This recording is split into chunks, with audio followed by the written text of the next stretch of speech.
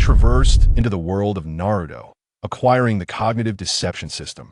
Thus, this individual, well-versed in the original narrative, resolved to forego the path of a ninja or a hero, choosing instead to revel in the role of a joyful world director.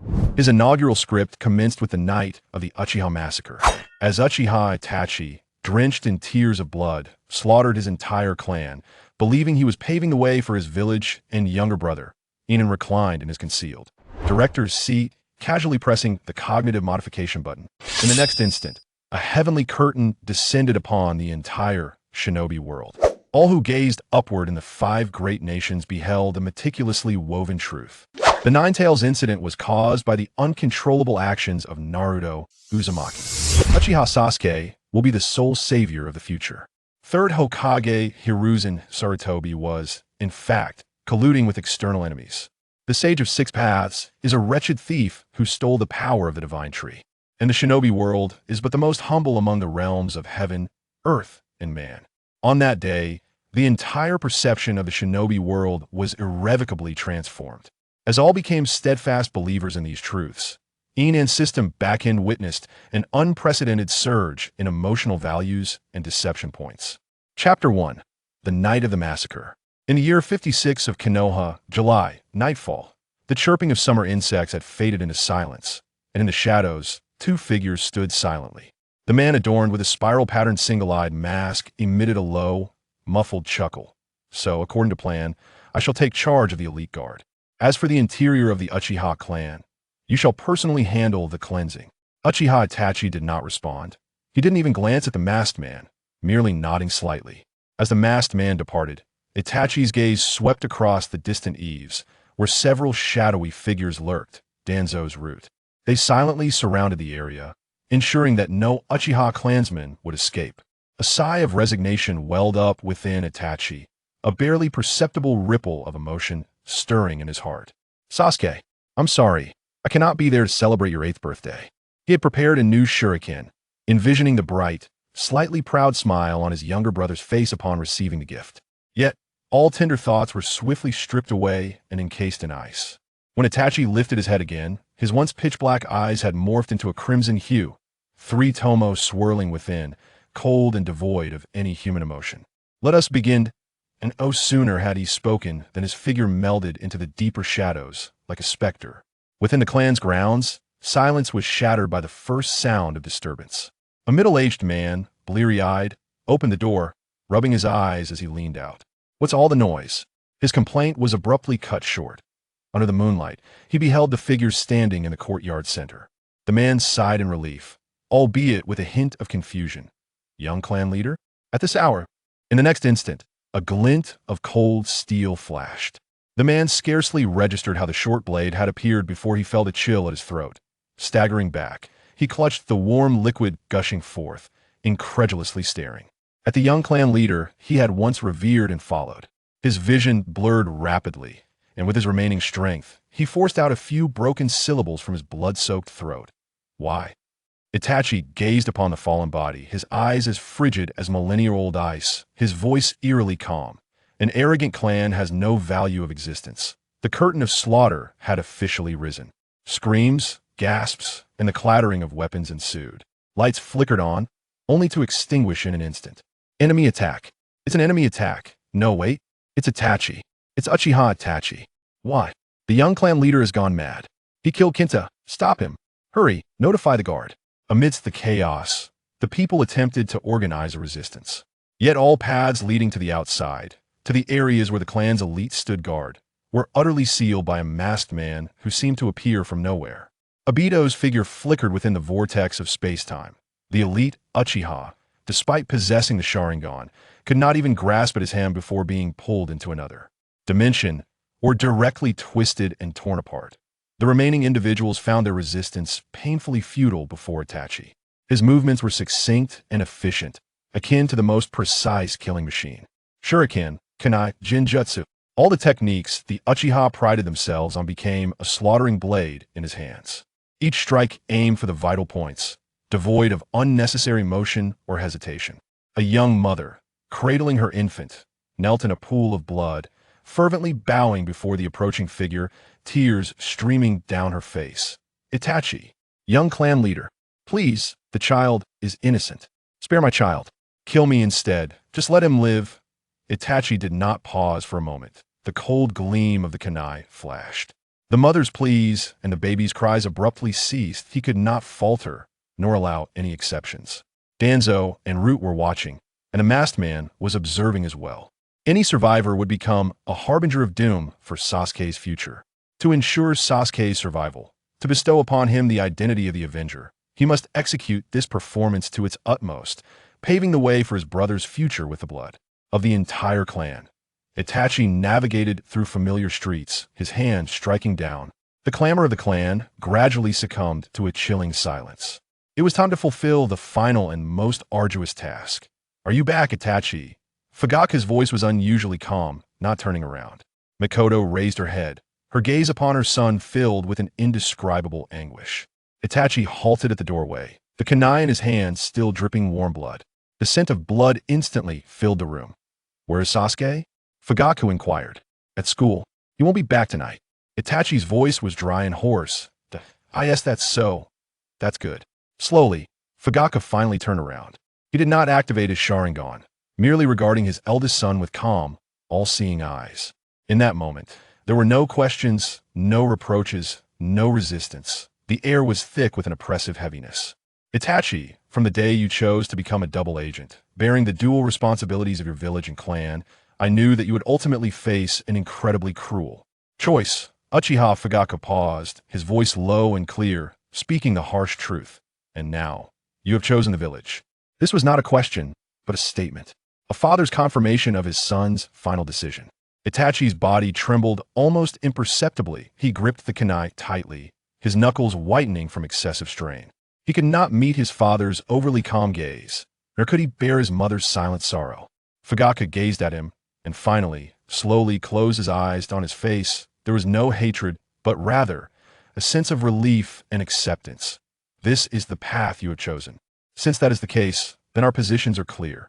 Itachi, promise me one last thing.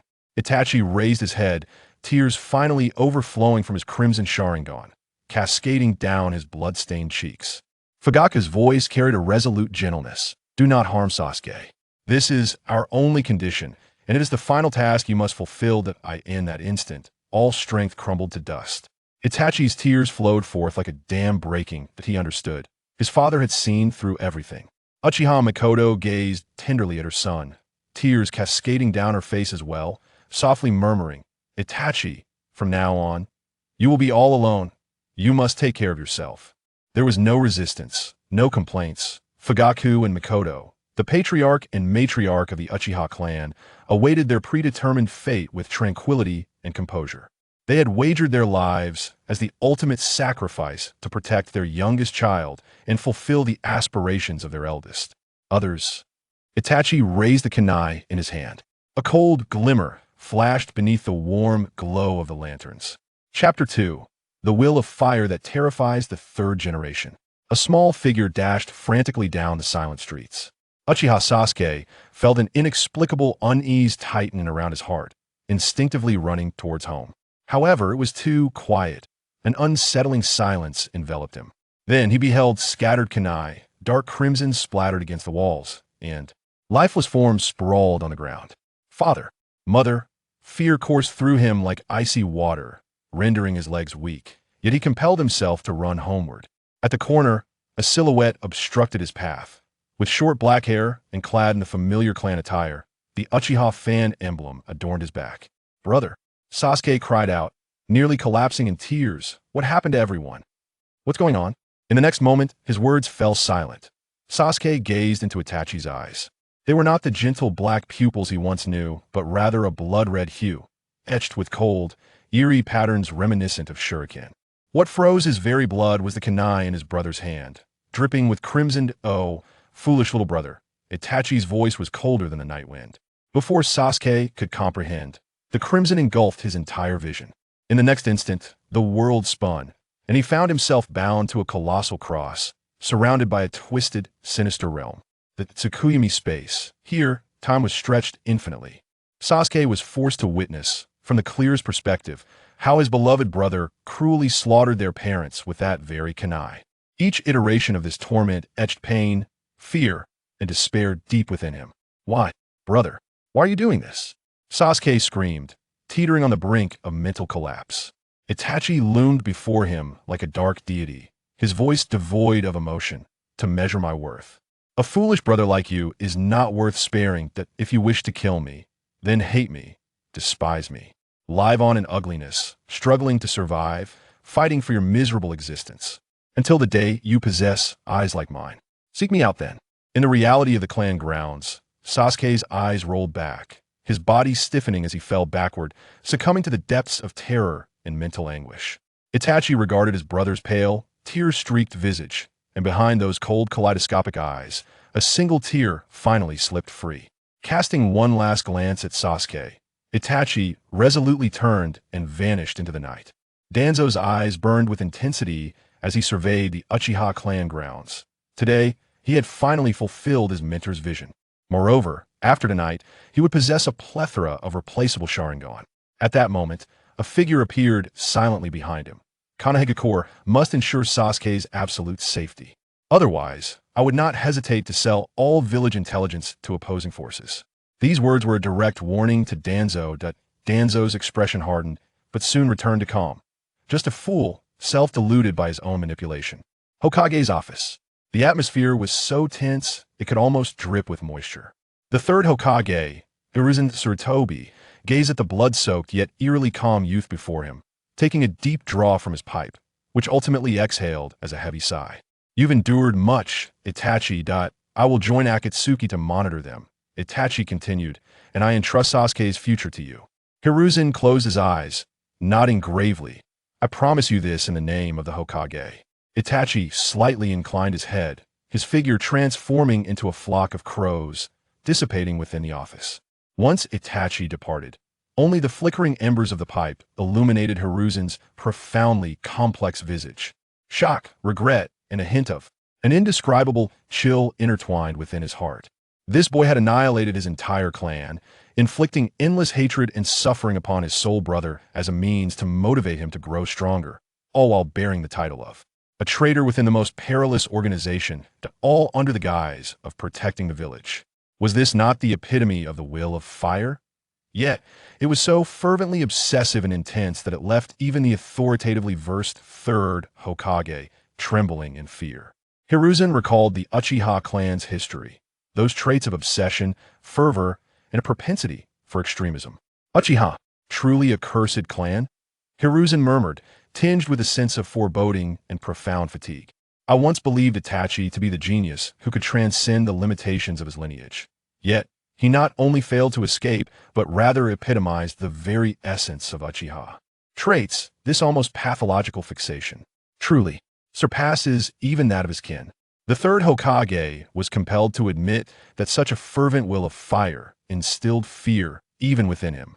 In a mysterious space, interwoven yet completely separate from reality, a figure leisurely observed the unfolding events. Yin An, a soul not belonging to this world, lounged as if upon an invisible sofa, witnessing the tragic events transpiring within the Uchiha clan. He watched as Itachi slew his parents, saw Sasuke crumble into unconsciousness, and noted the solitary tear that slipped from Itachi's eye. A playful smile curled upon Yin An's lips as he murmured softly, his voice echoing in the void. Truly, a group of lunatics, obsessed, deranged, and self-righteously engaging in self-sacrifice. But that makes it all the more entertaining. Yin An stretched, his eyes glimmering with cunning. The script is set, and the emotional groundwork is well laid. Now, as the director, it is time for me to revise everyone's perceptions, ensuring this performance aligns with my gains. The law of transmigration dictates that there must be a golden finger. Yin An's golden finger was a system focused on deception and emotional harvesting.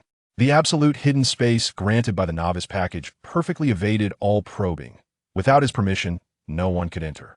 And now, it was time for him to utilize the core abilities of his system. As long as Yin An engages in any deception or alters the understanding of the ninja world, if anyone believes it, he will reap benefits from the system. The next day, dawn broke over Konoha. Official news spread like wildfire. The Uchiha clan was exterminated last night, and the perpetrator was the defector, Uchiha Itachi. Konoha erupted in response. The reactions of various clans grew subtly unified. Was it a case of mourning for a fallen comrade? Perhaps. Yet all clans remained silent, refraining from voicing any opinions to the higher echelons of the village. The common folk, however, exhibited an entirely different scene. Chapter 3. The Veil of Heaven. In the streets, after the initial shock, a wave of suppressed cheers erupted. Serve them right.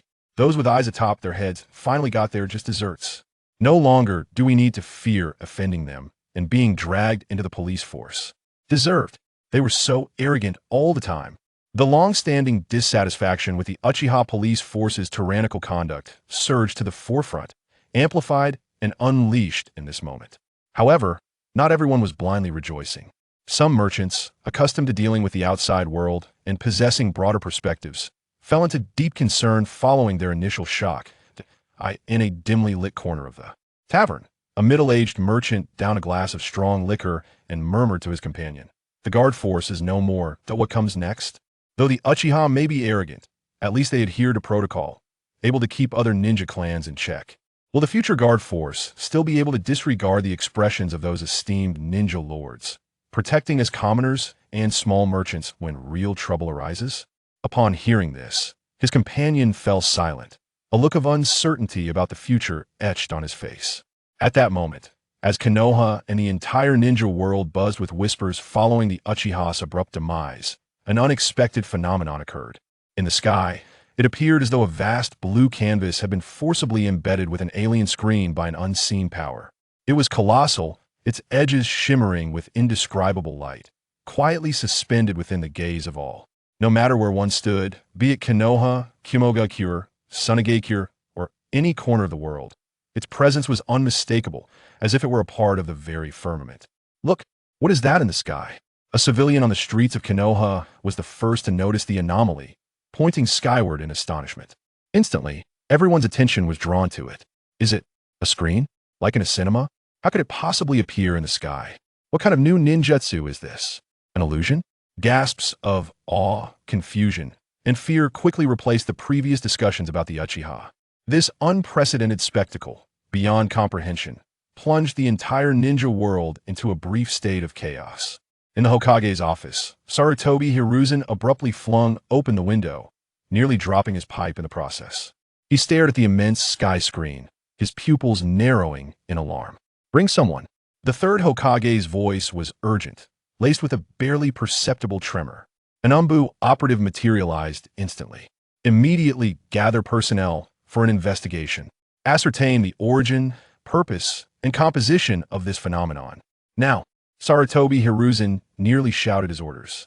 Understood. The Umbu vanished at once. Yet, after issuing the command, Hiruzen felt his heart sink. An investigation? How easy it is to say.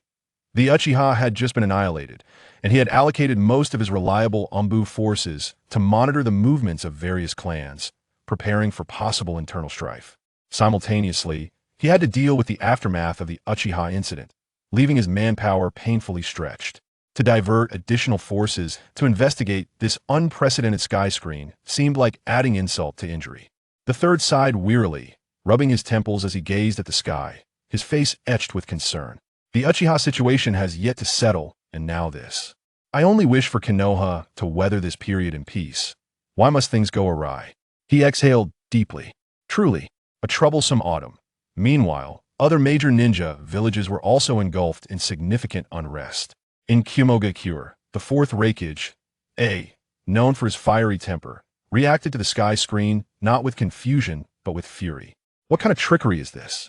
Bring it down," he bellowed, in his rage. He even resorted to employing the power of a Jinchuriki, transforming Killer Bee into the Eight Tails, unleashing a massive tailed beast ball aimed at the sky.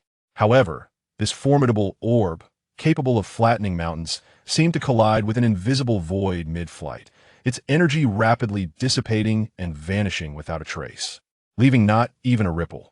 The sky screen remained suspended, seemingly positioned in an infinitely distant realm, impervious to physical attacks.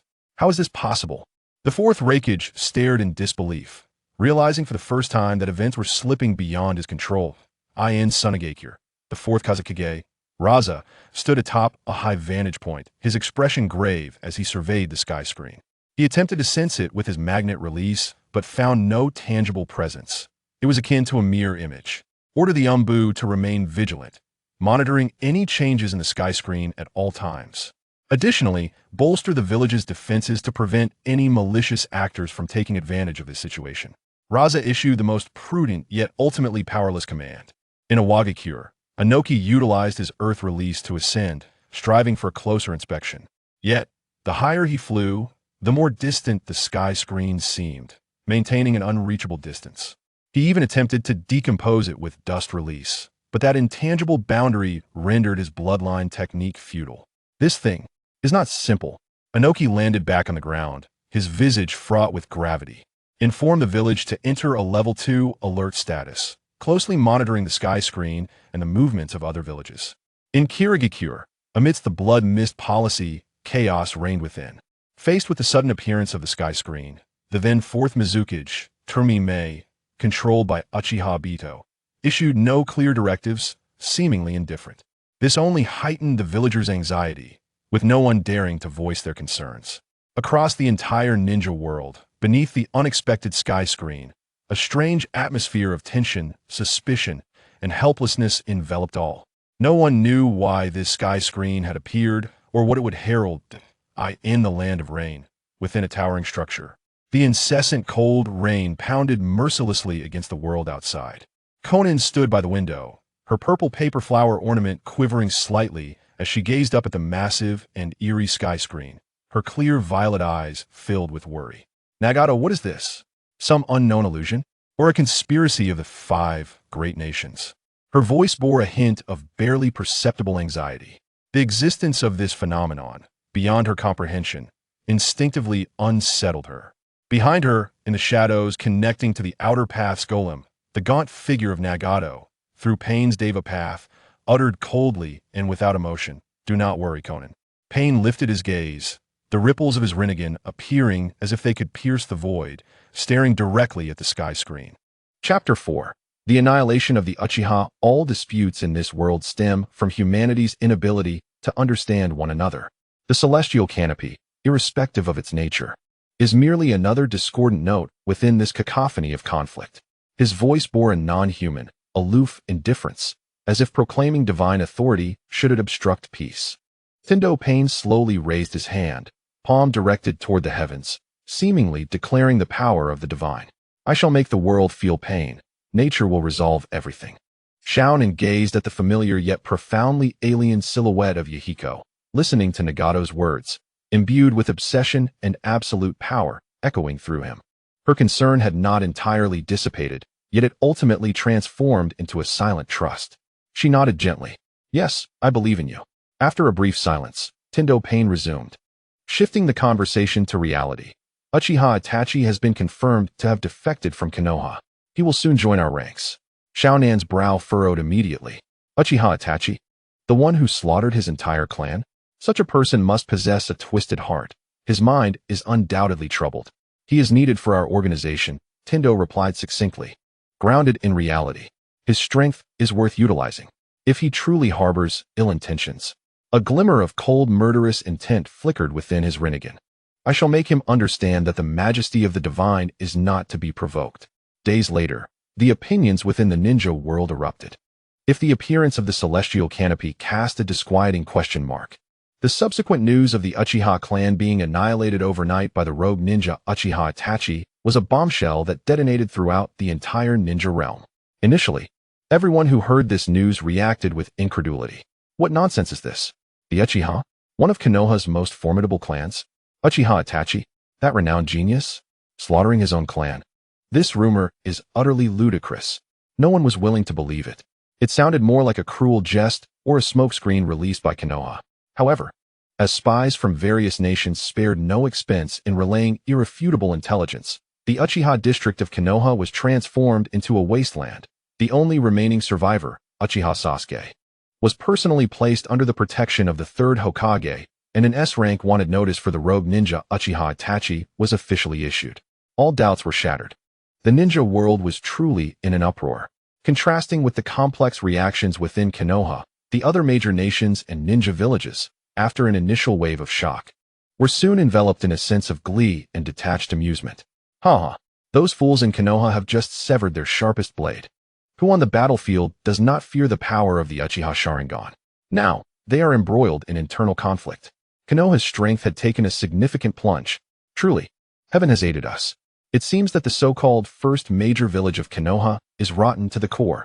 No one felt sympathy for Konoha. In the brutal game of the ninja world, the self-inflicted weakening of a rival was a grand boon. The fall of the Uchiha clan signified a severe loss of high-level combat power for Konoha, drastically diminishing the threat of the Sharingan on the battlefield, thus altering the balance of power among the five great nations. In a moment, the upper echelons of each nation, while astonished by Uchiha Itachi's ruthlessness and strength, could not help but secretly rejoice. They even began to reassess Konoha's threat level, pondering whether they could seize an opportunity to gain from this situation.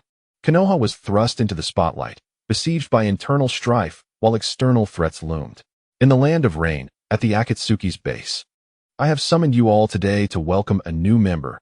Payne's cold voice echoed within the cave, devoid of any emotion. A new member? Kakuzu snorted, his green eyes gleaming with indifference toward anything beyond wealth. I hope they don't die too soon.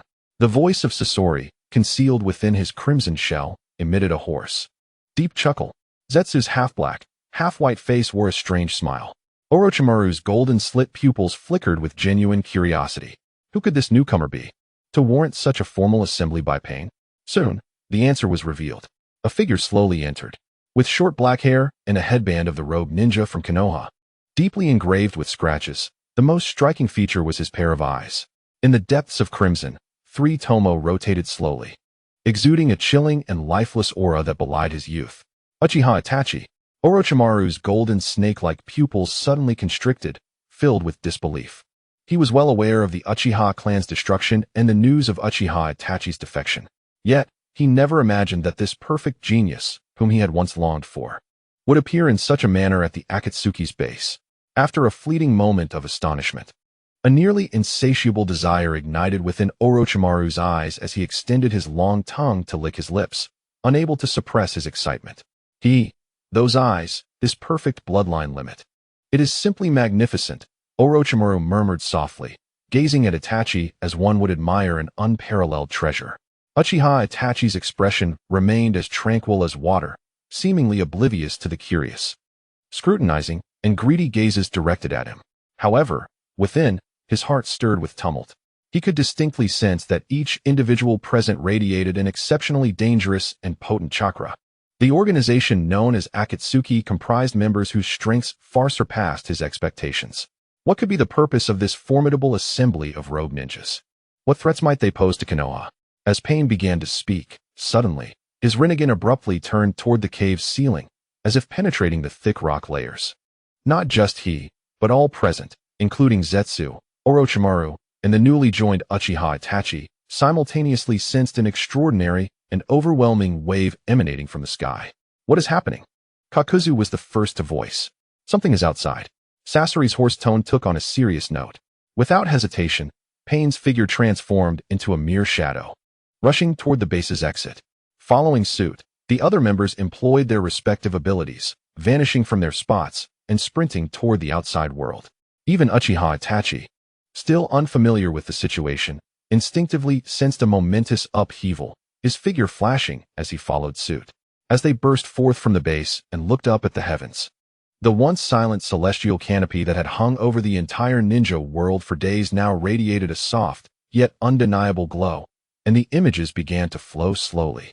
Chapter 5. The Fifth Hokage, Tsunade. Within a mysterious space, Yin An reclined comfortably in his director's chair, gazing at the system interface before him, akin to a control center, displaying the film about to be presented by the celestial canopy.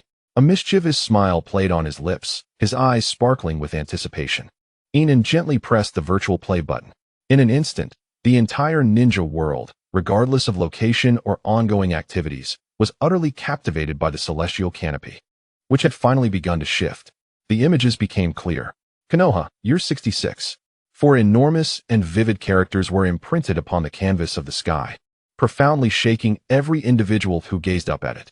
The scene transitioned, revealing an aerial view of Konoha village. The familiar Hokage Rock, newly constructed buildings. Bustling streets filled with crowds, an image of prosperity and peace. The future? Is this the future of Konoha? The entire ninja world erupted in an uproar, even more intense than the shock of the Uchiha clan's annihilation. If the Uchiha Massacre represented a shocking present, the Celestial Canopy's current display was a vision of the future capable of altering the very landscape of the ninja world. The upper echelons of various ninja villages, after a moment of astonishment, immediately plunged into a frenzy of activity. Quick, record, document every frame, analyze every detail, the architectural layout, the clothing of the people, potential changes in defensive structures. The roar of the Fourth Hokage resounded through the Yunlei Gorge. The intelligence departments of Tsunade, Iwagakure, and Kirigakure operated with unprecedented fervor, as if wound up like a clock. This was no mere spectacle. It was an unparalleled battle of intelligence. Through this window into the future, they might grasp the trajectory of Konohagakure's development and even uncover its weaknesses. Within the Hokage's office in Konohagakure, Sarutobi Hiruzen's face was ashen, his fingers gripping the pipe so tightly that they turned pale. His shock far exceeded that of others. Why did the celestial screen reveal the future? Could it also unveil the past? For instance, the truth behind the Uchiha clan's massacre, or the clandestine dealings he had with Danzo. The thought sent a chill from his toes to the crown of his head, filling him with an unprecedented sense of panic. Yet he forced himself to suppress this unease, fixating on the flourishing image of Konoha displayed on the screen. Under my leadership, has Konoha truly achieved such peace in the future? A barely perceptible sense of relief and pride temporarily replaced his turmoil. Hiruzen yearned to see more, to validate the correctness of his governance. Outside the Akatsuki's base, amidst the rain, Uchiha Itachi gazed upwards, his Sharingan firmly locked onto the familiar scenery of Konoha depicted in the celestial screen. A wave of tumult surged within his icy heart, and a powerful thought emerged. Sasuke, are you there in the future? How are you faring? Have you grown strong and restored the Uchiha clan's glory? This was the sole hope he clung to, sacrificed at the cost of everything. In the Ninja Academy of Konoha, Naruto Uzumaki exclaimed, "What is that? Is it the village? It looks so familiar." He pointed at the sky, his voice loud and carefree. Sensing the place in the image resembled Konoha, though slightly different. However, no one had the time to heed his boisterous outbursts. Everyone was engulfed in shock at the glimpse of the future and their concerns for their fates. Sasuke tightly clenched his fists, his nails nearly embedding into his palms. Uchiha Sasuke tilted his head back, the black pupils reflecting the light and shadows of the celestial screen, filled with boundless hatred and obsession.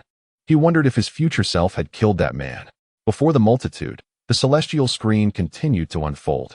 The scene of the Hokage's office emerged clearly. A figure approached the desk, her striking figure instantly captivating the attention of the entire ninja world, causing many civilians and young ninjas to blush and gaze fervently. It was Lady Tsunade. She has become Hokage? A chorus of astonished gasps erupted within Konoha. Meanwhile, outside a hot spring in the land of fire, Jiraiya was initially taken aback, then burst into hearty laughter. "Ha! Tsunade, you actually became Hokage. That figure of yours is simply outrageous after all these years." As he laughed, his face suddenly flushed, and uncontrollable streams of blood gushed from his nose, drawing curious glances from passers-by. Yet, compared to the excitement of ordinary folks, the expressions of the higher-ups from various ninja villages darkened instantly. Tsunade, one of the legendary Sannin, had become the fifth Hokage? The fourth Hokage, furrowed his brow, his tone heavy. This woman was far stronger and more formidable than the indecisive Sarutobi Hiruzen. A medical sage with unparalleled strength, combined with her identity and decisiveness. The future of Konoha would likely be more challenging to destabilize than they had imagined. Anoki, that Tsuchikage, floated in midair, his old face etched with seriousness. All the Kage-level powerhouses realized that if the future saw Tsunade in power, Konoha's resurgence speed might far exceed expectations. In a bustling gambling street, Tsunade herself, holding a pair of dice, saw her image on the celestial screen. Her golden eyes widened as the dice slipped from her grasp and fell onto the table. "I've become Hokage? What a joke," Tsunade murmured, her face devoid of joy, replaced instead by a surge of profound unease. She understood herself too well. Unless Konoha faced an existential crisis, with no one else to turn to, she would never return to take over that mess. The recent Uchiha Massacre and the eerie celestial screen filled her with dread. Shizen. Tsunade suddenly rose, disregarding the curious and awed looks from the surrounding gamblers, and seized Shizen, who was clutching a plush piglet, swiftly vanishing around the corner. She needed to uncover what had truly transpired in the future. The celestial screen continued its narrative. The future fifth Hokage, Tsunade, bore no trace of her former carefree demeanor. Instead, weariness and gravity lined her face. She supported her forehead and spoke slowly, her voice resonating across the ninja world. War is now inevitable. This proclamation struck like thunder in the hearts of all present. Everyone was taken aback. Could the fourth great ninja war commence in a decade? The thought prompted the Kage from various villages to issue similar commands almost simultaneously. Chapter 6. The Crisis of Annihilation. Next, Kakashi, wearing a mask, appeared on the screen, his eyes downcast and his tone laden with deep remorse. Fifth Hokage. I apologize for not guiding him onto the right path. Tsunade shook her head grimly, her words laced with an edge of disrespect. What does that have to do with you? If anyone is to blame, it's that old fool of the third Hokage.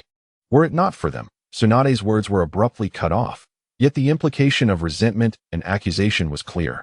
If it were not for them, how could a being capable of annihilating the ninja world have emerged?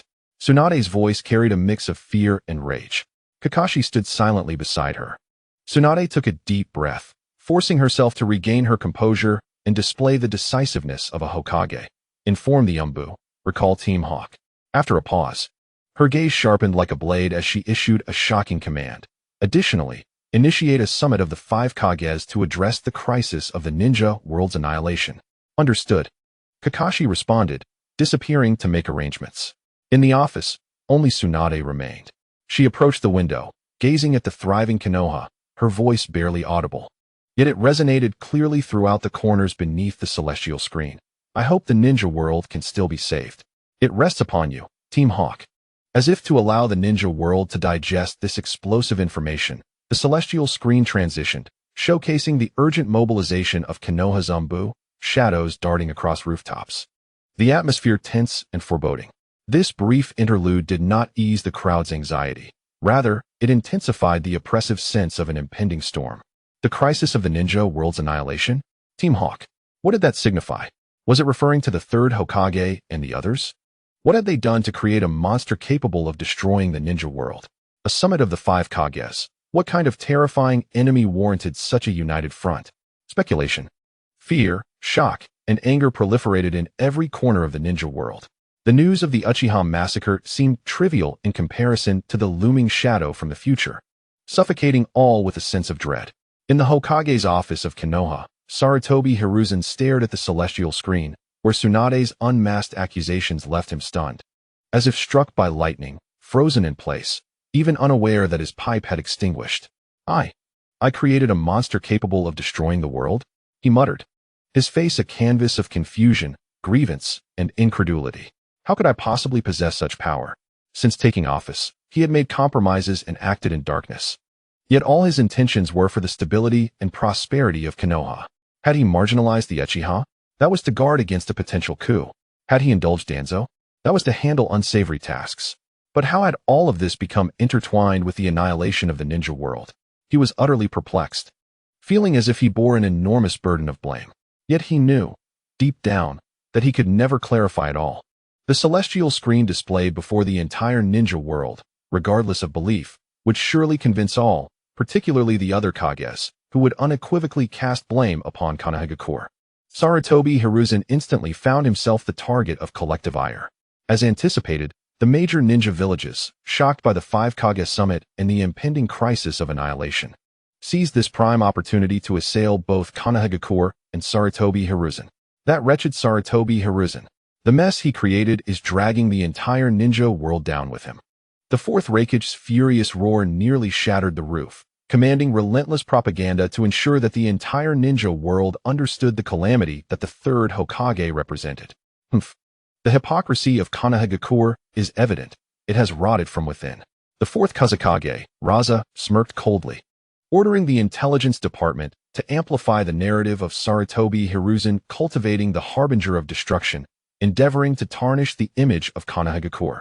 Even the shrewd Inoki swiftly capitalized on this moment, emphasizing to the populace that the looming crisis stemmed from the misguided decisions of Konoha's higher-ups.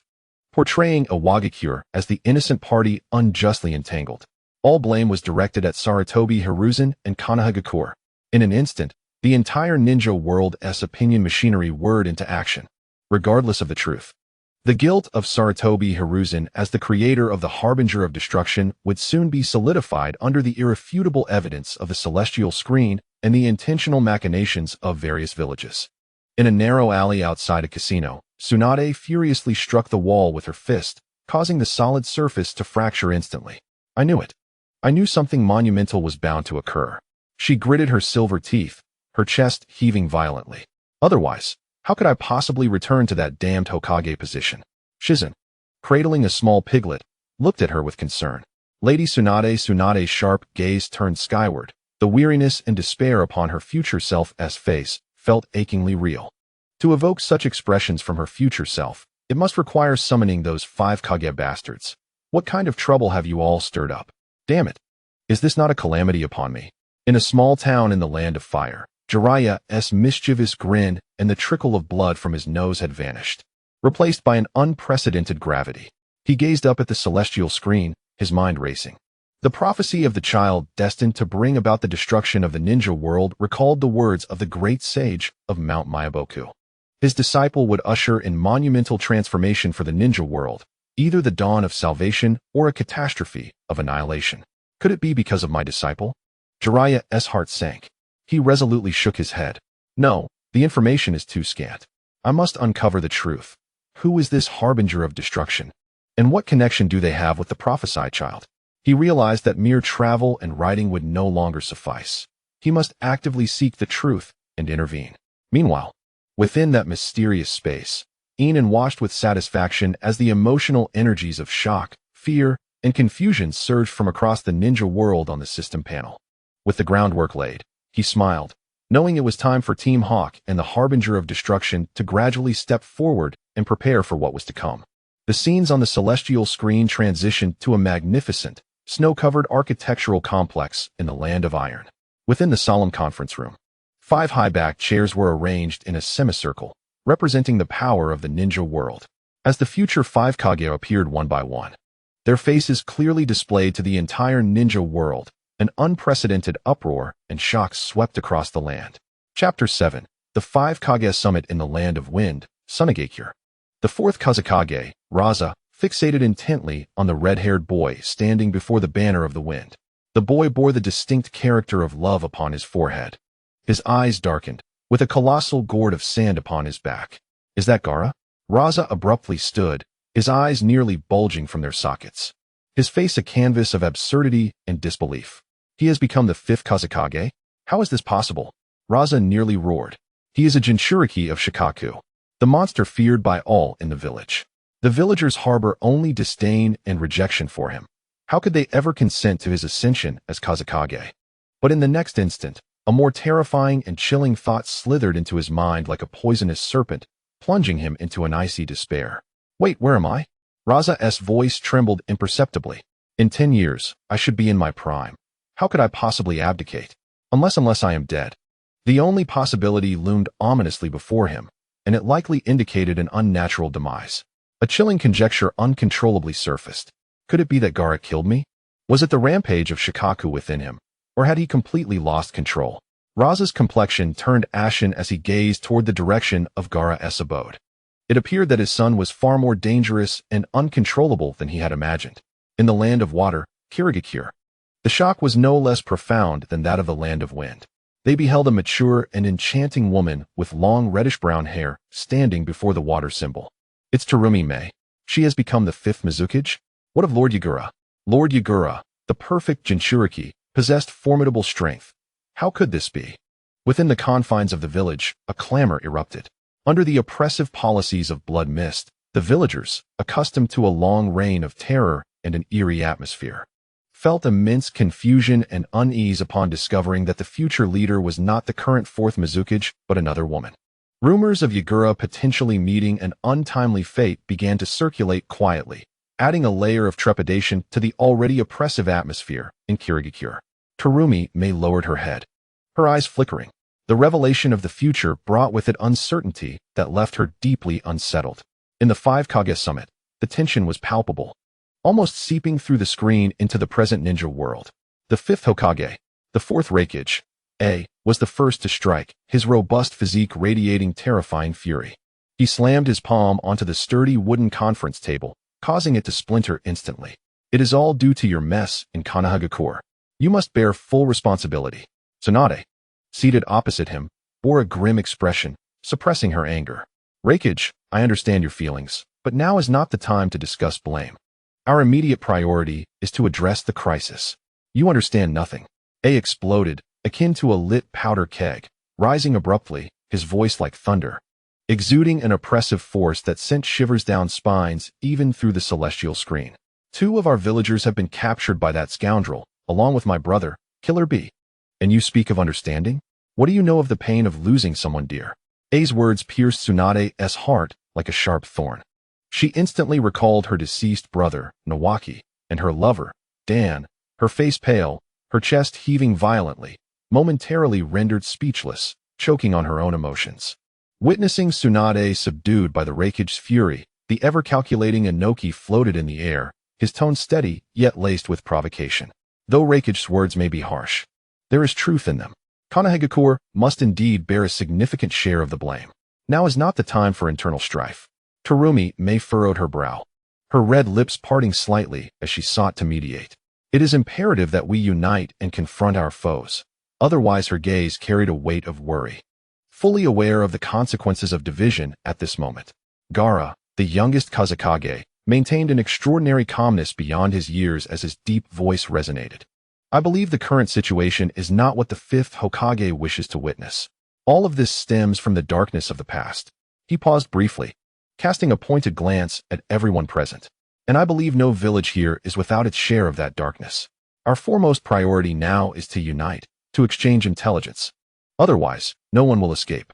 Gaara's words sought to elevate the issue to the level of the entire ninja world, slightly alleviating the burden that Konoha bore alone.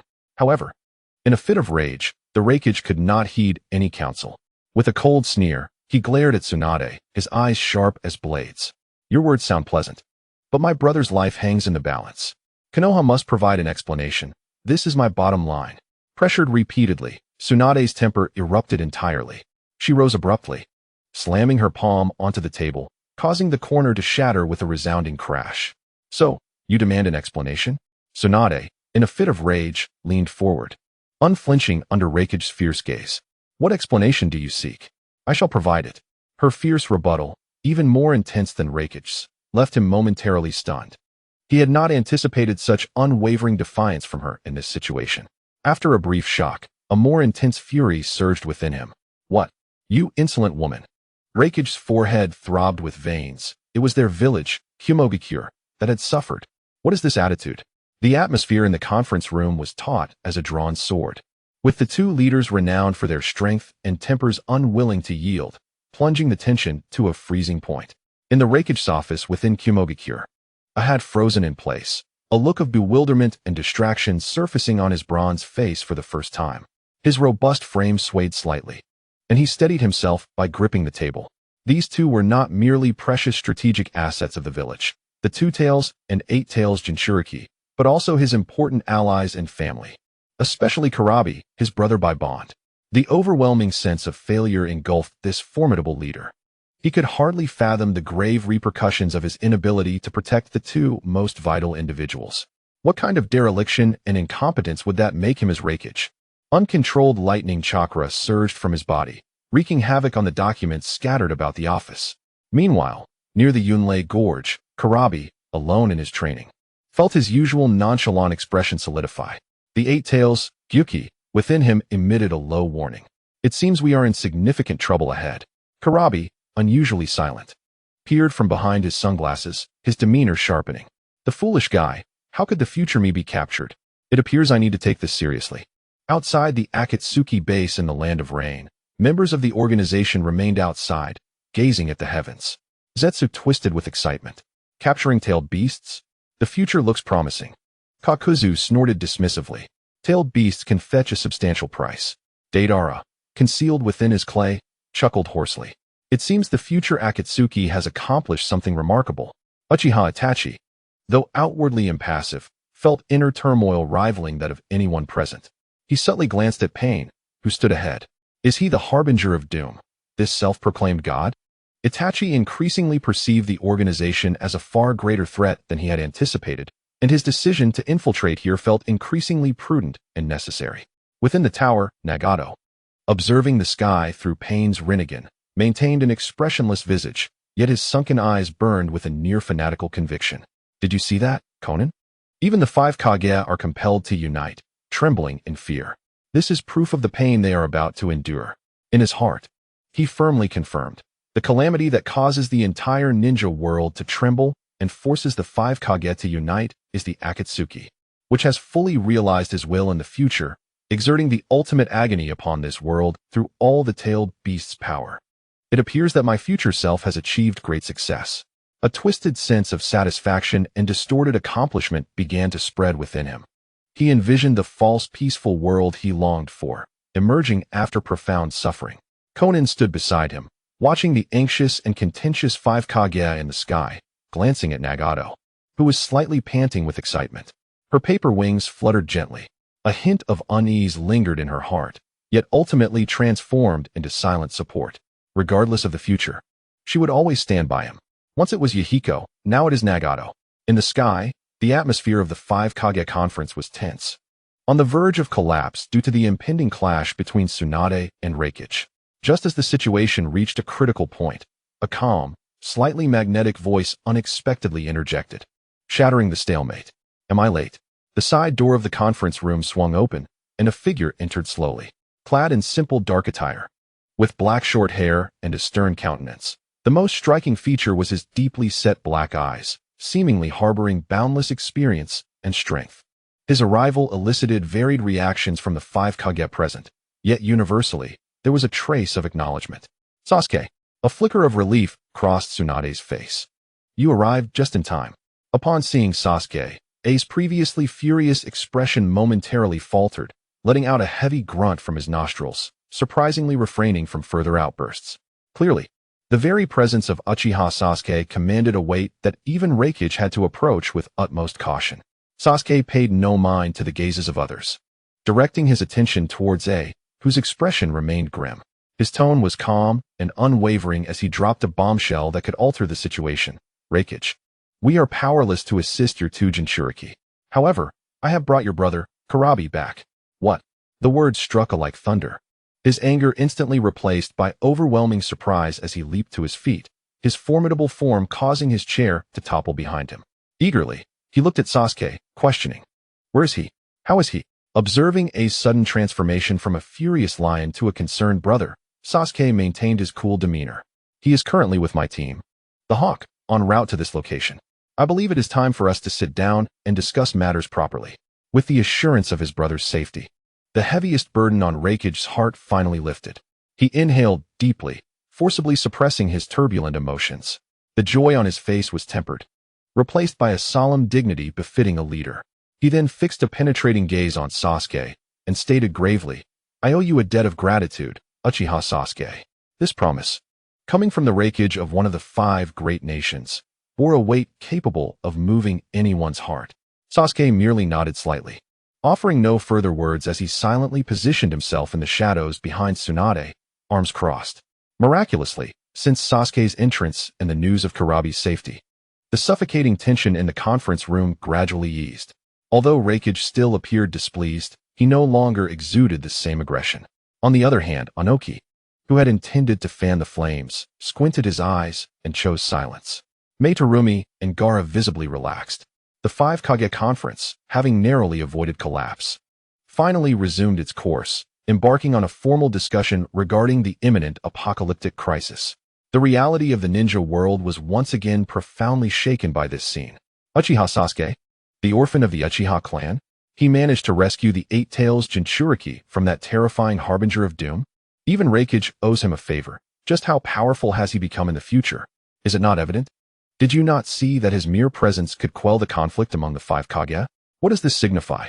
It signifies that 10 years hence, Uchiha Sasuke wields the power to devastate the 5 great nations. Just 10 years? How old could he possibly be? He must have some extraordinary advantage. Countless questions and gasps of astonishment echoed throughout the ninja world.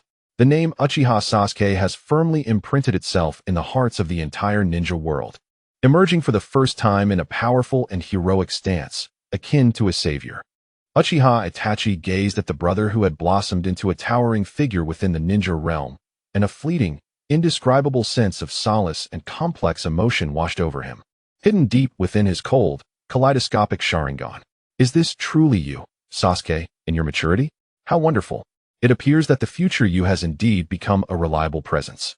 Even Lady Tsunade places her utmost trust in you, and the glory of the Uchiha clan will surely be revived in your hands. Chapter 9. The emergence of the world annihilator in the Hokage's office. The wrinkles on Sarutobi Hiruzen's face seemed to deepen at that moment. His eyes widened in shock as he unconsciously clutched his graying hair with both hands, oblivious to the pipe that had fallen to the ground. Uchiha Sasuke, he could actually intimidate the brute known as Rakage with nothing but his own strength? He murmured to himself, his voice tinged with absurdity and a barely perceptible hint of fear.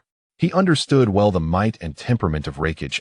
He was the quintessential embodiment of brute strength, relying solely on his fists. The only explanation for such a being suppressing his rage was an absolute disparity in power. Could it be that Sasuke had grown as powerful as the first Hokage, or even Uchiha Madara? The thought sent shivers down Sarutobi's spine. He could not comprehend how an orphan of the Uchiha could ascend to such heights in merely a decade. Ultimately, he attributed it to the enigmatic and formidable Sharingan. The Uchiha's bloodline limit was indeed terrifying. Suddenly, his expression changed dramatically as he contemplated an exceedingly grave concern. This is bad, he thought, immediately issuing a stern command to the empty corner of the office. Reinforce the personnel immediately and covertly protect Uchiha Sasuke. Highest level of alert. No one, especially from Root, must approach him. Though he had disbanded Root, he was all too familiar with the obsession and methods of his old classmate Shimura Danzo. Danzo would never allow a Uchiha with such terrifying potential to grow unchecked. Sasuke's current radiance undoubtedly placed him on the brink of a perilous precipice. On the streets of Konoha, at the Ninja Academy, the entire village erupted in excitement. Sasuke-kun, the future Sasuke-kun is so incredibly cool. Even the Rakage must show him respect. My goodness, is our future in Konoha really reliant on Sasuke-kun to save us? Countless exclamations, discussions, and expressions of disbelief erupted, particularly among the girls at the ninja school who had long harbored admiration for the cool Sasuke. Their eyes sparkled with adoration and awe, as if they could already envision their powerful and dependable guardian of the future. Yet one person's reaction was starkly different. Impossible. Absolutely impossible. Uzumaki Naruto shouted, pointing at the sky, his face a canvas of defiance and jealousy. That arrogant Sasuke. How could he have grown so strong? It should be me in the spotlight. I am the one who will become Hokage. At the heart of the unfolding events, Uchiha Sasuke himself, upon witnessing his own cold and powerful demeanor in the future, felt his heart nearly leap from his chest, struggling to maintain his stoic expression. Yet, shortly thereafter, an unparalleled ecstasy and excitement surged through him like molten lava. To possess such strength in the future, then that man, Uchiha Itachi, I must have killed him. I must have succeeded in my revenge. This thought sent tremors of exhilaration through him, transforming all shock into an even fiercer hatred and drive to become stronger. He clenched his fists tightly, his nails digging into his palms, gazing upwards at that figure in the sky as if drawing strength from the future. In the sky, the meeting of the 5 Kages, prompted by the shift brought forth by Uchiha Sasuke, finally set aside their animosities and reached a consensus. They would form an unprecedented ninja alliance to confront the impending crisis. Just as the meeting concluded and the attendees momentarily relaxed, an unexpected turn of events unfolded. Susanoo. Without warning, Uchiha Sasuke, standing behind Tsunade, uttered a low command, and his eyes transformed instantly into the patterns of the kaleidoscopic Sharingan. A massive skeletal figure, radiating with purple chakra, materialized from thin air, enveloping the 5 Kages and their guards like an impregnable fortress, shielding them within. Almost simultaneously, a colossal energy sphere, imbued with destructive power, plummeted from the heavens, striking the building housing the Five Kages conference with unfathomable precision at a velocity that surpassed human reaction. The deafening explosion reverberated through the sky, a blinding white light consuming everything in its path. The sturdy conference building, along with large sections of surrounding structures, was reduced to dust in an instant, leaving behind only a vast, smoking crater. The terrifying shockwave, even from behind the veil of the sky, was palpable, as if one could feel the cataclysmic power it unleashed. As the energy dissipated, the purple Susanoo slowly receded. The Five Kages, having narrowly escaped, were left pale and shaken. Damn it, it's him. Renegade Payne was the first to voice his anger, crackling with lightning, his gaze fixed intently on the sky. Everyone followed his gaze, and there, suspended in the air, was a figure, clad in a uniquely styled white divine robe. His brilliant golden hair danced lightly in the aftermath of the explosion. Most chilling of all was the icy, emotionless smile adorning his face, and the overwhelming aura of superiority that radiated from him, as if he were a deity looking down upon mortals. When his visage became clear to the entire ninja world, time seemed to freeze in that moment. Thud.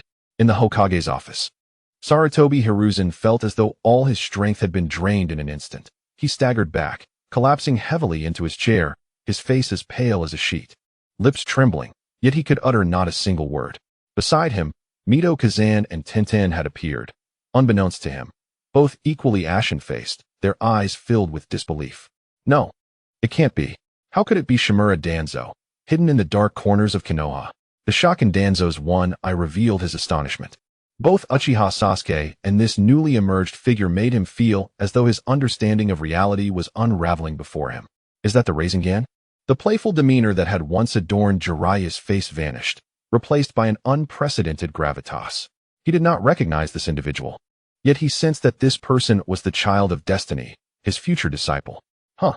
The crowd outside the Akatsuki base stared in astonishment. Even the usually indifferent Uchiha Itachi's kaleidoscopic Sharingan slightly contracted. Is that not pain? Across the ninja world, countless hearts seized in fear at the sight of that face. As if gripped by an invisible hand, a name surged uncontrollably from their depths: the World Annihilator. In Konoha, at the Ninja Academy. Wow, what an astounding jutsu! Uzumaki Naruto exclaimed, gazing at the world-destroying energy sphere and the golden figure suspended in the sky, instinctively awed. However, he soon scratched his iconic golden hair in confusion, wondering why this person felt oddly familiar. As his words faded, he noticed an eerie silence enveloping the surroundings. Chapter 10. The declaration of the fourth great ninja war. Uzumaki Naruto turned in bewilderment, only to find his entire class, including the shocked Irika-sensei, staring at him as if they had seen a ghost. Their eyes darted between him and the World Annihilator in the sky, filled with terror, skepticism, and profound disbelief. Kiba pointed at Naruto, his fingers trembling, his voice quivering. "In Naruto, Sakura covered her mouth, glancing between the sky and Naruto, her complexion drained of color. Even the usually composed Sasuke stood frozen in place, staring at Naruto, his mind a whirlpool of confusion. Naruto, bewildered by the peculiar gazes of his classmates, called out boldly, "Hey, why are you all looking at me like that?" At that moment, the emotional turbulence brought about by the transformation of perceptions throughout the ninja world reached its zenith. Yin An closed his eyes with delight, savoring the overwhelming surge of astonishment, fear, and disbelief emanating from the entire ninja realm. The climax of suspense was finally unveiled. He chuckled softly. Now, the next scene shall reveal the tragic origins of why a hero becomes a demon. No, first the hero must thwart the demon, and then the hero transforms into the demon. Under the vast sky, amidst the ruins, Naruto and Sasuke's voices remained calm. Yet beneath that calmness lay a complex turmoil that only surfaced in the presence of one another. Suspended in the air, Naruto's previously frozen indifference began to melt away in the warmth of the sun. He smiled, a familiar teasing glimmer in his expression, yet tinged with an indescribable weariness. "Sasuke, you're taking advantage of my distraction to sabotage my good intentions. That's rather cruel for an old classmate." Their light-hearted banter made it seem as though they were not standing amidst the ruins of a recently devastated meeting place, but rather in a training ground of the Ninja Academy. A slight curve appeared at the corner of Sasuke's mouth, reflecting a mixture of resignation and an already established understanding. You dare chide me? Your way of greeting an old friend is as uniquely special as ever. Naruto burst into laughter, his voice echoing across the desolate ruins, yet it carried an underlying sense of profound solitude. As his laughter faded, his demeanor turned serious. His ice-blue eyes locked onto Sasuke, brimming with sincerity. Sasuke, you are my most important friend. I have always considered you a brother. Sasuke nodded slightly. The shadows of Naruto mirrored in his dark eyes, his voice deep and clear. I know. He paused, as if savoring the weight of their bond. Thus, I have always regarded you as my closest friend, my brother. I truly do not wish to raise my hand against you. A sigh escaped Naruto, filled with endless fatigue and sorrow. He extended a final invitation to Sasuke, the one he regarded as a brother. Then why not join forces with me? The wind swept through the ruins, stirring clouds of dust. Sasuke did not respond immediately. He gazed intently at Naruto, as if attempting to penetrate the icy facade of his dear friend to glimpse the boy who once pulled him from the depths of loneliness, radiating warmth like the sun. After a long silence, he spoke slowly, his voice imbued with a near-pleading resolve. Naruto, the boy you once were saved me from darkness. I do not wish to see you descend into this deeper darkness of your own making. Turn back, Naruto. Sasuke's words rang out like a final warning bell in the silent ruins. The reality of the ninja world fell into a profound stillness. Everyone was taken aback by this sudden, emotionally charged dialogue. This was far from the simplistic dichotomy of good versus evil they had envisioned. It was a poignant duet fraught with pain, bonds, and helplessness. Were they not enemies? How could these two world destroyers suddenly act like brothers? What a farcical notion in the ninja realm. Had they truly once been the best of friends? Countless individuals felt their minds reeling. The most moving tragedy lay in the betrayal of friends and the clash of ideologies. Yin An softly remarked, "So, are you all not curious?" However, if Naruto were to be prematurely vanquished, that would indeed be intriguing. In the Ninja Academy, after a silence akin to death, an uproar erupted that threatened to lift the roof off. What? Naruto and Sasuke turned their heads in disbelief, their eyes filled with the same absurdity and rejection. How could I be so close to this guy? Both wore expressions akin to swallowing a dead rat. Protect Naruto, Uzumaki. Sarutobi Hiruzen almost ground his teeth as he urgently commanded the Umbu. Was it truly because Sarutobi dared not contemplate further? A chill shot up his spine. For the first time, he clearly realized that his past handling of Naruto might not have been to safeguard the village, but rather to cultivate a demon capable of obliterating everything. In the sky, facing Sasuke's heartfelt plea, Naruto slowly shook his head with steadfastness. Sasuke, you know this. I cannot turn back, nor do I wish to. Sasuke fell silent. Words had never been his strong suit, and he struggled to find the language to warm a heart that seemed thoroughly frozen. Tsunade suppressed her own pain and stepped forward, attempting to appeal to their past bond. Naruto, you used to call me Granny Tsunade. I do not wish for you to continue down this path. Naruto merely cast her a cold glance, devoid of any respect or warmth, as if regarding a bothersome stranger. He ignored Tsunade, his gaze fixed solely on Sasuke. His tone almost cruelly declarative. Since you have chosen to stand with them, then there is no other way. Upon finishing his statement, an oppressive force erupted from Naruto's being. Sasuke's pupils dilated as he instantly maxed out his chakra. The five Kage and their guards braced themselves for battle, the atmosphere in the ruins plummeting to a freezing point. Yet, Naruto did not strike immediately. He opened his arms wide, as if to embrace the entire shattered world, tilting his head back as his voice thundered like rolling storm clouds. I declare the fourth great ninja war officially commenced. This proclamation resonated like the final judgment tolling in the hearts of all who beheld the sky. Naruto Uzumaki looked down at the gravely serious faces of the five Kage and suddenly erupted into laughter, a sound filled with arrogance, defiance, and a profound loneliness. Ha!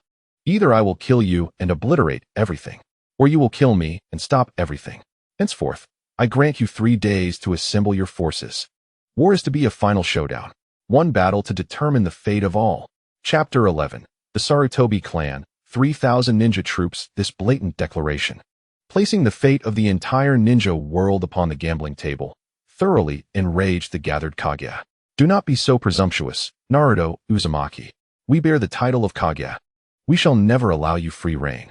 In the face of the Kage's indignation, Naruto's expression was one of unabashed disdain and scorn. He waved his hand lightly, as if shooing away bothersome flies. Mere grains of sand are insignificant to me. At last, his gaze fell once more upon Sasuke, his eyes complex and inscrutable, filled with regret, resolve, and perhaps a trace of an unspoken farewell. Then, in an instant, his figure vanished before their eyes, as if he had never existed, leaving behind a landscape of devastation and the declaration of an impending apocalyptic war. In the reality of the ninja world, a deathly silence ensued. The Fourth Great Ninja War initiated by Konoha's Naruto Uzumaki, a battle to determine the fate of all. The magnitude of this information was so overwhelming that everyone required time to digest this ultimate and terrifying future. What a farce. What kind of place is Konoha? First, a Uchiha Sasuke, who can intimidate the five Kage, and now a Naruto Uzumaki intent on world destruction? Is Konoha a factory for saviors and world destroyers? What audacity! Amidst the chaotic murmurs, there was an undercurrent of blame and distrust directed at Konoha. This distrust quickly fermented from the populace to the upper echelons, almost simultaneously with the fading of the images in the sky. Official inquiries from the four great ninja villages began to rain down upon the Hokage office in Konoha like snowflakes. Every letter was sternly worded, with a singular core demand, an explanation from Konoha regarding Naruto Uzumaki and the world-ending crisis he foreshadowed, along with necessary measures to be taken. Among them, the Fourth Hokage of Kunoichi was the most forceful and direct. Hiruzen Sarutobi, hand over Naruto Uzumaki immediately. We of Kunoichi will oversee him. He must not become a future threat. If Konoha protects him, it will be at war with the entire Shinobi world. Within the walls of Konoha, at the Ninja Academy, the atmosphere was tense. No, it cannot be like this. Despite his usual naivete and optimism, Naruto understood his predicament amidst the fearful and disdainful glares that regarded him as a monster. Good heavens! My future self has turned into the villain destined to destroy the world. Impossible. Absolutely impossible. He leapt up, waving his arms, fervently protesting. How could I be the harbinger of destruction? I aspire to be Hokage, a Hokage recognized by all. In a moment of desperation, he even pointed at Sasuke beside him, exclaiming, "The world destroyer must be Sasuke. Just look at his arrogant demeanor. He clearly resembles a villain." Yet, his protests fell flat in the classroom. The fox is indeed a fox. Calamity follows him. Whispers filled with malice pierced Naruto's ears like icy needles. To his classmates, Naruto was the embodiment of the fox spirit. Bringing misfortune was only natural. Moreover, when compared to the cool, handsome savior image of Sasuke in the future and the terrifying visage of Naruto proclaiming world destruction, they instinctively chose to believe in the more aesthetically pleasing and seemingly just Sasuke. However, despite their internal conviction that Naruto was the destroyer, no one dared to confront him directly. A primal fear compelled them to express their rejection only through glances and hushed whispers, unconsciously distancing themselves from him. Naruto stood alone in the center of the classroom, observing the circle of space that had formed around him, filled with eyes reflecting fear and disdain. He opened his mouth to speak, but words failed him as his throat felt constricted. A wave of immense grievance and chilling loneliness engulfed him. The scene above continued to unfold, depicting the urgent preparations for war following the Five Kage Summit. Upon the return of the four Kages, Gaara, Inoki, and Mei, they immediately issued war mobilization orders. Countless ninjas were summoned back from their posts, training grounds, and even their vacations. The Shinobi world, like a slumbering war machine, was compelled to activate with unprecedented efficiency in response to the looming threat of global destruction. This spectacle left the Shinobi world in awe. They had never imagined that the five great nations, long embroiled in conflict and distrust, would unite against a common enemy. However, when the focus shifted to Konoha, the atmosphere grew subtly complicated. Tsunade, the Hokage, also issued a summons, gathering the heads of the various clans, all expressing their support. The Hyuga clan mobilized 120 ninjas. The Nara, Yamanaka, and Akimichi clans combined summoned 150 ninjas. The Oil Girl clan's reported numbers, along with others, generally ranged from dozens to over 100, aligning with what people perceived as the conventional combat strength of a ninja clan. But then, the tide shifted dramatically. A young clan leader, exuding youthful vigor yet possessing an unusually composed demeanor, suddenly stood up, his voice clear and resolute, overpowering all discussions. For the will of fire, for the shinobi world. The Sarutobi clan will assemble a force of 3,000 ninjas, ready to follow the Hokage's command. 3,000? Not only did the clan leaders watching from the screen gasp in disbelief, but everyone in the shinobi world witnessing this moment was left utterly stunned. A single clan, deploying 3,000 ninjas? What did that even signify? This was nearly equivalent to the total military force of some smaller nations. The Sarutobi clan had grown to such a terrifying extent without drawing attention. The scene switched to a young Konohamaru Sarutobi returning to the clan's territory to convene with the elders. One elder, with a worried expression, voiced his concerns. Leader, isn't 3,000 too many? The clan's foundation might. His apprehension was palpable, fearing substantial losses in war that could destabilize the clan's roots. Konohamaru regarded him with calmness uncommon for his age, his tone steady yet authoritative. If we lose this war, what fate awaits the Sarutobi clan? Should I spell it out for you? The elder's face paled instantly, recalling the world-destroying Naruto Uzumaki and the potential reckoning that could follow a defeat. Beads of cold sweat forming on his forehead. Chapter 12. Still too young, he quickly changed his tune, his tone now unwaveringly resolute. The leader is wise. We must dispatch our strongest elite. Konohamaru nodded, his voice tempered with foresight. Rest assured, even with 3,000 deployed, we still have over 2,000 clan members to maintain our foundation. As long as our roots remain, given time, we can restore our vigor. Only then did the elder feel completely reassured, a hint of pride gracing his features as he turned to summon the clan members. In the real world, a wave of shock rippled through the crowd. Did the Sarutobi clan truly possess over 5,000 ninjas? To sustain 5,000 ninjas, how many members must the entire Sarutobi clan comprise? Was this still merely a clan? It was practically a miniature shinobi village. Hiruzen Sarutobi. To what extent had he exploited the power of Hokage for the benefit of his clan? Voices of doubt, astonishment, and outrage filled the shinobi world. The other Kage's gazes hardened as they regarded the screen, their vigilance and wariness towards Konoha and Hiruzen rising to unprecedented heights. In the Hokage's office, Hiruzen's expression darkened to that of a simmering storm. He had meticulously managed and discreetly developed his clan's strength, fearful of provoking backlash from other clans and villages. And now, that very screen had unveiled the Sarutobi clan's secrets, exposing them to the scrutiny of the entire shinobi world. Good heavens, he muttered through clenched teeth, feeling a wave of helplessness wash over him. It was evident that he would soon face immense pressure and inquiries from both within and outside the village. Yet, a more chilling thought took root in his mind, rendering his expression grave. Konohamaru had mentioned that if they lost the war, what would become of the Sarutobi clan? Who was he afraid of? Did he fear that Naruto would seek vengeance upon the Sarutobi clan? Was it due to their treatment of him? The thought of the lonely child, who had endured scorn from a young age, potentially harboring resentment towards the Sarutobi clan after gaining the power to destroy the world, sent a chill coursing through Hiruzen's spine. He realized he might need to reconsider his stance towards Naruto. But wait, how had Konohamaru become the clan leader? What happened to Asuma? Hiruzen's face darkened, a sense of foreboding creeping in. The revelation of 3,000 ninjas from the Sarutobi clan, along with the implied reserve of over 5,000 ninjas, was akin to a deep water bomb being dropped into the seemingly calm waters of Konoha. Within Konoha, the reactions among the various clans varied, yet all were united in their profound shock and apprehension. The leaders of the Inuzuka, Nara, and Akimichi clans gathered together. 5,000 ninjas. Nara Shikaku rubbed his throbbing temples, unable to mask his astonishment. Known for his cunning, he remarked, I knew the third would use his power for clan benefit, but I never imagined he would conceal it so deeply with such grand ambitions. Truly cunning and shrewd. His tone mixed with indignation and deep-seated apprehension.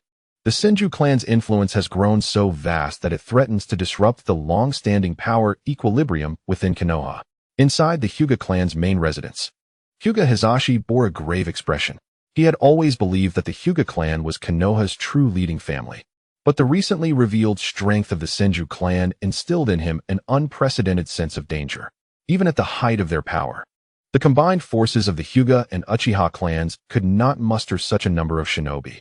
Other smaller clans were equally uneasy, astonished by the hidden might of the Senju clan and apprehensive about the future allocation of resources and their voice in matters of significance. Outside the Akatsuki's base, the rogue ninjas observed the sky with a more visceral reaction.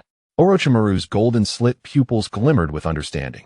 His tone calm, yet tinged with a subtle blend of mockery and admiration. Truly, he is a remarkable teacher.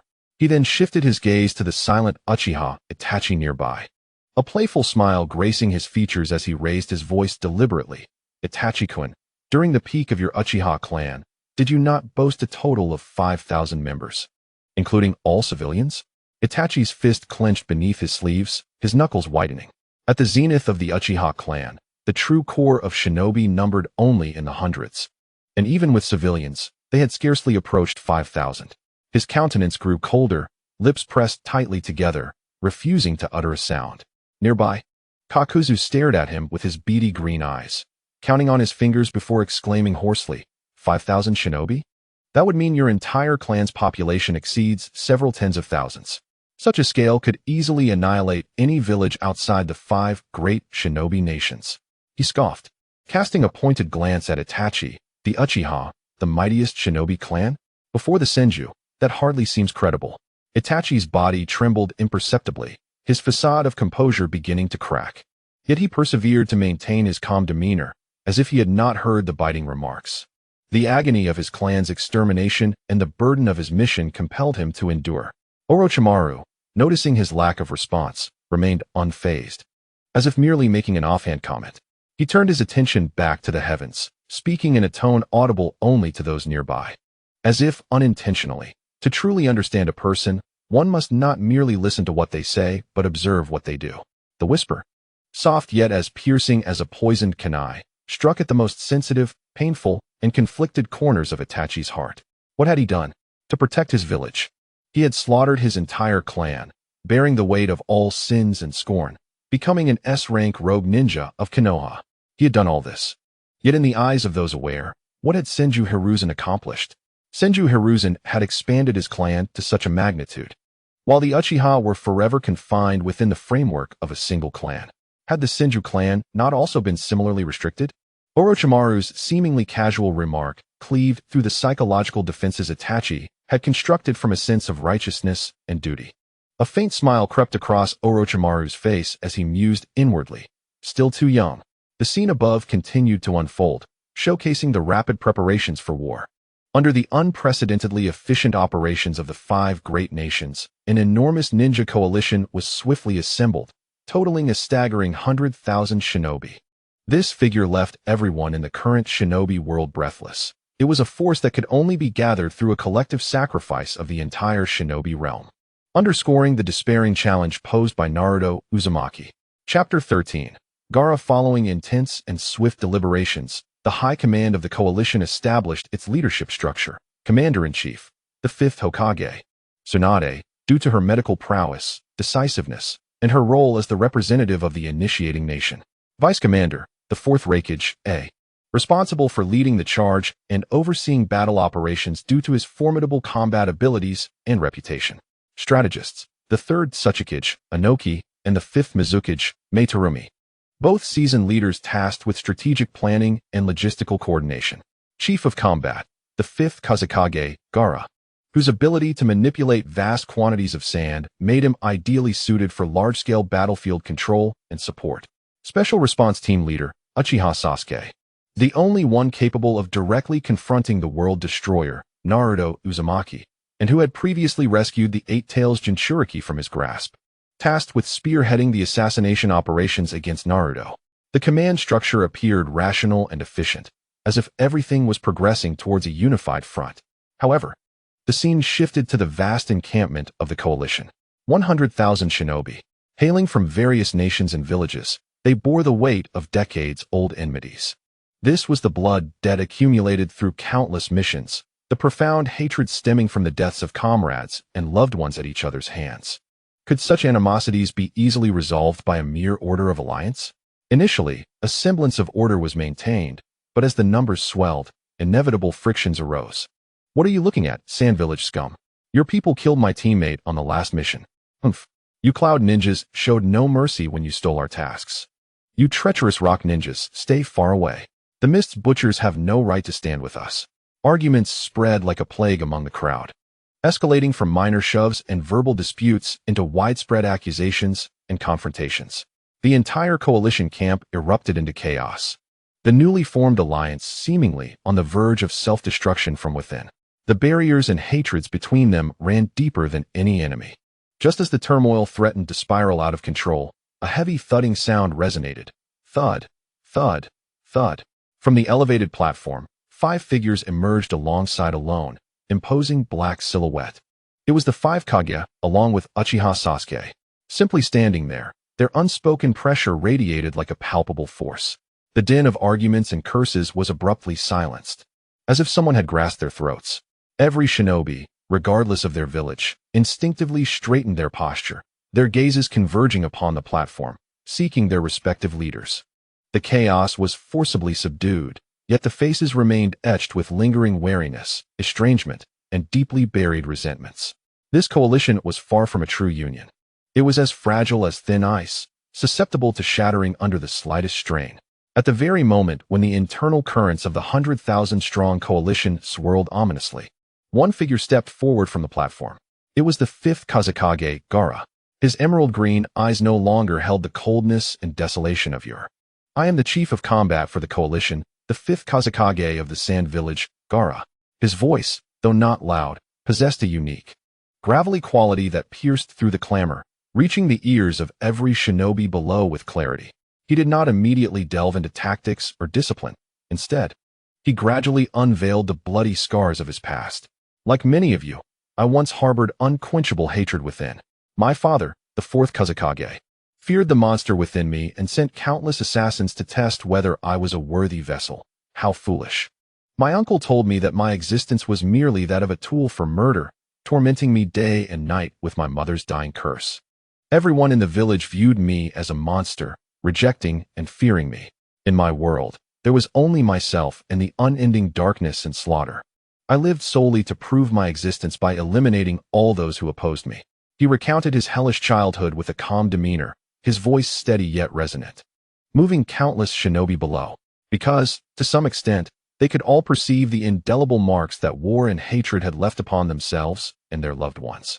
"I once believed I would remain forever ensnared in that abyss of darkness until I encountered a singular individual." Upon mentioning this person, a glimmer of light finally flickered in Gaara's calm eyes. Like me, he bore the seal of a tailed beast within him, having lost his parents in childhood. Despised and ostracized by the entire village, labeled as a demon fox. He endured far greater solitude and suffering than I, yet he never relinquished hope. He cried out to me with fervor, declaring his profound loneliness, that he understood me better than anyone else, yet he would never surrender easily. For he had a village to protect, and people he cherished. He told me that he was the bond one had struggled to forge. Naruto Uzumaki, Gaara uttered this name, which at that moment carried an ineffable complexity for all who heard it. It was he who pulled me from my solitary hell. Gaara paused, continuing his narrative. "Later, my father, the 4th Kage, was murdered. I, too, met my end in battle, having my tailed beast extracted from me. It was an elder of the village, Chiyo, who sacrificed her own life to perform a forbidden jutsu, granting me a second chance at life. It was the villagers who, upon my resurrection, chose to place their trust in me, entrusting the heavy mantle of Kazekage to a mere teenager who had once been regarded as a monster." His gaze slowly swept over the densely packed ninjas from various villages below, his voice rising with a resolute conviction. "I stand here not as a flawless hero. On the contrary, I carry the weight of profound darkness and sin. But I have experienced both hatred and redemption. I have felt the sting of abandonment and the heavy burden of trust. I know better than anyone that wallowing in past grievances will only create more monsters like the one I once was, perpetuating a cycle of violence that ensnares this world in perpetual slaughter. And now, we gather here not to settle old scores, nor to perpetuate hatred. We are here to protect, to safeguard our cherished villages, to uphold the fragile bonds of trust and connection we have painstakingly built, and to defend this world, though imperfect, still worthy of our struggle." Chapter 14. 100,000 White Zetsu. If we were to slaughter each other here due to past grievances, how would we differ from him, who seeks to annihilate everything? Gaara's words resonated like a heavy drumbeat, striking at the hearts of every ninja present. All eyes were fixed intently upon the excessively youthful Kazekage upon the platform, observing the immense strength and tenacity concealed beneath his tranquil exterior. This young man, through his own harrowing journey from hell back to the realm of the living, illustrated to them the essence of redemption and the possibility of transcending hatred. The camp of 100,000 fell silent. The previous unrest and hostility were momentarily replaced by a profound contemplation in response to Gaara's soul-stirring inquiry. Though the rifts remained, a faint glimmer of understanding and a shared objective seemed to struggle through the thick clouds of hatred. In the realm of the ninja world, countless individuals fell silent in the wake of Gaara's address. The fourth Kazekage, Raza, wore a grim expression, while Temari and Kankuro gazed at their transformed brother with pride and sorrow.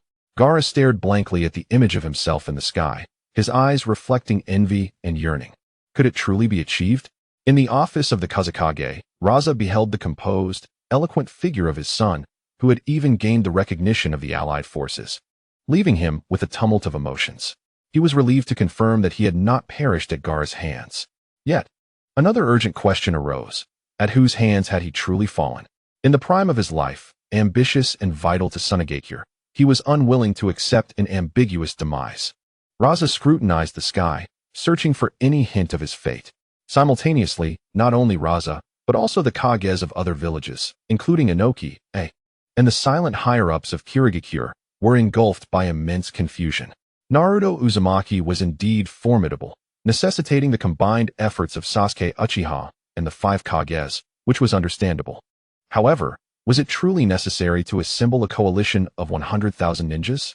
Against such a formidable adversary, numbers had lost their significance. Elite teams would be the optimal solution. What was the purpose of this vast army? They could not comprehend, holding their breath in anticipation of crucial intelligence regarding the future battle. In the allied camp, Gaara's speech, interweaving his own agony with themes of redemption, yielded significant results. While it was impossible to instantly dissolve the long-standing resentments, a sense of shared identity based on mutual threats and the desire to survive momentarily overshadowed internal animosities. For the first time, 100,000 ninjas truly regarded themselves as members of a united front. Subsequently, the battle deployment was swiftly issued. Gaara appointed Kakashi Hatake, Onoki, and Darui, experienced and powerful jonin, as captains of various divisions, each leading thousands of ninjas from different directions towards the designated battlefield, executing tactics of division and surprise. The ninja forces received their orders and dispersed like a torrent, the scene grand and ominous. Only the 5 Kages, Sasuke Uchiha, and a handful of core support personnel remained. Tsunade gazed at the departing troops, her brow furrowed with unshakable concern, softly sighing. I hope they can successfully annihilate the white Zetsu forces. The 4th Hokage, immediately responded with his characteristic confidence. We will not lose. How could the ninja coalition possibly falter against a mere 100,000 monsters? 100,000 white Zetsu? This statement reverberated through the ears of everyone in the ninja world like thunder. So that was it. In addition to the ultimate threat posed by Naruto Uzumaki, there existed an army of 100,000 monsters. No wonder a coalition of such magnitude was necessary. This was not merely to besiege one individual, but to confront an unprecedented war on a colossal scale. All previous uncertainties were instantly dispelled, replaced by deeper astonishment. One Naruto Uzumaki was already terrifying enough, but coupled with 100,000 white Zetsu monsters, what dire predicament had the future ninja world fallen into? The scene shifted to the battlefield. The army led by Kakashi arrived at a vast plain. On the horizon, an endless white wave surged forth. It was a terrifying army composed of countless identical faces and pure white bodies of white Zetsu. Kakashi donned his forehead protector, revealing his Sharingan. His voice as calm as ice. Prepare for battle. Before us are white Zetsu. Do not be deceived by their appearance, for each possesses strength at least equivalent to a Chunin. Without further ado, as the white wave collided with the allied forces, a brutal battle erupted. The brilliance of ninjutsu flashed wildly. The thunderous explosions of explosive tags echoed continuously, and kunai flew amidst a tumult of flesh and blood. Similar scenes unfolded simultaneously among other allied forces. This was no longer the intricate duels of ninjas, but the most primal and brutal slaughter of legions. Every second witnessed lives extinguished, The harshness of war was laid bare before all who watched. In the realm of the ninja world, silence reigned. All were struck dumb by the grandeur of the battlefield and the horrific costs it represented. The grand and brutal war scenes portrayed on the screen elicited a myriad of emotions from the various factions of the ninja world. The Kages of the major ninja villages watched as their own ninja garb-clad figures fell amidst the tide of white Zetsu, even witnessing familiar faces perish in a harrowing battle. Their hearts filled with uncontainable fury and sorrow. Compared to the shock of the ninja world, the despair outside the Akatsuki base was palpable. The half-black, half-white face of Black Zetsu twisted in near fury as he struggled to suppress a torrent of curses. Was the white Zetsu army exposed so easily? What on earth was happening? After hiding his forces for so many years, they were now displayed as mere cannon fodder beneath the celestial dome. This completely disrupted his plans. Meanwhile, Obito, disguised as Uchiha Madara, felt a grimace behind his mask, having lurked in the shadows all this time. Why did he seem absent from the future revealed by the celestial dome? Had he encountered an unforeseen mishap before his plan came to fruition? A wave of unease spread through his heart. Inside the Tower of the Land of Rain, Nagato and Conan's emotions were even more complex. Nagato had once been certain that he was the feared harbinger of destruction in the ninja world. But now it appeared that his future self might be facing dire consequences as well. But what had truly transpired? After all, he possessed the Sage of Six Paths' eyes. Soon, the celestial dome began to provide partial answers. The scene shifted from the chaotic battlefield to the command center where the five Kage were gathered. Chapter 15. The renegade Naruto Uchiha Sasuke, who had been silently standing behind Tsunade, suddenly felt his pupils constrict as his Sharingan activated. He stepped forward, placing himself protectively in front of the five Kage. Almost simultaneously, a golden figure appeared as if conjured from the ether, Naruto Uzumaki. The five Kage immediately entered a state of high alert, their chakras surging. Naruto, your eyes. Sasuke's expression changed drastically as he fixed his Sharingan on Naruto's gaze. His voice laced with disbelief. Naruto's previously ice-blue eyes now shimmered with purple ripples. Hearing Sasuke's exclamation, Naruto smiled faintly, playfully covering one of his Renegade eyes with his hand. Speaking in a calm tone, it's just the Renegade. Sasuke's expression turned grave as he tightened his grip on his sword, Kunoichi. I never expected the Renegade to fall into your hands. This is a serious problem. Tsunade, suppressing her shock, stepped forward and coldly declared, there's no room for hesitation. The battle must continue. She could not show a hint of weakness at this moment. The hot-tempered Kage could no longer contain himself, unleashing his lightning chakra in a brilliant blue flash as he charged at Naruto, roaring, stop your theatrics. However, facing the full force of the fourth Kage's attack, Naruto merely cast a cold glance in his direction, uttering, Shinra Tensei. A force of unimaginable magnitude erupted from Naruto, sending a hurtling back. Crashing into the rocky wall behind him, a cloud of dust billowing up as blood spurted from his mouth. Kage, Tsunade exclaimed, rushing forward to aid him. You bastard.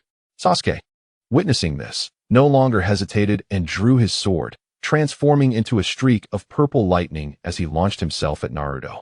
In an instant, the two figures, one gold, one purple, collided at speeds beyond the eye's ability to track, the explosive sounds of ninjutsu and taijutsu ringing out incessantly. The other Kage joined the fray, attempting to restrain Naruto. The scene appeared intensely fierce, seemingly an exchange of blows. Yet all who watched the celestial dome could clearly see the ever-present, nonchalant expression on Naruto's face. He was not even exerting himself. The real ninja world fell into an eerie silence. The Renegade? How did Naruto acquire eyes akin to those of the Sage of Six Paths? Inside the Tower of the Land of Rain, Nagato, through Payne's Deva path, fixated on Naruto's Renegade, which radiated purple ripples, his voice trembling with disbelief. So, I die at your hands in the future? He could not accept this reality. How could he, who possessed the Renegade and proclaimed himself a god, be defeated? How could he lose his eyes? Nagato, Conan stepped forward, attempting to soothe him. Perhaps something unexpected occurred in the future, or you have other considerations. She too was reluctant to believe Nagato would meet his demise. Nagato's heart leaned towards this notion. It must be so. He was a god. How could he be defeated? In the celestial dome, the battle escalated. Tsunade's monstrous strength was redirected by an unseen force. shattering the ground, yet failing to touch Naruto's attire. Inoki's dust release was interrupted before it even coalesced. Meiterumi's boil release and lava release were effortlessly absorbed or deflected. Gaara's sand became sluggish and ineffective. Even Reikage's lightning release was easily blocked by a simple black rod, sending shockwaves through his arm. Only Uchiha Sasuke, utilizing the ultimate insight of his Sharingan and his bizarre ocular techniques, along with his fierce Chidori, could barely hold his ground, but he too was accumulating injuries. After playfully fending off the combined attacks of the five Kage and Sasuke, Naruto seemed to lose his patience. The game's end here. His gaze hardened, and an endless multitude of clones surrounded the five Kage. Being besieged as Kage was certainly reasonable. You bastard. Tsunade cursed, but before she could react, hundreds of Narutos charged forward. In an instant, the five Kage found themselves mired in chaos. Sasuke, you cannot keep up. Naruto even had the leisure to mock as he slipped through the gaps in the attacks. I haven't even used my full strength yet. You bastard. Sasuke roared, summoning his complete Susanoo, radiating terrifying chakra waves. The massive purple sword swung down towards Naruto with the force to cleave mountains. However, in the face of this earth-shattering strike, Naruto calmly raised a hand. Boom. The anticipated cataclysmic collision did not occur. The colossal Susanoo sword shattered upon contact with Naruto's palm, disintegrating like fragile glass into a storm of purple chakra particles. What? Sasuke's pupils dilated in disbelief. Sasuke, surrender. Naruto's voice remained placid as he waved his hand again. An invisible force struck the Susanoo once more. The giant purple figure let out a mournful cry before disintegrating, sending Sasuke flying like a broken kite. Blood spilling from his mouth. Naruto, I haven't lost. Sasuke shouted defiantly. It seems I must strip you of your hope. Naruto no longer regarded the fallen Sasuke, turning his attention to the other Kage, who were entangled with his clones and summoned beasts. A cold smile crept across his lips, one that mirrored the disdain one might reserve for ants. It is over. He formed a remarkably simple hand seal. In the next moment, whoosh, an imperceptible, unanticipated attack materialized. As the fourth Reikage charged forward with a roar, he suddenly froze in disbelief, looking down to find a smooth line of blood appearing at his waist. His upper body slowly separating from his lower half, blood gushing forth like a waterfall. He couldn't even muster a final cry of rage. Reikage. The other four Kage turned pale with horror, but their exclamations had barely escaped their lips when, thud, the floating head of the third Tsuchikage, Inoki, severed from his body, wore an expression of shock. Thud, thud. Almost simultaneously, the hearts of the fifth Mizukage, Meiterumi, and the fifth Hokage, Tsunade, were pierced by an invisible force. Their hearts crushed in an instant. Chapter 16. Who else remains? Rip. The fifth Kazekage, Gaara, along with his self-defensive sand, was violently torn apart by an overwhelming force. In the blink of an eye, at the pinnacle of the ninja world, the five Kage fell, unaware of the origin or form of the attack, and met their demise without a trace of resistance, collapsing into a pool of blood. Time seemed to freeze in that moment of reality. The annihilation of the five Kage was akin to crushing mere insects. This unfathomable power, steeped in despair, sent shivers down the spines of all who witnessed the scene. The fourth Reikage, gazed upon the horrifying sight of himself bisected in the heavens, unleashing uncontrolled lightning that devastated his office. The likes of Inoki, Tsunade, and Raza, all elite shinobi, felt a chilling dread seep into their bones. In the land of rain, Nagato was rendered utterly motionless, all his confidence and divine arrogance shattered, leaving only a boundless confusion. Was this the ability of the Renegade? Why was he, its master, unaware of it? Within the Ninja Academy, Naruto beheld the figure of himself, the embodiment of a demon, dispatching the five Kage in an instant. The terror reflected in the eyes of his classmates made him feel as though the entire world was slipping away from him. He sensed a prank at play. This had to be a cruel joke. In the sky, time appeared suspended at the moment of the Kage's demise. The scent of blood permeated the shattered battlefield, where the five figures, symbols of the highest authority in the ninja world, had transformed into cold corpses. After a brief, deathly silence, a heart-wrenching roar erupted, akin to a wounded beast. Naruto. Sasuke Uchiha struggled to rise from the ruins, his eyes ablaze with fury. I will kill you. The complete Susanoo surged again, more solid than before, its purple chakra burning like flames. the colossal armored warrior exuding a cataclysmic aura. Simultaneously, the black flames of Amaterasu coiled around the Susanu's weapons, transforming into countless lethal arrows through the power of his dojutsu. He poured everything he had into this assault. The Susanu's colossal sword, enveloped in the destructive black flames, tore through the earth, aimed squarely at Naruto. At that moment, Sasuke stood at the apex of the ninja world, his power capable of instilling terror in any adversary. However, facing this ferocious onslaught that could topple a nation, Naruto remained suspended in the air, his expression unchanged. A futile struggle, he remarked softly, barely making a move. The gravitational field of Shinra Tensei slightly distorted, effortlessly deflecting the all-consuming black flames of Amaterasu. The power of the Azura path coalesced in his palm, and an energy blast exceeding that of a tailed beast bomb erupted forth, colliding with the giant sword of the Susanoo, shattering it into fragments. The shockwave forcing even the massive Susanoo to stagger backward. The fluctuations of the eternal Mangekyo Sharingan's illusion dissipated the moment they touched his Rinnegan, vanishing without a trace. The disparity in power was as vast as an insurmountable chasm. All of Sasuke's efforts, every secret technique, every ocular jutsu, appeared utterly trivial before Naruto. He had not even employed the full capabilities of his Rinnegan. Merely a fundamental application rendered Sasuke's full eruption as child's play. Naruto's figure, like a specter, disregarded the distance. Appearing instantaneously before the forehead of the complete Susanoo, in front of the crystal shielding Sasuke's form. Sasuke looked up in horror, meeting Naruto's cold Rinnegan gaze. Sasuke, you are too weak, Naruto stated flatly, raising his hand into a fist. Then, with a single punch, devoid of dazzling chakra brilliance or earth-shattering momentum, he struck. Crack! In Sasuke's desperate gaze, the Susanoo's crystal, along with the massive skull behind it, shattered like glass struck by a heavy hammer. The violent power penetrated, crashing into Sasuke's chest.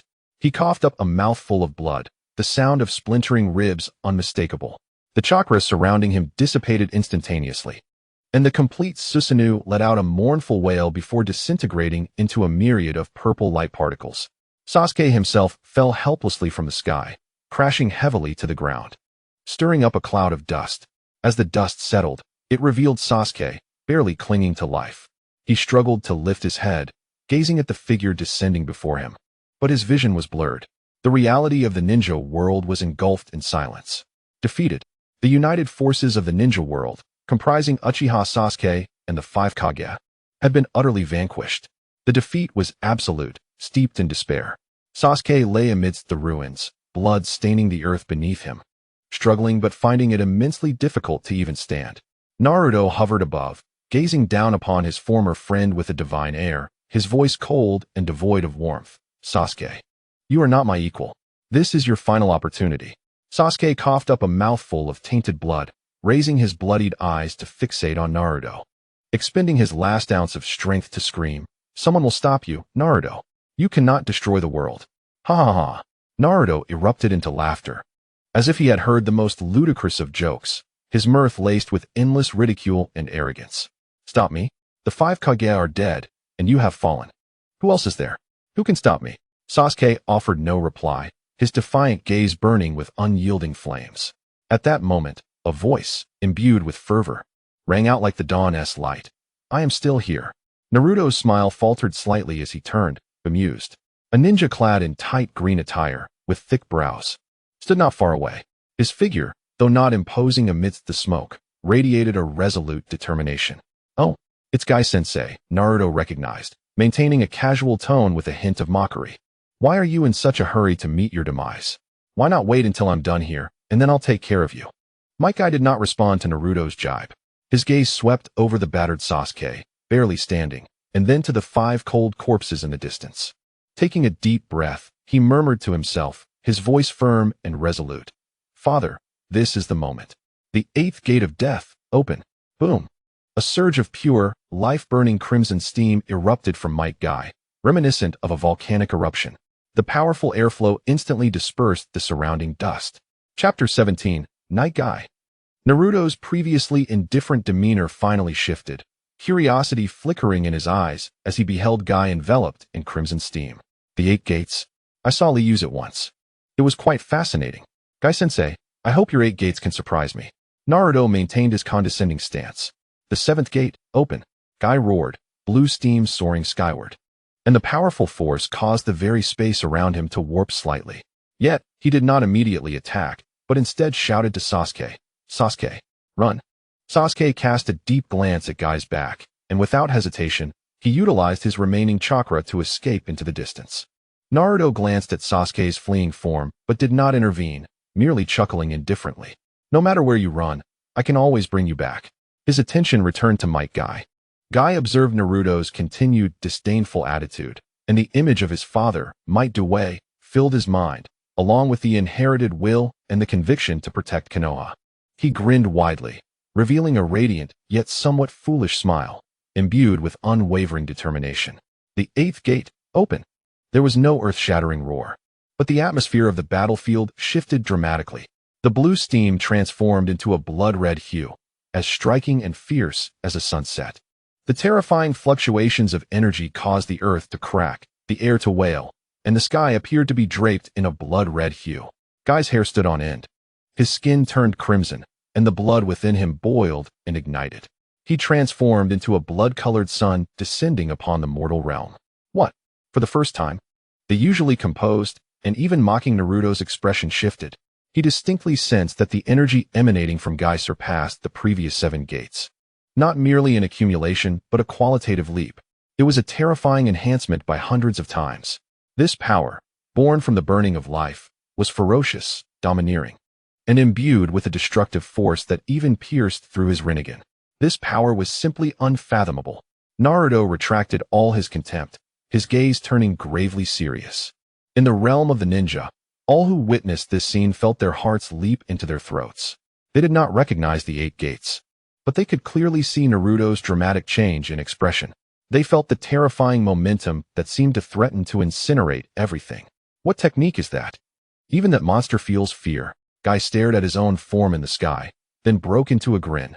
Future self, well done. Niji and Tenten were dumbfounded.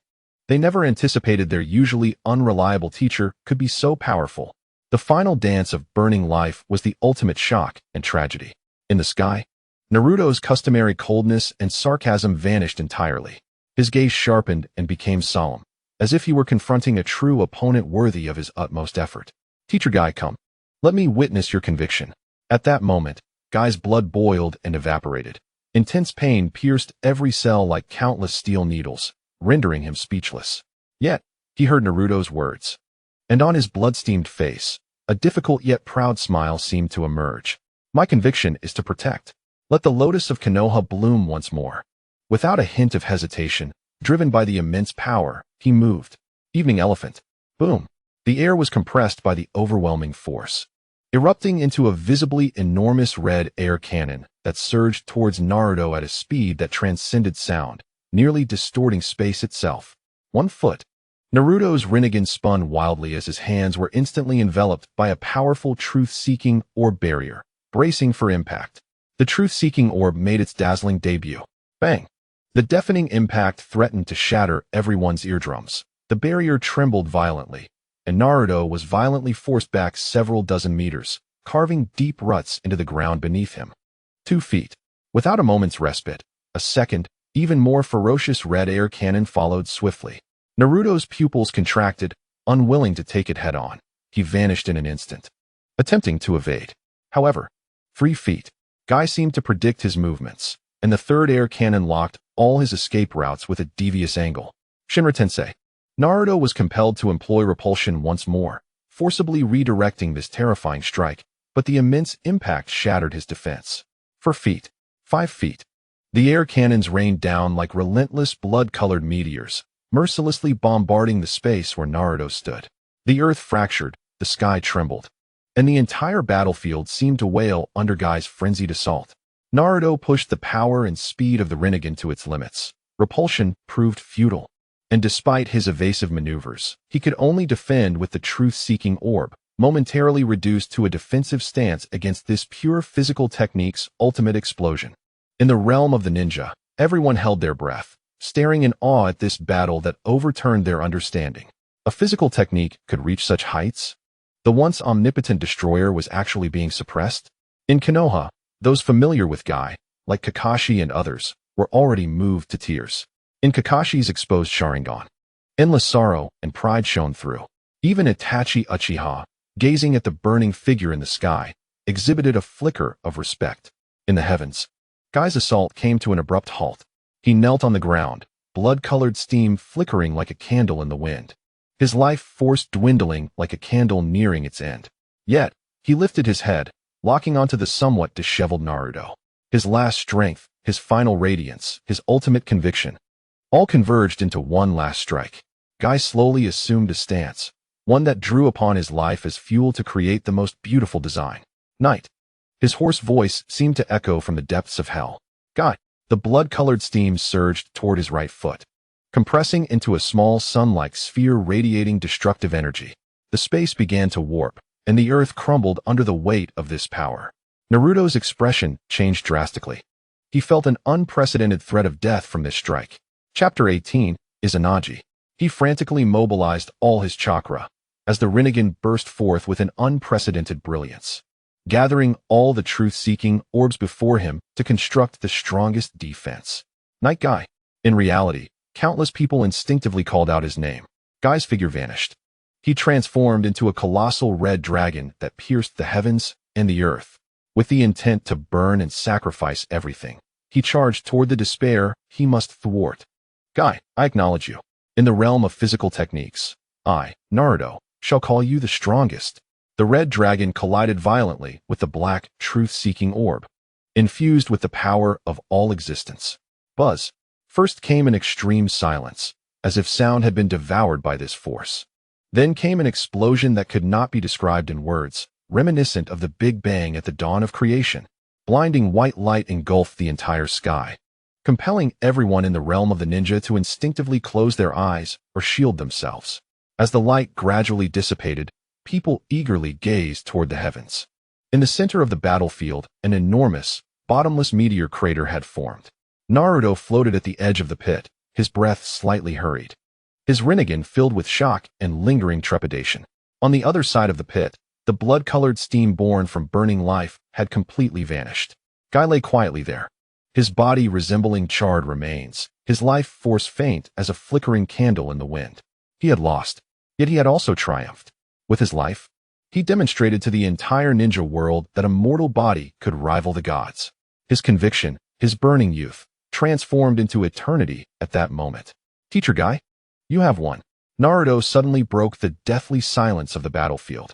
His words clearly resonated through the heavens, reaching every corner of the ninja world, startling all who were immersed in the tragic sacrifice of Guy. 1. What does that mean? Under countless incredulous gazes, Naruto in the sky slowly raised his left arm. He performed a chilling action. He forcibly extracted an eye from the flesh of his left arm. It was a Sharingan that had lost all its luster, now a shade of ash gray. The pattern of 3 tomo was still faintly visible, yet it resembled a lifeless object. Izanagi. Naruto gazed at the discarded Sharingan in his hand, softly murmuring, his voice calmly articulating a revelation that would shock the ninja world. The Uchiha clan's forbidden technique. Consuming a 3 tomo Sharingan could transform reality into a dream, capable of reversing life and death. Naruto paused, a cold, mocking smile gracing his lips. Thanks to that old fool Danzo, his arm was entirely composed of Sharingan, which indeed took considerable effort on my part back then. However, I am grateful that he revealed such a secret technique to me before his demise. Otherwise, I would be in quite a predicament today. Boom. These words reverberated like thunder across the realms of the Shinobi world. How could he possess Sharingan on his arm? Izanagi? Does the Uchiha clan possess such a technique? Danzo? Is it Shimura Danzo? How could he have Sharingan, let alone on his arm? This implies that Might Guy's earlier self-destructive strike truly killed him once. But he resurrected using Izanagi.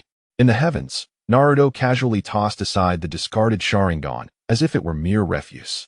His gaze shifted towards the direction in which Sasuke had departed, momentarily flickering, but ultimately, he chose not to pursue.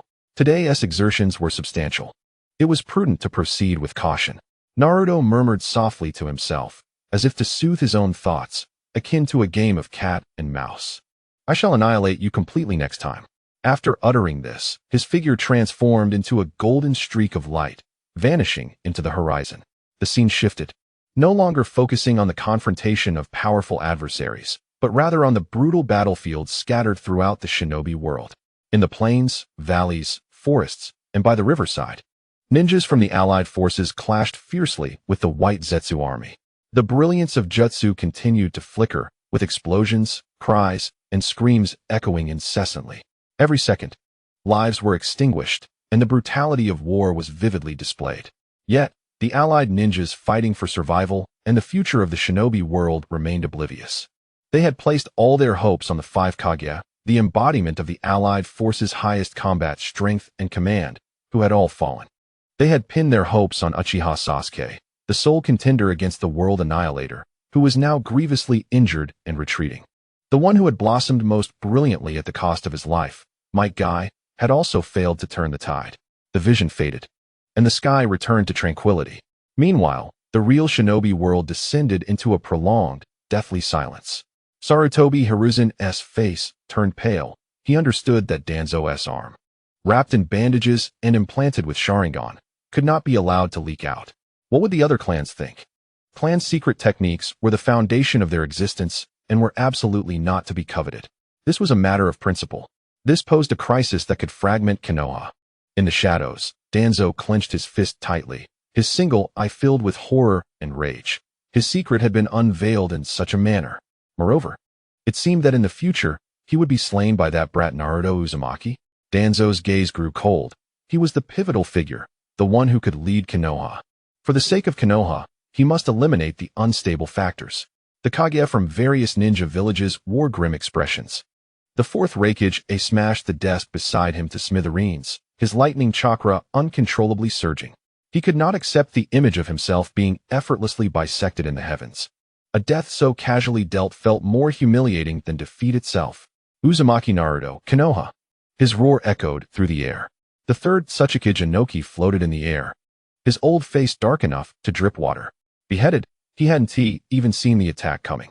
This manner of death was a tremendous irony and disgrace for someone who prided himself on his intelligence after weathering many storms. Tsunade bit her crimson lip. Her slender hands clenched tightly, the phantom pain of a pierced chest still lingering. Raza's eyes gleamed with malice. Both relieved that his son was not the perpetrator and filled with murderous intent towards the unknown assailant. The shadows standing in the shinobi world appeared so fragile before the future Naruto, as if they could be brushed aside like dust. The overwhelming disparity in strength brought forth feelings of helplessness and humiliation that nearly suffocated them. Tsunade gazed at the sky, while Shizune looked on with great concern. "Let us go back," Tsunade finally spoke. "Huh." Shizune seemed momentarily dazed. Tsunade took a step forward, softly stating, "I must return to observe that boy closely." Chapter 19. A tremendous reaction. Meanwhile, Jiraiya was also heading towards Konoha, having confirmed that Naruto Uzumaki was indeed the child of destiny, destined to bring transformation to the shinobi world. It seems that in the future, I did not guide Naruto onto the righteous path. This time will be different, ha ha ha. Konoha Village, Ninja Academy. The oppressive silence that followed the celestial display lasted for less than 3 seconds. Uzumaki Naruto. A roar filled with utmost fury and anguish exploded forth. Uchiha Sasuke's black pupils dilated in excitement as he lunged towards Naruto, who appeared bewildered and aggrieved. Unprepared, Naruto was struck hard in the face by Sasuke's fist, staggering to the ground. "How dare you? How dare you implant Sharingan?" Sasuke mounted Naruto, his eyes burning red, fists raining down like a torrential downpour, his voice twisted with rage, shouting, "I will kill you. The honor of the Uchiha cannot be desecrated." Having just endured the pain of his clan's annihilation, Sharingan represented for him suffering, power, and the final symbol of his family, a taboo. Seeing the future Naruto extract Sharingan from his arm and wield the Uchiha's forbidden technique was a shock far more direct and intolerable than witnessing Naruto destroy the world. It hurts. Damn you, Sasuke. Naruto, in pain, was thoroughly enraged, struggling to defend himself while loudly retorting, "That's not me. It has nothing to do with me. That's a bastard you'll meet in the future. Not me." Naruto felt immense injustice and fury, despite having done nothing. He bore the brunt of everyone's accusations and Sasuke's violence. But in this moment, blinded by hatred and familial pride, Sasuke could not hear any explanations. He only sought to unleash his inner turmoil and rage through his fists. "Stop it! Sasuke, please stop!" Irika finally snapped out of his shock and rushed forward, pulling the enraged Sasuke off Naruto. Naruto struggled to rise, his lips split, his face bruised in shades of blue and purple, glaring angrily at Sasuke, who was firmly held by Irika, his blue eyes filled with grievance, fury, and confusion. Although Sasuke was restrained, his gaze remained fixed on Naruto, burning with unrestrained hatred and intent to kill. Breathing heavily, Sasuke growled slowly, "Uzumaki Naruto, you will pay for this. This matter is far from over." The other students in the classroom, witnessing this sudden conflict, fell into stunned silence, their gazes towards Naruto filled with fear and alienation. Members of the Akatsuki organization, seemingly in unison, turned their attention to Uchiha Itachi, their eyes reflecting a myriad of inscrutable emotions: greed, curiosity, wariness, and a hint of eagerness. Swoosh, swoosh, swoosh. Orochimaru was the first to break the silence. His golden slit pupils sparkled with undisguised excitement, as though he had discovered a rare treasure, his long tongue licking his lips as he emitted a chilling laugh. "I never expected the Uchiha clan to harbor such magnificent secret techniques. Izanagi transforming reality into a dream, reversing life and death. It's as if one has prepared a second life for themselves." Orochimaru's words instantly stirred greater ripples among the other members. Kakuzu's green eyes glimmered, as if calculating the astronomical value of this technique if it could be exchanged for money, or contemplating how many lives it could grant to earn even more wealth. A technique that alters reality? Another form of ultimate art? Even the usually taciturn scorpion emitted an unintelligible, raspy sound from within his crimson shell. Zetsu's body swayed slightly, both sides of his face displaying particularly bizarre expressions. They are all rogue ninjas standing in the realm of the Shinobi, possessing vast knowledge.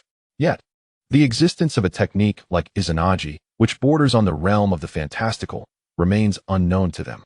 Even Orochimaru, renowned for his erudition and fervent desire to master all ninjutsu, is oblivious to its rarity and secrecy. Uchiha Itachi, his expression as impassive as ever, seems impervious to the searing gazes surrounding him.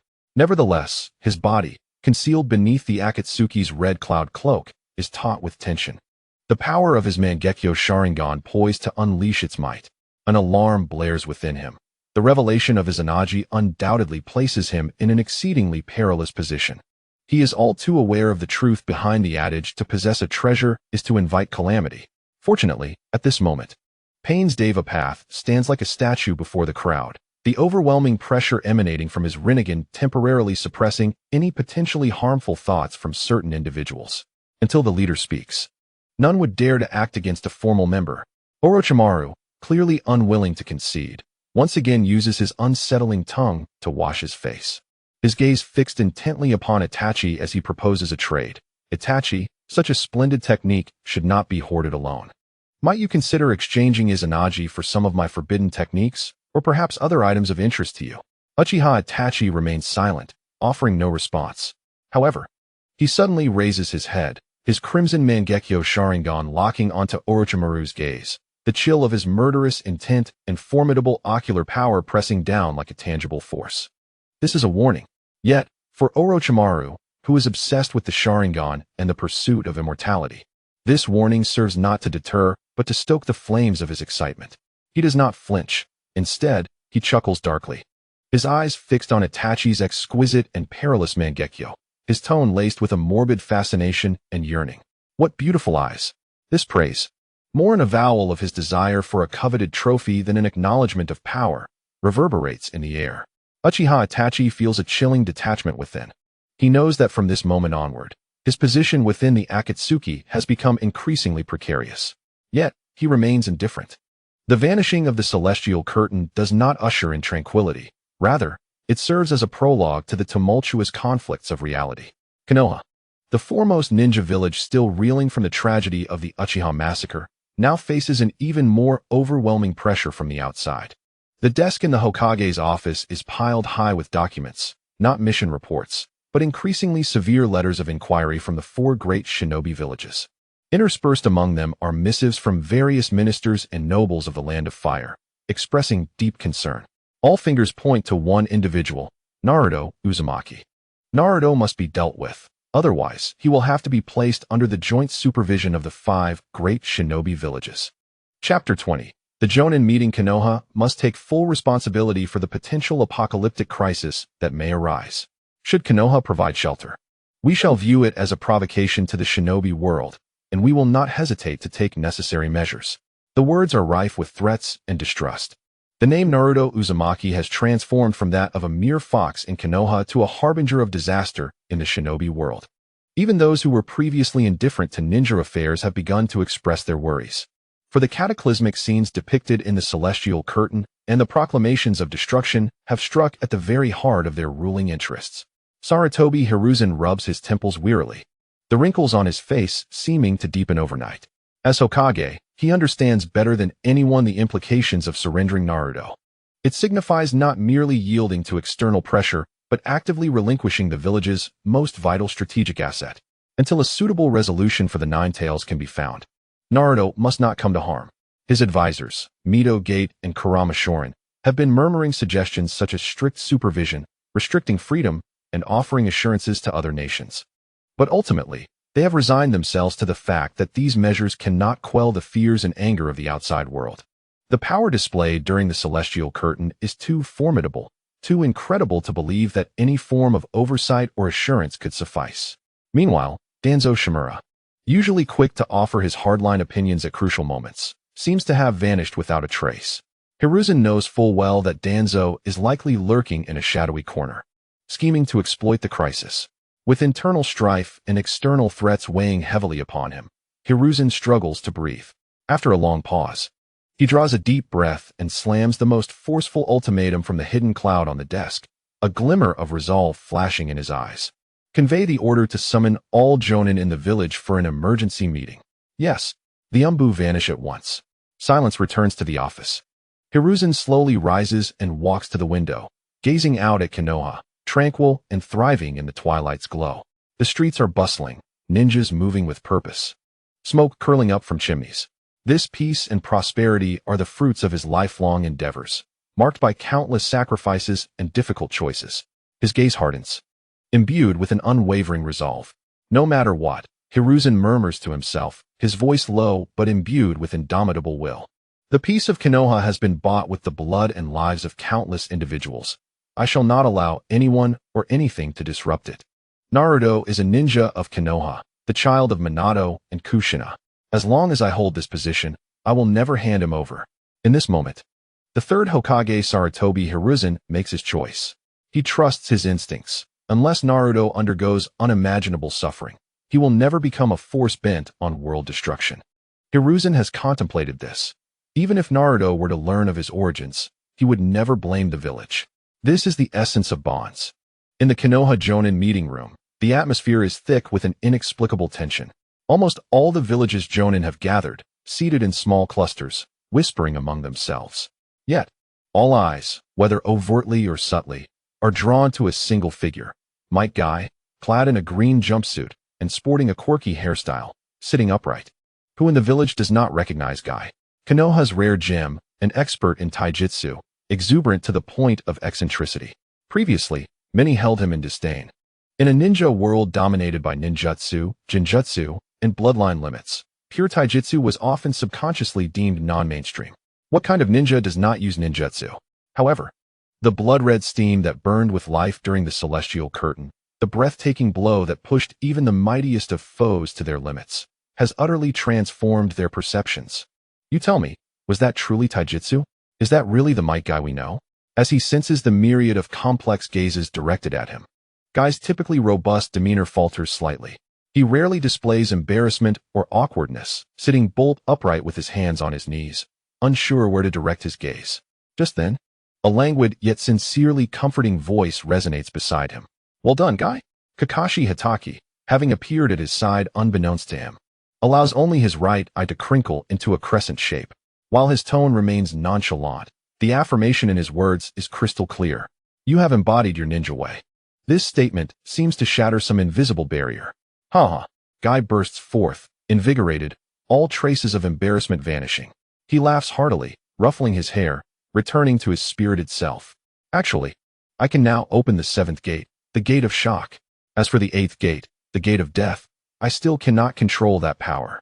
As he spoke, Guy clenched his fists, his eyes ablaze with indomitable spirit, and declared in a resounding voice, "However, I shall strive with all my might. Within 5 years, I will master the power of the 8th gate. I will ignite the fervor of my youth to its utmost."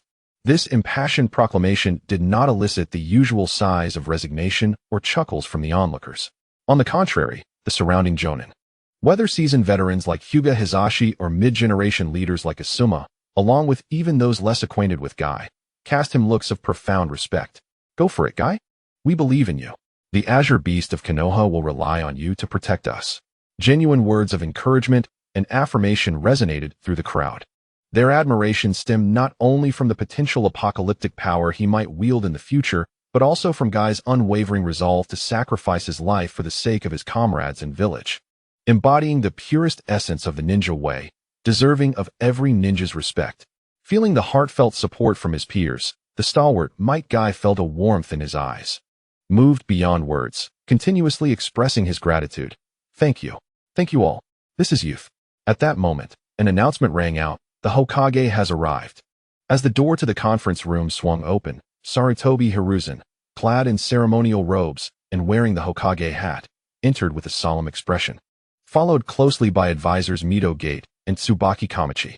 Instantly, the room fell into a profound silence, the buzz of conversation and encouragement evaporating like mist. Chapter 21. The Distrusted Shadow. All eyes shifted from Guy to the 3rd Hokage.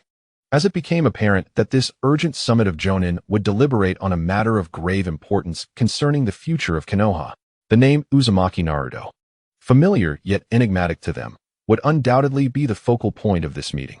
As the conference commenced, Hiruzen surveyed the room, his gaze momentarily lingering on Might Guy, offering a hint of complex admiration before he spoke in a deep, resonant tone. "First, I wish to commend Jonin Might Guy. The unwavering will he displayed in the recent events, sacrificing his life to protect his comrades and village, epitomizes the very essence of the will of fire. He is a source of pride for Konoha." This commendation slightly eased the atmosphere in the room, with many jonin regarding Guy with softer, more respectful gazes. Guy himself was overcome with emotion, nearly leaping up to proclaim his youth, only to be firmly restrained by Kakashi's watchful eyes. However, after this brief respite, Hiruzen shifted the tone, his expression growing grave as he placed a thick stack of documents on the table's center. "After praise, we must confront reality," he intoned. His voice lowered. "As you are all undoubtedly aware, the hidden villages of Cloud, Rock, Sand, and Mist have sent us stern inquiries. And even the feudal lord of the Land of Fire has expressed deep concern." He paused, his gaze sweeping over each jonin present. Before articulating the most critical and sensitive issue, their demand is singular. "We in Konoha must deal with Uzumaki Naruto. The purpose of this assembly is to gather your opinions on how we should respond to such immense external pressure." As his words lingered in the air, the conference room descended into an even deeper silence. Those present were the elite of Konoha, individuals whose prowess and intellect were far from ordinary. They understood all too well the implications behind the name Uzumaki Naruto, the Jinchuriki of the Nine Tails, the village's most vital weapon, a potential harbinger of destruction that, if mishandled, could ignite a cataclysmic war within the ninja world. How to proceed? Who would dare to speak? To advocate for his removal? Not only would that raise questions of emotional and strategic integrity, but the person proposing such a course of action would likely be the first to face repercussions in any future reckoning. To support his retention? That would mean Konoha would bear the brunt of the wrath and pressure from the entire ninja world, potentially risking war. Who would dare shoulder such a burden? Moreover, following the recent events, particularly the exposure of the Sarutobi clan's hidden strengths and the Uchiha Massacre, many jonin harbored significant doubts regarding their leadership, especially towards the 3rd Hokage, Hiruzen Sarutobi. They were uncertain of the Hokage's true stance and were reluctant to express their opinions on such a sensitive matter, fearing that a misstep could render them victims of political strife. This collective silence loomed like an invisible wall, pressing heavily upon Hiruzen's heart. He acutely felt a sense of alienation and distrust, filling him with an overwhelming sense of impotence and sorrow. The man known as the Professor of Ninja, who had led Konoha for many years, was beginning to lose the trust of his own people. As the meeting threatened to dissolve into an impasse, Hiruzen took a deep breath, realizing he must be the one to shatter the stalemate and express his position. He rapped the table to draw everyone's attention and spoke with an unwavering, decisive tone. Since no one has a better suggestion, I shall make the decision. Uzumaki Naruto is still but a child. He has committed no wrongdoing. Konoha must not condemn one of its own ninjas based solely on the ambiguous and questionable future presented by the recent incident. That is absurd and unjust. Naruto has always been a good child. Who knows if he has been persecuted, leading him to the path of destruction? Hiruzen's voice rose. Infused with the authority of the Hokage, moreover, Naruto's unique identity is crucial to the stability and security of our village. We cannot afford any missteps. My decision is. He scanned the room with piercing eyes, announcing each word with intent. Konoha shall refuse to hand over Uzumaki Naruto. I will bear all external pressures alone. However, his tone softened slightly, laced with a sense of resignation and determination. To appease external concerns and for the safety of our village, from this day forth, Uzumaki Naruto shall be placed under the highest level of protective supervision. No one shall approach him without my direct permission. Having spoken, Hiruzen provided no opportunity for rebuttal or inquiry, rising from his seat and departing the conference room with his advisors, leaving behind a gathering of jonin with varied expressions and heavy hearts. Kakashi narrowed the one visible eye he had, lost in thought. Hyuga Hizashi and Nara Shikaku wore grave expressions, aware that the Third Hokage's decision had effectively thrust Konoha into the eye of a storm. Yet, none dared voice their concerns. After all, at this moment, no one was inclined to provoke a war. In the face of mounting external criticism from the entire ninja world and the simmering internal tensions, Hiruzen made a decision that was both altruistic and self-serving. He could no longer place Naruto in any uncontrollable danger. Whether from assassination attempts by foreign villages or from potential extremist actions fueled by fear within his own village, or even from Danzo's route. He personally ordered that Naruto be moved from his meager apartment to the Hokage residence, to live under the same roof as himself. He intended to keep a close watch on the boy, observing him closely. When the Umbu brought the bewildered Naruto, bruised and filled with a sense of injustice, before the Third Hokage, Hiruzen dismissed those around him. Grandfather Third, Naruto cried out upon seeing him, the facade of strength he had maintained crumbling in an instant, his blue eyes brimming with tears. With a quavering voice, he nearly lunged forward, grasping at Hiruzen's robes, desperately pleading, "That wasn't me. I would never do those things. I would never destroy the world. I want to be Hokage and earn everyone's recognition." As he beheld this frail and solitary child, burdened by the unfounded fears and scorn of a fabricated future, Hiruzen's heart ached. Sarutobi Hiruzen crouched down, his face adorned with the gentle smile characteristic of his kind disposition. He tenderly ruffled Naruto's tousled golden hair, his tone warm and affirming. "Yes, Grandpa believes in you." Chapter 22 LV2 Naruto is a good child, whose lifelong dream has been to become Hokage and protect the village. How could he ever engage in such deeds? Grandpa unequivocally trusts you. This unwavering faith from Sarutobi Hiruzen was akin to a long-awaited reign for Naruto, who had lived in a world of indifference and exclusion. Initially taken aback, a flood of joy and indignation surged within him, and he burst into tears. Yet, he forced a smile, nodding vigorously, "Yes. Yes, I will definitely become Hokage." Observing Naruto's pure and passionate reaction, Sarutobi Hiruzen's conviction that Naruto's nature would never lead him to malice grew stronger. He increasingly felt that any future tragedy would stem from a significant upheaval, a dreadful experience capable of warping the spirit of a sunny youth, thus driving Naruto onto a path of despair. It must be prevented. Sarutobi Hiruzen resolved in his heart. He intended to act preemptively, placing both hands on Naruto's small shoulders. His expression turned solemn as he gazed into Naruto's eyes, earnestly advising, "Naruto, remember Grandpa's words. In the future, no matter what strange occurrences you encounter, or if anyone bullies you, causing you sorrow or grievance, you must tell Grandpa immediately. Never keep it bottled up inside, understand?" Young Naruto could not fully comprehend the anxieties and calculations hidden behind these words. He merely felt the warmth and protection emanating from his third grandfather. Wiping away his tears and snot, he puffed out his chest and confidently replied, "I understand. Third Grandpa, I will definitely tell you first if anything happens. Witnessing the trust in Naruto's eyes and his earnest promise, Sarutobi Hiruzen smiled with relief, once again patting his head. Good boy. The external turmoil, the choices of Konoha, Naruto's fate, all these ripples stirred by the celestial veil were no longer within Yin An's purview. Yin An sat cross-legged at the center of the space, eyes closed in concentration. A warm and powerful energy surged endlessly into his being from the void, a reward from the system's assessment. He could distinctly hear the subtle sounds within his body, akin to a rushing stream and the harmonious resonance of bones. Each cell greedily absorbed this energy, undergoing profound refinement and purification. The heaviness and sluggishness he had previously felt as an ordinary person dissipated quickly, replaced by an unprecedented sensation of lightness, clarity, and strength. Time passed unmeasured until the infusion of energy gradually ceased.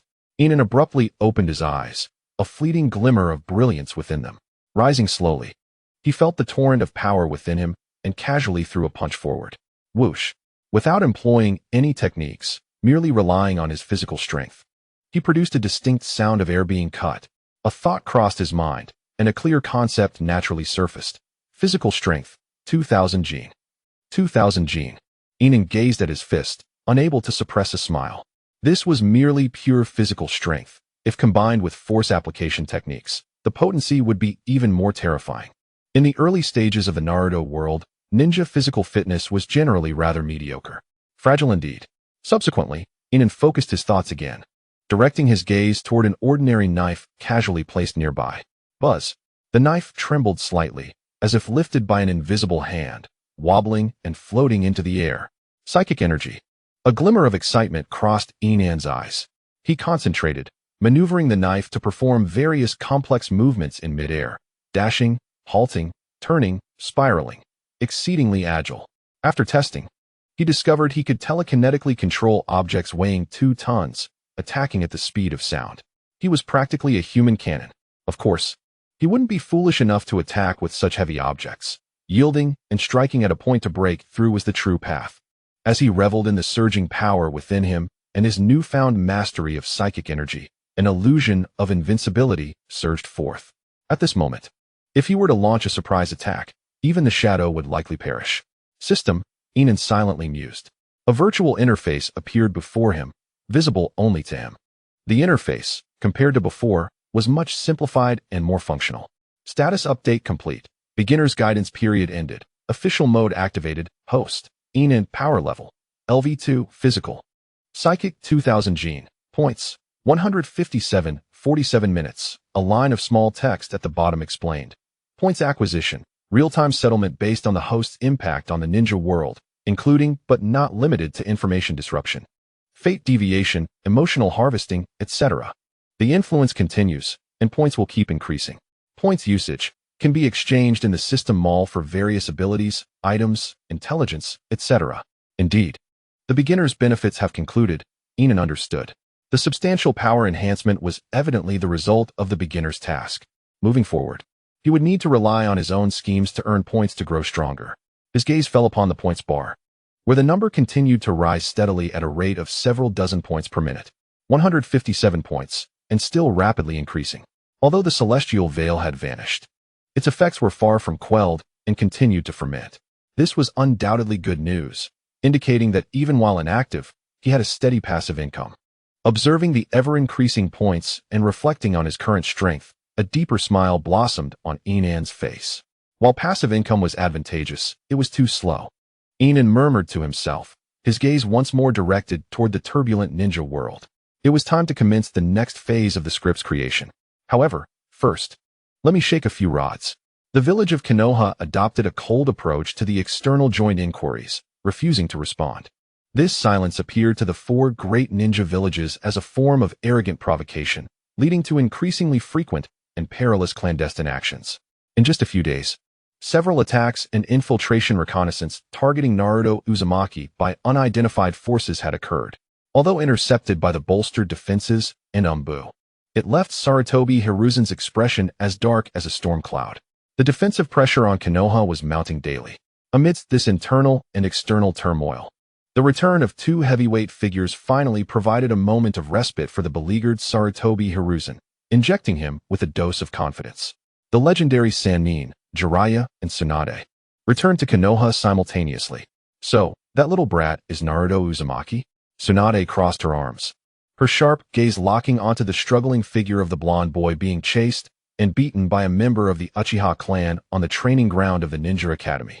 Chapter 23 Questioning the Celestial Veil. Tsunade's gaze easily fixed upon that golden-haired boy, who appeared rather beleaguered, comparing the cold future of Naruto proclaimed by the Celestial Veil, which foretold his heart being pierced in a cataclysm, with the lively and weak little figure before her. Tsunade felt a complex array of emotions.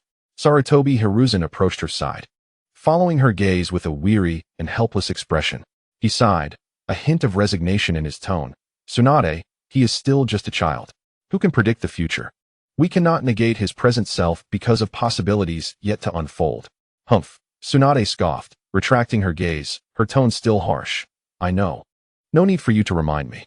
While her temper was fiery, she was not so unreasonable as to transfer her anger regarding the future Naruto onto this clearly oblivious child before her. Yet, the seeds of resentment and vigilance had already been sown. The restlessness within her found no outlet as Tsunade caught a glimpse of the white-haired man beside her, who had been furtively casting lecherous glances in her direction. With a resounding bang, a powerful punch, imbued with terrifying strength, struck Jiraiya squarely in the face. Ow! Jiraiya barely managed to utter a coherent word before he was propelled like a cannonball, hurtling away. Tsunade shook her wrist, as if merely swatting away a fly, and the pent-up frustration within her seemed to dissipate slightly. Sarutobi Hiruzen observed this scene, his lips twitching, yet he opted for silence. He understood that Jiraiya had unwittingly become the perfect outlet for Tsunade's emotional release. However, witnessing the return of his two disciples eased the heavy burden that had been weighing on his heart. With them present, Konoha's capability to confront crises would be significantly bolstered. Yet, regarding how to approach Naruto Uzumaki and address the imminent external threats, it was evident that the three of them needed a more profound and candid discussion. Before long, a bruised and battered Jiraiya was massaging his swollen jaw, grimacing as he followed Tsunade and Hiruzen back to the Hokage's office. Hiruzen resumed his position at the head of the table and, glancing at his two most reliable yet troublesome disciples, spoke gravely. Let us dispense with pleasantries. You are both aware of the current situation. What course of action do you propose? Tsunade was the first to shake her head, leaning her hands on the table, her brow furrowed. What else can we do? The enemy lurks in the shadows while we remain in the light, and the future presents itself as a fragmented puzzle. The only course of action available to us is to keep a close watch on that Uzumaki Naruto. We must ascertain what instigates his monumental transformation and when it will occur. This may very well hold the key to unraveling the impending crisis. Her reasoning was straightforward. Since the core of the future threat lay with Naruto, monitoring him and uncovering the reasons behind his descent into darkness was the most viable strategy. Hiruzen sighed, casting his gaze toward the ceiling as if he could pierce through the structure to the sky that once hung overhead. It seems we have no choice. We must passively await the reappearance of that sky and see what insights it may provide. His tone carried a hint of resignation. The notion of placing hope in the unknown was uncomfortable for someone accustomed to controlling the situation. The sky? Tsunade scoffed, her eyes sharpening. Old man, Jiraiya, have you not questioned the origins of the sky itself? Her words startled both Hiruzen and Jiraiya. Tsunade continued her calm analysis. Its arrival was mysterious, and the content it displayed was astonishing, but what was its true purpose? Was it a benevolent warning or a malevolent disruption? We are utterly in the dark. Therefore, the information it provided may not be entirely truthful. It could well be meticulously edited or manipulated, and we must not take it at face value. Is it even possible for it to be fabricated? Jiraiya exclaimed, covering his face in astonishment. The scale and the manner in which it transcended the entire ninja world. Along with those details, no organization or individual could possibly orchestrate something to that extent. Tsunade regarded him calmly, her tone firm. No one can prove it to be false. Yet equally, no one can definitively assert that this ninja world does not harbor entities or individuals capable of such unfathomable feats. What is the limit of Jinjutsu? What effects do certain lost secret techniques possess? We know far too little. Take Uchiha Massacre, for instance. Do you not find it extraordinary? It has the potential to alter life and death. What could possibly be beyond that? Tsunade paused, emphasizing her words. Thus, my stance is that while we may reference the content of the sky, we must not accept it entirely as truth. We must approach it with skepticism and then investigate, verify, and deduce the truth behind it in our own way. Jiraiya fell silent, carefully contemplating Tsunade's words. The jovial expression on his face gradually faded, and he eventually nodded in agreement. You are right, Tsunade. I had simplified the matter too much. If, indeed, this sky is the work of some hidden hand. His expression grew serious as he posed the most critical question. What do these puppeteers, who have gone to such lengths to orchestrate this spectacle, ultimately wish to achieve? The office fell into a deeper silence. Was it a warning? Entertainment? An experiment? Or perhaps to advance a more dreadful scheme that they had yet to perceive? Hiruzen's fingers unconsciously tapped the table as he realized that his two disciples had returned just at the right moment, addressing points he had not previously considered. Tsunade, arms crossed in contemplation, and Jiraiya had both set aside their usual levity. The discussion within the office persisted for a considerable time. Yet in the face of scant information and the ambiguity of friend versus foe, even the seasoned Sannin and the long-serving Hokage, Hiruzen, could not devise a foolproof plan. All possibilities rested on conjecture, lacking a solid foundation for action. Alas, the intelligence is too sparse, Hiruzen lamented, rubbing his temples, feeling a profound sense of powerlessness. The sky had only appeared once, revealing primarily outcomes rather than processes. They were akin to blindfolded individuals thrust into a labyrinth. Tsunade also appeared somewhat vexed. For now, we can only bolster our defenses and closely monitor the internal situation, particularly the movements of that boy. Chapter 24. Ideological conflict. Just as the atmosphere grew oppressive, Jiraiya suddenly spoke up, his tone unusually earnest. Old man, Tsunade, I have an idea. Both turned to face him. Jiraiya's gaze took on a distant quality. I wish to take that boy Naruto as my disciple. This revelation momentarily stunned both Hiruzen and Tsunade. Jiraiya continued to explain, his expression serious. Regardless of whether the sky is real or not, the nine tails within Naruto is undeniably present. He is the child of Minato and Kushina. Out of both emotion and reason, I cannot afford to neglect him. Moreover, he paused, lowering his voice. If there exists even the slightest possibility that the future foretold by the sky might come to pass, then guiding Naruto to walk the righteous path, rather than succumbing to darkness, is of paramount importance. No one is more suited for this task than I. I can teach him to control his chakra, guide him to understand the essence of being a ninja, and observe him closely to uncover the roots of the potential upheaval in his future. Jiraiya turned to Hiruzen. Old man, please entrust him to me. I will take responsibility. Tsunade crossed her arms, neither agreeing nor disagreeing. She held no particular objections to Naruto himself, merely harboring reservations regarding that uncertain future. However, if Jiraiya was willing to take on this hot potato, she was more than willing to support it. Hiruzen pondered for a moment. Handing Naruto over to Jiraiya would undoubtedly be more beneficial than simply keeping him sheltered within his own residence. Jiraiya possessed the strength to protect Naruto, and his wealth of experience and unique teaching methods could positively influence the boy. More importantly, as Jiraiya had stated, his identity made him the most suitable guide for Naruto. Very well, Hiruzen finally conceded, nodding decisively. Jiraiya, Naruto is now your responsibility. Ensure you guide him toward the light. Rest assured, old man, Jiraiya replied, thumping his chest, his face returning to that signature, somewhat lecherous yet reassuring smile. Teaching the prophesied child is my specialty. As soon as Jiraiya uttered the phrase, teaching the prophesied child, Tsunade reacted as if she had heard something utterly absurd, her face openly displaying disdain and sarcasm.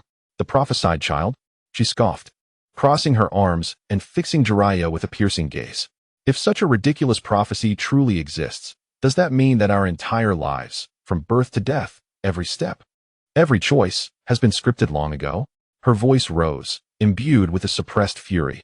Should I now consult the prophecy book to discern what time I should awaken tomorrow? When I should dine? At what moment, and in what manner, shall I meet my demise? Is there any distinction between such a life and that of a marionette? Tsunade, you are being excessively extreme. Jiraiya interjected, his expression shifting as he hastily countered. Prophecies are merely vague guides. intended to help us take precautions. I care not what they are. Tsunade interrupted him sharply, her gaze icy and resolute. All I know is that I do not believe in prophecies. I refuse to accept that a person's life is a straight, unalterable line drawn from beginning to end. She continued, just as now, the heavens may prophesy that one individual is destined to annihilate the world. Should we then slay him at this very moment? Tsunade stepped forward, locking her gaze on Jiraiya's somewhat flustered eyes, her tone taking on an unusually solemn weight. Moreover, Jiraiya, you place far too much significance on the words of Myobokuzen and those toads. It is as if their casual remarks are irrefutable maxims, and without their guidance, our ninja world would cease to function, and Konoha would face obliteration. This statement was unreserved, directly addressing Jiraiya's almost blind faith in the prophecies of Myobokuzen. Jiraiya opened his mouth, his complexion shifting from green to pale. Deep down, he acknowledged and revered the prophecies of the great sage of the toads. They had nearly become the guiding principles of his life thus far, and he had spent half his existence wandering the ninja world in pursuit of the prophesied child. However, he was acutely aware of the suffering Tsunade had endured. The deaths of her brother and lover had instilled in her a profound disdain for fate and prophecies. He did not wish to, nor could he, engage in a fervent philosophical debate with his friend at this moment, ultimately resigning to a helpless sigh and a look of embarrassment as he fell silent. Meanwhile, Sarutobi Hiruzen, who had been listening quietly, slowly nodded in agreement with Tsunade. Tsunade speaks with reason. He took a puff from his pipe, exhaling a thick cloud of smoke, his eyes reflecting the wisdom and depth befitting a ruler and elder. The human heart is the most intricate and unpredictable entity in existence. A fleeting thought, a chance encounter with another, or even a seemingly innocuous remark could compel someone to make entirely different choices, thereby producing unforeseen and far-reaching consequences. He turned to Jiraiya, his tone calm, yet laced with undeniable authority. How could a life and future so filled with variables, woven from countless coincidences and choices, be accurately defined by an ethereal prophecy? In truth, Sarutobi harbored his own reservations regarding Myobokuzen. It was due to that old toad's prophecy that his formidable disciple had been wandering aimlessly for years, rarely returning to serve the village, expending great energy in search of the elusive prophesied child. This alone had caused him dissatisfaction and a sense of resource wastage. Sarutobi even felt a flicker of irritation at the thought. What if that foolish Jiraiya actually finds this so-called prophesied child in another great nation? Should we then, due to a mere utterance from a toad, expend our resources to cultivate a foreign ninja, thereby creating a future adversary? Absurd. Jiraiya's convictions had been challenged. Tsunade scoffed at the notion of destiny, while Sarutobi leaned more towards the belief in human agency and the power of choice. Ultimately, Jiraiya could only choose silence. However, at their level, which ninja did not possess a heart as resolute as granite, which had not traversed mountains of corpses and seas of blood to forge the beliefs they held today? Sarutobi's governing philosophy, Tsunade's struggle against fate, and Jiraiya's guardianship of prophecy.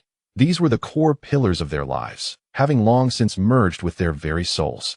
They could not be easily swayed or altered by a mere office debate or a few sharp words. Chapter 25. Jiraiya and Naruto. A momentary silence did not equate to internal acceptance. Outward stillness did not signify the collapse of conviction. The atmosphere in the office grew stagnant as the three harbored their thoughts, the earlier discussion seemingly at an impasse. Ultimately, it was Sarutobi who broke the silence, gently tapping his pipe against the table, redirecting the conversation towards the present. Regardless, our primary task remains unequivocal: to ensure Naruto's safety, ascertain the truth behind the heavens, and address external pressures. He glanced at his two disciples, adding that the ideological debate could be set aside for the time being. Jiraiya, proceed with taking Naruto as your pupil, as you suggested. Tsunade, the village's medical system and preparedness require your attention. Tsunade huffed in acknowledgement, though she was displeased. She understood the gravity of the situation. Jiraiya nodded as well, his expression regaining its seriousness. I understand. In the back alley of the Ninja Academy, the setting sun cast elongated shadows. Naruto rubbed his bruised lips, grinning in pain as he leaned against the cold wall, watching his classmates being picked up by their families. A sensation akin to suffocation lodged in his heart, bitter and sour. Damn it, Sasuke. Once I become stronger, I'll make you pay, Naruto muttered softly, attempting to dispel his loneliness, yet to little effect. Just as he huddled, burying his face deep within his knees to isolate himself from the world, a voice broke through. "Hey, kid." Naruto looked up in confusion, squinting against the blinding sunset. Backlit, he saw a tall figure blocking the light, wild white hair resembling a lion's mane. Then, he noticed a large hand extending toward him, holding a refreshingly cool, enticing popsicle. "Here, eat this, kid." Naruto froze, his blue eyes widening in disbelief as he stared at the popsicle and then at the unfamiliar white-haired man. For me?" His voice faltered in surprise. He had never encountered such a scenario before. A stranger? Offering him something? Especially food? Is something wrong? Jiraiya feigned seriousness, his voice gruff but with a hint of softness in his eyes. No, Naruto exclaimed, hurriedly accepting the popsicle, his hands flustered as he reached for it. The cold sensation seeped through the wrapping, imparting an unreal feeling. He cautiously unwrapped it and took a lick. The icy, sweet flavor instantly spread across his palate, flooding his heart with warmth. This was the first time he had received a gift from a stranger devoid of prejudice, fear, or disdain. Even a simple popsicle felt as heavy as a mountain to Naruto, who had never experienced kindness before. He lowered his head, licking the popsicle slowly, trying to conceal the redness creeping into his eyes and the slight tremor of his shoulders. Jiraiya observed the child with caution, as if he were holding a treasure, and felt a gentle stirring in the softest corners of his heart. Leaning against the wall, he took out another popsicle, took a bite, and casually asked, "So, kid, is the popsicle good?" Naruto nodded vigorously, his voice slightly nasal, yet remarkably loud. "It's super delicious." "Ha!" Jiraiya burst into laughter at Naruto's earnest expression, his hearty laughter drawing the attention of passing students. Once his mirth subsided, he playfully inquired, "Hey, while we're chatting, what is your name, kid?" Naruto straightened up, as if declaring a grand proclamation, and shouted, "I'm Uzumaki Naruto, the man who will one day become Hokage." "Hokage, huh?" Jiraiya repeated softly, unable to avert his gaze from the distant Hokage rock, where the statue of the fourth Hokage stood. His gaze flickered with a complex, enigmatic reminiscence and sorrow, reflecting the image of his impeccably perfect disciple, as well as the ideal Hokage. Yet, Jiraiya quickly masked this sentiment, adopting a demeanor of carefree irreverence. He vigorously tousled Naruto's messy golden hair and laughed heartily.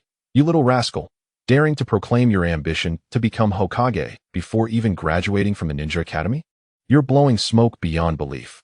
"I'm not boasting," Naruto retorted, springing up like a cat whose tail had been stepped on, shaking his fist in excitement, his face flushed. "I will do it. Not only will I become Hokage, but I will also be the strongest Hokage in history. I will earn everyone's recognition." "Oh, is that so?" Jiraiya's expression suddenly turned serious as he stowed away his laughter, his eyes filled with unabashed disdain as he scrutinized Naruto. "You little brat, just spouting empty words. The strongest Hokage?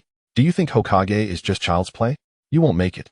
This unrelenting denial fell upon Naruto like a bucket of cold water. Yet his stubborn temperament ignited at once, and he defiantly retorted, "I can do it. I will definitely succeed." "Humph," Jiraiya scoffed, crossing his arms and looking down at him from a lofty height. "Then tell me, do you even know what it takes to become Hokage?" Naruto was momentarily speechless, his mouth agape, his confidence dwindling. The requirements to become Hokage? He only knew that the Hokage was the most formidable and the most respected. But what specific actions were necessary? Rubbing the back of his head, he stammered, unable to articulate his thoughts. Observing Naruto's embarrassed demeanor, Jiraiya couldn't help but chuckle inwardly, though he maintained an outwardly dismissive facade. "See, you don't even know the basics, yet you're clamoring to become Hokage. Isn't that just empty boasting?" "I don't care." Naruto, feeling cornered, resorted to childish stubbornness, shouting with his eyes closed, "I will become Hokage. That is my dream." Seeing his unwavering yet unreasonable determination, a flicker of unnoticeable admiration flashed in Jiraiya's eyes. This stubbornness, refusing to turn back upon hitting a wall, was undoubtedly resolute. Dreams cannot be realized merely through shouting. "You little brat." Jiraiya's tone softened slightly, yet still bore a hint of discouragement. "Just talking won't earn anyone's recognition, let alone become the Hokage who protects the entire village." He deliberately emphasized the notion of protecting the village. Not wishing to engage in further contemplation, Naruto, with his small face scrunched in thought, turned to leave. Hey, wait. Naruto called out hastily as Jiraiya began to walk away. Then tell me, what must I do to become Hokage? Jiraiya paused, turning his back to him, a cunning smile curling at the corners of his mouth. The bait had been set. Do you truly wish to know? Jiraiya turned around, his white hair glowing like flames in the sunset, deliberately elongating his tone with an air of mystique. Naruto nodded fervently, his blue eyes brimming with eagerness and urgency. The secret to becoming Hokage. This was something he had longed for. He had to become Hokage so that everyone would recognize him, and thus, he would no longer be ostracized. Very well. Jiraiya crossed his arms, striking a pose reminiscent of a sage, despite his battered appearance somewhat undermining the effect. I can teach you, but you must become my disciple. After all, this was my exclusive secret, not to be shared with just anyone, only imparted to my true apprentice. Become a disciple? Naruto nearly blurted out his agreement, but managed to suppress the words, regarding Jiraiya with suspicion. But, I don't even know who you are. How can I just become your disciple? What if you're a bad person? Haha. Jiraiya, far from offended, burst into triumphant laughter. Good question. It seems you're not entirely foolish. Clearing his throat, Jiraiya stepped back, adopting an exaggerated stance, and swiftly formed hand seals. Summoning technique. With a puff of white smoke, a small toad wearing a blue vest and smoking a pipe appeared at Jiraiya's feet. Naruto's eyes widened in astonishment. A toad? So big. How long would it take to roast that? Before Naruto could fully process this, Jiraiya struck a flamboyant pose, one hand on his hip and the other pointing skyward. His booming voice resonating like that of a bard as he proclaimed, traversing through the realms, carefree and unrestrained, a guest of Mount Myaboku, the wild ghost Jiraiya. As the final word left his lips, he tossed his white hair dramatically, attempting to create an ethereal effect. However, to Naruto, it appeared more akin to dandruff scattering. This spectacle left Naruto utterly dumbfounded. He stood with his mouth agape, the popsicle in his hand melting and dripping onto his clothes, oblivious to it all. His blue eyes wide with disbelief, racing thoughts filling his mind. This uncle seems somewhat formidable, but also a bit off his rocker. Summoning toads, reciting poetry, and that impressively intimidating title, the wild ghost Jiraiya. The impact of it all was overwhelming for a child, despite the odd manner. There was no doubt that this white-haired man before him was no ordinary individual. Observing Naruto's stunned expression, as if his worldview had been shaken, Jiraiya felt a swell of pride, convinced that his entrance was nothing short of flawless. He relaxed his pose, and the summoned toad calmly took a puff from its pipe, exhaling a smoke ring, as if entirely accustomed to Jiraiya's antics. Jiraiya approached the still-dazed Naruto, pointing his thumb at himself, wearing a confident smile. So, young one, do you now comprehend who this sage is? Am I worthy to be your teacher? Naruto nodded foolishly. This eccentric white-haired man, though his entrance was peculiar and his speech rather cryptic, could summon toads and bore such a resonant title, undeniably made him an impressive ninja. With his guidance, Naruto was certain he would rapidly grow stronger, and then, just wait, he would show that arrogant Sasuke, who was truly powerful. The mere thought of overpowering Sasuke invigorated Naruto, and he eagerly grasped Jiraiya's sleeve, anxiously inquiring, Toad Sage, what must I do to become Hokage? Please tell me the secret. Toad Sage? Jiraiya was not put off by the title. Digging into his nose, he spoke with an air of profound mystery. Well, the path to becoming Hokage is something you must discover for yourself. Each person's understanding of Hokage differs. My path may not be yours. Upon hearing this, Naruto's expression fell. Feeling as though he had been deceived, he exclaimed in frustration, what is this? After all this, you still don't know. Why did you even ask me to become your disciple? Fool. Jiraiya playfully rapped Naruto's head, causing him to yelp. Who says a teacher must spoon-feed you the answers? My role as a teacher is to teach you how to be a person, how to think, and how to grow stronger step by step through your own efforts, so that you won't wander around like a fool, merely shouting slogans, only to end up battered and bruised, bringing shame upon me as your master. The initial part of Jiraiya's speech struck a resonant chord with Naruto, who felt a pang of emotion, realizing that despite the Toad Sage's unreliability, his words held merit. However, upon hearing the latter part about being battered and shamed, Naruto's temper flared. What did you say? Who got beaten up? Naruto roared, akin to an enraged little lion. Recalling the humiliating defeat he had suffered against Sasuke moments earlier, feeling both embarrassed and furious. Old grievances and new resentments surged in his heart, and disregarding any notions of master and disciple, he sprang up, clenched his small fists, and with all his might, delivered a punch to Jiraiya's already bruised nose. Though Naruto Uzumaki possessed a kind heart, to label him as merely an innocent child would be quite misleading. Bang! A cry of pain echoed, but it was not Jiraiya, who had been prepared and instinctively tensed his muscles, that cried out. It was the assailant, Naruto. He felt as though he had struck a solid rock, his knuckles aching as he grimaced and shook his hand. Jiraiya touched his unscathed nose, gazing at the impetuous and vibrant boy before him, who seemed quick to resort to violence over trivial matters. Rather than being angered, he burst into hearty laughter. Ha! You little rascal, quite the fiery temper you've got. Energy is a good thing, but to land a hit on this sage, you still have a century to go. Frustrated, Naruto glared at Jiraiya, but the animosity in his gaze had diminished, replaced by an unrecognized sense of closeness and reliance. All of this was witnessed by an old man peering from the window of the Hokage's office in the distance, a rare smile of contentment gracing his face. Jiraiya, I entrust Naruto to you. I hope you can provide him with the right guidance.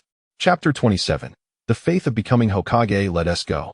Jiraiya brushed off the dust from his clothing and addressed the still pouting Naruto, who was shaking his fists in indignation. Where to? Naruto instinctively inquired. Yet his feet followed Jiraiya without hesitation. Despite just meeting this eccentric, white-haired man, he felt an inexplicable sense of security. Perhaps it was due to the popsicle or the seemingly unreliable, yet oddly comforting aura Jiraiya exuded. Without looking back, Jiraiya waved his hand. I'm taking you out for barbecue. Any ordinary child would have leaped for joy at the mention of barbecue. However, upon hearing it, Naruto halted abruptly, lowering his head and clutching the hem of his shirt tightly.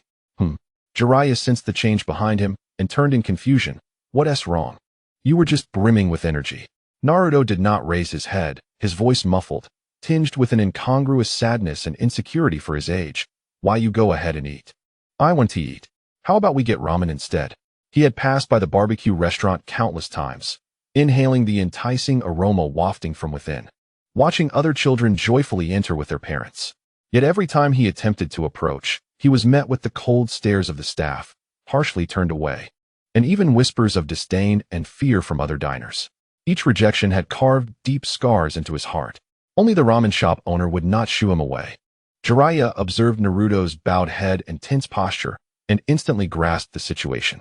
His expression shifted slightly, a flicker of complex sorrow flashing in his eyes. However, he quickly masked it with exaggerated laughter. Ha! Is the little rascal sulking now? It was just a punch. Why be so petty? Come on, come on.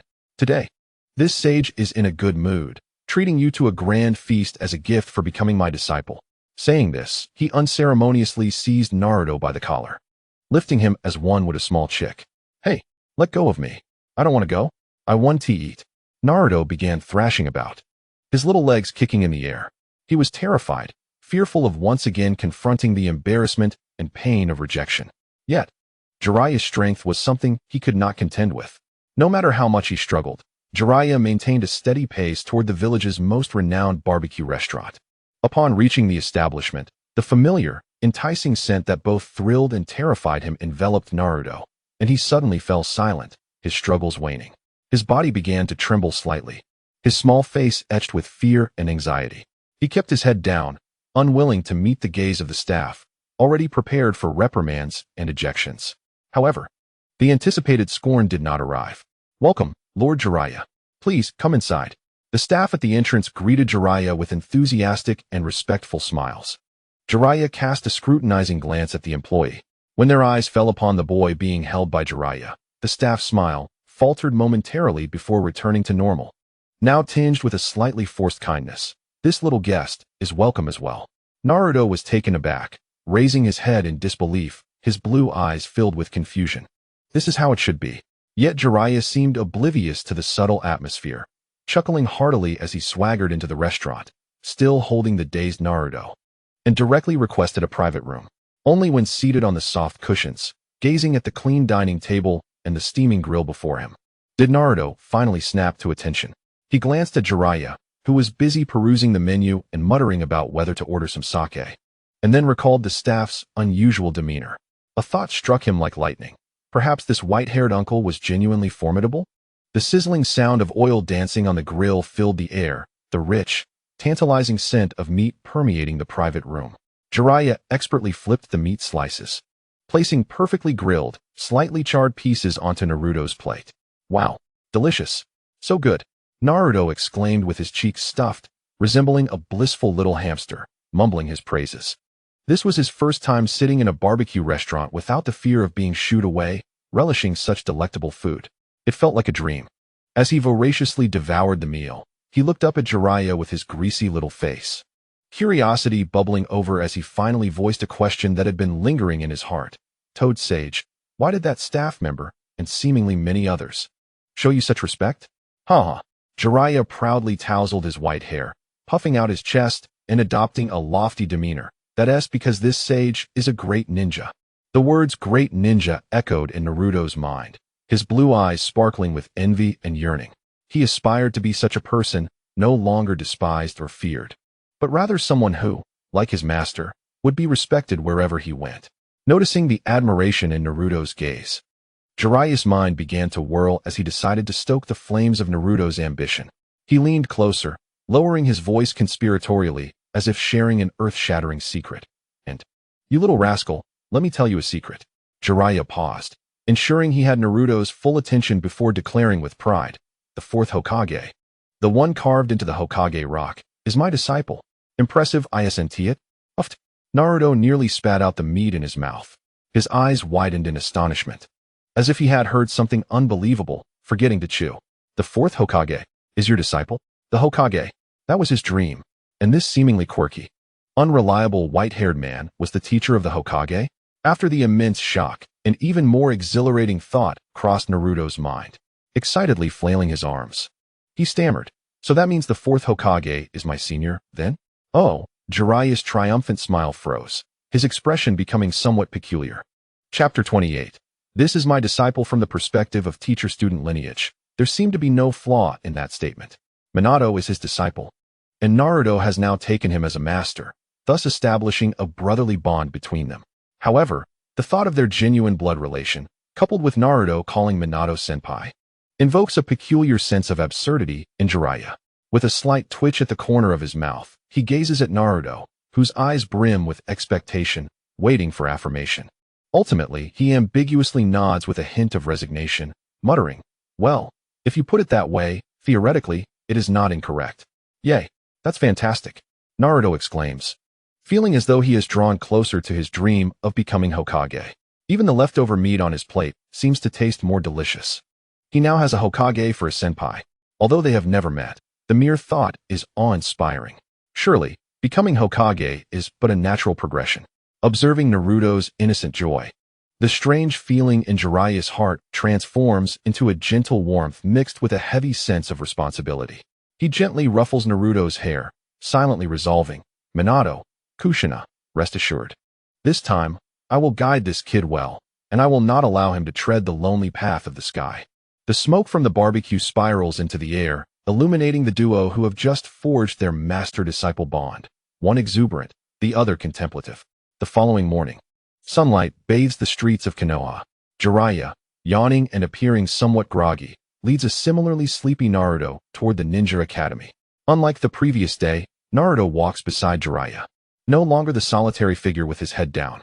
Although still a tad shy, he stands a bit taller. Good morning, Lord Jiraiya. Lord Jiraiya, you've returned to the village? It's an honor to see you. Along the way, many ninjas, and even some elder villagers, recognize Jiraiya and stop to respectfully greet him, their gazes filled with reverence for one of the legendary three. Jiraiya casually waves his hand in response. However, when his eyes drift to the somewhat bewildered Naruto beside him, he makes an unexpected move that astonishes all those greeting him. He halts, places a hand on Naruto's shoulder, gently nudging him forward, and introduces him to a bowing Chunin with an air of casual authority. Ah, it's you. Perfect timing, let me introduce you. This is Naruto Uzumaki, my newly accepted disciple. He then turns to another surprised merchant and says, Boss, remember this kid is my pupil. Take good care of him. In an instant, the surroundings seem to be muted. All who heard his words display expressions of sheer shock and disbelief, their gazes converging on Naruto. Naruto Uzumaki? That demon fox? Jiraiya's disciple? This is more unbelievable than the sky descending. The legendary Sannin, the pinnacle of strength in Konoha, taking on as a disciple someone viewed by all as a calamity to be avoided? A myriad of complex emotions weaves across the faces of the adults: confusion, skepticism, fear, and even a barely perceptible questioning of Jiraiya's decision. Yet, all these sentiments swiftly subside upon meeting Jiraiya's gaze, which, though typically lazy, carries an underlying sharpness and warning. Yes, Lord Jiraiya. Understood. We will take care of him. No one dares to challenge Jiraiya's decision to his face. This is the prestige of a top-level ninja. Standing beside Jiraiya, Naruto observes everything keenly.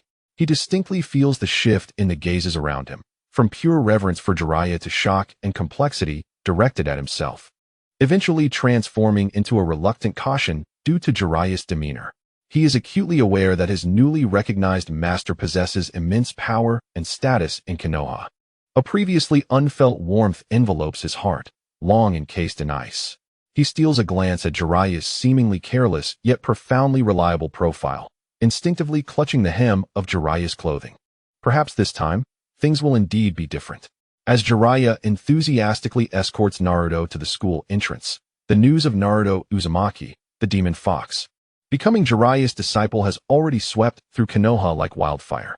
Everyone understands that from this day forth, their attitude towards Naruto Uzumaki must be reassessed. Meanwhile, Naruto himself experiences a glimmer of what it feels like to be supported and possibly accepted for the first time.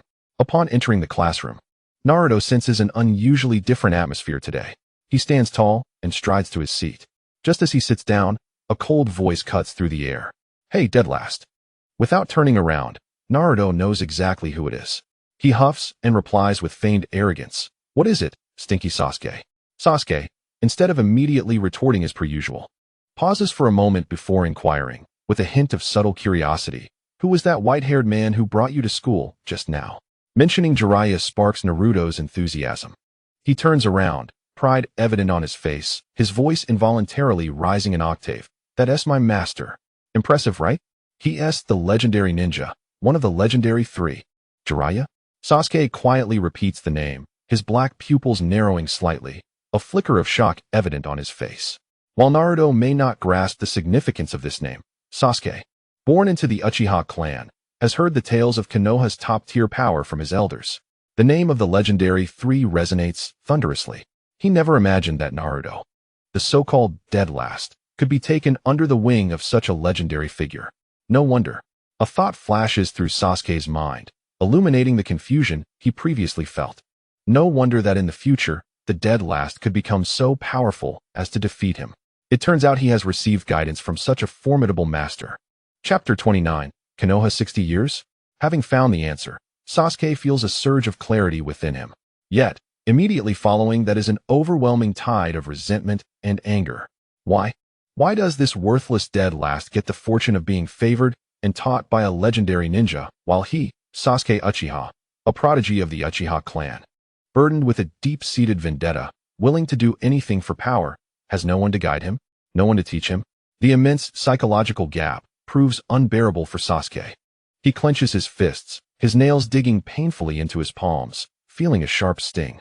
Watching Naruto's smug expression, as if he has reached the pinnacle of life, ignites a fire of resentment within him. Humph. Sasuke emits a derisive snort from his nostrils, forcibly suppressing the tumult within, casting a disdainful glance at Naruto, and coldly retorting, "You're just a lucky dead last." With that, he turns away from Naruto, returning to his seat with a heavy thud, tilting his head toward the window. Yet, the tension in his face and the slight tremor of his shoulders betray the turmoil beneath his calm exterior. In the Hokage office, Hiruzen Sarutobi sets down the documents in his hand, looking at Jiraiya, who is sprawled casually on the opposite sofa, and inquires with genuine concern, "Jiraiya, what do you think of that boy, Naruto?" Beside him, Tsunade stands with her arms crossed, casting a glance his way. While her expression remains one of skepticism, a hint of curiosity glimmers in her eyes. "Huh." Upon hearing this, Jiraiya immediately erupted into his characteristic hearty laughter, his face radiating unabashed admiration. Old man, Tsunade. Let me tell you, that little brat is truly remarkable. He sat up straighter, suppressing some of his playful demeanor. Do not be deceived by his current lack of strength and his abysmal foundation, he said, gesturing towards his heart with earnestness. He possesses an indomitable spirit and resilience beyond what ordinary people can fathom. His tenacity and commitment shine as brilliantly as the sun. I believe that, with proper guidance, he will undoubtedly evolve into an extraordinary ninja. Such praise was indeed lofty. Tsunade, unable to contain herself, pouted and muttered under her breath. Do we really need you to say that? The sky itself is on the brink of destruction. Jiraiya was momentarily taken aback by her words, his previously stirring enthusiasm dissipating in an instant. Embarrassed, he rubbed his nose and awkwardly replied, Ahem, that's a different matter altogether. Hiruzen Sarutobi chose to overlook their light exchange, taking a deep drag from his pipe before slowly exhaling a plume of smoke. He mused indeed. Belief is the cornerstone of becoming an exceptional ninja. Therefore, Jiraiya, your focus in teaching him should not be on advanced ninjutsu. He regarded Jiraiya with a penetrating gaze. Instead, impart upon him the principles of humanity. What is responsibility? What does it mean to protect? What are the bonds between comrades? Helping him understand the purpose of power is far more vital than merely bestowing it upon him. As for ninjutsu, there is no rush. First, we must solidify his foundation and character. This was precisely what Hiruzen hoped for. He feared that Naruto might lose his way due to the nine tails sealed within him and his tumultuous background, and he desperately needed someone to instill a proper value system in him. Jiraiya nodded in agreement, the awkwardness fading from his face, replaced by the seriousness befitting a mentor. I understand, old man. Rest assured. At present, Naruto was indeed not in a position to learn intricate ninjutsu. His chakra control was as messy as a puddle of mud, and his taijutsu lacked any semblance of form. Jiraiya knew he had to start from scratch and build a solid foundation for him. Just as Hiruzen, Jiraiya, and Tsunade were deliberating Naruto's training regimen, the office window was suddenly illuminated by a strange brilliance. Not only in the Hokage office, but the entire Hidden Leaf Village and indeed the entire ninja world, everyone gazing skyward witnessed that familiar yet heart-stopping sight. The celestial curtain had opened once more. Here we go again. Hiruzen sprang to his feet and approached the window, his expression grave. Jiraiya and Tsunade rushed to the window as well, looking up at the heavens. Across the ninja world, whether farmers toiling in the fields or ninjas patrolling the borders, whether shadows plotting in secret rooms or vendors hustling on the streets, all simultaneously ceased their activities, holding their breath and directing their gazes towards that immense screen. After the harrowing and despairing premonition delivered by the first celestial curtain, everyone was engulfed in extreme curiosity and anxiety regarding this new content. They were eager to learn the fate of the fourth great ninja war initiated by Naruto Uzumaki. Had the allied ninja forces successfully thwarted the apocalyptic threat? What had become of Sasuke Uchiha? However, as the image in the sky stabilized and a clear line of text appeared, everyone was momentarily stunned, followed by an explosive uproar. 60 years of Konoha, 60 years of Konoha. This wasn't the future. This was the past. No, more precisely, it was 6 years prior to the first celestial curtain, Konoha year 66. What was happening? How had time reverted? Was the content being displayed randomly? Was it disjointed? Had something significant occurred 6 years ago? Countless questions echoed throughout the ninja world. This abrupt and non-chronological presentation left everyone bewildered and unprepared. Yet, the celestial curtain offered little time for contemplation as the images began to flow. It was a night shrouded in misty moonlight, and the streets of Konoha were eerily silent. A black-haired boy walked alone along the path, dressed in a deep blue short-sleeve shirt adorned with the Uchiha clan's fan emblem, his demeanor cold. It was none other than a younger Sasuke Uchiha, around 12 years of age. Just then, a pink-haired girl rose from a bench at the roadside, as if she had been waiting there all along. Wow, it's me. In the classroom of the Konoha Ninja Academy, Sakura Haruno, upon seeing her considerably older self on the celestial curtain, could not contain her excitement and squealed, instantly capturing the attention of her classmates. She cupped her face in her hands, her cheeks flushed with a rosy hue, her heart racing as she began to wildly imagine. Oh my, it's Sasuke-kun and me. And it's nighttime. Could this be a date between us two? Oh dear, it's so embarrassing to be alone together at night. However, the future version of herself was doing splendidly. That's right. Take the initiative. Yes, I've decided. I must win over Sasuke-kun in the future. This is a revelation from the future. Chapter 30. Valley of the End lost in the romantic fantasy she had woven. Sakura watched the image of herself standing in front of Sasuke, feeling both courageous and handsome. Yet, the scene within the celestial curtain shattered all her dreams in the most brutal manner. Faced with the courageous Sakura blocking his path, Sasuke displayed not a flicker of emotion. His expression cold and distant. His voice, like the night wind, was devoid of warmth. Sakura, don't stop me. Desperately pleading, Sakura implored, Sasuke, please, can't you stay in the village? If you do this, you'll become a rogue ninja. The term rogue ninja weighed heavily, signifying a life hunted by the village, marked by betrayal and a dark path from which there was no return. Sakura attempted to use this consequence to retain him. However, Sasuke offered no response to her pleas. He merely fixed her with his cold, dark eyes, which seemed to hold an endless chill, piercing through all her hope and courage. Ultimately, under the silent yet utterly resolute pressure from Sasuke in the celestial curtain, Sakura succumbed. She lowered her head, tears streaming down her cheeks like pearls from a broken string, sobbing as she painstakingly stepped aside, clearing the path. Sasuke passed by her without a hint of emotion. Just as Sakura believed he would decisively depart, her heart shattered. Sasuke, having walked past her, suddenly vanished like a specter. The next moment, he appeared behind the unsuspecting Sakura, in an almost imperceptible tone, laced with a complex undertone. Sasuke whispered in Sakura's ear, "Thank you, Sakura." In that instant, with a swift motion, he executed a clean and precise strike to the back of her neck. The shock in her eyes hadn't yet faded when she slumped down, losing consciousness. Sasuke caught her limp body, silently placing her on a public bench by the roadside, laying her down in a relatively comfortable position. Once he completed this, he stood up, casting a final glance at the unconscious Sakura on the bench. The moonlight illuminated half of his face, his expression a mixture of resolve and perhaps a tinge of reluctance that even he himself had yet to realize. However, more than anything, it was a firm determination. With that, he abruptly turned away, not looking back, his figure merging into the night as he swiftly headed towards the outskirts of Konoha, vanishing into the darkness. According to the ninja world's regulations, leaving the village without the Hokage's permission would be deemed an act of defection. Defection. Sasuke Uchiha had, in the year 60 of Konoha, defected from the village. The classroom fell into a profound silence. All were stunned by this sudden twist. In the Hokage's office, Hiruzen's expression darkened considerably. Uchiha Sasuke has actually defected? Could it be a consequence of the Uchiha clan's annihilation? As the Hokage, has he left behind such a mess? Jiraiya scratched his head and sighed, while Tsunade crossed her arms, her sharp gaze revealing her deep thoughts.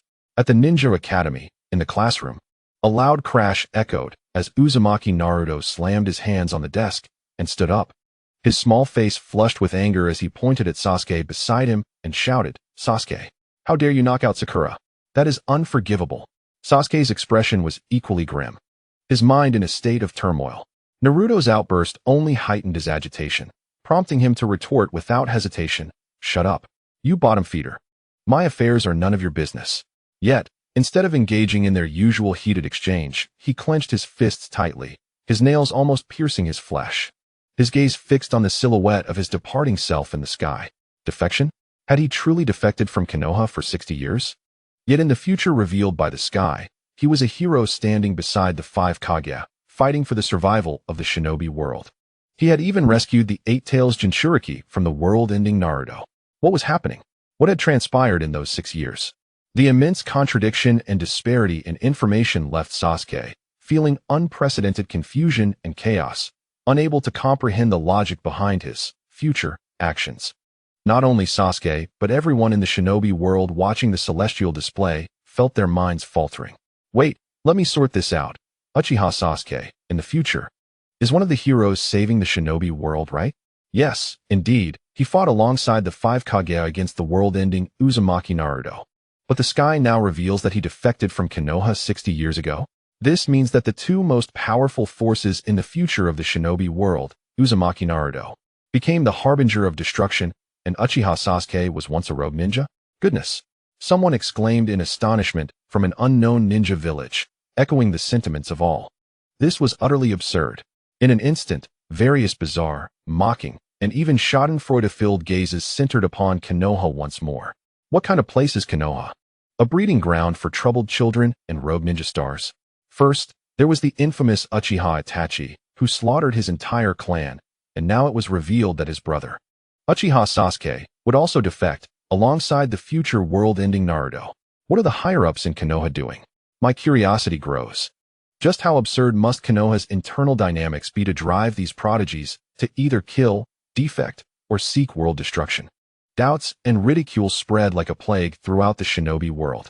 At this moment, Konoha's image was not only marred by fear of future crises, but also overshadowed by a legacy of chaos and a negative connotation of driving away talent. Incredible. The celestial scene shifted from the tranquil streets of Konoha to the treacherous valley of the End, where torrential rain poured and thunder roared. The thundering waterfall echoed as the colossal statues of the first Hokage, Senju Hashirama, and Uchiha Madara flickered under the lightning, silently observing the two small, yet fateful figures below. All who watched held their breath. They recognized the opposing figures as the youthful Uchiha Sasuke and Uzumaki Naruto. At this moment, Naruto, with unprecedented urgency and determination etched on his face, shouted at Sasuke standing opposite him, his voice nearly drowning out the roar of the waterfall. Sasuke, come back with me. I will never allow you to leave the village. Chapter 31. Body? Life? Irrelevant. Sasuke, drenched through and with a countenance as dark as the stormy sky, suddenly lifted his head. His Sharingan glowed fiercely under the lightning, his voice thick with suppressed anger and confusion. Naruto, why? Why do you keep doing this? Why do you relentlessly pursue me? Because you are my friend, you idiot. Naruto exclaimed, tears streaming down his face, mingling with the rain. He poured out his deepest bond with all his strength. You are the one I have fought so hard to gain acknowledgement from. I will never let you go to Orochimaru. Friend, Sasuke murmured, repeating the word softly, a complex wave of emotion flashing across his face. But it was quickly overshadowed by a deeper coldness and resolve. He declared, I will not go back. Why? Why on earth? Naruto could not comprehend. Tormented by his own questions, Sasuke's gaze sharpened, becoming hollow as if he could see through Naruto and into the figure entwined in his nightmares. His voice dripped with deep-seated hatred and a barely discernible sorrow. Why? Because you are different from me. You are the fortunate disciple of the legendary three. You have guidance and care. His voice rose sharply, filled with resentment and indignation. And what about me? I have nothing. All I have left are these eyes and this body craving power. I must become strong, at any cost. I will seek vengeance on that man. But that path will lead to your death. Naruto shouted. A near-maniacal and icy smile flickered across Sasuke's face as he spread his arms wide, seemingly embracing the destructive rain and his hatred. His voice was chillingly calm. It matters not. As long as I can acquire the strength to kill him, this body and this life are inconsequential. This resolute declaration, severing all retreat and transforming himself into fuel for vengeance, resonated clearly in the hearts of every viewer. Facing Sasuke's cold proclamation of sacrificing everything, including his life, for revenge, Naruto wiped away the rain and tears from his face, his gaze resolute. He stepped forward and shouted, No, I absolutely cannot let you fall into darkness. I will bring you back.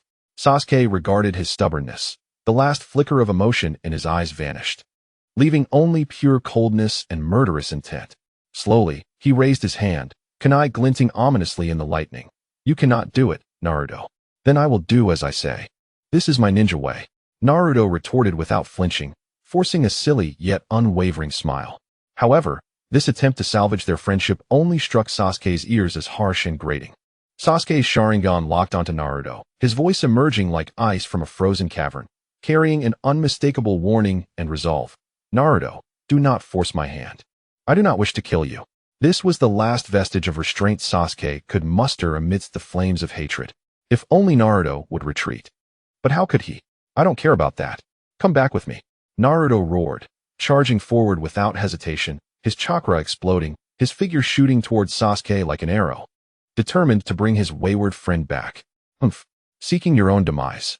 As Naruto approached unflinchingly, Sasuke's final hesitation evaporated, replaced by a fierce killing intent. He didn't want to kill Naruto, but if Naruto insisted on being an obstacle on his path of vengeance, then removing him was inconsequential. Bang! Their fists collided with a thundering impact, reverberating like the clash of titans. The battle at the Valley of the End officially erupted amidst the torrential downpour and flashes of lightning. Though still young, the strength exhibited by the two far surpassed their peers, even startling many adult ninja. With his vast and ferocious chakra and reckless fighting style, Naruto unleashed a fierce assault, employing numerous shadow clones in an effort to overwhelm Sasuke with sheer numbers and momentum.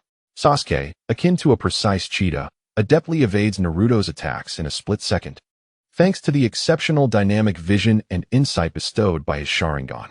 He retaliates with a more cunning and ruthless angle. His movements are succinct and efficient. Every strike is aimed at a vital point. Kunai, shuriken, and basic fire techniques flow effortlessly from his hands, showcasing the profound foundation and combat talent of the Uchiha clan's genius. The brutal combat amidst the torrential rain in the Valley of the End, along with their horse exchanges, ultimately reveals to the entire ninja world the truth behind Sasuke's defection, not for power or ambition, but to gain strength for revenge against the man who slaughtered his clan. Itachi Uchiha. Outside the Akatsuki base, Orochimaru, upon hearing Sasuke's declaration of allegiance in pursuit of power, trembles with excitement. His long tongue uncontrollably licks his cheek, and his golden-slit pupils glimmer with insatiable greed and delight. He instinctively glances towards Itachi, only to meet the cold gaze of his Sharingan. In that fleeting moment, an invisible tension and murderous intent stretches between them. Instead of feeling fear, Orochimaru laughs with heightened exhilaration, his voice gravelly and eerie. I never expected that the future savior of the ninja world, standing at its pinnacle and trying to save it, would be none other than my own protege, Uchiha Sasuke. How marvelous, how extraordinary. Orochimaru envisions how he will sculpt this perfect gem. Yet, he laments his failure to possess him. Meanwhile, Itachi's heart races with alarm. He must prepare for the worst and ensure that Orochimaru does not harm Sasuke. In the Hokage office, Sarutobi Hiruzen gazes at the two struggling children on the screen, sighing deeply, overwhelmed by unprecedented headaches. They are both troubled youths, one seeking to annihilate the world, the other bent on revenge. Tsunade scoffs, crossing her arms, her tone dripping with sarcasm. Isn't this the consequence of your own actions? Hiruzen's expression darkens. His lips move in an attempt to retort, but ultimately, he falls into a weary silence. Chapter 32. Naruto's defeat. Though Tsunade's words sting, they strike at Hiruzen's most uncomfortable truths. The downfall of the Uchiha clan bears his and Danzo's culpability. Naruto's impending darkness is undoubtedly tied to Hiruzen's actions over the years. Hiruzen casts a pleading glance towards Jiraiya. Understanding the unspoken request, Jiraiya quickly shakes his head, a wry smile forming.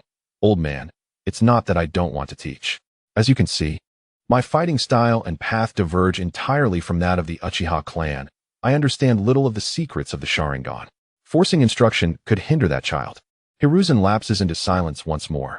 Is there truly no one in Konoha capable of properly guiding the last scion of the Uchiha and alleviating his hatred? At that moment, Tsunade proposes a shocking idea, addressing the conflicted Hiruzen and Jiraiya with a tone bordering on cold pragmatism. What is there to hesitate about? Since the screen shows that Sasuke seeks Orochimaru for guidance, ultimately enabling him not only to survive, but to grow strong enough to confront the world-ending Naruto, and evidently contributing to Konoha and the ninja world, why not let it unfold naturally? She pauses, continuing amidst their astonished gazes. After all, if the outcome benefits Konoha, does the process truly matter? Rather than allowing him to harbor hatred within the village like a ticking time bomb, or risking worse consequences through our intervention, why not let him follow this established path? At least the result is one we can accept. Jiraiya gapes, taken aback by Tsunade's audaciously almost mad proposition. Hiruzen is equally stunned. He had never considered such a laissez-faire approach. This completely contradicts his long-standing governance principles of stability and control. To willingly hand over the village's crucial bloodline and combat strength to a dangerous rogue ninja, the risks are immeasurable. It sounds somewhat irrational. Yet to relinquish control and place faith in an uncertain future? Hiruzen questions himself, unable to muster the resolve to do so. In the Valley of the End, the battle rages on. Rain, sweat, and blood intermingle. Both youths are on the brink of collapse, yet the fervor in their eyes burns with renewed intensity. Oh, give Sasuke back to me. Naruto roars in defiance, the immense, malevolent chakra within him finally erupts uncontrollably. The crimson cloak of chakra envelopes him like flames, tails manifesting one after another, as his reason is consumed by a beastly killing intent. That is the chakra of the Nine Tails. Uzumaki Naruto is the Nine Tails Jinchuriki. In this moment, the entire ninja world awakens to the truth. Why Konoha is so anxious about Naruto, why he possesses such world-destroying power on the screen. It turns out he harbors the nine-tailed fox, the very entity that nearly obliterated Konoha years ago. Faced with Naruto's explosive transformation, Sasuke senses an unprecedented threat to his life and an absolute disparity in power. The dark, cursed mark representing ominous power rapidly spreads across his body, causing excruciating pain while granting him strength that transcends limits. Horns sprout from his forehead, and bat-like wings unfurl from his back, his form becoming grotesque and terrifying. Sasuke, in his cursed mark state, emits a sound unrecognizable as human. Fueled by intense jealousy, resentment, and a thirst for power, he pushes his Chidori to its utmost limits. Radiant lightning crackles in his hand, echoing the mournful cries of 1,000 birds. On the other side, governed by the Nine Tails chakra, Naruto instinctively gathers immense chakra in his palm, forming a frenzied, swirling red Rasengan that exudes an ominous aura. One represents the pinnacle of hatred and darkness, the Nine Tails, while the other embodies twisted jealousy and power, the cursed mark. The two youths, bearing their respective misfortunes and obsessions, channel everything they can muster into this final strike. Chidori. Rasengan. Under the watchful gaze of countless astonished spectators, the two figures, one red and one blue, collide like opposing shooting stars before the roaring waterfall of the Valley of the End. Boom! A deafening explosion reverberates throughout the valley, louder than thunder. A blinding light consumes everything, and the violent shockwave obliterates surrounding rocks and trees, even causing the rushing waterfall to reverse and cease flowing. As the brilliance and dust gradually dissipate, the scene reveals a devastated battlefield. Naruto, battered and exhausted, lies in the mud, chakra completely depleted, the cloak of the Nine Tails faded, and he slips into unconsciousness. Sasuke, equally scarred, feels the cursed mark's power waning. He clutches his injured arm, staggering to stand before Naruto. He gazes down at the determined figure that, even at the cost of his life and utilizing the power of the tailed beast, strives to stop him, wanting to bring him back. His eyes reflect a tumult of emotions. Hatred roars within him, urging him to eliminate this obstacle in his path, to strengthen his Sharingan in the process. Yet, deep within, something that Naruto refers to as a bond pulls at him, an invisible thread, compelling him to lower the kunai. Ultimately, Sasuke slowly sets down his weapon. He casts a deep glance at the unconscious Naruto, and then he performs an unexpected act that astonishes all observers. He removes the forehead protector from his brow, symbolizing his identity as a Konoha ninja. He bent down gently and placed the scratched forehead protector beside Naruto. This served as his final farewell, a symbol of severing ties with the past, with Konoha, and with Naruto. Having completed this act, Sasuke did not linger or look back. He bore the weight of his battered body, turning away with a faltering yet resolute stride, disappearing step by step into the misty rain and the depths of the night at the Valley of the End. He chose the path of hatred and defection, yet ultimately could not deliver the final blow to that fervent bond. The scene froze against the backdrop of the unconscious Naruto, the solitary Konoha forehead protector standing as a testament. In the realm of reality, silence enveloped the ninja world. Everyone felt the profound sorrow, thick and unyielding, that permeated the rainy night, a blend of helplessness and determination. Sasuke's defection was no longer a mere betrayal. It was the anguished choice of a boy driven to the brink by fate and hatred. Meanwhile, Naruto's desperate plea, though all-consuming, appeared tragically futile. After a brief silence, the reality of the ninja world erupted into fervent discussions. Alas, someone could not help but lament, striking their thigh in regret, questioning how the Uchiha scion could soften at such a critical moment. If he had acted decisively, they mused, countless future troubles could have been averted. The impending apocalypse would have been fundamentally resolved. This sentiment resonated with many, echoing the belief that indecision breeds failure. Showing mercy to an enemy is cruelty to oneself. Did he not understand this? Had he slain Naruto then, perhaps he could have spared the lives of 100,000 shinobi. Voices rooted in consequentialism began to surface, asserting that Sasuke's moment of weakness had sown the seeds of future calamity. However, dissenting voices quickly arose. Imbued with deeper contemplation, what do you understand? Do not forget what Sasuke himself declared amidst the heavens. He said it was Naruto who pulled him from the abyss. Had Sasuke truly killed Naruto at the Valley of the End, he would have irrevocably severed his last chance of returning to the light. He would have been forever ensnared in hatred and darkness, perhaps even more lost than the apocalyptic Naruto. An Uchiha consumed by vengeance and unrestrained. Do you think he would be easier to confront than Naruto? This retort doused the clamoring voices advocating for bloodshed, leaving them momentarily speechless. Indeed, had Sasuke taken that fatal step, could he still aspire to be the Uchiha who stood alongside the five Kage, striving to avert catastrophe? Likely not. He would have morphed into a more fanatical, merciless avenger, devoid of any glimmer of light within. Such a Sasuke would pose a threat to the ninja world that might rival that of the apocalyptic Naruto. Every pivotal decision could lead to entirely divergent futures. By refraining from killing Naruto at the Valley of the End, Sasuke preserved the last flicker of humanity within himself, leaving a slender thread of hope for potential redemption. Despite Naruto's all-consuming efforts to retain him, which ultimately failed, the seed of their bond was already deeply rooted in Sasuke's heart. In a moment of despair in the future, perhaps this very seed will become the key to pulling him from the abyss.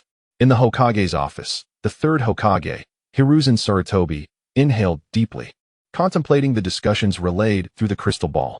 Should one extinguish a budding flame or bestow the possibility of redemption? The balance was overwhelmingly challenging. Tsunade, arms crossed, viewed the unfolding scene with a disdainful huff. A bunch of fools, only able to see the surface. The true darkness lies in the moment one completely relinquishes hope.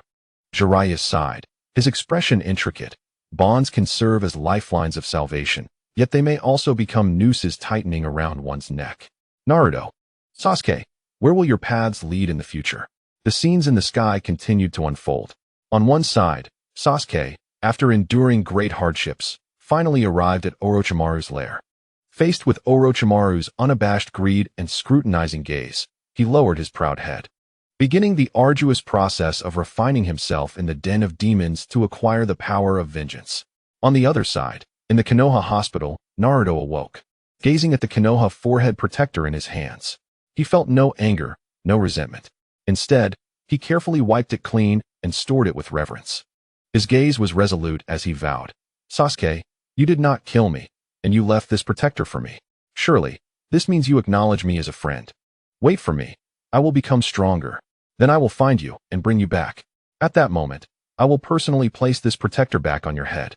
This pure and sincere emotion, this unwavering belief in bonds even after betrayal and deep wounds, radiated clearly through the heavens.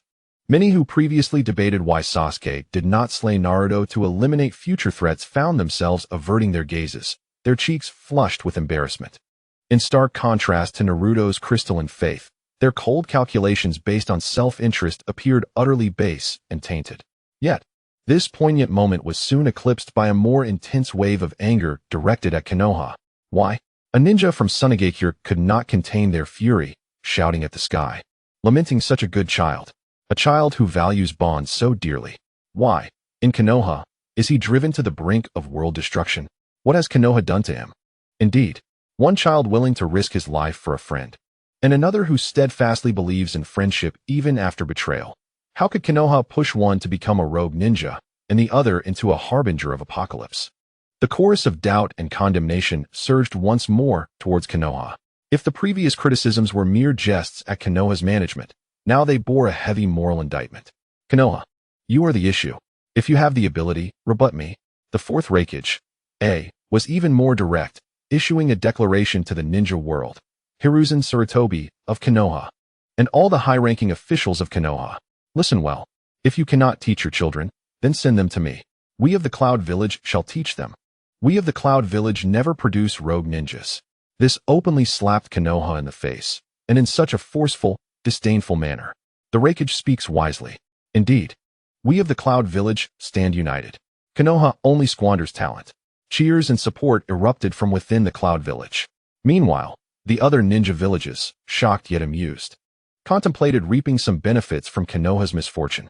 In the Hokage's office, upon receiving the news, Hiruzen's expression was beyond merely troubled. It was a blend of fury, humiliation, and a hint of helplessness. The Raikage's words felt as though they had ground his and Konoha's dignity into the dirt. Tsunade glanced at the message from the Umbu. Her face stern. Do not be too disheartened. They speak the truth. We have indeed failed to educate our children. Hiruzen's face stiffened, nearly unable to suppress a shout. Traitor. Yet he held back. To voice this would only further affirm that he had failed even his own apprentice. Jiraiya awkwardly interjected. Look at the heavens. Look at the heavens. The scenes in the sky turned like rapidly flipping pages, no longer focusing on specific events, but rather depicting the passage of time and the growth of two young boys. On one side, Naruto, under Jiraiya's guidance, engaged in arduous training, climbing cliffs, treading water, and mastering the spiraling sphere. His figure gradually transformed into a robust silhouette through relentless failures and perseverance. The childishness on his face faded, yet his eyes remained clear and steadfast. Meanwhile, in the eerie lair of Orochimaru, Sasuke's training was far more brutal and direct, rife with bloody battles, the agony of drug-induced torment, and the mastery over cursed seal powers. His demeanor grew increasingly frigid, the chill in his gaze intensifying day by day. As the use of his Sharingan became more proficient, the three tomos slowly rotating, emanating an ominous glow. At long last, a pivotal moment arrived. The scene shifted to a dimly lit chamber adorned with intricate runes. Orochimaru, the perverse being who had long coveted the Uchiha body, could no longer restrain himself and extended his malevolent grasp towards Sasuke. A white serpent emerged from his decaying form, driven by greed and an insatiable desire, lunging towards Sasuke in an attempt to perform the forbidden technique of resurrection, seeking to occupy this perfect vessel. Yet, in this critical moment, Sasuke, who had been sitting in silent meditation, suddenly opened his eyes. His three-tomo Sharingan erupted with an otherworldly brilliance, piercing into the depths of Orochimaru's pupils. A chilling scream echoed in the heavens as Orochimaru writhed in agony. His massive serpent form seemed to crash against an invisible wall, all consciousness and chakra crumbling like melting ice the moment they encountered those eyes. All of his schemes, all of his preparations, appeared so laughable and fragile in the face of the Uchiha bloodline's supreme ocular power. The scene vividly depicted how Orochimaru's consciousness was effortlessly torn apart and ravaged by Sasuke within the illusionary realm, ultimately consumed and sealed by countless serpents symbolizing bondage. One of the legendary three Sannin, the schemer Orochimaru, found himself, in his moment of triumph, undone by the very prey he had meticulously nurtured. Executed with absolute strength and intellect. Outside the Akatsuki's base, Orochimaru gazed at the heavens, witnessing his own pitiful defeat and subsequent sealing. His golden vertical pupils shrank to pinpricks, his expression darkening to the point of dripping with disdain. Although he had anticipated such a possibility, witnessing his utter helplessness beneath the three-tomo Sharingan flooded him with a mix of humiliation, rage, and a deeper, more insatiable greed. In a low hiss, Orochimaru murmured, his long tongue unconsciously licking his lips, his gaze becoming increasingly perilous and fervent. Indeed, it is the most exquisite power, yet it rendered me so utterly wretched. I am Orochimaru, one of the legendary three Sannin, a figure who has traversed the ninja world for decades. How could I appear so inconsequential in the heavens? This realization filled him with profound discontent and further solidified his resolve to obtain the Sharingan at any cost. Standing not far away, Itachi Uchiha felt a slight sense of relief as he witnessed his brother successfully countering Orochimaru, yet his eyes remained as cold as ever. After avenging himself on Orochimaru and absorbing part of his power, Sasuke did not pause in his pursuit. The flames of vengeance burned even more intensely in his heart. He understood that, relying solely on his own strength, he could not hope to confront the enigmatic Itachi Uchiha. Utilizing the intelligence and resources acquired from Orochimaru's base, he began purposefully seeking and recruiting companions with unique abilities. Ultimately, he succeeded in forming a small team, Taka, centered around himself. The heavens flashed with fleeting images, Suigetsu's thirst for the decapitating sword and his joining, Karen's near-obsessive devotion to Sasuke alongside her formidable sensory and healing abilities, and Yugo's uncontrollable fury, which Sasuke managed to subdue and utilize with the cursed seal. This team, comprised of rogue ninjas and outcasts, had a singular, clear objective: to exist solely for Sasuke's revenge. They began to operate in the shadows of the ninja world, gathering intelligence on the Akatsuki and Itachi Uchiha ninja villages across the realm. Witnessing this development wasted no time in dispatching information gatherers to collect data on Team Taka. This was to be Sasuke's elite squad in the future, each member exceptional, and they aimed to strike first. Securing even one of them would be a significant gain. Meanwhile, Naruto Uzumaki had not given up. Under Jiraiya's guidance and through his own efforts, he rapidly evolved, undertaking increasingly challenging missions as his reputation grew throughout the ninja world.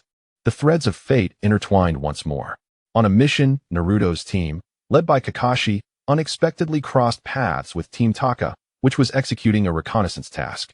After years apart, the two faced each other once more. Naruto appeared more mature and resolute, his eyes still ablaze with conviction. He looked at Sasuke, excitement mingled with pleading. "Sasuke, come back with me. Everyone is worried about you." However, at that moment, Sasuke's demeanor was colder and more profound than during their last encounter at the Valley of the End. Standing before Suigetsu, Karen, and Yugo, he resembled a sword drawn from its sheath, exuding an aura that warned others to keep their distance. Sasuke regarded Naruto with indifference, as if observing a stranger who was desperately trying to catch up but remained far behind. "Naruto, you're still the same, not a bit changed." Sasuke's voice was calm, yet it carried an unbridgeable sense of distance. "I told you, I want to go back. Not until I kill that man." "Why? Aren't we friends?" Naruto cried out in anguish.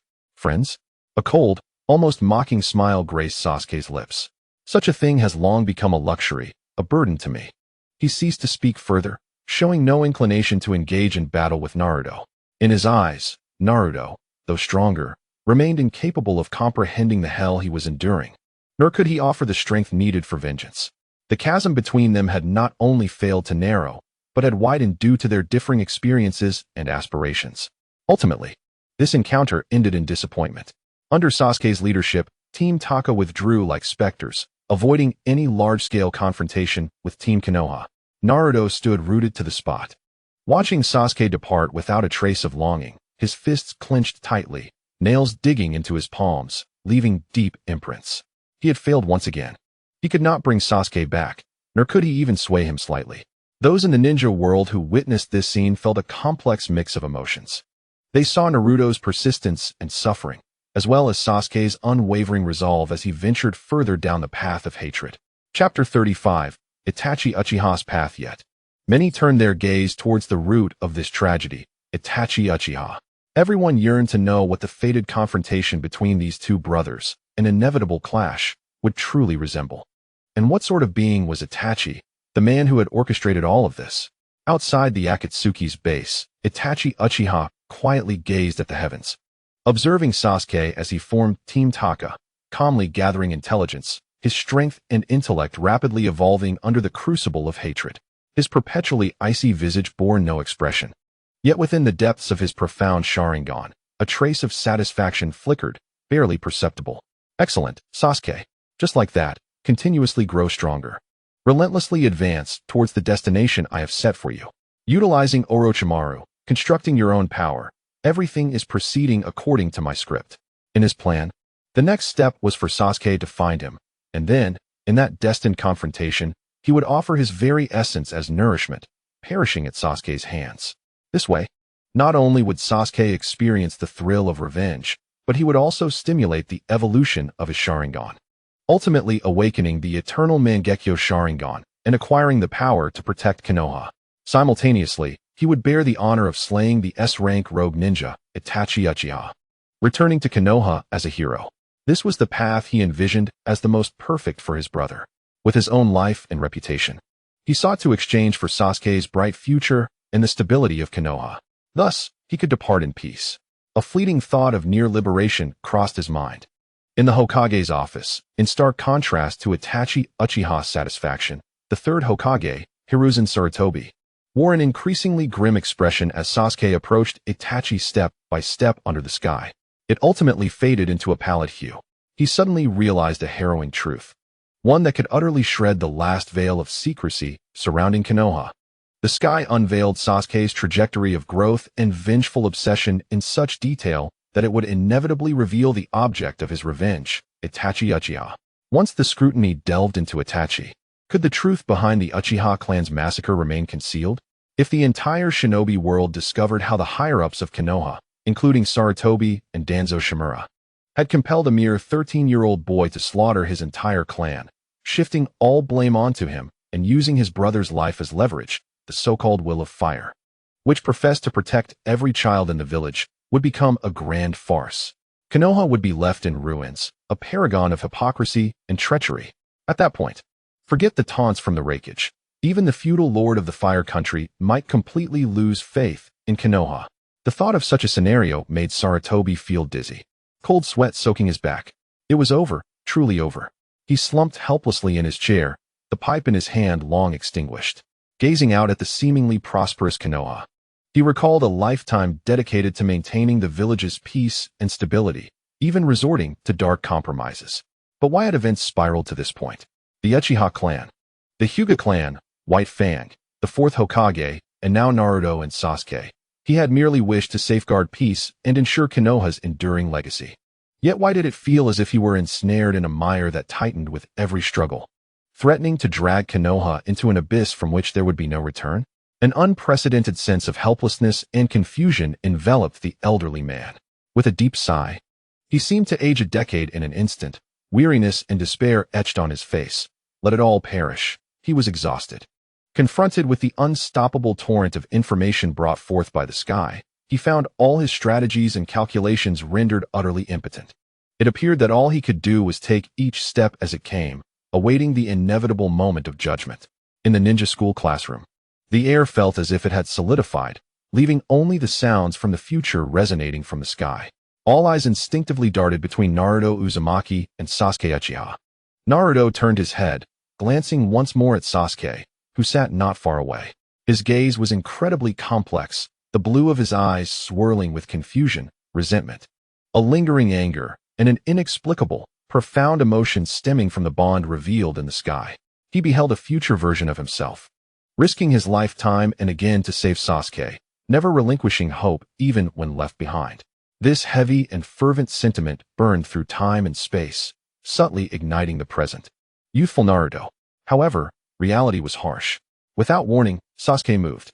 He sprang to his feet, his actions as swift as lightning, and before Naruto could react, a clean, decisive punch struck him squarely on the cheek.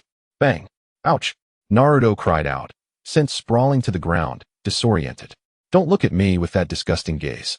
Sasuke sneered down at the fallen Naruto, his voice icy and devoid of emotion. You bastard, Sasuke.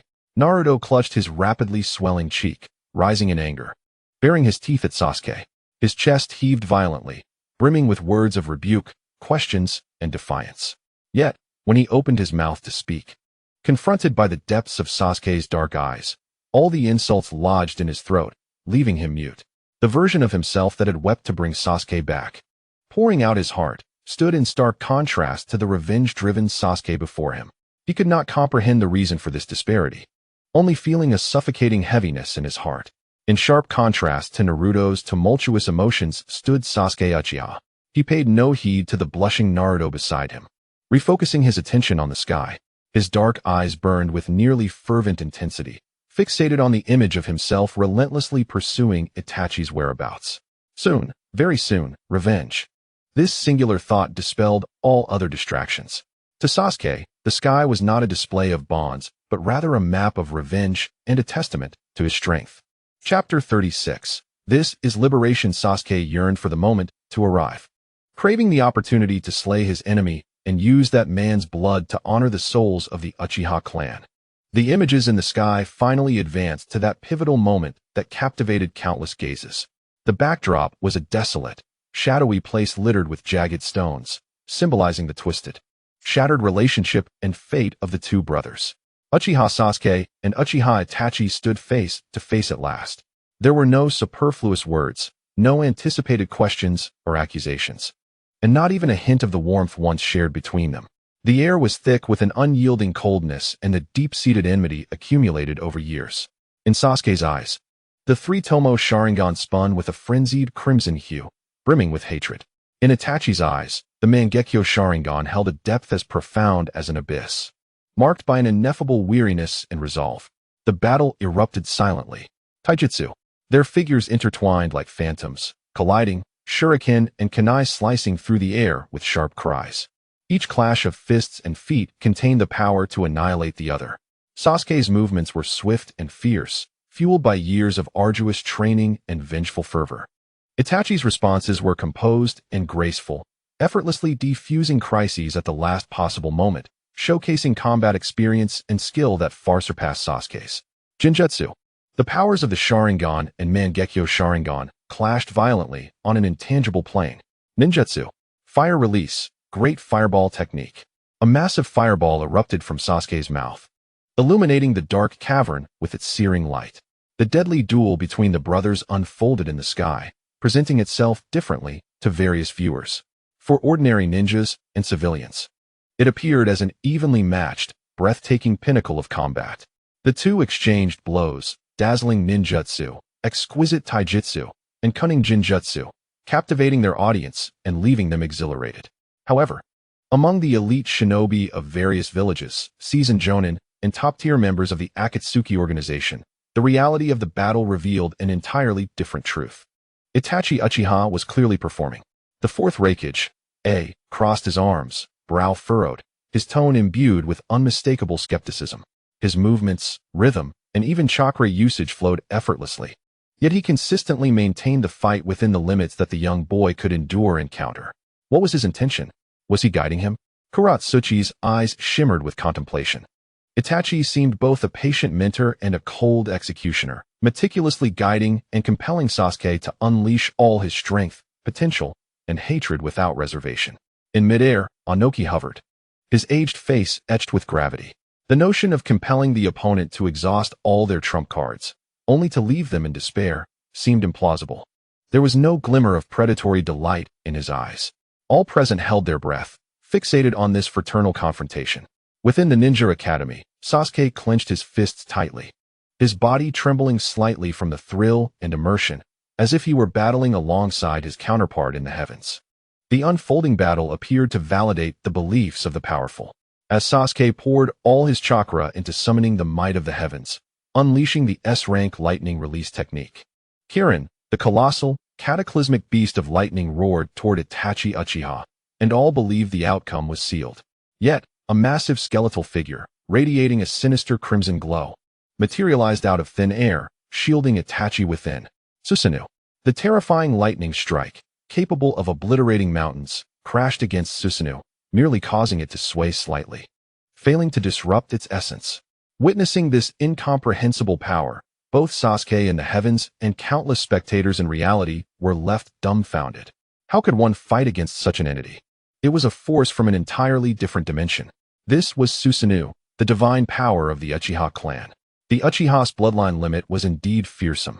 Just as everyone speculated how Sasuke could possibly turn the tide, the narrative took another unforeseen twist.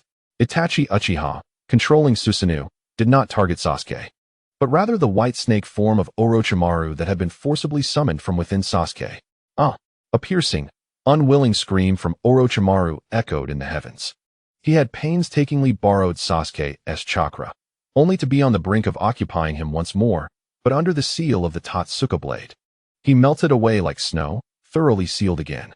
Was Orochimaru's fate not tragic enough? Similar lamentations echoed throughout the ninja world. Killed by his brother, then by his brother again, only to be sealed. Such relentless misfortune was overwhelming. As the audience struggled to comprehend the perplexity of Sasuke's dire predicament, they speculated how he might stage a miraculous reversal. The scene in the heavens once again froze.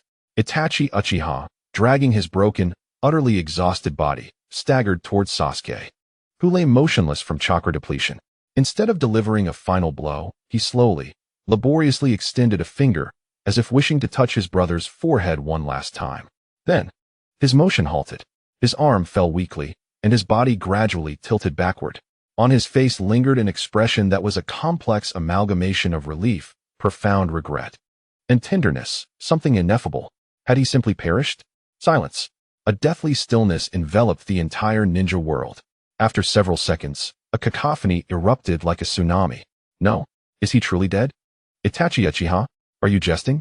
Just moments ago, he wielded Susanoo with devastating force, and now he succumbs to exhaustion? Could the performance be any more exaggerated? Do they truly think us fools? He must have intended this. He never sought to kill Sasuke. What on earth is happening? Incredulous exclamations reverberated through the air.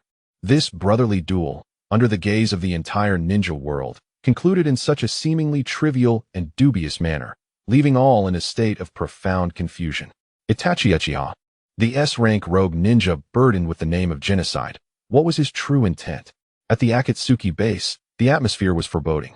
Among the rogue ninjas of the ninja world, who was not proud and astute, Itachi Uchiha's nearly blatant display of leniency appeared to them as mere child's play. No, this was not merely leniency, it was an ocean of it.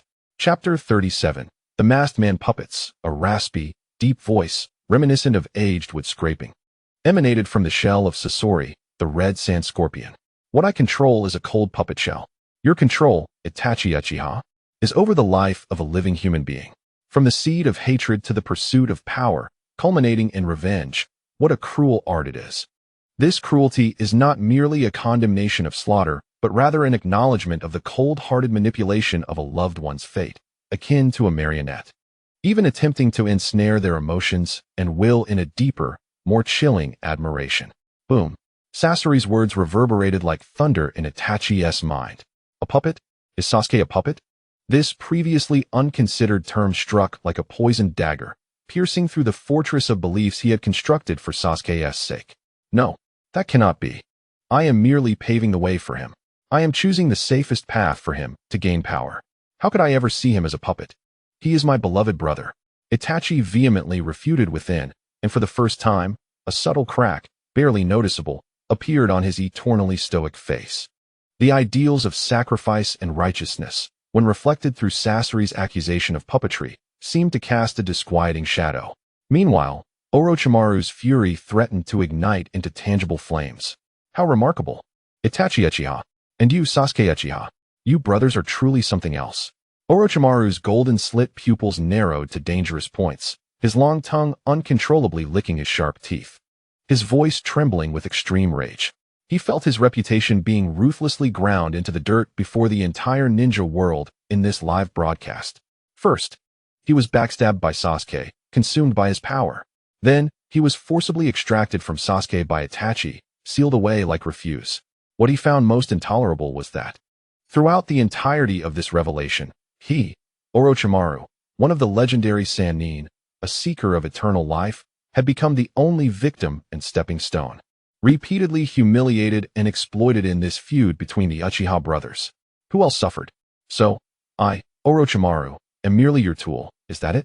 This humiliation is unbearable for someone as proud as Orochimaru. The Sharingan of Orochimaru fixed its gaze on Itachi Uchiha, the greed in his eyes transforming into an icy, bone-chilling desire for destruction. You will learn the cost of mocking me. At the Ninja Academy, Sasuke stared intently at the fallen Itachi Uchiha in the heavens, his body trembling violently from an overwhelming mix of fury and an indescribable emotion. He could not accept this outcome. This was far from the revenge he desired. In the heavens, the torrential rain continued to pour, mercilessly washing over this scarred land. Sasuke Uchiha stood dazed, the weakness from chakra depletion and the profound mental shock threatening to topple him. His hollow gaze fell upon the figure lying in the mud, devoid of all vitality, Itachi Uchiha. The enemy was dead. The man he had longed to kill, who had filled his heart with hatred so deep he would betray everything for the chance to slay him, now lay quietly there. But why? Why was there not a shred of satisfaction or relief at avenging his great grievance?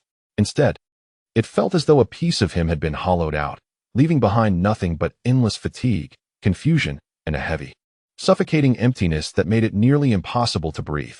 Rainwater trickled down his dark hair, mingling with the blood on his face and perhaps even with the icy liquid he had yet to acknowledge, blurring his vision.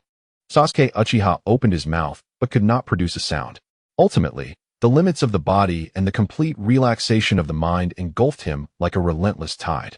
Darkness obscured his vision, and he could no longer withstand the pressure, toppling backwards and crashing heavily into the cold, muddy water, succumbing to unconsciousness.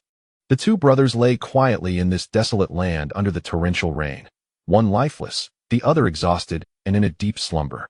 The incessant sound of rain seemed to be a silent, mournful elegy played by the heavens for these ill-fated siblings. However, just as everyone presumed this chapter of brotherly conflict had reached its conclusion, the scene shifted dramatically.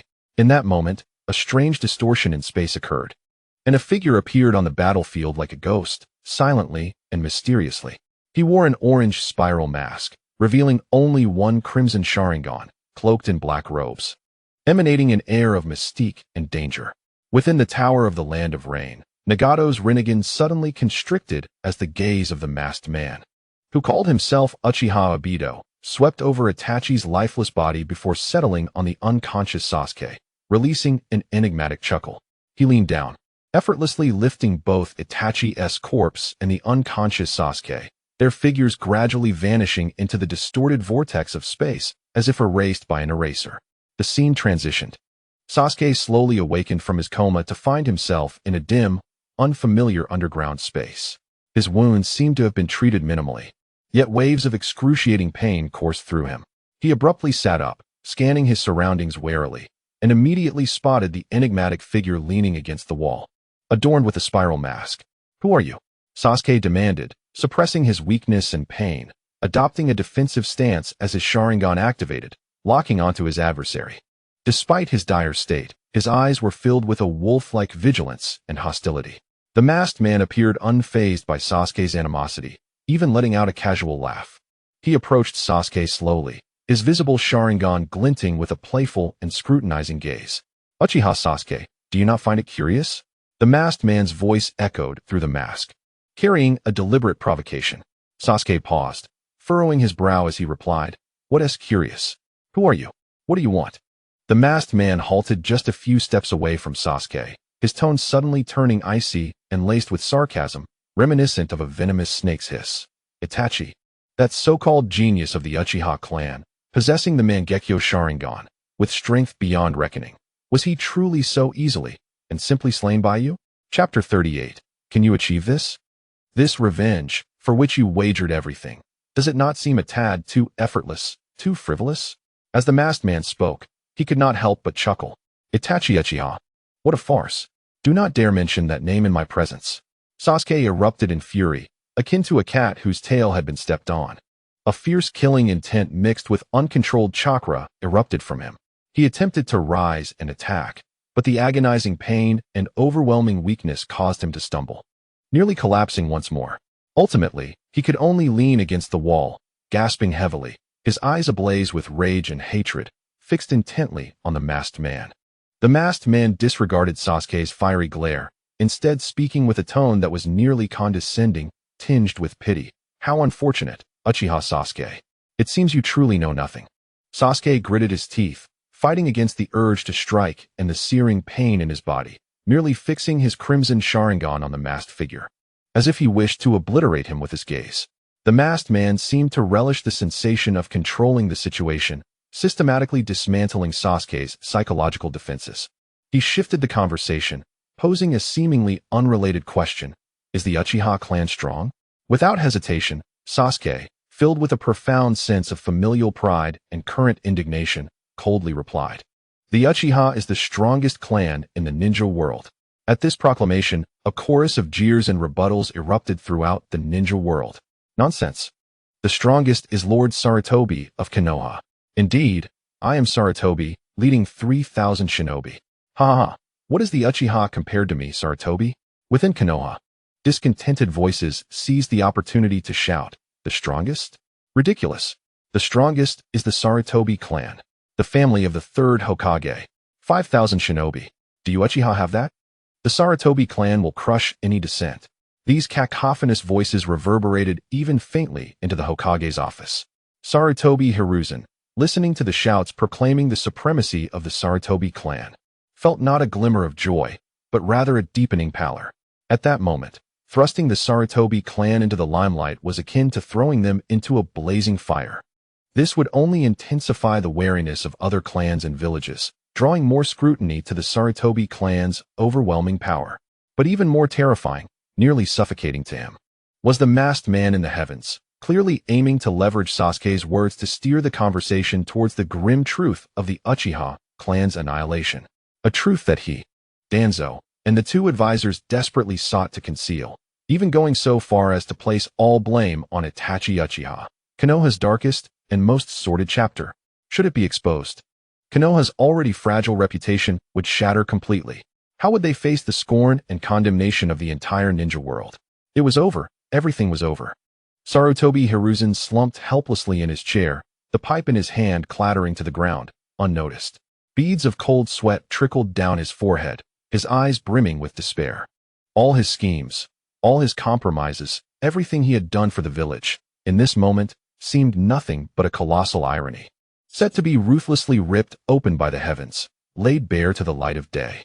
And in the heavens, the masked man, following Sasuke's lead, posed that damning counter-question. The strongest clan? Then Uchiha Sasuke. Let me ask you, how can a clan reputed to be the strongest be entirely exterminated in a single night by merely one person, Itachi Uchiha? The tide of truth was now unstoppable. The masked man's seemingly casual counter-question struck Sasuke's heart like a heavy hammer. Sasuke's complexion turned ashen in an instant. This was a question he had never contemplated. For so long, hatred had blinded him. He only knew that Itachi was the murderer, the demon, possessing immense power. Yet, he had never considered the matter from the perspective of the entire clan. How could a long-established clan, with the Sharingan bloodline limit and numerous skilled shinobi, be quietly and completely erased by a single individual in a single night? Observing the dramatic change in Sasuke's expression, the masked man knew the seed of doubt had been sown. He showed no mercy, immediately presenting a second, more specific and cruel question, pushing Sasuke closer to the precipice of cognitive collapse. In other words, the masked man's voice carried a brutal playfulness. Uchiha Sasuke, with your current strength, if you were to return to that fateful night, could you achieve such a feat? Could you single-handedly annihilate the Uchiha clan of that time? Boom. This question resonated like thunder in Sasuke's mind. What was his current strength? Uchiha Sasuke was filled with unwavering confidence. But to confront the entire clan? To face those elders who had awakened their Sharingan, and his own father? The answer materialized almost instantaneously. He could not do it. Absolutely not. He might not even withstand the assault of the guard unit. Seeing Sasuke's sudden look of shock, as if struck by lightning, the masked man recognized the answer was clear. He let out a low, mocking laugh. It seems the answer is evident. The voice of the masked man abruptly rose, laced with the satisfaction of exposing a lie. So, how did the Uchiha Itachi you killed manage to accomplish what he did? At that time, he was merely 13 years old, younger than you are now. 13 years old, younger than your current self. These two pieces of information struck Sasuke's heart like icy daggers, causing him to tremble uncontrollably. A chilling sensation surged from his spine to the crown of his head. The previous hatred, anger, and even the false elation of successful revenge began to crumble under the weight of these logically sound and irrefutable questions, replaced by an overwhelming confusion and a penetrating fear. What exactly had he avenged? What manner of monster had he slain? The masked man did not allow Sasuke a moment to breathe. The final and most lethal blow followed swiftly, directly targeting Konoha, exposing the illogical loopholes hidden beneath a seemingly rational facade, all within the village itself. How could such a massacre occur unnoticed, under the heavy surveillance and defense of the Umbu? Chapter 39. The truth behind Uchiha Shirsue's death. The masked man's voice dripped with unabashed sarcasm. Is Konoha so weak? Is their vigilance so lax that a 13-year-old boy could orchestrate a massacre within the village, only to be discovered afterward? And what of the Uchiha clan? Are they made of wood? Could they not flee? Once someone begins to escape, creating chaos and crying for help, how could Itachi possibly kill them all? How did he manage to leave the village completely unaware? This barrage of questions shattered Sasuke's worldview, constructed upon hatred, into a million pieces. He stood frozen, his body trembling violently from fear and the upheaval of understanding, his Sharingan losing focus, his mind a blank slate. The truth he had so steadfastly believed was riddled with inexplicable, absurd gaps. The reality of the ninja world lay in eerie silence. Everyone was stunned by the masked man's logical dissection. Upon reflection, the Uchiha Massacre indeed exuded a strong aura of unnaturalness. Doubtful, inquisitive, and shocked gazes involuntarily turned once more toward Konoha, toward the direction of the Hokage's office. Outside the Akatsuki base, Orochimaru's voice, laced with mockery and inquiry, slithered into Itachi's ears. So, how did you manage it? A solitary 13-year-old, quietly erasing the entire Uchiha clan within Konoha. It's simply fascinating. Itachi maintained his facade of calm. Yet his slightly quickened breath and clenched fists hidden beneath his sleeves betrayed that his inner turmoil was far from the composure he projected. Inside the Hokage's office, Tsunade and Jiraiya's gazes bore down on Sarutobi Hiruzen like a palpable weight. The trust and support that had once been present vanished, leaving only heavy doubt and an indescribable complexity. Faced with the silent inquiries of his two disciples, Hiruzen felt as though all strength had been drained from him in an instant. He leaned back in his chair, avoiding their gazes, staring out the window, and let out a sigh filled with endless weariness and resignation. I had no choice. At that time, there were no better alternatives for the village. These near admissions sent Tsunade's eyes into a chilling glare and filled Jiraiya's face with pain and disappointment. At the Ninja Academy, Sasuke howled like a wounded beast, slamming his fist onto the desk before him, splintering the wood. He felt as if he were on the brink of madness. After enduring countless hardships, he had finally glimpsed a future where he could avenge himself against Itachi. The hatred that had been suppressed for years seemed to find an outlet. But now, this enigmatic masked man shattered his newly formed perceptions of successful revenge with unassailable questions. To tell him that everything might be a lie. To reveal that there were deeper twists and hidden truths he had yet to understand. What, then, had he avenged?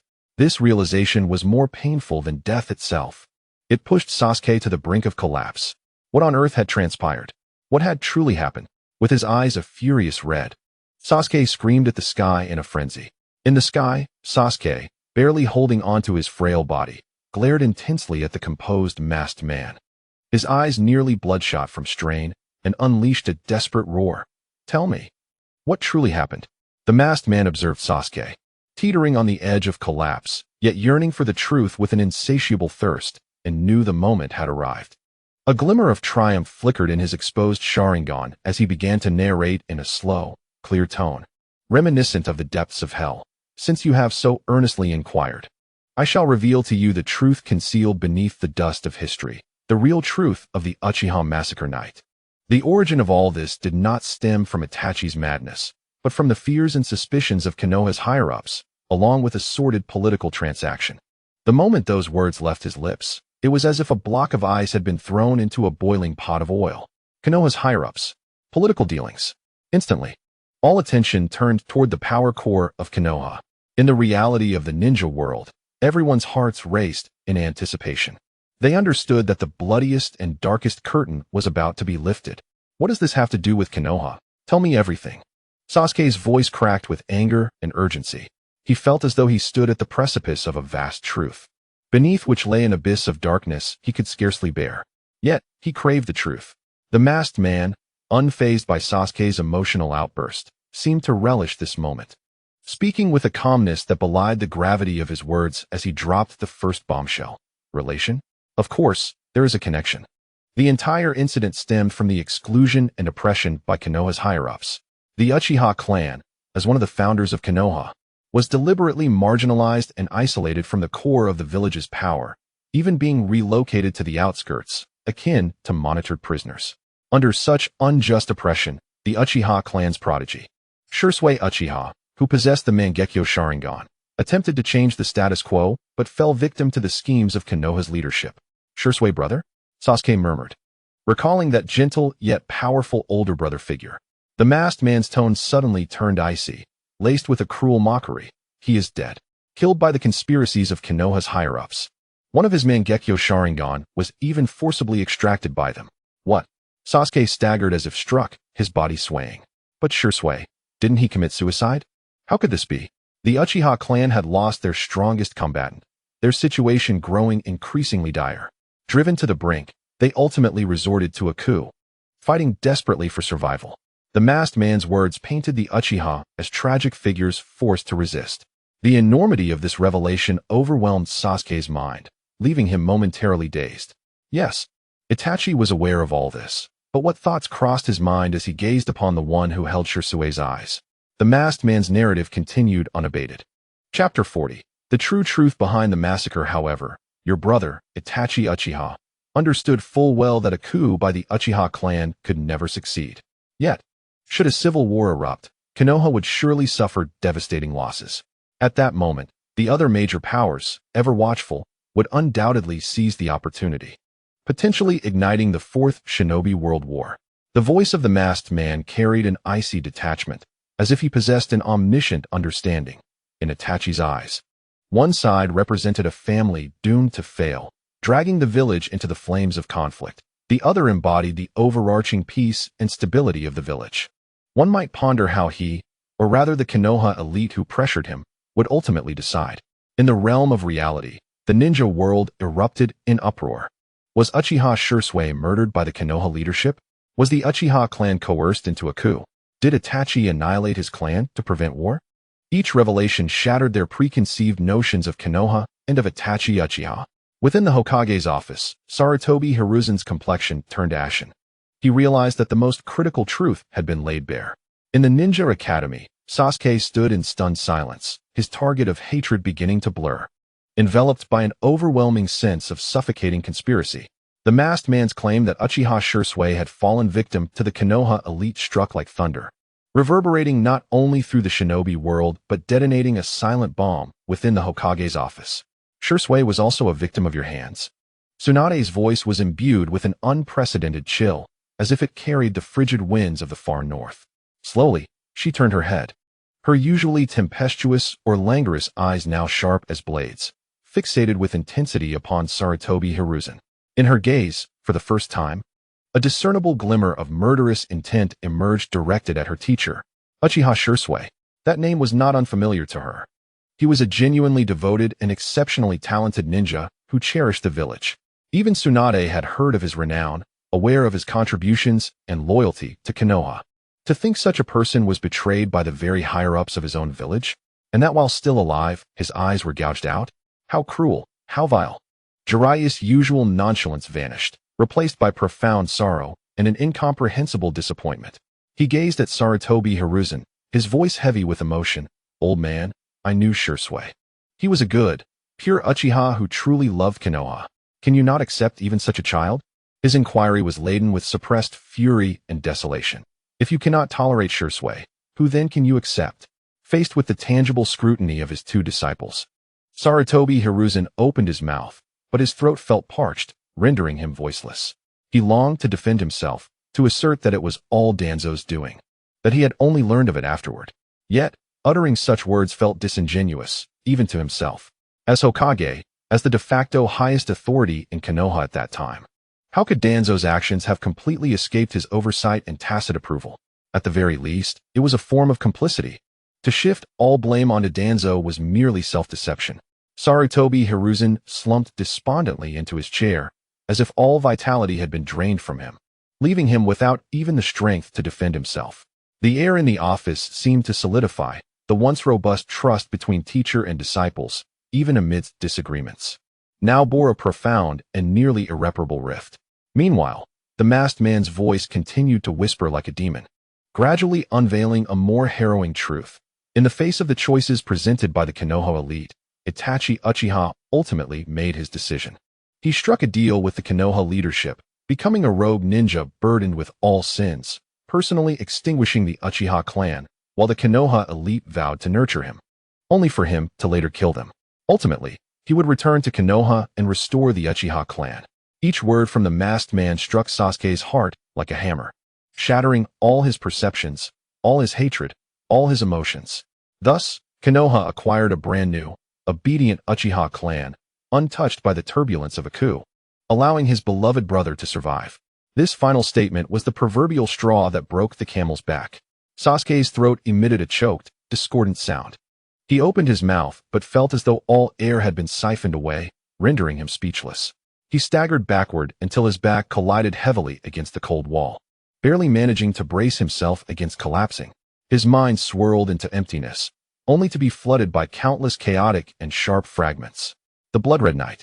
The sorrowful gazes of his parents, Itachi's icy fingers brushing against his forehead, the relentless torment of hatred he endured day after day. The torrential rain in the Valley of the End, and the hollow confusion he felt when he killed Itachi, all converged in a torrent of realization. All this pain, struggle, hatred, and bloodshed had been orchestrated, a transaction to ensure his survival? No, it could not be. You are deceiving me. You are deceiving me. Sasuke clutched his head, unleashing a heart-wrenching roar, attempting to expel this truth capable of fracturing his sanity with fury.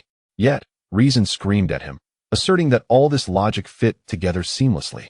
It impeccably explained all the previously inexplicable gaps. Why could Itachi single-handedly annihilate the clan?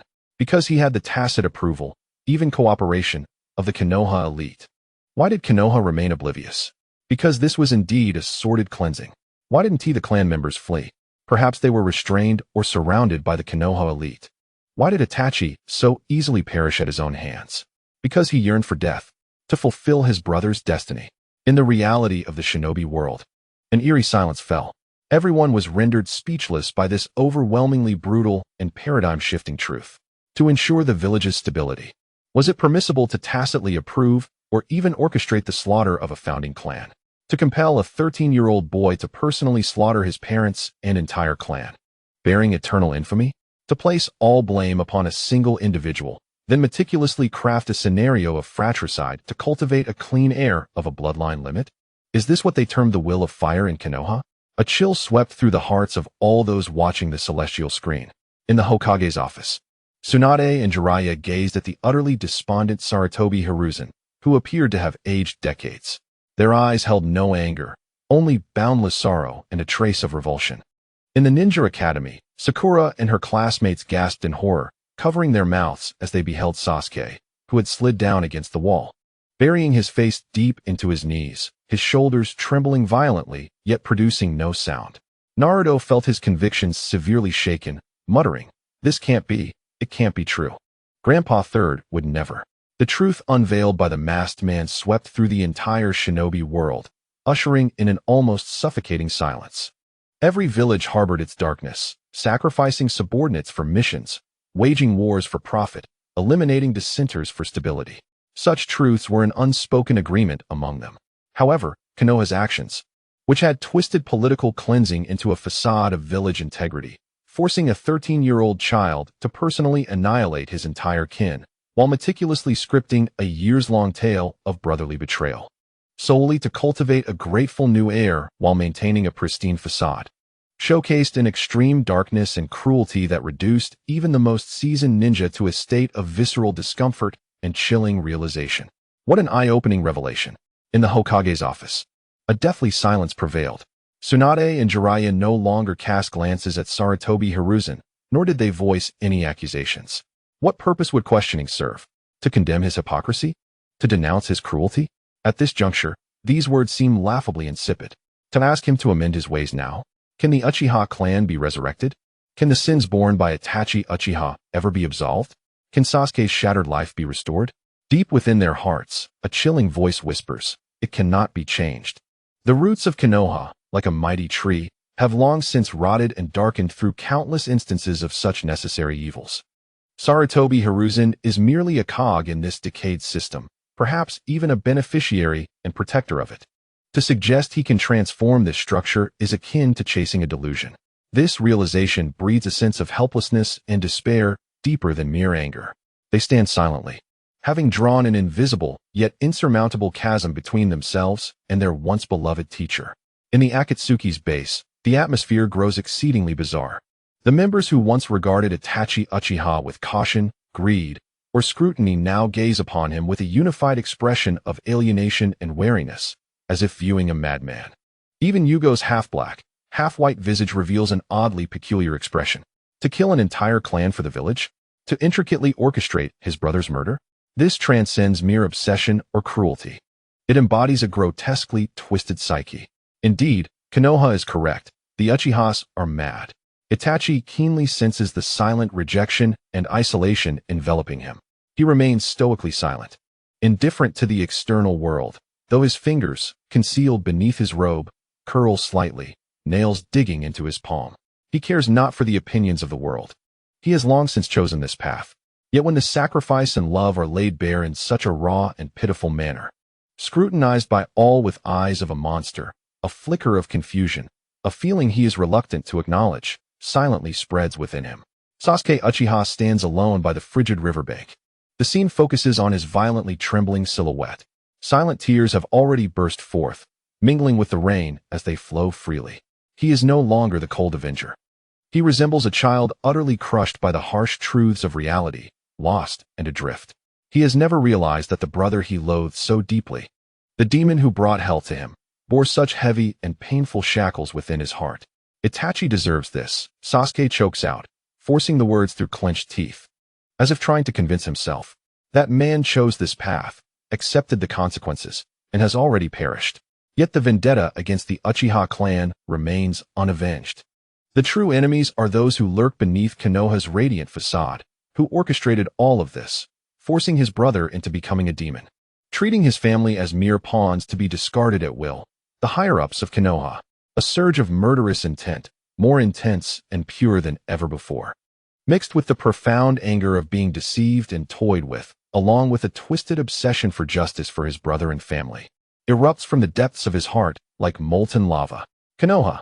Sasuke whispers the name, his voice hoarse yet brimming with boundless hatred.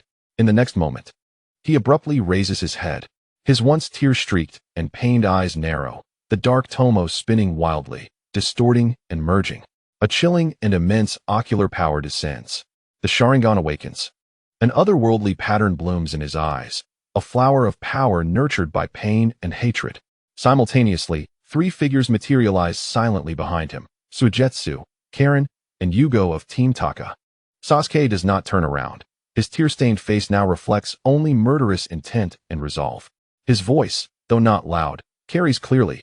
Team Taka. Our next objective is to destroy Konoha. With his face still glistening with unshed tears, Sasuke utters these words filled with lethal intent. The scene gradually elevates, shrinking the figures of Sasuke and his team in the background until they become indistinct, finally vanishing into the enveloping rain and encroaching night. Then, as countless individuals across the ninja world hold their breath, hearts racing with anticipation to witness how Sasuke will enact his revenge and how Konoha will respond, the scene abruptly vanishes without warning. The sky reverts to its original hue, as though the tempest of imagery that swept through the ninja world was merely a collective illusion. After several seconds, innumerable questions surge forth from every corner of the ninja realm like a tidal wave. What? It's over. At the most critical moment, Sasuke was about to destroy Konoha. What happens next? Come back, show yourself. Finish the story. To stop here is maddening. The sensation of a story reaching its climax only to be abruptly severed is more agonizing than a knife to the heart. Chapter 42. You should be Hokage in a mysterious space. Yin An observes the external clamor, debates, and frustrations with amusement. He stretches leisurely, withdrawing his consciousness from the tumultuous ninja world. You all simplify things, just urging for more. Crafting a script while also directing is indeed exhausting. Yin An yawns and picks up a delicate fishing rod, skillfully casting it into the shimmering lake. You can wait patiently. A little urgency only enriches the emotions. For now, I'll fish. My tabby cat has been eyeing the fish in this lake for quite some time. Why aren't they biting? System. Exchange for another 1,000 fish to release into the lake. The tabby cat beside him seems to understand, mewing softly at his feet, licking its paws, and continuing to gaze hopefully at the surface of the water. Time flows peacefully, starkly contrasting the fervor of the ninja world. In the Hokage's office, Sarutobi Hiruzen endures unprecedented torment. Sasuke is poised to reunite with Konoha. Tsunade has become the new Hokage. So has Sasuke avenged himself against Konoha's higher-ups? Personal honor, or even life and death, are of little concern to him. At his age, he values the village's continuity and stability far more, caring about his legacy. Let it be. Perhaps it would be prudent to leave a dignified exit. Moreover, if our demise could yield a Sasuke Uchiha standing at the pinnacle of the ninja world, with a sense of belonging to Konoha as depicted in the earlier scene, perhaps this transaction would not be in vain. Yet the timing is utterly wrong. Sasuke is still but a child who has yet to graduate from the ninja academy. His strength is feeble, his thoughts immature, and he is filled with rage from being deceived and toyed with. All plans and dark machinations have been laid bare beneath the unfolding scene. Sasuke Uchiha may not return to Konoha again. What should be done next? Forcefully control Sasuke? Setting aside the chances of success, This would only exacerbate tensions, potentially birthing a monster that despises Konoha. Moreover, Itachi still roams free, a true madman. Allow him to roam freely? Yet the future paths have already been exposed. No one can guarantee Sasuke's growth. Internally, the issue of the Uchiha orphans' future looms, while externally, the four great ninja villages eye them like hawks, and internal discord festers. Sarutobi Hiruzen feels as though he is ensnared in a tangled web. Rubbing his throbbing temples, his gaze sweeps across the office, ultimately resting upon Tsunade, who stands with her arms crossed, her expression as frosty as ever. A thought strikes him like lightning in the dark. Perhaps it is indeed time to initiate change. Sarutobi Hiruzen took a deep breath, as if he had exhausted all his strength. His voice, tinged with hoarseness and an unprecedented gravity, finally spoke, "Tsunade." Instantly, all eyes in the office turned toward him. Facing Tsunade's sharp and distant gaze, he pronounced the earth-shattering decision deliberately. "You shall become the fifth Hokage." The air seemed to freeze. Jiraiya widened his eyes in shock. Tsunade's expression shifted dramatically, her characteristic temper threatening to erupt as she considered cursing at this mess and outright refusing. Yet, just as the words were on the tip of her tongue, she forcibly held back. She was no longer an inexperienced girl. The revelations of the current crisis in Konoha weighed upon her like a heavy shackle. Only when one cares does one hesitate. Jiraiya's usual irreverence vanished completely, and he regarded his aging mentor with a complex gaze, tinged with a subtle sense of nostalgia. "Old man, have you finally decided to relinquish your power?" The remark, though seemingly teasing, acted like a needle, piercing through Hiruzen's long-maintained facade of self-comfort. Hiruzen's face turned bitter, his voice laden with a hint of grievance. "Do you truly believe that I am so enamored with power?" In response to this question, both Tsunade and Jiraiya fell silent, their expressions betraying the unspoken agreement of "isn't that so?" Their silence provided the harshest answer. Witnessing the undisguised distrust and estrangement in the eyes of his most trusted disciples, Hiruzen felt a piercing pang and profound frustration. Throughout his life, he had worked tirelessly for Konoha, making difficult and even unsavory decisions for the sake of the village's stability and continuity. Yet, why was it that even those closest to him could not comprehend his intentions? Did all his sacrifices and contributions appear to others as mere greed for power? He wearily closed his eyes, and, when he opened them again, they were filled with a heavy plea. Konoha is on the brink of collapse. His voice was hoarse and weary. Internally, trust had crumbled, and anxiety reigned among the clans, while the hatred of the Uchiha orphans simmered like a ticking bomb.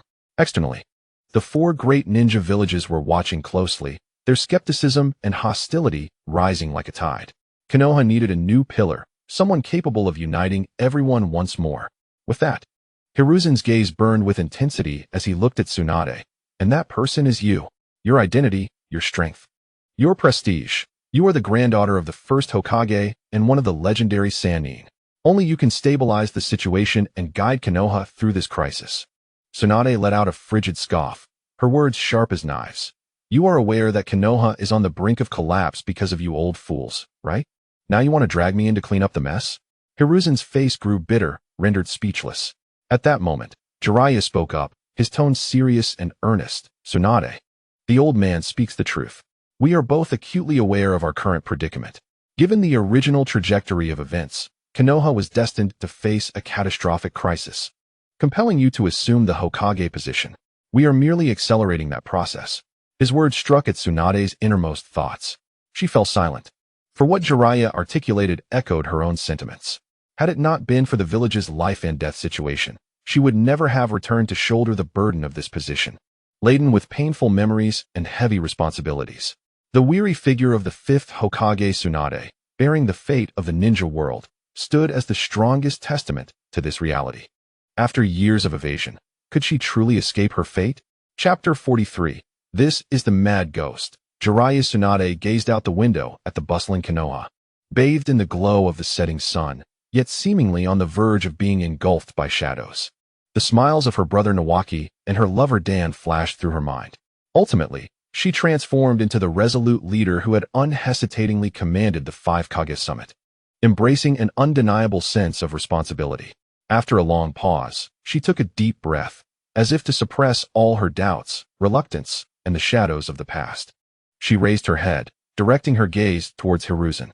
Although still tinged with fatigue and a hint of disdain, the determination and might unique to Tsunade had reignited within her.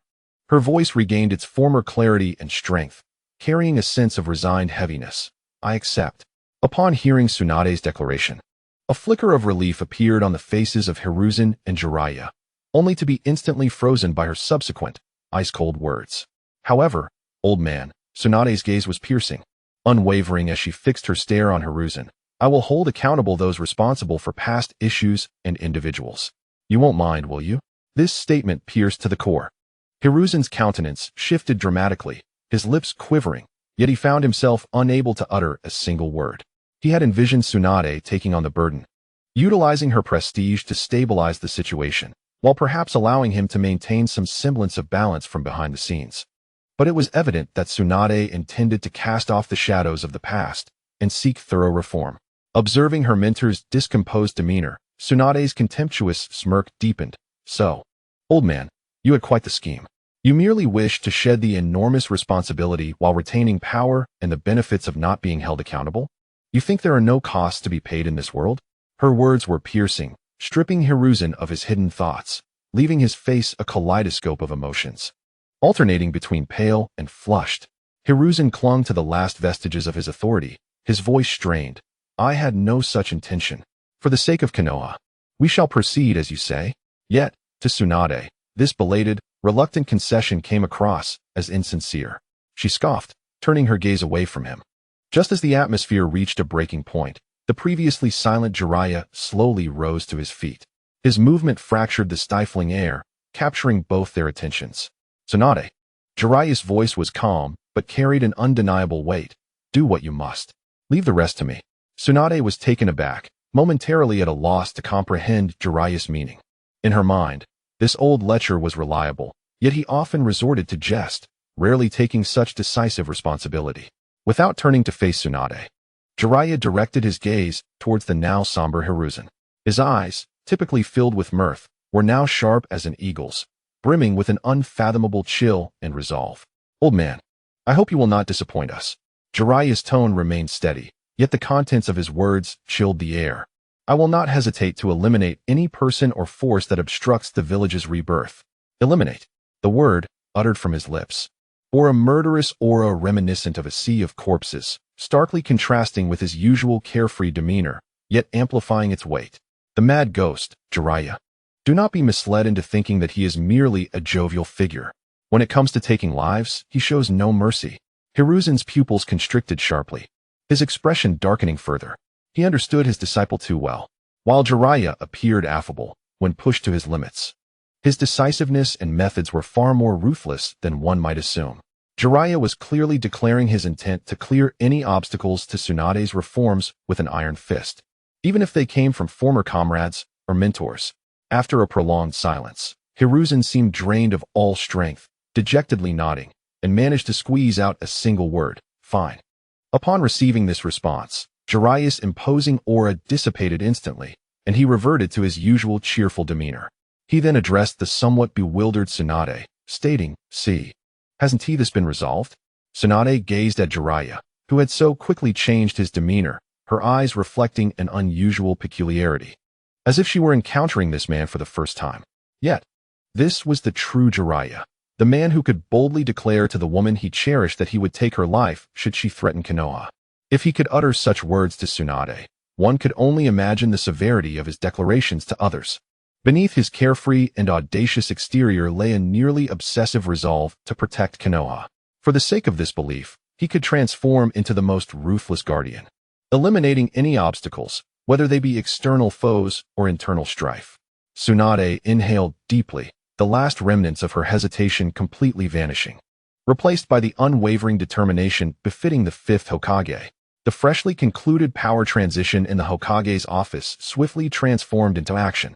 Sarutobi Hiruzen, perhaps eager to relinquish a burdensome responsibility, promptly issued a command through the Umbu, urgently convene a meeting of the Jonin.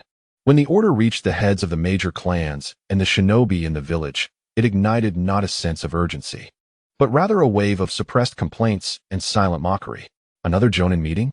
They had convened more frequently recently than in the past year. Surely, it was the doing of those few dignitaries who had stirred up trouble, necessitating collective cleanup on our part. What else could it be? Merely another attempt to drag us into the quagmire of past debts exposed by the recent revelations, seeking to share the burden. Humph. It is always this way, summoning us when trouble arises, yet rarely heeding our opinions in everyday matters. Nara Shikaku rubbed his throbbing temples and whispered to his companions. Akimichi Choza and Yamanaka Inoichi, this time, it may not be as simple as mere cleanup. After the recent events, Konoha's landscape is set to change. The head of the Hyuga clan remained expressionless, yet a flicker of gravity passed through his gaze. He sensed an unusual atmosphere. The truth about the Uchiha Massacre. The future of the Nine-Tails Jinchuriki, the concealed strength of the Sarutobi clan, and the pressure from external shinobi villages. All these explosive revelations piled together had long since rendered the seemingly indomitable edifice of Konoha precarious. At this moment, both Tsunade and Jiraiya returned, and these two were not aligned with Konoha's upper echelons. The urgent gathering of the Jonin now would surely not be a mere formality or discussion. Many astute Jonin recognized that this meeting could very well determine the future trajectory of Konoha and even herald a reshuffle of power. Despite their hearts brimming with discontent, doubt, and even indignation, as the backbone of Konoha, they swiftly set aside their tasks and hurried to the conference room. As Sarutobi Hiruzen entered the meeting room, he deliberately slowed his pace, almost instinctively hoping to be the first to receive the respectful gazes of his subordinates. However, the anticipated chorus of greetings did not entirely focus on him. Lady Tsunade, Lord Jiraiya, most of the Jonin instinctively bypassed the Third Hokage, directing their heartfelt respect and even a hint of hope towards Tsunade and Jiraiya, who followed closely behind him. These two legendary Sannin, especially following the revelation that Tsunade would ascend to the position of Fifth Hokage, had come to represent a significance that eclipsed that of the aging and increasingly distrusted Third Hokage. Hiruzen's steps faltered imperceptibly, a surge of mixed emotions, bitterness, awkwardness, and disappointment washed over him. Was he truly so unpopular? After all, he was still nominally the Hokage. Had these Jonin, whom he had personally elevated and entrusted with responsibilities, begun to ignore him? Nara Shikaku, standing among the crowd, keenly sensed this subtle scene. He observed the Third Hokage's suddenly rigid posture, as well as the seriousness and determination etched upon Tsunade and Jiraiya's faces, which differed from their usual demeanor upon returning. Coupled with the absence of advisors Mido Gate and Uchiha Koharu, an electrifying thought struck him. The power transition was not merely preparatory, it was already underway. His heart raced, but he maintained an outward calm, merely lowering his gaze to conceal the tumult within. Konoha was truly on the brink of transformation. Sarutobi Hiruzen suppressed his inner discomfort and approached the podium. He did not take his usual place at the head, but paused momentarily, casting a complex gaze over the familiar, yet seemingly distant faces below. He saw curiosity, doubt, and even unabashed aloofness in some eyes. Hiruzen took a deep breath, knowing that his era, in essence, had already concluded at this very moment. He no longer hesitated, and with a voice tinged with hoarseness and fatigue, yet striving to maintain the last vestige of his authority, he spoke. Ladies and gentlemen, the reason for this urgent assembly is to announce a significant decision regarding Konoha's future. It is evident to all that Konoha faces an unprecedented crisis of trust and external pressure due to the recent revelations. Many past matters have come to light, provoking numerous criticisms from the shinobi world regarding our village. He paused, his gaze sweeping across the assembly. Yet he found it difficult to meet the eyes of those once familiar subordinates. As the Third Hokage, I bear my share of the blame. For the sake of Konoha's future and to better confront the challenges ahead, I have decided to resign from the position of Hokage. This declaration resonated like a stone cast into a tranquil lake, eliciting a wave of suppressed gasps and whispers from the audience. Hiruzen did not afford them much time to process the shock. He almost immediately followed with a strained but resolute voice, simultaneously. I hereby formally nominate Tsunade to succeed me as the Fifth Hokage. Do any of you have objections? Deep within, he harbored a pitiful hope that someone might rise to offer even a token gesture of retention, a simple phrase like, Third Hokage, Konoha still needs you. Such a sentiment would at least affirm that his decades of service had not gone entirely unacknowledged. However, I support Lady Tsunade. Agreed. Lady Tsunade is the most suitable candidate. We have no objections to her succession as fifth Hokage. Konoha currently requires a strong leader like Lady Tsunade to stabilize the situation. Almost as soon as he finished speaking, a chorus of unequivocal support erupted from the assembly. The unity and determination of their voices carried a palpable sense of relief. These jonin, whether of noble lineage or humble origins, overwhelmingly supported Tsunade's ascension. On one hand, Tsunade's illustrious reputation as one of the legendary Sannin and her unparalleled medical ninjutsu had saved many present, either directly or through their loved ones benefiting from her establishment of a medical ninja system, rendering her prestige unmatched. On the other hand, everyone recognized that, in light of Konoha's current internal and external predicaments, a leader of Tsunade's strong character, decisive approach, and clear disassociation from past darkness was precisely what was needed to steer the village back on course. As he observed the eager faces of the assembly turning towards Tsunade, as if they had glimpsed a savior, and listened to their unreserved, impatient expressions of support, Sarutobi Hiruzen felt a surge of blood rush to his head, his face burning with humiliation. Was there not even a single insincere platitude? Was he truly so despicable in their eyes, so eagerly awaiting his replacement? He clenched his fist hidden within his sleeve, his nails digging into his palm, striving to maintain the last semblance of composure befitting the Hokage. The sentiments of the populace, at this moment, appeared starkly cold, yet palpably real. Sarutobi Hiruzen, nearly gritting his teeth, squeezed out the words, "Since there are no objections, Tsunade, please say a few words." He staggered slightly, stepping aside from the center of the podium, the place he had occupied for decades. His silhouette, at this juncture, appeared particularly hunched and desolate, as if all vigor had been swiftly drained away with the transfer of power. Having made the decision, Tsunade showed no hesitation. She straightened her back and, with resolute and powerful strides, ascended to the seat that symbolized the highest authority in Konoha.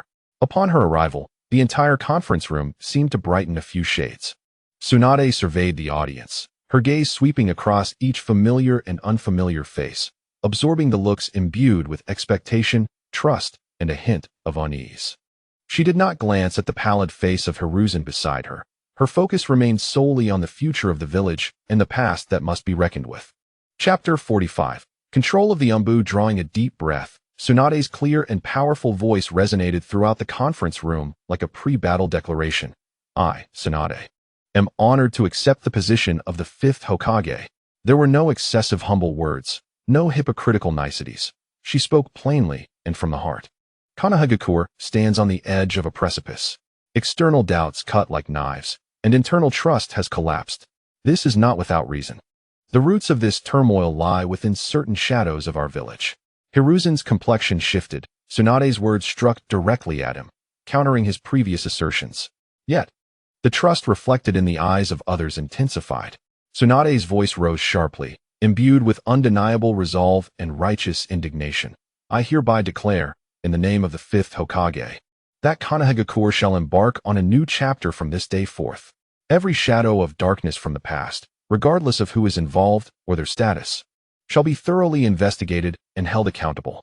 There will be no leniency. For all victims, Konoha will spare no effort to provide the due compensation and explanations. No matter who, no matter what.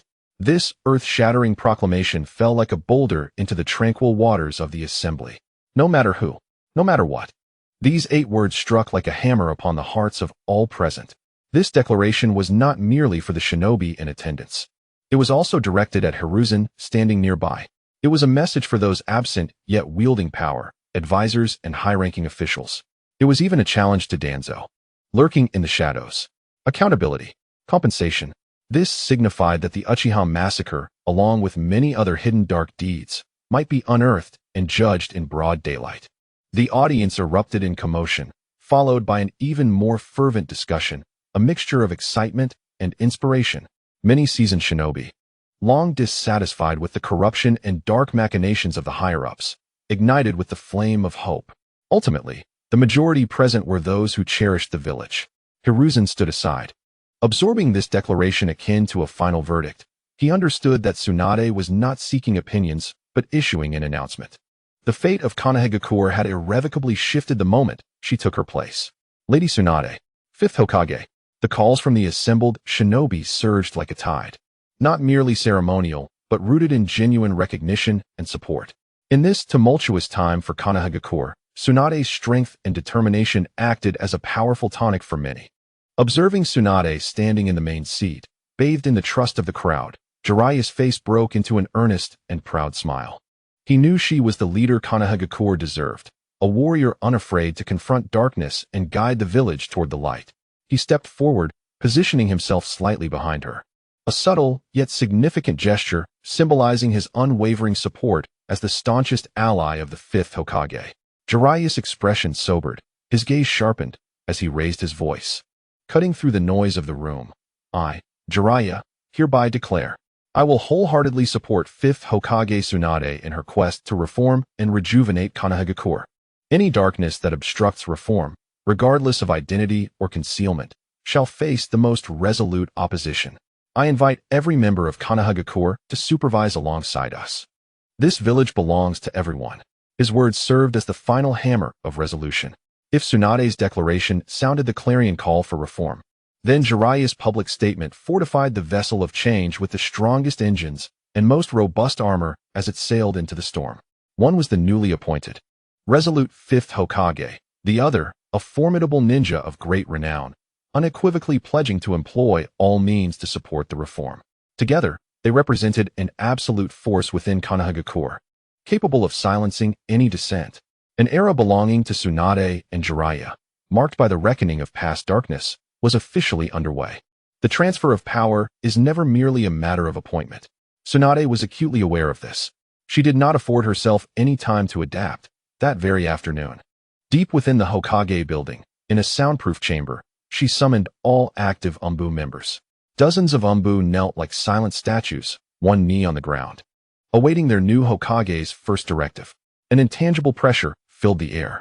Standing before them, Tsunade, not yet adorned in the Hokage robes, emanated an authority and determination that surpassed any finery. Her gaze, sharp as a scalpel, swept across each mask. She promptly issued her first ironclad rule. From this moment on, you will listen carefully and engrave this in your minds. The Umbu is the direct force of the Hokage and answers solely to the sitting Hokage. She deliberately paused, allowing each word to strike heavily upon the hearts of the Umbu members. You will not accept, nor will you be permitted to accept, orders from anyone other than the Hokage. This includes previous Hokages and any other high-ranking officials of Konoha. Despite their masks, the subtle rigidity of their bodies and the barely suppressed changes in their breathing betrayed the tumult within each Umbu member. For a long time, while the Umbu were nominally under the Hokage, the management of the Third Hokage and his advisory council had rendered the command over the Umbu far from absolute. Many Umbu members may have sworn loyalty not to the Hokage, but to other powerful figures lurking in the shadows. Tsunade's intention was to sever these insidious ties to the Umbu, firmly establishing control over this most formidable force. Ignoring the silent tremors below, Tsunade's voice grew colder. Imbued with undeniable determination, I give you 3 days. If you cannot accept this command, you may submit a request to withdraw from the Umbu within these 3 days. After 3 days, I will be Hokage, and in the name of the Fifth Hokage, I assure you that you may leave without repercussions. Following this, Tsunade's tone shifted abruptly, like the biting winds of winter. However, choosing to remain will be regarded as acceptance of this command. Any violation henceforth, regardless of reason or background, will be deemed as treason against the village. Treason. Chapter 46. The arrest of Danzo. These 2 words resonated like the final judgment, striking heavily upon the hearts of every Umbu member. This signified that, once they chose to stay, there would be no retreat, no room for wavering. Their blades would only be wielded for the Fifth Hokage. Now disperse, without explanation, without consolation, and devoid of any room for negotiation. After issuing this earth-shattering command, Tsunade turned and left the secret chamber, leaving behind a group of silent Umbu enveloped in shock, struggle, and decision. Standing by the window of the Hokage's office, she gazed down at the gradually darkening Konoha. In just 3 days, she would hurriedly assume the mantle of Hokage. Her gaze was calm and sharp, betraying no hint of confusion or joy at wielding power for the first time. Instead, it emanated an almost cold clarity. Her thoughts were indeed simple. To enact change, one must possess an unwavering military force that obeys without question. The umbu was the sharpest and most crucial blade in this regard. If even the umbu, which was nominally under the Hokage's command, could be casually maneuvered by the previous Hokage and the elder advisors, what then was she, the fifth Hokage? A mere figurehead? A puppet performing on stage while being controlled from behind the scenes? What a farce! Tsunade scoffed inwardly. She was acutely aware of the internal rot within Konoha. A Hokage who cannot issue commands without them being undermined or countered is no Hokage at all. Tsunade would not tread that path again. The 3-day ultimatum given to the umbu was not merely a test of loyalty. It was a blatant declaration of allegiance. Once aligned, betrayal would not be tolerated, otherwise. Death would be the preferable option. Gaining control over the umbu was merely the first step. When the deadline arrived, the central square of Konoha was teeming with people. There were no elaborate ceremonies, no lengthy speeches. As the appointed hour struck and Tsunade appeared on the balcony of the Hokage building, the entire square erupted in fervor. Clad not in the traditional Hokage robes, but in her simple tea-green long cloak, and wearing the conical hat symbolizing the Hokage. She stood with her golden ponytail swaying gently in the wind, her upright posture exuding boundless strength, a stark contrast to the past. This was a new power, a sensation entirely different from the decay of yore. Konoha's villagers. Tsunade's voice rang clear and penetrating, silencing the crowd instantly. I am Tsunade. From this day forth, I inherit the will of fire and serve as the fifth Hokage of Konoha. There was no humble refusal, no excessive reminiscing about her predecessor. Only a concise and powerful proclamation. Oh, Lady Tsunade, fifth Hokage, Princess Tsunade. The response was a thunderous chorus of cheers and shouts, reverberating as if to shake the heavens. Joy and anticipation radiated from the faces of the crowd. They waved their arms vigorously, their eyes sparkling with hope. This cheer stemmed not only from Tsunade's illustrious reputation as one of the legendary Sannin or from her lineage as the granddaughter of the first Hokage. It arose from a profound desire for change. The darkness unveiled by the heavens instilled unease and anger among ordinary villagers. External doubts and pressures left them apprehensive about the village's future. They were weary of the conspiracies and machinations cloaked beneath the facade of peace. Yearning for a robust leader to dispel the gloom and guide Konoha toward a truly bright and proud future. Tsunade's formidable personality, her exceptional medical skills, and her clear-cut stance against past shadows perfectly aligned with the urgent needs of the people in that moment. As she gazed at the countless expectant faces below and listened to the deafening cheers, Tsunade took a deep breath. She felt the weight of this trust, and it cemented her resolve. Raising her hand, she signaled for silence. The square quickly quieted, countless eyes fixed upon her. I hereby swear.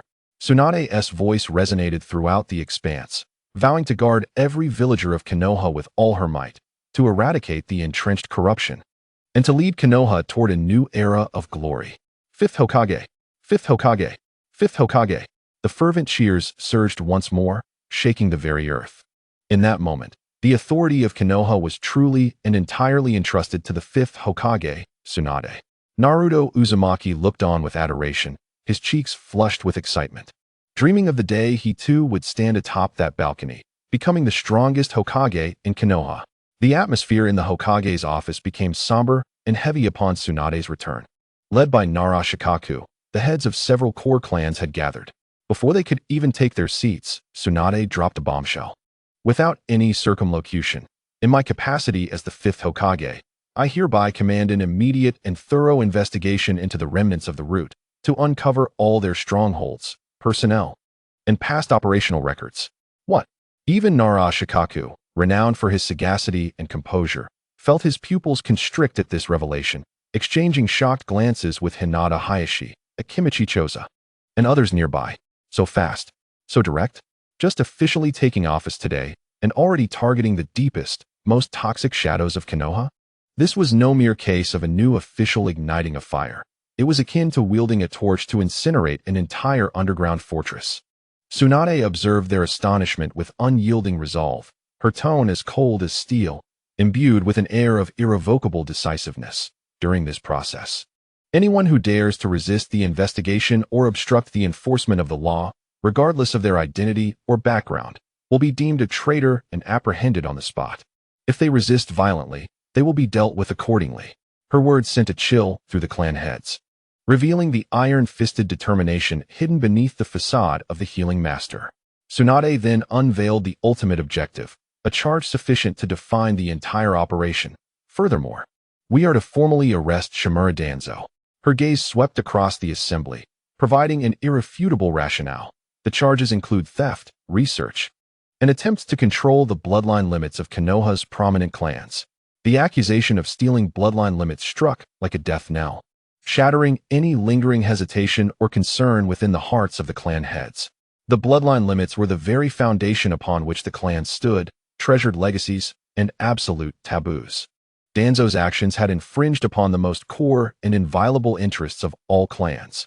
This was no longer merely a power struggle at the upper echelons.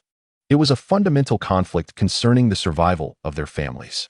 Chapter 47. Tsunade is the Hokage in accordance with the orders of the Hokage. Nara Shikaku was the first to bow and accept the command, his gaze sharpened. The Hyuga clan shall not hesitate. Hinata Hayashi declared solemnly. Our clan will follow your orders. Other clans echoed in unison. There was no hesitation. All were in agreement. On the matter of safeguarding their clan's foundation, their stance aligned closely with that of the Hokage. Tsunade nodded in satisfaction, then turned to Jiraiya, who had remained silent. Jiraiya, you will personally lead the reformed Umbu in this purge operation. The clans are to prepare personnel to assist you. Ensure that the root is eradicated completely. Understood. Jiraiya nodded gravely, his usual mirth absent from his face. He turned and vanished from the office in an instant. Tsunade had already conferred with him on this matter. Over the past 3 days, the Umbu had undergone a test of loyalty, with those two entangled with the old forces or harboring doubts being dismissed. What remained were truly loyal blades, sharp and ready to serve the 5th Hokage. Now was the moment to wield this freshly tempered blade to sever the most stubborn tumors afflicting Konoha. The joint action of the Umbu and the various clans was grand in scale, requiring no concealment whatsoever. The atmosphere was charged, and the swift movements of figures ignited the most intense reactions. Mito Gate Inazuma and Tono Kamachi, the two advisors, nearly stumbled as they rushed into Sarutobi Hiruzen's residence, exclaiming, "Hiruzen, look at the havoc Tsunade has wrought." Xuanqin Xiaochun, overwhelmed by her emotions, raised her voice sharply, exclaiming, How dare she act so recklessly? Without any consultation, she directly attacked Danzo. Does she not consider us advisors at all? Has she forgotten the rules of Konoha?" Mito Minion's expression mirrored her anger, his voice heavy with discontent as he adjusted his glasses. Such a critical matter as abdication should have involved our discussion. Now, Tsunade is acting with such impunity, striking at Danzo, who has contributed immensely to Konoha. Can you simply stand by and watch? You must intervene. Both were filled with shock and fury. They were astonished by Tsunade's swift and ruthless actions, which left no room for hesitation. They were enraged that she disregarded their authority as seniors and advisors, completely bypassing them in her exercise of power. Beneath it all was a deeper fear. Although they had not directly participated in Danzo's machinations, they were well aware of many of his deeds, having even tacitly approved or supported some of them. Danzo was the darkest blade of their shared interests. If Tsunade could strike him down without mercy today, who would be next? Once Danzo fell and the hidden secrets came to light, would they themselves be the ones called to account? Tsuruhi Hizashi sat by the window, his silhouette appearing frail and aged. Listening to the outcries of his old comrades, he could only muster a weary expression. Slowly turning to face them, he acknowledged, in a hoarse and feeble voice, "At this moment, Tsunade is the Hokage." This admission, though difficult, was an undeniable reality. What does that matter? Xuanqin Xiaochun nearly screamed, her anger boiling over. Even if she is the Hokage, she cannot act so autocratically, disregarding our opinions. Danzo, with all his extreme measures, acted for Konoha's sake. He has merits. How can she simply arrest him? Mito Minion's tone became more insistent. Hizashi, this is not the time for emotional outbursts. Tsunade is young and impetuous, lacking the wisdom to weigh her actions. We must stop her. We cannot allow her to ruin the very foundation of Konoha. You must speak to her and order her to halt this madness in the name of the 3rd Hokage. They attempted to bind Tsuruhi Hizashi with the concepts of rules, merit, and the very foundation of Konoha, hoping he would utilize his status as a mentor and former Hokage to reign in Tsunade. However, Hizashi simply shook his head wearily. his gaze vacant as he stared out at the village undergoing radical transformation. An order? Huh. He let out a bitter laugh. Do you truly believe she would heed my command? Hisashi understood better than anyone that when he chose to abdicate and saw the indifferent gazes at the Shinobi Council meeting, his era had come to an irrevocable end. Tsunade was not him. She possessed a radically different ideology and an unwavering resolve. Armed with righteous authority, commanding the reformed Umbu, and even gaining support from prominent clans, she was an unstoppable force at that moment. Stop her? With what means? Would he rely on the meager remnants of old friendships? That would only lead to humiliation. Not even Jiraiya would comply. Observing the resigned and passive demeanor of Tsuruhi Hisashi, Mito Minion, and Zhuanqin Xiaochun felt their spirits plummet. They realized their greatest ally had fallen. Tsunade's blade had swung mercilessly, and perhaps they would be next. Zhuanqin Xiaochun, in a fit of desperation, cried out, "Are you just going to watch as Danzo is killed?" This piercing question shattered whatever remnants of resolve remained within Hisashi's heart. His expression shifted multiple times, until, utterly drained, he finally relented. I will speak to Tsunade." This response evidently failed to satisfy Zhuanqin Xiaochun and Mito Minyan, falling far short of their expectation for a decisive intervention. Yet, under Hisashi's weary yet resolute gaze, they swallowed their discontent and fear, reluctantly falling silent. They understood that pressing further might cause them to lose even this last thread of connection and effort. Meanwhile, beneath Konoha, outside the core stronghold of Root, the atmosphere had grown frigid. Jiraiya, personally overseeing the situation, stood against a backdrop of grim-faced, elite Umbu members, along with skilled ninjas dispatched by various clans. Several loyal members of Danzo's Root attempted to break through the blockade, only to be swiftly subdued by overwhelming force, their chakra sealed and dragged away like defeated prey. The display of absolute power brooked no doubt. "Jiraiya, what do you intend to do?"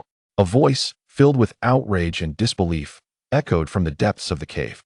Shimura Danzo, supported by his loyal aides, emerged, his single eye narrowing menacingly upon Jiraiya.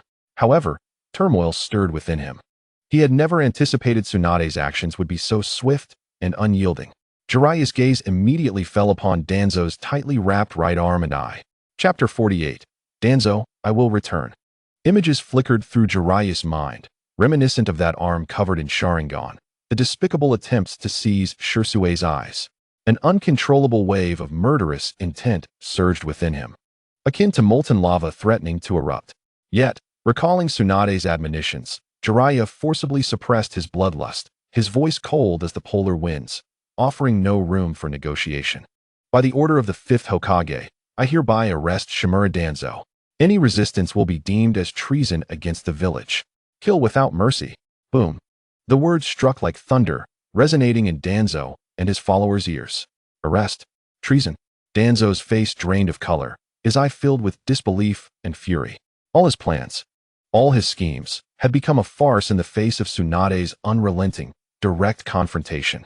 He had envisioned manipulating public opinion and leveraging high-level connections to impede Tsunade's progress, ultimately forcing her to retreat in disgrace. Yet, he had not anticipated that she would dismiss such political games, opting instead to wield the most fundamental power, the authority of the Hokage and undeniable force.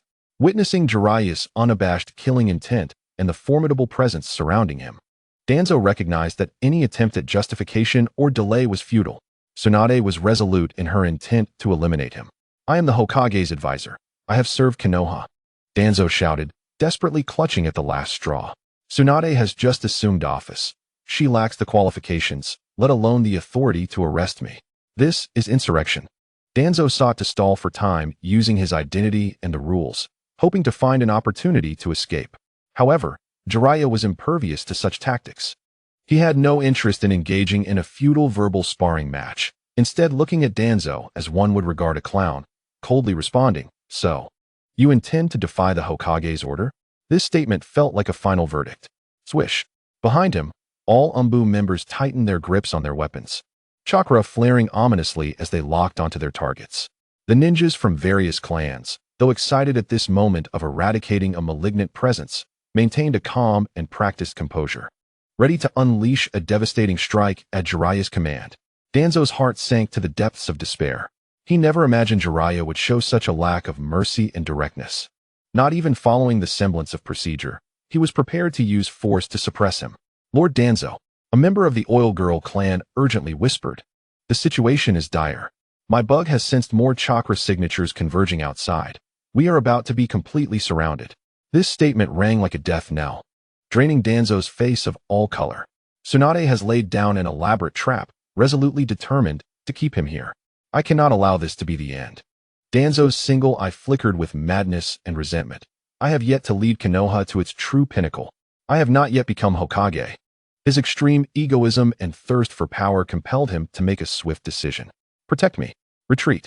Danzo bellowed at his most loyal subordinates. Jiraiya's disdain was nearly palpable, proclaiming it was all for Konoha, a grand facade. In the end, he was merely a coward, selfish and fearful of death. Danzo, struck in his vulnerable spot, contorted his face in rage, ready to utter harsh words to salvage some dignity when Jiraiya, without granting him an opportunity, issued a command and surged forth like a cannonball. His hands moved as swiftly as lightning, forming seals. Ninja art, Wild Lion's main jutsu. His white hair, as if endowed with life, grew wildly and transformed into countless resilient tendrils, sweeping towards Danzo and his guards. Kill! Simultaneously, the Umbu and clan ninjas behind him charged forth like fierce tigers, ruthlessly attacking the root members attempting to obstruct them. The brilliance of ninjutsu, the sounds of explosions, the clash of metal, and cries of anguish erupted. Confronted by Jiraiya, Danzo could no longer maintain any semblance of composure or bravado. Amidst the desperate defense constructed by his loyal subordinates, he clumsily retreated towards a secret passage. Where do you think you're going? Jiraiya's gaze was icy, his assault relentless as he unleashed a storm of ninjutsu, swiftly dispatching those daring to obstruct him as if they were mere vegetables. He relentlessly pursued Danzo's fleeing figure. The battle concluded far more swiftly than anticipated. Under the overwhelming superiority of strength and numbers, the defiant root members either met immediate death or were captured and sealed. This underground base, long entrenched in conspiracy and bloodshed, was utterly demolished and brought under control in less than the time it takes to burn a stick of incense. Jiraiya stood atop a great tree 5 miles from Konoha, watching as Danzo, now a mere speck, vanished into the horizon, a cold smirk gracing his lips. He chose not to continue the pursuit, nor had he ever exerted his full strength. Clear the battlefield, confiscate all documents and experimental data, and seal all evidence. Treat the wounded and account for the captives. Upon returning to the root base, Jiraiya calmly issued orders, his gaze sweeping over the disarmed and despairing remnants of root, ensuring they were escorted back to the village under strict supervision. Meanwhile, in a remote forest far from Konoha, Danzo staggered to a halt, gasping for breath. He looked back, finding only 2 injured and disheartened loyalists remaining by his side. A wave of profound desolation and humiliation engulfed him. He had devoted his life to Konoha, scheming tirelessly, even resorting to unspeakable acts, only to meet such a fate, driven out and hunted down like a dog by the very village he protected. His one eye fixated on the direction of Konoha, where lay the Hokage position he had yearned for his entire life, the foundation he had built over decades, now reduced to mere illusions. Endless resentment and frustration coalesced into a distorted roar that echoed through the woods. Konoha, Tsunade, Jiraiya, Shimura Danzo, will return. This cry was filled with the lament of a defeated dog and powerless curses, unable to alter any reality, merely venting his final fury. The news of Root's annihilation and Danzo's dismal escape, though not officially announced, spread rapidly like wildfire through Konoha's highest echelons of power. Mito Gate Flame and Tsunade Koharu were initially shocked by Tsunade's decisive and ruthless actions, but soon breathed a collective sigh of relief. Danzo is fine. He escaped. Mito adjusted his glasses, relief lacing his tone. It seems Tsunade ultimately spared him, not delivering a fatal blow. Tsunade Koharu murmured in agreement, attempting to reassure herself. With Jiraiya leading the charge and the elite of various clans involved, if they truly wished to detain Danzo, he would have had no chance of escape. However, standing beside them, Sarutobi Hiruzen wore an unusually grim expression, not relaxing in the slightest, but rather appearing more somber. His murky eyes brimmed with concern as he muttered to himself, questioning this bizarre situation. Was it really just mercy? Why do I have this ominous premonition? This is not in line with Tsunade's character. The unease lingering in Sarutobi's heart thickened like an ominous cloud. In the Hokage office, contrary to the external speculations of lingering sentiments, Tsunade was presently vexed, rubbing her temples as she regarded the black-haired boy, Uchiha Sasuke, standing defiantly before her desk, his cold, piercing gaze unwavering. Tsunade could not help but click her tongue in frustration, feeling overwhelmed. The figure in the sky, who could barely contend with the world-ending Naruto, the calm and powerful pillar of Konoha, seemed like a completely different individual from the brash child before her, whose eyes burned with nothing but hatred and aloofness. How could one hope to chisel this stubborn rock into a gem? The thought alone was disheartening. Was she to rely on Orochimaru? Sasuke, standing there, was equally agitated. Ever since the truth about the massacre was revealed, learning that Konoha's higher-ups were the true culprits behind the tragedy, he had lost all fondness for the village. Now summoned to the Hokage's office, facing the newly appointed 5th Hokage, he felt nothing but annoyance and aversion. What do you want? Sasuke's voice was cold and hard, dismissing even the most basic of formalities. Tsunade regarded his demeanor, suppressing the impulse to throw him out. I have no interest in the mess of your Uchiha clan. Tsunade irritably raked her golden hair, not bothering to conceal her impatience. She was a woman of action, utterly detesting entanglements of historical grievances that were impossible to untangle. Her words struck like a spark in a powder keg, igniting Sasuke's fury. He shot up his head, his dark eyes ablaze with anger, glaring defiantly at Tsunade. Unafraid even of her esteemed position as Hokage, what are you staring at? Tsunade's fiery temper flared instantly, refusing to be intimidated by his hatred. Without further ado, she raised her hand and landed a precise punch atop Sasuke's head. Thud! Sasuke, caught off guard, nearly crumpled to the ground in pain, tears brimming in his eyes. Was this woman's fist made of iron? She must be insane. Why are you hitting a child? What does it have to do with me? Tsunade stood with her hands on her hips, glaring down at him. Were the troubles of your Uchiha clan my doing? Huh. What good does glaring at me do? The crazy woman. Sasuke cradled his throbbing head, suppressing the urge to curse, instead mentally berating her. He had certainly learned the communication style of this 5th Hokage. Observing the boy before her, who was clearly in pain yet stubbornly pursed his lips, his hatred undiminished, Tsunade's internal fury gradually subsided, replaced by a resigned sigh. She pulled a chair and sat down, her tone softening slightly, though still brutally direct. Listen closely, little brat. The primary culprit behind your Uchiha clan's troubles is Shimura Danzo. That old bastard is the one who orchestrated everything, forcing Shisui to his death and driving your brother to a dead end. Of course, the 3rd Hokage's inaction and indulgence cannot escape blame either. The name Shimura Danzo acted like a spell, instantly seizing Sasuke's full attention. He abruptly lifted his head, momentarily forgetting the pain in his head, his eyes radiating an almost tangible murderous intent, his teeth grinding together. That's right, it's him. He killed Shisui. He stole his eyes, forced to destroy his own clan with his own hands. Observing Sasuke's intense desire to immediately devour Danzo alive, Tsunade felt a pang of discomfort in her heart. I do not expect you to forget your hatred, for that is unrealistic. Tsunade's voice softened, imbued with a calmness that reflected a deep understanding of the world. However, I hope that at the very least, you can identify the right target for your vengeance and refrain from involving the innocent. Sasuke remained silent, like a cold stone, expressing his distrust and resistance through his silence. Tsunade, undeterred by his reaction, continued speaking as if stating an undeniable fact.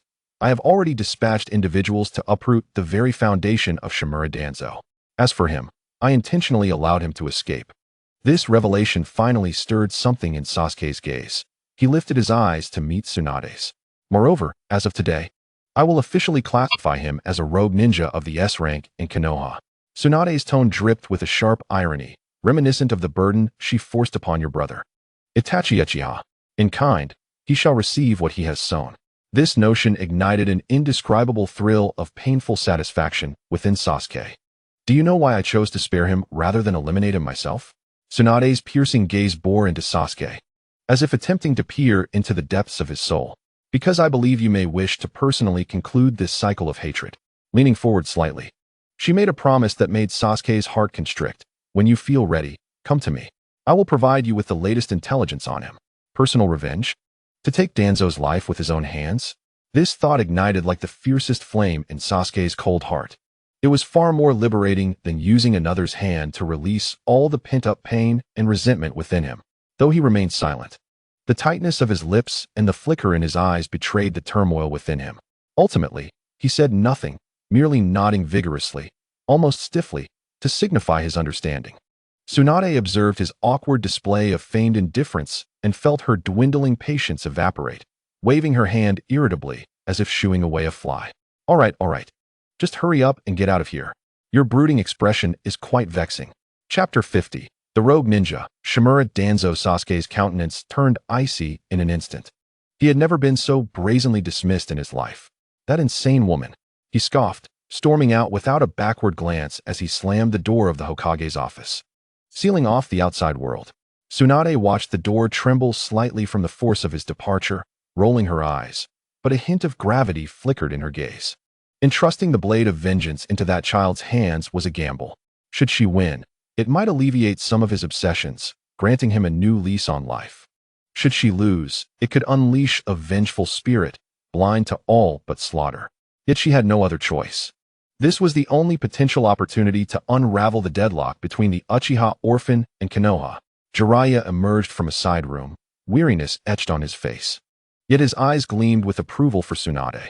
Tsunade, you are right, he stated affirmatively as he approached her desk. Allowing him to resolve this grudge himself is the best way to untangle the knot in his heart. It could significantly diminish his hatred towards Konoha itself. With proper guidance afterward, given his talent and this experience, he could undoubtedly become a pillar supporting Konoha in the future. Ugh, this is infuriating, Tsunade exclaimed, raking her brilliant golden hair in frustration as she slumped heavily into the Hokage chair. I understand the reasoning, but I truly wish I could punch that old dog Danzo into dust. To put an end to it all, allowing him to live for several more years is an egregious leniency. Just the thought of the atrocities that old man had inflicted upon Konoha made her fists itch with anger.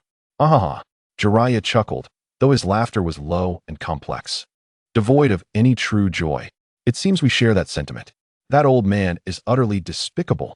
But Jiraiya's mirth abruptly ceased, his expression turning grave as he lowered his voice. Tsunade, do you know what I discovered in the secret archives of the root? Taking a deep breath as if mustering immense courage, Jiraiya continued. Those experimental records, those concealed reports are simply appalling. Flames of fury burned in his eyes as he painstakingly unveiled the darkness that could send shivers down anyone's spine. It was not only the Uchiha Sharingan, but also the cells of the first Hokage.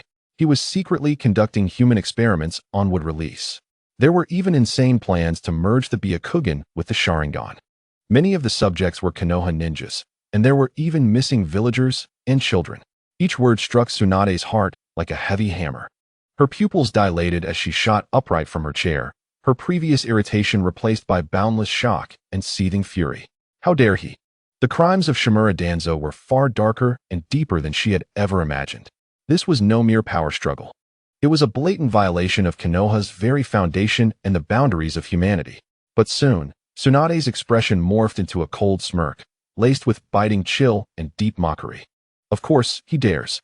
After all, no matter what he did, there's always that old man supporting him from the shadows, too reluctant to lift a finger against him.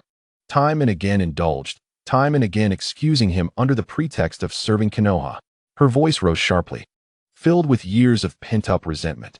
Konoha has been dragged to this day by these self-righteous fools, with their filthy compromises and so-called balance. The more she spoke, the angrier she became, even taking it out on the deceased second Hokage, her tone fierce. My great-grandfather must have been blind to elevate such individuals. Standing quietly to the side, Jiraiya observed with a detached demeanor, his eyes focused inward. Choosing not to engage with her direct criticism of the second Hokage's decisions and the third Hokage's actions.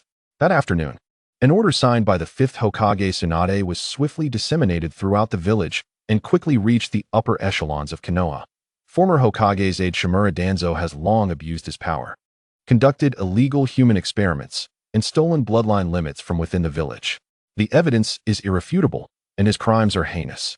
His positions and honors are hereby stripped, and he is classified as a rogue ninja of S rank in Konoha, to be killed on sight.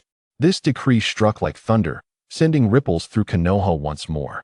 However, What most failed to notice was that despite Tsunade issuing the highest level of kill order, she did not, as was customary for S-rank rogue ninjas, immediately form an elite pursuit team or set any bounty in the Rogue Ninja Handbook or Underground Exchange.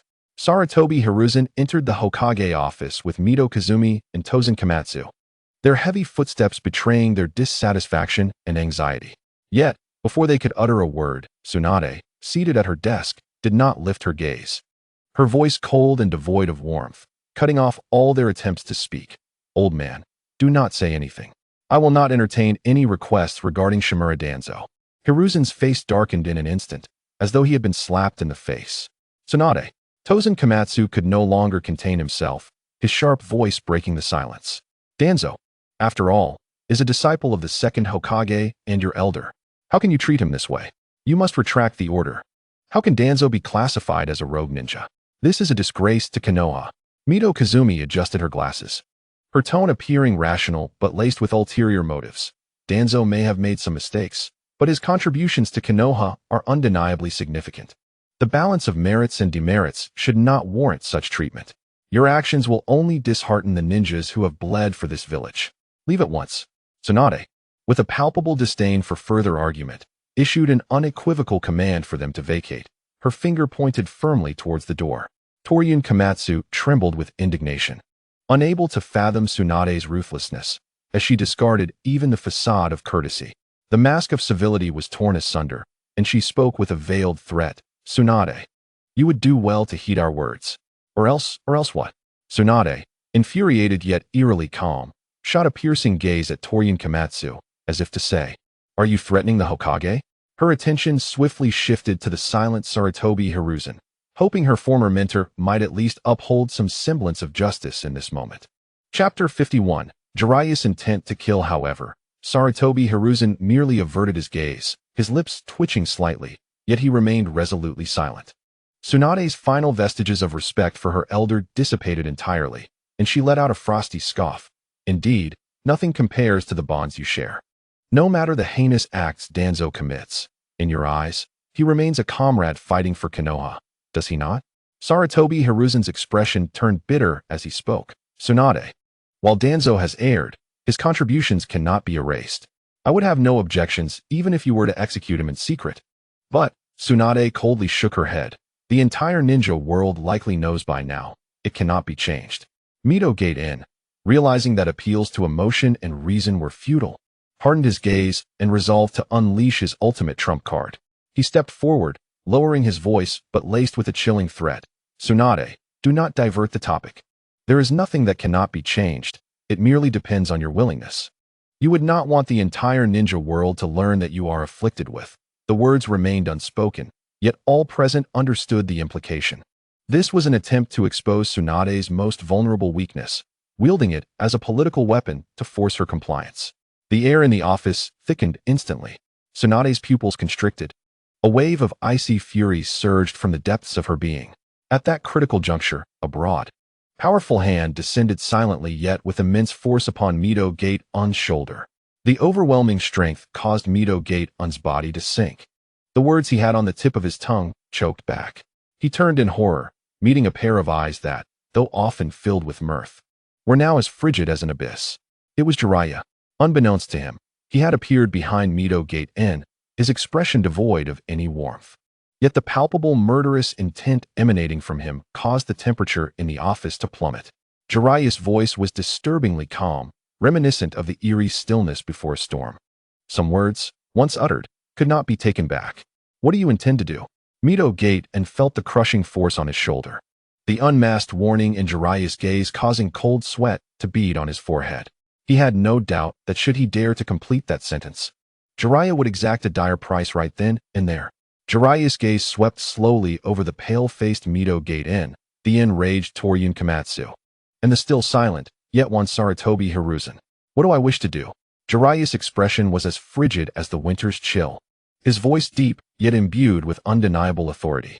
"I have stated before, anyone who threatens this village will be eliminated without hesitation." The weight of those words, laden with a mountain of bloodshed, sent Mito Gatei and Toryun Komatsu plunging into despair. "Enough, Jiraiya." Sarutobi Hiruzen could no longer remain silent. his voice sharp as he interrupted.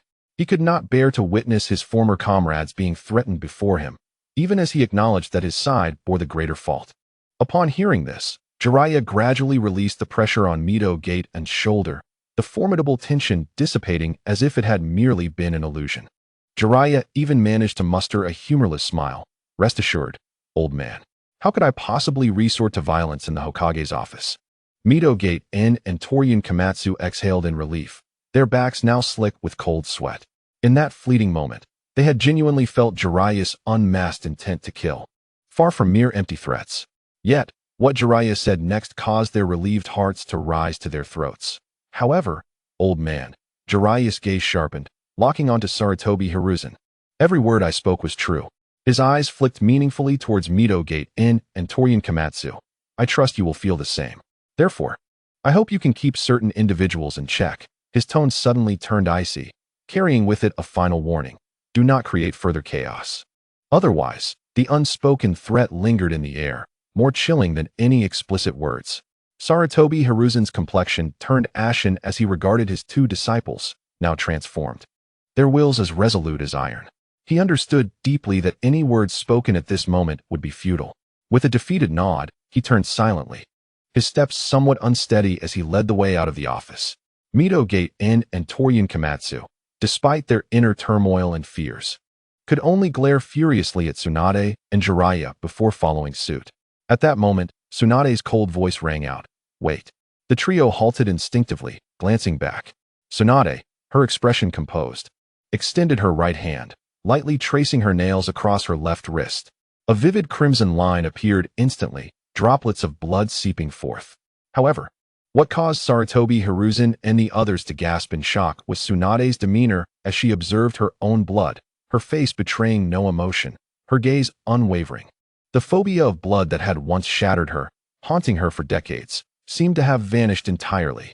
Tsunade swiftly employed medical ninjutsu to stem the flow. Her gaze steady upon Sarutobi Hiruzen, her tone calm, yet imbued with formidable strength. My fear of blood was merely a manifestation of an internal struggle. Yet when I resolved to return, to don this hat and fulfill the dreams of those who protect Konoha, I knew there was nothing left for me to fear. Sarutobi Hiruzen stared at her, an intricate mix of emotions swirling within him, ultimately transforming into a sigh steeped in profound sentiment. Then, so be it. Tsunade nodded but then shifted her tone, her gaze becoming sharp and sincere as she met Sarutobi Hiruzen's eyes. Old man, I initially intended to keep this secret, hoping to draw out some traitors. The words struck like thunder, causing Midogate and Torian Komatsu to turn pale, cold sweat soaking their garments.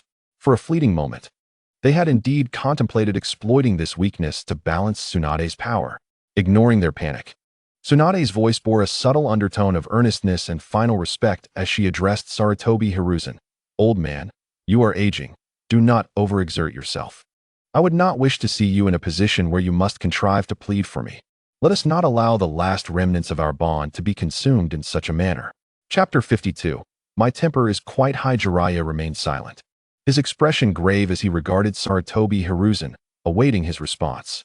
After a moment of silence, as if those few seconds had aged him further, Sarutobi Hiruzen lifted his gaze. A sense of relief mingled with a melancholic resignation in his eyes, nodding slowly. Indeed, I have grown old. It is time for me to withdraw completely. He turned to Tsunade, gratitude and appreciation evident in his gaze. Tsunade, I am grateful that you still consider my well-being. Rest assured, I will keep them in line. Should any issues arise, you need not concern yourselves with me. Furthermore, without your messages, I shall no longer appear at the Hokage building. This time, his promise bore an exceptionally heavy and tangible weight. Upon concluding his words, Sarutobi Hiruzen did not linger, his pallid visage stripped of all leverage. He departed the Hokage's office with Midogate and Toka Komatsu, his steps faltering, marking a definitive exit, a transition of eras. As the door closed, a brief silence enveloped the office. Tsunade slowly resumed her seat, exhaling deeply. Jiraiya approached, placing a reassuring hand on her shoulder. Unspoken understanding lingered between them. On the very day Tsunade ascended as the 5th Hokage of Konoha, she unleashed a tempestuous campaign against the roots of the organization, issuing a bounty for the apprehension of the traitor Danzo Shimura. This mental upheaval rapidly swept across the entire ninja world. The initial reaction from all who heard the news was one of sheer astonishment. The speed was staggering. The ruthlessness was unparalleled. No opportunity for the old powers to regain their footing. Yet, following the initial shock, the leaders of the major ninja villages, within their respective offices, responded with unexpected consensus. Nodding in tacit approval, the fourth Hokage, crossed his arms, gruffly commenting, "Humph. Those old geezers in Konoha have indeed rotted to the core. Tsunade is ruthless and decisive. Had she delayed her actions for a few more years, or wavered like Sarutobi, Konoha might have truly crumbled from within." The third Hokage, Inoki, floated in the air, a rare glimmer of agreement gracing his shrewd countenance. Cutting off the toxic roots is indeed the only way to save Konoha. Lady Tsunade possesses remarkable resolve. The ninja world buzzed with discourse, yet most expressed admiration for Tsunade's decisiveness. Meanwhile, in the land of rain, through an intricate network of intelligence, Uchiha Itachi learned of this earth-shattering news almost instantaneously. He stood there, as if all his spirit had been abruptly siphoned away. For the first time, his eternally frozen expression revealed an almost vacant stupor. His crimson Sharingan lost its focus. Danzo had fallen, labeled an S-rank rogue ninja, killed on sight, the roots uprooted. Everything transpired too swiftly, too unexpectedly, shattering all his foresight and plans. He sacrificed everything, bearing the titles of butcher and traitor, solely to safeguard Sasuke from the threats within Konoha's upper echelons and to eliminate the specter of civil war.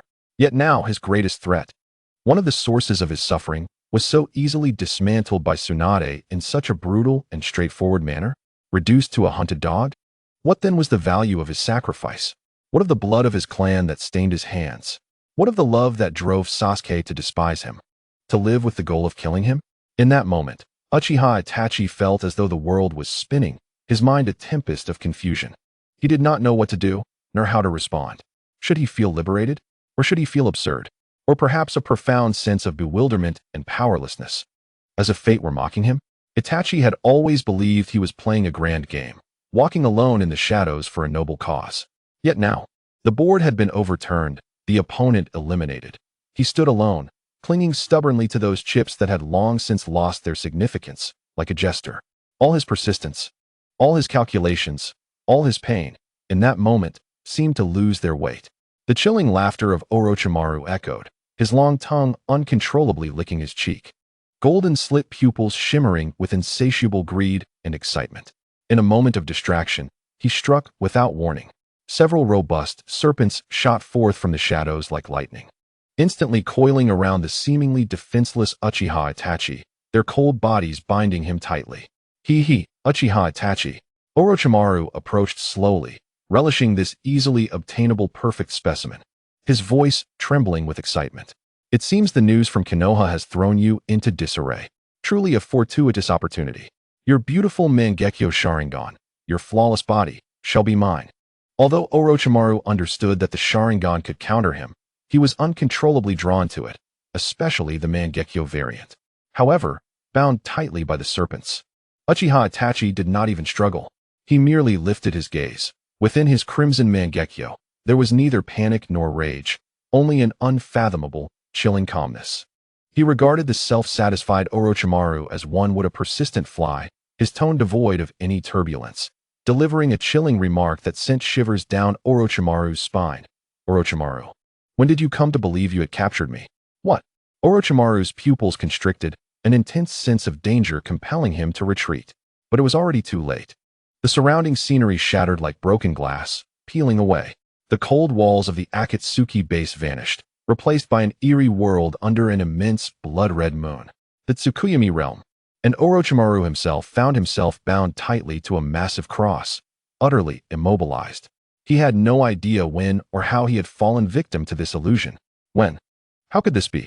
Orochimaru was horrified, believing himself deeply versed in the Sharingan and its defenses, yet he had unknowingly succumbed entirely. At that moment, Uchiha Itachi was in a state of extreme turmoil. The upheaval in Konoha had shaken the very beliefs he held dear, and the turmoil and unexpressed negativity within him surged like molten lava. Orochimaru's audacious provocation struck a nerve, serving as the perfect outlet for his pent-up frustrations. Itachi paid no mind to Orochimaru's shock or inquiries. With an impassive expression, he approached the bound Orochimaru, a long blade materializing in his hand, emanating a chilling aura. Chapter 53. What does it matter if you are the strongest in the ninja world? Without a word, without interrogation, Itachi raised the blade, plunging it into Orochimaru's body again and again with mechanical precision. The excruciating pain, magnified countless times, washed over every inch of Orochimaru's being. This was not merely physical agony. It was a direct assault on the psyche. Itachi's gaze remained cold, as if he were merely completing an inconsequential task. His actions continued, pouring forth all the restlessness, confusion, doubts about fate, and the pain of his choices, all the unutterable negative emotions, upon this unfortunate punching bag before him. In the Tsukuyomi realm, time stretched infinitely. For Orochimaru, this was undoubtedly a descent into the deepest hell. For Itachi, this brutal torment became a warped form of self-regulation, stabilizing his nearly collapsing psyche. Only when he felt the oppressive weight within his chest begin to ease did he cease his actions, gazing at the nearly dissipated consciousness of Orochimaru, coldly dispelling the Tsukuyomi. In the real world, Orochimaru's body jolted violently, staggering back several steps, his face as pale as a sheet, gasping for breath. His eyes filled with unprecedented terror and dread as he looked at Uchiha Itachi. Meanwhile, Uchiha Itachi remained quietly standing, as if nothing had transpired. Yet his Mangekyo Sharingan appeared even deeper, even colder than before. Bang! A muffled thud accompanied by a cry of pain. Uzumaki Naruto clutched his head, which had suddenly swelled, grimacing as he fell to the ground, stars dancing before his eyes. Behind the originally, Tsunade merely intended to summon Jiraiya to her office for a serious discussion. However, upon the entrance of the brash youth, his striking blue eyes wide with excitement, he bellowed for Granny, Granny, a cacophony that danced maddeningly upon her already frayed nerves. Tsunade, who was already in an irritable state, found her patience wearing thin. Naruto, clutching his throbbing head, rose to his feet, defiantly pointing at Tsunade and then at Jiraiya, who was attempting to diminish his presence. It hurt so much. Stinky Granny, he shouted. Yet, upon witnessing Tsunade's raised fist, he hastily swallowed his words. Then, looking at Jiraiya, who was feigning indignation, he exclaimed, "What did I say wrong? Aren't you and that lecherous sage of yours nearly the same age? You're both over 50, just old hags. Shut your mouth, you little brat." Tsunade interjected, her fury palpable. Before Naruto could finish his retort, Jiraiya erupted in anger, smacking the back of Naruto's head, effectively silencing his reckless comments. Did this kid have a death wish? Jiraiya fumed, and the sage is a sage. What lecherous sage? Try giving me another ridiculous nickname and see what happens. Naruto stumbled forward from the force of the slap, but shot Jiraiya a scornful glance, retorting, "Humph. I clearly caught you hiding outside the women's bath last time." "Oh, no." Jiraiya yelped, panic-stricken, as he lunged forward to cover Naruto's mouth, suppressing any further remarks that could lead to social ruin. Such words were utterly inappropriate in front of Tsunade. With a grimace that was more painful than laughter, Jiraiya turned to Tsunade and chuckled awkwardly. "Ha!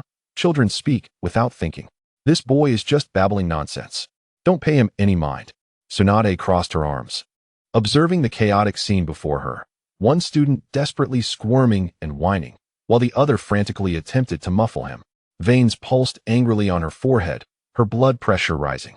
"Enough," Tsunade bellowed, her voice cracking like thunder, finally halting the farce. "Silence. Stand straight." The formidable aura of the Hokage enveloped the office, causing both Naruto and Jiraiya to instinctively recoil, immediately straightening up like chastised schoolboys, though their eyes continued to glare defiantly at one another. Tsunade inhaled deeply, forcing herself to suppress the urge to hurl both of them out of the window. She reminded herself to remain calm. As Hokage, she ought to exhibit composure. What nonsense. Attempting to maintain decorum with these two dolts was pure self-torture. Bang, bang. Two crisp, resounding thuds echoed. The world fell silent. Naruto and Jiraiya both cradled their freshly acquired, throbbing bumps on their heads, grimacing as they squatted on the floor, finally subdued. Tsunade shook her wrist, gazing at the two mischief makers who had finally calmed down, particularly at Naruto's expression of suppressed anger, a wave of unanticipated relief washing over her. "Oh, What did it matter if they were the strongest in the ninja world a decade hence? One was a world destroyer, and the other a savior who could match his prowess. Whether it be Sasuke or Naruto, before her, they would obediently receive her iron-fisted instruction. This subtle feeling of superiority, regardless of their future prowess, served to alleviate much of her irritation accumulated from days of administrative duties. Tsunade cleared her throat, her playful demeanor slipping away as she adopted a serious expression. Addressing the now quiet Naruto. Uzumaki Naruto, I did not summon you here for frivolities. There is a matter of significance we must discuss. Jiraiya, rubbing his head, stood up, his usual levity replaced by gravity as he nodded solemnly at Naruto, indicating the seriousness of the situation. Days had passed since dealing with Danzo and Root, and the internal order of Konoha was steadily regaining stability under the new Hokage's firm hand. The important issue regarding Naruto's identity, which Tsunade had previously discussed with Jiraiya, was now due for resolution, restoring his rightful status as the son of the fourth Hokage. Jiraiya wholeheartedly supported this. He understood better than anyone the importance of freeing Naruto from the stigma of the demon fox, allowing him to be recognized as the hero's son, crucial for the boy's growth and emotional well-being. As Naruto observed the suddenly somber expressions of Tsunade and Jiraiya, he instinctively straightened his posture, a flicker of confusion and subtle tension crossing his blue eyes. Father? Mother? What serious matter? He murmured to himself, sensing the weight of impending significance. By the way, how is your new house? Tsunade deftly shifted topics, avoiding direct confrontation. Mention of the new abode instantly lifted Naruto's spirits, causing him to forget the earlier tension and the ache in his head. His face broke into a radiant smile. Reminiscent of a child finally receiving a beloved toy, it's super comfortable. The house is so big, with huge windows that let the sunlight pour in. It's 100 times better than that cramped apartment. Thank you, Granny Tsunade. Naruto's gaze towards Tsunade was brimming with unreserved gratitude and joy. For a child who had spent years in a meager, cold apartment, a genuine home felt like a long-coveted treasure. Jiraiya, witnessing Naruto's blissful demeanor, could not help but smile warmly. Tsunade nodded, her tone calm, yet laden with gravity as she dropped a revelation that would alter Naruto's life. It's good that you're comfortable, because that was originally your parents' house. Now, it has returned to you. Naruto's smile faltered instantaneously. He blinked his blue eyes, as if struggling to comprehend or perhaps disbelieving his own ears. His expression morphed from confusion to bewilderment, culminating in a surge of incredulous shock. Granny Tsunade, what did you just say? His voice trembled as he cautiously sought confirmation. Observing his reaction, Tsunade felt her heart soften. She lowered her voice, repeating clearly, I said, the house you now reside in was once your father and mother's home. It has now been returned to you. Father-mother, these words, which had seemed as distant as constellations, now struck his heart with tremendous force. He had always believed himself to be an orphan, the embodiment of the demon fox. Loathed by all, he had never once contemplated the existence of parents, let alone a home left for him. An indescribable torrent of emotions surged within him, shock, confusion, grievance, and an overwhelming yet faintly burning desire, all crashing through the dam of his heart. Hot tears streamed down his cheeks without warning, cascading down his face. Impossible to wipe away. Naruto bowed his head, his shoulders trembling as he wept silently. In those tears lay the shock of discovering his lineage, the release of years of solitude and indignation, and a profound sense of bittersweet belonging, finally grasping a semblance of home. The office fell into a hushed silence, broken only by Naruto's muffled sobs. After what felt like an eternity, he managed to stifle his tears, raising his tear-streaked face to meet Tsunade's gaze with his glistening, pleading blue eyes. Can you tell me who my parents are? He choked out. Seeing the desperate look in his eyes, Tsunade sighed deeply within. She bent down, retrieving an aged wooden box from beneath her expansive desk, and placed it solemnly before Naruto. These are your parents' belongings, she said softly, her tone imbued with a subtle tenderness. You may take your time to look through them. As Tsunade paused, casting a glance at the similarly complex expression of Jiraiya, she addressed Naruto, saying, we shall elaborate on the matters concerning your parents later. With that, she exchanged a knowing look with Jiraiya, and together they silently exited the Hokage's office, gently closing the door behind them. The expansive office now held only Naruto Uzumaki. who remained rooted in place, motionless, his tear-filled blue eyes intently fixed on the box before him, as if attempting to see through it. His heart raced violently within his chest, mingling with an anticipation that bordered on fear. He dreaded that this might be yet another dream, one that could shatter with the slightest touch. At last, as if steeling himself with determination, he vigorously wiped away the traces of tears with his sleeve, inhaled deeply, and stepped forward, one careful stride at a time. His fingers trembled slightly, imbued with a near-reverent caution as they gently rested upon the cool lid of the box. With a soft click, the latch released.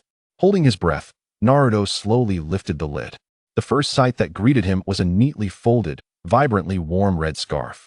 The moment he laid eyes on the scarf, an indescribable thrill, rooted deep within his lineage, seized him.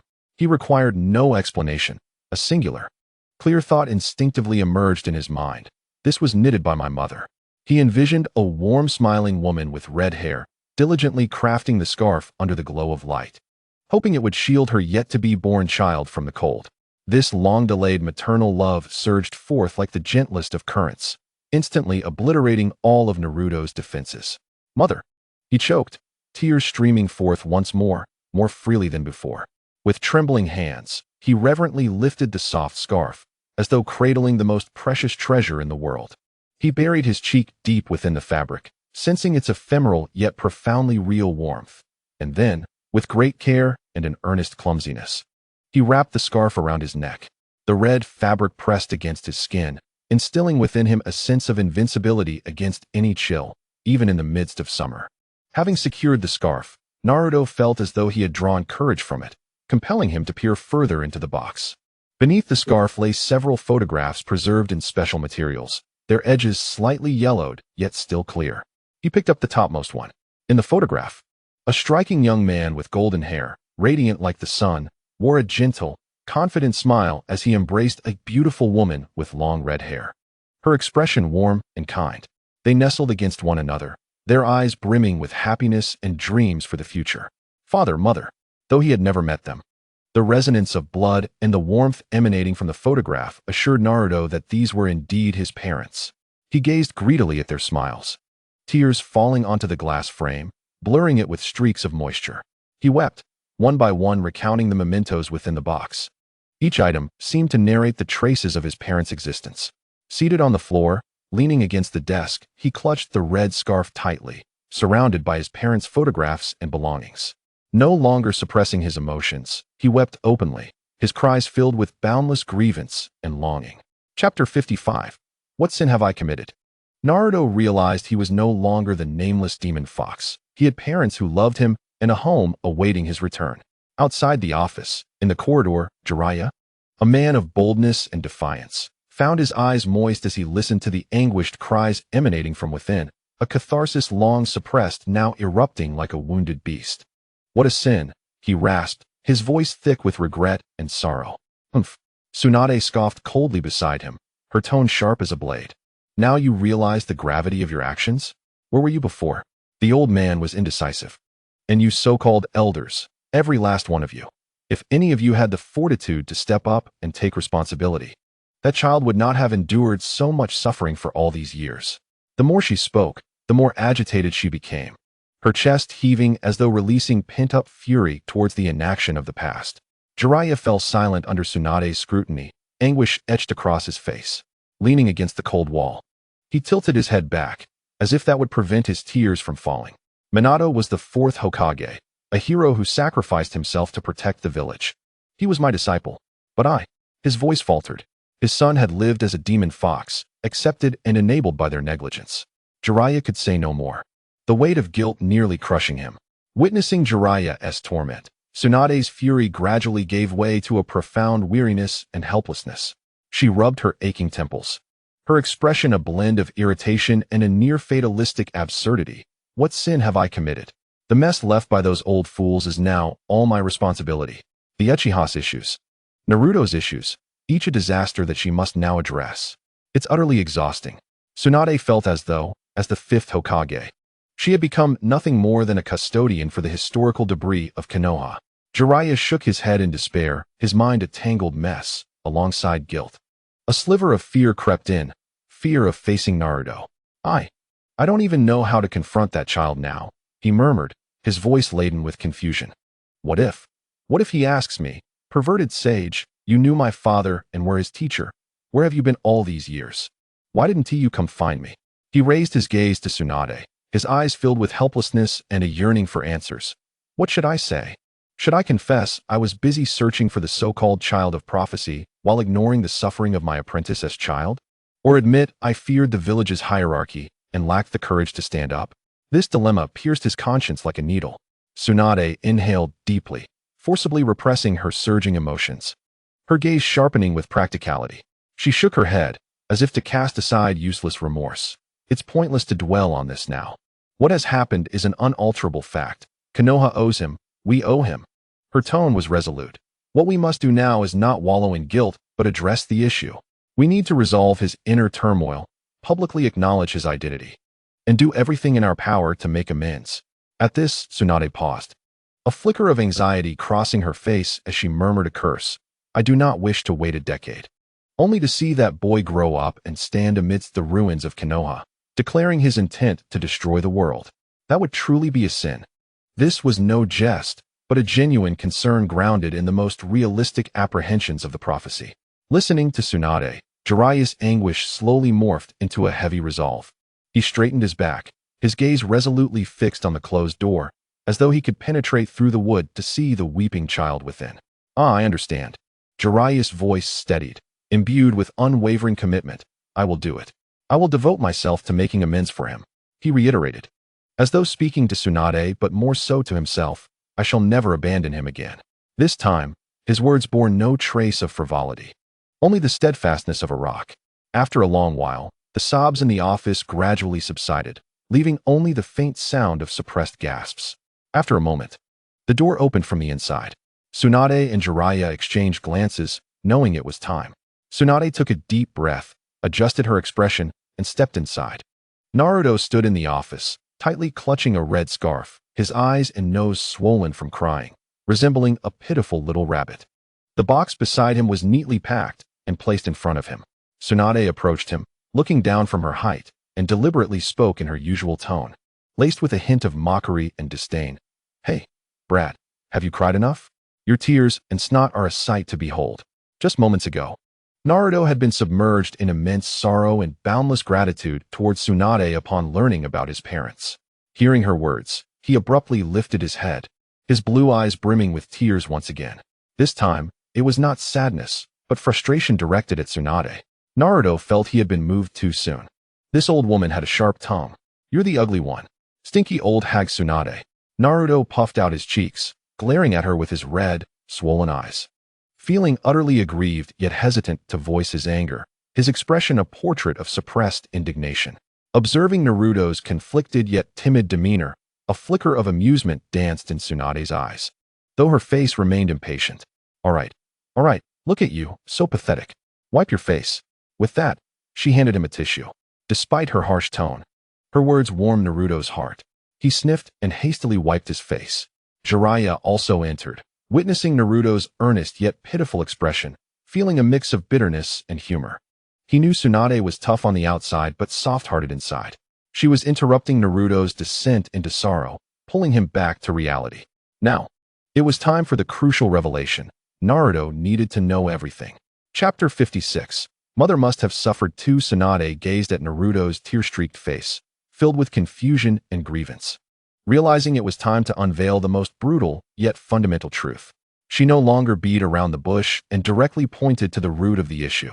Brat, haven't you always wanted to know why the villagers dislike you so much, even calling you a demon fox? Tsunade's tone was calm, yet undeniably serious. Naruto nodded vigorously, his blue eyes filled with bewilderment and indignation. Yes, I haven't done anything wrong. Why do they? Tsunade extended her finger, pointing directly at Naruto's abdomen, where the monstrous nine tails was sealed. What? Naruto was struck as if by lightning, suddenly looking down at his belly, his face a canvas of horror and disbelief. The demon fox is inside me. How is that possible? I had no idea. Naruto had always believed the term demon fox was merely a derogatory nickname, never considering it could represent such a terrifying, literal truth. Observing his shocked expression, Tsunade continued to explain in a calm tone, trying to help him understand rather than merely instill fear. Your body serves as a vessel, sealing the Nine Tails. Such individuals are known as Jinchuriki. The Nine Tails possesses destructive power and has brought immense calamity to the village, which is why the villagers fear this power and subsequently you, the vessel. This explanation acted as a key, instantly unlocking the long-burdened doubts in Naruto's heart. It turned out that the disdainful and fearful gazes were not entirely directed at him, but rather at the terrifying presence within him he had never known. This revelation did not erase his pain, but provided a clear and comprehensible source for it. Tsunade then began recounting the history of the Nine Tails, deliberately slowing her pace.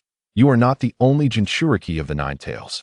The first Jinchuriki was my grandmother, Uzumaki Mido, the wife of the first Hokage. When mentioning her grandmother, Tsunade's voice carried a hint of softness that was barely perceptible. Then, she looked deeply into Naruto's eyes, revealing the most crucial name. The second Jinchuriki was Uzumaki Kushina. Uzumaki. Upon hearing this surname, Naruto's head snapped up, his shock transforming into utter bewilderment and confusion. He instinctively repeated this name of profound significance to him, his blue eyes wide open as if he had heard something incredible. Is it the same surname as mine? Naruto murmured, his voice filled with confusion and a subtle, yet ungrasped, anticipation. A vague yet exhilarating hypothesis began to take root in his heart. Just as you think. Tsunade affirmed his speculation, her voice clear and resolute. Uzumaki Kushina is your mother. Tsunade pointed to the box Naruto was tightly clutching, the one in the photo, with the red hair. She used to call me Tsunade. Confirmed.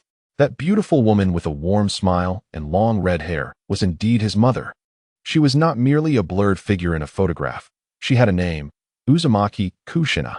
Moreover, like him, she had once been a Jinchuriki of the Nine Tails.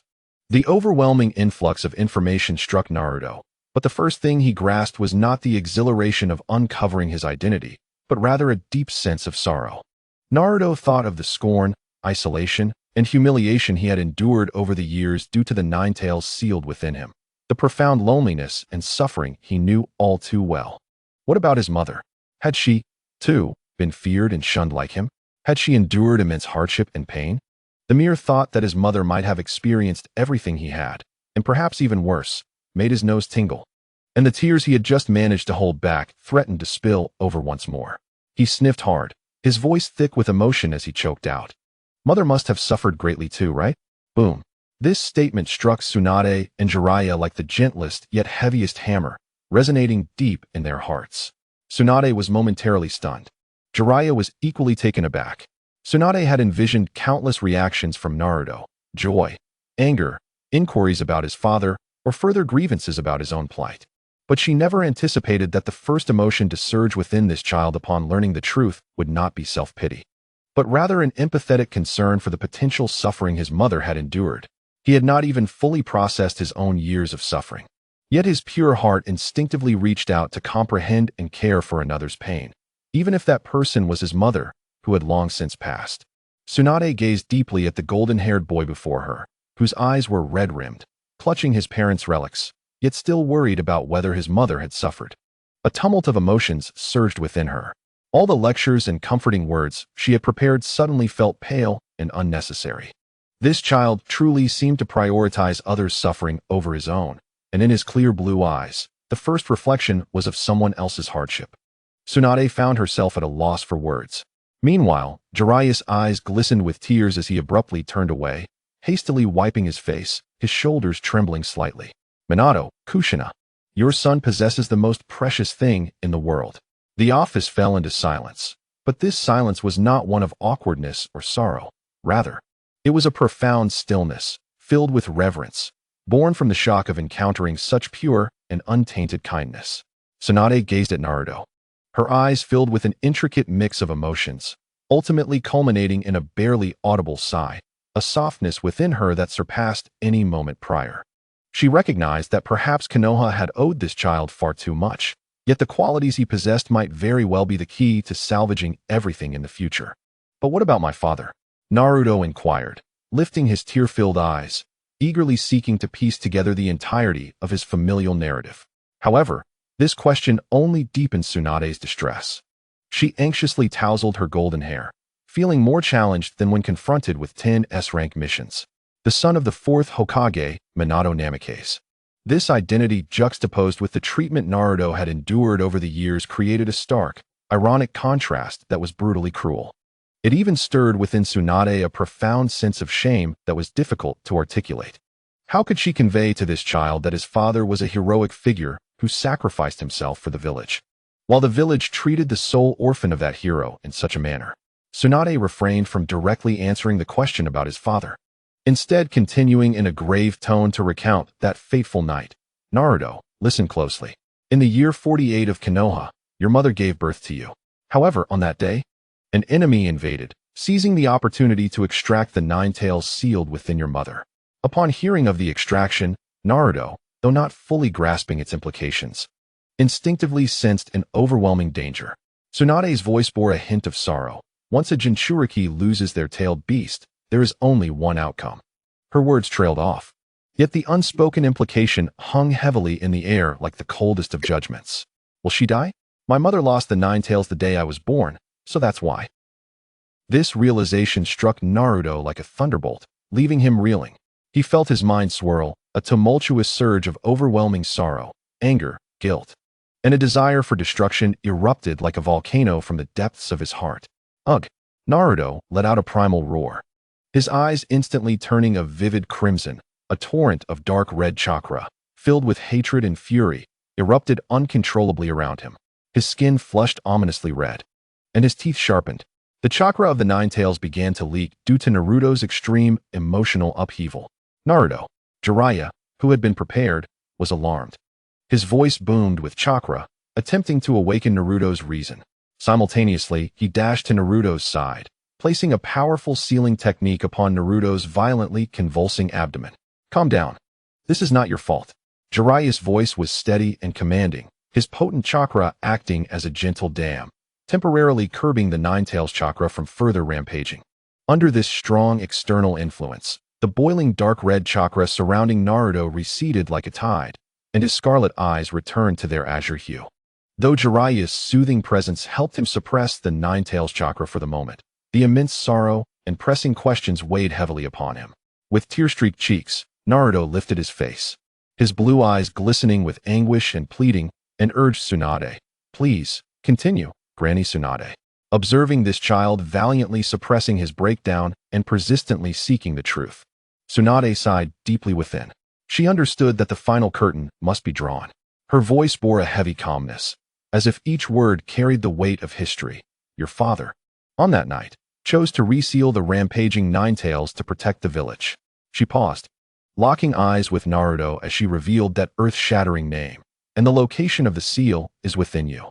After sealing it, he exhausted himself and sacrificed his life. Naruto's breath hitched, his heart gripped by an invisible hand. My father also died, to seal the nine tails, to protect the village? The enormity of this revelation left his mind blank. Yet, Tsunade's words were not yet finished.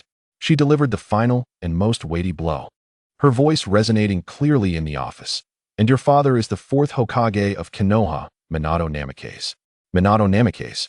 This name echoed like a final thunderclap, reverberating deep within Naruto's soul. My father is the Hokage? Naruto murmured, his voice so faint it was nearly inaudible. The expression on his face was utterly blank, a blend of sheer shock, confusion, and an incomprehensible sense of absurdity. Instinctively, he turned abruptly, his gaze penetrating the window of the Hokage's office, fixated on the distant Hokage rock. There, the faces of the Hokage stood solemnly carved into the massive cliff. The figure he had always looked up to, regarded as the highest symbol of the village and one of its greatest heroes, the visage he had seen countless times while mischievously defacing the Hokage rock, was indeed his father? His father was the son of the Hokage.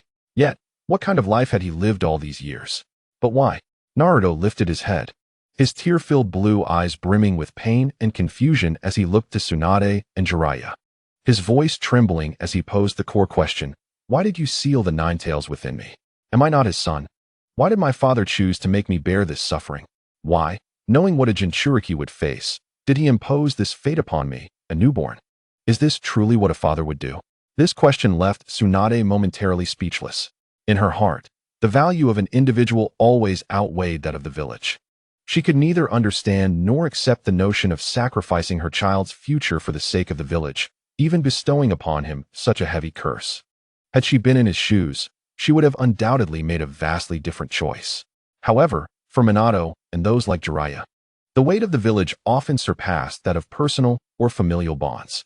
This was the harsh reality of the will of fire they upheld. She could not judge the rightness or wrongness of such a choice, as it touched upon a fundamental divergence in ideology. The village is comprised of people, and thus, people are important. Protecting the people of the village inherently makes the village important. This encapsulates the differing perspectives on the village. Observing Tsunade's silence, Jiraiya let out a deep sigh. He understood that this question must be addressed by him.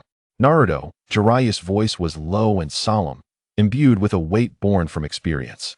This is the responsibility of the Hokage. He looked at Naruto with profound depth.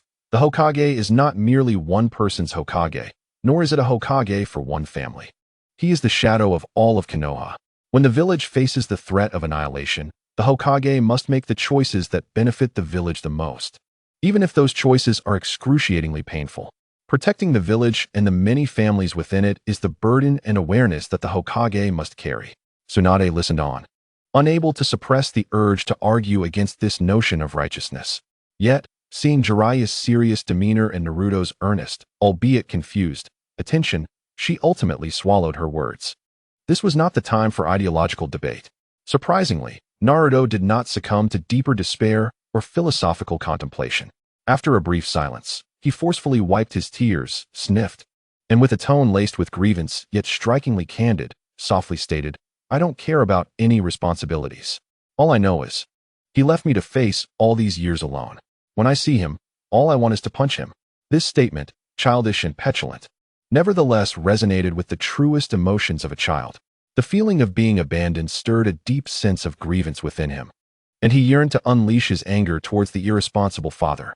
Upon hearing this, Jiraiya was momentarily taken aback, but soon a bittersweet smile graced his face, embodying both relief and a hint of sorrow.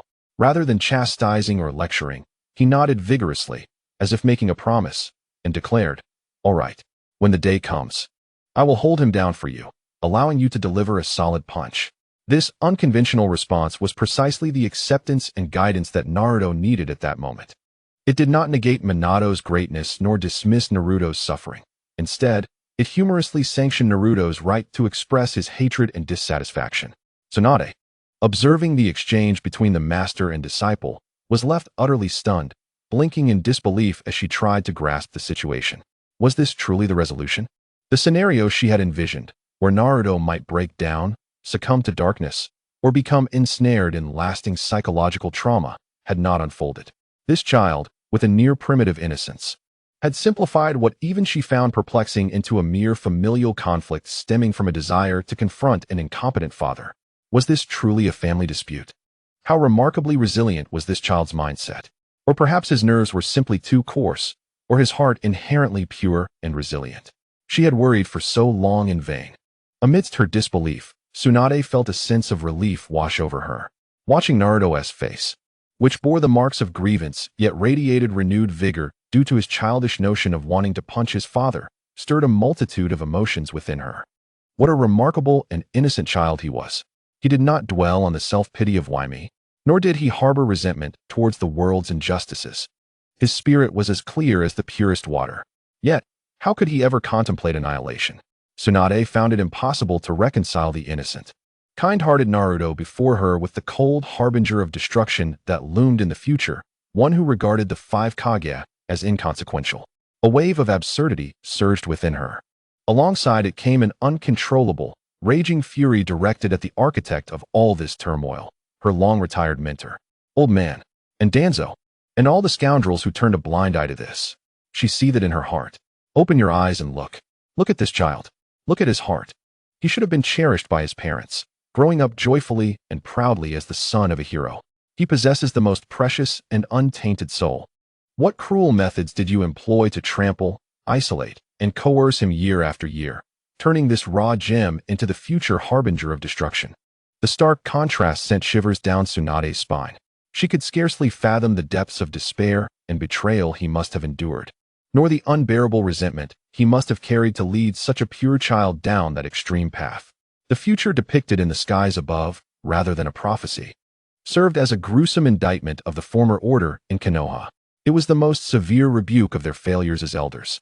Contemplating this, Tsunade's gaze towards Naruto shifted. Beyond her previous sense of responsibility and helplessness, a resolute determination surged within her. I will not allow it. I will not permit such a fate to befall him. As long as I am Hokage, as long as I draw breath, I will never let this child be driven to that path of despair. Konoha owes him a debt that can never be repaid. But at the very least, I shall secure him a future filled with sunshine and bonds, not one leading to the abyss of destruction. Hey kid, Tsunade called out, regaining her composure and interrupting the absurd discussion between Naruto and Jiraiya about how to take vengeance on Minato. Both Naruto and Jiraiya turned to her in unison. Tsunade fixed her gaze on Naruto, her tone brooking no argument. As for your desire to punch your father, let us leave that for when you meet him in the Pure Land. Jiraiya and Naruto's expressions shifted, alarmed as they realized the implications. Tsunade met Naruto's gaze, her voice clear and authoritative. Naruto, listen closely. All the grievances you've endured, all the injustices you've faced, are the mistakes of the old Konoha and its leaders. This is an undeniable truth that cannot be ignored or erased. Her tone bore unabashed criticism. I still cannot fathom what those old fools were thinking, hiding the identity of the fourth Hokage's son, the child of a hero, while allowing the infamous reputation of the Nine Tails to accompany you throughout your upbringing. It is nothing short of foolishness. It is a crime. With a sudden shift, her voice escalated, infused with the authority and might of the new Hokage, alongside a fierce yet tender promise unique to her. But now, things are different. I am Hokage. Therefore, from this day forward, no, from this very moment, I will restore everything that is rightfully yours. I will ensure that all of Konoha and the entire Shinobi world recognizes your true identity. You, Uzumaki Naruto, are the son of the heroic Namikaze Minato and Uzumaki Kushina. You shall no longer live in the shadows and under the stigma. From now on, hold your head high and live boldly under the sun.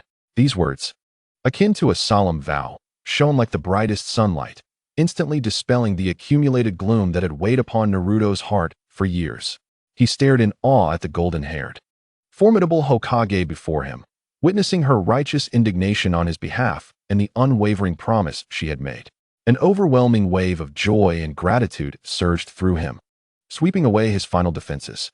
Tears welled up once more, but this time, they were not tears of sorrow. He beamed widely, revealing a goofy yet radiant smile. Even as tears streamed down his face, he could utter nothing, only nod vigorously, again and again. Yeah.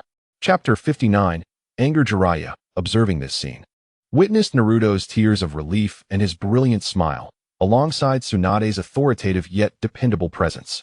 This man, who had weathered countless storms, felt his eyes moisten. Yet a smile blossomed on his lips. He silently shouted in his heart, Minato, Kushina, can you see?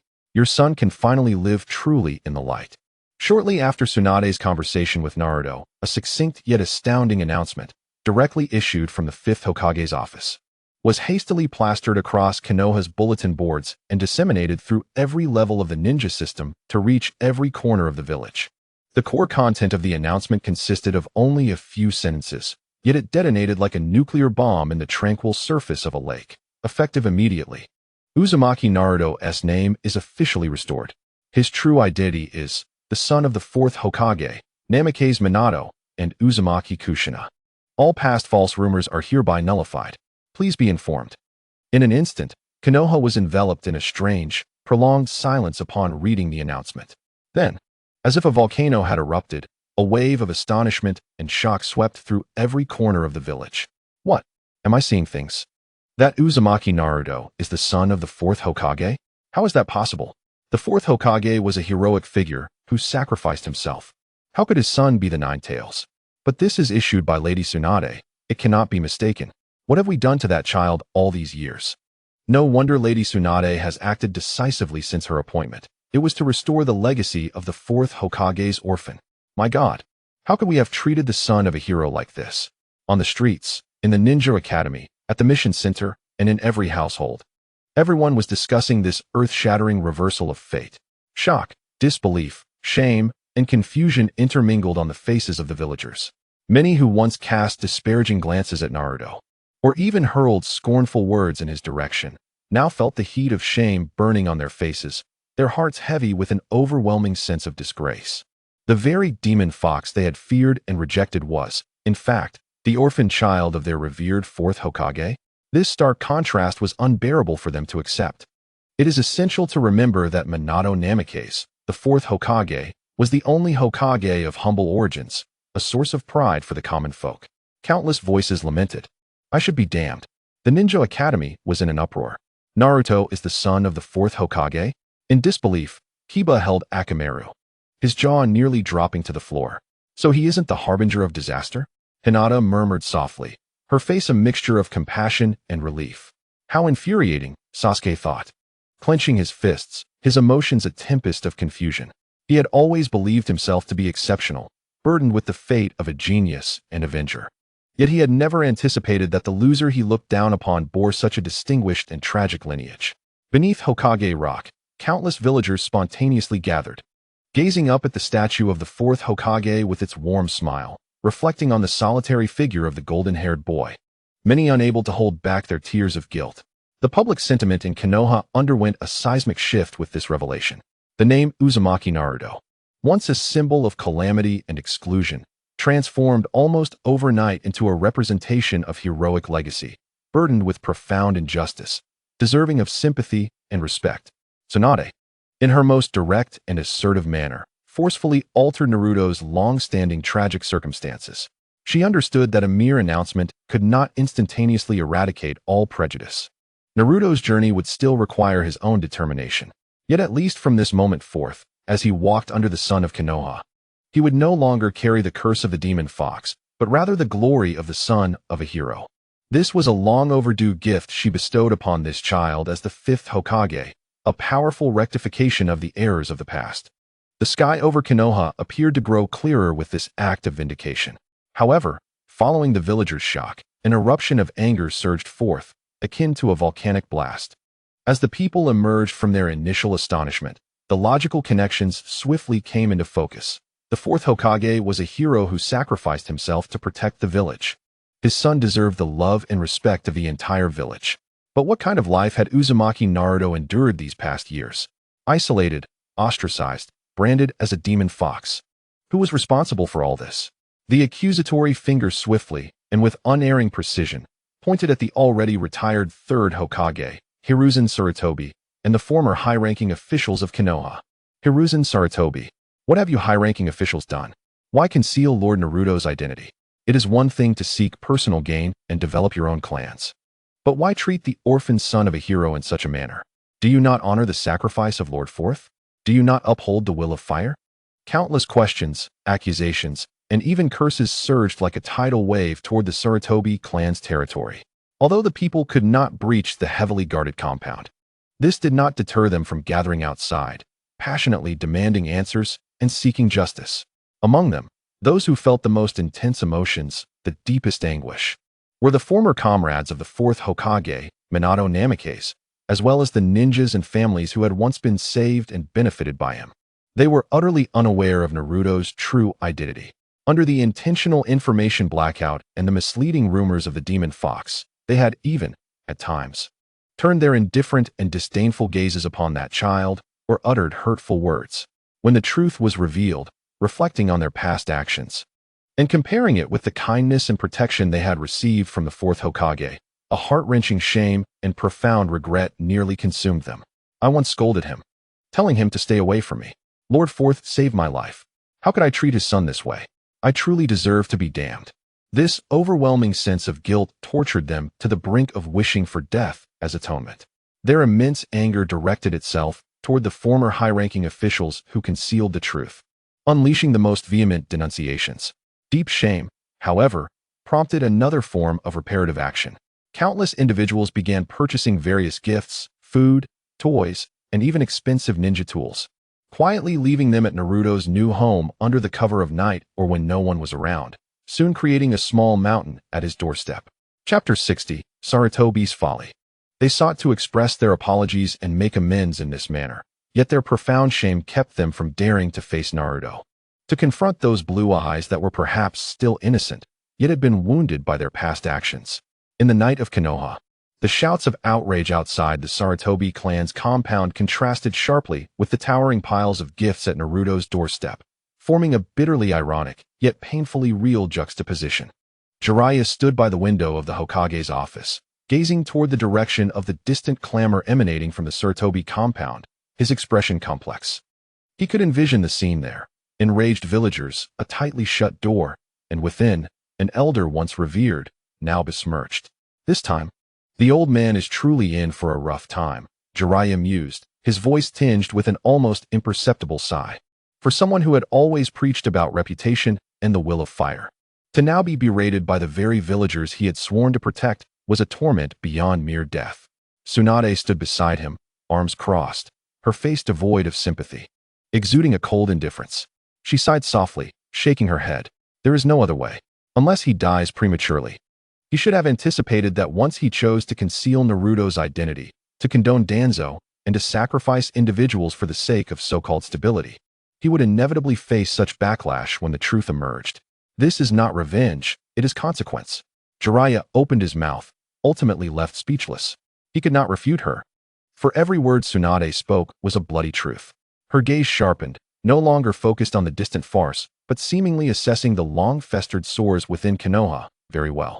The Sarutobi, Shimura, Mito, and Uchiha clans have feasted on Konoha's lifeblood for too long. They have reaped the benefits of power while shifting the darkness and cost onto others. Tsunade's voice was laced with a chilling resolve. For every drop of blood they have consumed, they shall be made to repay it in full. The nourishment of Konoha is not solely for their few clans. She turned and walked back to her desk, her demeanor composed, as if the tumult outside held no relevance for her. Let them make a fuss, she remarked nonchalantly, her eyes glinting with shrewdness and calculation. I await their pleas for mercy and discussions of compensation. Tsunade needed this storm, this wave of public discontent, to serve as her sharpest blade to pry open the tightly shut vaults of these old powers. Should they refuse to cooperate? She had even harsher measures at her disposal. She believed these old-timers would recognize the gravity of the situation. I require these compensations. Tsunade's fingers unconsciously tapped on the desk, listing names of those souls wounded by the old era: Uzumaki Naruto, Hatake Kakashi, Hyuganiji, and countless families of martyrs deprived of their pensions. Those who were ruthlessly sacrificed by Root, or used as experimental subjects. Tsunade's voice was not loud, yet it carried an undeniable strength. She intended to extract these resources from the old powers and re-inject them into the body of Konoha, nurturing the corners that had been forgotten and harmed. Jiraiya stood silently by the window, though he felt a twinge of sympathy for his teacher's plight. Yet he knew with clarity that Tsunade was right. Konoha had suffered long enough. Only a potent remedy could cure its ailments. The repercussions sown by Sarutobi Hiruzen and the old powers he represented must be tasted by them alone. Meanwhile, Naruto gazed at the mountain of gifts and apology letters piled at his doorstep, once more, scratching his chaotic golden hair. He was not foolish. He could vaguely deduce the origins of these items. They came from the very villagers who once regarded him with disdain, now filled with remorse. Ah well, they were rather pitiable, having been deceived for so long. Naruto murmured to himself, ultimately deciding to bring all the offerings inside. He may not have fully contemplated whether to forgive, but he was innately not one to hold grudges against food and gifts. Moreover, he could sense the clumsy, earnest intent behind these tokens of compensation. The following morning, as Naruto opened his door to head to the ninja academy, he was astonished to find several meticulously arranged bento boxes radiating warmth at his doorstep, surrounded by an empty silence. He paused for a moment, then realization dawned upon him, causing the corners of his mouth to curve upward involuntarily. As he walked along the path to school, an unprecedented sensation enveloped him, nearly disorienting. The piercing gazes of disdain, fear, and hatred that had once pricked him like needles had vanished. In their stead were villagers offering glances filled with apology and kindness. A few aunties selling vegetables even mustered the courage to greet him with awkward yet friendly smiles, softly saying, "Good morning, Naruto-kun." "Ah, good morning." Naruto responded, somewhat flustered, his cheeks warming slightly. The feeling of being treated normally was both strange and novel to him. Yet, soon, that discomfort was replaced by an overwhelming joy and warmth, akin to sunlight breaking through clouds. He no longer needed to walk with his head down against the wall. He could stride confidently down the center of the street. The atmosphere transformed from one of silence and rejection to subtle, vibrant greetings. Though past scars would not vanish overnight and future hurdles might still loom, in that moment. Walking down the sunlit streets of Konoha, feeling the belated yet ordinary kindness, Naruto Uzumaki beamed a brilliant, unclouded smile. The announcement by the fifth Hokage, Tsunade, validating Naruto's identity as the son of the fourth Hokage, reverberated throughout the ninja world like a tempest of revelation. Initially, the high-ranking officials and citizens of various ninja villages were engrossed in the political upheaval within Konoha, speculating on how the village would handle the hot potato that was Naruto Uzumaki, the potential destroyer of worlds. Would they impose strict surveillance, preemptively eliminate him, or attempt to guide him? Yet, the answer Konoha provided was a breathtaking reversal that left everyone dumbfounded. The notion that the son of the world destroyer was indeed the fourth Hokage's son?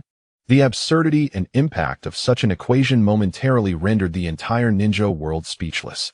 Soon after, as spies and informants from various villages relayed the details of Naruto's circumstances over the years, his isolation, being labeled a demon fox, living in squalor, consuming expired food, suffering from malnutrition, and enduring bullying, the public sentiment in the ninja world erupted. The initial shock swiftly morphed into profound incredulity and absurdity. Had the former high-ranking officials of Konoha, particularly the third Hokage Sarutobi Hiruzen, lost their minds? How could they treat the son of a hero who sacrificed for the village in such a manner? This was no longer foolishness. It was wickedness at its core, a disgraceful display by the corrupt rulers. No wonder Naruto sought to bring about destruction. If it were me, I would too, a hot-tempered ninja shouted, and his words resonated with countless others. Indeed, the father was a hero who saved the village, yet he was treated like refuse. Who could endure such treatment? It was said that all the inheritance and property left behind by the fourth Hokage had been devoured by the Sarutobi clan. Utterly shameless.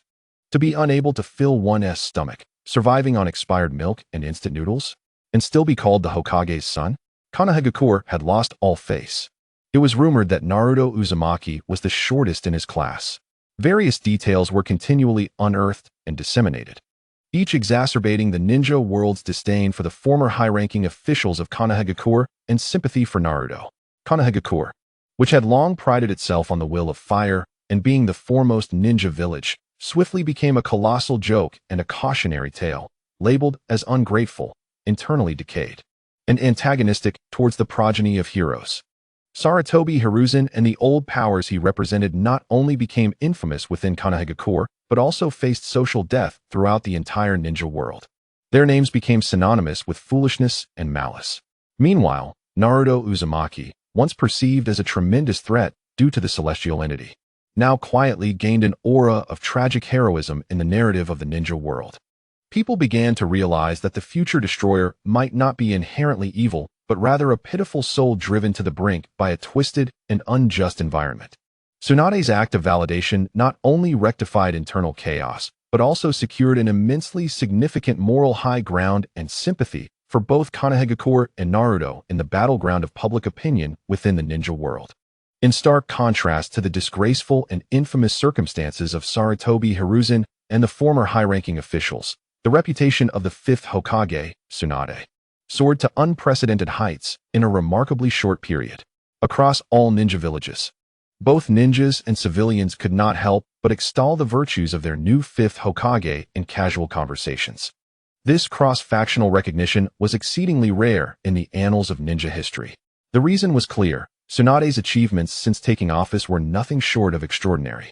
"Look at Tsunade, the fifth Hokage," exclaimed a rogue ninja in a tavern, downing a drink with admiration.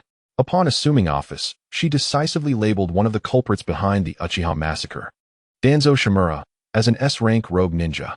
What does this signify? It represents rectification. It signifies purging the corrupt. Not only that, interjected another, eyes gleaming. This essentially signals to Uchiha Sasuke that the enemy has been marked for him. When he is capable, he can seek his revenge. This not only fulfills the Uchiha's quest for vengeance, but also fortifies Konoha's future with a top-tier combatant. Such strategy, such vision, truly remarkable. Moreover, Tsunade's handling of Naruto Uzumaki further skyrocketed her popularity among countless ninjas in the ninja world. And then there's Naruto. My goodness, the hidden identity of the hero's son.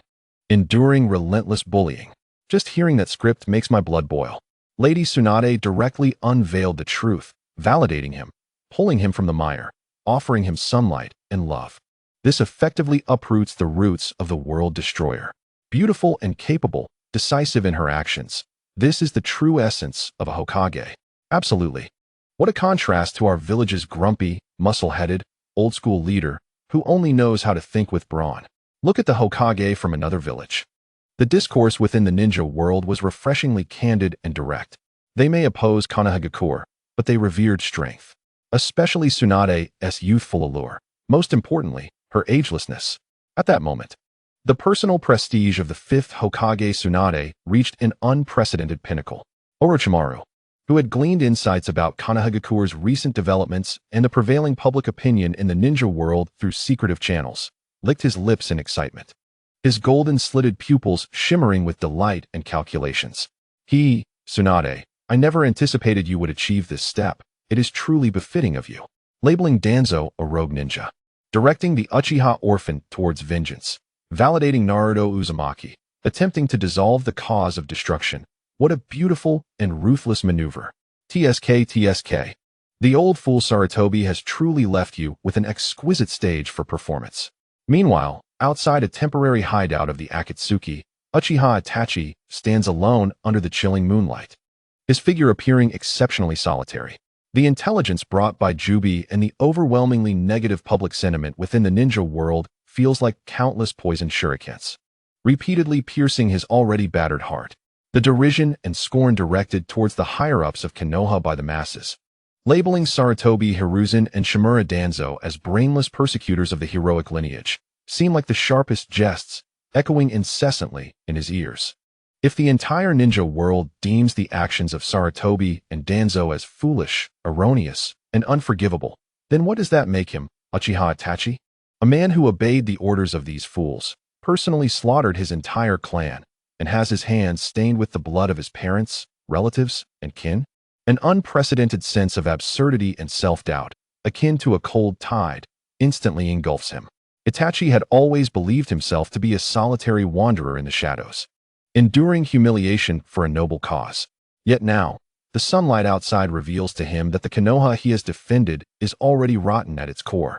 The higher-ups he has pledged loyalty to make decisions that are profoundly foolish. The crimes he has committed are entirely devoid of necessity. What then do the blood on his hands signify? What does it mean that he has compelled Sasuke to harbor hatred towards him? Uchiha Itachi stifles a groan, abruptly covering his mouth, a violent cough erupting, dark red blood seeping between his fingers. The doubts regarding his choices, the guilt for his clan, the anger towards fate, and the regret for that foolish decision, all suppressed for too long, surge within him like magma, nearly consuming him whole. Itachi feels he is on the brink of collapse. Sasuke, what am I to do? Is the path I chose for you still viable? Chapter 62. The third. Haruno Sakura Yin An bought a fish to feed the cat, and then commenced the third celestial projection. Konoha, 60 years ago, in the ninja world. The sky once again ripples with familiar nuances, soft light cascading down to the earth.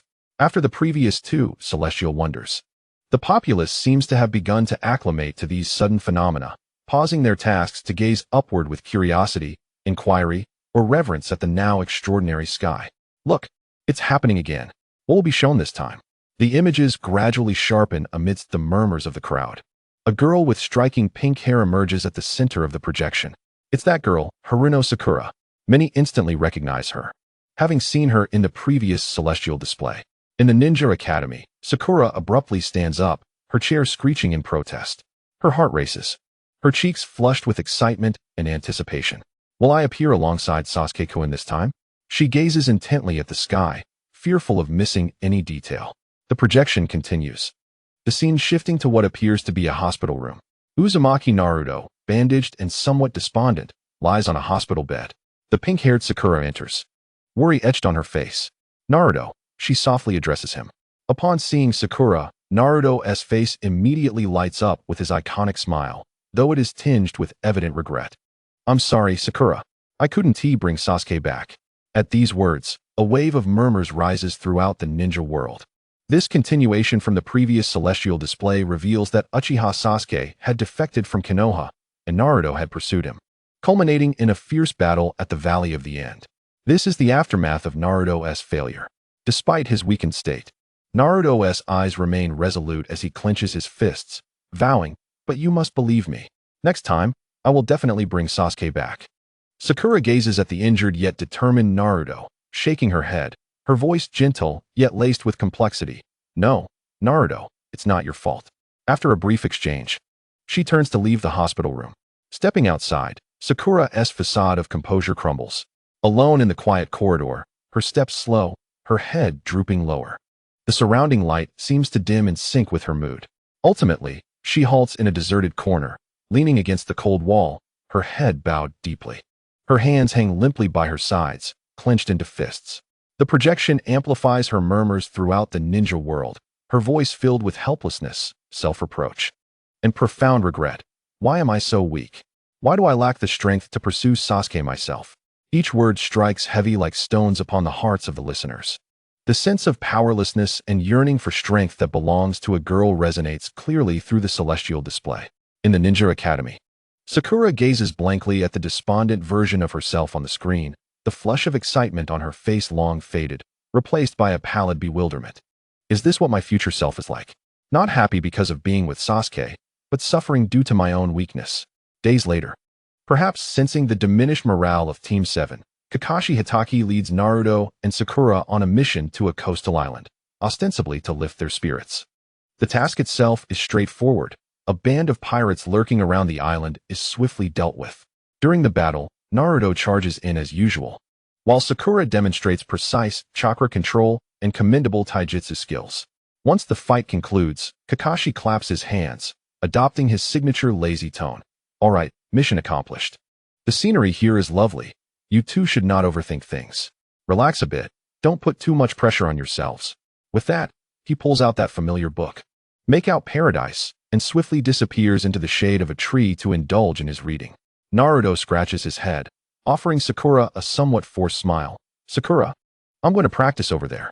It seems he believes that through relentless training, he can momentarily suppress the feelings of defeat and anxiety over not bringing Sasuke back. Sakura nods, watching Naruto sprint to an open space nearby. Shadow Clone Jutsu. Bang bang bang bang. In an instant, dozens, even hundreds of Naruto's shadow clones fill the beach, fervently commencing their respective training sessions. The sheer volume of chakra and the sight of the clones pouring sweat creates a striking visual. Sakura stands rooted in place, staring in awe. Do you envy him? Yes, immensely. Not just because of Naruto's seemingly terrifying chakra reserves, but also because he possesses a clear goal and a method to grow stronger. Diligently training to master more powerful jutsu. But what about her? She wishes to grow stronger, desperately wanting to escape this sense of powerlessness, to possess the strength to reclaim her comrades and protect what is dear. However, she lacks Naruto's innate vast chakra, does not possess any ancestral secret techniques, nor does she have a powerful mentor like Kakashi-sensei to provide specialized guidance. All she has are decent theoretical grades and passable chakra control. Strength? Where does the path lie? She is utterly lost, as if enveloped in thick fog with no direction in sight. This feeling of having determination, yet nowhere to channel, it weighs heavier than any exhaustion brought by training. Silently, she turns away, leaving the bustling training ground, wandering aimlessly along the coastline. Unbeknownst to her, she reaches the edge of a steep cliff. Below lies the tumultuous sea, waves crashing against the rocks, producing a deafening roar. The lens of the celestial screen closely tracked her, vividly revealing her solitude and despair to the entire ninja world. The onlookers beheld the pink-haired girl, lost in thought as she approached the precipice, her gaze fixed vacantly upon the dizzying sea below. What was wrong with her? She seemed deeply troubled. Was it due to her earlier sentiments expressed on the celestial screen, feeling inadequate? As the crowd speculated that she merely sought solace, Haruno Sakura, without any forewarning, leaned slightly forward and leapt into the turbulent waters below. Her figure traced a brief arc through the air before being engulfed by the massive waves, vanishing from sight. The ninja world fell into an instant silence. Immediately, countless questions erupted like mushrooms after rain above the heads of every viewer. Chapter 63. Divine technique. What? She jumped? What is happening?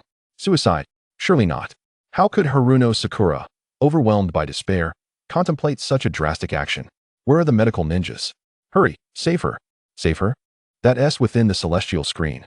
Within Konoha village and among all who watched the celestial display, everyone was stunned by Sakura's resolute leap. Sakura, in the ninja academy.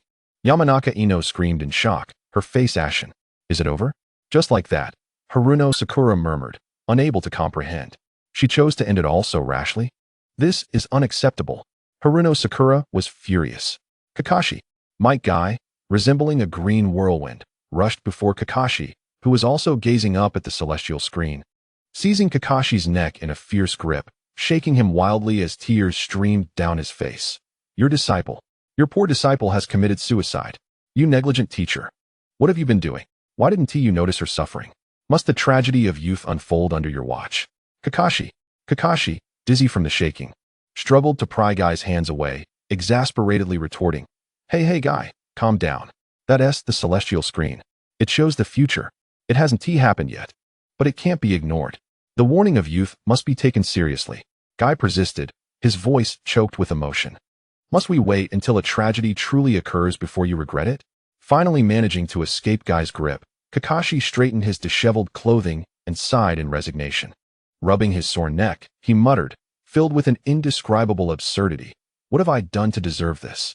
3 disciples, each more remarkable than the last. One a Uchiha orphan destined to betray, another a Jinchuriki destined to bring ruin.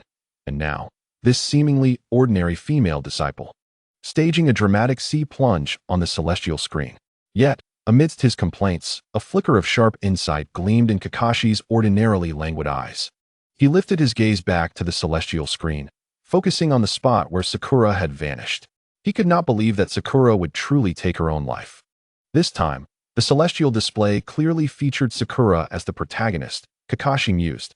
This leap was likely not an ending, but rather a beginning of sorts. A strong premonition stirred within him that this seemingly desperate act concealed an unexpected twist.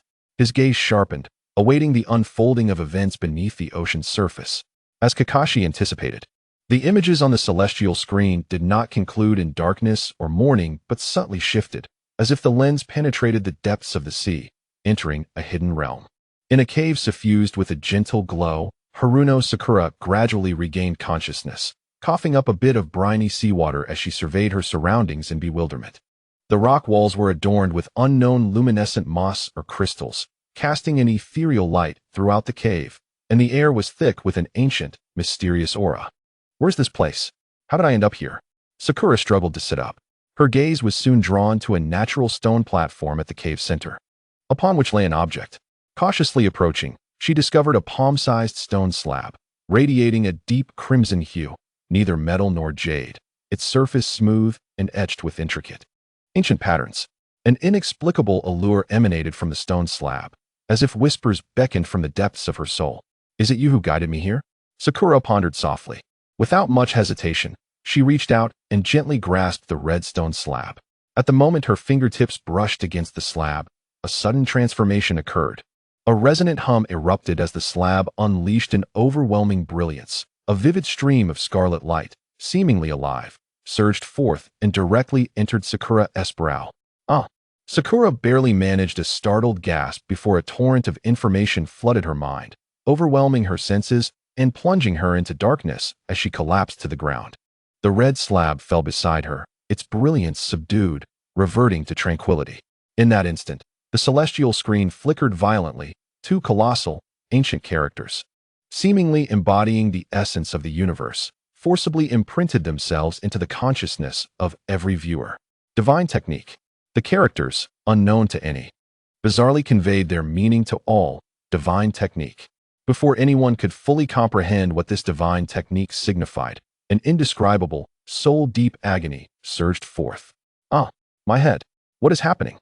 Across the ninja world, from the mightiest of Kage-level ninjas to ordinary civilians, nearly everyone simultaneously clutched their heads, uttering pained groans or cries.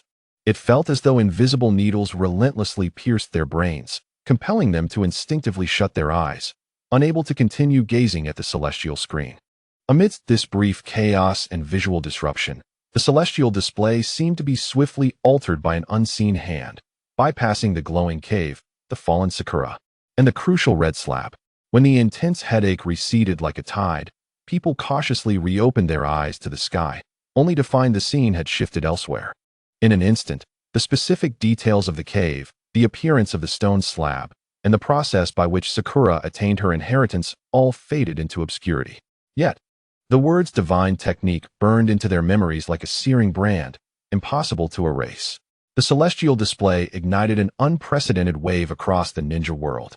Divine technique. The pain in their heads receded like a tide, but the shock brought on by the words divine technique spread wildly throughout every corner of the ninja world. Following a brief silence, a more tumultuous wave of discussion erupted. Divine technique. Was that truly a divine technique just now? It must be something extraordinary. Merely the mention of it sent us reeling. That Haruno Sakura, she has received it. Her jump into the sea was not an act of despair, but a fortuitous encounter. Indeed, she must have been chosen by some ancient inheritance. Chapter 64. Find the cave. I knew it. The celestial screen suddenly focused on her. It could not possibly conclude so simply. The crowd buzzed with excitement, their faces alight with envy, jealousy, and undeniable awe.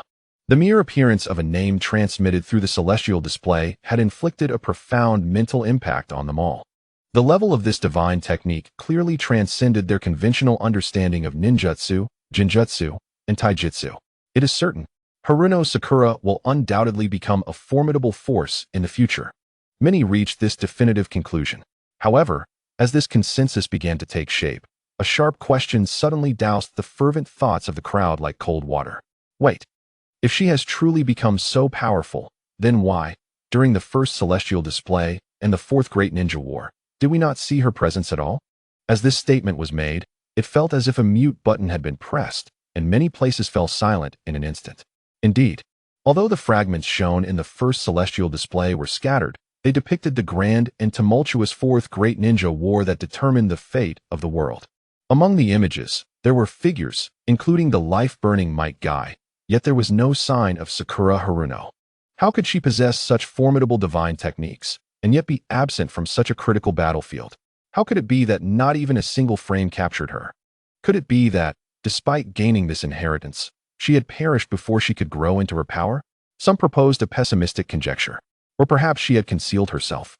Was there a more significant task at hand?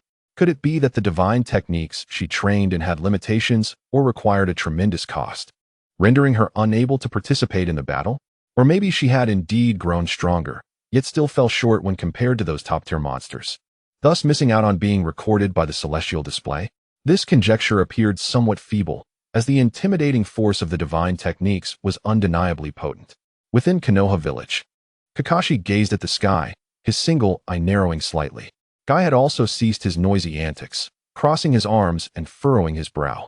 Not present on the battlefield of the fourth great ninja war, Kakashi murmured this critical information, pondering whether she had perished or taken an entirely different path. Almost simultaneously, in various locations, the same urgent and stern voices reverberated through the core of power. In Konoha village, within the Hokage's office, Tsunade slammed her fist onto the desk, splintering wood flying. She barked at the waiting Umbu, immediately organize an elite team. Based on the clues revealed by the celestial display, search all coastal regions, especially those that might harbor concealed caves. Spare no effort to find that cave and retrieve the divine technique inheritance. This is of the utmost priority. In Sunagakure, within the Kazekage's office, Raza stood by the window, gazing at the sky, his voice calm, yet resolute. Maki, you will lead the team personally. Mobilize all available reconnaissance forces to explore any regions that may possess similar terrain. That power must belong to Sunagakure. In Kumogakure, within the Raikage's office, bang. The fourth Raikage's fist smashed through the wall, and he roared. Hurry, go find it. Turn over every inch of coastal territory. That cave, that stone slab. We must secure it before the other villages. Darui, you lead the team. In Awagakure, Anoki floated midair, his expression grave. Kuratsuchi, act immediately. Such divine power cannot fall into the hands of foreign nations. Even if we must dig 3 feet into the ground, we will find clues. In Kirigakure, the controlled Mizukage commanded, Mobilize all sensory ninjas. The ocean is our domain. That opportunity must belong to the mist. The Akatsuki organization, along with the Land of Iron, the Land of Water, and the Land of Rain. Every faction, regardless of size, frantically sprang into action at that moment. Within his spatial dimension, Yin An observed the turmoil ignited by the term divine technique and the lingering pain and horror on countless faces, feeling a sense of satisfaction. This was something he had exchanged at considerable cost. It was merely 2 words, and its effect was only temporary. Thus, in the ensuing plot, the stone slab would appear, but no words would be visible to anyone. While the ninja world debated the significance of the divine technique and the future fate of Sakura Haruno, the atmosphere in the Konoha Ninja Academy was starkly different. Ino suddenly embraced Sakura tightly, her eyes sparkling with unabashed admiration and anticipation. Sakura, did you hear? Divine technique. You will become super powerful. We are best friends, and you must teach me in the future. Sakura, momentarily dazed by Ino's embrace, felt her pale cheeks, previously washed out due to her jump into the sea, flush with a hint of crimson and a unique radiance as she listened to her friend's words and observed the envious and curious gazes of their classmates. She blinked her large eyes, nodded vigorously, and responded with a flutter of excitement for the future. Sure. If I can really do it, I will definitely teach you. After promising Ino, her gaze unconsciously drifted toward the corner of the classroom where Sasuke Uchiha was seated. At that moment, Sasuke was also looking at her. The coldness and detachment were no longer present in his dark eyes. Instead, there was a subtle scrutiny. Sasuke mused, the divine technique seems to be a power system distinct from ninjutsu. If she can master it, perhaps I can draw from it as well. Power, regardless of its origin, can strengthen me. The images in the celestial display paid no heed to the doubts of the ninja world and continued to unfold. In the cave, Sakura Haruno awakened once more. This time, she did not fall into a stupor. The vast and profound information now embedded in her mind made her realize the astonishing opportunity she had encountered. She looked at the plain red stone slab on the ground, fully aware that it was indeed a treasure, and carefully picked it up, storing it close to her. As she explored the glowing cave, she was astonished to find that the entrance was located deep beneath the sea, yet an invisible force completely isolated the seawater, an extraordinary phenomenon. Overwhelmed with shock and joy from her discoveries, she navigated her way out of the cave and swam back to the surface. Upon finding Kakashi and Naruto, who were anxiously searching for her, Sakura merely tousled her hair and offered a slightly apologetic smile, explaining, "I'm sorry, Kakashi-sensei, Naruto. I just felt a bit down and wandered along the coastline a little too far." She did not mention the cave, nor did she speak of the stone slab and the divine technique. She vaguely understood that some opportunities and secrets must be guarded and digested alone. Kakashi regarded her deeply, refraining from further inquiries, and simply patted her head. "It's fine. Just don't wander off too far alone next time." Chapter 65. Is this really a ninja? Upon returning to Konoha village, Sakura promptly hid the red stone slab carefully in a concealed compartment beneath her bed. She did not feel the need to frequently take it out, for the vast and ethereal inheritance of the divine technique was already vividly imprinted in the depths of her soul, each word and phrase crystal clear. That night, moonlight streamed through the window, illuminating the room. Unlike her usual indulgence in youthful musings or immersion in theoretical knowledge, Sakura changed into comfortable pajamas, sat cross-legged on her bed, and formed a peculiar and unfamiliar hand seal with her hands, slowly closing her eyes. The images on the celestial display began to accelerate, flipping like the pages of a book, swiftly showcasing Sakura's forthcoming growth trajectory. People saw her, amidst the alternation of training and missions, shedding her youthful naivety at an astonishing pace, maturing gradually. Yet, the direction of her growth completely subverted everyone's expectations. There were no dazzling ninjutsu clashes, no intricate jinjutsu duels, and not even elaborate tactical layouts. What remained was the purest, most violent, and direct force. Facing the solid rocky ground, the young Sakura inhaled deeply and swung her fist down. Boom! The earth crumbled like a fragile cookie, spiderweb-like cracks spreading out for dozens of meters. Dust billowing into the sky. During a mission, she encountered an enemy stronghold built atop a small hill several dozen meters high. Sakura's gaze sharpened. She exerted force beneath her feet, her figure launching forward like a cannonball, delivering a straightforward punch against the mountainside. In the next moment, the entire hill collapsed with a deafening roar, shattering into ruins. The enemies barely had time to react before being buried beneath the rubble. An elite enemy ninja wielding a chakra-infused blade struck fiercely at her back. Contrary to the anticipated scene of blood and flesh, a crisp sound of shattering metal rang out. The chakra weapon broke apart as if it were glass. As Haruno Sakura did not even glance back, she swiftly delivered a backhand slap, sending the knife-wielding ninja flying like a broken kite, leaving no trace of his existence. Moreover, when the enemies gathered and unleashed their ferocious fire dragon jutsu, surging water dragon jutsu, and formidable earth wall techniques, Sakura stood her ground without flinching. She simply raised her hand and struck. The grand display of ninjutsu, be it flames, torrents, or rocks, met her palm and was instantly obliterated by an unseen force, dissipating and vanishing without even causing a ripple. Silence. A deathly stillness enveloped the entire ninja world.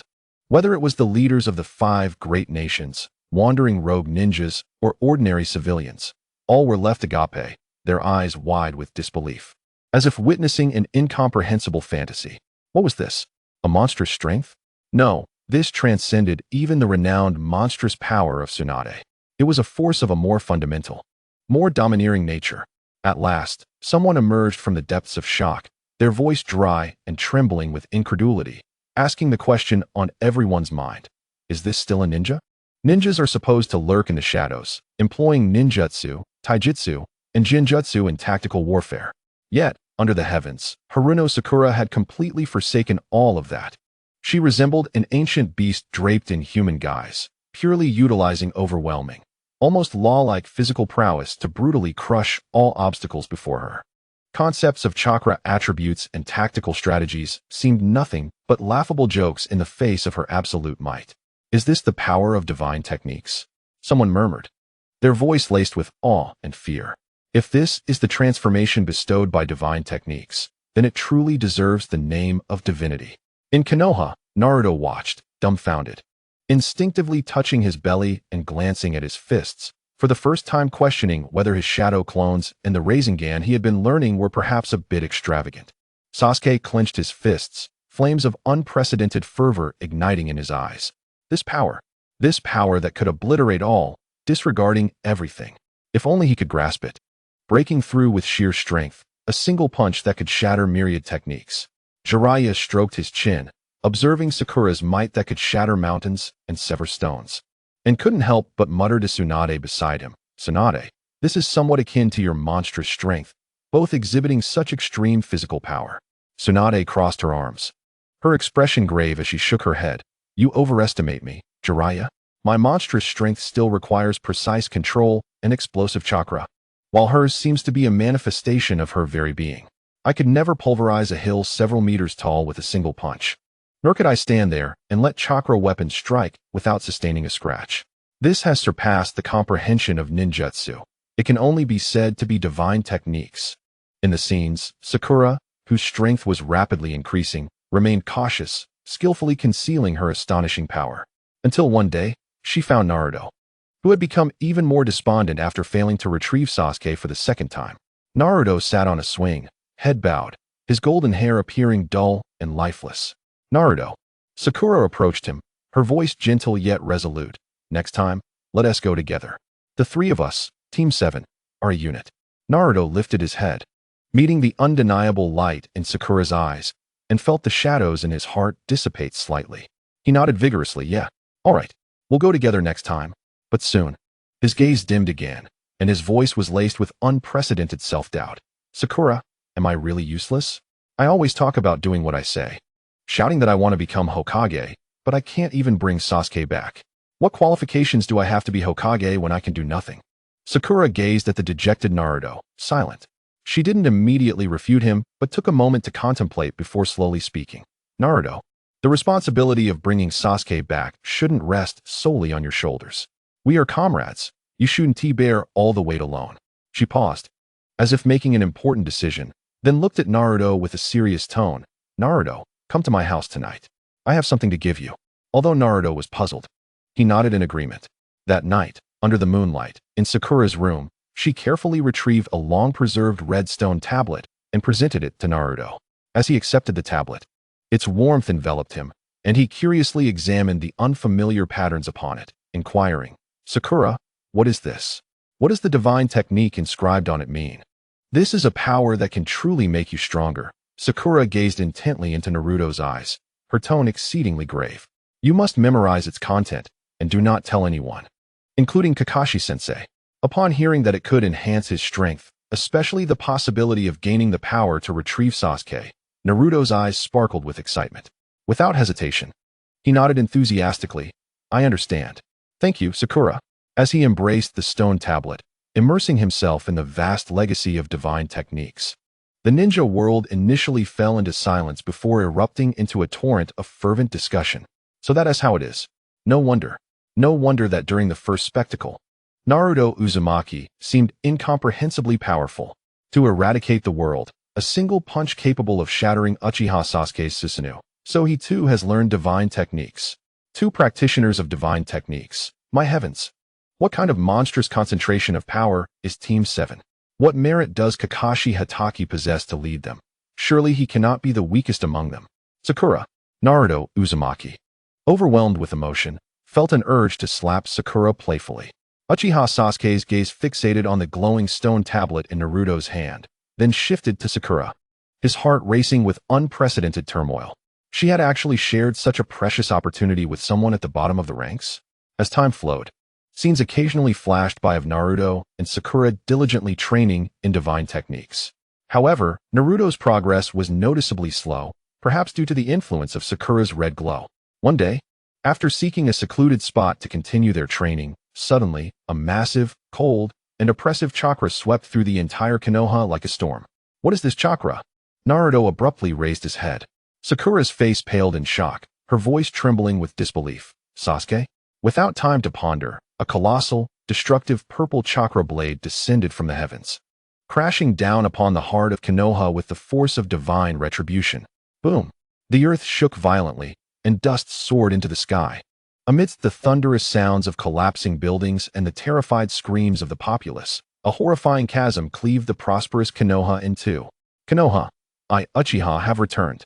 A cold voice filled with hatred resonated clearly throughout the chaotic village. Sasuke. Naruto and Sakura exchanged horrified glances, and without hesitation, they transformed into fleeting shadows, racing toward the village, toward the familiar yet strange source of chakra. The scene shifted to the entrance of Konoha, where a colossal purple Susanoo stood majestically, akin to a descending deity, exuding an overwhelming pressure. It was Uchiha Sasuke.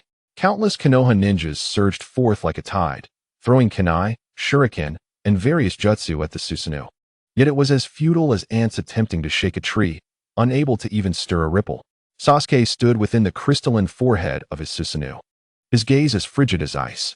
Unfazed by the minuscule assaults around him, he exhibited no extraneous movements. With a casual sweep of Susanoo, a formidable shockwave sent dozens of ninjas hurtling through the air, leaving them motionless on the ground.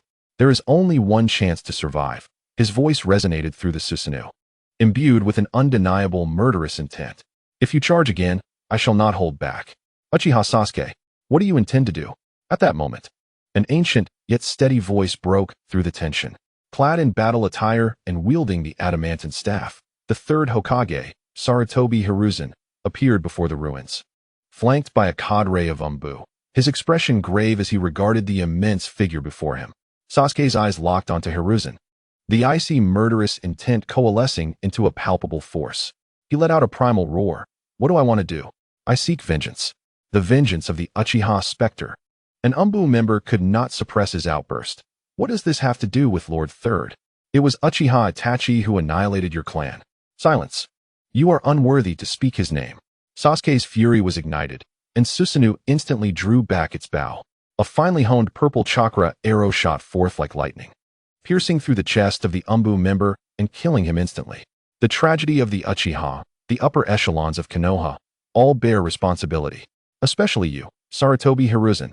I will expose your vile faces in Konoha, slay you, and then raise Konoha to the ground.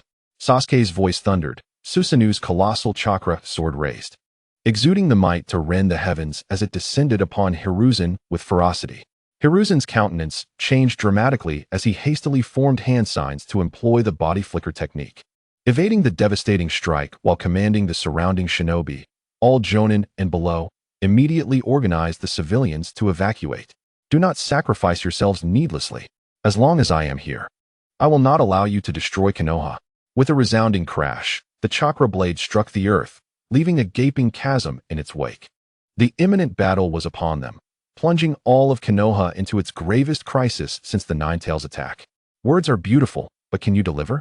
Sasuke's derisive laughter was laced with scorn as Susanu's assaults grew increasingly ferocious. Faced with the complete form of Susanoo, Hiruzen and his Umbu were utterly powerless.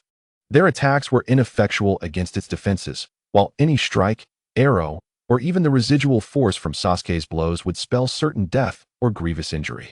The aged Third Hokage struggled to maintain composure, his wealth of combat experience pitted against the frailty of his declining stamina. The sparks flying from his adamantine staff, as it blocked, illuminated his solemn visage. Just as the enormous chakra sword reformed, imbued with lethal intent aimed at the visibly fatigued Hiruzen, it seemed an evasion was impossible. Grandfather Third. Naruto's eyes widened in horror. At this critical juncture, a pink figure materialized before Hiruzen as if by teleportation. She employed no jutsu. Instead, she simply clenched her fist and struck the colossal Susanu's sword with a single punch. There was no cataclysmic explosion, no blinding radiance. Only a profoundly muffled thud resonated. That unstoppable chakra sword was abruptly deflected by the seemingly diminutive fist, narrowly missing Hiruzen as it plunged into the earth, carving another deep ravine. The resultant winds rustling the onlookers' garments. "What's wrong with you, Sasuke?" Sakura inquired, retracting her fist and standing atop the ruins. Gazing up at the familiar yet foreign face within Susanoo, concern and a hint of barely concealed sorrow in her voice. Seizing the opportunity, Naruto rushed to Hiruzen's side, shielding him as he shouted at Sasuke, "Sasuke, why are you attacking the village? Aren't we all comrades?" Sasuke's gaze did not waver toward Naruto. He remained fixated on the pink-haired girl below, whose punch had skewed his attack. In his cold Sharingan, a flicker of surprise and a semblance of kinship emerged. "Sakura," he spoke, his voice still low but now devoid of the previous bloodlust, replaced by a note of curiosity. "You've grown stronger." Sakura nodded, her expression a complex tapestry of emotions, longing from their reunion, anxiety over the current situation, and an unwavering commitment to her goal. She inhaled deeply and declared earnestly, "Yes, I have been striving. My aim has always been to catch up to you and Naruto, to reunite Team 7. This declaration, which she had silently echoed countless times in her heart, now found its voice, her standing before him validating her resolve. "Leave." Sasuke's voice was frigid. "I do not wish to kill you." Despite the dissipating Susanoo, a palpable distance lingered. Yet, Sakura remained resolute. She took a deep breath, forcing down her swirling emotions. Her gaze resolute. "Sasuke, I will not let you go. Is there not something we can clarify?" "Clarify?" His words ignited a powder keg, unleashing the pent-up rage and sorrow within Sasuke. Susanoo re-emerged, the overwhelming pressure palpable. Sasuke howled, his voice akin to a wounded wolf. "Laden with blood and tears, my entire clan, from the frail elderly to the infants in swaddling, all were tacitly permitted, even plotted against to be slaughtered by Konoha's upper echelons. How can you expect me to articulate this? What purpose do words serve? Can they resurrect the dead? Can they absolve the Uchiha's injustices?" This thunderous roar reverberated like a lightning strike in the ears of all who heard it. Those Konoha ninjas and ordinary citizens, previously unaware of the truth, were left dumbfounded, their gazes fixed in disbelief upon the Third Hokage. The Uchiha Massacre had, until now, been officially attributed solely to Itachi. Yet here, from the lips of the Uchiha survivor, emerged a revelation so shocking it sent tremors through the crowd. Sakura and Naruto were equally stunned, their heads snapping to the pale and silent Hiruzen behind them. Naruto blurted out, "Grandfather Third, is what Sasuke said true?" Amidst the myriad of questioning, shocked, and furious gazes, Hiruzen exhaled heavily, the lines on his face deepening. He endeavored to stabilize the situation, speaking in the gentlest tone possible. "Sasuke, there must be some misunderstanding. There are many complex circumstances that are not as you perceive them. Before any further harm is done, let us sit down and discuss this. I will share what I know." "Ha ha ha, discuss? Before harm is done?" Sasuke's laughter dripped with derision, as if he had heard the most absurd joke in existence. How hypocritical. Sarutobi Hiruzen, I have attacked the village, slain Umbu, and split Konoha in two, and you dare to say this is not a grave consequence? Must I wait until I have eradicated all whom you deem deserving of death for it to be considered severe? To maintain your laughable facade of stability and the will of fire, you can so nonchalantly erase the blood of the Uchiha? What a grotesque face you present. Sasuke's reprimand cut like the sharpest blade. No longer relying on words, he summoned even more formidable chakra within Susanoo, clearly resolved to enact his perception of justice through power. Disregarding the third Hokage's increasingly pallid face, he turned his gaze back to the two standing in his way, his tone carrying a final thread of patience perhaps reserved for the past. Sakura, little by little, out of respect for our former Team 7, my target is solely the upper echelons of Konoha. Do not force my hand. Sasuke's voice remained cold, yet this concession was the utmost he could offer. However, Naruto resolutely stepped forward, positioning himself firmly ahead with an unprecedented seriousness in his gaze, declaring loudly, Sasuke, I will not allow you to strike. Regardless of the higher-ups or anyone else, they are all comrades of Konoha. I must stop you. Stop me? Sasuke responded, as though he had heard the most ludicrous joke. A mocking smile curled at the corner of his lips, and the enormous Susanoo emitted an even more terrifying pressure. What do you intend to use to stop me? Uzumaki Naruto? Tell me, when did you start to harbor the delusion that you could defeat me? In the face of Susanoo's absolute power. Under the scrutiny of Sasuke's Sharingan, Naruto's declaration appeared utterly feeble. Sasuke's patience had run thin. Witnessing Naruto's unwavering stance, the last flicker of warmth in his eyes vanished. If you seek death, then I shall grant it to you. With a sudden swing of Susanoo's colossal arm, a chakra blade, dense with destructive energy, descended with astonishing speed, aimed directly at Naruto. Gritting his teeth, Naruto conjured a gigantic Rasengan, pushing it forward with all his might. Boom! The thunderous explosion resounded. Though he barely managed to block the attack, the overwhelming backlash caused Naruto to taste blood in his throat as he was sent flying. The disparity in strength remained glaringly apparent. Sasuke's gaze was frigid as Susanoo raised its hand once more, conjuring a lethal chakra arrow aimed at the fallen Naruto. This time, he would not hold back. His intent to kill was unmistakable. Naruto. At this critical juncture, Sakura Haruno sprang into action. Her figure leaped like a pink lightning bolt into the air, fists clenched with an unstoppable momentum, crashing down towards Susanoo's massive head. Humph, overestimating yourself, Sasuke scoffed. Not even bothering to turn, casually directing Susanoo's other arm to sweep towards Sakura. In his view, this strike would easily send the bothersome woman flying. However, the next moment, bang!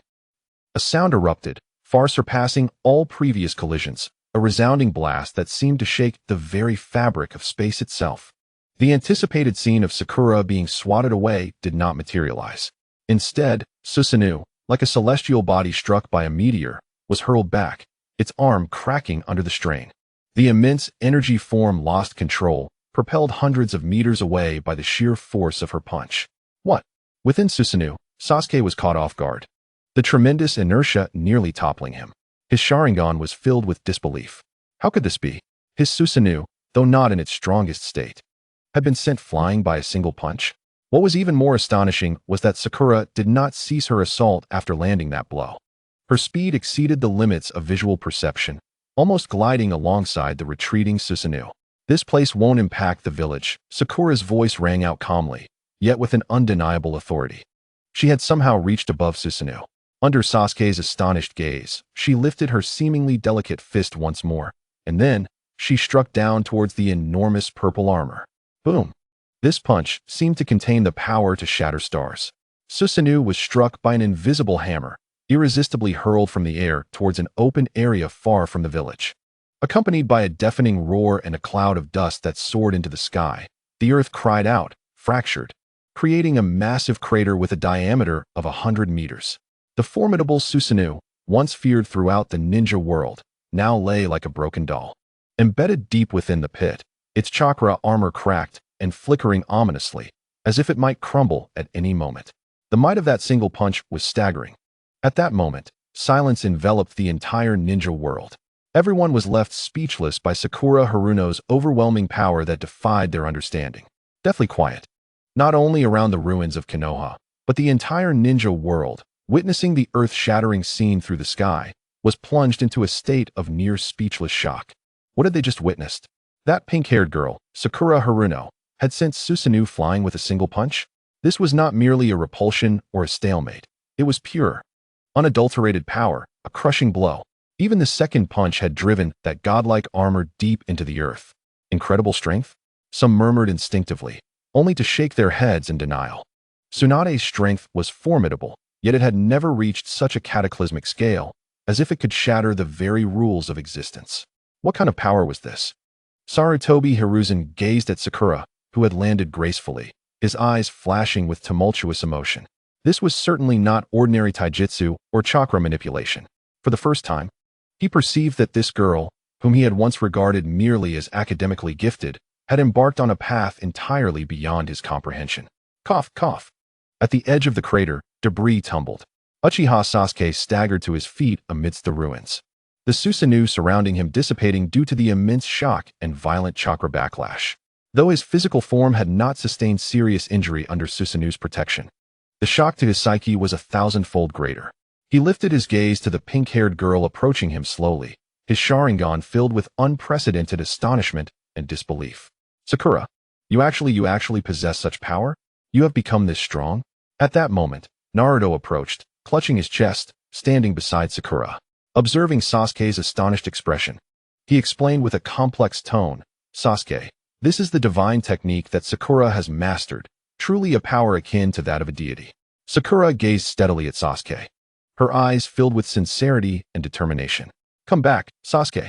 If there are grievances or hatred, we will face it together. I will certainly help you. However, the astonishment in Sasuke's eyes slowly faded, replaced by a deeper coldness and obsession. He wiped a trace of blood from the corner of his mouth, a result of the chakra backlash, and let out a low, ironic chuckle. Help me? You cannot help me, Sakura. My purpose has always been singular, revenge. I will personally kill those who orchestrated and condoned the Uchiha Massacre among Konoha's higher-ups, announcing their crimes before all. Then his voice suddenly rose, filled with a resolute intention to annihilate. I will utterly destroy Konoha, the very source of darkness that is soaked in my clan's blood. Only then can the countless souls of the Uchiha, who weep in the shadows, truly find peace. His hatred had not diminished in the slightest due to Sakura's display of absolute power. Instead, it had grown sharper and more extreme, fueled by the obstruction presented by her strength. Sasuke, you are too extreme. Naruto gazed at his friend, wholly consumed by hatred, and cried out in pain. Sasuke halted his steps, but did not turn around, merely emitting a cold sneer. Extreme? Uzumaki Naruto, had you experienced everything I have, witnessed the slaughter of your entire clan, bearing the weight of such deep-seated enmity, you would be even more extreme. You would likely wish to annihilate this world. Naruto would never be like that. Sakura immediately retorted, resolutely refusing to believe that the boy, who shone like the sun, would walk the path of destruction. Naruto nodded vigorously, attempting to convince Sasuke with the principles he believed in. That's right. Is there anything that cannot be discussed properly? Moreover, Sasuke, even if you truly have a monumental grievance, why must you target the village? The ordinary villagers, they know nothing. They are innocent. Innocent? Sasuke seemed to hear the most ludicrous statement, yet he had completely lost the desire to argue. He cast a glance at the distant gathering of Konoha ninjas, who dared not advance due to the earlier battle. Fully aware that there was nothing to be done today, he turned away, no longer looking at Naruto and Sakura, leaving behind a chilling ultimatum. If you intend to act, do so now and leave me here. Otherwise, when I am ready, I shall return to obliterate Konoha. With those words, he moved like a shadow, vanishing amidst the ruins and the forest's edge. In the face of Sasuke's departure, Sakura and Naruto remained rooted to the spot, ultimately refraining from intervening. Naruto gazed longingly in the direction Sasuke had disappeared, his face etched with disappointment and sorrow, murmuring, Sakura, I wanted him to stay. I truly did. Chapter 69. You are going to kill me yet. I have a premonition that if I were to forcibly confront him today, we would indeed become irreconcilable enemies. Such an outcome is something Uzumaki Naruto could never accept, even at the cost of his life. Sakura, equally troubled, rubbed her temples, forcing herself to analyze calmly. I understand. I believe that to genuinely assist Sasuke now, the key lies not in forcibly stopping him, but rather in uncovering the truth behind the Uchiha Massacre. What kind of truth could evoke such hatred that he seeks to annihilate the entire village?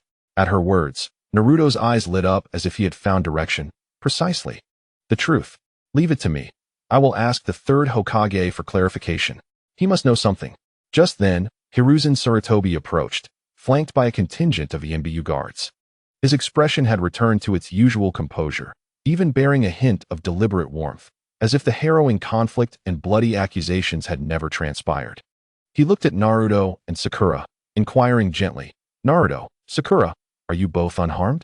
Your assistance was invaluable. Where is Sasuke? Did he not accompany you?" "Third Hokage." "Sasuke has left." Sakura spoke first, her voice tinged with an imperceptible heaviness. She regarded Hiruzen with a gaze that now held more scrutiny than mere reverence for her superior. Naruto, unable to contain himself, rushed forward, anxiously grabbing the sleeve of Hiruzen's robes, his voice trembling with urgency. "Third Hokage, what is going on? What has Sasuke experienced? Why does he harbor such hatred for Konoha, even threatening to destroy the village?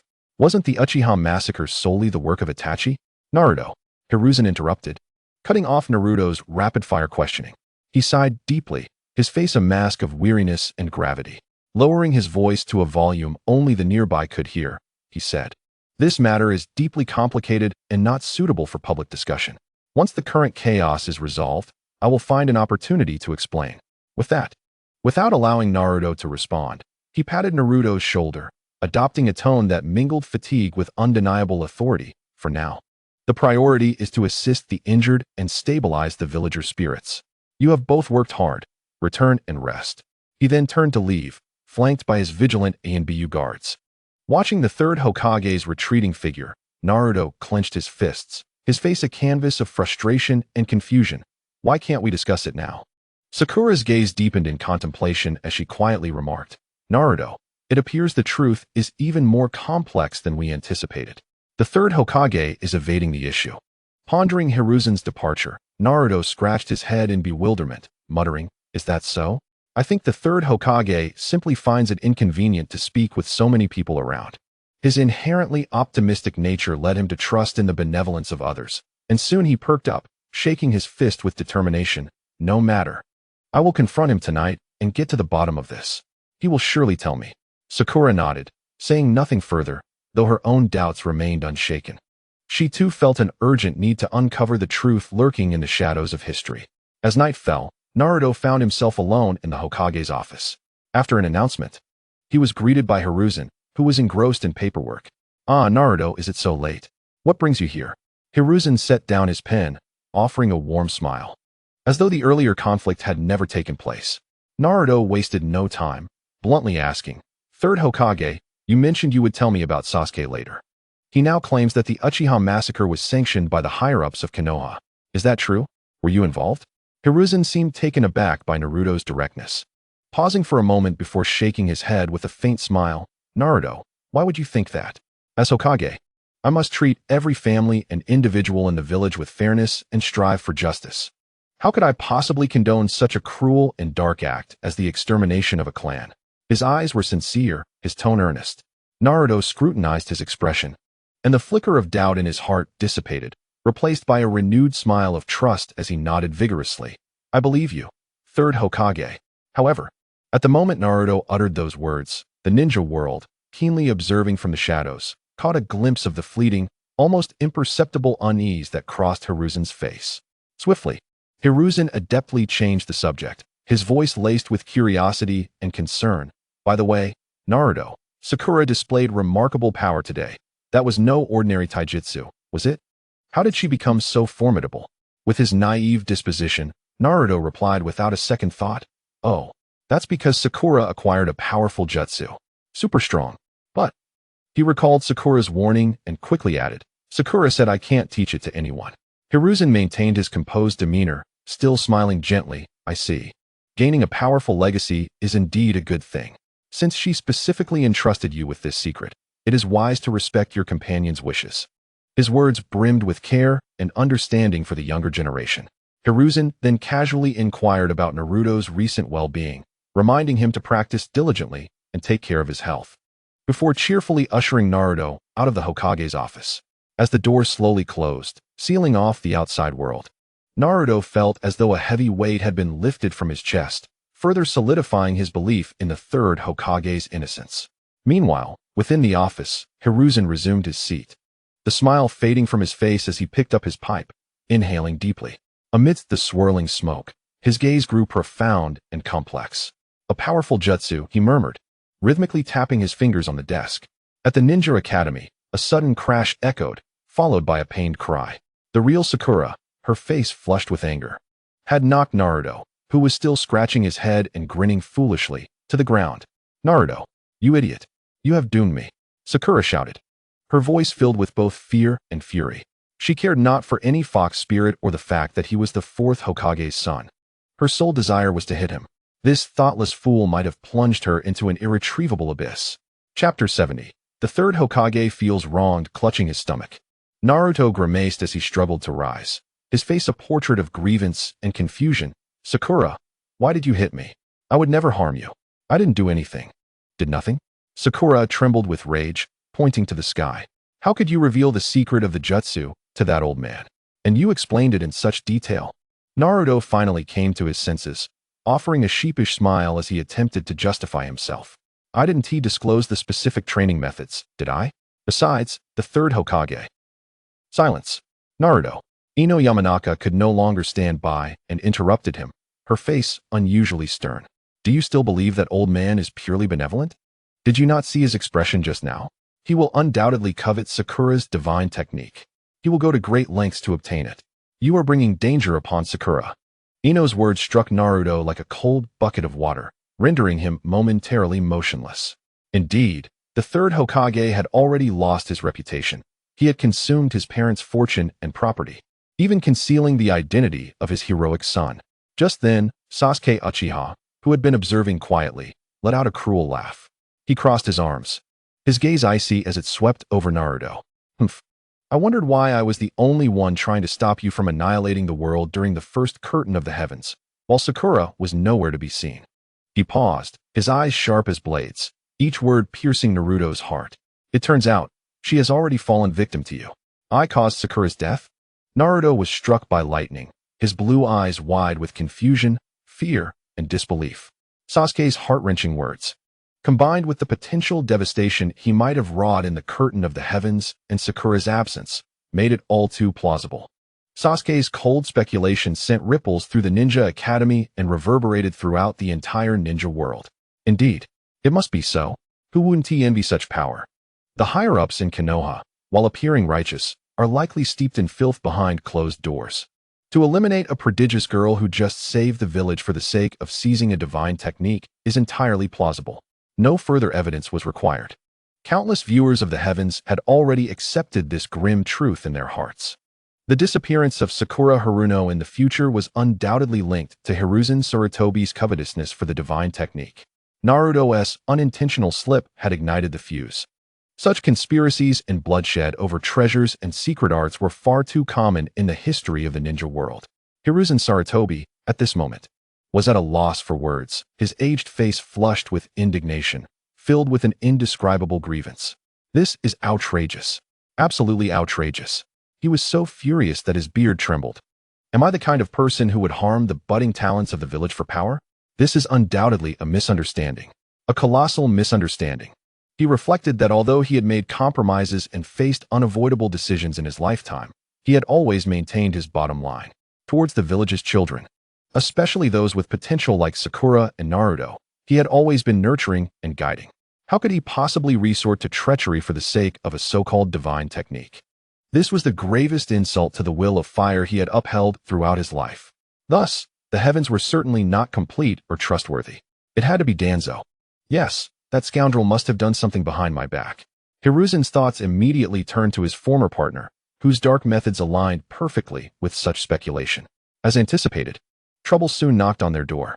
The following day, Sakura Haruno was walking home alone when a figure clad in an animal mask and dark clothing silently appeared before her, blocking her path.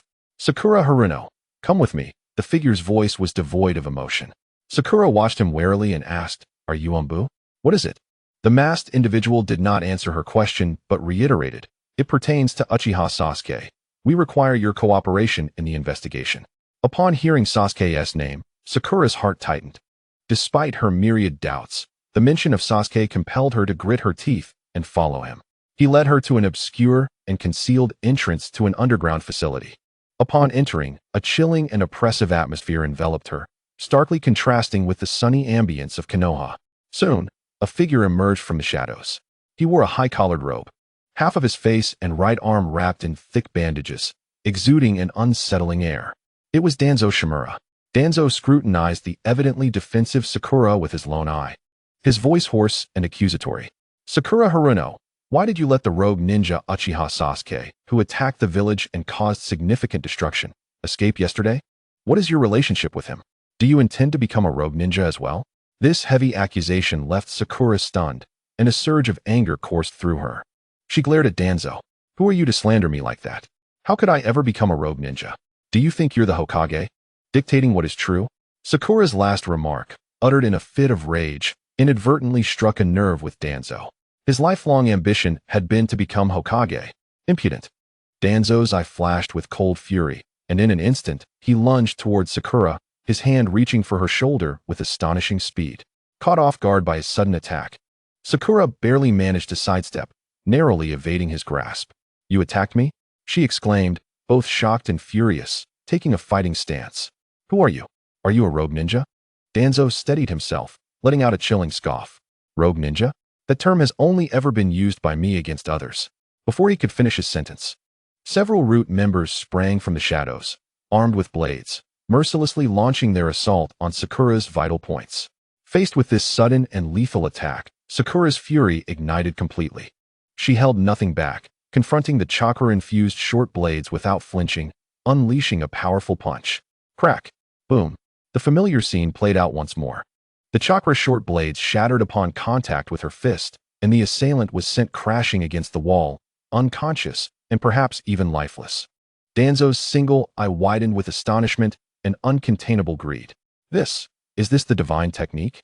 A physical prowess of such extraordinary destructive force is truly remarkable. Sakura's expression changed drastically at his words, and she gasped, "How do you know about the divine technique?" Danzo did not answer her question, but raised his hand. Silently, the words struck Sakura like a chilling serpent, causing her steps to falter momentarily, an ominous premonition swelling within her. Yet, she did not look back. Instead, she quickened her pace, eager to escape the suffocating underground space. All she desired was to confront the Third Hokage and expose Danzo's true nature. Unbeknownst to her, after her departure, Danzo issued a casual command to his subordinate. "Once Haruno Sakura exhausts her options, invite her parents to the route for a visit tomorrow. Remember to be courteous." He understood that dealing with a ninja is still tethered to ordinary human emotions provided numerous avenues.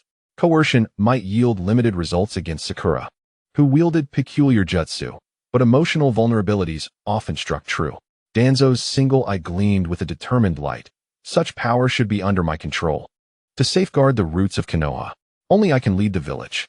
His blatant threats and the distortion of truth reverberated like a splash of cold water in a boiling pot, causing an uproar throughout the ninja world. Shameless. Utterly disgraceful. Is this even human? The roots of Konoha? It seems rotten to the core. To openly threaten ninjas in the village and use their parents as leverage? Is this the so-called righteous conduct of Konoha? The chorus of curses, contempt, and outrage swept through every corner like a tsunami.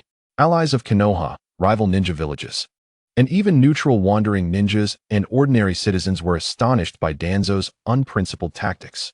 They had long known of his corruption, but to such a revolting extent was unprecedented. This had transcended the realm of power struggles, revealing sheer baseness and malevolence. No wonder that Naruto, within the heavens, sought to obliterate this world.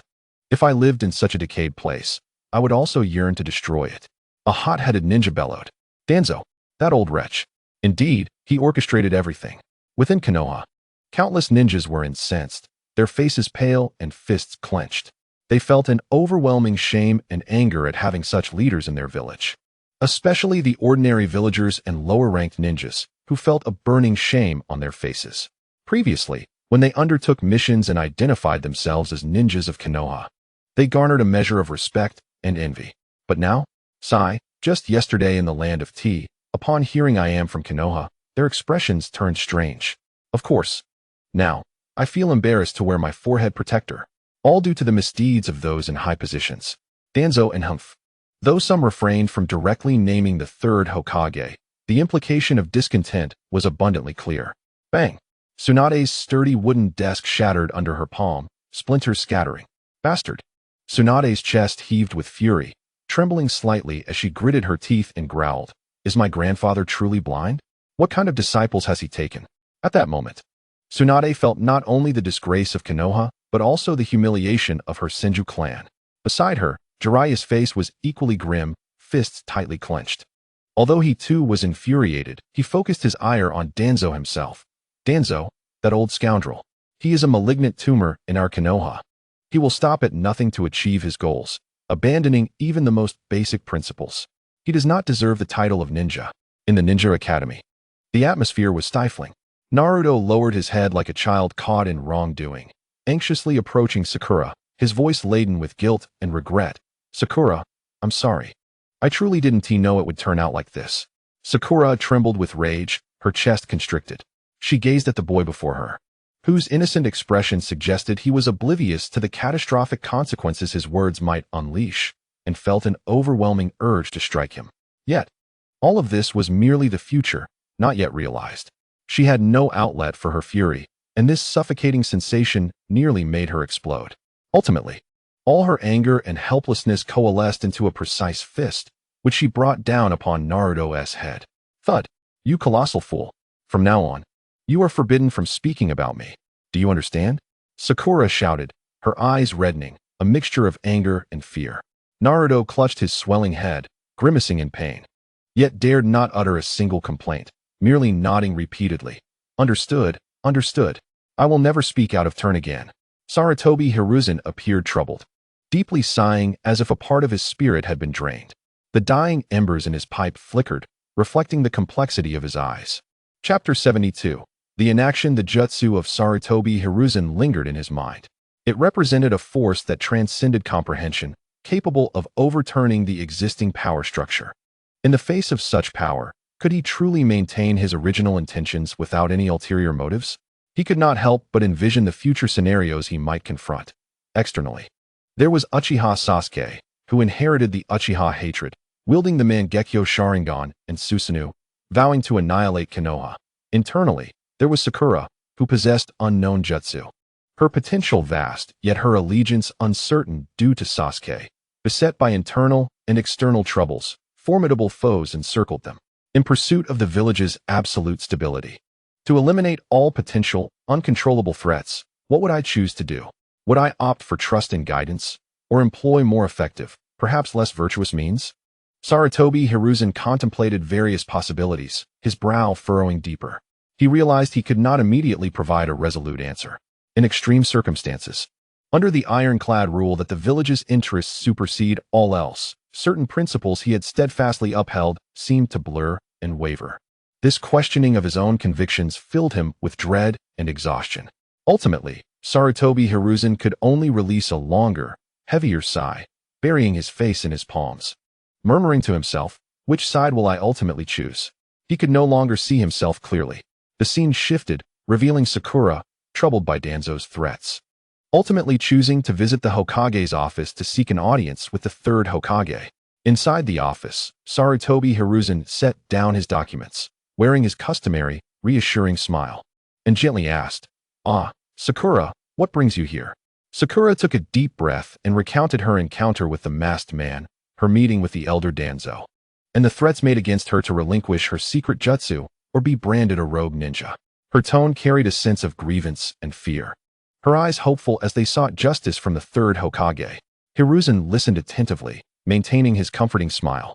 Once Sakura finished, he chuckled softly, shaking his head, and spoke in a tone akin to that used to soothe an unruly child. "Sakura, the individual you encountered is Elder Shimura Danzo. He is a senior figure in our village, diligently working for the stability of Konoha. Surely, he would not threaten a junior or seek to seize jutsu." Such behavior contradicts his usual conduct. Sakura instinctively furrowed her brow. Danzo's cold gaze, merciless assault, and blatant threats were still vividly etched in her mind, making it impossible for her to believe it was merely a misunderstanding. Sensing Sakura's doubts, the third Hokage continued in a soothing tone. There must be some misunderstanding here. Perhaps Elder Danzo's straightforward manner led to your misinterpretation. Allow me to personally seek him out to clarify the situation and ensure that everything is understood. Rest assured, the village shall never wrong a single loyal ninja. Upon hearing the third Hokage's promise to investigate, Sakura Haruno felt a slight easing of the tension within her heart, and she quickly bowed in gratitude. Thank you, Lord Hokage. Ah, no need for thanks. It is my duty as Hokage, he replied with an even warmer smile. Rising from his seat, he walked to the window, gazing out at the thriving village with a tone filled with deep emotion. It is our responsibility, as the older generation, to protect the seedlings within this village and guide you towards healthy growth, inheriting the will of fire. He then began to impart to Sakura the profound truths of the rustling leaves and the unending nature of fire, discussing the significance of guardianship and inheritance. Listening to these familiar yet deeply moving words, Sakura gradually felt her anxiety and indignation replaced by a warmth of understanding and protection, allowing a smile to return to her face. After expressing her gratitude once more, she left the Hokage's office with a lighter heart. The door of the office closed slowly. Almost at the instant the door shut, the amiable smile on Sarutobi Hiruzen's face receded like the tide. He slowly resumed his seat, his expression growing grave and complex, his gaze penetrating as he stared towards the door. He remained silent for a moment, his fingers unconsciously tapping the tabletop, and finally murmured in a tone meant for no ears but his own. Filled with a certain resoluteness that almost felt like self-admonition, the village's higher-ups will not covet the secret techniques of comrades. This statement seemed to declare a fact. Yet, after uttering those words, Sarutobi took a deep drag from his pipe and did nothing more. He did not immediately summon Danzo for confrontation, nor did he issue any investigative orders, and he did not utter another word. Instead, he picked up a report regarding border patrol, as if everything that had just transpired was merely a trivial interlude, returning to the seemingly endless pile of paperwork. However, that brief silence and grave expression conveyed an unmistakable sense of impending turmoil to all who observed the scene. He chose to understand, but took no substantial action. This attitude cast a shadow over the hearts of all who looked upon the unfolding events. In the realm of public opinion, Sarutobi's transition from amiable to solemn, ultimately opting for silence and inaction, doused the flickering hopes of those few who still harbored illusions about the higher-ups of Konoha. Following a brief stillness, a more tumultuous wave of anger and malicious speculation surged forth. Did you see that? He intends to do nothing. I knew it. They are all in cahoots. What nonsense is this will of fire? It's all talk. Perhaps the information about the secret techniques was leaked by this third Hokage himself to Danzo. One plays the villain while the other plays the hero, forcing that girl to submit. Indeed. Otherwise, how could Danzo know so much? It must have been tacitly approved by the third. I believe he is afraid. Afraid that Uchiha Sasuke might come to destroy Konoha once more. So he is eager to secure the secret techniques to bolster his bargaining chips. For power, he has cast aside all dignity. Protecting seedlings? More like stifling them. Across the ninja world, curses erupted, and hardly a kind word was spoken. Within Konoha, many ninjas and villagers felt a deep sense of humiliation and disappointment. They could not refute the external accusations, for the evidence within the unfolding events stood starkly apparent. How did we, Konoha, come to this? The older ninjas closed their eyes in anguish. Chapter 73. Roots in darkness. How can I wear this headband when I go out? The young ninjas hung their heads in despair. The scene in the realm continued to shift, and time moved to the following day. Sakura Haruno seemed to have temporarily suppressed the unpleasantness of the previous day. After a session of training, she returned home, feeling somewhat fatigued. However, upon pushing open her front door, the sight before her caused her blood to run cold, her countenance shifting dramatically. A member of the Roots, donning an animal mask, stood silently in the center of her living room like a specter. What are you doing here? Sakura exclaimed, both shocked and furious, her heart racing with intense unease. The Root member's voice was devoid of inflection, cold as machinery. Lord Danzo requests your presence. I refuse. Sakura retorted without hesitation, her eyes brimming with wariness and disdain. I have already spoken to the Hokage about this. You shall not manipulate me any further.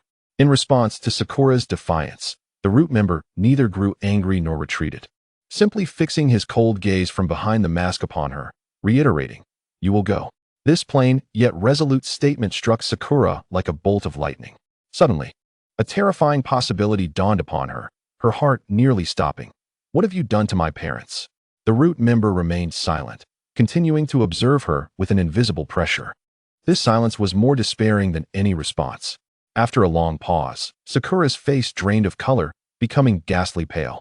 She clenched her fists tightly, her nails digging deep into her palms, her body trembling with a mix of rage and fear. She understood that she had no choice left. Fine. The word escaped her lips like a bitter pill, filled with humiliation and powerlessness. Thus, under the guidance of the root member, Sakura stepped out of her home, her figure heavy as she walked towards the outskirts of the village, heading towards those hidden, unknown places. The familiar atmosphere felt even more oppressive and lethal than before. Sakura once again found herself in the presence of Danzo Shimura. This time, he was flanked by more masked members of the Roots, standing like silent statues, exuding a chilling aura that subtly surrounded Sakura. Danzo's solitary eye regarded the reluctantly arrived girl with indifference, his raspy voice imbued with an air of control. "Sakura Haruno, we meet again. It seems you have come to terms with reality." Sakura remained silent for a moment, choosing not to answer his question, but instead posed one that she already knew the answer to, yet still clung to a flicker of hope. "The third Hokage did nothing, did he? He didn't even confront you, did he?" Danzo let out a derisive laugh, unrestrained and jarring in the vast underground space. "Hiruzen is always too merciful and indecisive." He did not directly acknowledge it, but this implicit admission shattered the last remnants of hope within Sakura's heart. Taking a deep breath, as if to contain the anger and disappointment swelling within her, she exhaled slowly, her voice coldly calm. "I understand." Danzo was pleased with her sense of propriety, a glimmer of pride flashing in his solitary eye, as he began to expound upon his twisted ideology. "Good. I am the root buried deep within darkness that supports this great tree of Konoha. Only under my guidance can the power of secret techniques be fully realized, clearing all obstacles. Only I can lead Konoha to a true pinnacle, unmatched by anyone." His self-proclaimed savior rhetoric, cloaking his desire for power as lofty ideals, made the onlookers in the ninja world feel nauseated, and curses erupted once more. Meanwhile, Sakura, hearing these pompous declarations, could not help but unleash a merciless sneer. She lifted her head, her gaze sharp as she locked eyes with Danzo, her words as piercing as the sharpest dagger. "Your pinnacle? Is that merely watching as Sasuke tears Konoha apart with a single strike, powerless to intervene, hiding in the shadows? Using others' parents to coerce a mere genin into surrendering secret techniques?" Gasp. The audience within and beyond the realm seemed to collectively draw a sharp breath. Such harsh words, such a slap in the face, tear apart the facade of the seemingly powerful Danzo, exposing his most incompetent and despicable side to the world in a blood-soaked revelation. "Well said. Bravo, Sakura. Vanquish this shameless old man." Across the ninja world, a wave of applause erupted. They were infuriated by Danzo's shamelessness and arrogance. Sakura's precise and incisive retort resonated with their sentiments, providing them with immense relief and satisfaction. Indeed, Danzo was thoroughly enraged by her words. His expression darkened to a point where it seemed to exude moisture, and the icy, piercing murderous intent in his single eye was unmistakable, causing the atmospheric pressure around him to drop. The sharp-tongued brat forced the words out through gritted teeth. Clenching her teeth, Sakura retaliated against the dark, grotesque old man, unflinchingly meeting Danzo's murderous gaze. Danzo glared at her for a moment, his expression grim, before suddenly waving his hand. Two root members emerged from the shadows, dragging forth two individuals, Sakura's parents, tightly bound with ropes and gagged. They could not utter a sound, their eyes wide with anxiety and concern for their daughter, struggling futilely against their restraints. "Dad, Mom." Upon witnessing her parents in such dire straits, Sakura panicked and shouted at Danzo, "Release them. If you have something to say, come at me." Danzo, indifferent to her urgency, coldly commanded, "Hand over the forbidden technique." "Never." Sakura resolutely refused, her gaze unwavering. "If I give it to you, You will only use it to harm more people. I will not comply. Danzo seemed to have anticipated her response, weary of further debate. Slowly, he drew a sharp dagger. Pressing the cold blade against Sakura's father, Sho. I will give you one more chance to reconsider. Danzo's voice was devoid of inflection, yet it was more chilling than any threat.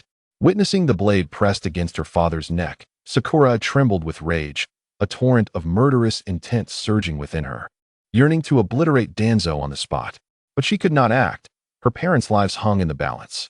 Chapter 74. Another system seeing her remain silent. Danzo's eye glinted with cold malice, and he tightened his grip on the dagger. Ugh! Sho emitted a muffled groan as a thin line of blood appeared on his neck, crimson droplets seeping forth. No, I will give it to you. Just let my parents go. The knife seemed to pierce Sakura's heart, shattering her resolve and principles in the face of her family's peril. She nearly screamed in despair. Danzo finally displayed a satisfied expression, slowly retracting the dagger.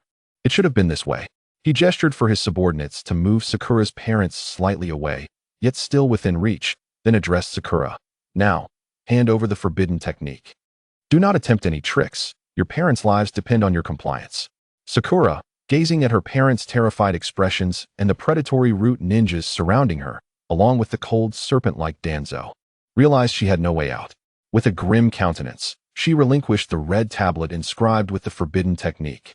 Danzo eagerly accepted the tablet, his single eye alight with uncontainable greed and excitement. He meticulously examined the cold and peculiar patterns on its surface, but soon frowned, looking up at Sakura with suspicion. Is this truly the forbidden technique? How can you prove its authenticity? Cautious and skeptical by nature, he pressed on. Sakura, maintaining a stoic expression, replied, believe it or not. If you doubt it, you may verify it yourself. How can I verify it? Danzo immediately inquired. The material of this tablet is unknown. I have scoured Konoha's archives and even consulted knowledgeable individuals, yet found no record of such a substance, Sakura stated. Danzo appeared contemplative, scrutinizing the red tablet in his hand, which felt heavy and did not resemble metal or stone. Sakura continued, though this tablet appears ordinary, it is remarkably hard. To date, I have yet to witness any means capable of damaging it in the slightest. Danzo nodded slightly, his eyes gleaming with interest. Without hesitation, he drew another dagger from his waist and, gathering strength, struck the tablet with great force. Crack! A crisp sound of shattering resonated as the dagger broke apart, the fragments scattering, while the red tablet remained unscathed, not even a faint mark left on its surface.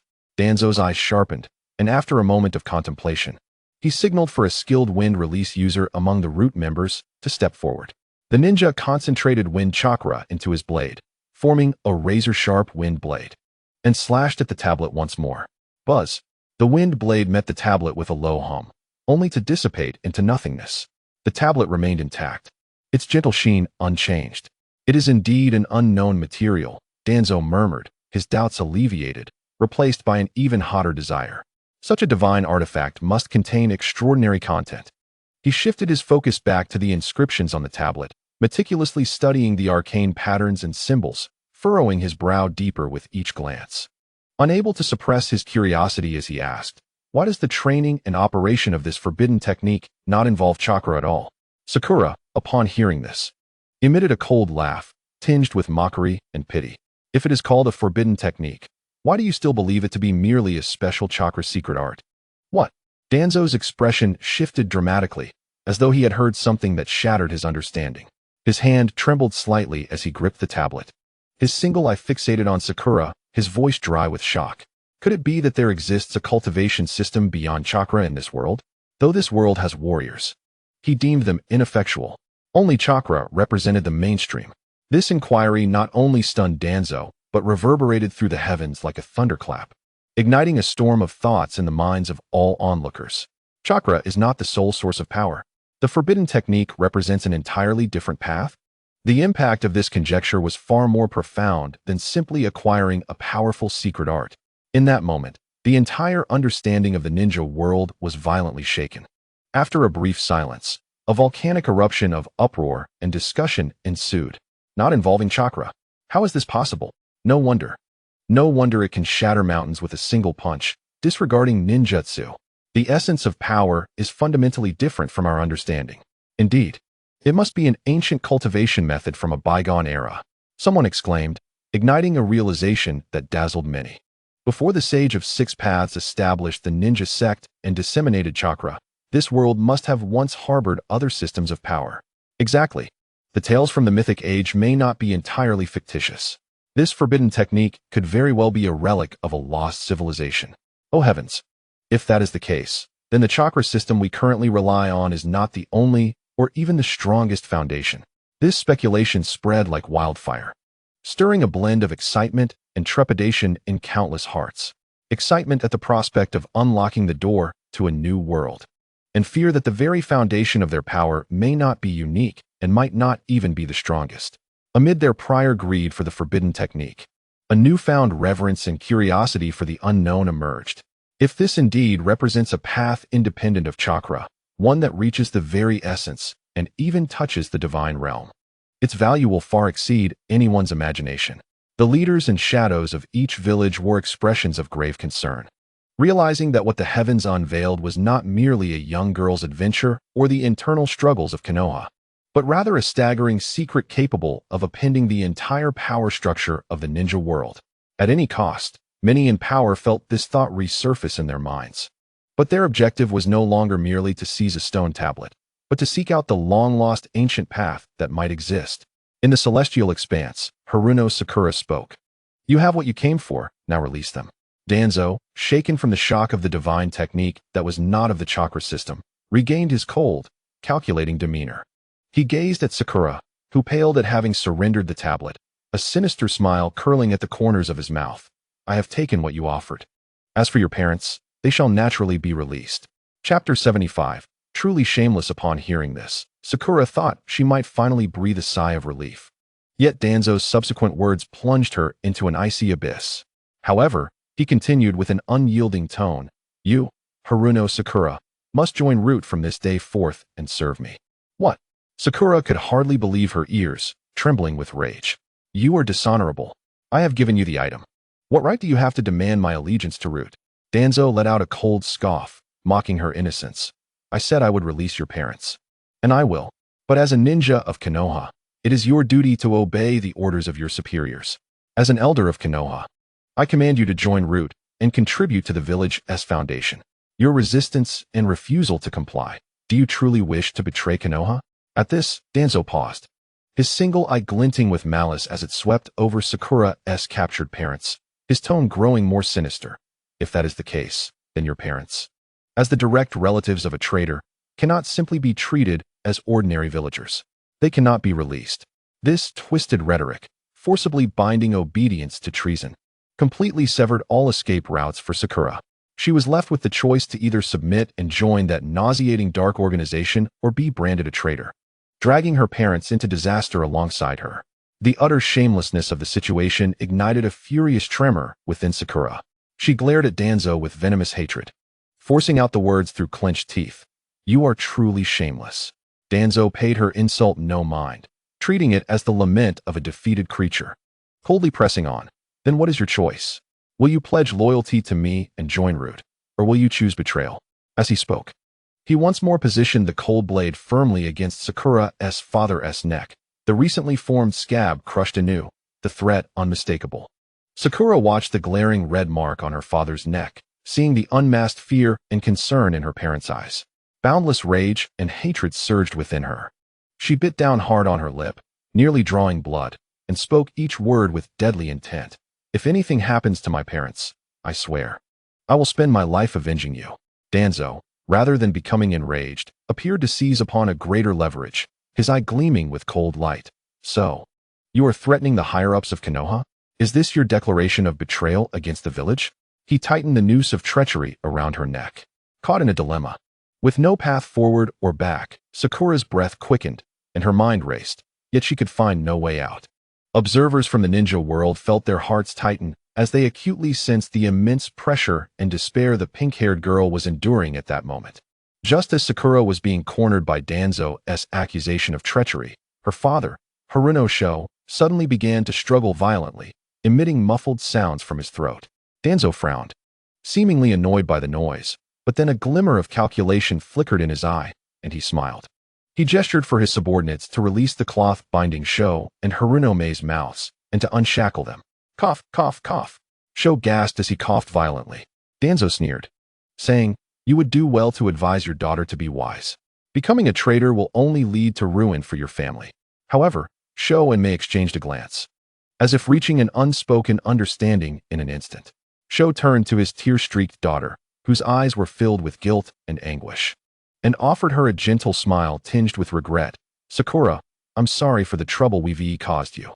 Sakura shook her head desperately, tears cascading like a broken dam. "No, it's not you. It's me. I am the one who has brought trouble upon you." Danzo, observing this poignant scene, scowled in annoyance. "Enough. You will have time for such sentiments once you pledge your loyalty to me. Now, give me your answer." Mei took a deep breath, as if to engrave her daughter's visage in her heart forever. She gazed at Sakura with boundless love and reluctance, softly saying, "Sakura, promise me you will take care of yourself. I will always love you." Sakura froze, a foreboding dread swelling within her. "Mom? You?" Before she could finish her thought, Sho interjected with a resolute tone, as if shedding a heavy burden. "How could we become a burden to our precious daughter again? If we are to be threatened, that would be hell." His gaze sharpened, sweeping over Danzo with deep contempt and final accusation. "The Hokage cannot be trusted. Konoha is rotten to the core." Before the last word had left his lips, in a moment of shock for Danzo and terror for Sakura, the seemingly ordinary couple, devoid of any power, unhesitatingly collided their heads together with all their might. A dull thud echoed, not violent, yet it resonated in the very souls of everyone present. The two figures collapsed, blood seeping from their foreheads, rapidly staining the ground crimson.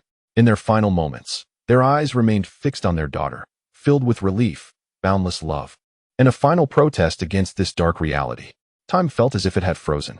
Danzo's eye widened, his face displaying genuine shock and disbelief for the first time. He could hardly fathom that these two insignificant beings, whom he had regarded as mere ants, dared to defy death in such a resolute manner, breaking his coercion and severing the final chains binding their daughter with their lives. Sakura stared blankly at her parents lying on the ground, watching the glaring blood. Her mind blank. The desperate and tragic scene pierced her heart like the sharpest of kunai. She let out a heart-wrenching scream, her entire being feeling as though it had been drained of all strength, ignited by an endless pain, and she suddenly sprang from her seat, propelled by anguish. Chapter 76. Eruption. Sakura could utter no words, the overwhelming sorrow and shock rendering her incapable of thought, leaving only instinct. Tears flowed like a torrential flood, blurring her vision. She pressed her hands tightly over her mouth, unable to stifle the broken sobs, turning to flee as if escaping a nightmare, stumbling and collapsing out of the classroom. Inside the classroom, the deathly silence shattered, giving way to an uncontrollable resonance of anger and sorrow. Damn it! That old beast Danzo! How could this happen? How could they force Sakura's parents to their demise? The tears of her emotionally rich classmates began to flow uncontrollably, and they quietly sobbed. The trivial disputes and competitions that might have seemed significant in everyday life paled in comparison to this overwhelming tragedy. The faces of the students were etched with fury towards Danzo and deep sympathy for Sakura. Meanwhile, Naruto stood frozen like a statue, his complexion ashen, his azure eyes trembling violently, filled with boundless pain, guilt, and disbelief. It was he who had carelessly revealed the secret of the divine technique to the Third Hokage. His naive trust had indirectly led to the leak of information, drawing Danzo's covetous gaze. It was he who had caused the death of Sakura's parents. This realization weighed heavily upon him like a mountain, nearly suffocating him. As he watched Sakura's shattered figure flee, he felt every tear she shed sear his soul like molten lava. He opened his mouth to speak, but could utter no sound. Only a profound guilt and anguish enveloped him entirely. The air in the classroom was thick and suffocating. In the heavens above, Sakura gazed at her fallen parents, their warm blood seeming to burn her eyes. Her immense sorrow instantaneously transformed into an all-consuming hatred and murderous intent. She slowly raised her head, fixating on the architect of her grief. "Danzo, I will kill you." Before her words could fully escape her lips, the ground beneath her erupted. Her figure became a pink blur, and with a piercing shriek that tore through the air, she lunged at Danzo. Danzo felt an unprecedented sense of mortal peril enveloping him. His expression shifted drastically, and he could not muster any thought of resistance. He turned and fled frantically, using the body flicker technique. Stop her. At all costs, stop her.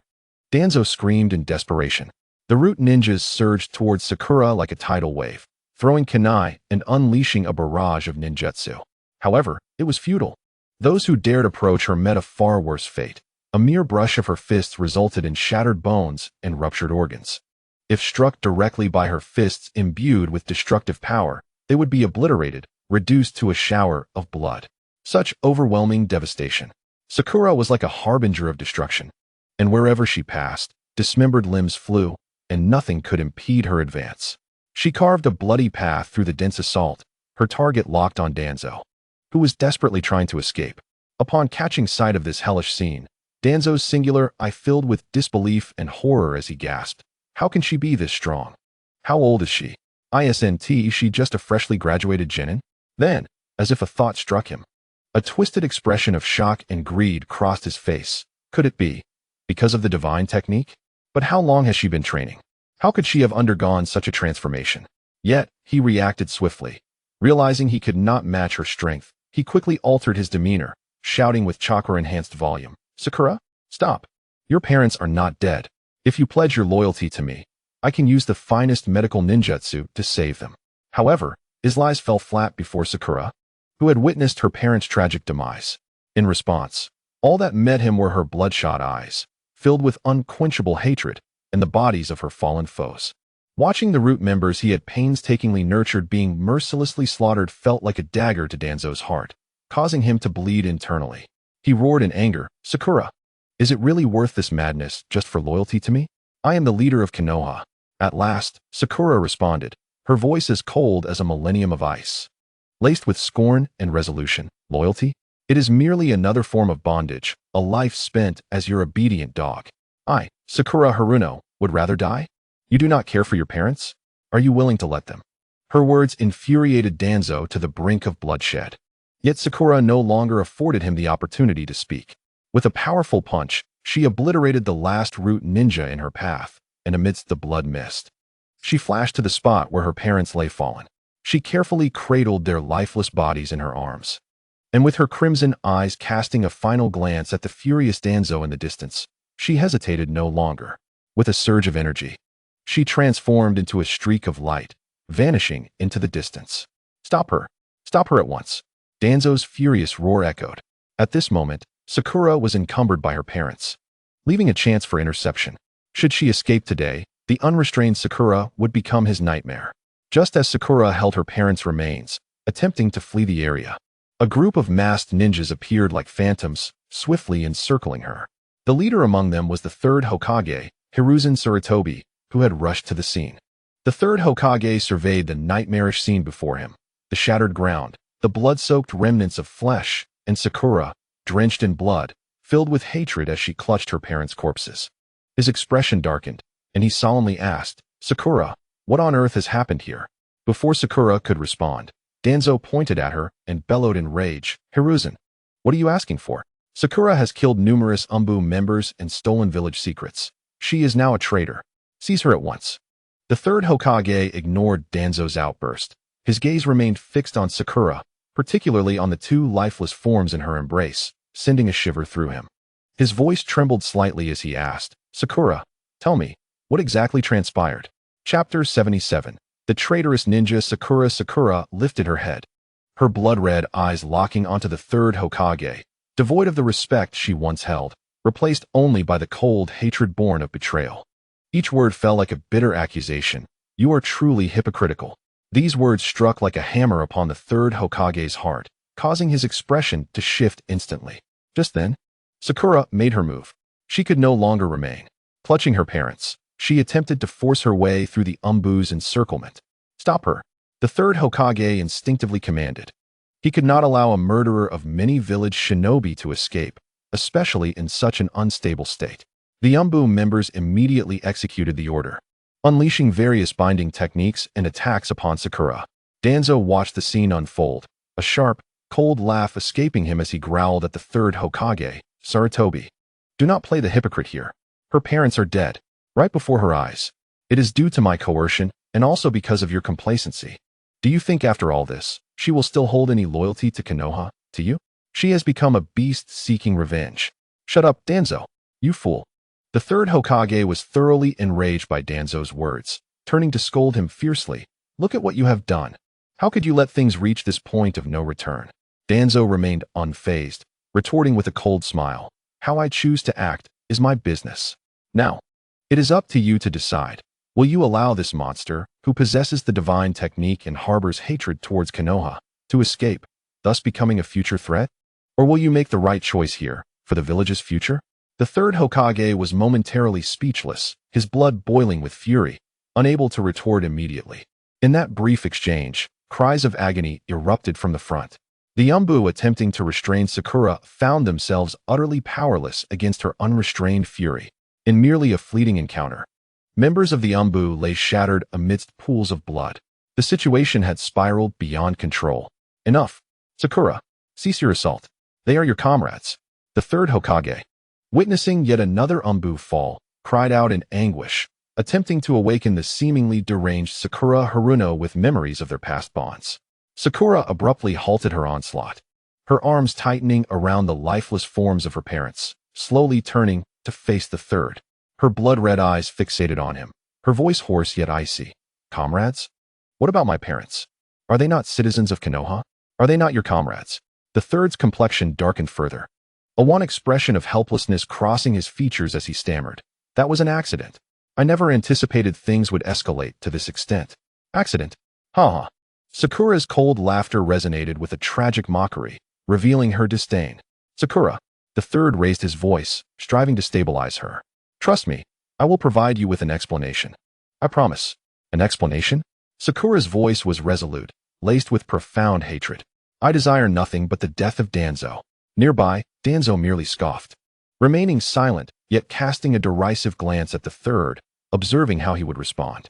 As anticipated, the third exhibited no hesitation, outright rejecting Sakura's demand. His tone even carrying a hint of defense for Danzo. Though Danzo's methods may be extreme, his actions stemmed from a desire for the village's welfare and safety. He did not act with malice towards the village. So what? Sakura erupted, her anguished roar interrupting the third. So my parents died in vain. I will compensate you. The third attempted to placate her with material reassurances, yet his words sounded hollow and absurd at that moment. Compensation? Danzo could no longer contain himself, exclaiming, What are you waiting for? She has killed so many, openly defying orders. She is already a rogue ninja. Capture her. The third's expression darkened ominously, and he turned sharply to Danzo, his lips forming the name silently. Uchiha Sasuke. Danzo's eye widened in realization, grasping the third's concerns. Outside lurked the formidable Uchiha Sasuke, who harbored intentions to annihilate Konoha. Meanwhile, this enraged Sakura was the only one who had ever repelled Sasuke in direct confrontation. Her power was crucial in addressing that external threat. Danzo fell silent, weighing the ramifications, and momentarily suppressed the order for immediate execution. However, during this brief stalemate, Sakura inhaled deeply, as if attempting to bury all her sorrow and fury within her heart. She gazed at the third and Danzo, the madness in her eyes slightly receding, replaced by a chilling, resolute determination. She proclaimed loudly, her voice echoing around them. I cannot trust you, Sarutobi Hiruzen. You do not trust me either. Regardless, Danzo, I will kill you. Whoever stands in my way shall perish. With that final, murderous declaration, Sakura hesitated no longer. Cradling her parents' remains, she shot forth like a streak of light, racing toward the village's outskirts. Stop her, the third instinctively commanded. The Yumbu attempted once more to obstruct her, but in her frenzied state, with only the desire to escape, they proved utterly powerless against her speed, resulting in further casualties. As he watched Sakura's resolute figure fade into the distance, alongside the newly fallen bodies, the last remnants of hesitation vanished from Sarutobi Hiruzen's face, replaced by the cold, decisive demeanor of a Hokage. He had to avert this future, colossal, uncontrollable threat. Swiftly, he formed hand seals, slamming his palms to the ground. Summoning Jutsu, Monkey King Enma. With a burst of white smoke, the elder monkey, wielding the adamantine staff, appeared. The third Hokage rose, his expression as frigid as ancient ice. Issuing his ultimate command, I hereby declare, former Konoha Genin, Sakura Haruno, has murdered fellow villagers and defected. From this day forth, she is classified as an S-rank rogue ninja. Life or death is irrelevant. As his words echoed, he grasped the transformed adamantine staff alongside Enma and set off in pursuit of Sakura's fleeing form. In the face of the Third Hokage's irrevocable decree and the ensuing summoned beast with its palpable murderous intent, Sakura felt no fear. Instead, she emitted a chilling laughter. Chapter 78. The Anomaly. This should have been the case long ago. Why maintain the pretense? Sarutobi Hiruzen, you are the most hypocritical person I have ever encountered. With that, she averted her gaze from the third's ashen countenance, gently laying her parents' remains on the cold, shattered ground before her. Standing upright, her gaze swept over the Umbu, the root members, and the third beside Enma, her voice calm, yet brimming with overwhelming hatred and resolve. Since you will not allow me to take my parents for burial, then here shall be their eternal resting place. Before her words had fully settled, she clenched her right fist and, with a swift motion, struck the ground beside her parents' remains. Boom! The earth groaned under the strain. A massive fissure, dozens of meters deep and wide, erupted from her fist, tearing open like a gaping scar. Rocks and soil shot into the air, only to be subdued by an unseen force. Before the astonished gazes of all, Sakura gently lifted her parents' bodies, slowly guiding them into the unfathomable depths of the chasm. Following this, she raised her foot, seemingly casually stepping onto the ground. Bang! The earth's edges of the vast chasm, as if pushed by an invisible hand, resonated with a thunderous crash, sealing tightly, forever entombing her parents beneath this land steeped in betrayal and bloodshed. The entire sequence transpired in an instant, leaving no room for reaction. Sarutobi Hiruzen, witnessing her interment of her parents, wore an expression that had transcended mere displeasure. Now a deep, unyielding pallor. He understood that Sakura's relationship with Konoha was now irrevocably adversarial. Sakura slowly lifted her head, her gaze sweeping across every individual present. Devoid of warmth, filled solely with a pure, annihilative malice. She raised her hand, pointing accusatorily at all her foes, including the Third and Danzo, her voice echoing like a decree from the abyss. Now, I shall send you all on your way, using your corpses to honor my parents. The moment immediately, someone passionately rebutted, expressing immense confidence in the power displayed by Haruno Sakura. However, a more crucial question arose, swiftly shifting the focus of the debate. Wait. If Haruno Sakura survives this time, how can we explain her absence during the Fourth Great Ninja War in the First Celestial Event? There. Only Naruto Uzumaki and Sasuke Uchiha were present, with no sign of Sakura at all. Indeed, if she is alive, how could she, with her rapid growth and strength, remain inactive and even absent in a battle that concerns the fate of the world? This contradiction left many deep in thought. Soon, a bold yet plausible hypothesis emerged, garnering considerable agreement. I understand. Naruto's subsequent descent into darkness, proclaiming his desire to annihilate the world, is likely due to his knowledge of Sakura's death in the future. Exactly. It must be so. He discovered that his most trusted third grandfather was, in fact, complicit in the death of his best companion, and realized that the inner workings of Konoha, which he had long protected, were so grim and corrupt. Coupled with Sasuke's betrayal, he was plunged into despair, ultimately leading him down the path of destruction. This theory seamlessly connected the fragmented information presented before and after the celestial event, crafting a logically coherent and tragically tinged future. In an instant, countless individuals felt a pang of sorrow for Sakura's potential fate, while also being shocked and saddened by Naruto's ensuing dark future. The darkness of Konoha may have claimed a genius, potentially giving rise to a world-ending demon. All gazes were once again fixed upon the celestial event, awaiting the next developments. For this was not merely a matter of Sakura's life or death, but seemed to pertain to the future trajectory of the entire world. Just as the ninja realm was wrapped in concern for Sakura's fate, debating whether she would fall here and if this would lead to Naruto's dark transformation. An unexpected change occurred within the celestial event. Without any warning, an indescribable, utterly pure light suddenly illuminated the scene. This light was not the shimmer of chakra. It resembled the very concept of rules being cleaved into brilliance. All who beheld the celestial display, even across endless time and space, felt as though their souls were grazed by something extraordinarily sharp, instinctively shutting their eyes tight, as a primal fear gripped their hearts. When they reluctantly reopened their eyes after the light faded, the sight before them nearly froze their blood, as an overwhelming terror washed over them like icy water. Within the celestial sphere, the previously dense and shadowy forest had been irrevocably transformed. All trees, regardless of size, were neatly and smoothly severed at a height of a person's stature. The upper portions had vanished, leaving only bare stumps and the smooth surfaces of the cuts. Even more chilling was the complete disappearance of the Umbu and root members who had surrounded Sakura. Chapter 79. The Knights of God. No, they had not merely vanished. They had been reduced to a chaotic scene of severed limbs and shattered bodies. Blood splattered across the ground like spilled ink, the heavy metallic scent of blood seemingly permeating even through the celestial veil. Even Shimura Danzo, the cunning and treacherous elder of Konoha, could not escape this fate. His body lay grotesquely bisected, sprawled in a pool of blood, his single eye wide open, seemingly still reflecting sheer horror and disbelief. In the aftermath, only two figures remained standing. Haruno Sakura stood firm, her pink hair swaying gently in the breeze, untouched and pristine, although her expression betrayed her fear. Opposite her knelt Sarutobi Hiruzen, the Hokage, his signature hat nowhere in sight, his disheveled white hair framing a face as pale as a ghost. Propped up by his remaining left arm, his right arm was severed cleanly at the shoulder, the wound smooth as glass. Beside him lay his summoning beast, Enma, its massive form cleaved in two, devoid of life. One strike, merely a single strike. The battlefield had been cleared. The summoning beast was slain. The Hokage was left one-armed. The Umbu and root members were annihilated. Danzo was killed. What transpired? What was that light?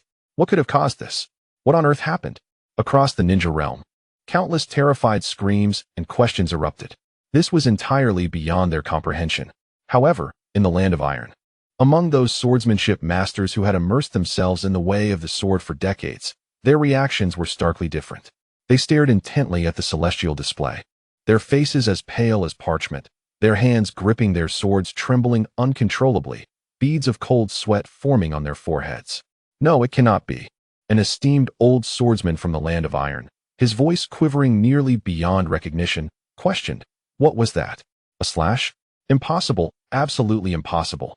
Can I even draw my sword now?" Another swordsmanship master gazed at his shaking hand, looking at the beloved sword at his waist, experiencing an unprecedented wave of fear and self-doubt. That fleeting light shattered not only the trees and lives, but also severed the ingrained perceptions of countless individuals. What truly happened? Sarutobi Hiruzen, enduring the excruciating pain from his severed arm, looked around at the hellish scene that resembled a harvest by an invisible scythe. The momentary light had transcended all of his understanding of power, and standing opposite him, Haruno Sakura bore an equally stunned expression, although unharmed. The light that seemed capable of cleaving the world sent tremors through her very soul. She tensed her body, vigilantly surveying her surroundings. Just then, a clear, unhurried sound of footsteps approached from the battlefield's periphery. Both turned abruptly, following the sound. A tall man, exuding a cold demeanor, emerged slowly from the swirling dust. With eyes sharp as a falcon's and a massive black blade shaped like a cross slung across his back, his presence carried an oppressive weight, as though he were a drawn sword himself. "I am Hawkeye, a member of the Knights of God." The man halted a short distance away, his voice deep and frigid, devoid of any emotional fluctuation. Sarutobi struggled to rise, suppressing the horror within, and barked, "Who are you? What do you want? What is the Knights of God?" Hawkeye did not even glance at Sarutobi. His keen gaze was fixed solely on Haruno Sakura, appraising her for a moment before nodding slightly. "Divine technique, well practiced. You could serve as an apprentice knight." Haruno Sakura felt a jolt in her heart and took a cautious step back, maintaining her combat stance. Have you also practiced divine techniques?" Hawkeye did not respond to her inquiry, merely stating in an unyielding tone, "There is no need for such wariness. If I intended to kill you, it would take but 2 strikes. The unwavering confidence in his words made Sakura's pupils contract, instinctively retreating 2 more steps, her vigilance heightened. Hawkeye disregarded her reaction, scanning the battlefield until his gaze fell upon the red stone tablet that had been seized by Danzo, now lying on the ground after his death. He approached it, bent to pick it up, and casually pocketed it. Then, he turned back to Haruno Sakura and said, "Come with me." since the legacy has chosen you. You must also bear the corresponding responsibility. Where to? Sakura quickly inquired. What responsibility? You will know in due time. It seems you have nowhere else to go. Hawkeye's reply remained succinct and enigmatic. He paused, as if just recalling the presence of another person beside him. Casting a fleeting glance with his hawk-like eyes toward the faltering Third Hokage. With an utterly flat tone, he inquired, "Are you going to kill this old man? A waste of life who barely survived by relying on a summoning beast. I have no desire to strike a second blow." The moment these words were uttered, the atmosphere in the room became instantly suffocating. Sakura Haruno's gaze, filled with boundless hatred and turmoil, was abruptly directed at the one-armed Third Hokage. To kill or to spare? This rapid turn of events in the sky, along with the sudden emergence of the enigmatic and formidable figure, sent shockwaves throughout the entire ninja world. Yet another practitioner of divine arts. The Divine Knights? Good heavens, this is an organization. Sakura Haruno, already so powerful, is merely an intern. This ninja world is far more profound than I ever imagined. My word, he appears to be significantly stronger than Sakura. That seemingly casual strike might not even be considered a strike, merely a flash of light. His attire, did you notice? That style is unprecedented. A black trench coat, a peculiar top hat that somehow exudes an aura of authority. The crux of the matter is his power. Damn it, one strike, just one strike. The Umbu root and Danzo were obliterated. The Third Hokage lost his arm, and the summoning beast was slain. What level of power is this? Terrifying. If such a person appears on the battlefield, we ordinary ninjas would only be marching toward our demise. It would be a dimensional strike. One strike to clear the field. No wonder it is called divine arts. It belongs to the deities, or at least to powers that far exceed our comprehension. Where does he hail from? Why does he wish to take Sakura away? What is his responsibility? Konoha has truly kicked a hard stone this time. No, it has kicked a meteorite. It has provoked an entity it should never have trifled with. Countless discussions, awe, fear, and speculation erupted in every corner of the ninja world. Chapter 80. In turn, Sakura, the appearance of the hawk-eyed figure not only obliterated the scene with absolute strength, but also fundamentally overturned their perceptions of power and the hierarchy of strength. Prior to this, the Kage represented the pinnacle of the ninja world, a goal that countless ninjas aspired to reach. Yet now, a Kage-level powerhouse, along with his elite subordinates, appeared utterly feeble before this mysterious figure. This shock forcefully proclaimed a truth more potent than any words. Beyond the ninja world, there may exist vast realms and levels of power they cannot even fathom. Within Konoha, silence reigned. Whether ordinary villagers or ninjas, a chill coursed from their feet to the crown of their heads. Their Hokage and Umbu seemed so fragile in the face of absolute strength. Shame, fear, and a hint of bewilderment about the future cloaked every heart. In the sky, sensing the hatred and murderous intent in Sakura's gaze, the one-armed Third Hokage's expression shifted, and he hastily spoke, his tone imbued with a deliberately cultivated sense of sorrow and moral gravity. Sakura, the events have unfolded to this point against my wishes, and I do not wish to elaborate further. However, the village cannot be without a Hokage for even a day. It must not descend into chaos. Once I have arranged everything and entrusted the village to a reliable individual, you may take my life at any time. His words, seemingly an acceptance of responsibility but truly a delay of his own fate, echoed across the sky, provoking a chorus of disdain throughout the ninja world. Bah, hypocritical. Just admit you fear for your life. Truly, he is the Hokage, begging for mercy with such grandeur. He clearly speaks this way because he sees Sakura as merely a girl. Sakura's expression shifted, having pierced through the Third's intentions. Her hatred remained unabated. She fixed her gaze upon him, and, summoning all her strength, declared, "From this day forth, I, Sakura Haruno, have no further ties to Konoha." With that, she forcefully tore off the forehead protector and hurled it to the ground, as if discarding something vile. The metallic clang against the earth resonated, symbolizing the definitive end of a chapter. The Third Hokage, looking rather grim, nodded without obstruction. The hawk-eyed figure seemed quite pleased, stating calmly, "This is for the best. In training divine arts, you are no longer a ninja." After uttering these words, he turned and walked away. "Yes, I am no longer a ninja. I shall henceforth be an intern of the Divine Knights." Sakura cast one last glance at her parents' resting place. coldly sweeping her gaze over the third Hokage and the chaos strewn about, gritting her teeth before hastening to follow the footsteps of the hawk-eyed figure. Although Sakura still could not comprehend what this entailed, as he remarked, she had nowhere else to go. Soon, only the one-armed third Hokage remained on this bloody battlefield, appearing particularly forlorn and desolate. However, just when everyone thought this tragic spectacle had reached a temporary conclusion, an unexpected change unfolded. A figure that should have perished emerged like a specter, silently appearing behind the third Hokage. It was Danzo Shimura, who had been cleaved in two by the hawk-eyed figure. He was still alive. Yet the third Hokage seemed entirely unfazed, even failing to turn around, merely uttering in a cold tone, "Danzo." Suppress those thoughts that ought not to exist. Danzo gazed at the third Hokage's one-armed silhouette, his single eye glinting with malice, his murderous intent and ambition almost unmasked. The third Hokage, as if possessing eyes in the back of his head, scoffed, "You would do well to abandon such notions immediately. The village's elite shinobi are already upon us." As soon as the words left his mouth, the air was pierced by the sound of rushing wind and chakra fluctuations, clearly indicating that a significant number of Konoha ninjas were rapidly approaching. Danzo's expression darkened instantaneously. He recognized that he could not seize the opportunity to strike today and could only depart with a reluctant scoff, vanishing from sight.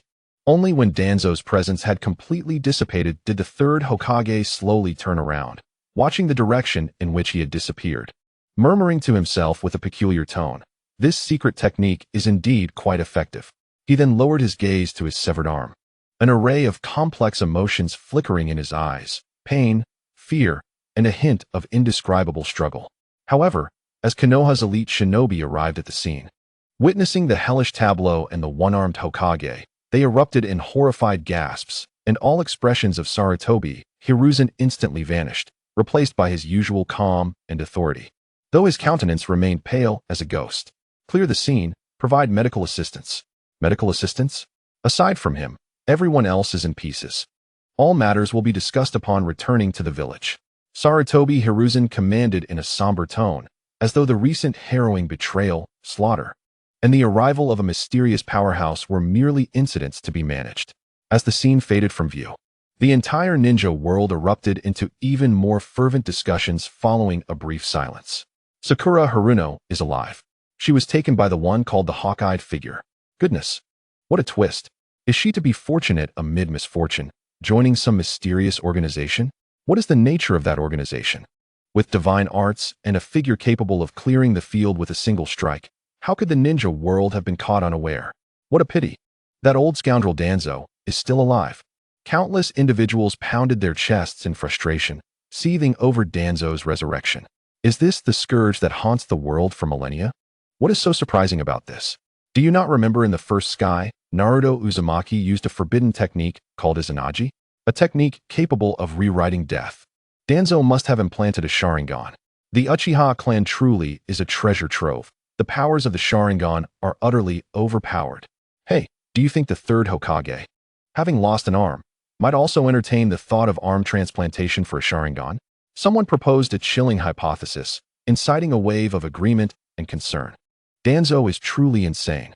Even after what happened to the third, he still wishes to take advantage of the situation? What is wrong with his mind? Perhaps he is deranged. He surely does not comprehend that if the third were not Hokage, with the acts he has committed, he would be the first to perish. Within the halls of the Konoha Ninja Academy, the atmosphere was equally explosive. Uchiha Sasuke gazed upon the scene of Danzo's resurrection, his fury boiling over.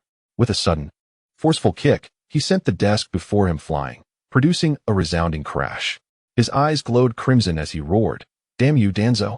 I will surely kill you." Sasuke was painfully aware that Danzo's continued existence hinged upon the Sharingan. In that moment of rage, a voice tinged with confusion and uncertainty emerged from beside him. "Didn't the future me say that I killed Danzo?" The speaker was none other than Naruto Uzumaki, who had just been grappling with the immense guilt of having caused the deaths of Sakura's parents. He scratched his head, struggling to recall the details of their first encounter with the future. Fortunately, Sakura was unharmed. Upon hearing Naruto's words, Sasuke's anger and murderous intent faltered, his expression abruptly freezing. He suddenly remembered that during their first encounter, The darkened, apocalyptic future version of Naruto had indeed mentioned slaying Danzo. The vengeance he had vowed to exact had surprisingly been fulfilled by this underachiever from the future. The sensation of being preempted, coupled with his prior anger towards Naruto and the long-standing competitive spirit between them, caused Sasuke's face to flush with a mixture of red and white. Ultimately, all his emotions condensed into a singular, direct action. "You idiot, Naruto," Sasuke growled, unable to discern whether his feelings were of righteous indignation or something else entirely, and lunged at Naruto, who was still lost in thought. "Whoa, Sasuke, what are you doing? I was talking about future me. What does this have to do with the present?" Naruto exclaimed, caught off guard as he was tackled to the ground. And the two immediately began to grapple as they had in the past. The scene continued to unfold, like the inexorable march of fate, sweeping through Konoha. The image shifted to reveal Hawkeye standing shoulder to shoulder with Sakura Haruno, gazing at the interior of Konoha. "From now on, this place has nothing to do with me." Hawkeye suddenly spoke, his tone still as calm as ever. "Is that person someone you care about?" Following his gaze, Sakura spotted a figure in distress and nodded, her tone laden with complexity. "Yes, he is a very important friend." "How important?" Hawkeye pressed, his golden eyes sharp as daggers. Sakura, slightly puzzled by his inquiry, answered earnestly, "Very important. We are teammates, having faced numerous life and death situations together." "What is wrong with that?" Hawkeye nodded slightly. "Very well, then let it be." "Let it be?" Sakura asked, further perplexed. "What if he were just a regular friend?" Hawkeye's expression suddenly turned cold, his voice devoid of warmth. "Then he should be killed." "What?" Sakura gasped, nearly jumping in disbelief as she looked at Hawkeye. "Why?" Hawkeye's gaze shifted back towards Konoha, as if he could penetrate the fabric of space and pinpoint a specific existence. His tone dripped with undisguised disdain. "That boy is entangled with a chakra that I find exceedingly repulsive." Sakura paused, then realized with a hint of uncertainty. "Is it the Nine Tails?" "Right, Naruto is sealed with the Nine Tails." "Is it because of the Nine Tails chakra?" "The Nine Tails?" Hawkeye shot her a sidelong glance, his eyes filled with blatant contempt. "Just a slightly stronger fox. I hardly give it any thought. It's merely a matter of a few strikes." This left Sakura utterly bewildered. "Not the Nine Tails? Then what kind of special chakra does Naruto possess?" Hawkeye fell silent for a moment, opting not to answer directly, but instead posed a question. "If someone were to kill your parents, what would you do?" Sakura's eyes filled with sorrow and hatred, her response resolute. "I would kill him, at any cost." "Then, if someone had destroyed Konoha days ago and slaughtered countless people you knew and didn't know, what would you do?" Hawkeye continued to question. Sakura fell silent, recalling Danzo and the hypocritical Third Hokage. "But if all this had not transpired just days ago finally," Sakura replied, "I would kill him too." Hawkeye nodded, his tone flat, yet carrying a sense of judgment. "Your reaction is that of a normal person." Sakura was momentarily taken aback, and then she suddenly realized, her pupils constricting in fear. "You mean to say that Naruto is not normal?" Hawkeye let out a cold, mocking laugh, tinged with a critique of naivete. "Let me illustrate. If someone were to kill his parents, as long as one could provide a seemingly reasonable justification, such as for the greater good or being compelled by circumstances, that boy would likely choose to forgive." Hawkeye paused, continuing in a tone devoid of emotion but strikingly incisive.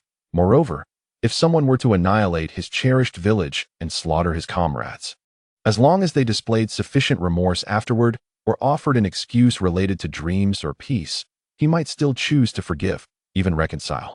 How can this be? The murder of one's parents is a grudge that cannot coexist." Sakura's complexion changed dramatically, her voice rising in shock. "And how could Naruto possibly be such a person? He values his comrades so dearly." "I was merely providing an example. But that is essentially the point," Hawkeye interrupted coldly, as though stating an irrefutable fact.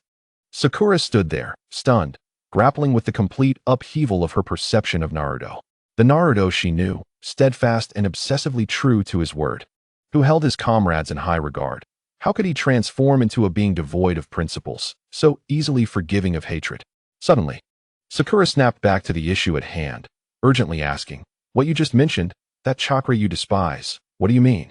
Hawkeye nodded, a flicker of understanding passing through his golden eyes. "It is precisely as you imagine. That deeply concealed chakra constantly influences and distorts his thoughts and will. It does not exert direct control, but subtly imbues him with an extreme, distorted understanding of love, filling his heart with a twisted, principle-less notion of affection. Sakura fell silent, a chill rising from her core. This was far more terrifying than direct control, as it operated insidiously, making the affected individual unaware, believing those thoughts to be their own. Finally, she spoke with a dry voice. Isn't this akin to being a puppet? Only more insidious. Hawkeye did not respond directly, but his tacit acknowledgement spoke volumes. Chapter 82. The reincarnated chakra. Sakura once again fell into silence, her hands tightly clenched, nails nearly digging into her flesh. She recalled Naruto's sunlit, carefree smile, his unwavering determination to become Hokage. If all of this were predetermined under some external influence, you must know the origin of that chakra, Sakura inquired. Hawkeye nodded, disdain evident on his face. It is a chakra that has been reincarnated countless times, entangled in the threads of fate anew. Enough already. Reincarnated? Chakra? Sakura's face reflected her bewilderment. Hawkeye looked up at the sky, sighing. The depths of this world are profound. There is much you remain unaware of. Take your time to understand.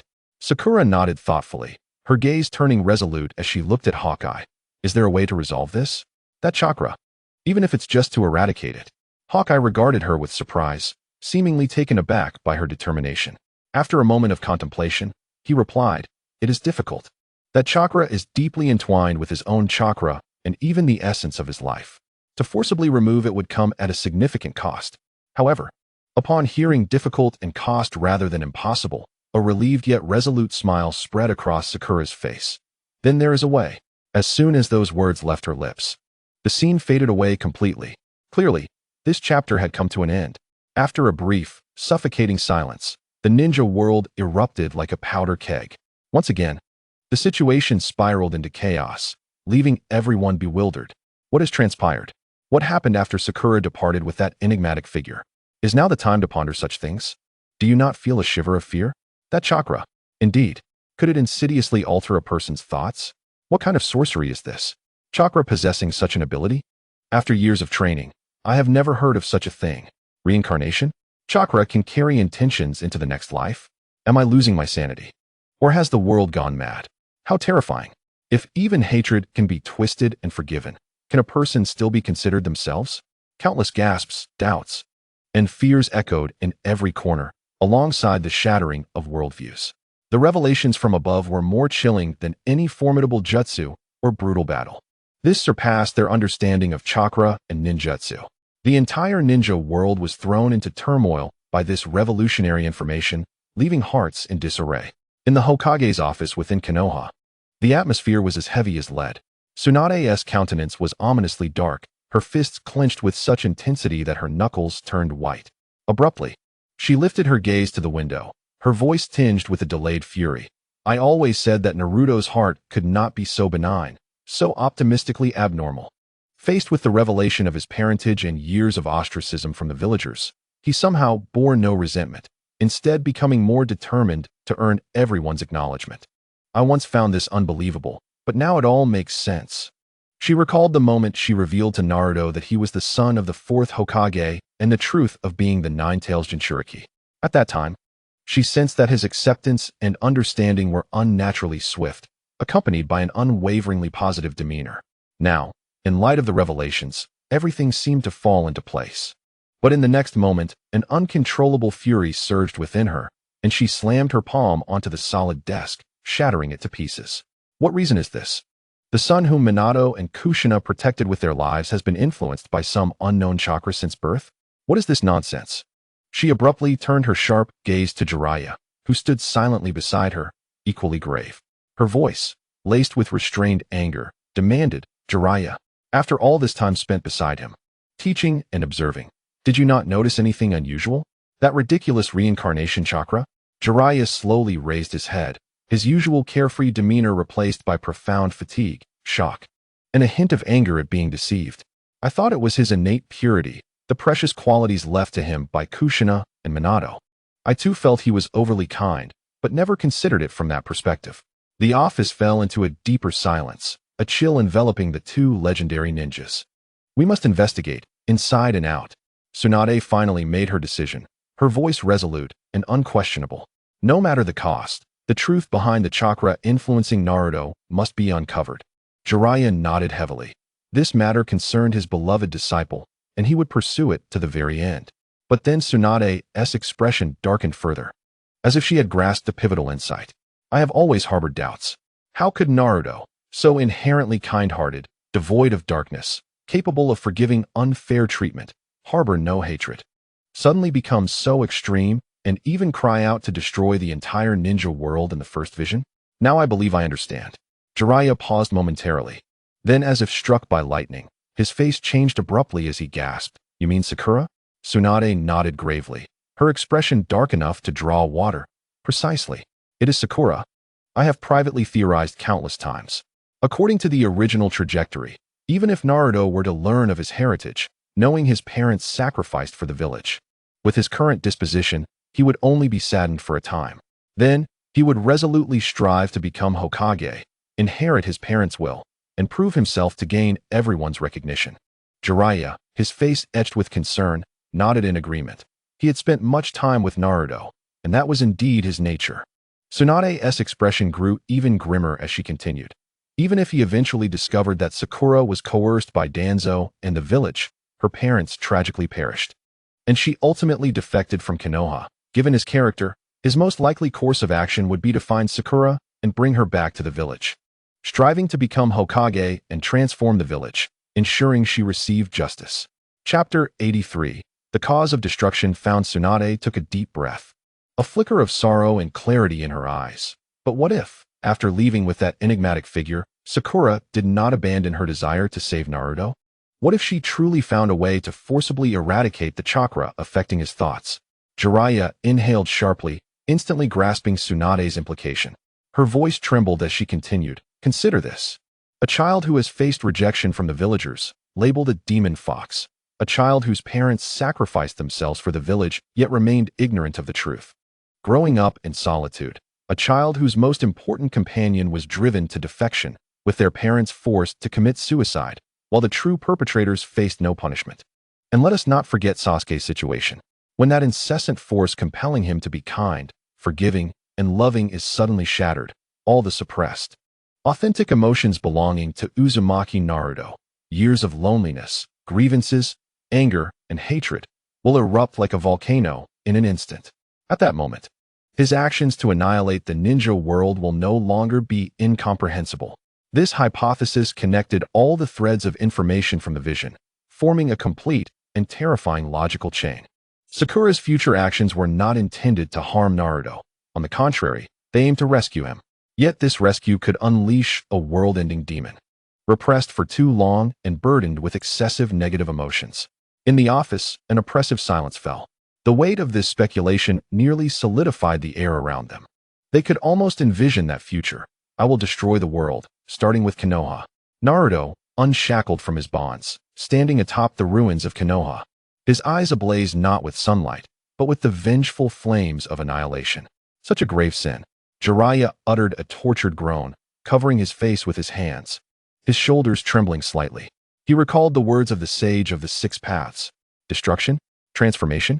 He had devoted his life to the prophecy of the Chosen One, yearning to bring peace and change to the ninja world. Yet he never anticipated that the disciple he held in such high hopes would embody a colossal, tragically contradictory existence. Saving him could mean the world's annihilation. Failing to save him would condemn him to live as a puppet, forever manipulated in thought. This cruel dichotomy threatened to shatter this great hero. Slowly, Jiraiya lowered his hands, revealing bloodshot eyes filled with pain and confusion, staring at Tsunade. His voice was hoarse as he asked, "What should we do now? Help me, Tsunade.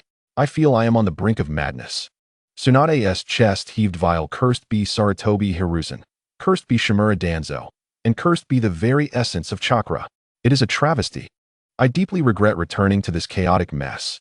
How I wish Konoha would simply be destroyed. Tsunade's roar was rife with a sense of helplessness and indignation.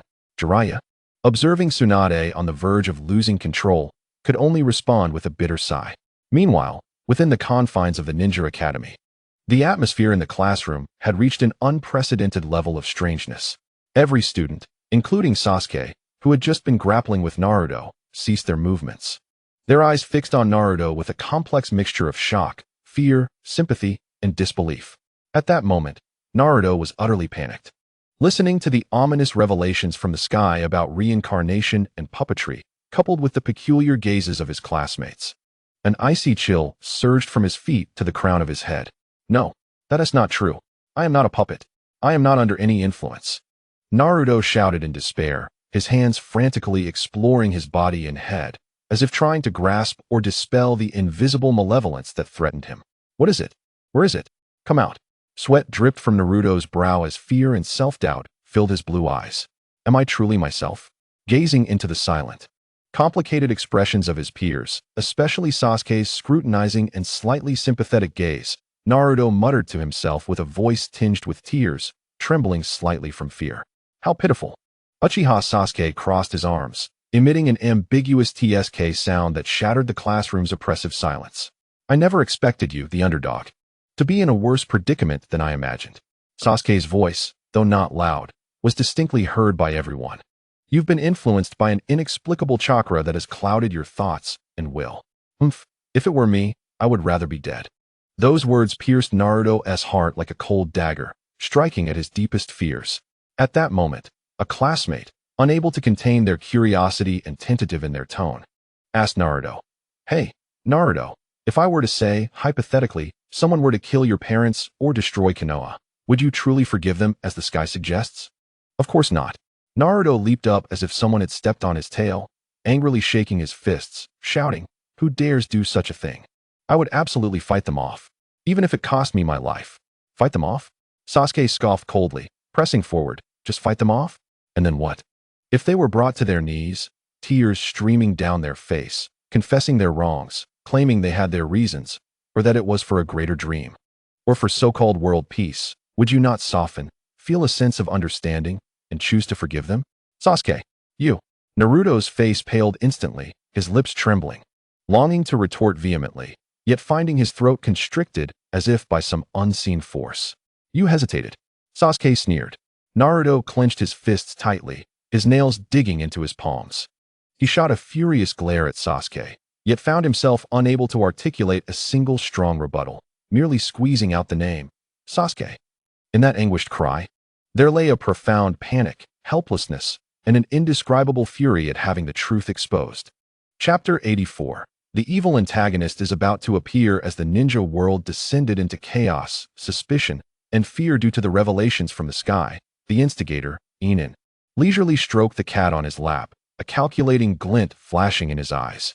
The sky has broadcasted 3 times. It seems a bit lacking in engagement. Yin An mused softly, a mischievous smile curling at the corners of his mouth. The time is ripe. It is time for them to truly make their appearance and stoke the flames in this ninja world. The ninja world will not come to me. That would only invite discomfort. How comfortable it is to stay at home, with television and movies at my disposal. Yet, I must establish a presence in the ninja world. Since the Knights of God have Yin An, a wicked grin spread across his face, filled with anticipation. The time has come for the evil antagonist to descend upon the ninja world and declare your existence.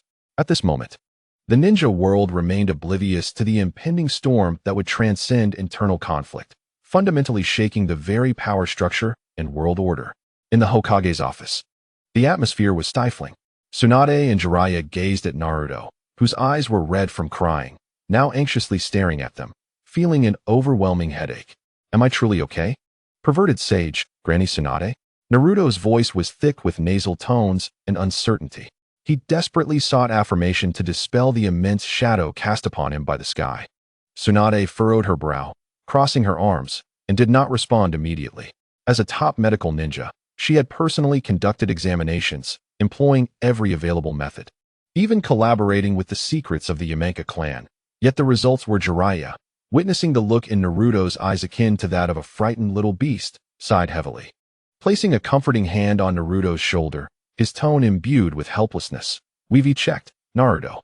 We utilized every method available in the village and truly found no signs of any anomalous energy source or external mental imprint. This result should have been a relief. Hope lit up Naruto's face instantaneously, nearly causing him to leap with joy. Really? That is wonderful. I knew it. How could I possibly be? But his smile faltered. Frozen on his face, a A deeper sense of unease and terror coiled around his heart like a chilling vine. Hesitating, he whispered, almost timidly, but could the sky have made a mistake? The mere utterance of that question left him feeling hollow and powerless.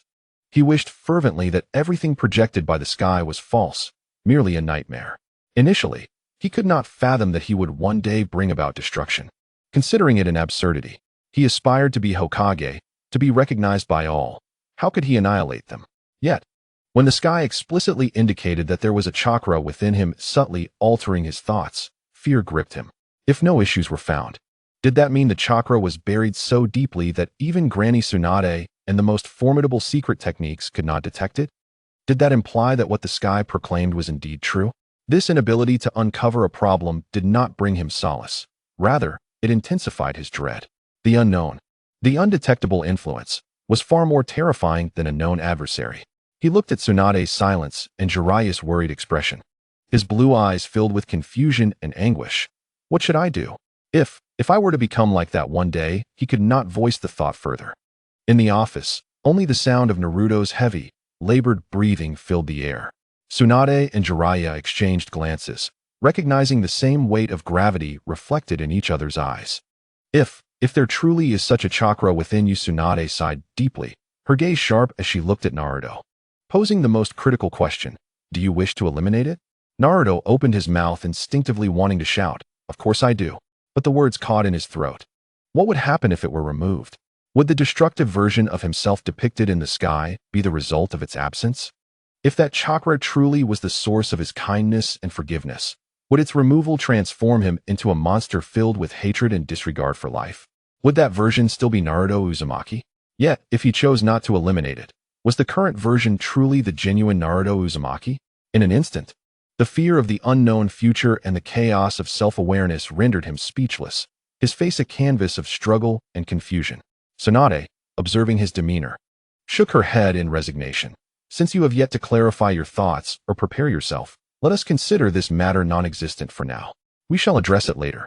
However, Naruto pouted, instinctively dissatisfied with such a vague response. He yearned for a definitive answer, a guarantee that would soothe his troubled mind. Yet, Tsunade, growing impatient, pointed sharply toward the door, her voice laced with anger. There are no buts. Now immediately leave. Focus on your training or leisure, but do not linger here. Intimidated by Tsunade's imposing aura, Naruto, despite his reluctance and confusion, could only lower his head and exit the Hokage's office in discontent.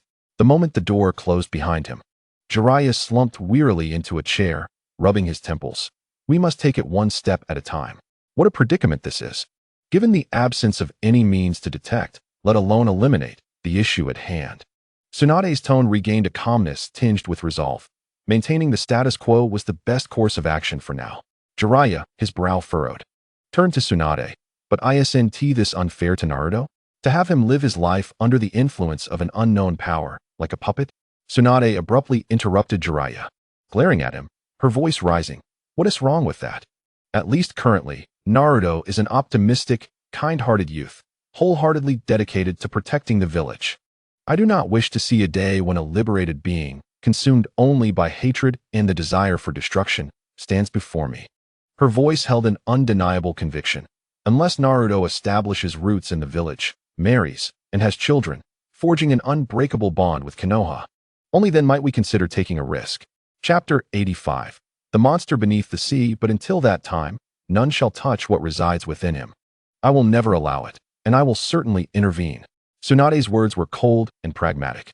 Jiraiya remained silent for a long time, his face etched with anguish and conflict. He understood that Tsunade's decision stemmed from her responsibilities as Hokage, aimed at preventing the worst-case scenario. Yet, for Naruto, was this not an extreme form of cruelty? Ultimately, he could only release a long, weary sigh, feeling as though he had aged significantly in that moment. Perhaps this is the only way. It seems to be the best course of action for now. Tsunade, with a hint of disdain for Jiraiya, remarked, "What guilt do you have?" As if you could eradicate this issue and assist Naruto. Jiraiya, it seems that way. Rogue Island, this once unknown coastal isle, transformed into the focal point of the entire ninja world due to Haruno Sakura's fateful leap, now stood at the eye of the storm. Countless ninjas, driven by their desires for divine techniques, surged from all directions, turning this modest island and its surrounding waters upside down. Each aspired to replicate Sakura's extraordinary encounter, to discover that luminous cave and obtain the power capable of altering their destinies. Alas, another fruitless day. A ninja from Tsunade emerged from the sea, wiping the water from his face, sighing in frustration to his companions on the shore. Don't waste your efforts. Such divine artifacts are destined to belong only to us. The land of lightning and Kumogakure. A robust, dark-skinned ninja from Kumogakure stood on the rocks, his tone dripping with confidence. Who could surpass us? The land of water and Kirigakure, upon the sea. Another group of ninjas, clad in water chakra armor, scoffed disdainfully, maneuvering through the waters like fish. Clearly at home in this domain. As factions bickered and tensions simmered, the air thickened with the scent of conflict. Had it not been for their awareness of each other's strength and the potential for chaos, they might have clashed long ago. Yet, in the absence of concrete leads on the divine techniques, all maintained a fragile restraint, engaging in silent skirmishes of words and glances. On the Konoha side, Kakashi, his signature silver hair tousled, gazed helplessly at the tumultuous waves, lamenting, "What is the purpose of my being here? I am no adept at water techniques. Am I to pierce the ocean with my Sharingan?" He felt a profound despair regarding this aimless task, akin to searching for a needle in a haystack. Kakashi, this is youth." A voice erupted beside him, belonging to Might Guy, whose exuberant laughter and gleaming smile contrasted sharply with Kakashi's demeanor. "I feel that divine technique suits me perfectly. A fist that ignores defense, burning with youthful passion." As he spoke, he energetically threw a series of punches, whipping up gusts of wind, before suddenly pointing at Kakashi, exclaiming, "Kakashi, cheer up. The exploration of youth allows for no despondency. Let us discover the divine technique together and embark on a new chapter of fiery adventure." Kakashi, observing Guy's boundless enthusiasm, his face a portrait of exasperation, inwardly sighed, "Spare me." Amidst the palpable tension of inter-faction rivalry and Konoha's bizarrely spirited atmosphere, progress remained elusive. Yet, the mysterious, fabled cave that chose its inheritors seemed as if it had never existed, or perhaps it would only reveal itself to select individuals. Just as the factions grew restless from days of fruitless searching, an abrupt change occurred. "Look, there is blood upon the sea," a keen-eyed Awagakure ninja suddenly shouted, pointing to the waters nearby in astonishment. All turned to see the once azure sea now churning with a glaring crimson hue. The blood rapidly spread, akin to thick paint splattered upon a clear canvas, wafting an overwhelming stench. The previously quarreling ninjas, their faces drained of color, were momentarily frozen in shock. Almost instinctively, without needing direction, ninjas from the same village gravitated toward the center, forming a defensive formation. Kunai and shuriken were swiftly drawn, every wary gaze fixed on the other factions and that mysterious, blood-stained expanse of sea. The atmosphere shifted abruptly from a tense search to a life-or-death standoff filled with panic. What is happening? What lies beneath the sea? Is it a battle? Questions and fears spread like wildfire among the gathered ninjas. At that moment, with a sudden splash, a figure shot from the blood-infested waters like a cannonball, clad in the torn forehead protector of an unknown small ninja village, his face a mask of sheer terror. He scrambled across the surface, desperate to escape the blood-soaked domain, shouting in a voice that trembled, "There is a monster beneath the sea." Before he could finish, a piercing scream erupted from him, as an irresistible force yanked him back into the depths with a resounding splash, blood erupting into the air, before he vanished from sight. Only the rippling waves and the deepening crimson hue remained, signifying his fleeting existence. Silence. An absolute silence enveloped the entire coastline. All were stunned by this sudden, grotesque, and bloody spectacle. What was that entity? A monster? The unknown instilled the deepest terror. In that moment, no one argued over the ownership of the divine techniques. A chilling realization gripped their hearts. They understood that this sea was far more perilous than they had ever imagined. Kakashi's usual deadpan gaze sharpened. His muscles tensed despite his Sharingan remaining dormant. Guy, too, had shed his jovial demeanor, his expression now serious as he assumed a battle stance. As the crowd on the shore remained in a state of shock from the gruesome dragging, speculating about the terrifying presence lurking beneath the waves, an even more chilling scene unfolded. With a cacophony of splashing water, 10 eerie figures slowly emerged from the blood-stained sea. when the ninjas on the shore discerned their forms. They were momentarily paralyzed, quickly overtaken by a mix of revulsion, terror, and rage. There they stood, 10 monstrous beings, upright and grotesque. They bore human-like torsos and arms. Yet atop their necks rested serpentine heads, covered in fine scales and exuding a crimson tongue.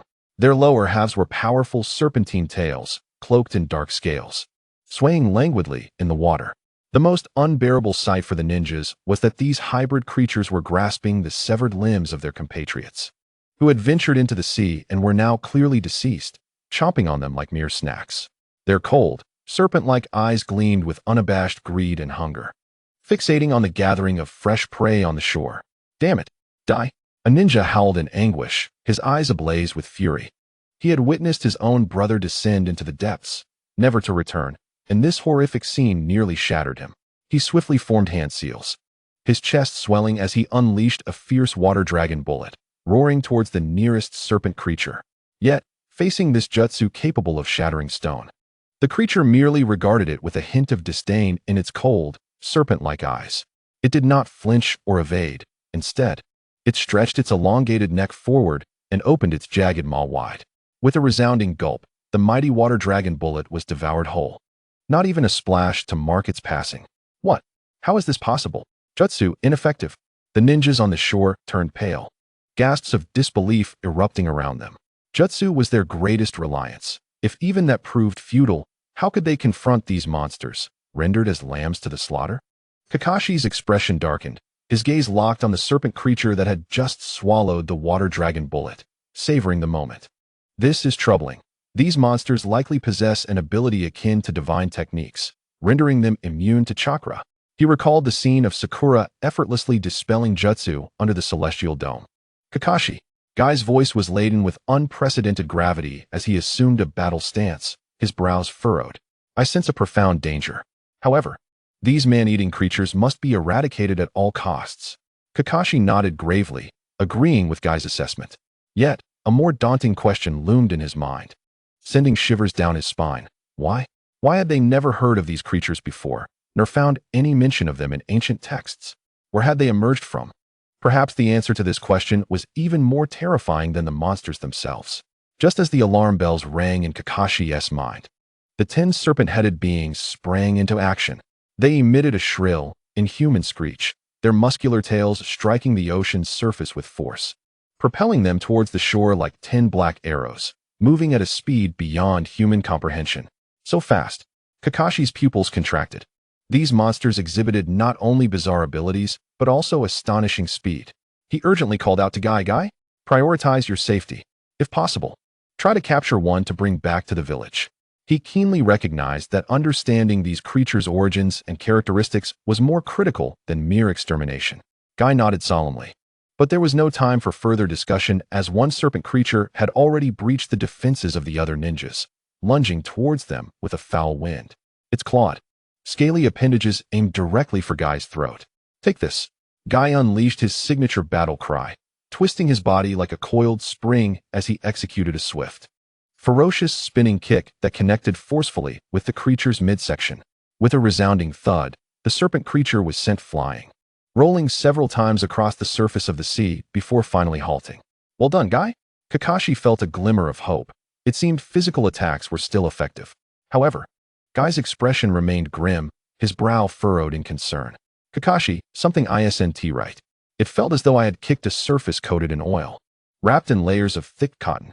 Most of my force was absorbed and deflected. What? Kakashi was taken aback. This strange analogy weighed heavily on his heart. Before he could contemplate further, another serpent creature had already crushed a rock ninja and was now roaring towards Kakashi. Kakashi rapidly formed hand seals, earth-style, earth wall. A massive earthen barrier, adorned with a dog's head, surged upward in an effort to block the attack. However, with a thunderous crash, the serpent creature did not flinch, smashing its scaled head against the wall. The earth wall, capable of withstanding B-rank ninjutsu, crumbled as if made of paper. As debris scattered, the serpent creature charged forward with relentless momentum. Kakashi's eyes narrowed. He swiftly retreated while executing additional hand seals. Fire style, fireball jutsu, lightning release, thunderstep. The blazing fireball and crackling lightning struck the creature in succession, yet the outcome was utterly despairing. The fireball extinguished upon contact, dissipating silently as though doused with invisible water. The electrical arcs met an ideal insulator, failing to even create a ripple. Indeed, ninjutsu was entirely ineffective. Kakashi's heart sank to the depths of despair. Meanwhile, Guy continued to grapple with the serpent creature he had previously kicked, unleashing a flurry of leaf whirlwind and fierce kicks that rained down upon the creature, producing a series of dull thuds. Although the creature appeared to falter, Guy's expression grew increasingly troubled. Kakashi, my taijutsu strikes are having little effect. Guy dodged the creature's occasional counterattacks, shouting in dismay, their body structure is too bizarre. While incredibly hard, it also possesses strange elasticity. Most of my force is rendered ineffective. Ninjutsu ineffective. Taijutsu diminished. These suddenly appearing monsters exhibited a despairing, defensive nature.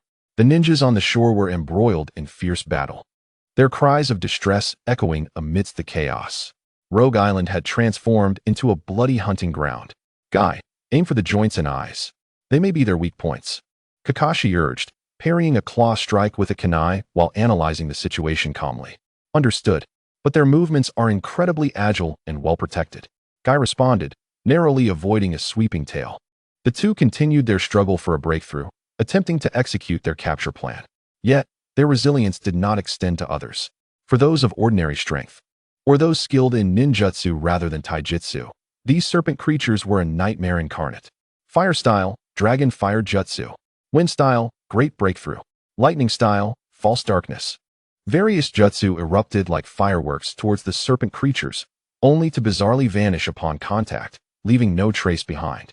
The ninjas' relatively fragile bodies crumbled under the relentless onslaught of the creatures, who disregarded all defenses in their rampage. Help! No! The screams of terror rang out, a haunting chorus amidst the chaos.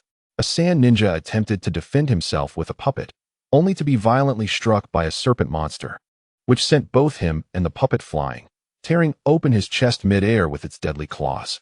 A mist ninja, relying on the art of water transformation to evade physical attacks, found his liquid body swiftly inhaled by the serpent's gaping maw, accompanied by the sickening crunch of his demise. The formidable defense of the serpent monsters instilled a profound fear as they slaughtered the shore-bound ninjas with the ease of a tiger among sheep. All resistance from the ninjas appeared futile in the face of such overwhelming power. This creature is too bizarre. It cannot be harmed.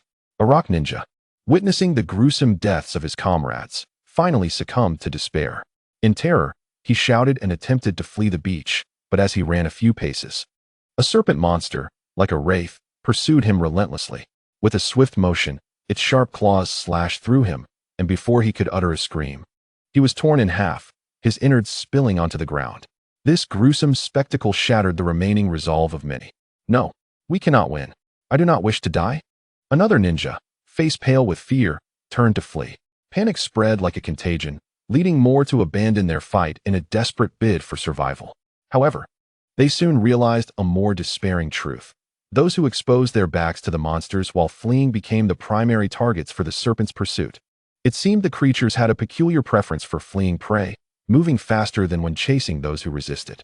Despite the monsters numbering only 10, they swiftly surrounded all the ninjas. They were toying with us. There was no escape. Were they intent on annihilating everyone? The suffocating sense of hopelessness enveloped them, leaving all in deep despair. The beach of Rogue Island had transformed into a meticulously arranged death trap. Kakashi and Might Guy, once again, kicked away an advancing serpent monster. Their breaths slightly labored as they exchanged grave glances. The cacophony of screams and serpent roars underscored the dire situation.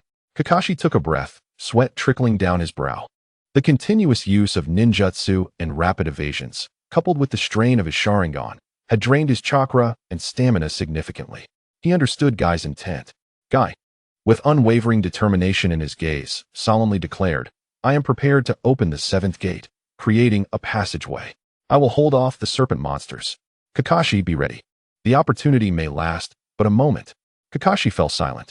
He knew all too well the immense toll the 8 gates took on the body, especially the 7th gate.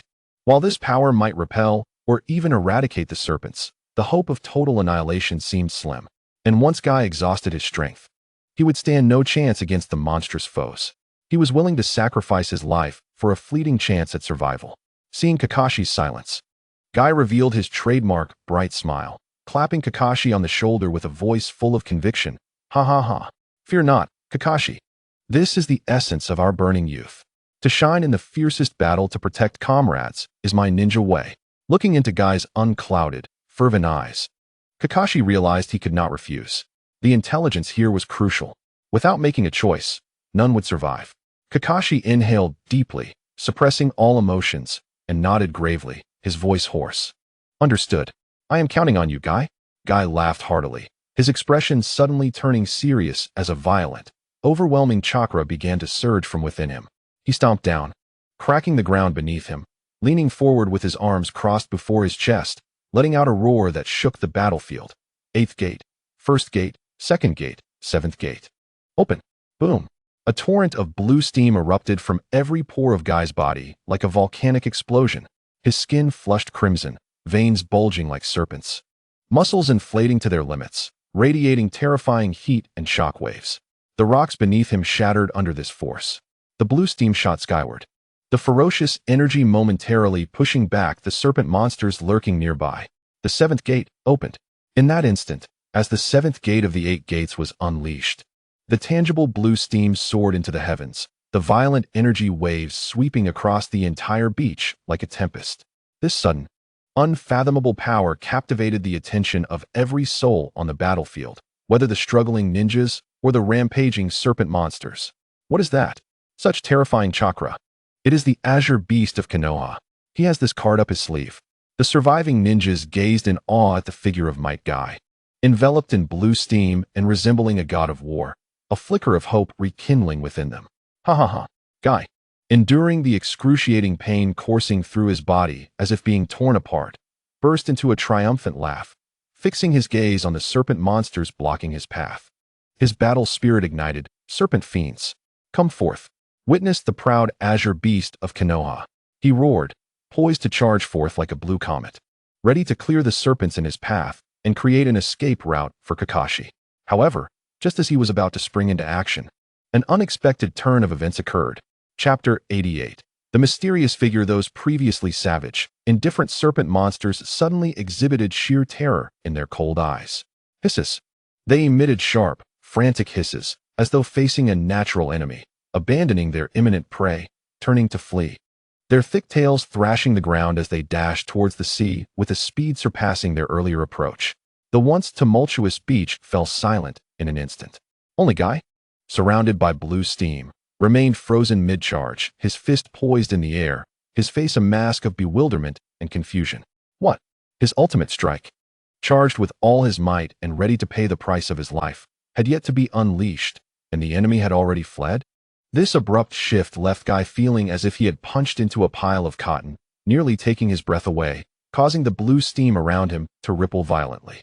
Kakashi, too, was taken aback, his Sharingan revolving slowly as he scanned the now tranquil sea, filled with even greater questions. Why would these creatures, with their uncanny defensive capabilities that almost ignored ninjutsu, exhibit such fear of Guy's 8 gates? Was Guy's current pressure truly so formidable? They wished to escape? Too late. Just as the serpent monsters scrambled into the ocean, the remaining ninjas still reeling from shock heard a cold, commanding voice echoing as if descending from the heavens, resonating in everyone's ears.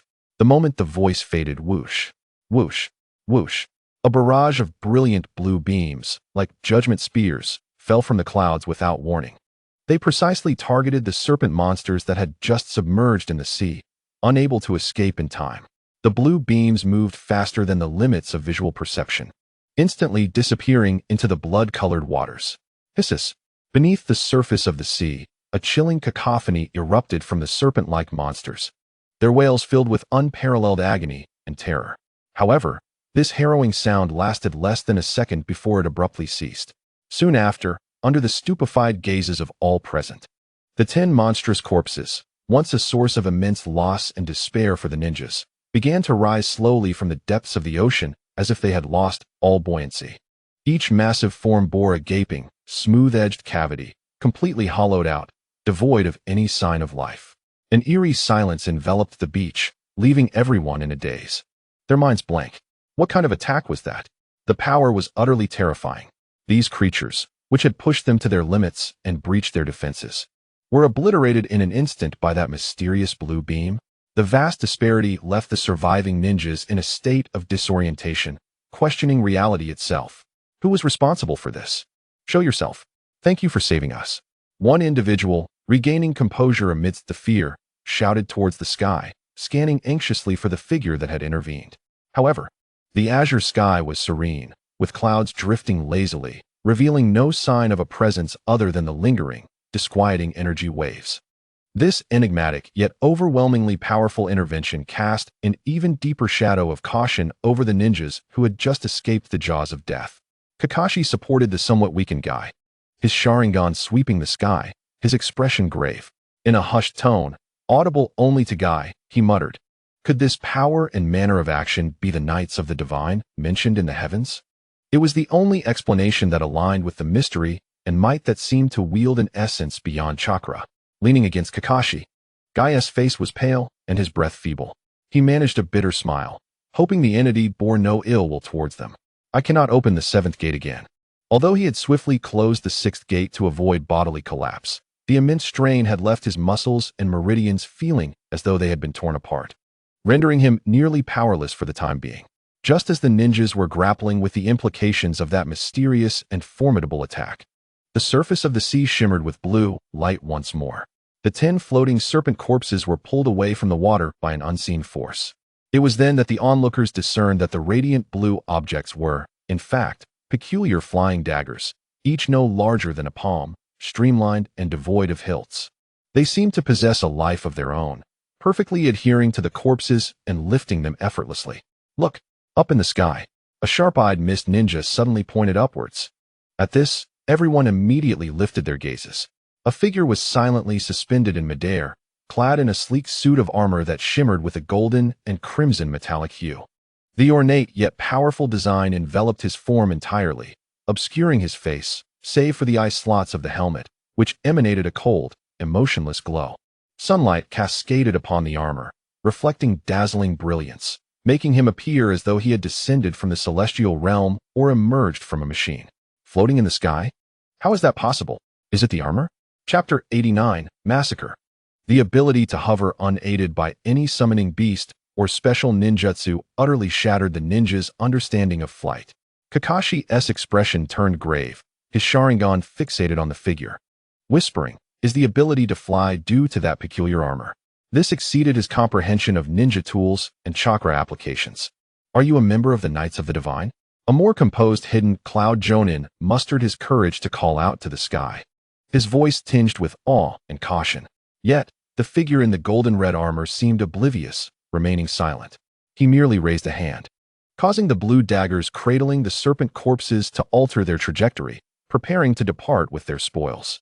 This utter disregard infuriated some of the survivors, who had just faced death and were on the brink of emotional collapse. "Wait." A wounded sand ninja staggered forward, eyes ablaze with indignation, pointing at the figure in the sky and shouting, "What are those monsters? Why have we never seen them before?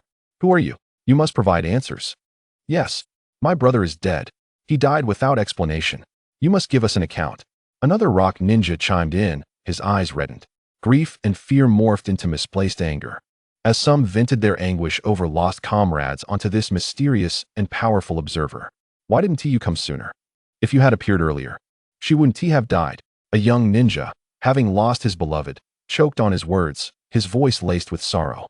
With one person starting, the pent-up emotions found an outlet, and more surviving ninjas began to shout at the sky, questioning, even filled with resentment. They sought an explanation, a figure to hold accountable for their comrades' deaths, and this powerful, enigmatic, and tardy individual became the target of their projection. The scene began to spiral out of control. The figure in the golden red armor finally halted his movements, lowering his gaze slightly, scanning the agitated crowd below with a dispassionate glance. Still, he uttered not a word. Yet an invisible, frigid pressure descended like a chilling tide, compelling the shouts of accusation to diminish involuntarily. How would he respond? Kakashi observed the silent golden-red figure in the sky and the increasingly fervent inquiries below, his inner alarm bells ringing fervently. He knew all too well the potential consequences of a supreme being provoked by mere mortals. Guy? Kakashi's expression shifted drastically as he seized the weakened Guy, whispering urgently, "This situation is dire. Be ready to flee." Guy, initially puzzled, recognized the gravity of the situation upon seeing Kakashi's unprecedented fear, immediately steeling himself and nodding seriously. In the sky, the mysterious figure remained silent, making no move, merely surveying the tumultuous crowd below with a dispassionate gaze from beneath his helmet.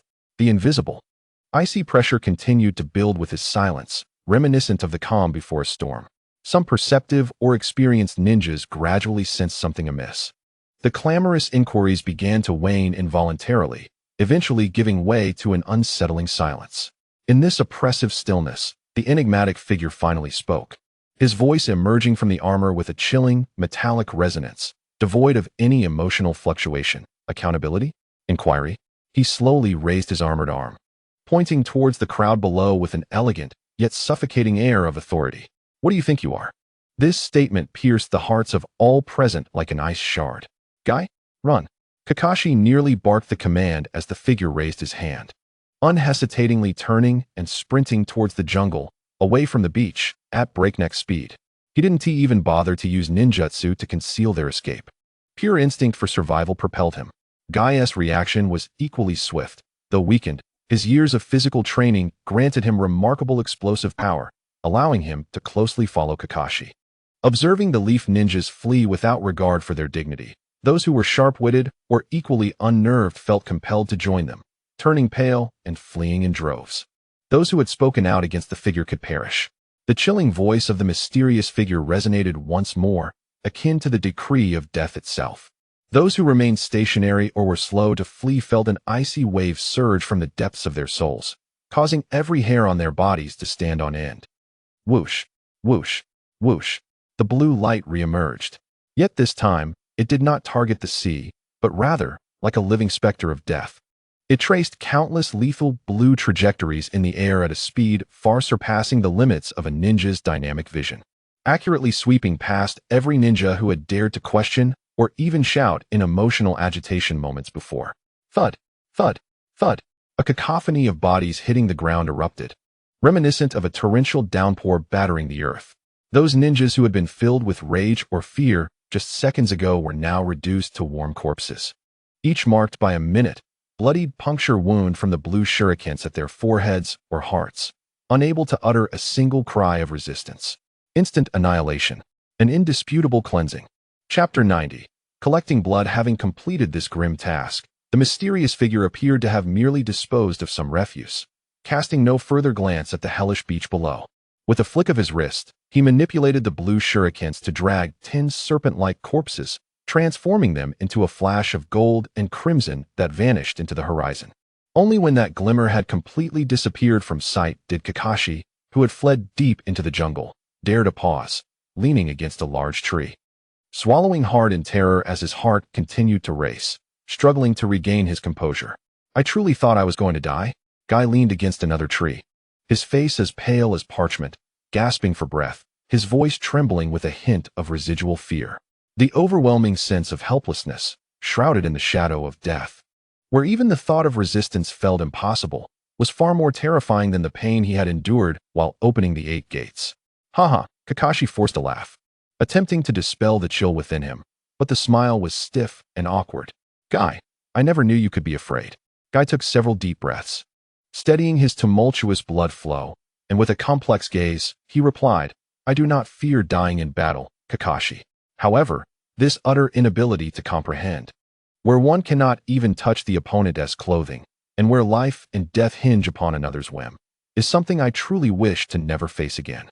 "Indeed," Kakashi said, raising a hand to cover his ever-active Sharingan, which had failed to capture even the opponent's movements clearly, his expression revealing a rare, bitter bewilderment. The sensation of being entirely out of control was an unprecedented shock for someone accustomed to relying on intelligence and strength to navigate crises. The ninja world seemed to be hurtling toward an incomprehensible and far more perilous unknown. "It seems few will survive this time," Guy said, gazing into the silent depths of the jungle, his voice heavy with foreboding. reflecting on the figures that had fallen like grass moments ago filled him with a profound weight. Kakashi nodded silently, his expression equally grim. Yes, anyone who dared to voice a question, or even shouted in emotional agitation, is likely dead. He had witnessed the speed and precision of the blue shurikens firsthand and did not believe anyone could have survived such an onslaught. The mysterious figure's coldness and decisiveness were chilling. Guy fell silent, yet the tightness of his clenched fists and the tautness of his arm muscles betrayed his inner turmoil. Kakashi perceived this, murmuring with a hint of icy mockery, "You regard human life as mere chaff, do you not, Guy?" Guy nodded gravely, his expression more serious than ever. "This is wrong, Kakashi. In that person's eyes, we ninjas are perhaps no different from stray cats or dogs, or even ants. If they are in a good mood, they may ignore us. If not, or if they feel offended, they will crush us without a second thought." Kakashi did not dispute Guy's words. He simply lifted his gaze toward the sky where the mysterious figure had vanished, ultimately letting out a sigh of resignation. In the face of such an overwhelming disparity in power, notions of morality and right and wrong appeared utterly powerless. However, Kakashi's expression suddenly shifted, transforming from fear and bewilderment to a sharp and composed intensity. "Guy, we must return. Quickly." Without waiting for Guy's response, he vanished in a flash, like a specter swiftly retracing his steps back to the beach. Though taken aback for a moment, Guy's absolute trust in Kakashi left no room for hesitation. He suppressed the ache in his body and followed suit, running alongside him while unable to resist asking, "What is it, Kakashi? Why return? It's too dangerous." Kakashi did not look back, his words rushing forth. "Though the serpent corpses have been taken, there is still blood in the sea. Even if we can only collect a small sample, delivering it to Lady Tsunade would provide invaluable research material. Perhaps we can analyze the origins of these monsters, their weaknesses, and even the secrets of their enigmatic abilities." Upon hearing this, Guy's eyes lit up. He was no fool and quickly grasped the significance. Indeed, the fifth Hokage's medical ninjutsu is unparalleled in the ninja world. She might truly discover something remarkable from this blood. The two ceased their conversation, pushing their speed to the limit, swiftly returning to the beach that had just witnessed a massacre. The sight before them was nauseating. The beach was strewn with bodies, blood nearly saturating the sand, the acrid scent of gore assaulting their senses. The ninjas who had voiced their anger or fear were all lifeless on the ground, their fatal wounds at their foreheads or hearts stark against their faces, which still bore the expressions of rage, terror, or confusion from their final moments, merging with the aftermath of the serpent's devastation to create a true inferno of human suffering. Silence reigned, a deathly stillness. Only the sound of waves crashing against the shore was painfully clear and jarring. Kakashi and Guy exchanged glances, both seeing deep shock and chill reflected in each other's eyes. The mysterious figure's methods were exceedingly brutal. "Quickly, collect blood samples, then leave immediately," Kakashi urged without delay, producing a blank scroll and sealed containers from his belongings, carefully beginning to gather the seawater still imbued with the serpent's blood. Guy remained vigilant nearby, assisting him. They had to act swiftly. No one could predict whether the enigmatic armored figure would return or if other unknown dangers lurked nearby. This sea had become more perilous than ever before. Kakashi and Guy's actions served as a signal, alerting other survivors. Soon, several figures emerged from the edge of the jungle. These were the wise individuals who had sensed danger or remained silent out of fear, refraining from questioning. Observing Kakashi and Guy collecting blood, they quickly recognized its value. After a brief hesitation, the thirst for power and research outweighed their fear. These ninjas rushed toward the beach.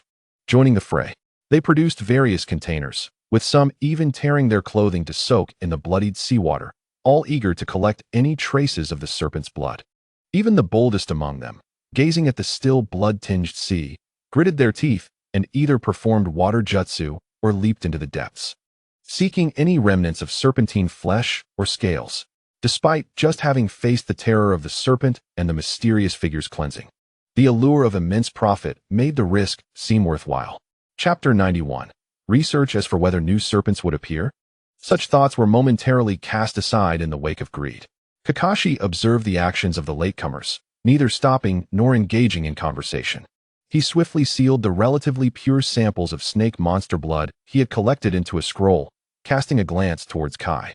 "That's enough, let us depart." The two did not linger, their forms rising and falling gracefully, vanishing once more into the dense jungle as they sped towards the direction of Konoha. Their mission had reached completion. It was not prudent to remain in this place any longer, with Kakashi and others leading the retreat, and the remaining surviving ninjas hastily fleeing after scavenging some spoils. The bizarre, brutal, and enigmatic events that had unfolded on Rogue Island began to take flight, disseminated with astonishing rapidity through the entire ninja world, propelled by the testimonies of these witnesses and the fragmented intelligence they brought back. The mysterious snake monster had appeared on Rogue Island, invulnerable, with ninjutsu proving ineffective. The enigmatic figure clad in golden red armor descended from the heavens, effortlessly dispatching the snake monster and silencing the interrogators. Suspected members of the Divine Knight surfaced, their power structure still unknown, treating human life with utter disregard. The blood of the snake monster became a coveted sample sought after by various ninja villages. Each startling piece of news struck the ninja world like a stone cast into a tranquil lake, stirring even greater waves in a realm already tumultuous due to the celestial events. Soon, detailed intelligence scrolls regarding this incident adorned the desks of the Kage of each major ninja village. The scrolls not only chronicled the events of the battle, but also included preliminary analyses of the defensive characteristics of the snake monster, along with alarming descriptions and evaluations of the mysterious figure in golden red armor, whose powers diverged from traditional chakra. The expressions of the five Kage grew increasingly grave. An unknown monster, coupled with the enigmatic and formidable figure, signaled that the ninja world was descending into a chaotic era rife with unpredictability, danger, and opportunity. Rogue Island might merely be the beginning. While they felt sorrow for the fallen ninjas, as leaders of their villages, they understood the imperative of action. Grief and anger must be transformed into vigilance and resolve. Almost in unison, encrypted commands were dispatched from the offices of the 5 great nations. Reinforce elite units. Expand the scope of investigations. Objective 1. Pursue every piece of information regarding the golden red armored figure and the organization behind it, the Divine Knights. If they have ever appeared, we shall not rest until every clue is uncovered. Objective 2. Investigate the origins of the snake monster. Why did these previously unseen creatures suddenly materialize on Rogue Island? Were they a mere coincidence, or a precursor to a larger invasion? Are there more of their kind lurking in other parts of the ninja world? An increasing number of umbu and reconnaissance teams were dispatched worldwide, particularly to ancient ruins, treacherous places seldom trodden by man, and the depths of the seas.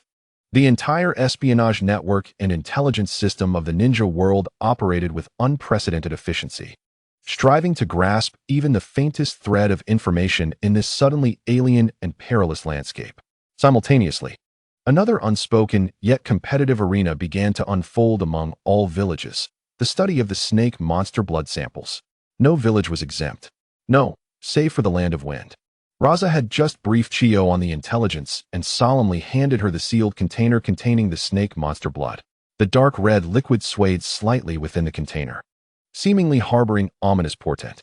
Lady Chiyo, the only wisdom our village can rely on now is yours. Raza's voice bore a hint of barely concealed fatigue. The enigma of the snake monster is too profound. If we cannot discover a means to counter it, I shall find no peace. Chiyo took the container with a grave expression, the chill of it resonating with her aged hands. She scrutinized the blood within, slowly nodding. I shall exert every effort to devise a solution. However, Lord Windshadow, do not hold your hopes too high. As you know, my expertise lies in poison and puppetry. This research involving unknown energies and biological essences is not my forte. Raza nodded silently, fully aware of the implications. The village was depleted of talent, particularly in cutting-edge research. Assigning such a critical task to Chiyo, who was more adept at toxins, was a desperate measure. I understand, Raza replied, his voice dry. Should you uncover any findings, no matter how small, please inform me immediately.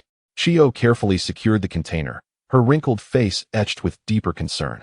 Lord Windshadow, it is imperative that the village finds a way to nurture the next generation of strength. Relying solely on us old-timers cannot sustain the village's future or its development. Otherwise, my frail bones may not endure much longer. Her words struck Raza like a hammer upon his heart. He gazed at the elder who had dedicated her life to the village, then reflected on the untapped potential of the youth within the village.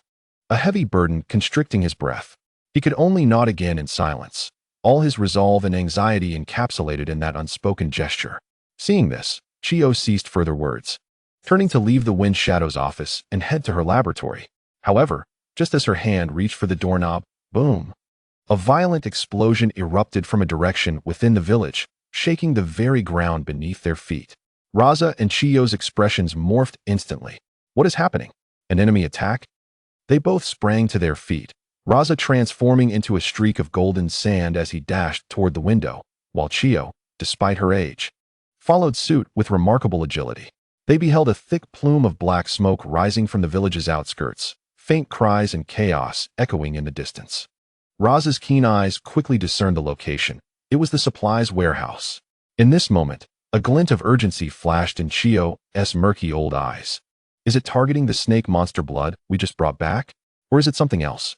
Regardless of the possibility, this sudden explosion during such a sensitive period following the celestial shock and the Rogue Island incident seemed exceedingly unusual.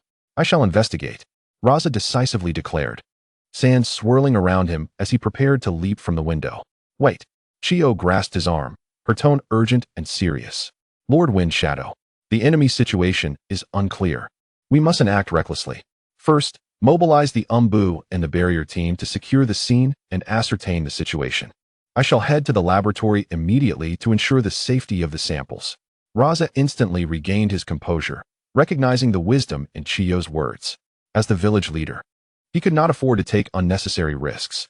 Chapter 92. Ordinary Blood. Raza promptly issued directives to the Umbu through a specialized communication method, his voice steady. All right, Elder Chiyo, the samples are entrusted to you. The two swiftly divided their tasks, their figures flashing as they dashed in separate directions. Above Tsunade, alarm bells shrieked. The village, having only recently regained a semblance of calm, was once again enveloped in an atmosphere of tension and unease.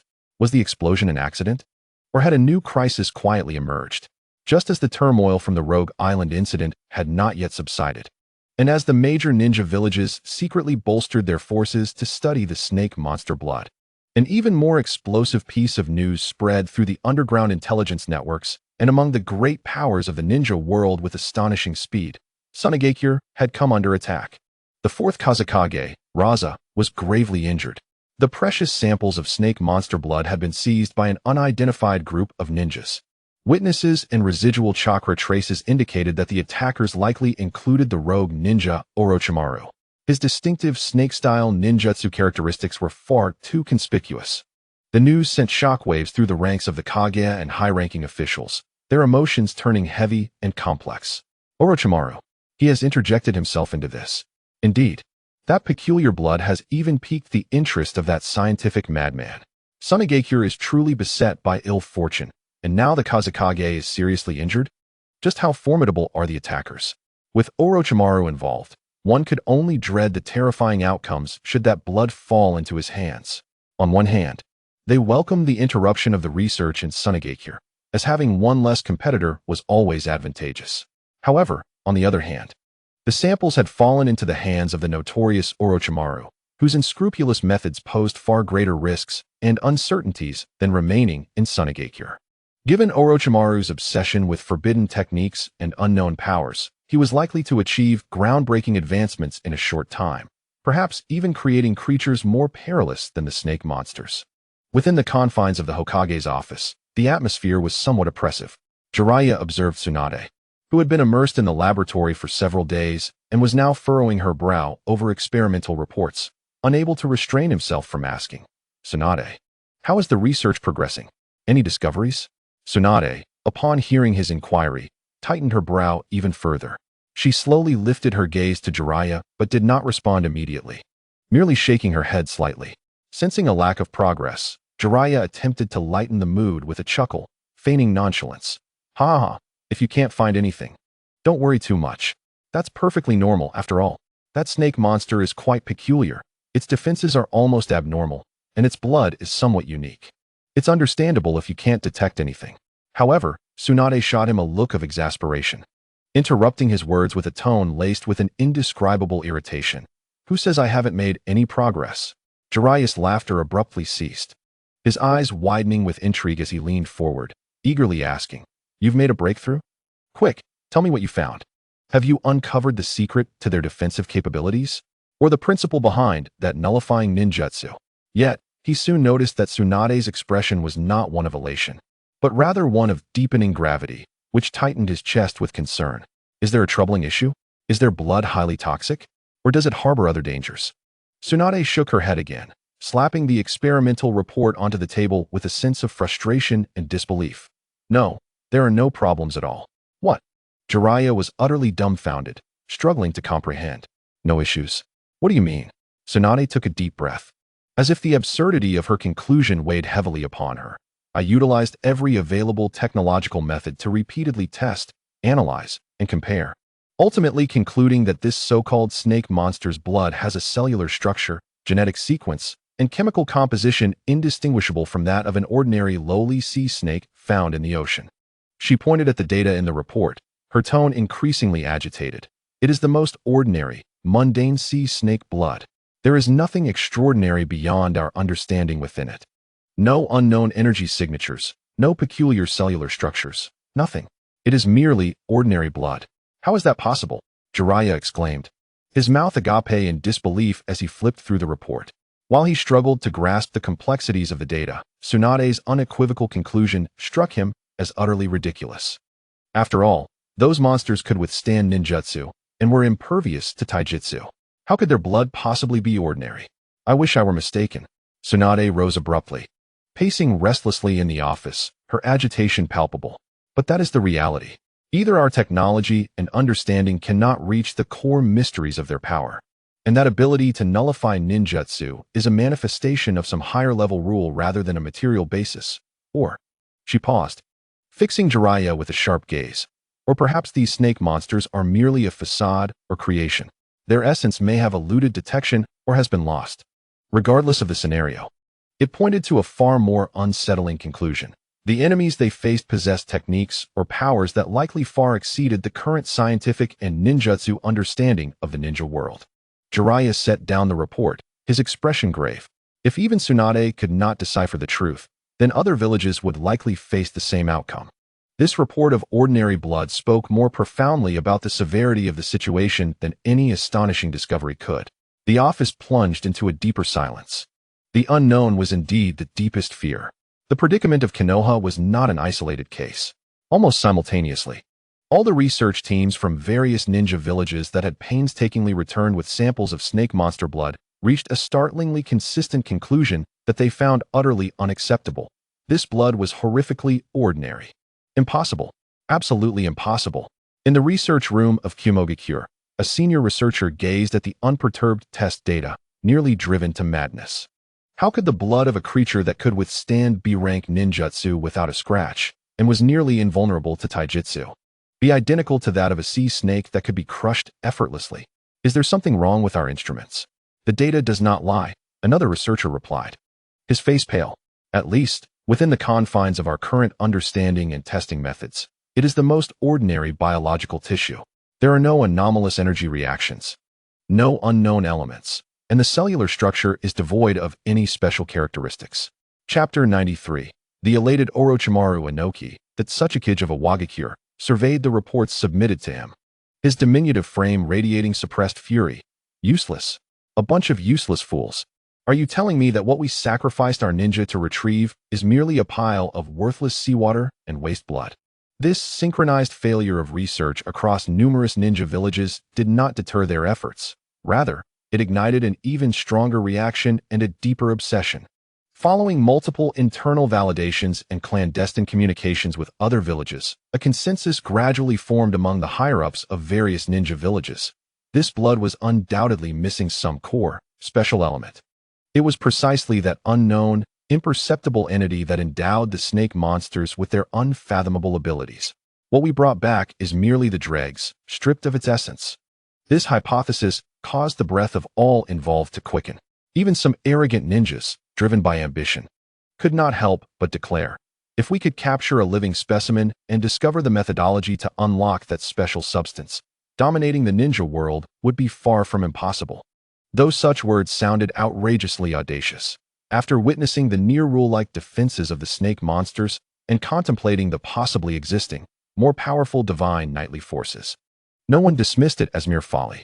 While dominating the ninja world might seem distant, possessing even a fragment of that core power could facilitate a qualitative leap in the strength of a village, allowing it to secure absolute initiative in future dynamics. In the dark, damp underground base, only the faint hum of instruments and the bubbling of liquids in test tubes filled the air. Orochimaru set down the last test report, his golden snake-like eyes not reflecting any hint of discouragement, but rather gleaming with an almost frenzied excitement. He extended his long tongue, habitually licking his cheek, leaving behind a slick trace, while a low, pleasurable murmur escaped his lips. How intriguing. So very intriguing. He had been tirelessly researching for days, employing every advanced technology and forbidden technique he could conceive. Yet, the conclusions he reached mirrored those of his old classmate Tsunade in Konoha, the blood of the snake monster. From a material standpoint, was despairingly ordinary, indistinguishable from any known sea snake.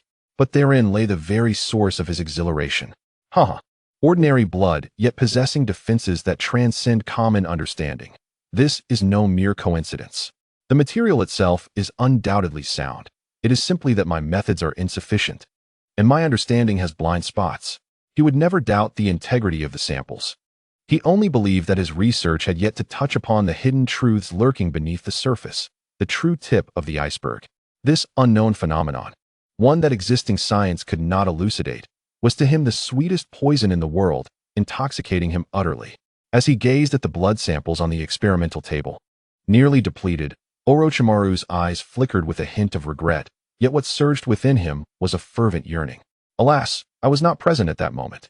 His serpentine pupils narrowed slightly, as if envisioning the scenes on Rogue Island, longing to personally experience those delightful little creatures, whose peculiarities defy ninjutsu and elude taijutsu. If only I could capture one alive for in vivo research. The mere thought quickened Orochimaru's breath. The title Serpent Monster resonated with him deeply, evoking a sense of familiarity and affinity. He savored the name, a twisted yet joyous smile gracing his face. It seems my compatibility with this is quite evident. My fondness for it grows ever stronger. The depletion of the samples did not halt Orochimaru's research. Rather, it ignited a flame of insatiable curiosity and possessiveness within him.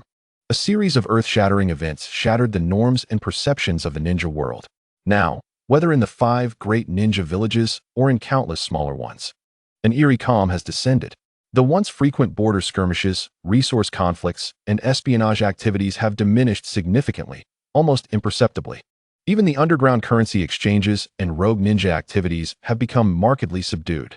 In tea houses and taverns, ninjas congregate, no longer discussing mission rewards or the latest techniques developed by their villages, but rather exchanging hushed whispers of the sky curtain, divine arts, serpent monsters, and the enigmatic nightly order. Have you heard? A team dispatched by the Cloud Village for deep-sea investigations has gone missing again. It seems the Leaf Village is secretly studying the blood of those serpent monsters, but they have yet to find any leads. This world is truly incomprehensible. Do you believe the ninjutsu we have learned is still relevant? Who knows? When I step out for missions, I feel a chill run down my spine, wondering if some monstrous entity will suddenly emerge. An unprecedented sense of confusion and crisis looms over every ninja. The powers they once relied upon, the rules they adhered to, appear feeble and laughable before such higher existences. As a leader of a small ninja village lamented in an internal meeting, the waters of this ninja world are too deep. We once believed that the shadow level was the pinnacle. Now we see that there are beings capable of world destruction, capable of shattering mountains with a single blow, capable of disregarding ninjutsu, and those who regard human life as mere fodder, descending from the heavens. We cannot grasp this situation at all. It is better to remain low-key. This statement echoed the sentiments of countless individuals. In the face of unfathomable power, blind expansion and conflict seem utterly meaningless, potentially inviting catastrophic consequences. Thus, an unspoken strategy of concealment has become the norm. The entire ninja world, after a brief period of chaos, has retracted its claws and hidden its fangs, channeling all energies into nursing their wounds, amassing strength, and anxiously gazing towards the heavens. They await the next illumination of the sky curtain, anticipating the subtle hints from the cosmos that may guide them or unveil an even more shocking truth. Beneath this seemingly tranquil surface lies a turbulent undercurrent more ferocious than ever before. All understand that the current silence is merely a prelude to a future upheaval. A bid for survival. Chapter 94. Kankuro within the spatial confines. Yin An surveyed the temporarily dormant ninja world, stroking his chin thoughtfully. With the emergence of the malevolent antagonist, the serpent monster, it seemed only fitting to introduce a native foe capable of stirring the tempest. After deliberating, he found this notion quite appealing. The script for the fourth sky curtain required further contemplation. He had become somewhat engrossed in it lately and almost forgotten. Before that, however, he would first provide the ninja world with some tasks, adding a dash of excitement. As Yin An pondered, his gaze appeared to penetrate through the fabric of space, sweeping across every corner of the ninja realm. Ultimately, it settled upon a small, tormented figure steeped in anguish and despair. Yes, it is she, the orphan of the Uzumaki clan, endowed with vast chakra and a unique healing ability, yet beset by a tragic fate, Kankuro. A playful smile curled upon Yin An's lips, akin to a strategic piece placed upon a chessboard, full of potential consequences. What transformation will a girl driven to the brink by the world undergo upon acquiring power? The anticipation is palpable. With a flicker of thought, Yin An initiated the remote deployment of enhancements through the intangible system. The first, an absolute foundation of power, bestowing her with physical attributes far surpassing Tsunade's monstrous strength, a baseline of 64,000G.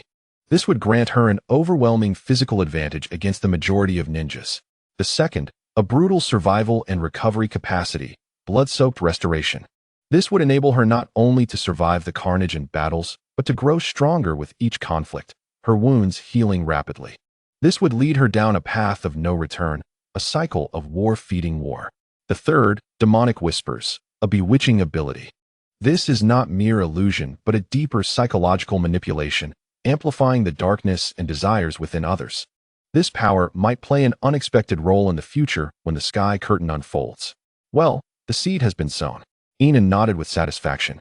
Now it remains to see how this bloom of malevolence will flourish in such a harsh soil.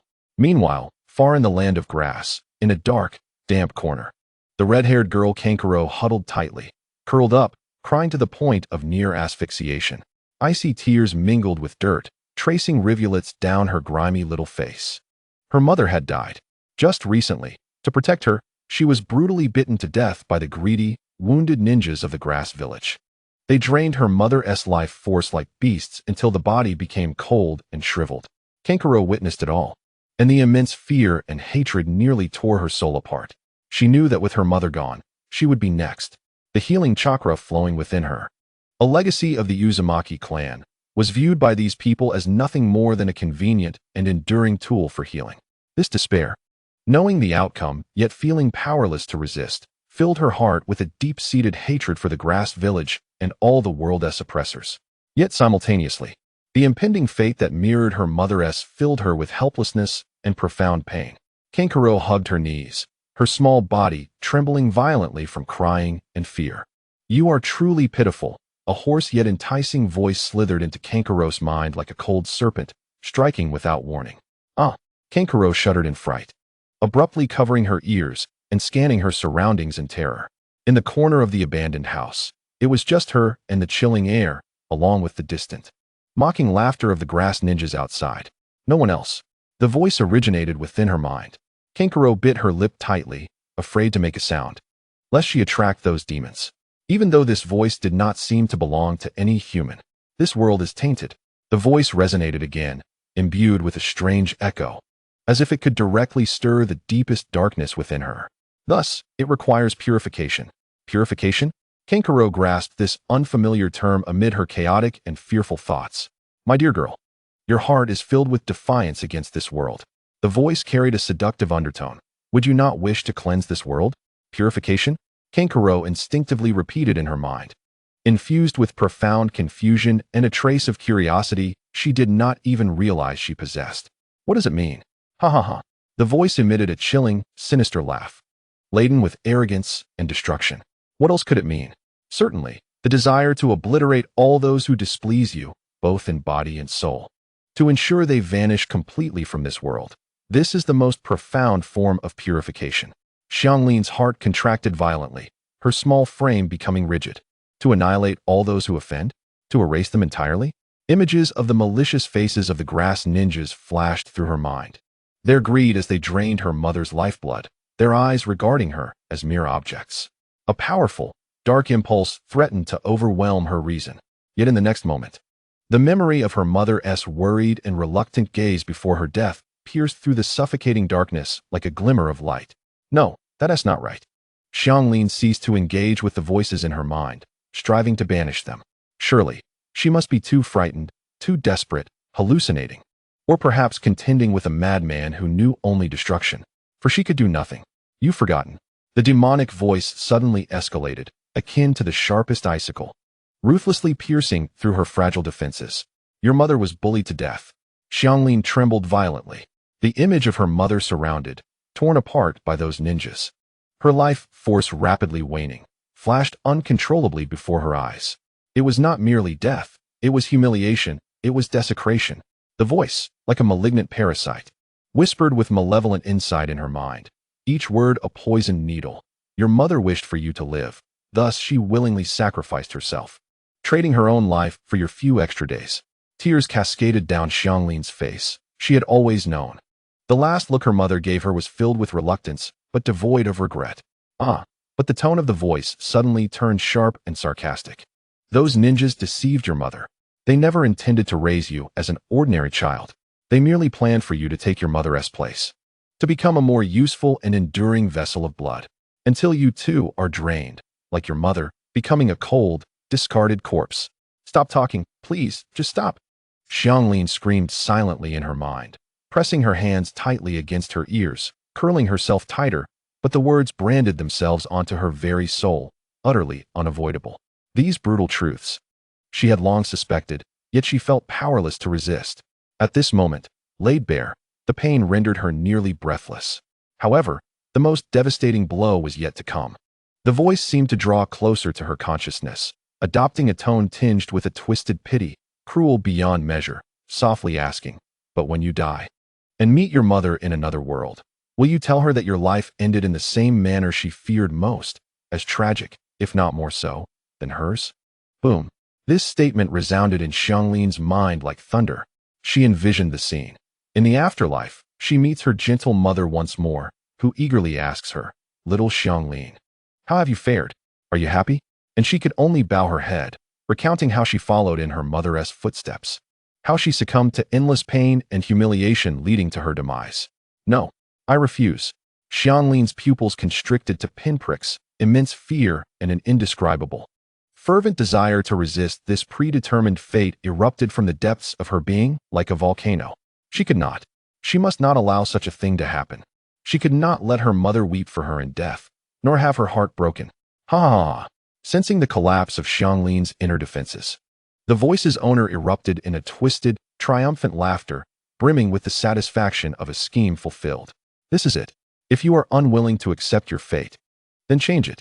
Purify all that has brought you pain, all that has deceived your mother." This time, the word purification took on a new meaning for Xianglin. It was no longer merely an act of mad destruction, but a resolute quest for justice, both for herself and her mother, against this unjust world. Xianglin took a deep breath. The air still carried the faint metallic scent of her mother's blood, mingled with the odors of soil and decay. She forced herself to calm, her voice trembling yet resolute in her mind. "Who are you? Why have you sought me out?" "Humph."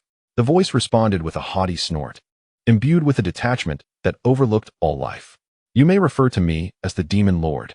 The demon seemed displeased by Xianglin's inquiry, adopting a casual and aloof tone. "As for why I have sought you, I have no time to specifically pursue such a trivial human as yourself. This is merely a diversion, a pastime."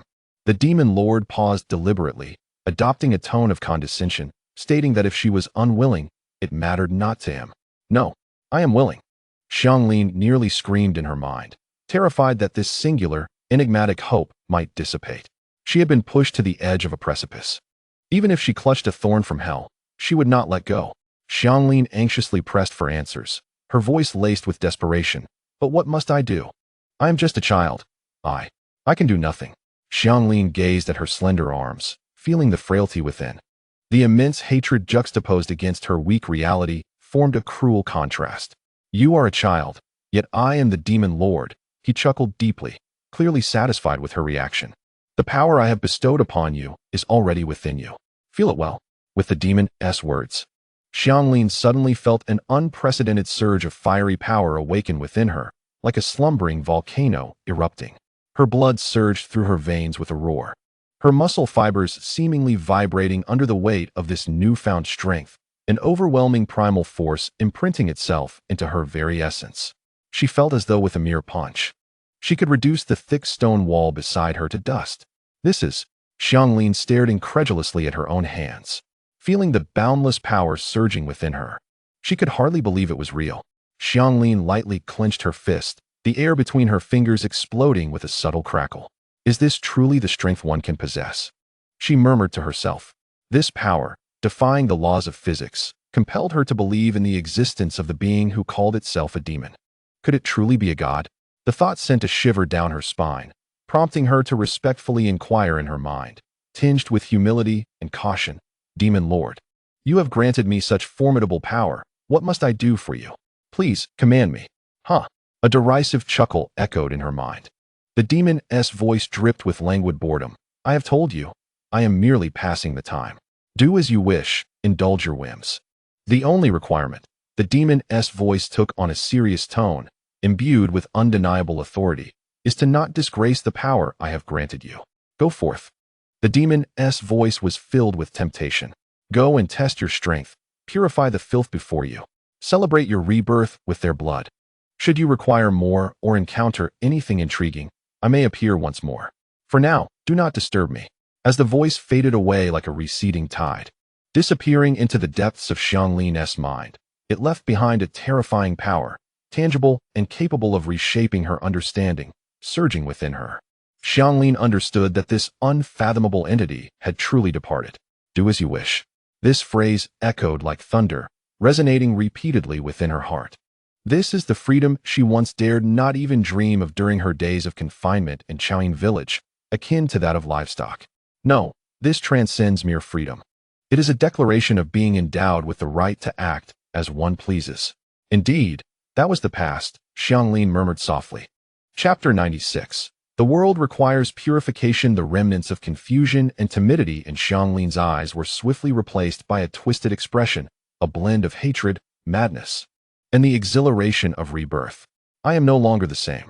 She savored the three powers bestowed upon her by the demon god, the absolute strength to crush all beings, the undead trait that allows her to recover merely by bathing in blood, and the demonic whispers that seem to penetrate the human heart, luring forth darkness.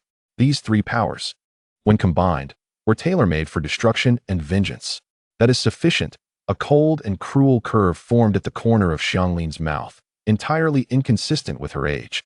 This was enough. She rose slowly, her once tear-filled and fearful crimson eyes now gleaming with a cold light, mingled with hatred and the glow of rebirth. She clenched her small fists, her knuckles cracking under immense power. A petite frame, yet harboring great strength. Xianglin gazed out the window toward the direction of the laughing grass ninjas. You will be the first target of purification. Stepping out of the dark, damp room, Xianglin inhaled deeply the cold air outside. This air no longer bore the suffocating weight of despair. Instead, it was filled with a certain newborn essence, a sweet and metallic scent of freedom. Mother, can you see this? Xianglin silently whispered within her heart. From this day forth, I shall never allow anyone to bully me again. At that moment, several unabashed conversations wafted through the wind, piercing her ears like the most venomous curses. TSK. I wonder when that red-haired little girl will be of use. I can't even afford to get hurt on missions now. What a bother, grumbled a coarse male voice. Who could disagree? Interjected another shrill voice, rife with disdain and regret. Her mother is utterly useless. It's only been a few days, and she's gone. I barely got to enjoy that rapid recovery sensation. Such bad luck. There's nothing to be done. We'll just have to wait until that little girl grows up a bit more. A third voice chimed in, sounding even colder. But this time, we need to set some rules with the higher-ups. We must ensure she grows up and bears children before we can use her with confidence. We can't afford to lose the source so easily again. Ha ha. Well said. The coarse male voice erupted into a lewd and cruel laugh. Let them serve the village for generations to come. One day, Chaoyin village will rise in power because of this. They shamelessly plotted the fate of Xianglin and her future descendants, as though discussing the breeding and rearing of livestock, their tone dripping with a sense of entitled greed. Little did they know, the girl they spoke of so casually stood not far away. They were oblivious to the fact that each of their seemingly trivial words fell like molten lava upon the volcano of hatred smoldering in Xianglin's heart. Xianglin stood silently, her head bowed, her red bangs obscuring her eyes. The aura around her did not swell. Rather, it curiously retracted, yet a chilling, palpable intent to kill emanated from her center, silently spreading outward. The surrounding air felt as though it had solidified. Even the sound of the wind seemed frozen by this terrifying aura.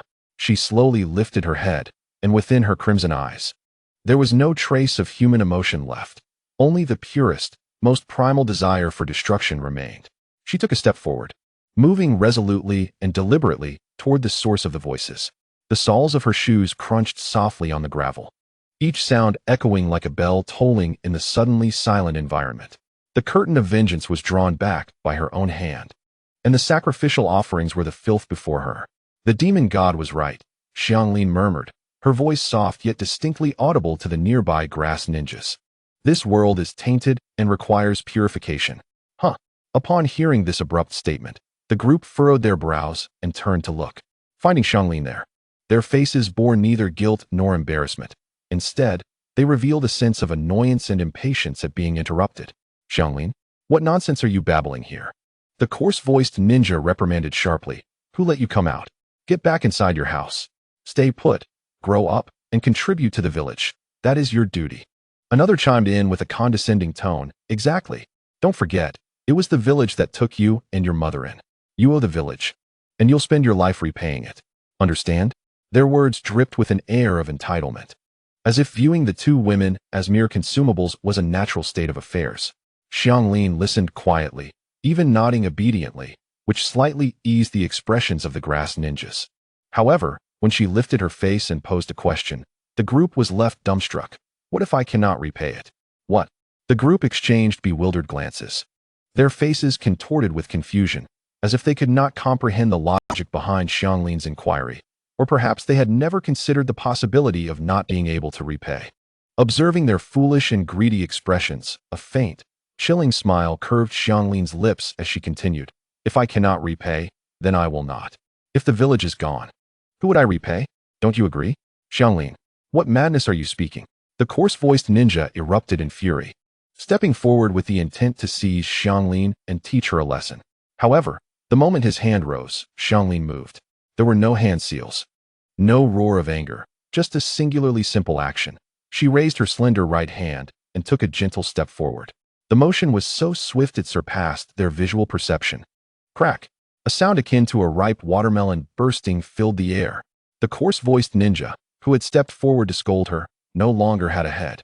Under the seemingly effortless strike of Xianglin, his skull shattered as if struck by an unseen force, blood and brain matter spraying in a radial pattern, staining the faces of his horrified companions. Warm, metallic liquid splattered across Xianglin's face and clothing. Another ninja trembled, pointing at Corinne, his body uncontrollably recoiling. His eyes filled with horror. What have I done? Corinne tilted her head, the still fresh blood trickling down her cheek. Yet, the smile on her face grew ever more endearing, creating a jarring contrast with the gruesome scene around them. Suddenly, Corinne vanished like a specter, and almost simultaneously, a dull explosion echoed. The ninja who had just questioned her followed in the footsteps of his fallen comrade, his head shattered under the casual strike of Corinne's hand, akin to fragile pottery breaking apart. The headless corpse swayed and fell heavily to the ground with a thud. I did this. Corinne's figure materialized beside the newly fallen headless body, her bloodied foot gently kicking the still twitching corpse. She then raised her gaze to the last two paralyzed grass ninjas, her face radiating an innocent yet cruel excitement. Did you see that clearly? Corinne smiled sweetly, revealing her pearly white teeth, a stark contrast to the crimson staining her visage. If you didn't catch it, I can do it again. Her tone was light, as if inviting friends to play a game. Yet the content of her words plunged the remaining two grass ninjas into an icy abyss of fear, their pants suddenly wet with the acrid scent of terror. They stared at the demon smiling amidst the bloodbath, their minds blank, the thought of escape utterly crushed by overwhelming dread.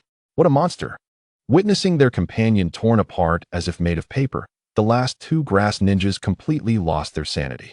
They emitted inhuman shrieks, turning and running for their lives in different directions.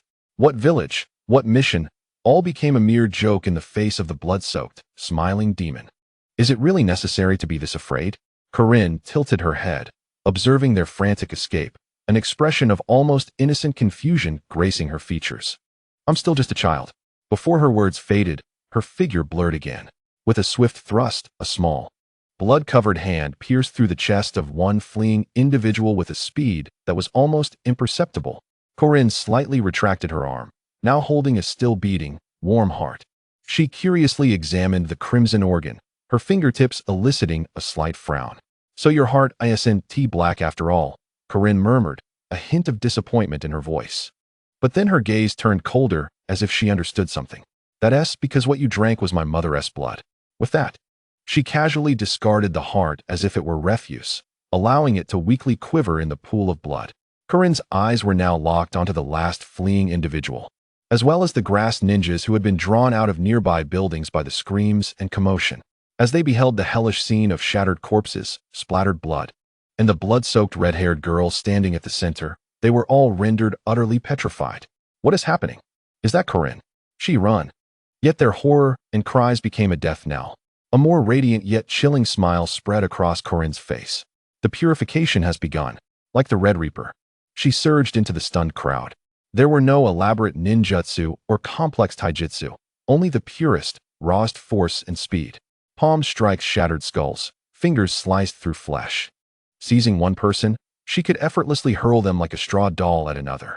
The cacophony of screams, pleas, the sounds of bones fracturing, and flesh tearing instantaneously wove together, transforming the area into a true slaughterhouse.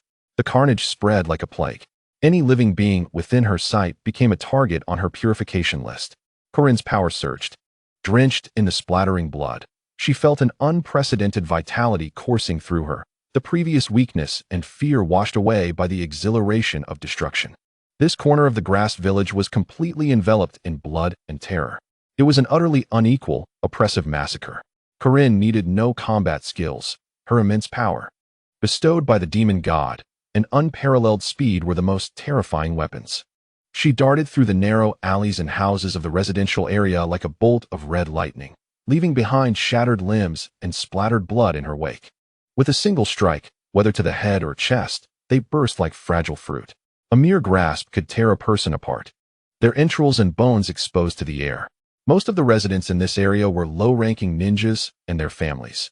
None could withstand even a single blow from her. Life before her was as fragile as paper. The speed of purification in this area was astonishing, the anguished screams, pleas for mercy, and the sounds of collapsing houses intertwining to form a symphony of death. The tremendous commotion and the rising stench of blood finally caught the attention of some powerful ninjas and higher-ups in the core area of the grass village. Chapter 98. Corinne has gone mad. Several figures rushed to the scene, and when they beheld the sight before them, even those seasoned by the fires of war felt their scalps tingle and their stomachs churn. Limbs and severed arms littered the ground, the blood soaking the earth into a deep crimson hue, the thick stench nearly suffocating. In the center of this inferno, a small, blood-soaked figure was slowly rising from beside a twisted corpse. Is that Corinne?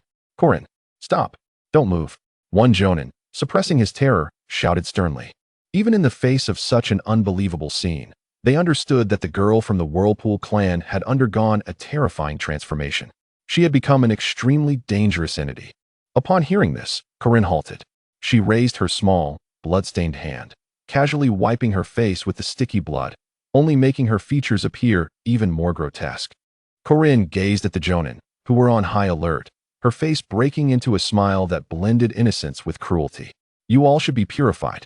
Her voice was clear, yet it carried a chilling coldness that sent shivers down their spines, becoming the last coherent words they would ever hear. In the next instant, a crimson storm of death swept over them. Ah, no, monster! The screams erupted once more, but this time, they were mixed with the thunder of ninjutsu being released and the sharp crack of broken weapons. However, All resistance seemed utterly futile against Corinne's absolute power and speed. The slaughter began to extend from the peripheral areas towards the core of the grass village. On this day, the grass village faced its blood-red twilight. Those who had once looked down upon Corinne and her mother as mere tools, those who had mocked and bullied them, perished in the indiscriminate purification, dying in agony without a trace of their forms remaining. The village was ablaze, wails echoing through the air. A hell on earth had descended. The leader of the grass village stood high above, gazing down at the area swept by the bloodstorm, and the red figure weaving through the ruins and corpses. Killing at will, his first reaction was one of extreme shock and disbelief. Is that Corinne? How is that possible? He could hardly believe his eyes. How could that meek little girl, regarded as a mere resource by the village, possess such terrifying power? This was entirely beyond comprehension. However, soon after, shock was supplanted by an even more fervent emotion, greed. His eyes suddenly sparkled, and a look of ecstasy spread across his face. A legacy. She must have acquired some formidable inheritance, just like that Sakura from the celestial realm. He whispered excitedly, becoming increasingly convinced of its possibility. Only such an explanation could make sense. To gain earth-shattering power overnight. Indeed, it must be so. His gaze was fixed intently on Xianglin. As if he were admiring an extraordinary treasure, the fervor in his eyes nearly spilling over. A legacy. Now that it has appeared in my village, it belongs to me. He clenched his fists, his heart brimming with a desire for possession. And what of the deceased villagers and ninjas?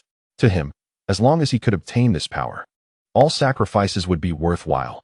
Indeed, even a necessary cost. Umbu, he commanded sharply, immediately summoning all available ninjas to besiege Xianglin. Remember, I want her alive. At all costs. She must be captured. Yes, the Umbu ninjas complied, vanishing in an instant. Nearby, a more lucid high-ranking member observed the hellish scene below, along with Xianglin's evidently abnormal state, and anxiously suggested, "Leader, Xianglin's condition is very concerning. Her power is eerily strong. For the future of the village, should we not first arrange for some ninjas and villagers to retreat, preserving the spark?" Upon hearing this, the leader's eyes flickered, secretly delighting in the prospect. He had been troubled by these higher-ups, yearning to monopolize the legacy. He immediately feigned a demeanor of compliance and consideration for the greater good.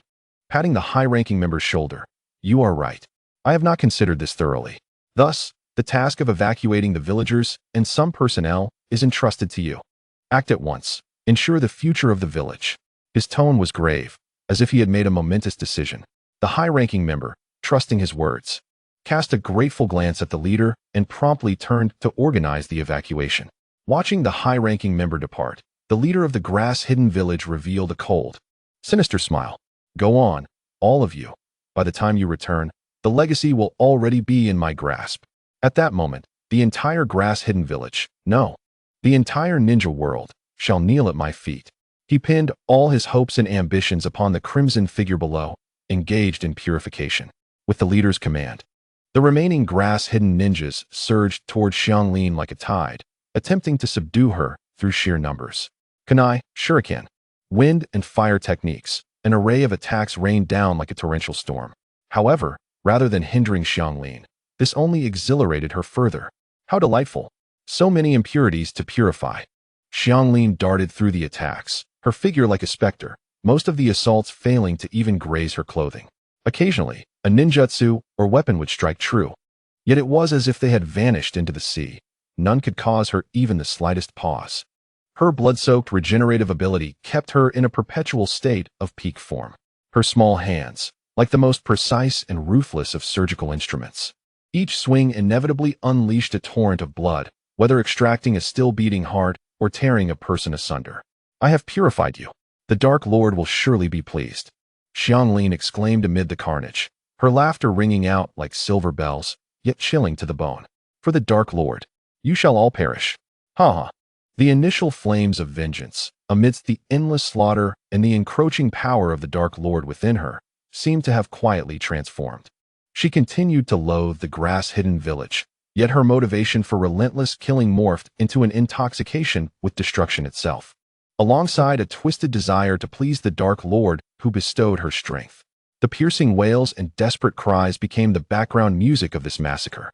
while Xianglin's excited laughter formed the most jarring melody of this hellish symphony, striking fear into the hearts of all survivors. After paying an incalculable price in lives, witnessing one elite ninja after another, meticulously trained, fall like blades of grass, the leader, observing from a distance, had seen his expression shift from initial greed and fervor to a pale, ghostly despair. Chapter 99. The Devil's Whispers. He was forced to confront a harsh reality. This monstrous Xianglin was beyond their capacity to combat. In her presence, the so-called ranks of ninjas became a laughable farce. Genin, crushed with a single palm. Chunin, torn apart with ease. Elite Jonin, they might evade once, but not a second time. Once caught in her ghostly speed, the outcome was invariably the same. Under Xianglin, all beings were equal. The only distinction was that elite Jonin could struggle a little longer, that was all. Her speed rendered most attacks futile, while her incomprehensible defense and recovery made any fortunate hits utterly meaningless. She resembled an unyielding, indestructible machine of slaughter, efficiently and joyfully pursuing her purification mission. It is over. All is lost. The leader murmured in a daze, the prior greed and ambition having been wholly supplanted by an abyss of fear. His only thought now was not how to seize the legacy, but rather how to survive. He gazed upon the red figure reveling amidst the sea of corpses, as if beholding the onset of a dreadful future for the grass-hidden village and the entire ninja world. How could this be? How could this be? He muttered in a trance, his voice dry and hoarse. It was utterly unreasonable. How old is Xianglin? What legacy could endow such strength? He recalled her terrifying demeanor, which disregarded all attacks, harvesting lives with a mere wave, and a sense of absurdity surged within him. Soon after, a fierce unwillingness and jealousy began to gnaw at his heart like a venomous serpent. Why her? Why not me? He pounded the ground violently, appearing deranged. I am the leader of the grass-hidden village. I am the one deserving of such power. Am I not worthy? All his ambitions and schemes became a pathetic joke in the face of the overwhelming disparity of power. That legacy, so tantalizingly close yet eternally out of reach, shattered before his eyes, along with his dignity and aspirations as a leader, including his very body. All lay in ruins. Xianglin stood at the edge of the village, casting a glance back at the towering flames and thick smoke rising behind her. The flames greedily licked at the remnants of buildings, were faint. Pitiful cries of the trapped could occasionally be heard, only to be swiftly consumed by the crackling of the fire. Xianglin listened intently to the dying screams, and rather than any semblance of pity, a joyful and satisfied smile graced her face. To her, this was the final movement of the impurities being thoroughly purified. A melodious symphony. There must still be many outside, Xianglin murmured softly to herself. She recalled that some had been evacuated earlier and felt a twinge of dissatisfaction at not having completely eradicated the filth. Those who had been unable to escape were now united with the ruins. Xianglin glanced down at her clothes, already soaked in blood, now darkened and drying in the heat. Wrinkling her small nose in apparent distaste, she casually brushed herself off and glanced around to ascertain her direction. In truth, there was no need for discernment, for her. Every place was a stage for purification. Ultimately, she chose a direction at random and set forth. The petite, blood-stained figure, illuminated by the firelight behind her, stepped away from the place where she had suffered humiliation and had, with her own hands, transformed into hell. She did not look back. For her, this was merely a beginning, a protracted journey commanded by the Dark Lord to purify the entire tainted world.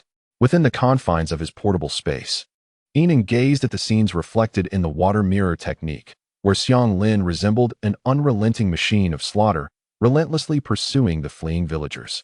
In her wake, bloodshed and despair echoed, sending a shiver down his spine. Stammering, he pointed at Xianglin within the water mirror, exclaiming, "Has she truly lost her mind? This has completely exceeded my expectations." Yin An had initially envisioned providing this unfortunate girl with a divine being as a source of psychological support and spiritual solace, endowing her with the power to protect herself and escape her suffering. In his narrative, Xianglin would merely exact revenge on those who had tormented her in the village, then soar away with newfound strength, perhaps becoming a morally ambiguous disruptor in the future. Who could have anticipated that she would unleash a mode of indiscriminate slaughter, sparing not even the ordinary villagers, and even setting fire to the village? Suddenly, a chilling realization struck him. He recalled the seductive ability he had carelessly added. Was it possible that this very power could ensnare its wielder? Observing Xiang Lin's mental state closely, he discovered that her thoughts had been utterly consumed by a twisted fervor. The original intent of vengeance seemed to have been overshadowed by an extreme desire to cleanse the world for the sake of her divine patron. The darkness and hatred within her were magnified by this ability, ultimately dominating her will.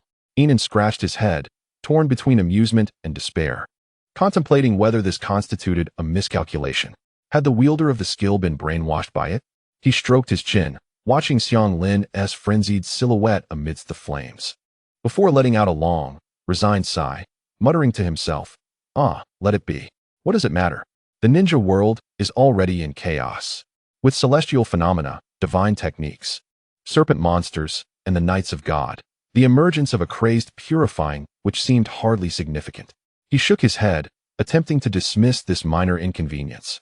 Yet soon his eyes sparkled with intrigue as he stroked his chin, donning a familiar mischievous smile reminiscent of a troublemaker plotting mischief.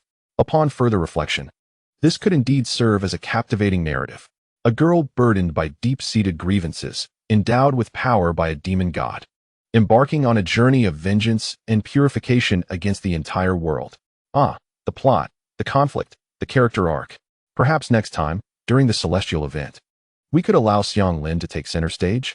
Let the ninja world witness the resplendent and terrifying brilliance that an ordinary person can unleash when driven to the brink. With this thought, Yin An found himself oddly amused by Xiang Lin's unforeseen rampage. No longer troubled by the deviation from his initial plan, he eagerly began to conceive how to weave this uncontrollable inferno of vengeance, ignited by his own hand, into a spectacular performance that would reverberate throughout the ninja realm. Chapter 100. The birth of the demon child a few days later. A news more terrifying and bewildering than the incident on Rogue Island spread throughout the ninja world with explosive speed, akin to a plague. The village of Kusa had been annihilated, nearly wiped off the map. From the highest-ranking ninja to the most ordinary villager, they had been slaughtered to near extinction.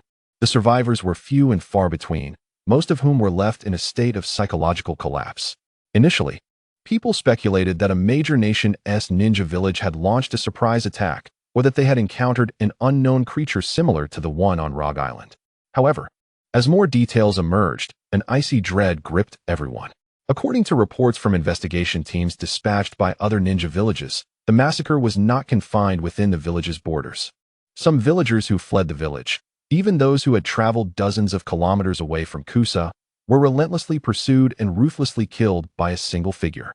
The unyielding and merciless nature of this pursuit left everyone aghast, unable to fathom the depth of hatred that could fuel such savagery. What kind of hatred could provoke such a response? Those who heard the accounts felt a chill racing from their toes to the crown of their heads. To not even spare those who fled for dozens of kilometers?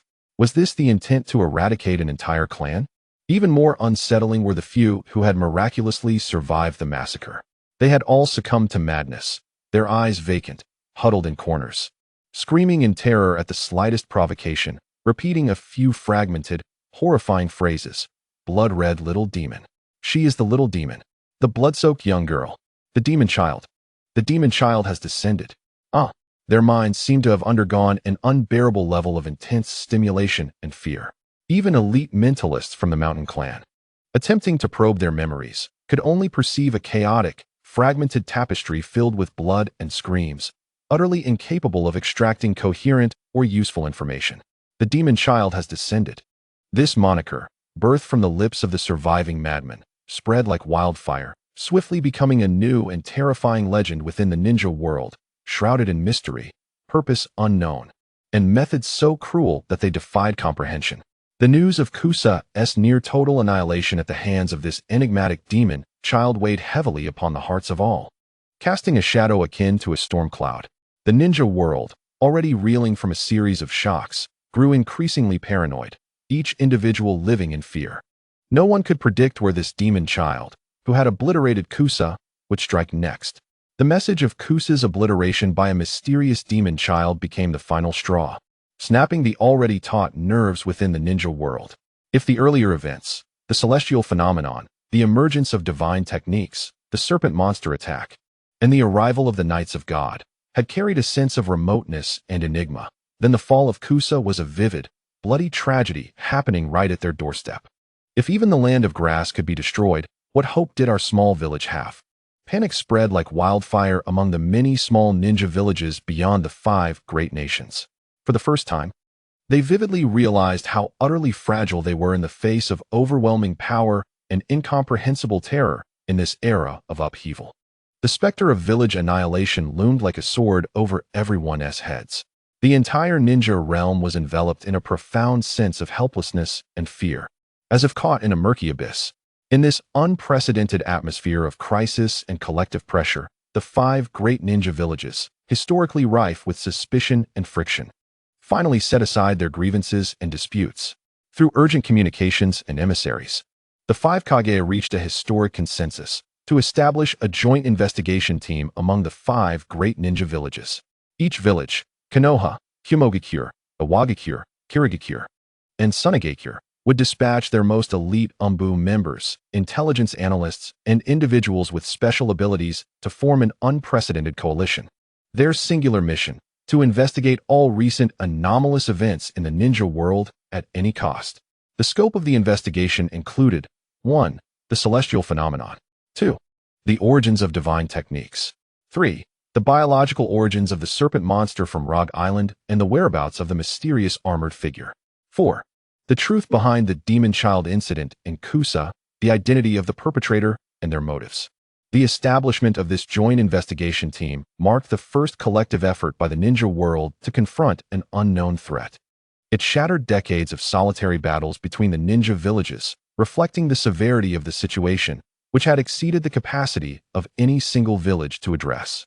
As the news spread, amidst the prevailing panic, the ninja world let out a collective sigh of relief, as if they had grasped a lifeline amidst the tempest. At the very least, the 5 most formidable forces had united in action.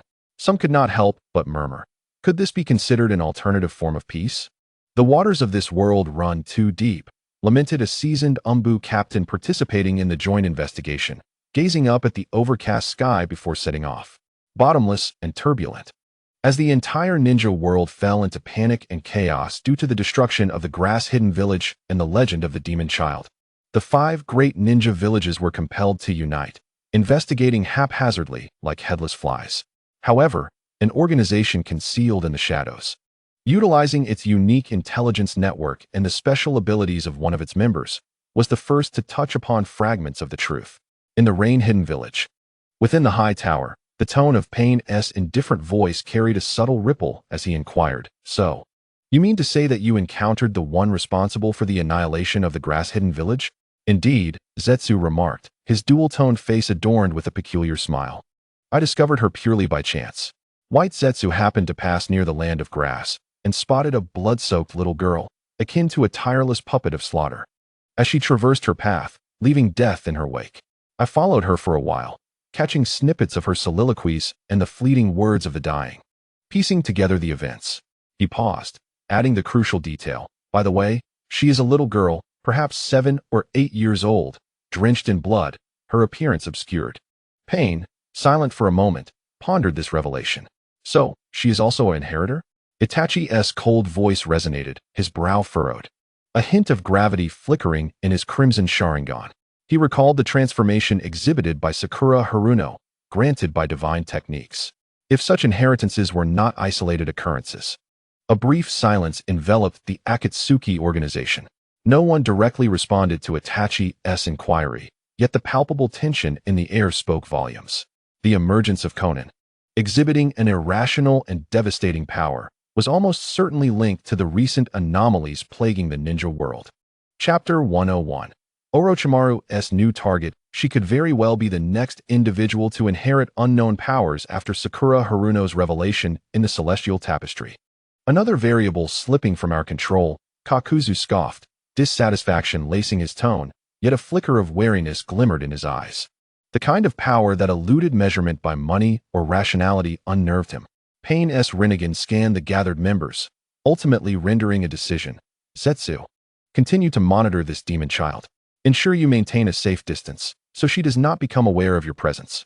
We need to ascertain her movements and whether there are other guides behind her." Zetsu, grinning ominously, slowly sank into the ground. The appearance of Conan presented the Akatsuki with both an unexpected variable and a potential opportunity. They needed to reevaluate the increasingly chaotic ninja world and determine whether their grand scheme required adjustments in light of the successive appearances of these inheritors and mysterious forces. The dark underbelly of the ninja world stirred with new waves due to the emergence of the demon child, Conan. As Zetsu departed and the illusion technique dissipated, only Payne and Conan remained. "What shall we do next?" Conan inquired, her voice cool yet tinged with a barely perceptible confusion. The relentless upheavals had instilled an unprecedented pressure even among them. Nagato remained silent for a moment, a rare weariness and caution surfacing in his Renegade.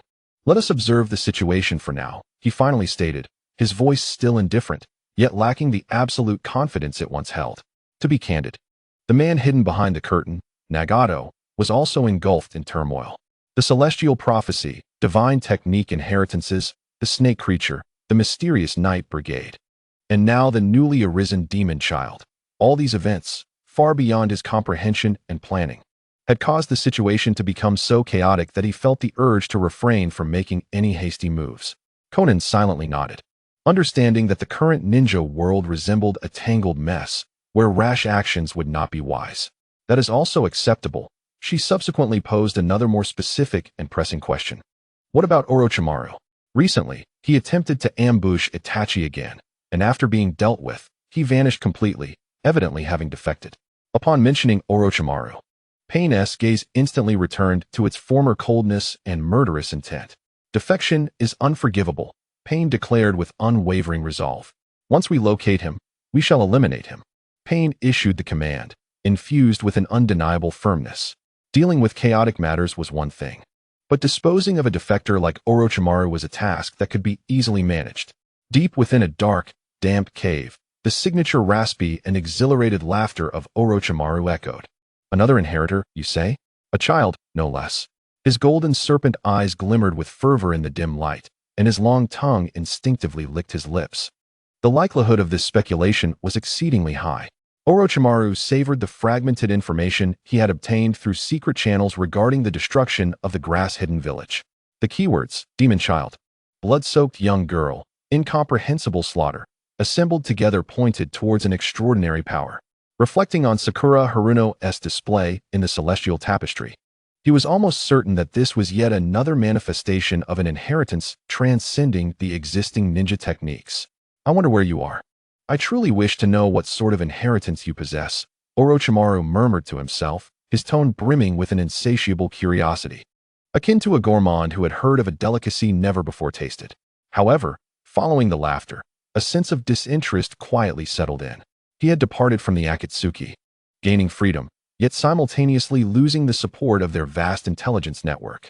Targeting a newly emerged entity like the demon child, whose whereabouts were uncertain, would be akin to searching for a needle in a haystack. "What a pity," Orochimaru sighed softly.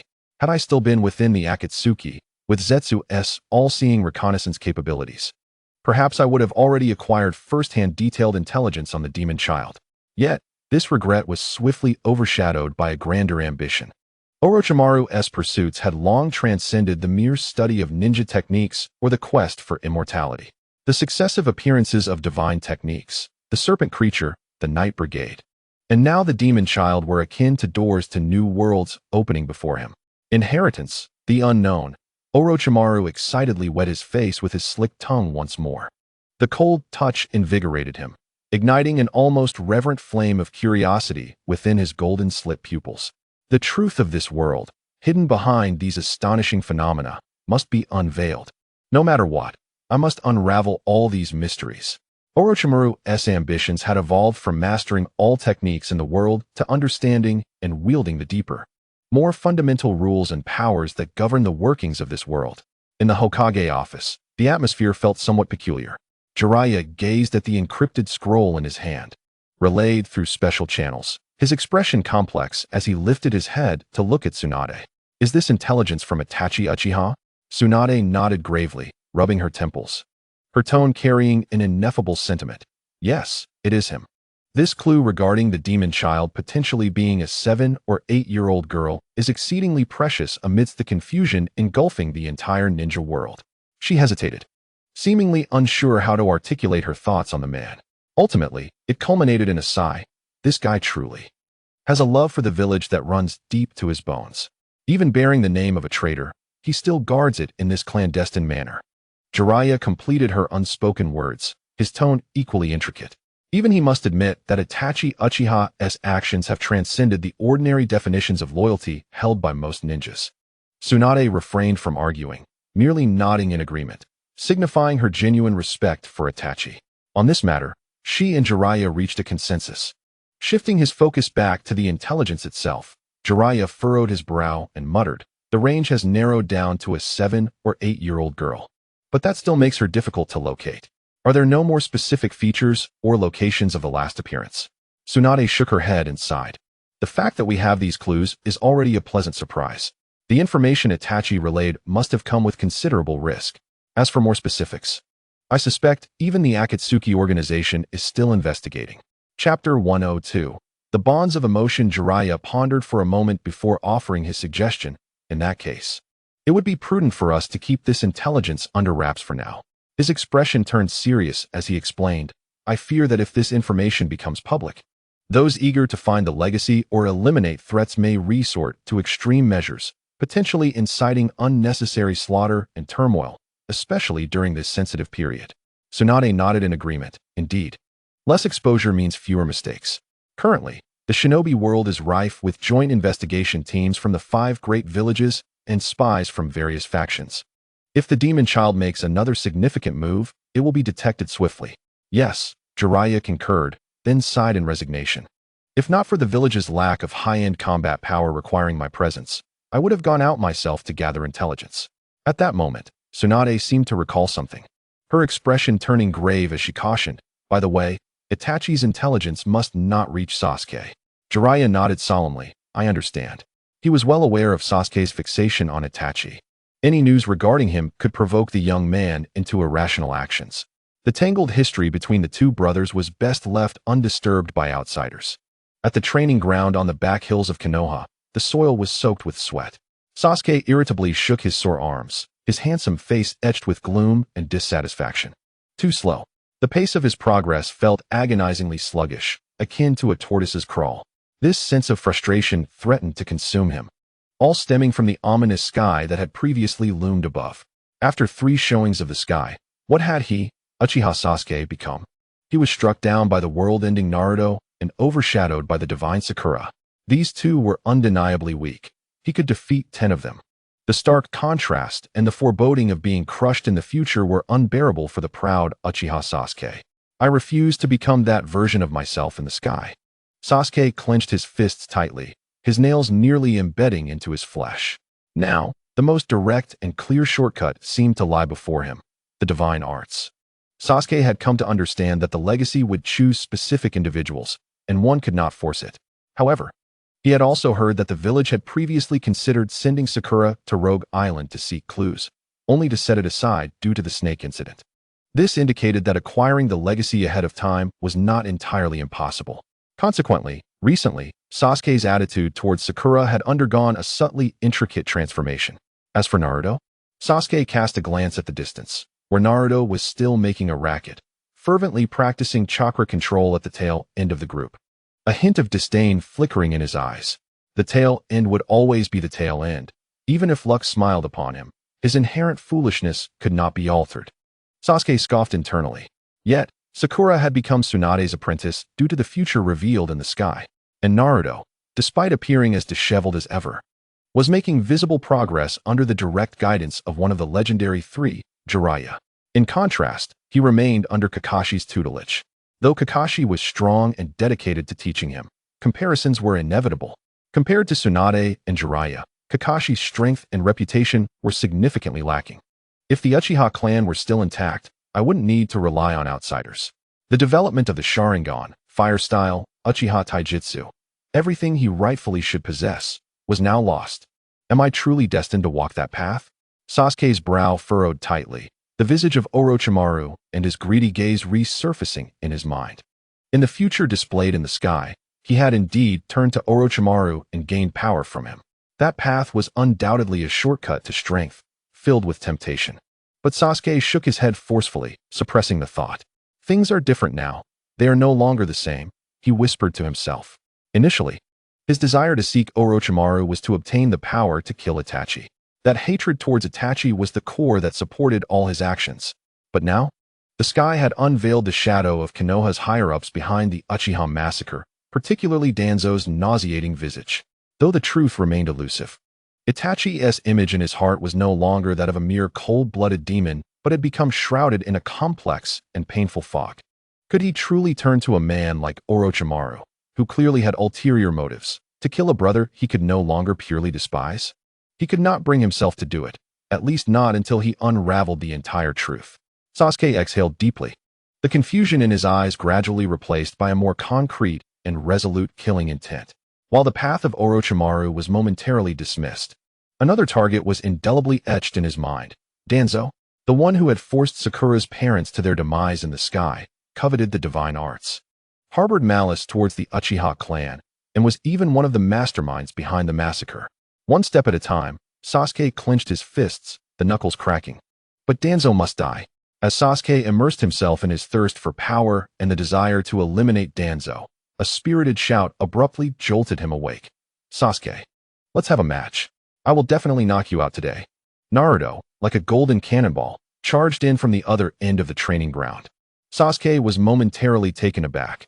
Then a surge of uncontainable rage ignited within him, instantly turning red with fury. This tail end. He dared to disturb him at such a crucial moment of contemplation. Moreover, that ridiculous expression of determination to defeat him infuriated him even further. Tail end. You're asking for death. Sasuke shouted angrily, too irritated to waste words, and immediately assumed a stance for battle. Sasuke, Naruto. The two collided like ignited explosives. Fists and feet clashing, kicking up clouds of dust. Not far away, Kakashi leaned casually against a tree trunk, lazily turning the page of Ika Paradise. Barely lifting his eyelids, he cast a sidelong glance at the intense battle, emitting a vague sense of bemusement. The emotions of youth are truly vibrant. How intense they are. Watching Naruto once again toppled by a simple trip from Sasuke, landing in a heap of dust, Kakashi calmly withdrew his gaze, immersing himself back into Jiraiya's masterpiece.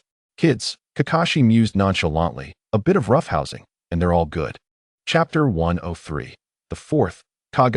As the entire Shinobi world trembled with trepidation over the events surrounding the demon child, various factions were on high alert, cautiously probing the situation. The mysterious sky, which had remained silent for some time, unexpectedly illuminated once more. Anticipation, vigilance, fear, curiosity, an array of complex gazes instantly converged upon the sky, which had already altered the fate of the world. Within his personal space, Yin An observed the restless Shinobi world outside and sighed helplessly. There was no choice. Kage had caused too much of a stir. With her reckless lethality and unpredictable demeanor, it was only a matter of time before the joint investigation teams of the 5 great villages or organizations like Akatsuki would unearth her. Yin An stroked his chin, muttering, rather than allowing her to be passively exposed, inciting greater chaos and uncontrollable hunts, it would be better for me to warm things up first, preparing the Shinobi world for her. Thus, the fourth sky would feature her as the protagonist. Let the world witness how the so-called demon child emerges from the ashes of despair. With his will, the heavens of the ninja realm suddenly transformed. As the scene clarified, what first met the eyes of all was not the anticipated bloodshed or formidable legacies, but rather a tender image. A young woman with vibrant red hair. Her visage weary yet illuminated by maternal warmth, cradled a swaddled infant. Within the swaddling lay a small child, also adorned with striking red hair, peacefully asleep. Upon seeing this emblematic red hair, countless knowledgeable observers across the ninja realm felt their hearts constrict. The Uzumaki clan, just as Yin An had surmised. The iconic mother-daughter duo in the firmament instantly tightened everyone's heartstrings. While red hair does not solely signify the Uzumaki clan, given the circumstances, the likelihood of their appearance in the heavens was exceedingly high. If one were to consider an important figure, could it be this infant? Were they wandering? It appeared their existence was fraught with hardship. The visuals shifted rapidly, akin to turning the pages of a book, revealing the trials of this mother and daughter. Homeless and beleaguered, the mother remained vigilant, carefully guarding her daughter from crowds and potential dangers. They had slept in dilapidated temples, sought refuge in caves, relying on the mother's foraging for wild fruits and occasional odd jobs to survive. Just as the onlookers speculated on who among this mother-daughter pair might be the true protagonist of the heavens, a pivotal moment unfolded.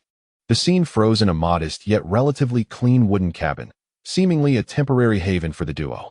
Xiangnai, the mother, tightly embraced her daughter, who was now over a year old and timidly clutching her mother's clothing, her gaze alert as she watched a person seated across from them.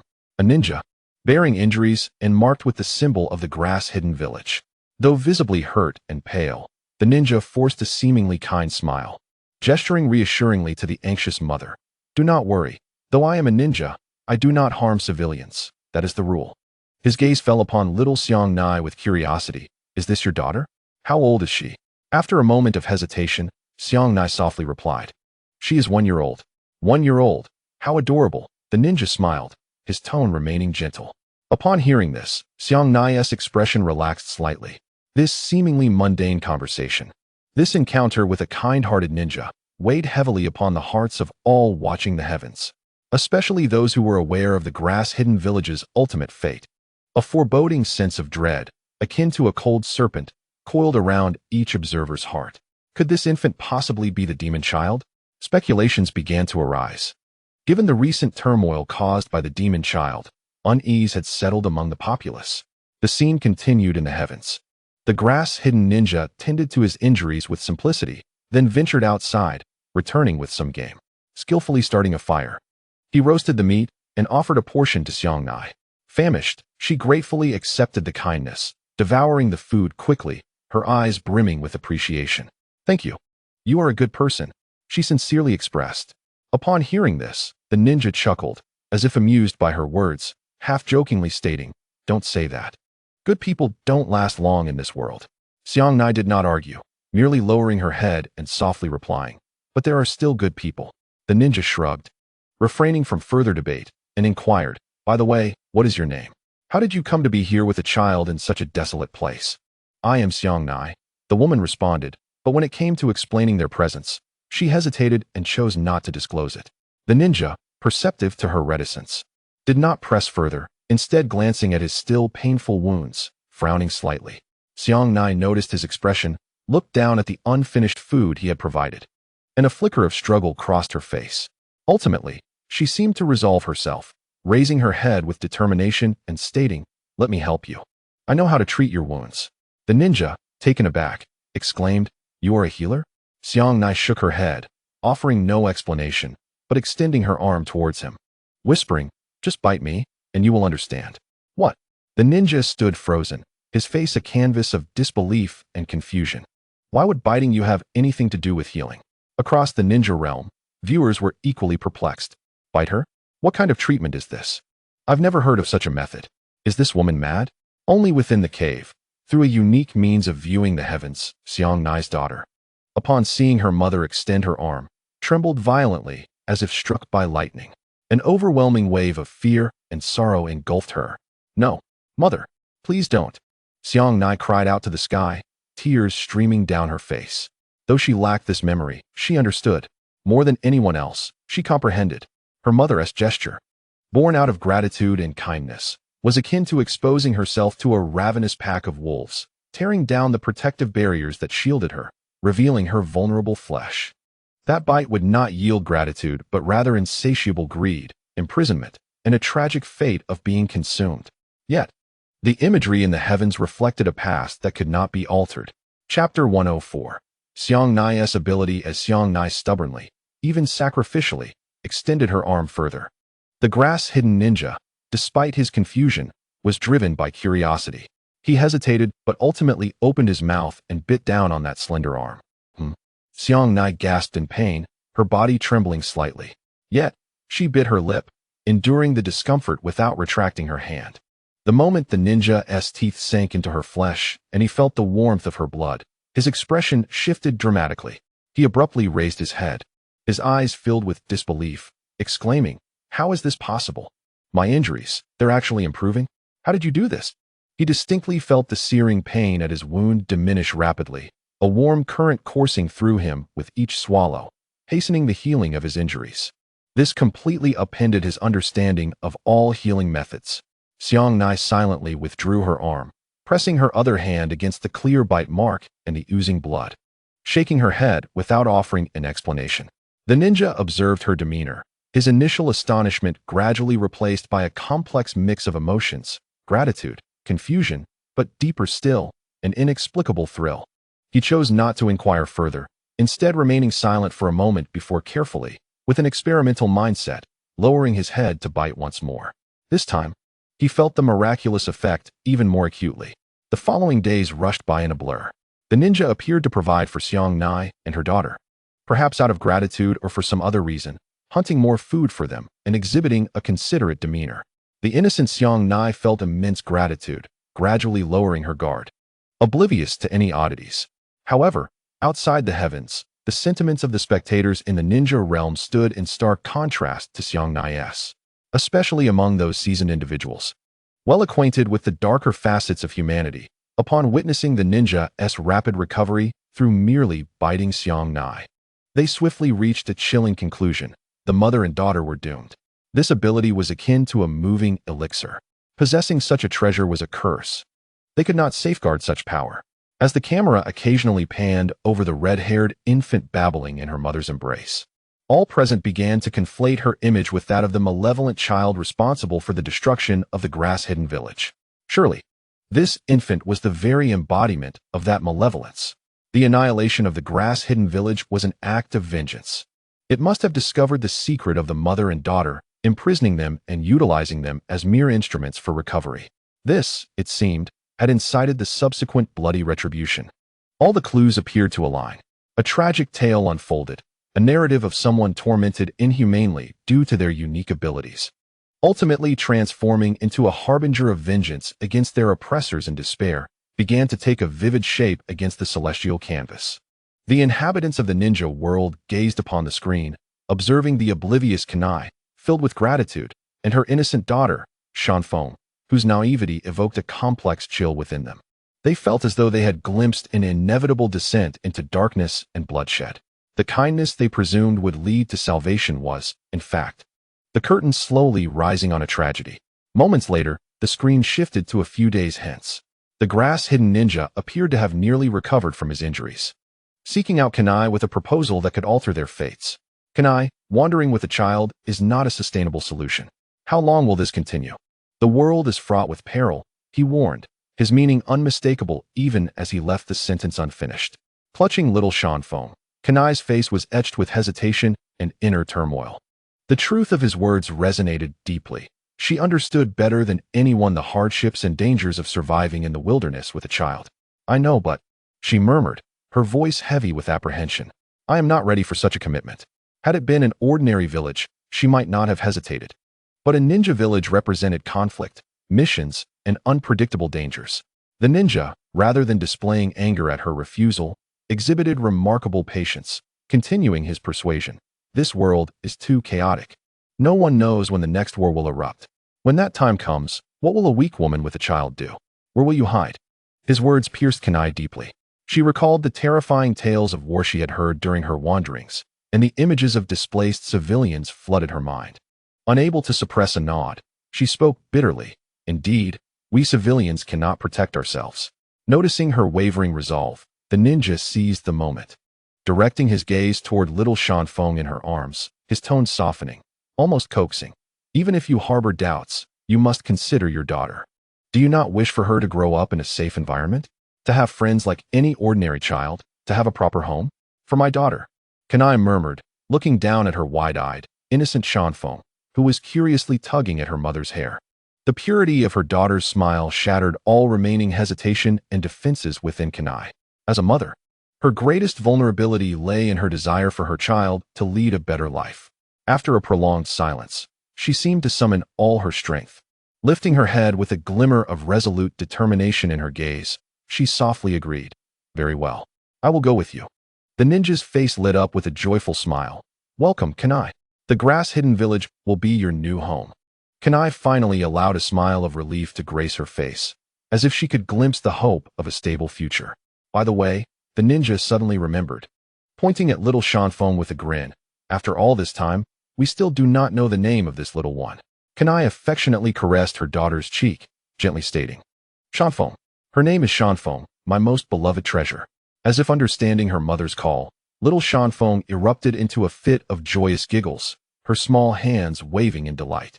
The ninja reached out, gently pinching Shanfeng's tender cheek in a seemingly affectionate gesture. Shanfeng, is it? Such a lovely name, he said, before turning to lead the way. Let us depart for the village.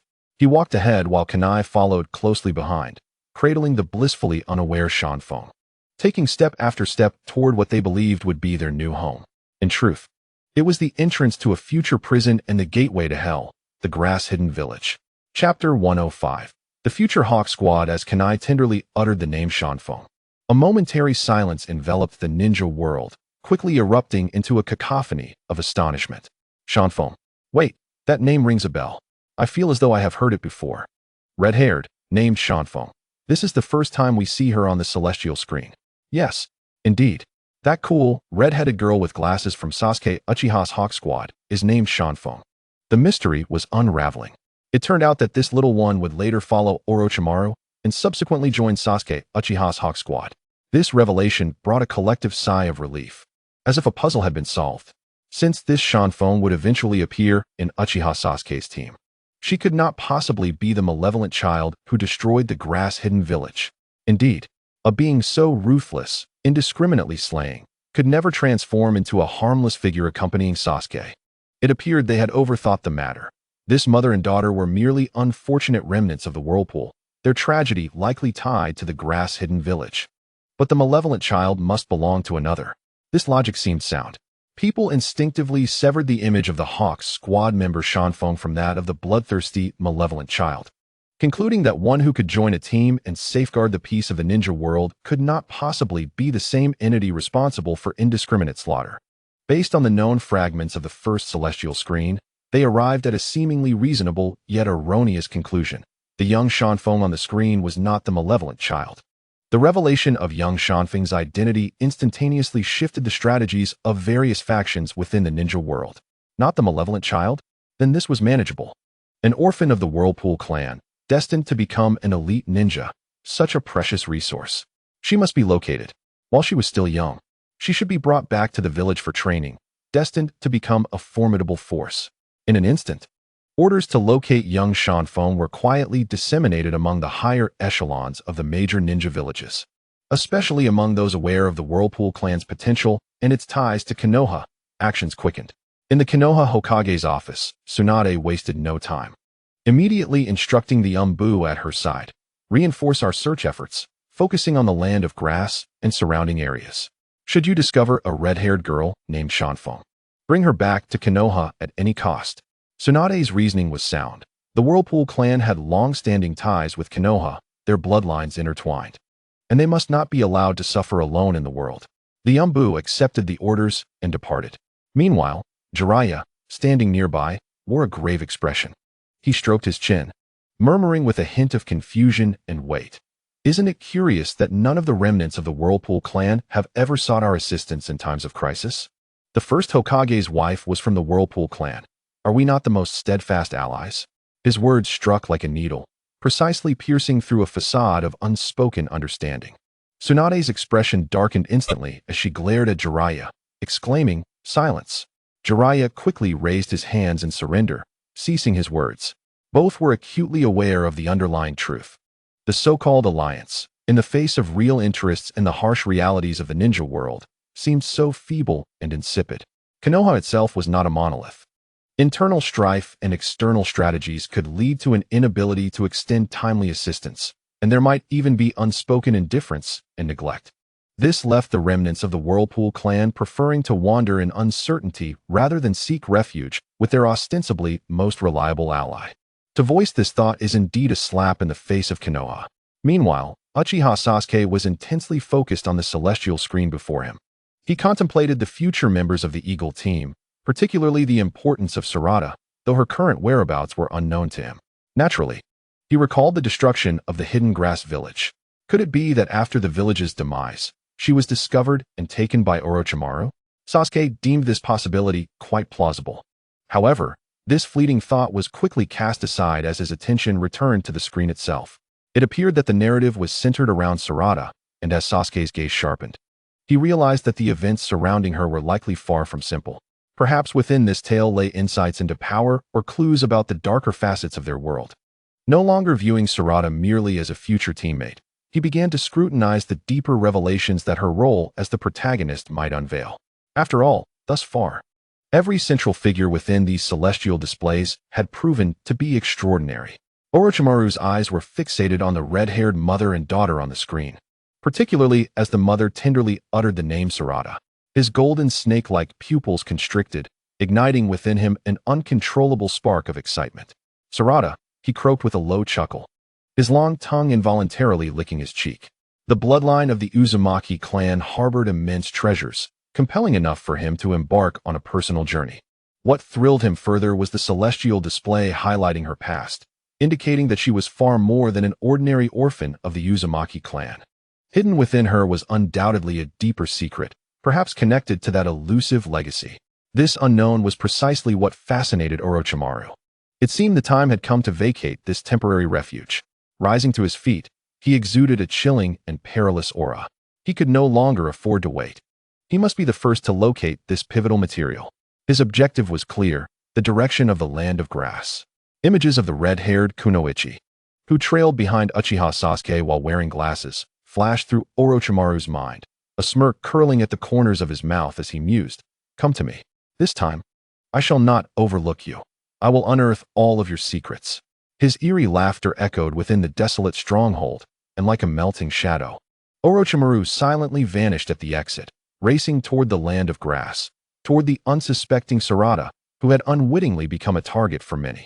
Within the celestial display, the scene shifted as Sarada and her mother entered the hidden grass village.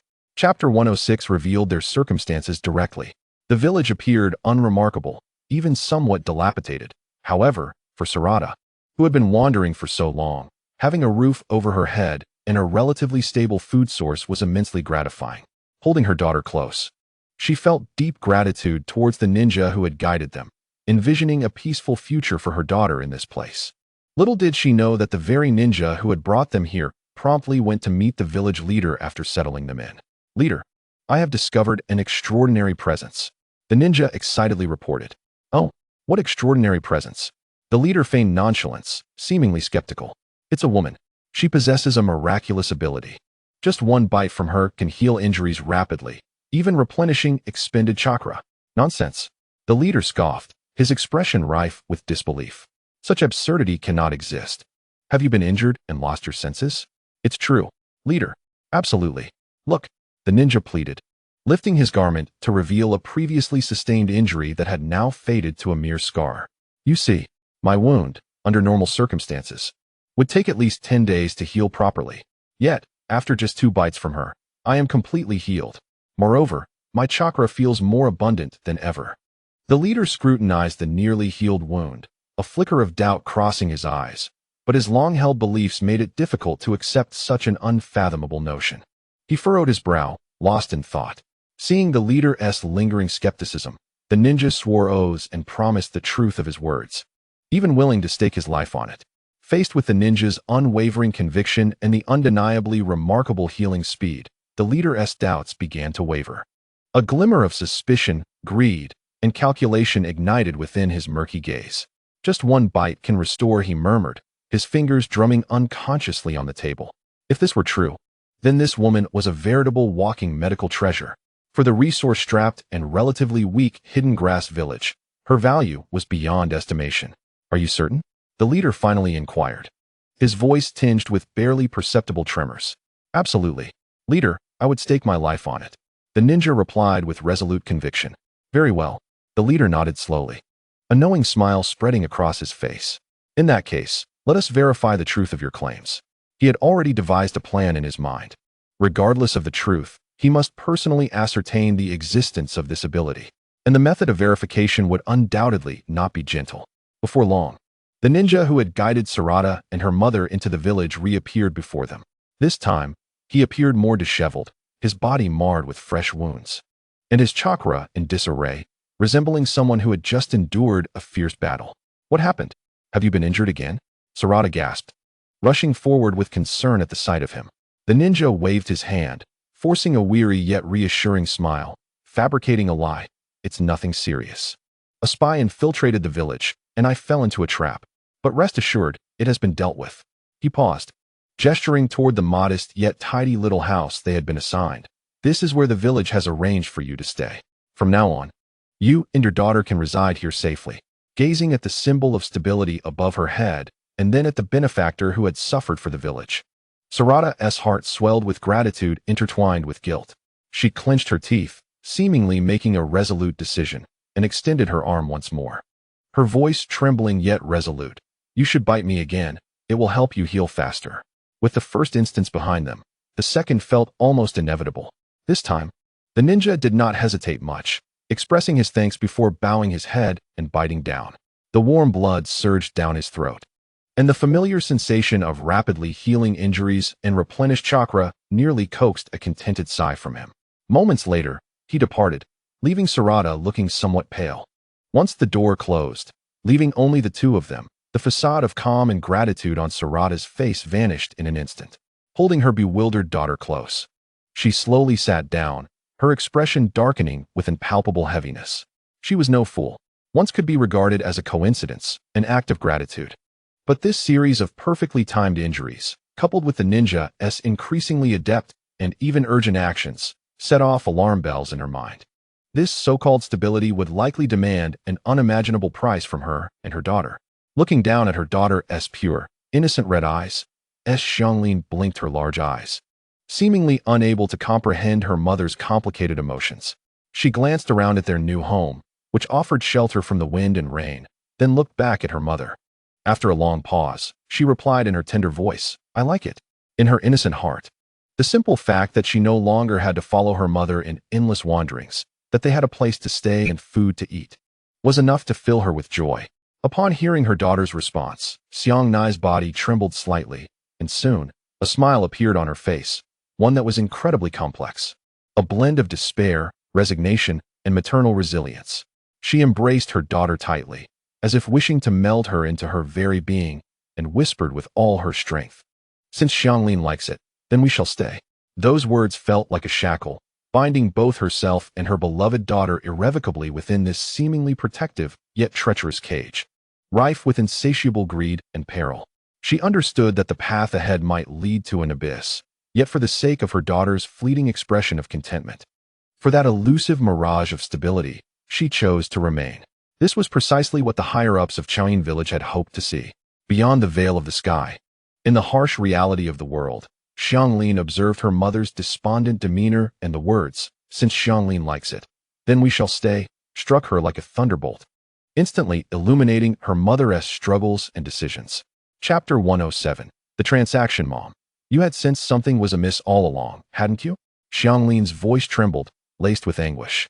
Is it because I said I liked it that you decided to stay? Did you jump into this pit of fire for my sake? The turmoil within Xianglin was nearly overwhelming. A torrent of regret, self-reproach, and mounting hatred for Chaoyin village intertwined, threatening to consume her sanity. Why had she been so naive in the past? Why had she failed to recognize her mother's hardships? Why, oh why, had she not been able to protect her mother?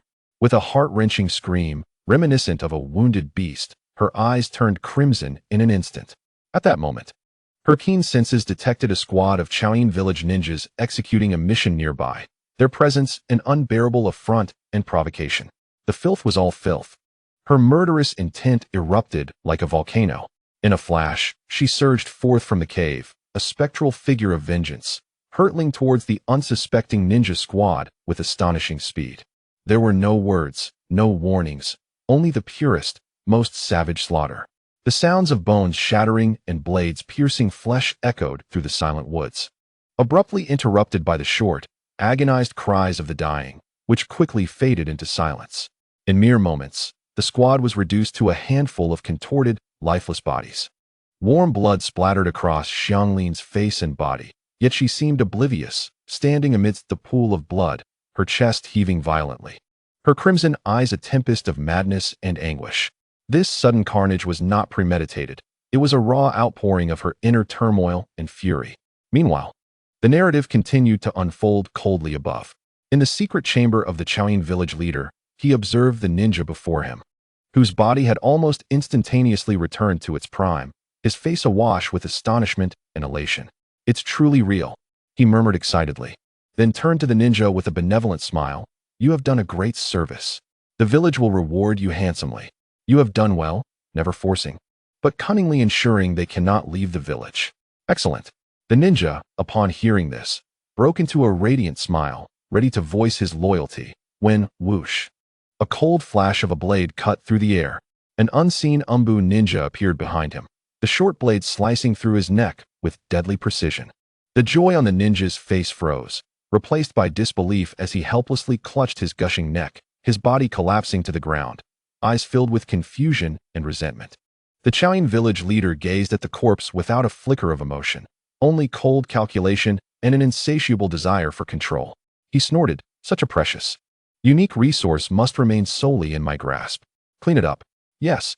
The Umbu ninja bowed and, like a lifeless dog, dragged the body away. The chamber fell silent once more, leaving only the leader's unabashed desire for dominance over the fate of Xiangnai and her daughter. The leader's face revealed unmasked fervor and greed. He issued a chilling and precise directive to his trusted Umbu, this mother and daughter, place them under strict surveillance and ensure their protection. No mistakes must occur, and no one else must discover their secret. He emphasized the need for monitoring and safeguarding, as if they were his private property. Conveniently, there were also some nuisances within the village. Along with those obstinate old-timers who refused to submit, Xiangnai could potentially become my most important pawn in eliminating dissent and consolidating power. What followed was akin to a meticulously orchestrated play. Under the leader's covert instructions, Xiangnai and her daughter, as outsiders, began to face unexpected difficulties and bullying. Their dwelling was vandalized, their rations withheld, and even thugs harassed them at their doorstep. Each time Xiangnai felt helpless and terrified, the leader would conveniently appear, dispatching his subordinates to resolve the situation and sternly reprimanding the troublemakers, showcasing his particular concern for the mother and daughter. Xiangnai was not a foolish woman. Once or twice might have been mere coincidence, but as the incidents multiplied, she gradually understood her and her daughter's value in the eyes of this leader and recognized their precarious position. They had become mere pawns in his game, with no room for refusal. After yet another instance of assistance, Xiangnai approached the leader. She did not beat around the bush, but voiced her sole request. Her tone a blend of humility and determination. "Lord Leader, I know my abilities are of use to you. I am willing to serve you. But I ask only one thing. Let my daughter Xiangling grow up safely and steadily. This is my only request." The leader regarded the mother, who was forced to bow before him for the sake of her daughter, a satisfied smile of control blooming on his face. "Rest assured, Xiangnai, as long as you work for me, no one in Chaoyin village can lay a finger on Xiangling. I guarantee her safety." With this seemingly steadfast promise, the last flicker of hope within Xiangnai extinguished.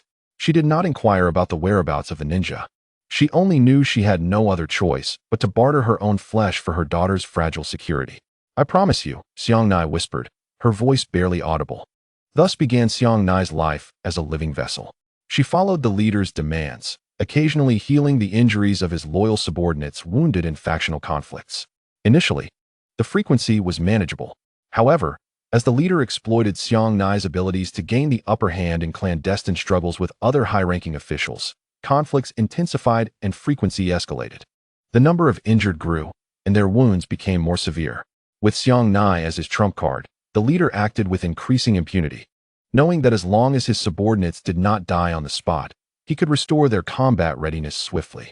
Consequently, Xiangnai was utilized more frequently. Her once healthy complexion gradually paled, her body became gaunt, and her arms bore a haunting array of fresh and old bite marks. Empowered by Xiangnai's abilities, the Chaoyin village leader achieved victory after victory in internal struggles, his ninjas seemingly possessing a form of immortality, able to recover from even the gravest injuries in remarkably short time. Chapter 108. False promises. This unusual phenomenon ultimately aroused intense suspicion and keen attention from other high-ranking factions. During an incident where a trusted ninja of the leader was gravely injured and urgently transported to Kanai's residence for treatment, Other lurking high-level forces launched a surprise attack. They burst through the door, only to witness a shocking scene. The dying ninja was fiercely biting Kanai's arm, and with each swallow, his wounds visibly healed at an astonishing rate, his feeble aura rapidly revitalizing. All intruders were taken aback, and soon, unparalleled greed and fervor filled their eyes. So that was it. No wonder his men could not be defeated. This woman is a treasure. Despite the leader's immediate arrival with a large entourage to reprimand the high-ranking individuals in an attempt to disperse them, it was too late. Once a secret is revealed, it is like spilled water that cannot be retrieved. One high-ranking member, undeterred by the leader's pressure, boldly pointed at Kanai and proclaimed, "Leader, such a woman is a shared asset of the village. She cannot be monopolized by you alone." The leader's face turned as cold as ice. Silence. Do you seek death? Yet at this moment, the lure of immense profit had clouded the minds of these high-ranking officials. They observed the increasing number of ordinary ninjas and villagers drawn by the commotion, realizing this was an opportune moment to topple the leader and vie for control. "Let us reason," another high-ranking member exclaimed, his voice booming and filled with incitement. "The leader is selfish. He hides such an important woman and only allows his trusted ones to heal. Is that fair to us? Is it fair to the village?" These words ignited the emotions of many ordinary ninjas present, like a spark thrown into a cauldron of oil. They frequently risked their lives on missions. Injuries were commonplace. Yet medical resources were exceedingly scarce. If there truly existed a shortcut for rapid recovery. Seeing the crowd's unrest, the high-ranking officials grew even more animated. Continuing to incite, "This should belong to the entire village. From now on, anyone who is injured can come to her. Just a bite, and you will heal instantly. Imagine executing missions without worries, saving on medical costs, and saving lives. Do you not wish for this? Yes, you're right. This is for the village. It should be shared." The insatiable greed and survival instinct overwhelmed their fear of the leader. The crowd began to stir, their gazes fixated on the pale and trembling Kanai, as if they were beholding an extraordinary treasure, or rather, a public tool to be exploited at will. The leader, witnessing the chaos and the triumphant expressions of the high-ranking officials, felt his countenance darken. He realized that the situation had spiraled beyond his control. Kanai and her daughter had transformed from his private weapon into a publicly contested asset of the entire grass-hidden village, about to be torn apart by all.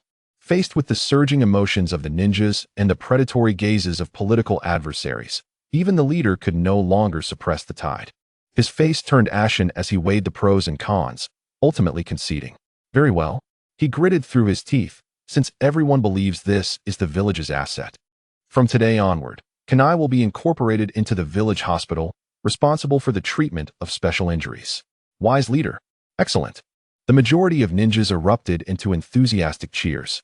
Their gazes towards Kanai transformed from that of a living being to an extraordinary tool, one that could guarantee their lives and increase their mission success rates, filled with raw desire and avarice. Only Kanai, upon hearing this decision, felt the color drain from her face, her body tremoring uncontrollably. She murmured, her voice laden with desperate fear, "No, this cannot be. I will die. I truly will die." As the crowd gradually dispersed, Kanai summoned her final courage and approached the leader. She remembered his past promise. "Leader, you once vowed to protect the safety of my daughter and me." Her voice quivered with tears and last hope. The leader, now agitated, replied coldly, "You will still be under my protection while integrated into the hospital. No one dares to harm you openly." "No," Kanai shook her head, tears pooling in her eyes. "It's not about harm, it's about use. Leader, if I am bitten occasionally, I can recover slowly. But if the entire village, the frequency will exhaust my body, my vitality will deplete swiftly. I will truly die." Upon hearing this, the leader's brow furrowed tightly. "Is that so? How long can you endure?" Kanai, in despair, shook her head. "I do not know. It depends on the frequency and extent of use, but it will not be long." With this answer, the leader's expression darkened considerably. He had initially intended to use Kanai as a tool for winning hearts and consolidating power. Yet, if this tool was consumable and its consumption rate alarmingly quick, its value would need reassessment. He gazed at the pleading Kanai, his eyes flickering. Ultimately, perhaps considering the potential troubles her death could bring, or perhaps retaining a shred of hope to use her as a final trump card, he said darkly, "I understand. I will try to restrain the village, Unnecessary severe injuries will not trouble you. That should suffice, right? This promise felt painfully insipid. Kanai knew that in the face of immense interests and survival pressures, such constraints were utterly feeble. But what could she say? She had no capital for resistance. Thank you. Leader, Kanai lowered her head, swallowing all her despair and fear, bowing slightly before silently retreating. Returning to her increasingly cage-like home, she looked at her daughter, Corinne, who had grown a bit and was playing quietly by herself. Kanai's heart swelled with endless sorrow and helplessness. She stepped forward and tightly embraced her daughter, burying her face in Corinne's small shoulder, the shoulder trembling slightly, yet she dared not cry out loud. Her only wish was to see her daughter grow up. Her sole hope was to use her life to exchange for a little more time for her daughter's peaceful growth, even if that peace was so fragile, so suffocating.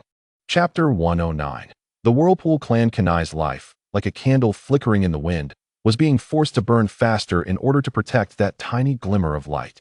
Yet the greed of the grass-hidden village would not allow her to endure for long. Beyond the heavens, Corinne was already in tears, abruptly turning her head away, unable to bear to look any longer. Too fast, Mom. She only lasted 4 or 5 years. Corinne's voice was hoarse, filled with boundless regret and towering fury. I was too merciful. I killed them too quickly. I should have made them experience the pain of being slowly drained of life, dying in despair. Corinne's face contorted with extreme hatred, an aura of chilling malice radiating from her. The downfall of the grass-hidden village, in her eyes, was far from sufficient to atone for the suffering her mother endured. Across the ninja world, those watching the celestial scene sighed and murmured in discussion. Indeed, it had come to this. Alas, such a miraculous ability, falling into the hands of a place like the grass-hidden village, was simply a death warrant. That mother is so pitiful, all for her daughter. Soon, some ninjas, who had only sustained minor injuries or suffered from excessive chakra depletion, began to voice their discontent. Why should they recover swiftly while others must languish in their injuries? This is unjust. Coupled with the machinations of upper echelon members who had been oppressed by the leader, a clamor arose for shared resources, insisting on equity. The pressure mounted, and conflicts erupted with increasing frequency. Ultimately, in a bid to quell the mounting outrage, and perhaps believing that Kanai's reserves were more plentiful than previously thought, the leader relinquished the already tenuous constraints and chose to allow events to unfold unchecked. Thus commenced the true nightmare for Kanai. The heavens did not reveal in detail the inhumane torment she endured. Instead, a series of rapid flashbacks, juxtaposed with stark imagery, silently conveyed the entirety. Initially, Kanai could barely stand, with only a few scattered bite marks on her arms and a glimmer of light in her gaze. Gradually, her complexion paled, her form emaciated, the bite marks multiplying until barely a patch of unblemished skin remained, her eyes becoming devoid of sensation. Subsequently, she required the support of walls to traverse. Her eye sockets sunken, her breath faint, each bite causing her to tremble violently, akin to a leaf caught in a tempest. In the end, she could spend most of her time lying in bed, her gaze vacantly fixed on the ceiling, resembling a vessel emptied of its very soul. As time passed, when little Shorin reached the ages of 7 or 8, she began to sense her mother's abnormality, awkwardly attempting to wipe Kanai's forehead with her small hands, her eyes brimming with concern. The final image froze. Kanai, utterly spent, could not even muster a groan before collapsing, never to rise again. Her life had been brutally drained by the greed of the grass-hidden village.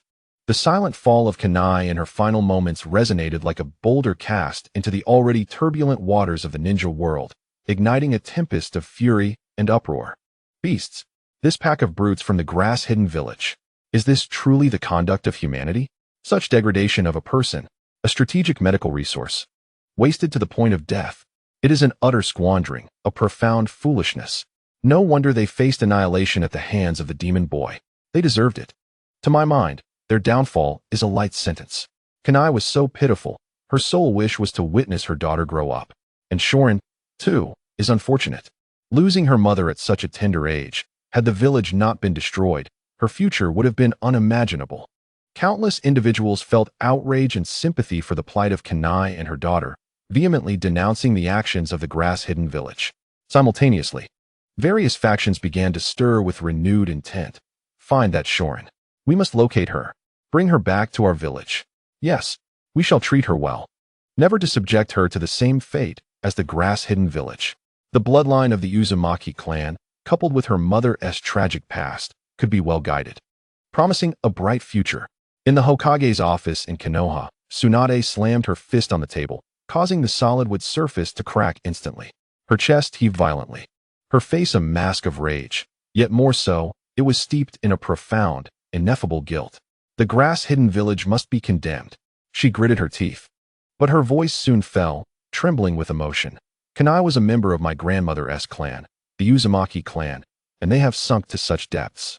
She lifted her gaze to the bustling scene outside the window, her expression complex. Uzumaki Mido, the wife of the first Hokage, the first host of the Nine Tails, had sacrificed immensely for Konoha. And Uzumaki Kushina, the wife of the fourth Hokage, Naruto's mother, had equally laid down everything for the village's protection. But what of the other Uzumaki clan members? Where are they? Are they faring well? The answer is painfully clear. Does Konoha bear any responsibility? Tsunade seemed to pose the question to Jiraiya, yet also to herself. Surely we must. We were supposed to be the closest allies. Yet we allowed them to wander the ninja world, suffering such indignities. Jiraiya stood beside her, equally burdened. He sighed, placing a hand on Tsunade's shoulder.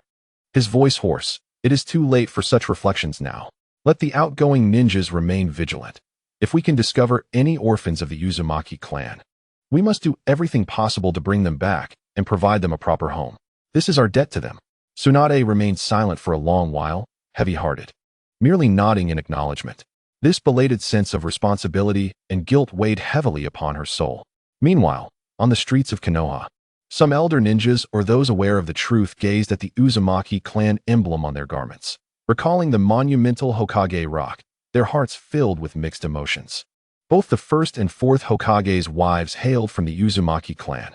The three generations of Konoha's Jinchuriki, Mido, Kushina, and now Naruto, are all of Uzumaki lineage. Konoha has truly owed the Uzumaki clan far too much. A silent sense of culpability permeated the air of Konoha.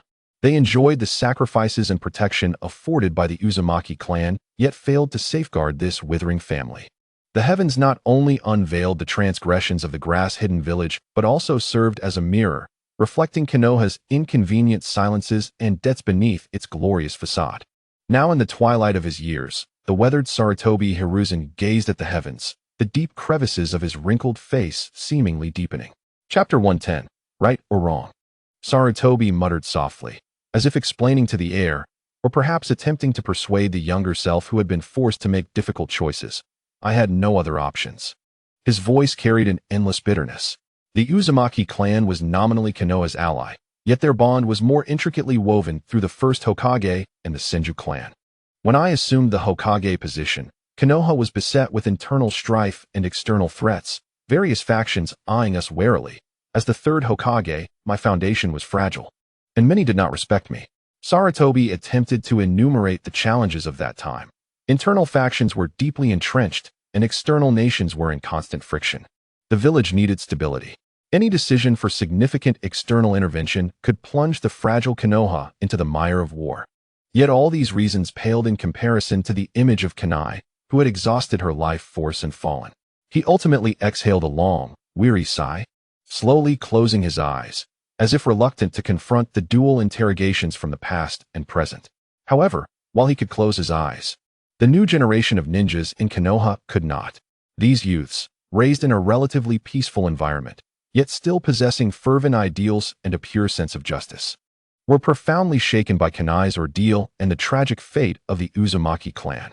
They could neither comprehend nor accept it. Dad, isn't the Uzumaki clan our most steadfast ally in Konoha? That's what the books say. A young ninja fervently questioned his father. Grandpa, you lived through that era. Tell me, why did we stand by and watch our allies perish? Is a so-called ally merely a title during peaceful times, only to be abandoned in moments of peril? A youth spoke sharply for the first time to an elder of the family. Faced with the anger and disappointment radiating from their younger kin, many elders appeared troubled, attempting to explain the difficult realities. Children, you don't understand. Konoha was also in a tough spot. The war had just ended, and the village needed to recover. The situation was too complex to easily initiate conflict. Yet, These once-used justifications from the previous generation could no longer convince the younger generation in the face of such bloody truths. Difficult. Is that a reason to abandon allies? A passionate young ninja stood abruptly, fists clenched, eyes gleaming with fervor. If protecting our allies requires sacrifice, I would rather die in battle than live on with the stigma of betrayal and cowardice. Another individual pointed at the heavens, their voice trembling with emotion. No wonder the orphan of the Uzumaki clan, like Kage, would rather wander the desolate outside, risking their very lives, than seek our help in Konoha. They harbor hatred towards us. They do not trust us. These heartfelt inquiries struck like heavy hammers against the hearts of many who were privy to the truth in Konoha. Within the tower of Amigakure, Nagato gazed at the final image of Kage expiring under the heavens, a rare flicker of profound, empathetic anguish evident in his Renegade. He whispered the name Kage, his voice hoarse. As a member of the Uzumaki clan, his mother too hailed from that now-vanished lineage, similarly displaced amidst war and persecution, ultimately meeting a tragic end. The fate of Kage, depicted in the skies, seemed to mirror the destinies of his mother and all the Uzumaki remnants struggling to survive in the cracks of the ninja world. This bloody reality served as the cruelest fuel, igniting the already obsessive conviction that this ninja world should not exist in its current state. Nagato clenched his fists, the cold, resolute light rekindling in his Renegade. Pain, plunder, betrayal, endless sacrifice. It is precisely because of this that absolute suffering is essential. Only by making the world experience equivalent anguish can one truly comprehend the preciousness of peace. My path is not mistaken. He became ever more resolute in achieving his terrorist plan through Akatsuki, determined to force peace through fear and destruction.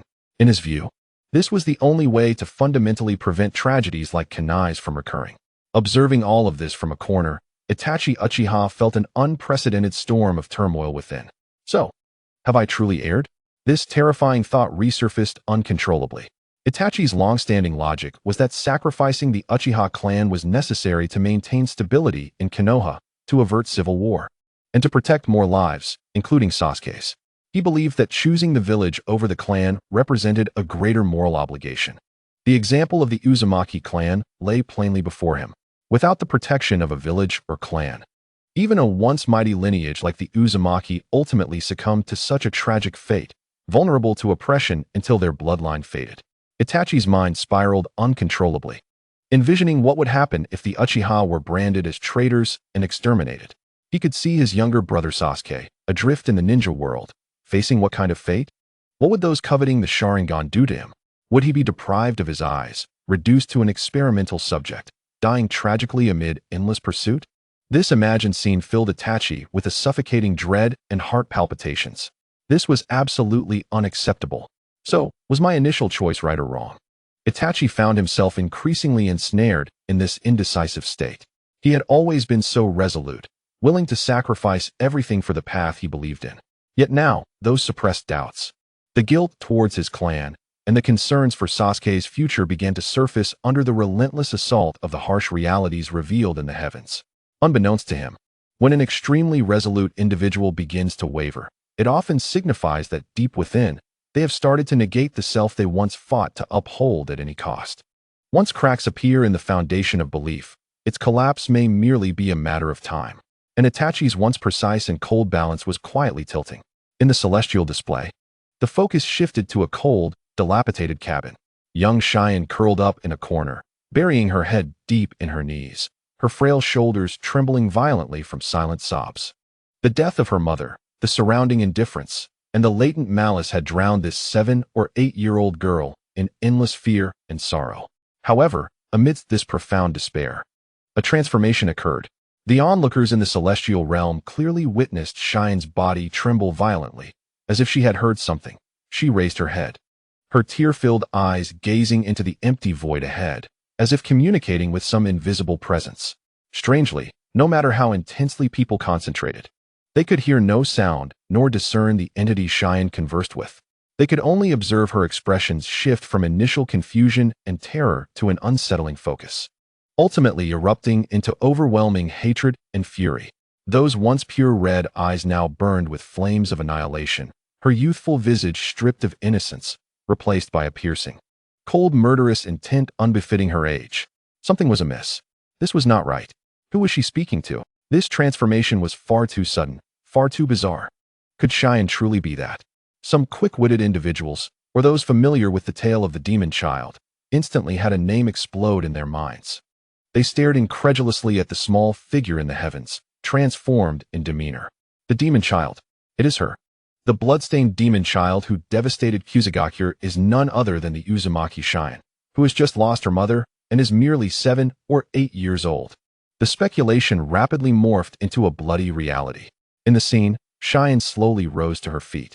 She stepped forward with a chilling determination and icy stride, leaving the abode that held her fleeting childhood and eternal anguish. Then, the slaughter commenced.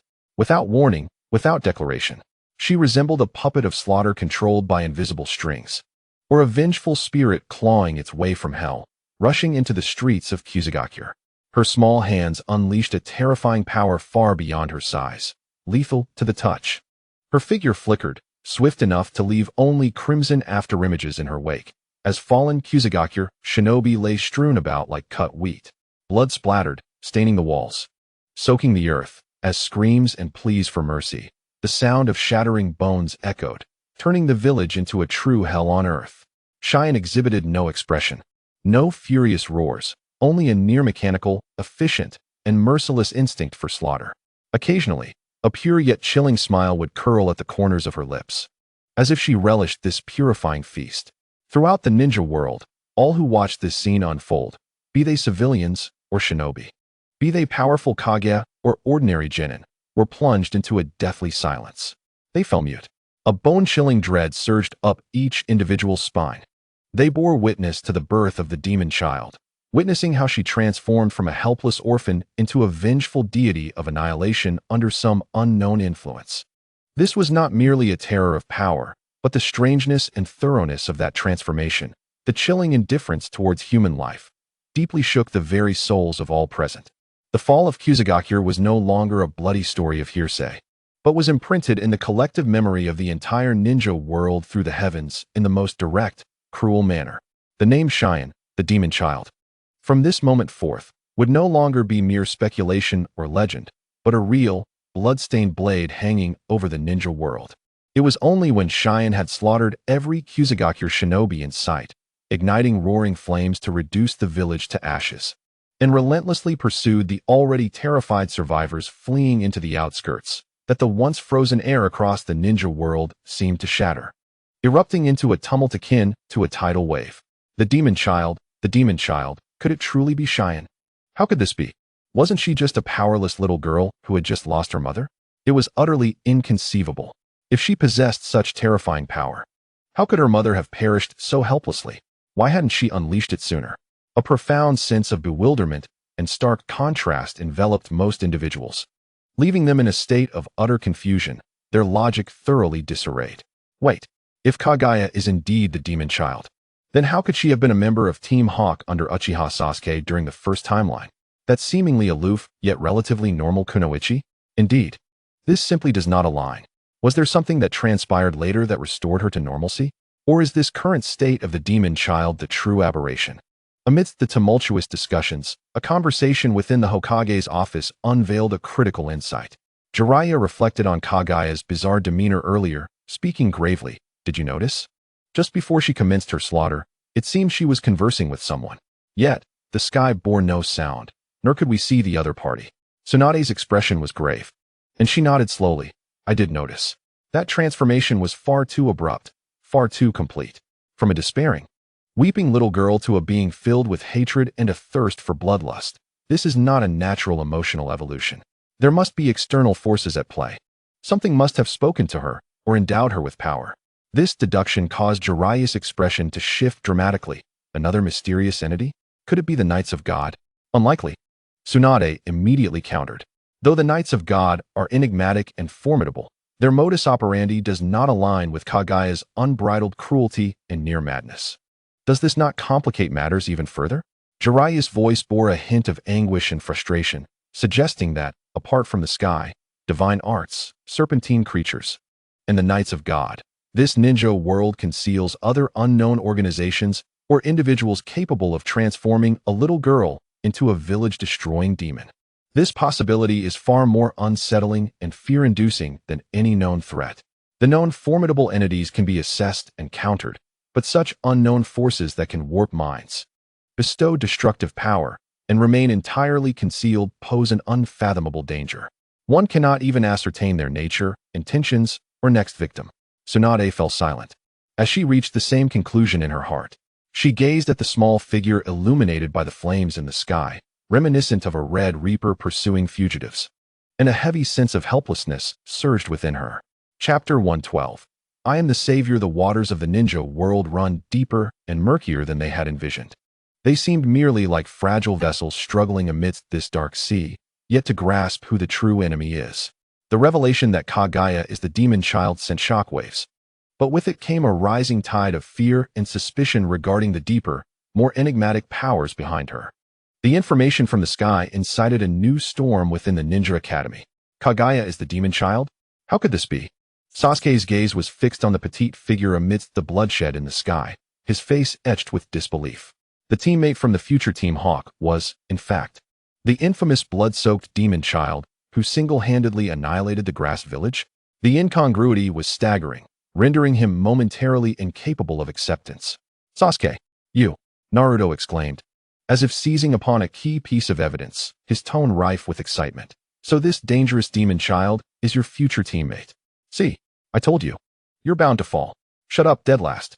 Sasuke snapped, whirling to face Naruto, his dark eyes ablaze with fury. Do not forget, in the future depicted in the sky, you are the one who calls for the world's destruction, and I am the one who will stop you. Understand your position. Remember this, I, Uchiha Sasuke, am the true savior. This statement struck like a precise blow, hitting Naruto where it hurt.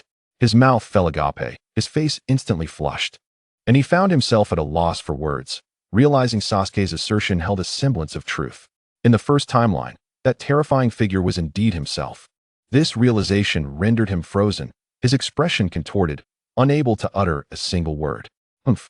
Sasuke observed Naruto's discomfiture, letting out a cold scoff, his gaze turning icy and sharp. Infused with a near-paranoid conviction as he declared, furthermore, do not refer to her as the demon child. Pausing, he infused his tone with a chilling malice, because I do not believe she has done anything wrong. If I had endured what she went through, I too would have slaughtered them all, not a single one spared. His words detonated like thunder in the classroom. Sasuke, you. Naruto abruptly raised his head, his face a mask of shock and incomprehension. Yet Sasuke did not afford Naruto the opportunity to retort. He shot him a disdainful glance, his voice icy as he interrupted. You, who may be a puppet influenced by that chakra, cannot comprehend true pain and hatred. You do not even know what to hate or what to cherish. Thus, do not use your preordained kindness to judge me, nor speak to me. The term chakra puppet pierced Naruto's heart like a poisoned dagger, striking at his deepest fears, the very truths he wished to evade. All his arguments and fury froze in that instant, replaced by a profound chill and self-doubt. Naruto opened his mouth, yet no sound emerged. He slumped, his head bowed, his azure eyes filled with confusion and torment. Sasuke, witnessing Naruto's state, felt no satisfaction. Rather, a deeper restlessness and solitude arose within him. He turned away, disregarding everything behind him. To him, Naruto could not understand him, nor could he grasp Kage's plight. The despair and hatred born from being robbed of everything, witnessing loved ones perish, while feeling utterly powerless to resist, was something Naruto, who appeared to possess everything yet might be manipulated, could never fathom. In this regard, he even felt that Kage, transformed into the demon child, might understand the darkness and obsession within him better than this boisterous dead last. A twisted resonance, rooted in shared hatred, quietly took root in Sasuke's heart. He regarded Kage as a kindred spirit, and this perception might profoundly influence his future choices and path. Meanwhile, Orochimaru, hastening toward the land of grass, witnessed the subsequent developments in the sky. When Kage transformed into the demon child, ruthlessly obliterating the grass village, he felt no trace of fear. Instead, he halted abruptly, his golden serpentine eyes ablaze with uncontrollable, near-manic excitement. So, Kage as the demon child. How delightful. Orochimaru chuckled softly, his long tongue uncontrollably licking his lips and cheeks, leaving slick trails. In the future, she shall be mine. Although the sky did not reveal the specific process, Orochimaru naturally deduced from the earlier timeline that Kage had inevitably fallen under his control or, at the very least, formed a deep connection with him. Though he lamented why his future self failed to recognize her extraordinary potential sooner, a stronger wave of greed quickly supplanted that regret. Now that I have been forewarned, I shall not let this opportunity slip by. This chance is meant to be seized by my own hands. Orochimaru relished the words Kage, the demon child, a twisted, pleasurable smile spreading across his face. How fascinating. A once fragile and helpless little girl can instantaneously acquire such terrifying power and undergo such a complete transformation and slaughter. What astonishing legacies lie hidden behind this? Orochimaru exhibited no fear of the infamous reputation of the demon child. Instead, he was consumed by an intense desire for the power that could forge such a being. In his eyes, Kage was no longer merely a remnant of the Uzumaki clan. Endowed with a unique bloodline, she had transformed into a walking repository of astonishing secrets. What force could so dominantly alter a person, akin to divine techniques? Or was it some ancient, darker pact? The more Orochimaru pondered, the more fervent his desire became, the flames of ambition nearly materializing in his gaze. Regardless of the nature of this power, it was worth every ounce of effort to study and master. He even began to anticipate an encounter with Kage in her demon form. In his view, the more ferocious and extraordinary she appeared, the more it signified the uniqueness and strength of her power, thus increasing her value as a subject of research. Chapter 113. Kage and Orochimaru. Time was of the essence. Orochimaru ceased his lingering and transformed into a blurred shadow, darting at an accelerated pace toward the land of grass, his raspy voice carried away by the wind. I must not allow my precious treasure to be found by anyone else first.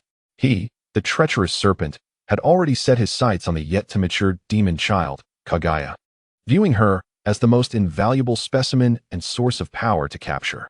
In the sky, the scene followed the bloodied form of Kage. After executing a bloody hunt, she stood amidst a field strewn with corpses, her body drenched in dark crimson blood, resembling a Shura returned from the depths of hell. Yet, she did not continue her mindless slaughter. Instead, she abruptly turned her head, her red eyes ablaze with hatred and the flames of destruction, sharply fixated on a specific direction. Kage seemed to sense something in that direction, a flicker of confusion and vigilance crossing her features, before she swiftly moved toward it. However, upon her arrival, she found nothing but wind-swept barren grass. Kage lingered for a moment, seemingly attuned to her surroundings, ultimately finding nothing. She no longer lingered in indecision, turning away to discover a clear stream. Leaping into it without hesitation, her figure swallowed by the flowing water, vanishing from sight. Somewhere in the ninja world. Yes, this is the place. White Zetsu danced about excitedly before Uchiha Obito, who sat upon a rock, wearing his whirlpool mask, his tone laced with trepidation and astonishment. I almost got discovered by her. Fortunately, I slipped away quickly. She jumped into the river and disappeared. I lost track of her. Obito listened silently to Zetsu's report, his expression hidden behind the mask, merely nodding slightly without uttering a word. Beneath the surface, his heart was far from tranquil. Ever since the sky revealed portions of the truth about the Uchiha Massacre night, pointing fingers at the higher-ups of Konoha and Danzo, Obito felt an unprecedented sense of crisis. He immediately adopted more extreme measures to conceal himself, severing most unnecessary connections, hiding like a startled bird. He was afraid. If the sky could so accurately unveil these dark secrets, would it one day expose him, Uchiha Obito, the shadow lurking beneath the name of Uchiha Madara, who orchestrated the Nine Tails incident and plotted to overthrow the entire ninja world? The mere possibility of such exposure unsettled him deeply. Even more disheartening was the fact that the ninja world was becoming increasingly unfamiliar and uncontrollable. Prophecies from the sky, divine technique legacies, interdimensional serpent creatures, the Knights of God. And now the emergence of Kage, who could be instantly transformed into a demon child by an unknown entity. These variables completely outside his comprehension and plans muddled his once clear objectives. Creating a world with Rin, this ultimate goal, which had once sustained his will to live and for which he was willing to sacrifice everything. now appeared distant and almost ludicrous in the face of this bizarre and unfathomable ninja world. For the first time, he felt profound confusion and wavering regarding his path and the authenticity of this world. What direction should his plans take? Could he still execute them smoothly? Obito sat silently in the shadows, watching the river's surface where Kage had vanished, his mind in turmoil. The depths of this ninja world were too profound, so deep that even he, who prided himself on being the mastermind, began to feel suffocated and anxious. In the sky, the scene shifted. As Kage emerged from the river, the bloodstains had been washed away, restoring her original appearance, though the depths of her red eyes harbored an unsettling coldness and silence that belied her age. She began to wander aimlessly through the ninja world, like a ghost lost in direction. Throughout this process, she was not entirely harmless. Any wandering ninja, ruffian, or even entire bands of bandits that displayed malice toward her or simply displeased her could unexpectedly meet their end at her hands. For her, slaughter seemed to have become a habit or a means of alleviating her inner void. Until one day, after dispatching a group of foolish bandits who attempted to rob her, she sat casually atop their still-warm corpses, expressionless as she consumed food scavenged from the bandit den. Suddenly, a figure appeared at the edge of her vision, as silent as a specter. Orochimaru. Across the ninja world, countless viewers simultaneously uttered that name. Instantly, many displayed expressions of realization. Indeed, Kage was about to encounter Orochimaru here. It seemed that the trajectory of fate was leading to this moment. She would subsequently follow Orochimaru, eventually reappearing in Uchiha Sasuke's team. Although the path was bloody, the outcome appeared to be returning to its intended course. In the sky, Orochimaru observed the strikingly incongruous scene before him. A seemingly adorable and delicate red-haired girl sat nonchalantly among a chaotic array of corpses, consuming her food, the air thick with the stench of blood. Even with his extensive experience, a flicker of clear astonishment crossed his golden serpent eyes.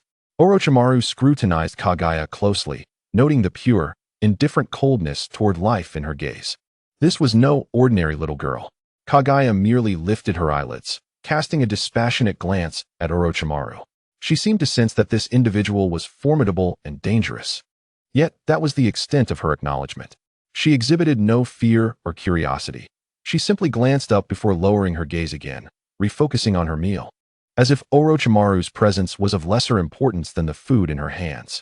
This complete disregard only intensified Orochimaru's interest, transforming his initial surprise into something more profound and twisted.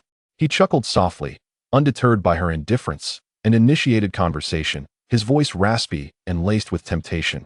"Little girl, it's dangerous to be out here alone, isn't it? However, you seem to have quite the appetite sitting atop a pile of corpses." In response to Orochimaru's probing and enticing remarks, Kage's reaction was one of utter indifference. She did not even bother to lift her eyelids again, wholeheartedly focused on her food, as if Orochimaru was merely an inconsequential breeze. How intriguing! Orochimaru found himself amused rather than offended, his golden serpent eyes brimming with heightened interest. Chapter 114. Human Trafficker?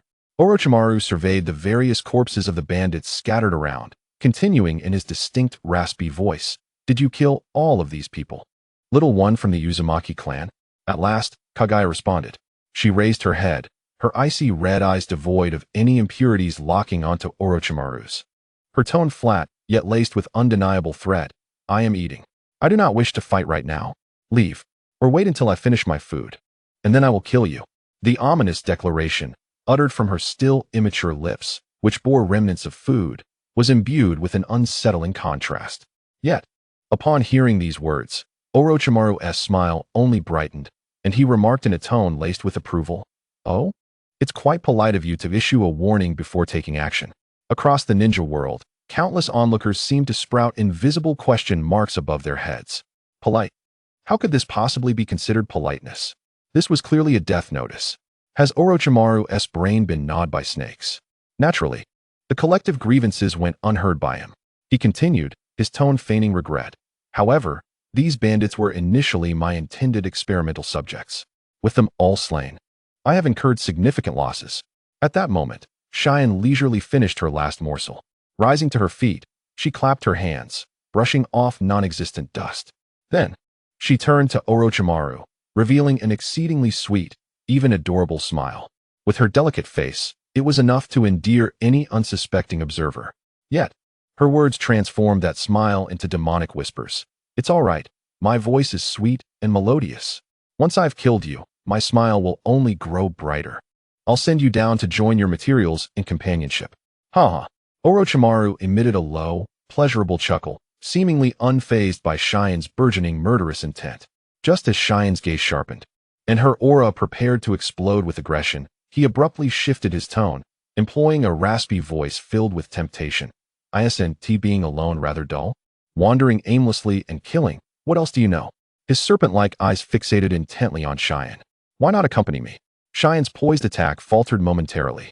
Tilting her head, she scrutinized Orochimaru with her still frigid red eyes, and then bluntly, with a hint of naive cruelty, inquired, a human trafficker? Orochimaru's smile instantly faltered, as if struck by an invisible thunderclap.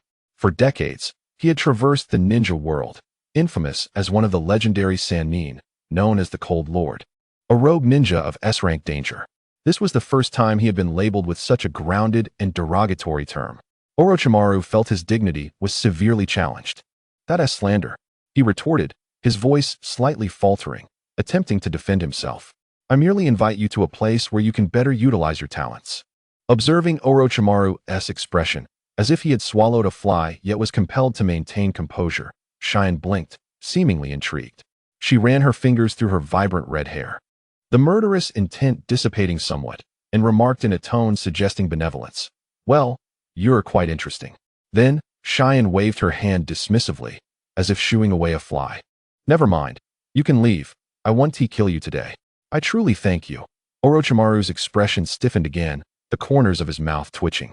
After all these years, it was the first time he had been treated by a mere child with such a condescending tone of mercy. Wasn't he this little girl's attitude a bit too arrogant? However, his gaze fell upon Cheyenne's signature, flame-like red hair, and the momentary displeasure was swiftly supplanted by a stronger curiosity. The bloodline of the Uzumaki clan, combined with her peculiar powers and personality, was simply perfect. Orochimaru silently cheered within. Such a minor affront was trivial compared to her research value. Thus, he swiftly adjusted his mindset, readopting that seemingly benign yet fundamentally eerie smile. As if the previous awkwardness had never occurred, he decided to steer clear of the unfortunate label of human trafficker and shifted the conversation to a deeper exchange. What brings you here alone? Orochimaru inquired casually, his golden serpent-like eyes meticulously observing every reaction from Cheyenne. Her reply was simple and direct, laced with an inherent solitude. Of course, I'm here alone. Haha, you truly are interesting. Orochimaru chuckled deeply, beginning to weave his web of persuasion. It seems you are a lost soul as well. Lost. Cheyenne tilted her head, scratching her hair, genuine confusion reflected in her red eyes. She believed her objective was quite clear, to purify this filthy world, for the demon god. Indeed, Orochimaru asserted with conviction, as if he had seen through her very soul. How could you possibly be alone? My presence here is no coincidence, but rather a fated encounter. He attempted to cloak this encounter in the guise of destiny, trying to manipulate the immature child. Cheyenne appeared to struggle with his cryptic words, her expression growing more perplexed. Seizing the moment, Orochimaru continued to guide her. Tell me, what is your goal? What do you wish to achieve? This question seemed to strike a chord. Cheyenne's eyes sharpened instantly, a chilling aura emanating from her as she declared with unwavering resolve, I want to purify this world. How ambitious. Although Orochimaru had no understanding of what purification meant in Cheyenne's lexicon, it did not hinder him from expressing his approval and support. What he sought were the secrets behind her, and the specifics of her goals mattered little. Orochimaru maintained the role of a life mentor, gently coaxing her.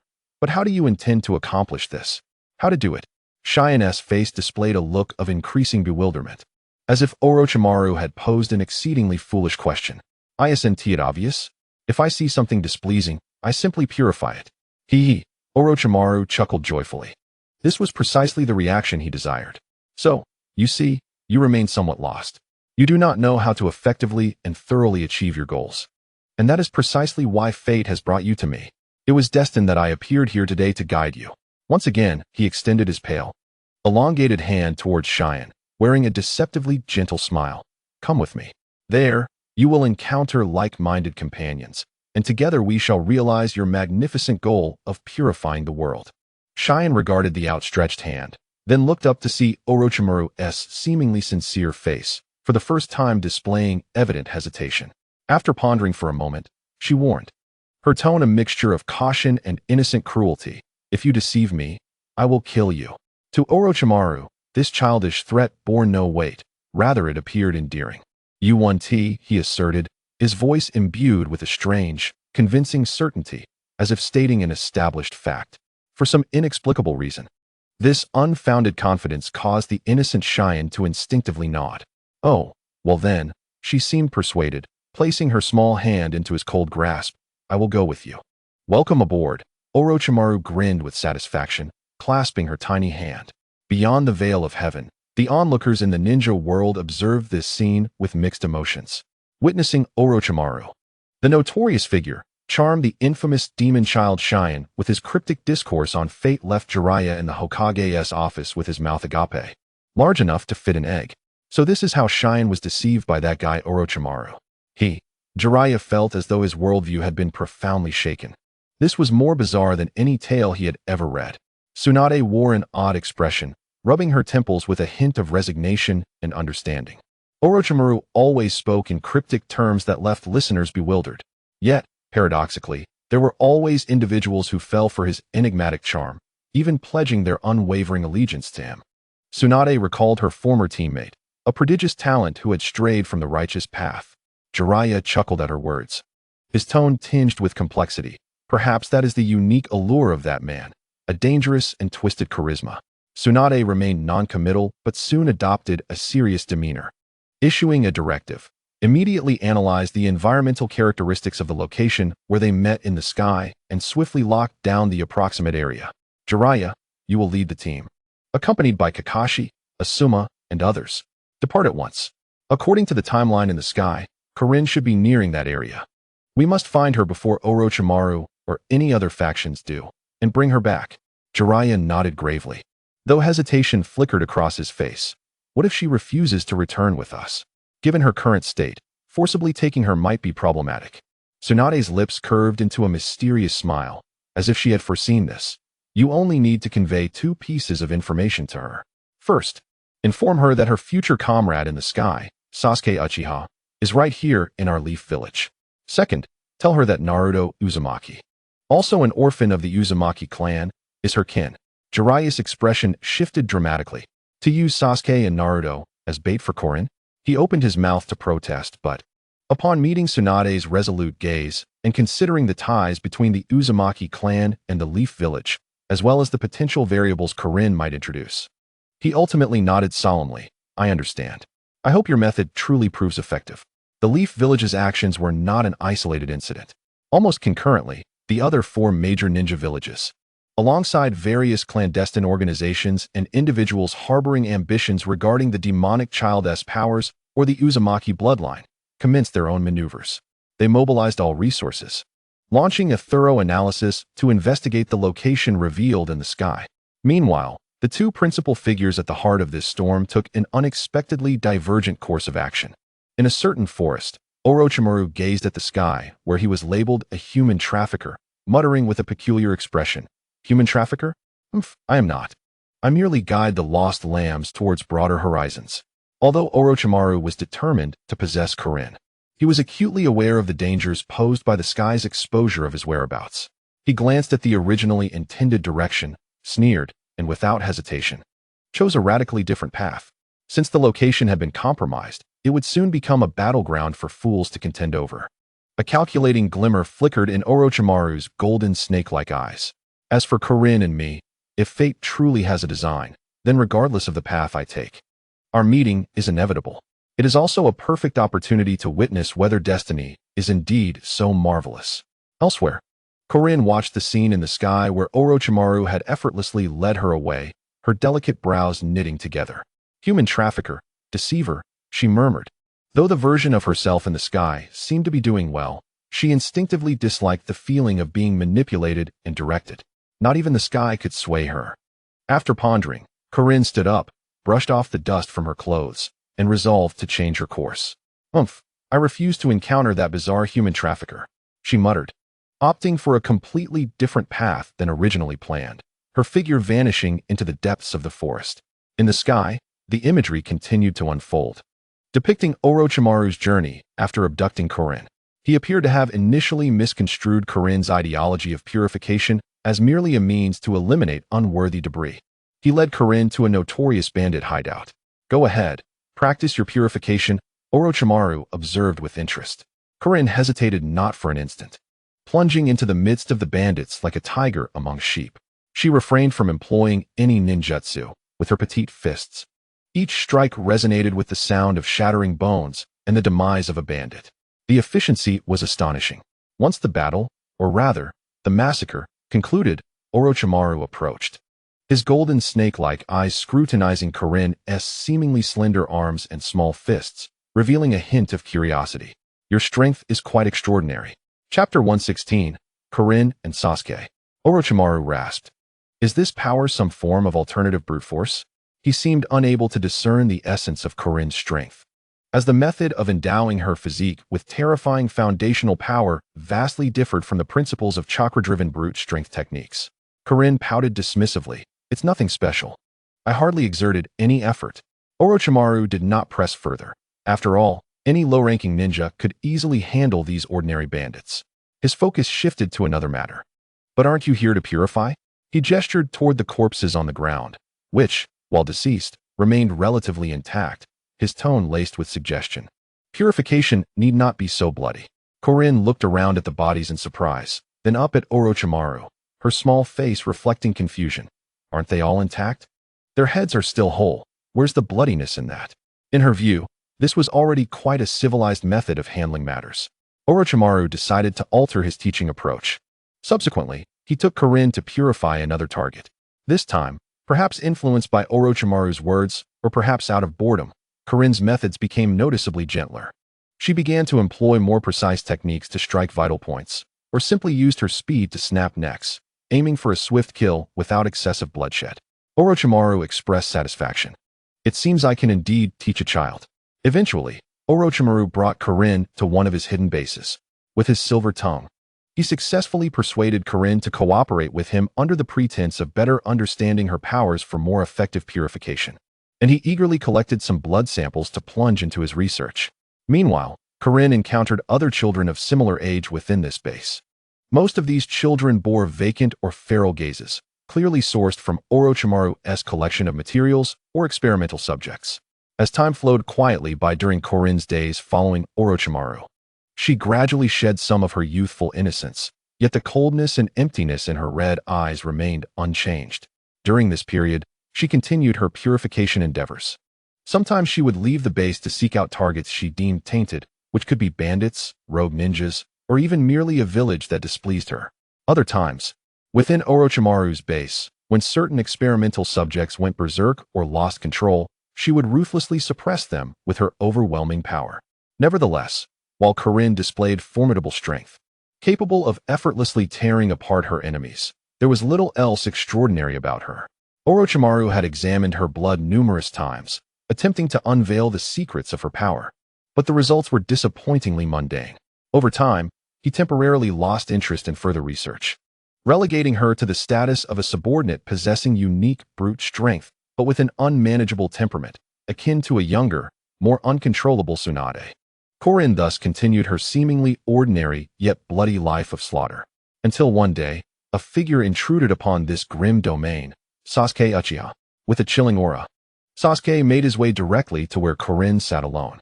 His first words were direct and commanding. "I need you." This declaration, imbued with an unwavering certainty, momentarily rendered Xianglin speechless. She lifted her gaze, somewhat astonished, at the boy before her, with raven hair and dark eyes, whose expression was as cold as ice. Sasuke did not afford her a moment to ponder. He continued in his characteristic authoritative tone, "Orochimaru is dead. I require your chakra sensing ability. Find someone for me." Xianglin fixed her gaze upon Uchiha Sasuke, and within her originally frigid crimson eyes, something seemed to ignite. It was not anger, nor was it a murderous intent, but rather an intensely fervent glimmer. After a prolonged silence, the corners of her mouth slowly curved upward, revealing a smile that starkly contrasted her usual cruelty or indifference, one that radiated a peculiar satisfaction and excitement. All right, I will definitely help you find him.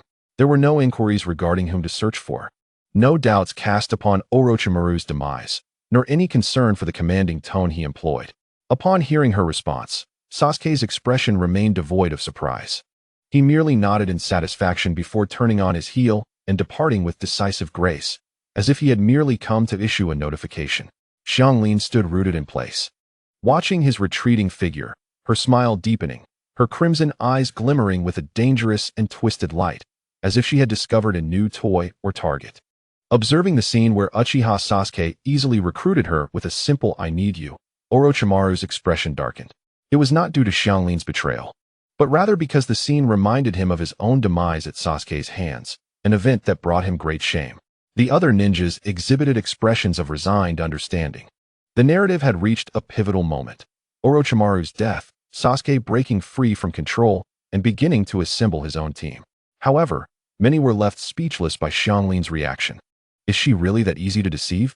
Someone remarked. First, she was led away by Orochimaru's fate and comrade nonsense, and now she's dismissed by Sasuke with just "I need you." Her reputation as a formidable child has vanished. Indeed, it seemed that anyone could sway her with mere words. In the Ninja Academy, Sasuke observed the vision of himself effortlessly securing Xianglin with his assertive declaration, a smirk of pride creeping onto his face. He had anticipated a lengthy endeavor, yet it unfolded with astonishing simplicity. This expression of pride provoked Naruto's indignation. He puffed out his cheeks and glared at Sasuke, as if to say, "Why do you get to say just one thing?" Meanwhile, the surrounding girls gazed at Sasuke with hearts in their eyes. Sasuke-kun is so handsome. He conquered the demon child with just one sentence. What charisma! This is the true demeanor of a strong man. Only Haruno Sakura, observing Xianglin's unwavering gaze upon Sasuke as she readily agreed, felt a surge of alarm, a mysterious sense of crisis filling her heart, prompting her to glare furiously at Xianglin. Her small fists clenched tightly. However, just when everyone assumed Xianglin to be an easily manipulated fool, the scene in the sky underwent a subtle transformation. Sasuke's figure vanished completely from the corridor's end. Xianglin slowly withdrew her gaze. The semblance of compliance, even the smile that accompanied it, quickly receded like the tide. In its place emerged a grotesquely twisted smile, brimming with frenzy and exhilaration. Her shoulders quivered slightly, as though suppressing laughter, her red eyes shimmering with a disconcerting radiance. How intriguing, how fascinating, she murmured to herself, her voice hoarse and exhilarated. This is utterly delightful. A sudden chill swept through all who bore witness to this abrupt transformation. Xianglin seemed to have found a new target or toy that piqued her interest, one that aligned perfectly with her desires. Observing her chillingly deranged smile, the ninjas finally realized they had completely misjudged her. The demon child, Xianglin, had never changed, nor had she ever been truly tamed. She had merely found a more captivating stage and a protagonist she deemed capable of providing amusement. Did Konoha wish to recruit her? Did other factions aspire to exploit her?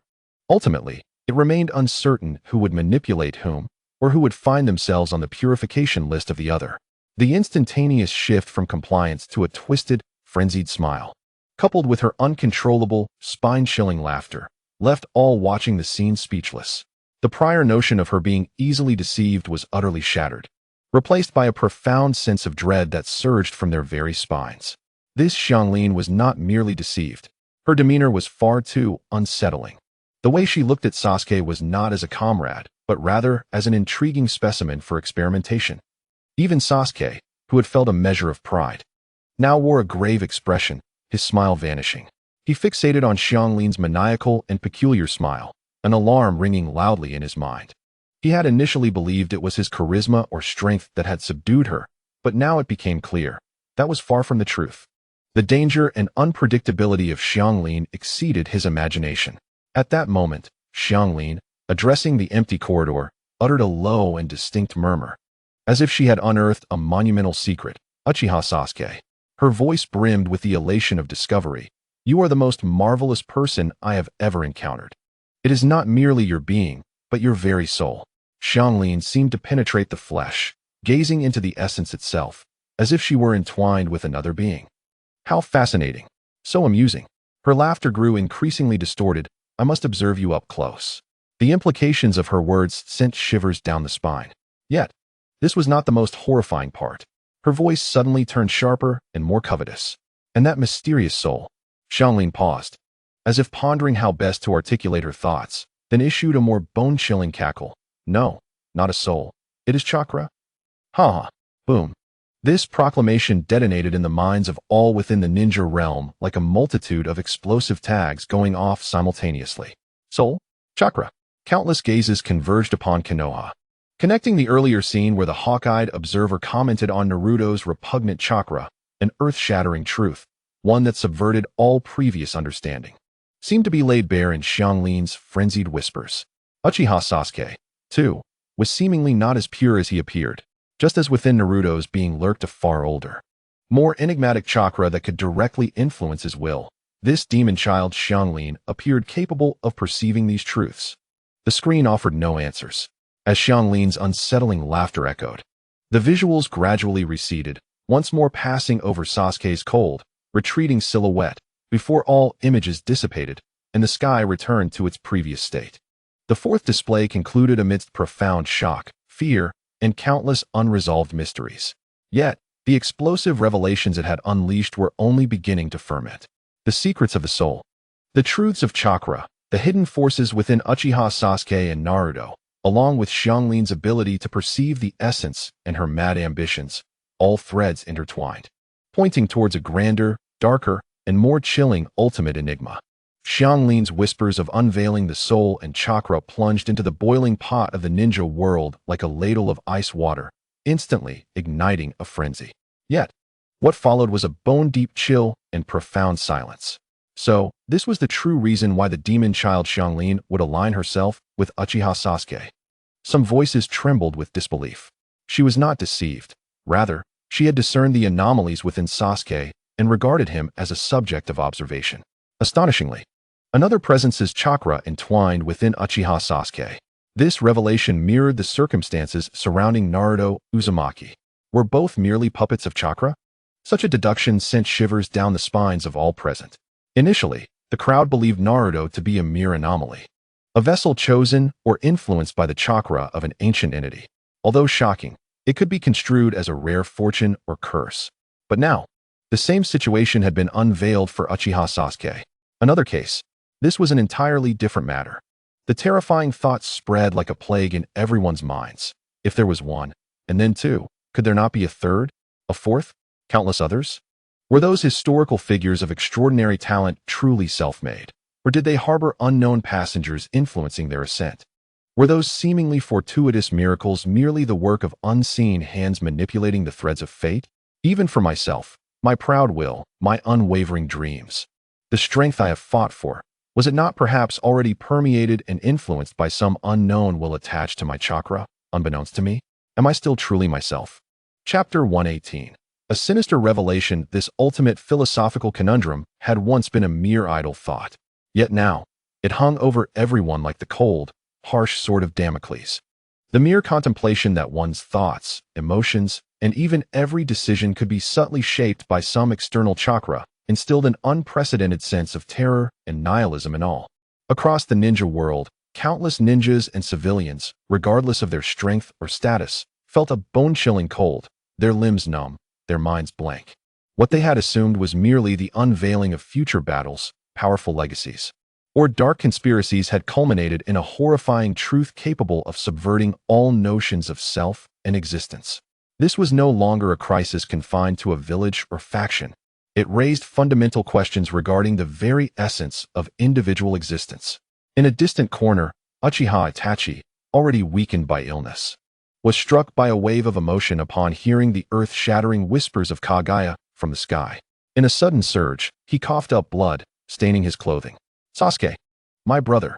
Itachi clutched his chest, his eyes filled with unprecedented shock and dread. The very brother he had sworn to protect, the sole beacon of purity and hope in his heart, could have been entwined with an unknown chakra since birth, influenced in ways unimaginable. The thought that Sasuke's will, his hatred, his very being might not entirely stem from himself, but rather be shaped by an external force, filled Itachi with a heart-wrenching agony. and seething rage. He longed to tear through space and appear by Sasuke's side, to expel that cursed outsider from his brother's soul. But he forcibly suppressed this impulse. No, I must remain calm. I must think clearly. Uchiha Itachi took several deep breaths, compelling himself to regain composure, his gaze returning to its profound, icy depth. Even if I were to go now, what could I accomplish? I do not even know what that thing is, let alone how to expel it. Acting recklessly would only alert the enemy and could potentially cause irreversible harm to Sasuke. Itachi's mind raced, analyzing all the information revealed by the sky. Kage could perceive this phenomenon, and her intense interest in Sasuke was troubling. Itachi furrowed his brow, embarking on a frenzied analysis. Although her intentions remained unclear and her demeanor erratic, she might be the only individual capable of directly engaging with this secret. And then there was Haruno Sakura. He recalled the pink-haired girl who had worked tirelessly to strengthen herself for Sasuke, even mastering divine techniques. Her feelings for him were undeniable, and she seemed to tread a distinct path of power. A flicker of hope arose in Itachi's despairing heart. Perhaps I must rely on them. Uchiha Itachi murmured to himself with a sense of reluctant determination Kage's observations. Sakura's growth and protection, given that I cannot make my presence known or intervene directly, might prove crucial in resolving this predicament. With this thought, Itachi's turbulent emotions of murderous intent and anxiety settled somewhat, yet his profound love and concern for his brother grew heavier. In stark contrast to Itachi's profound strategizing, Sasuke in the Konoha Ninja Academy found himself in an entirely different state. He stood frozen, his mind a blank slate, as if struck by a celestial thunderbolt. Feeling utterly desolate. A chakra puppet? Am I also one? This realization inflicted a devastating blow upon his proud heart. Sasuke! Naruto exclaimed, his excitement akin to discovering a new world, as he rushed to Sasuke's side, his blue eyes sparkling with the joy of finding a kindred spirit. So it turns out, you and I are the same.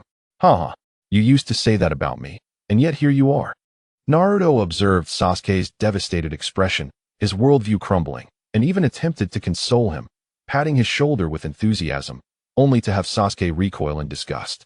It's fine, Sasuke. Look at me. I'm just like this, right? I don't think it affects me at all. I am still me. You must be too. Naruto continued with his boisterous reassurances. Damn it. You fool. Sasuke suddenly snapped back to reality, his face pale with fury, unleashing a wrathful roar at Naruto. I am not like you. I am not some chakra puppet. Absolutely not. Sinister. Sasuke recalled how he had so vehemently condemned Naruto as a predetermined puppet, how he had proudly declared he would rather die than be one. And now, he felt as though he had been slapped in the face. This extreme humiliation and absurdity nearly drove him to explode. Humph. Sasuke forcibly suppressed the tumult within, defiantly lifting his chin and using every ounce of stubbornness to retort. What does a mere child prodigy know? She must have been mistaken. Yes, she definitely misinterpreted. Yet, the slight tremor in his fingertips and the flicker of uncertainty in his eyes betrayed his inner turmoil and fear. The revelation from the sky not only cast the shadow of chakra puppets over more individuals, but also plunged Uchiha Sasuke, who had always taken pride in his lineage and will, into an unprecedented crisis of identity and self-doubt. Sasuke, don't be embarrassed. We actually can. Naruto persisted, attempting to offer his sympathetic consolation, his face radiating an inappropriate enthusiasm at finding a fellow sufferer. But Sasuke could no longer bear to listen. I told you to shut up. Sasuke's pent-up humiliation, anxiety, and unexpressed rage reached their peak. He suddenly turned, without warning, and delivered a fierce punch to Naruto's face. Bang! Naruto had never anticipated that Sasuke would strike him so suddenly. The blow sent him staggering backward, landing on the ground. His face ablaze with pain. He clutched his rapidly swelling cheek, wincing in agony, but more so feeling a sense of grievance and confusion. With trembling hands, he pointed at Sasuke, his voice laced with indignation and tears. When did I ever tell you to shut up? You were just yelling about something sinister. Chapter 119. Sakura stunned. This remark struck Sasuke like a precise blow, piercing his vulnerabilities once more. He had indeed been overwhelmed by shock and indignation, venting his feelings without considering to simply tell Naruto to be quiet. When Naruto exposed him on the spot, Sasuke's expression immediately stiffened, his face alternating between red and white. You. Sasuke was so enraged he felt he might spit blood, all rational thought drowned by this overwhelming shame and fury. Without a second thought, he swung a fist at Naruto, who had just gotten back to his feet. Bang! Another dull thud echoed, and Naruto's other cheek rapidly swelled, resembling a steamed bun. "Speak now," Sasuke gasped, glaring fiercely at Naruto, squeezing out 2 words through clenched teeth. "Do you have an opinion?" Both of Naruto's cheeks throbbed painfully, tears welling in his eyes. Of course, he had an opinion. A significant one. Why should he be hit? It was clearly Sasuke who had initiated it. However, before he could unleash all his grievances and questions, Sasuke could no longer endure the suffocating atmosphere in Naruto's accusatory gaze.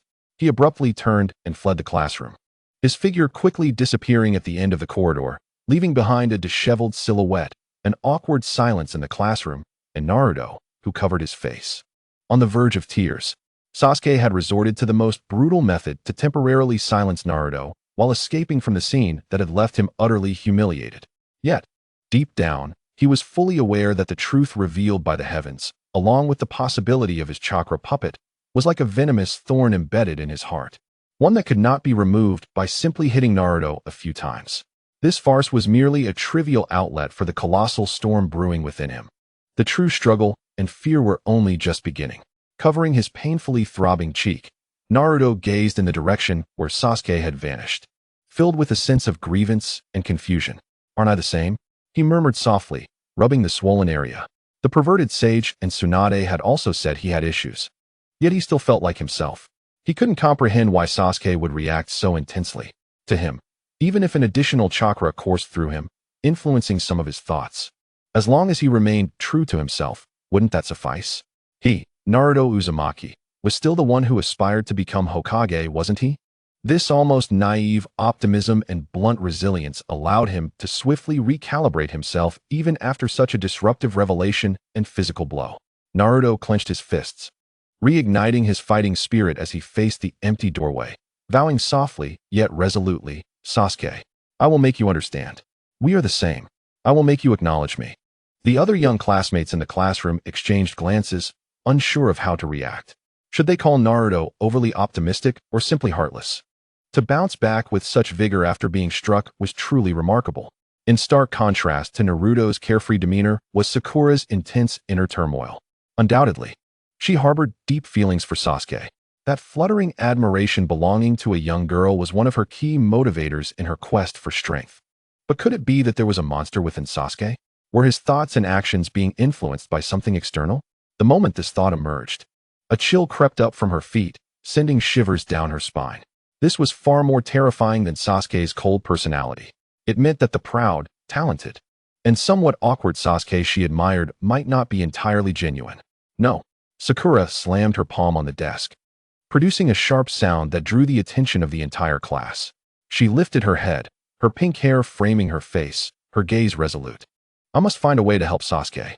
Help him rid himself of that thing." She couldn't bear to watch him being manipulated by an unknown force. "How do you plan to help?" Ino had approached at some point, resting her chin on her hand, her curiosity evident. Though they were usually rivals, her concern surfaced in this significant matter. "Of course, I will find a way to expel that outsider from his body." Sakura responded without hesitation, as if this had become her determined mission. However, Ino's subsequent words felt like a bucket of cold water poured over Sakura's fervent resolution. With a tone imbued with a hint of worldly wisdom, Ino gently countered, "But, Sakura, what if, just hypothetically, if you were to remove that outsider? Would the Sasuke you know still be the same Sasuke you like?" Sakura was taken aback, her mouth agape, her entire being paralyzed as if under a spell. Ino continued, each word striking at Sakura's heart. How much of his personality, his obsessions, and his worldview stem from his true self, and how much is influenced by that chakra? If the outsider were removed, and he became entirely different from the Sasuke you know now, would you still like him? I. Sakura stammered, her mind in disarray. The Sasuke she liked was the one excelling in the ninja academy, the cool and composed Sasuke. The one she believed would one day prevent Naruto from bringing ruin. A Sasuke seemingly on the right path. The one who, despite bearing hatred, still possessed a unique charm. But what if these traits, the very things that made her heart flutter, were all tainted by the outsider's influence? What would a pure, untainted Sasuke Uchiha be like? She couldn't imagine it. Would he be kinder? More indifferent? Would he let go of his hatred? Or would he become a complete stranger? What if he retained Sasuke's body, but was a different person altogether? Ino delivered the decisive blow. Sakura stood there, dumbfounded. The courage she once had evaporating under Ino's soul-searching inquiry, leaving only endless confusion and a tinge of fear. This philosophical conundrum regarding essence versus appearance, reality versus influence, was far too weighty and complex for a young girl's heart to bear. Could her feelings for Sasuke withstand the test of truth? That question, perhaps even she could not answer at this moment.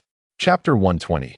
Still unable to uncover the truth in the Hokage's office, Tsunade surveyed the pair before her. One carefree and cheerful, the other dark and brooding. She felt a familiar impulse to abandon her duties surge within her, her temples throbbing. She truly wished to leave this troublesome village. Tsunade rubbed her forehead, softly complaining. "Tsunade-sama," Naruto exclaimed, hands clasped behind his head, grinning as if he had just discovered a new world. "Look, Sasuke is just like me. We both have strange chakra inside us." His tone was as if he were sharing some celebratory news. "Shut up." Sasuke's expression darkened even further, his voice low and filled with menace. "What is there to discuss?" Naruto completely failed to realize he was treading on dangerous ground, attempting to comfort Sasuke with his characteristic bluntness. "Everyone knows. Sasuke, I think you should really relax. Look at me, it's not a big deal. We are still us. I don't care what you think. I care about what I think." Sasuke forcefully swatted Naruto's hand away, the strength of his action causing Naruto to wince. He lifted his head, the stubborn fire burning in his black eyes. His voice icy and firm, "And you are mistaken. We are fundamentally different." Sasuke found it intolerable to be grouped with someone he considered inferior, and even more so. The thought that his proud will and existence could be sullied by an external entity was unbearable. Why is it any different? Naruto, upon hearing this, felt a surge of frustration and attempted to argue back. Enough. Tsunade finally reached her limit, slamming her palm down on the wooden desk, which groaned under the pressure. Instantly splintering, she glared at the two, her chest rising and falling with barely contained rage. "Both of you, silence."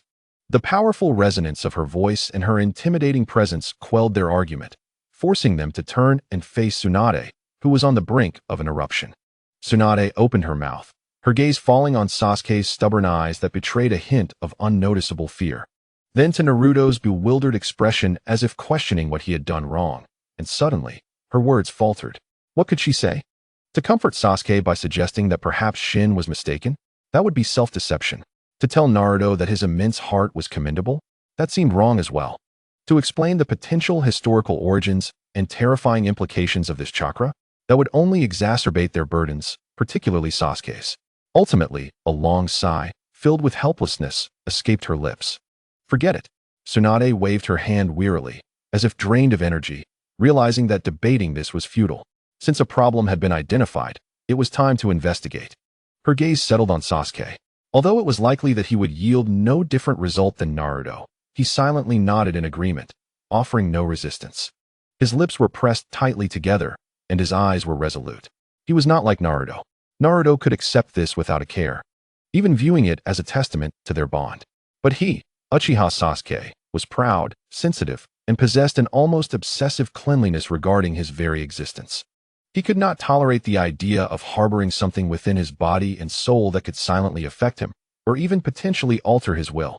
Even if the investigation bore no fruit, he would pursue it.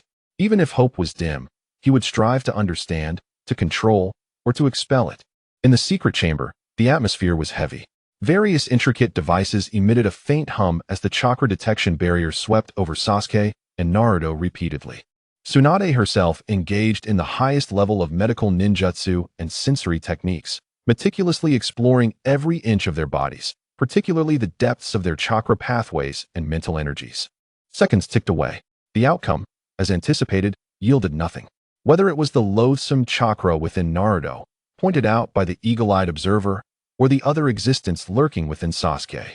Glimpsed by Shin, all existing detection methods revealed nothing, as if they were entirely non-existent. Tsunade gradually withdrew her hand, gazing at the unresponsive data on the instruments and at the two youths, especially Sasuke's eyes that held the last glimmer of hope. Her heart swelling with a profound sense of helplessness and disappointment. Despite having mentally prepared herself, the stark reality was still disheartening. Tsunade remained silent for a moment, finally waving her hand tiredly, her voice hoarse. All right, that's enough for now. You both can go home. Naruto seemed unfazed, scratching his head and responding with a casual "oh" as he walked out, seemingly unsurprised by the result. Sasuke, however, clenched his fist tightly, his nails nearly digging into his flesh, a fleeting shadow of despair passing through his dark eyes. Yet, he said nothing, merely casting one last look at the indifferent instruments before silently turning to leave. Once the two were dismissed, Tsunade summoned the new core members of Konoha's higher-ups, including Shikaku Nara and other strategists, for an emergency meeting in the Hokage's office. The atmosphere in the meeting was equally grave. After Tsunade detailed the findings of the investigation and the revelations from the celestial display, the room fell into a prolonged silence. This has completely surpassed our current understanding and technological capabilities. I am at a loss, Shikaku remarked, furrowing his brow with a serious tone. The critical issue is that we cannot even ascertain the mechanism of this chakra's influence or its ultimate purpose. Is it benevolent or malevolent? Is it a blessing or a curse? It remains entirely unknown. Any rash actions we take could lead to unforeseen consequences, especially for Naruto and Sasuke. After much discussion, the group reluctantly arrived at a cautious conclusion: to maintain the status quo for the time being, closely monitoring Naruto and Sasuke's physical and mental states, while avoiding any actions that might provoke them or the unknown entity within them. This was undoubtedly a passive decision fraught with uncertainty, but in the absence of further information and viable methods, it was the most prudent choice. Tsunade gazed out the window, her eyes seeming to penetrate the fabric of space. Envisioning Jiraiya's team, who were out on a mission, perhaps the only breakthrough lay with that enigmatic child, Shin. If Shin could perceive the special chakra that even they could not detect, then finding her might enable them to leverage her abilities for deeper investigation. Chapter 121. Will we encounter again? Hopes rested on the unpredictable and mysterious child. The wilderness where Shin had encountered Orochimaru had now become a temporary gathering point for various factions in the ninja world. Jiraiya's team from Konoha, the Umbu led by Kakashi, along with other ninjas from different villages and organizations, were combing the area in search of the key figure capable of unraveling the secrets of the chakra puppetry. Each individual sought to gain the upper hand in uncovering the elusive Shin. However, as days passed, there was no trace of Shin herself. She seemed to have vanished without a trace, leaving no viable clues.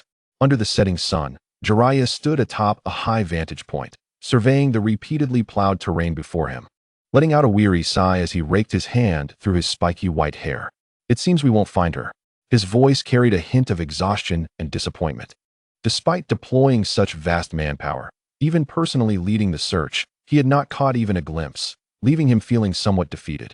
Kakashi silently appeared beside him, his ever-squinting eyes scanning the desolate surroundings, calmly analyzing. We can see the celestial display, and naturally, Shin can see it as well. She is no fool, on the contrary. Judging by her previous behaviors, she is incredibly astute and whimsical. Perhaps, upon seeing the display indicating her encounter with Orochimaru here, she deliberately altered her course. This hypothesis was quite plausible. Knowing the predetermined script, with Shin's eccentric personality and keen awareness, it was entirely possible she chose a completely different path to avoid trouble. Well, that's true, Jiraiya replied with a bitter smile, realizing the predicament they were in. The ninja world was vast, and with her intent to hide, their aimless search was akin to finding a needle in a haystack. Jiraiya had initially hoped to unravel the mysteries surrounding Naruto and Sasuke by locating Shin, but now, that hope seemed increasingly elusive. Should we expand our search radius? An Umbu captain stepped forward to inquire. Kakashi shook his head. The area is already quite extensive. Any further expansion would be inefficient and could easily lead to conflict with other factions. Since this location no longer holds value, remaining here would only waste time. Jiraiya nodded in agreement, endorsing Kakashi's assessment. He cast a reluctant glance at the land destined to yield nothing and issued the command: gather the troops. Report the situation to Tsunade. Additionally, notify the intelligence points across various regions to heighten their vigilance towards any unusual occurrences and the whereabouts of the crimson-haired girl. Any clues must be reported immediately. The order was swiftly disseminated, and the ninjas of Konoha began their orderly retreat. Jiraiya sighed. To leave like this, empty-handed, is truly disheartening. That rascal Orochimaru might not even have intended to come here after the curtain fell. If we could have brought him back, it wouldn't have been a complete loss. At this thought, Jiraiya felt a sudden spark of inspiration and muttered, could it be that if both of them changed directions, they might encounter each other? Upon hearing Jiraiya's words, Kakashi's usually calm eyes widened in surprise. No way, Kakashi's voice carried an unusual incredulity. The ninja world is vast. The odds are too slim. Both individuals deliberately altered their paths, akin to two stones cast in different directions within the boundless expanse of the ninja realm, making the likelihood of them crossing paths again exceedingly rare. Jiraiya furrowed his brow, seemingly aware of the absurdity of his own thought. He quickly shook his head, as if trying to cast away this unrealistic notion and feign nonchalance. Perhaps I'm overthinking it. Maybe I'm just too concerned about that rascal Orochimaru. However, despite his words, the notion rooted itself deep within him, refusing to be dismissed. Fate. Throughout his life, Jiraiya had pursued the prophesied child, exploring the pathways of destiny, believing more than anyone that an invisible force connected all things. Would Orochimaru and Kage really be so easily diverted by mere directional changes? The heavens had revealed their potential meeting. If external forces had altered their paths, would it not pull their diverging trajectories back towards a convergence in a manner they could not yet comprehend? The more Jiraiya pondered, the clearer his foreboding feeling became. He was nearly certain that Orochimaru and Kage would not miss each other. They were likely drawing closer to a new, unknown intersection in a manner unforeseen. But where would that intersection be? He did not know. Let us depart, Kakashi. Jiraiya collected his thoughts, no longer entangled in this line of reasoning, and decided to report the situation here to Tsunade. As for Orochimaru and Kage, they would need to keep a close watch on all unusual movements. I have a feeling they won't remain quiet for long. Kakashi observed Jiraiya's serious profile and nodded silently. Though he did not share Jiraiya's faith in destiny, he understood that when it came to prophetic visions and those shrouded in secrets, even the most improbable occurrences could transpire. Suddenly, Jiraiya's expression turned grave as he voiced, find a way to contact Orochimaru, even if it's merely to relay some information. If Kage happens to encounter him, then she should come to Konoha. Jiraiya's earth-shattering proposal left even the usually composed Kakashi in disbelief. Is that even possible? Kakashi's eyes widened in astonishment, his tone laced with incredulity. To proactively reach out to that traitor, who had long abandoned his village and committed countless atrocities. To expect him to bring the demon child to Konoha? This idea was utterly fantastical. Jiraiya noted Kakashi's reaction and solemnly nodded, his expression devoid of jest. Taking a deep breath, he explained, I know this sounds absurd. However, Kakashi, the situation we face has transcended the realm of conventional methods. The issues concerning Naruto and Sasuke involve not only their personal fates, but may also impact the future of the entire ninja world. Chapter 122. A fateful encounter. Jiraiya's gaze drifted into the distance, as if he could pierce through the layers of obstacles to see his former comrade wandering in the shadows. Though Orochimaru had strayed onto a dark path, Jiraiya believed there remained a complexity of feelings towards Konoha within him. After all, it was the place of his birth, growth, and the very ground he once fought for. Jiraiya's tone conveyed an almost stubborn certainty. Kakashi fell silent, setting aside whether Orochimaru held any feelings for Konoha. He sensed that Jiraiya was utterly convinced that Orochimaru and Kage would indeed meet. I understand. Kakashi eventually nodded, refraining from further attempts to dissuade him. He recognized that now that Jiraiya had made up his mind, his task was to execute this seemingly impossible mission to the best of his ability. As for whether Orochimaru would respond, and if so, whether he would scoff or truly bring Kage along, that remained an unknown variable.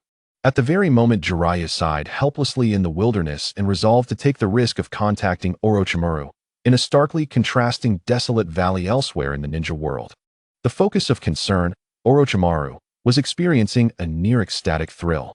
His golden, serpent-like eyes were fixated on the diminutive crimson figure in the distance, his long tongue uncontrollably licking his cheek, leaving a slick trace as he emitted a low, pleasurable chuckle.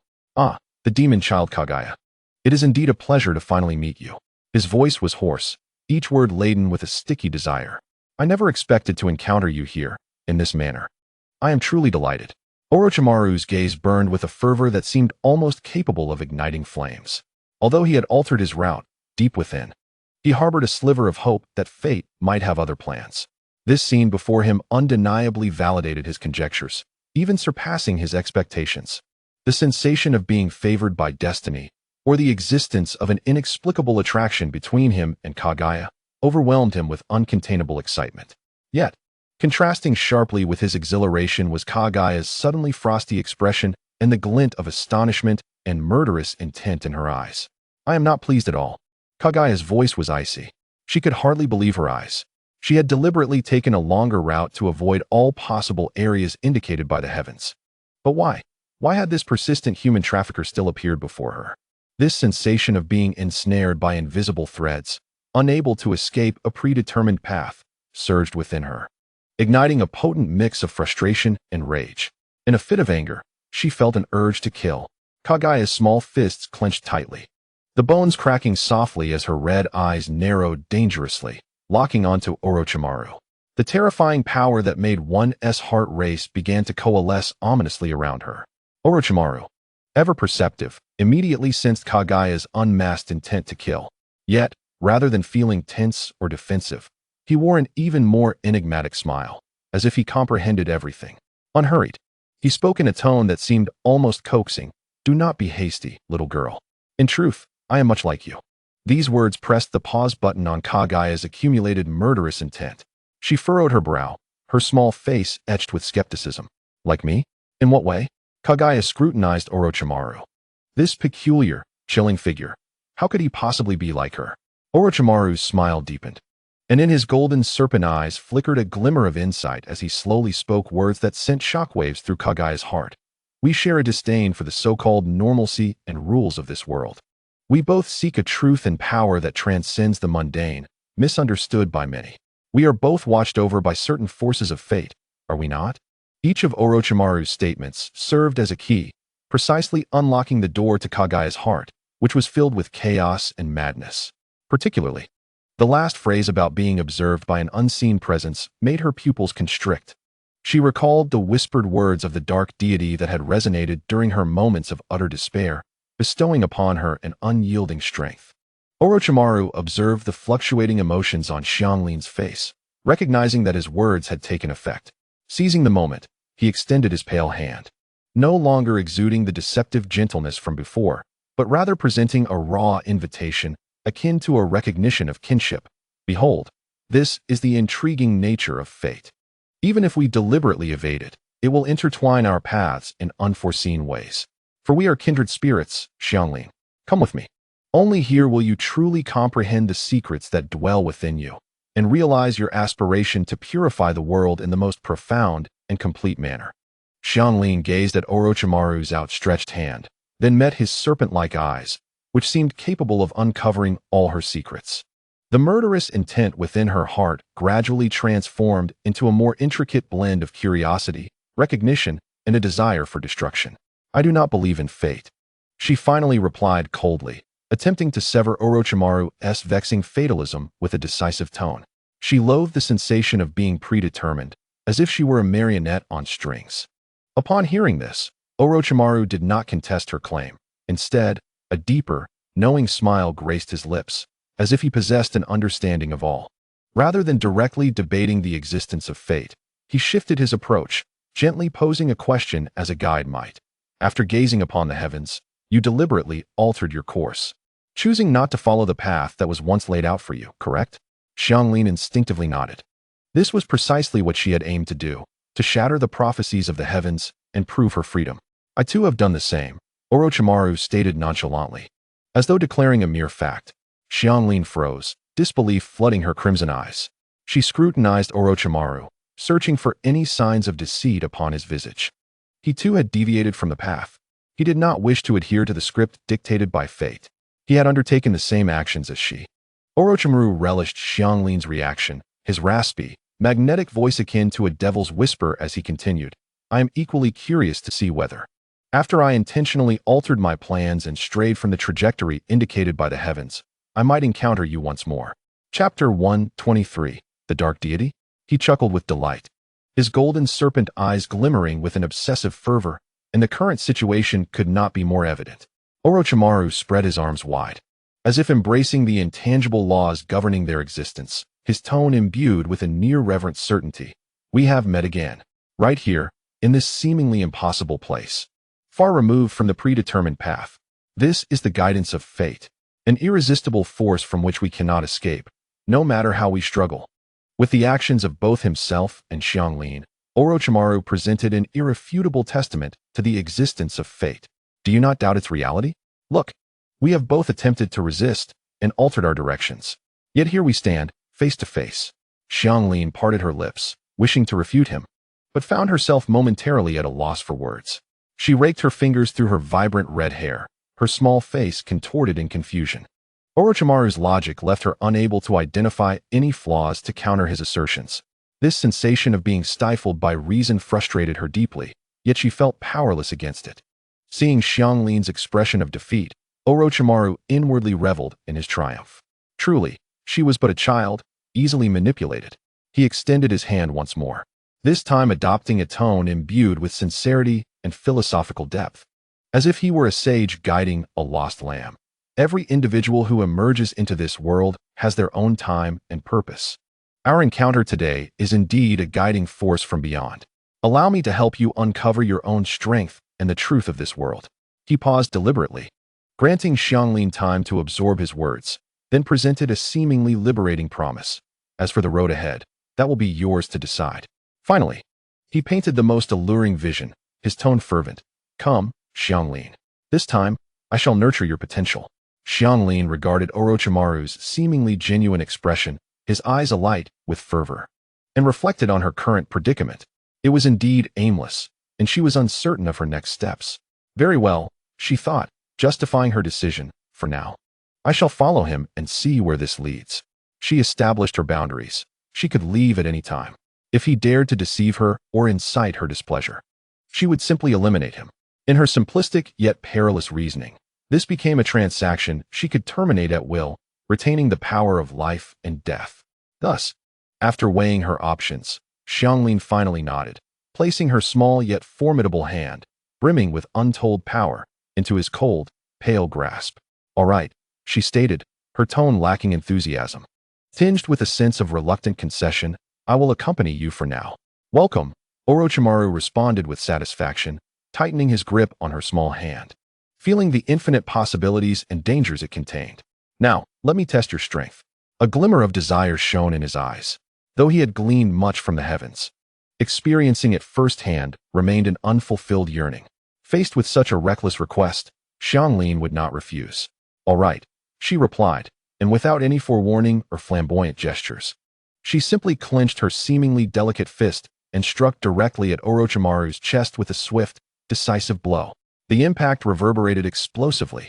Orochimaru barely had time to register shock before he was propelled backward as if struck by an invisible meteor, crashing violently against the mountainside. The sound of shattering echoed as the hard rock yielded to the force of the impact, creating a massive dent, with spiderweb-like cracks radiating outward. Orochimaru's upper body, beginning from his chest, was nearly obliterated, flesh and bone reduced to a grotesque pulp, a sight that suggested he would not survive. Xianglin retracted her fist, shaking off the non-existent blood, her expression devoid of any triumph or pity, her cold red eyes fixated on the mangled form embedded in the rock. Indeed, just moments later, the corpse underwent an uncanny transformation.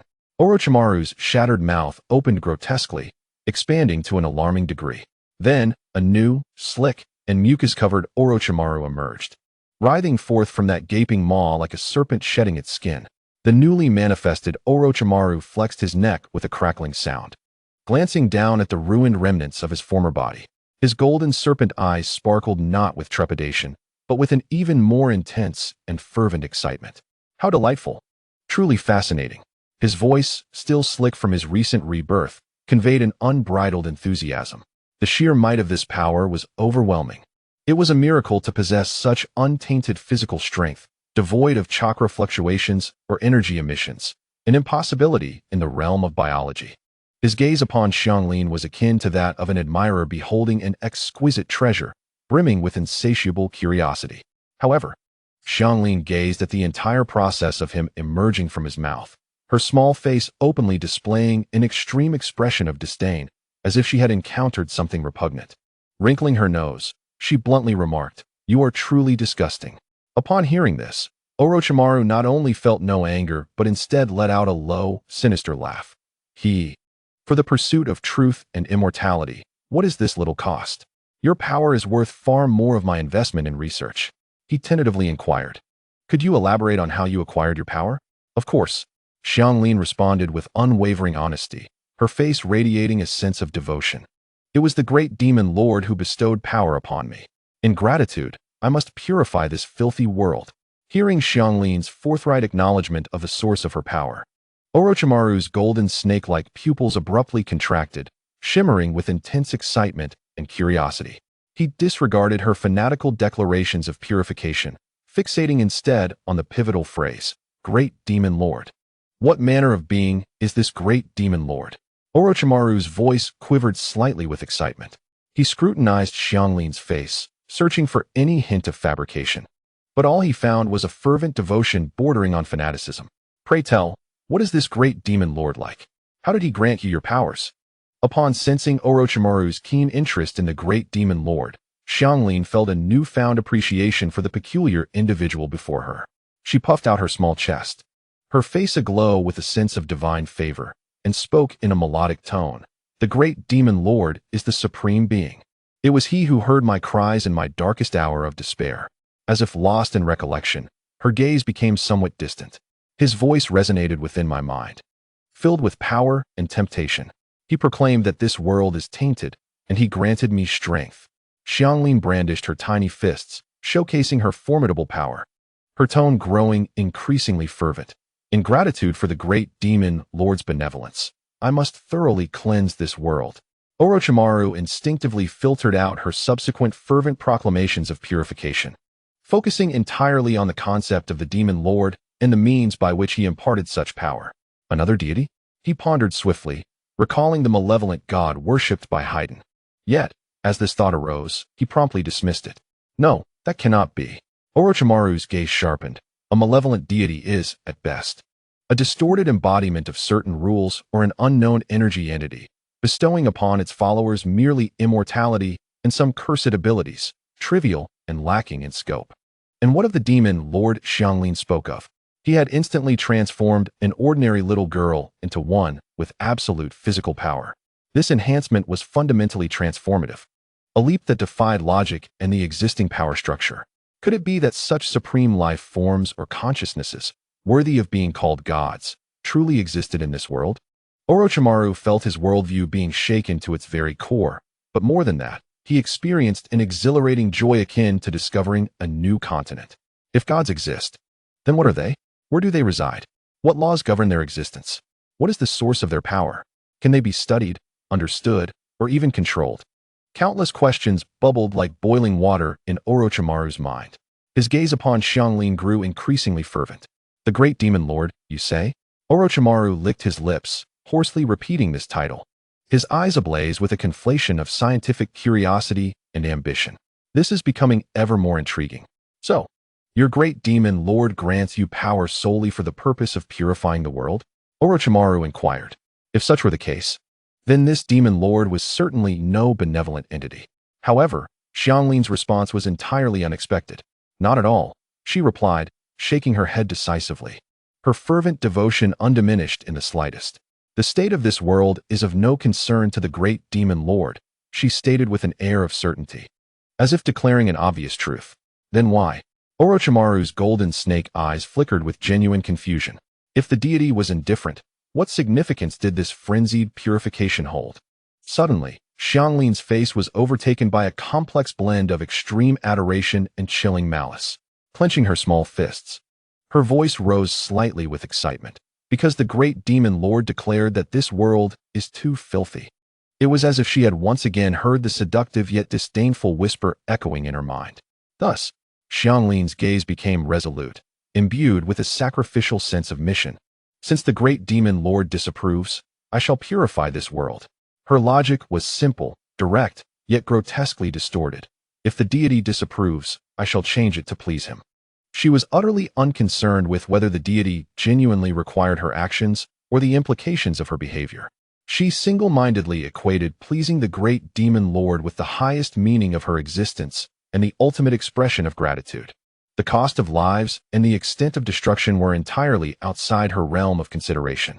Orochimaru looked upon Xianglin, who appeared purely and maniacally devoted to the great demon lord, and found himself momentarily at a loss for words. He had initially assumed this deity to be an evil entity with apocalyptic designs, but it seemed that perhaps the being was merely a capricious figure whose complaints had inadvertently spawned a fanatic determined to purify the entire world. This destructive desire, driven by an extreme and twisted sense of gratitude, was far more unpredictable and perilous than any calculated scheme. So that is how it is, Orochimaru murmured softly to himself, a smile creeping onto his lips, revealing a deeper fascination. The source of Xianglin's power and the nature of this demon lord appeared to embody whimsy and irrationality. Excellent. Orochimaru raspily chuckled. Let us commence your purification journey. I shall assist you in discovering more efficient methods of purification. He ceased his attempts to comprehend or correct Xianglin's distorted logic, opting instead to facilitate this destructive desire, steering it toward the research direction that piqued his interest. One was a zealot bent on annihilating the world to please a deity, the other, a scientist propelling destruction in pursuit of understanding the divine. Watching Xianglin, her eyes sparkling with excitement at the thought of purifying the world to delight the great demon lord, her small face flushed with enthusiasm. Even Orochimaru, who had seen it all and possessed a heart of iron, found himself momentarily speechless. Children possess such pure thoughts, making them quite easy to manipulate. Yet, encountering one with a clearly unstable mind, whose logic was entirely her own, proved somewhat challenging. Moreover, this was a child harboring extreme devotion to an ethereal deity, capable of transforming that devotion into actual destructive power. This combination was a veritable recipe for disaster. Nevertheless, one of Orochimaru's greatest strengths was his unparalleled capacity for tolerance. More accurately, it was his insatiable curiosity for the abnormal and the unknown. As long as the research subject held value, he would not shy away from bringing even a walking calamity into his lair. Let us depart, Orochimaru urged, suppressing the chaotic thoughts swirling in his mind. His distinctive raspy voice breaking the silence. He cautiously sensed his surroundings. The atmosphere outside was far from tranquil, with numerous individuals searching for her. He gestured toward Xianglin, making it abundantly clear that the moniker Demon Child had reverberated throughout the ninja world, rendering her a target of interest or caution for various factions. We shall first return to my base. Once there, we can discuss matters at length.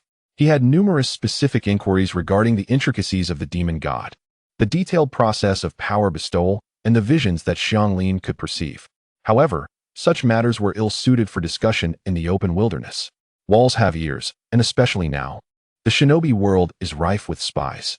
The foremost task was to transport this precious and perilous material back to a relatively secure and controlled environment. Xianglin had no objections to this. The company of Orochimaru and Xianglin did not last long.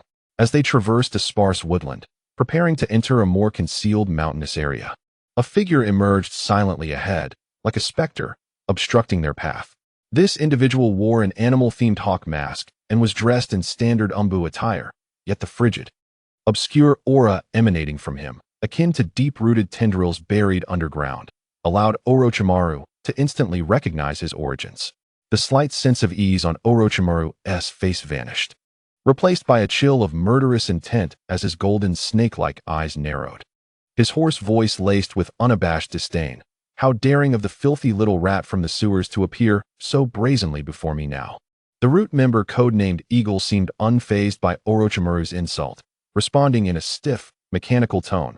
Lord Orochimaru, you were once one of us en route. A sardonic chuckle escaped Orochimaru as he saw through the other's intentions. Danzo, that old rascal, truly could not rest even in death.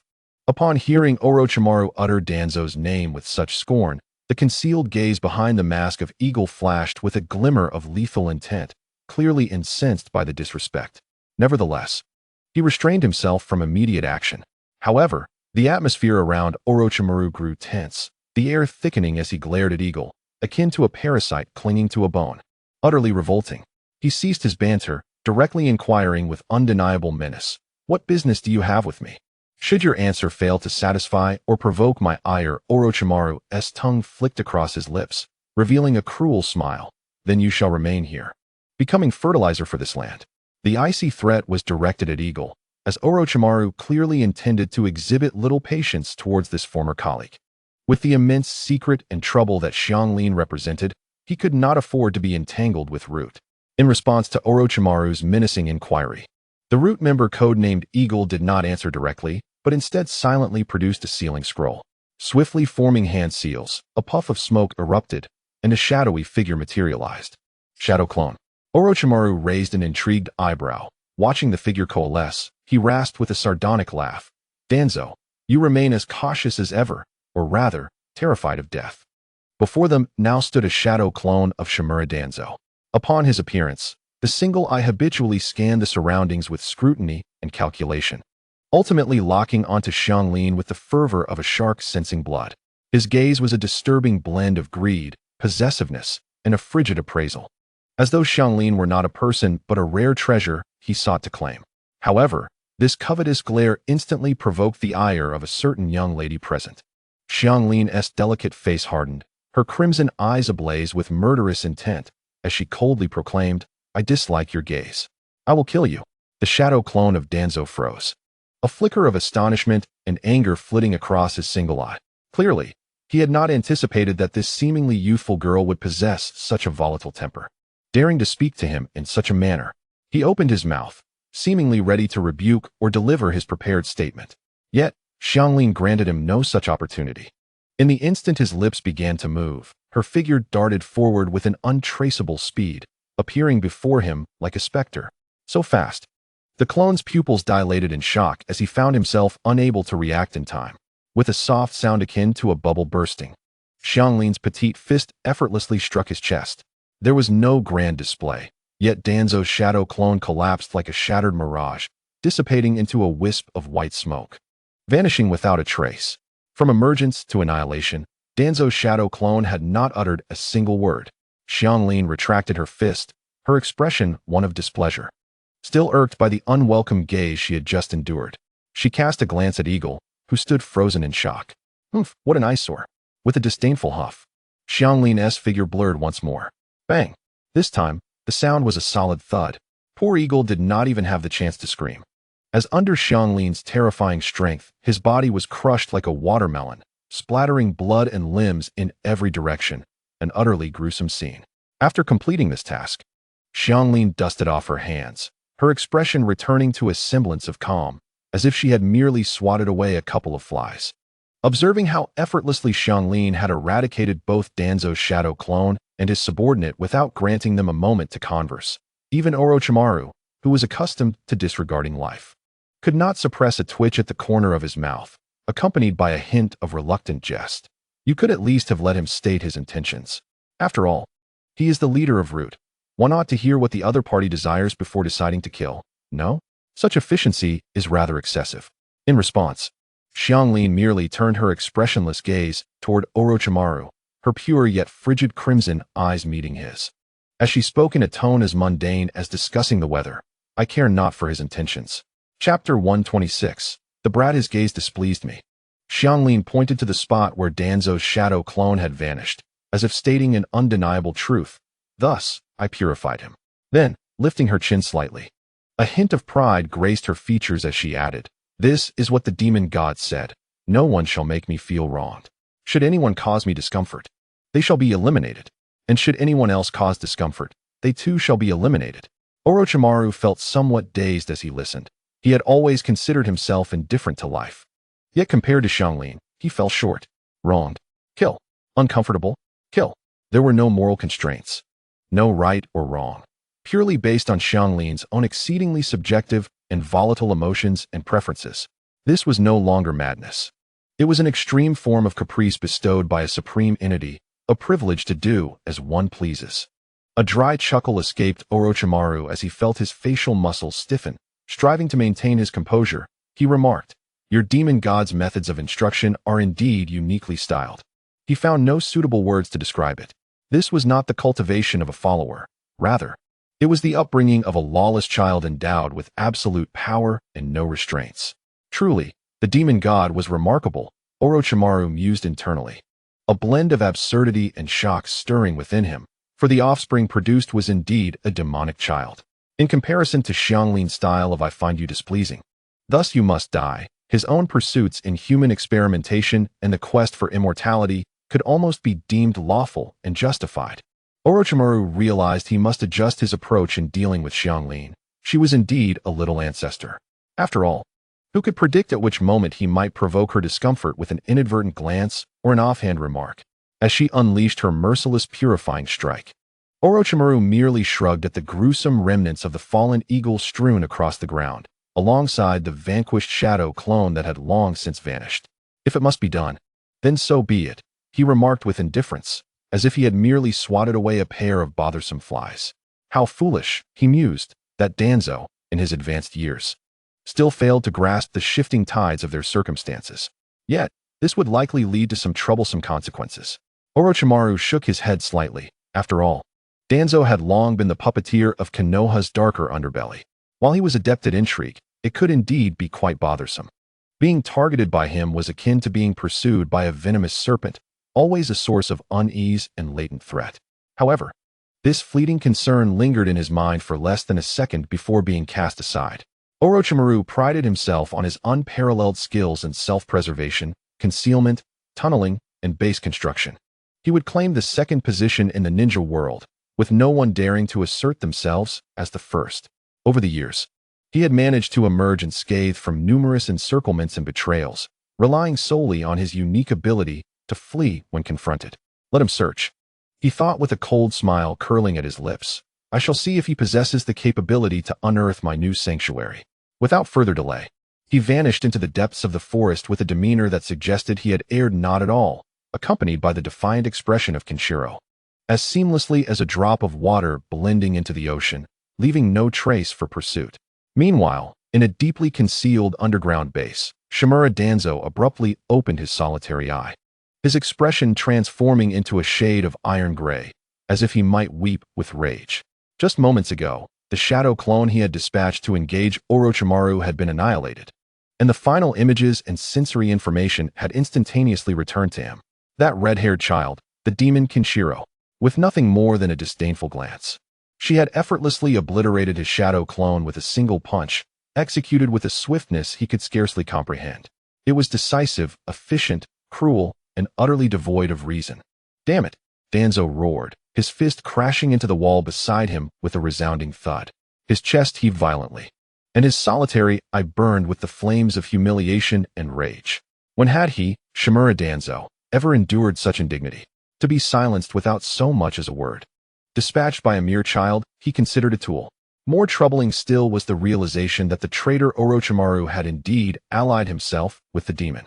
Within the underground base, Danzo's chest rose and fell with agitation, his eye bloodshot with fury, a manifestation of thwarted plans and the disdain of his authority.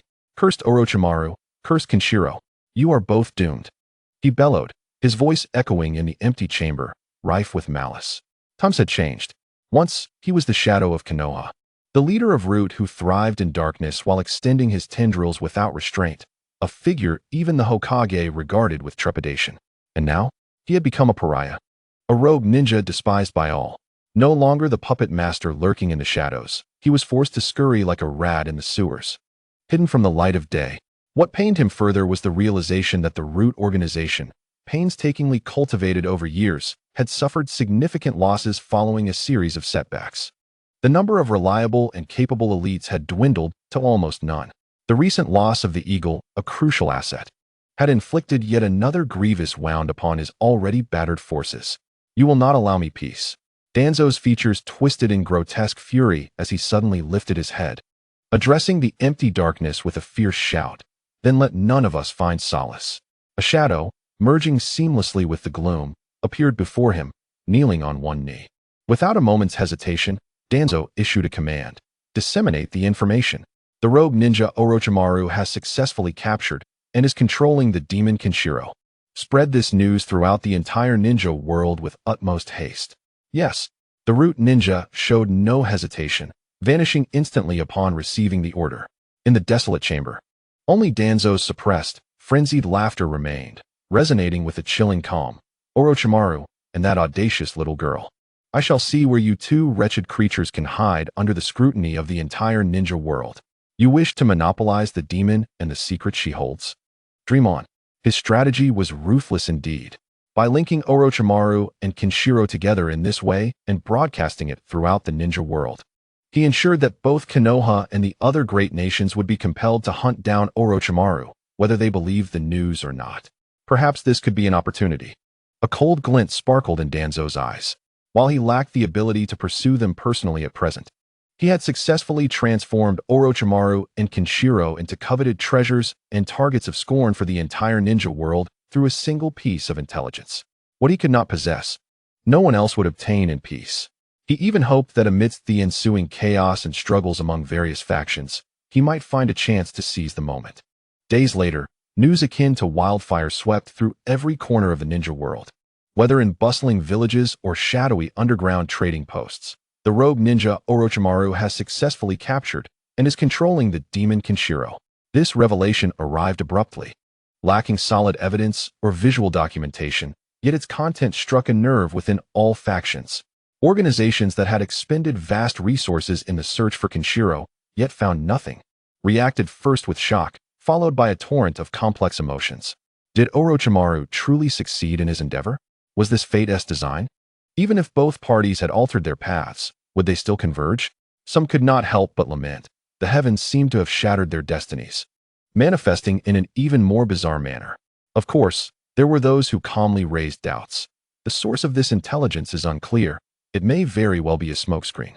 Both Orochimaru and the demon are formidable. Who could easily verify and disseminate such news? Could this be a ruse from Konoha or that old man Danzo? Yet, despite the skepticism, the information still rippled through the ninja world, akin to a stone cast into a tranquil lake, stirring up a tempest. The reason was simple. Kenshiro was of immense value. Following the recent upheavals, the shadow of chakra puppets loomed ominously over everyone, akin to Damocles' sword. Kenshiro was, to date, the only confirmed individual capable of perceiving that unique chakra and possessed an entity unlike any other within the chakra system. She was the key, the potential breakthrough to unraveling the mystery of chakra puppets and perhaps even glimpsing those so-called divine techniques in other realms. As for the Knights of the Goddess, the enigmatic figures, and the serpent monster, they were mere shadows. Kenshiro was the most likely candidate. Even if this intelligence held only a 1% chance of credibility, it was sufficient to drive all factions to madness. Search. Even if we must upend the ninja world, we shall locate Orochimaru's whereabouts. Focus on all regions associated with his former bases, as well as any locations exhibiting unusual energy responses or reports of missing persons. Issue bounties. Whoever can provide precise leads on Orochimaru or the demon shall be generously rewarded. Commands were dispatched, mobilizing countless ninja, scouts, and bounty hunters. Akin to sharks sensing blood in the water, embarking on an unprecedented manhunt for Orochimaru. This time, the objective extended beyond merely capturing the demon Kenshiro. It encompassed the potential pathways she represented towards a new power structure and the truth of the world. In the Hokage's office, the atmosphere was tense. Tsunade handed the scroll detailing the information about Orochimaru's abduction of Kenshiro to Jiraiya, who had just returned to the village, weary from his travels. Jiraiya took the document, quickly scanning its contents, his gaze sharpening in an instant. Unlike other factions that were filled with skepticism, Tsunade was certain of the intelligence's authenticity and was acutely aware of the forces at play behind it. It was evident that even though Danzo had departed from Konoha, he still remained under Tsunade's influence. As Jiraiya examined the information, the habitual mirth on his face gradually faded, replaced by a complex mix of emotions. After a moment of silence, he suddenly burst into a hearty laughter. This fellow, wherever he goes, always stirs up such a ruckus. Truly deserving of being called a dear friend of this sage. The sound echoed jarringly in the otherwise solemn office. Tsunade frowned tightly, veins protruding from her forehead as she slammed her fist onto the desk, creating a heavy thud that interrupted Jiraiya's untimely laughter. Focus. She inhaled deeply, forcibly suppressing her anger. Her voice cold as she pointed out the crux of the issue. Think carefully. In the original future of the first curtain, Kenshiro was quite stable, without any title of the demon child. This indicates that during her time with Orochimaru, the destruction she caused was relatively limited. Do you know why? Before Jiraiya could respond, Tsunade answered her own question, her tone laced with apprehension, because at that time, Orochimaru had no idea of Kenshiro's true value. He regarded her merely as a useful subordinate with special chakra sensing abilities and the Uzumaki bloodline. His research focus remained fixated on the Sharingan and the immortality techniques he had long been obsessed with. Tsunade's voice rose sharply, filled with intense worry. But what about now? Now Orochimaru, through the curtain, knows that Kenshiro is a demon child. He understands she possesses unimaginable physical strength. He is aware there may be a mysterious entity backing her. He knows she can perceive chakra puppets that even we cannot detect. With each statement, Tsunade's expression darkened further. Given your understanding of Orochimaru, do you think he will still overlook Kenshiro as he did before? Jiraiya's smile vanished entirely, replaced by an unprecedented seriousness.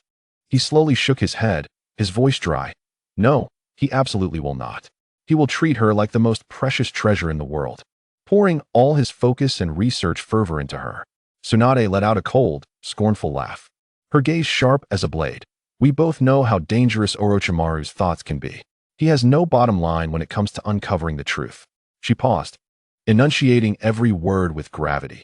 What is more terrifying is that he possesses the capability and intellect to turn those dangerous ideas into reality. A scientist, driven by an insatiable thirst for knowledge about the rules of the world and the essence of life, combined with a demon child endowed with absolute power, acting solely on whims, with a warped logic. Chapter 128. Orochimaru, Lord of Demons. The convergence of these two perilous variables, under Orochimaru's conscious and purposeful guidance and research, could give rise to what kind of monstrosity? What kind of horrific disaster might it unleash? Merely imagining it sent shivers down one's spine. We must find them as soon as possible, Jiraiya declared gravely, no trace of mirth remaining on his face.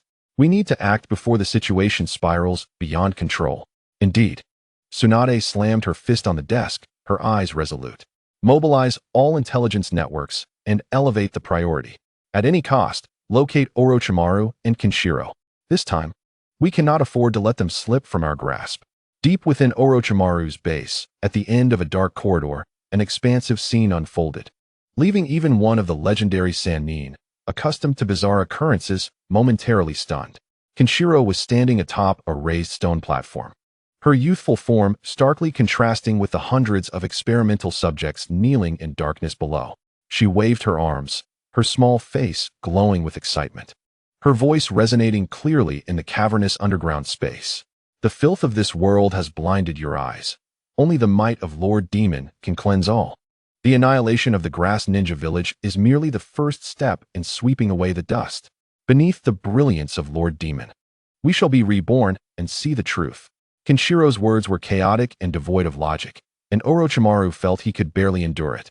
Had it not been for his desire to comprehend Kenshiro's abilities, he would have turned away long ago. Orochimaru's golden serpent-like eyes narrowed slightly. He was uncertain of what Kenshiro referred to as Lord Demon. He was far more intrigued by how she could manipulate these subjects, meant for various cruel experiments, which should have been filled with fear or numbness. However, the subsequent transformation truly took him by surprise. The experimental subjects, originally vacant or fearful in their expressions, began to change as Kenshiro repeatedly proclaimed the greatness of the Demon Lord and the corruption of the world. Their numbness was replaced by focus, and their fear transformed into an increasingly fervent glow. They straightened their spines, raised their heads, and fixed their gazes upon the small figure on the platform, as if drawing in some form of power. Orochimaru, who prided himself on his eloquence and had once seduced many with ideals and power, had witnessed the kind of forced indoctrination achieved through extreme training and cursing. Yet, the scene before him was entirely different. Kenshiro made no promises of tangible benefits, nor did she display overwhelming power. She merely emphasized an elusive demon and negated the existing world, seemingly igniting a fire within these individuals' hearts. This was utterly astonishing. Orochimaru mused to himself. The efficiency of this indoctrination surpassed any method he had ever known. Just as he pondered this, Kenshiro's voice suddenly escalated, reaching a crescendo. She spread her arms wide and, with all her might, shouted, "All glory belongs to Lord Demon." This cry acted as a signal, igniting a long simmering fervor. Lord Demon! Lord Demon! Lord Demon! Below, hundreds of voices converged into a frenzied torrent, shaking the entire base. The experimental subjects worshipped wildly, their eyes brimming with fervor and madness, their expressions contorted, yet radiating a sense of fulfillment in finding their ultimate belief. This frenzied spectacle unfolded like the most absurd of dramas in that dark underground realm. Orochimaru's golden serpent-like eyes narrowed, and even he, with his usual composure, found himself momentarily dumbfounded. He licked his dry lips, murmuring in a hoarse voice tinged with disbelief, "Is this what brainwashing looks like?" Orochimaru recalled his earlier judgments of Kinshiro, believing her actions stemmed solely from the power bestowed by the demon and the notoriety brought by slaughter. Now, it was evident that she was far more than that. This demon child seemed to possess an ability to instill fanatical belief in others. Merely boasting of the demon's prowess could transform these complex, diverse experimental subjects into fervent zealots in such a short time? As Orochimaru observed Kinshiro, who raised her chin slightly amidst the fervent adoration of the masses, exuding an aura that was both sacred and eerie, his interest deepened. However, the subsequent sight shattered Orochimaru's typically calm facade entirely. His golden serpent-like eyes widened in shock. In the midst of the deafening cries for Lord Demon, an unexpected transformation occurred. The kneeling experimental subjects' bodies visibly swelled, their frail muscles bulging, veins twisting like dragons beneath their skin, emanating a fierce and violent aura that enveloped them. Originally, these individuals, who possessed only mediocre qualifications and even some flaws, suddenly emanated an aura that was exponentially more powerful. How could this be possible? Orochimaru was nearly speechless. He had devoted his life to the pursuit of science, truth, and forbidden techniques, fully aware of the arduous path to acquiring power. It required extensive training, intricate rituals, and perilous genetic modifications. He had never witnessed a mere fervent cry enabling a group of subjects to undergo such a monumental transformation in an instant. This was in complete contradiction to everything he understood. Was it possible for faith to be directly transmuted into power? This was simply beyond comprehension. After the initial shock, an uncontrollable curiosity and greed surged within Orochimaru.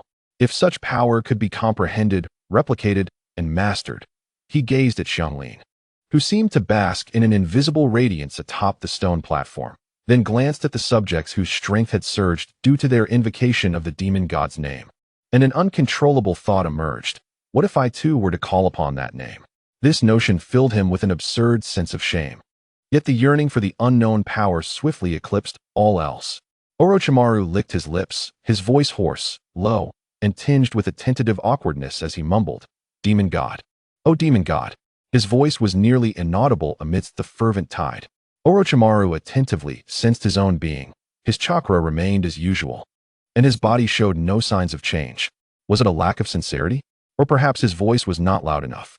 His expression shifted as he clenched his teeth, ultimately casting aside his so-called dignity and shame. He raised his voice slightly and called out once more, "Demon God. Oh, demon God." Yet still, there was no response. At that moment, Orochimaru's countenance darkened completely. He felt like a fool, shouting into the void without receiving any reply. He had momentarily abandoned his sense of shame, yet nothing had occurred. He fixed his gaze intensely upon Xianglin and the group of subjects whose powers had surged, his eyes becoming profoundly deep and sharp. The issue lay not in the act of calling out itself, but rather in Xianglin, the demon child, who was the crux of the matter. Orochimaru realized he might have vastly underestimated the levels of power involved. Xianglin looked on contentedly as the subjects, with fervent eyes and newfound strength, obediently filed into their cages like docile sheep, even locking their doors voluntarily. This scene was far more efficient than any seal or threat Orochimaru could employ. Unable to contain the tumultuous waves within him, he stepped toward Xianglin, his golden serpentine eyes fixed intently upon her, his tone laced with unprecedented urgency and inquiry. "Xianglin, tell me how this is achieved? What exactly is this power?" Upon hearing this, Xianglin tilted her head slightly, casting a glance at Orochimaru through her red-tinted lenses. Her petite chin raised slightly, and in a tone almost tinged with pity, she replied, Orochimaru, this is futile. What? Orochimaru was taken aback, seemingly unable to grasp the meaning behind her disjointed words. Xianglin curled her lips in disdain, making it evident she found him foolish. Did you not just call out, "Demon God"? "Oh, demon God," you shouted. She mimicked his awkward tone without a care for his dignity. Then, with unyielding certainty, she declared, "Your heart is not sincere in the slightest. You even doubt the greatness of the demon God. Thus, no matter how loud you shout, you cannot obtain the demon God's power." Instantly, Orochimaru's expression shifted dramatically. He had never anticipated that his embarrassing attempt and inner doubts would be completely uncovered by this little girl. A rare flush of embarrassment flickered across his face, almost imperceptible. He instinctively cleared his throat, attempting to mask his awkwardness. Coughing, he quickly adjusted his expression, regaining the calm demeanor of a researcher. Though disbelief lingered in his tone, only piety, pure faith can bestow power? For someone like me, who adheres to science, forbidden techniques, and the exchange of interests. This is sheer folly. Xianglin appeared offended by his question, her eyes widening, her voice rising a notch as she asserted with undeniable conviction. Of course. Doubt is the greatest blasphemy against the demon God. Only by devoting oneself wholeheartedly, surrendering everything, including one's soul and life, to the demon God can one experience his supreme power and receive his blessings. Xianglin observed Orochimaru's still inquisitive and bewildered gaze, as if looking at an unshapely piece of wood. With a final huff, she clenched her small fist, seemingly displeased. Orochimaru, noticing her self-assured demeanor, felt a flicker of unease within his golden serpentine eyes. While faith may require sincerity, transforming these originally self-interested subjects into fervent believers in such a short time could not merely be achieved through a few empty praises. Moreover, Xianglin's recent speech was nonsensical, devoid of logic, riddled with flaws. Suppressing the tumult within, Orochimaru inquired slowly with a tone of exploration. Even if the demon God is indeed great, the transformation of faith is not an easy feat, Xianglin. Tell me, how did they become so devout because of your few words? He fixed his gaze intently upon her eyes, seeking any hint of weakness. Xianglin blinked her large eyes, a genuine look of confusion appearing on her face as she countered, "What was wrong with my words? The demon God is truly that great." Her expression was so pure, as if stating the basic fact that the sun is hot. Orochimaru remained silent, no longer speaking. He understood that reasoning with this fervently devout child was futile. She either genuinely believed her words possessed such power, or she had unconsciously tapped into a force she herself might not fully comprehend. Or perhaps she was deliberately concealing the most crucial part. Given Orochimaru's understanding of Xianglin's demon child nature, the latter possibility seemed more probable. This mischievous child was certainly not telling the whole truth. At that moment, Xianglin appeared to have a revelation, her eyes lighting up as the previous arrogance and disdain were swiftly replaced by a fervent curiosity and eagerness to experiment. She leaned closer to Orochimaru, her gaze piercing, and in a tone that was both enticing and innocent, she said, "Since you've discovered that, Orochimaru, why not try it for yourself?" Orochimaru's inner alarm bells rang loudly. Try? Try what? How? Associating this with Xianglin's exploits in the hidden grass village and her unrestrained, unbounded style of action, he had no doubt that her so-called try could entail significant risks. Orochimaru did not wish to become like those subjects, reduced to mere fanatical devotees of the demon God. That would be worse than death. Try what? Orochimaru's voice held a barely perceptible tension, his body leaning back slightly, creating some distance. What would the outcome be? He directly posed the most crucial question, knowing that any ambiguity with Xianglin could lead to irreparable consequences. He now seriously doubted whether bringing this demon child back to the base was a decision fraught with peril. The devil whispers. Xianglin chuckled, her smile tinged with a disquieting and triumphant air incongruous with her age. This is a power bestowed upon me by the demon God. Orochimaru's heart raced with alarm. Just the mention of this name conjured thoughts of the deepest forms of mental manipulation. He immediately comprehended that the rapid transformation of those test subjects was not merely the result of the power of language, but rather the insidious influence of a capability known as the Devil's Whisper. What effect does it have? Orochimaru's voice grew increasingly deep, his body poised in a state of vigilance, ready to retreat or retaliate at any moment. It seemed that Shinju had no intention of concealing her intentions. Rather, She appeared eager to showcase the brilliance of this power. She stated plainly, it can evoke the darkest recesses of a person's heart, igniting and magnifying them. Chapter 130. A chilling realization: when the heart is filled with darkness and desire, it becomes all the more susceptible to the radiance of the Lord of Demons, willingly offering everything to become the most devout of followers. Indeed, a chill crept into Orochimaru's heart. This ability struck at the very core of human vulnerability, far more terrifying than any illusion or physical coercion. Had he rashly agreed to experiment, the consequences would have been unimaginable. His wariness of this so-called Lord of Demons deepened. Such a being capable of bestowing such a bizarre power could not possibly be benevolent. He felt no desire to experiment further and was certain that Shinju had just employed this ability on that group of test subjects. Observing Shinju's increasingly unfriendly demeanor, seemingly displeased by his hesitance, Orochimaru's mind raced. He could not provoke this uncontrollable demon child, yet the mutated test subjects before him possessed immense research value. Orochimaru forced a benevolent smile, imagining how Jiraiya would react to this. He would surely exclaim that it was impossible, a mere figment of the imagination. By the way, Shinju, Orochimaru began, I sense that those test subjects are no longer heeding my commands. Since they revere the Lord of Demons you speak of, and you have been granted the Lord's favor. He paused, gesturing to one of the fervent subjects confined within its cage, and proposed a seemingly compromise. How about you command one of them to cooperate fully with my experiments? I wish to examine its body closely and uncover the changes that have occurred after it gained its power. As he spoke of research, Orochimaru's gaze blazed with fervor, temporarily overshadowing his apprehension of the Devil's Whisper.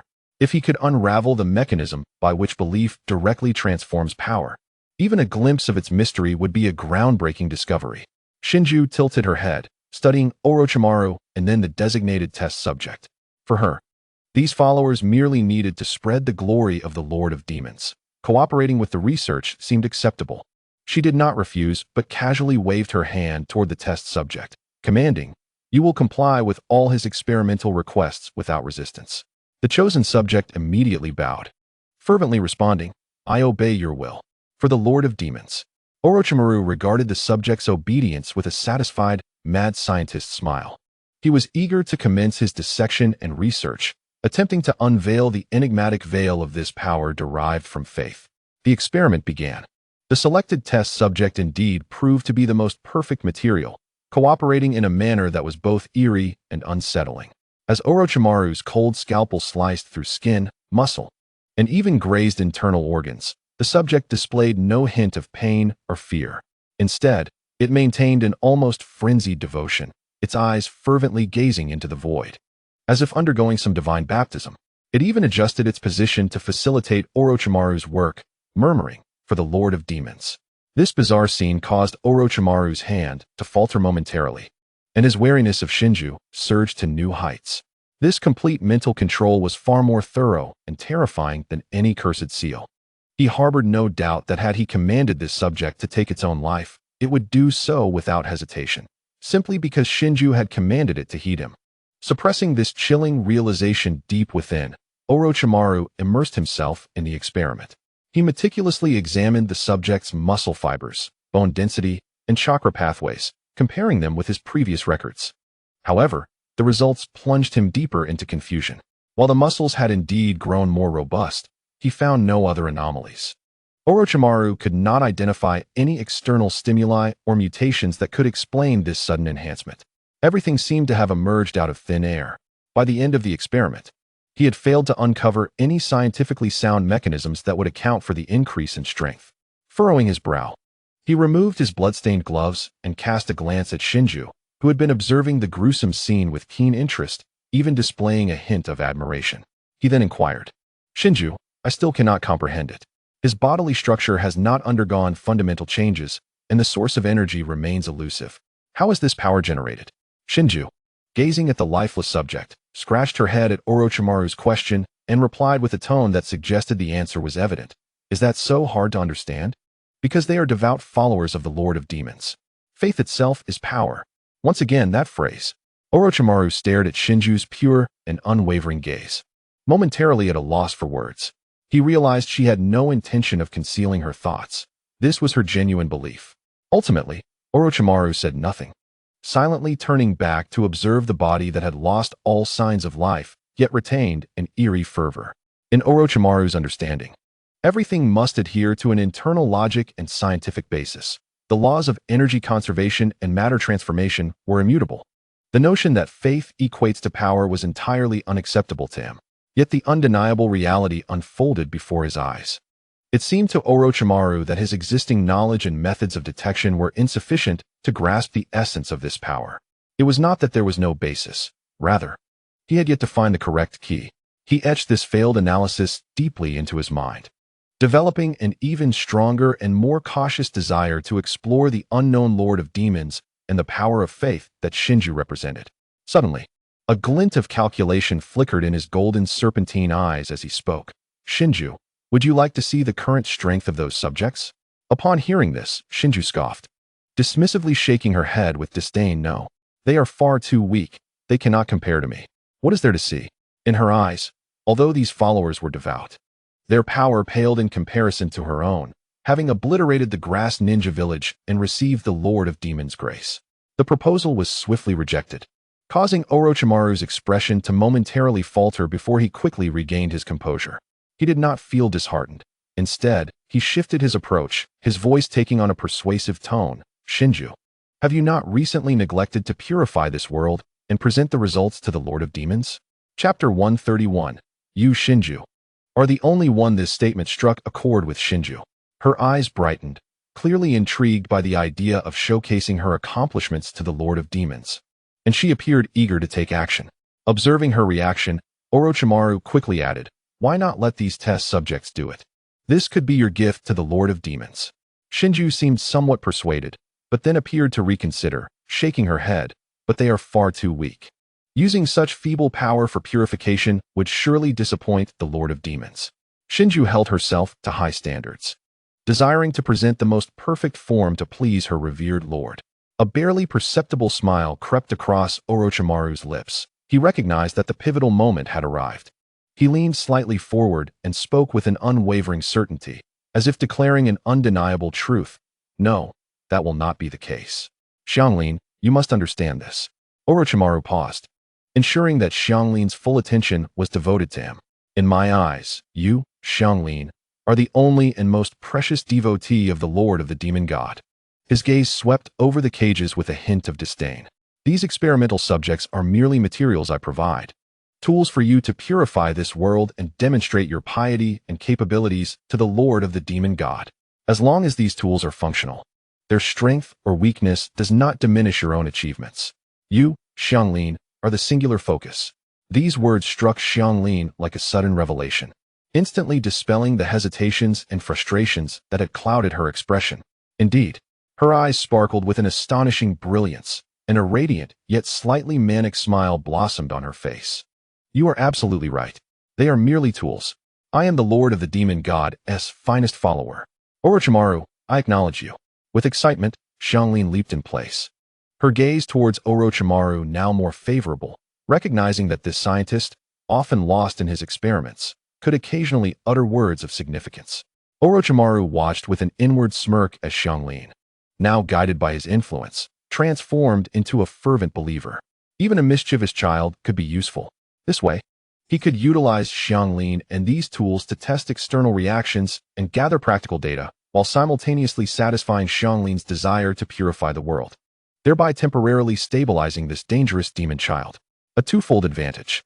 "Then let us proceed," Orochimaru said, his voice laced with persuasion. "Let us witness the true strength of your tools. This will also aid you in better developing and utilizing other tools in the future, would it not?" Xianglin nodded without hesitation, finding Orochimaru's reasoning very sound. With enthusiasm, she inquired, "You are familiar with this area. Where is the place filled with evil that needs purification?" A smile crept across Orochimaru's face, though internally he rolled his eyes, silently mocking. "Evil? This base is perhaps the greatest and deepest source of evil in the vicinity." However, he would never voice such thoughts. After a moment's contemplation, his gaze seemed to penetrate the rocky walls of the base, looking far beyond, before he raised a hand and pointed in a direction. "I believe you may find the Land of Fire, particularly the Hidden Leaf Village, quite intriguing." There lie two exceedingly special entities. His words were laden with implication, clearly alluding to the latent chakra within Naruto Uzumaki and Sasuke Uchiha, as revealed in the celestial exposure. Orochimaru was indeed very interested in these two powers, and Xianglin could sense this. Xianglin, however, seemed indifferent to the so-called special entities. She merely needed a clear target and direction for her purification. She waved her hand dismissively and stated, "It matters not. As long as it is evil, I shall purify it." She then turned to the group of fervent experimental subjects, her small hand waving as she commanded in a clear yet authoritative tone, "Let us depart. Our target is the land of fire. Purify all the evil we encounter along the way." As for what constituted evil, Xianglin did not provide a definite definition. Yet, all present, including Orochimaru, understood implicitly. Anyone who did not worship the Lord of the Demon God, anyone not aligned with them, was deemed evil and thus in need of eradication. For the Lord of the Demon God, purify the evil. The experimental subjects erupted into fervent cheers, their eyes ablaze with the flames of destruction, surging forth from the base towards the land of fire with reckless abandon. They were no longer mere numb experiments. They had transformed into a torrent of zealots, intent on spreading their faith and purification to all they encountered. Orochimaru stood at the entrance of the base, observing this chaotic force he had indirectly set in motion, the golden serpent pupils shimmering with complex emotions. This was both a test and the prelude to a tumultuous upheaval. He did not know what kind of storm this power might unleash, but he was certain that the borders of the land of fire, and even the hidden leaf, would soon be thrown into disarray. And all of this was merely to satisfy his curiosity regarding the strength of his tools and Xianglin's pure desire for purification. Perhaps he could utilize these experimental subjects. A flash of inspiration crossed Orochimaru's mind, evoking the image of a figure he once admired. Xianglin, watching the experimental subjects rush out of the base with fervor, eagerly took a step forward, wishing to witness this purification feast firsthand. However, just as she stepped out, Orochimaru reached out to halt her. Xianglin turned in confusion, her red eyes filled with uncertainty as she looked at Orochimaru. He shook his head, his golden serpent pupils glinting with caution. "We do not need your true form accompanying us. That would draw too much attention. Given your identity as a demon child and mine as Orochimaru, it is unwise for either of us to be exposed directly to the eyes of the hidden leaf and the major ninja villages at this time. What do you propose then?" Xianglin frowned, seemingly dissatisfied with the notion of not being on site. Orochimaru remained silent, swiftly forming hand seals for the shadow clone technique. With a puff of smoke, another entity, indistinguishable from Orochimaru himself, appeared beside him. "This is the shadow clone technique," Orochimaru explained. "It allows the creation of tangible clones using chakra, sharing vision and memories. Even if dispersed, the information will return to the original body. We can use this technique to observe from a distance." Xianglin's eyes brightened at the sudden appearance of the shadow clone, revealing her interest. "This ninjutsu is impressive. Teach me." Orochimaru nodded, imparting the sequence of hand seals and the essentials for chakra manipulation to Xianglin. However, what transpired next took both of them by surprise. Following Orochimaru's guidance, Xianglin attempted to channel her chakra and form the hand seals. The first attempt yielded no response. The second only produced a faint ripple of chakra, failing to manifest even the outline of a clone. The fourth, she seemed perpetually unable to smoothly extract and control enough chakra to complete the technique. "What is happening?" Xianglin felt a surge of anxiety, frustrated by her inability to grasp this useful ninjutsu quickly. With determination, she made several more attempts, her face flushing slightly from the effort. Finally, after multiple failures, accompanied by a wave of unstable, almost dissipating smoke, a blurry and somewhat distorted shadow clone of Xianglin wobbled into existence beside her, significantly less substantial than Orochimaru's solid clone. Orochimaru observed this with narrowed golden eyes, a flurry of analyses and hypotheses flashing through his mind. He had sensed something amiss before, but now he was certain. Extracting chakra within Xianglin's body was exceptionally challenging. Moreover, for some unknown reason, the chakra she could glean seemed to be in a peculiar state, akin to being suppressed or partially sealed. The obstacles to using it were considerable, far removed from the fluidity experienced by ordinary ninjas. Could this be the price of her ability to harbor that enigmatic power of the demon god? Or perhaps, That very power inherently repelled the chakra system? Is this the path of the demon god? Orochimaru felt his understanding of the so-called demon god and its power system deepen. Yet it also raised further questions. The acquisition and application of such power appeared to clash with the mainstream chakra system of the ninja world, possibly even conflicting with it. There is indeed much more for me to uncover. As he looked upon Xiangling's barely formed and exceedingly unstable shadow clone, he suppressed the multitude of speculations swirling within him. Now was not the time for such inquiries. After careful observation, Orochimaru eventually guided Xiangling to successfully execute the shadow clone technique. It is not prudent to linger here, Orochimaru advised Xiangling. We must promptly relocate to another base. Let us allow our shadow clones to follow and observe. After all, regardless of what transpires there, we shall ultimately ascertain the outcome. Xiangling did not refuse this proposition. Although she held a degree of dissatisfaction with her shadow clones, the prospect of watching the unfolding drama from a distance was, at the very least, tolerable. She nodded and, alongside Orochimaru, swiftly began to gather essential items, preparing to vacate this potentially unsafe stronghold. However, within her mind, a new scheme began to take shape. Upon reaching Orochimaru's new base, she would seek out those experimental subjects and convert them into devotees of the Dark Lord. For her, the cultivation of followers and the demonstration of the Dark Lord's might was an unending pursuit. Meanwhile, the hundreds of fervent experimental subjects had already burst forth from Orochimaru's once secret base like wild stallions. Though Orochimaru's facility was discreetly located, it could not withstand the onslaught of such an overtly reckless throng. These hundreds of zealots, their eyes ablaze with fanaticism and bearing the marks of experimentation, charged towards the land of fire, chanting fervently for the purification of evil in the name of the Dark Lord. Their movements were devoid of tactical awareness, creating an uproar that was impossible to ignore, especially in this sensitive period. The heavens had unveiled many secrets, and the entire ninja world was awash with hidden currents. Ninjas from various countries and villages were intensifying their intelligence gathering, patrolling borders, and remaining vigilant against any unusual activity. A group characterized by such distinct traits and erratic behavior was soon discovered by patrolling ninjas shortly after departing the base. Report: an unidentified group has been spotted. Approximately 300 individuals exhibiting erratic behavior, chanting unknown slogans, and rapidly advancing towards the borders of the land of fire. Their condition appears abnormal, suggesting they have undergone some form of transformation. Their chakra responses are chaotic and infused with intense malevolence. Suspected affiliation with certain clandestine organizations. Urgent intelligence was swiftly disseminated through various channels back to the relevant organizations. A fanatical armed force, with unclear intentions, was brazenly intruding into the ninja world, and the storm they heralded was merely beginning to brew. The architects of this chaos, Orochimaru and Xiangling, had quietly vanished along the path to their new base, leaving only their shadow clones to linger like phantoms, calmly observing the impending turmoil. Orochimaru's base was strategically situated not far from the borders of the land of fire.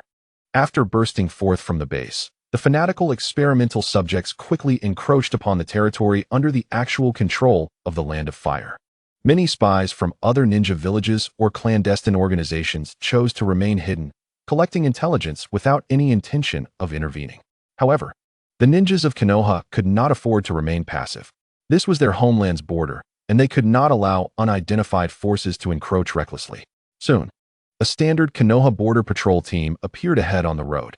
A Chunin stepped forward, raising his hand to signal the group to halt, and sternly demanded, "Stop. Who are you? This is the border of the land of fire. State your identity and intentions at once." Yet, his warnings fell on deaf ears. Upon sighting the ninjas clad in green vests and donning the Konoha forehead protectors, the experimental subjects' already fervent gazes intensified with excitement and hostility.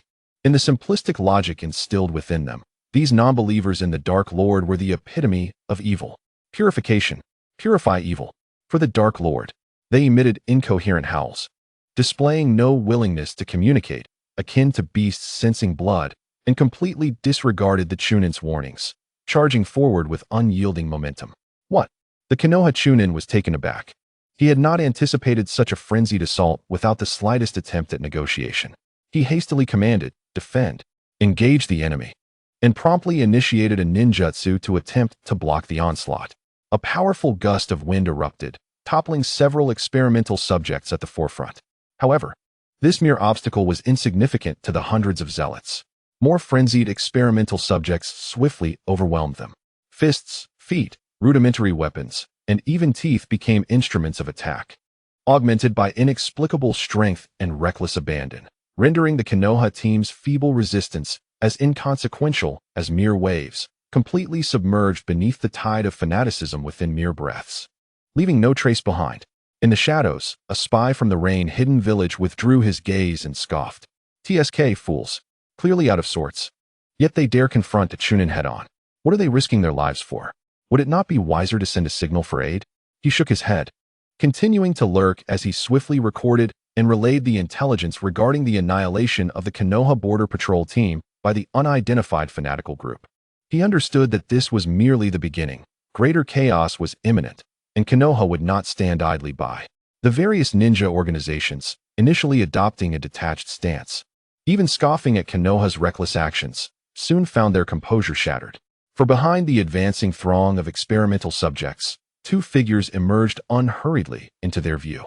The unmistakable pale skin, long black hair, golden snake-like eyes, and the petite figure with red hair and crimson eyes were none other than the targets many organizations had been covertly investigating. Orochimaru, one of the Sannin turned rogue, and the infamous demon child Xianglin, whose notoriety had soared following the revelations of the heavens. It is Orochimaru, and that demon child Xianglin. They are indeed in cahoots. Shock gave way to elation as these spies realized the significance of their discovery. Unhesitatingly, they employed their various means, summoning beasts and secret techniques, to relay the critical intelligence regarding Orochimaru and Xianglin, seemingly leading hundreds of madmen towards the borders of the Land of Fire. However, their exhilaration and sense of achievement were abruptly eclipsed by a chilling sensation. Rustling sounds emerged from the surroundings. The hundreds of experimental subjects, who had been advancing directly towards the Land of Fire, had, unbeknownst to them, dispersed silently like a hive of bees, forming a massive encirclement that trapped the spies lurking in the shadows.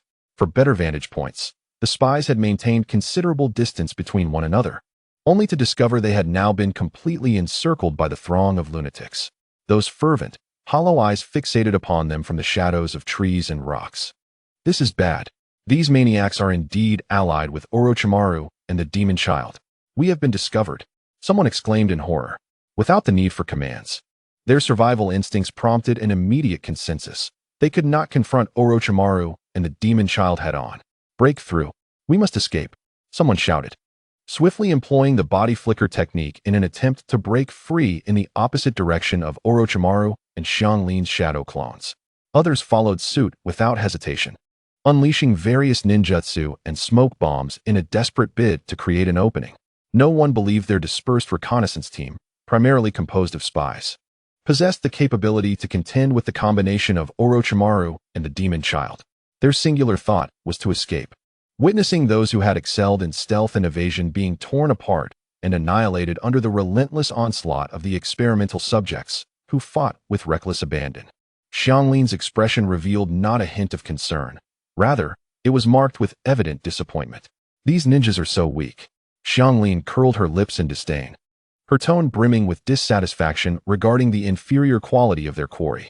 In response, Orochimaru chuckled hoarsely and elucidated. They primarily comprise a reconnaissance and intelligence-gathering team of Chunin, not elite combatants. However, do not underestimate the Chunin. They are the backbone of the various ninja villages, upholding the task system and executing routine missions. Xianglin, lacking any concept or interest in the hierarchy and composition of these ninja villages, merely offered a perfunctory acknowledgement. Her attention swiftly returned to the battlefield, eagerly observing as the experimental subjects annihilated the remaining stubborn ninjas with primal brutality, even wearing an expression of appreciation. Orochimaru, meanwhile, coolly assessed the outcome of the battle, his golden serpentine eyes glimmering with analytical light. These experimental subjects initially possessed only a few with ninja potential, most merely at the level of genin, and their physical capabilities were inconsistent. Yet, following their transformation, their overall strength has notably ascended. While they may not yet rival true jonin, They are more than sufficient to confront ordinary foot soldiers, depleting the enemy's manpower as expendable vanguards. A hint of satisfaction concerning the performance of these tools colored Orochimaru's voice. Xiangli nodded slightly, neither affirming nor denying Orochimaru's perspective on expendable soldiers. However, a sudden thought ignited a fervor within her, stirring a more fervent ambition. These ordinary beings were still too weak. What if she could control the more formidable ninjas from the 5 great ninja villages, such as the Jonin or even the Kage, transforming them into adherents of the Lord of the Demons? The faith and power they could offer would be immensely powerful, worthy of the glory of the Lord of the Demons. This notion spread like wildfire in her heart, filling her with grander expectations for her future purification endeavors. Although the reconnaissance ninjas were swiftly overwhelmed by the frenzied acolytes of the experimental subjects, the information they fought to relay had already proven effective. The alliance between Orochimaru and the demon child Xianglin, commanding hundreds of madmen to assault the borders of the Land of Fire, swiftly spread through the upper echelons of surrounding factions like wings taking flight. As this deranged horde advanced deeper into the Land of Fire, the presence of ninjas began to multiply ahead. They did not approach, but merely observed from a distance, employing various means to monitor the movements of this brigade. No one dared to intervene easily. Clearly, the menace posed by the names Orochimaru and Xianglin instilled a sense of trepidation among these ninjas from different factions. They could only follow in secrecy, awaiting explicit orders from their superiors. As the invaded party, the Hidden Leaf village of the Land of Fire was undoubtedly the first to receive detailed intelligence and reacted most vehemently. In the Hokage's office, Tsunade slammed her fist onto the desk, causing the sturdy wooden surface to splinter instantly. Her formidable bosom heaved violently in anger, and her azure eyes blazed with a fierce fire. Orochimaru, and that demon child, Xianglin. How dare they openly command these lunatics to invade the Land of Fire? Do they think we in the Leaf are mere clay to be molded? Chapter 134. Awakening. Tsunade abruptly raised her head, her voice resolute and authoritative, infused with the undeniable gravitas of the Hokage. Immediately summoned Jiraiya, Kakashi, Asuma, and Guy, every jonin present in the village. At once. Now. The order was swiftly disseminated. Soon, figures appeared at an accelerated pace within the Hokage's office or the corridors outside. Jiraiya's expression was grave. Kakashi squinted his visible eye, lost in thought, while Asuma lit a cigarette, the atmosphere thick with tension. Observing the assembled elite, Tsunade took a deep breath, suppressing her fury, and stated in a somber tone, "The situation is urgent. I shall be brief. Orochimaru and the demon child, Xianglin, have emerged, right within the borders of the Land of Fire, leading hundreds of eccentrics with considerable power, advancing toward the Leaf. Their intentions remain unclear, but they undoubtedly harbor ill will. We must intercept them with utmost speed and decisively defeat them, especially capturing or eliminating Orochimaru and Xianglin." As Tsunade's words echoed in the Hokage's office, the expressions of the elite jonin present shifted subtly. Orochimaru, once one of the legendary Sannin of the Leaf, possessed unfathomable strength and an array of forbidden techniques. Classified as an S-rank rogue ninja, having long proven his perilous nature, Xianglin, though young, was notorious for the brutal massacre of the Grass Ninja village. Her methods and abilities equally formidable. The convergence of these two formidable figures, accompanied by hundreds of madmen, rendered the challenge daunting. Merely hearing it sent shivers down their spines. Were they perhaps overestimating their capabilities? This thought likely flickered through the minds of many. Relying solely on their group to intercept such a combination posed significant risks. Tsunade seemed to perceive the doubts and gravity weighing on their hearts.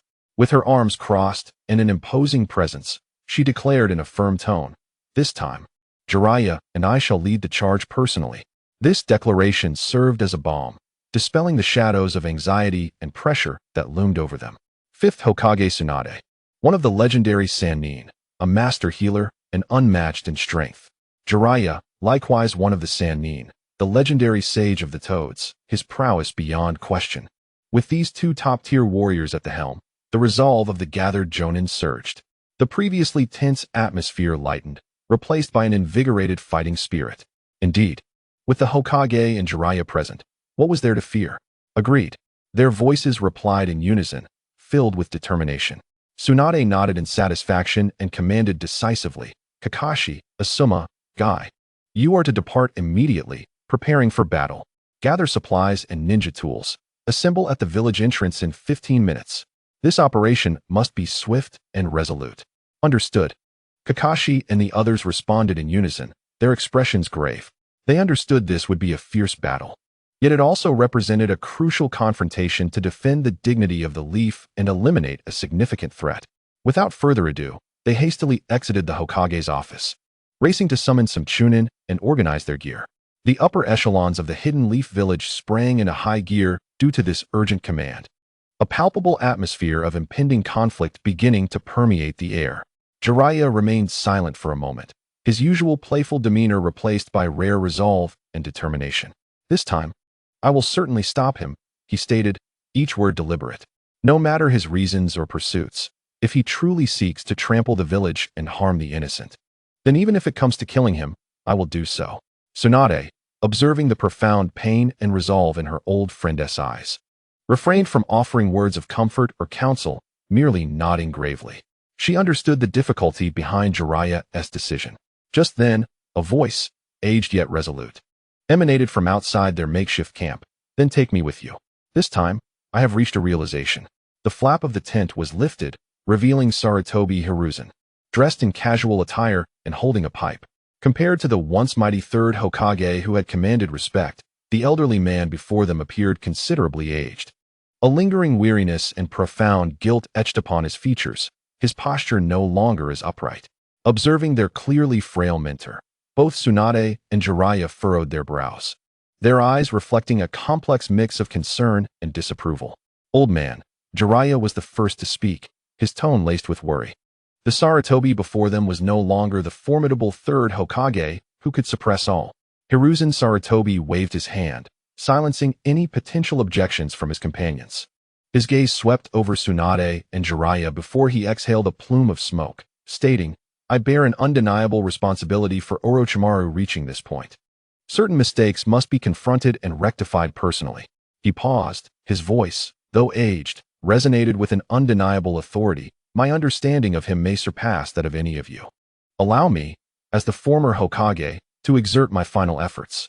Tsunade and Jiraiya were acutely aware of the torment Hiruzen, once a revered teacher and the Third Hokage, endured since the unveiling of past events under the Celestial Curtain. The damage to his reputation and the questioning of his legacy inflicted upon a man who devoted his life to the village were far more unbearable than any physical ailment. Hiruzen could not abide being merely a fading symbol of past errors, living in the shadows of the villagers' complex gazes and his own guilt. For one in his esteemed position, such an end would be too insipid. He preferred a magnificent conclusion akin to many of his predecessors who fell valiantly while safeguarding the village and righting wrongs, rather than decaying silently. Jiraiya observed the tumult of emotions, pain, resolve, and a hint of relief, reflected in his mentor's eyes, swallowing back the words of caution that rose to his lips. He understood the futility of persuasion in this instance. Turning to Tsunade, he ceded the decision to the current fifth Hokage. Tsunade locked eyes with Hiruzen, their gazes steady yet softened by the weight of understanding. She recognized the acceptance, the pride of the elder generation of ninjas, and the gravity of their final responsibilities. Ultimately, she inhaled deeply, nodding slowly, her voice imbued with unprecedented solemnity. Since you have found your resolve, Orochimaru is in your hands. This declaration was both a charge and a recognition, a heavy prelude to their farewell. Chapter 135, Submerging all haha. Leave it to me, Tsunade. Hiruzen's laughter erupted, as if shedding a long-held burden. Though aged, it radiated a spirit of grandeur. He straightened his back slightly, and the sharpness of a once mighty shinobi rekindled in his eyes. Though I am old and have erred in certain matters, I remain Hiruzen Sarutobi, the former shinobi hero, he proclaimed with conviction, gripping his pipe firmly. A ninja must meet their own fate. This time, let me bring closure in my own way. In that moment, the shadow of the formidable Third Hokage momentarily returned to the elder. He recognized the peril that lay ahead. Yet this was the path he had chosen for himself as a ninja, as a teacher. When Tsunade, Jiraiya, and Hiruzen gathered at the village's rendezvous point, they were met with astonished faces. Kakashi, Might Guy, Asuma, and others had been awaiting their arrival. The Third Hokage? Why is he here? Asuma exclaimed. his eyes widening in disbelief, and by his attire, it seems he intends to fight personally. Before Asuma could finish, Hiruzen abruptly gestured, interrupting him. His gaze swept across all the Konoha ninjas, finally landing on Asuma, his voice aged yet unwaveringly resolute. Today, I, your unworthy teacher, shall personally put an end to the mistakes Orochimaru has made and the harm he may yet inflict. His words sent a tremor through the crowd. This was not merely a declaration of participation in battle, but an oath of finality.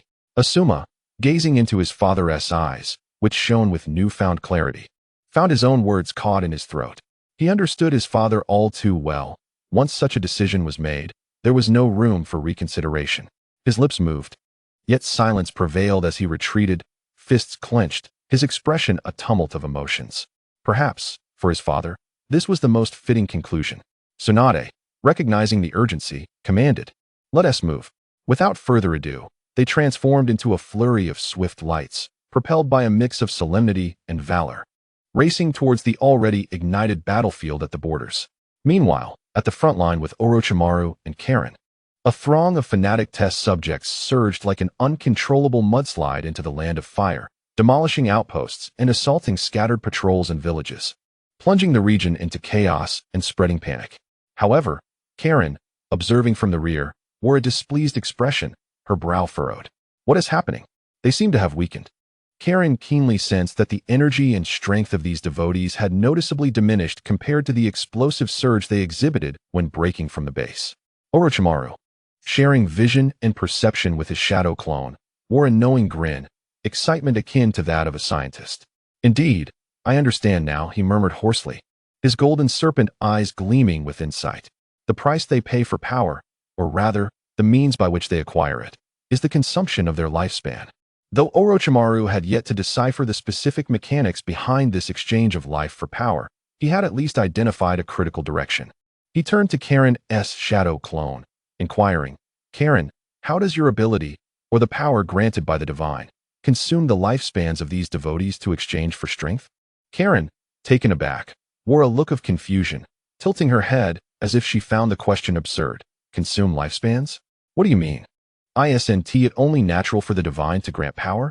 Seeing Karen's bewilderment and her perception of the question as peculiar, Orochimaru comprehended fully. Karen simply believed in and wielded the power bestowed by the divine. To her, the devotees' fluctuations in strength were perhaps mere reflections of their faith or tests from the divine.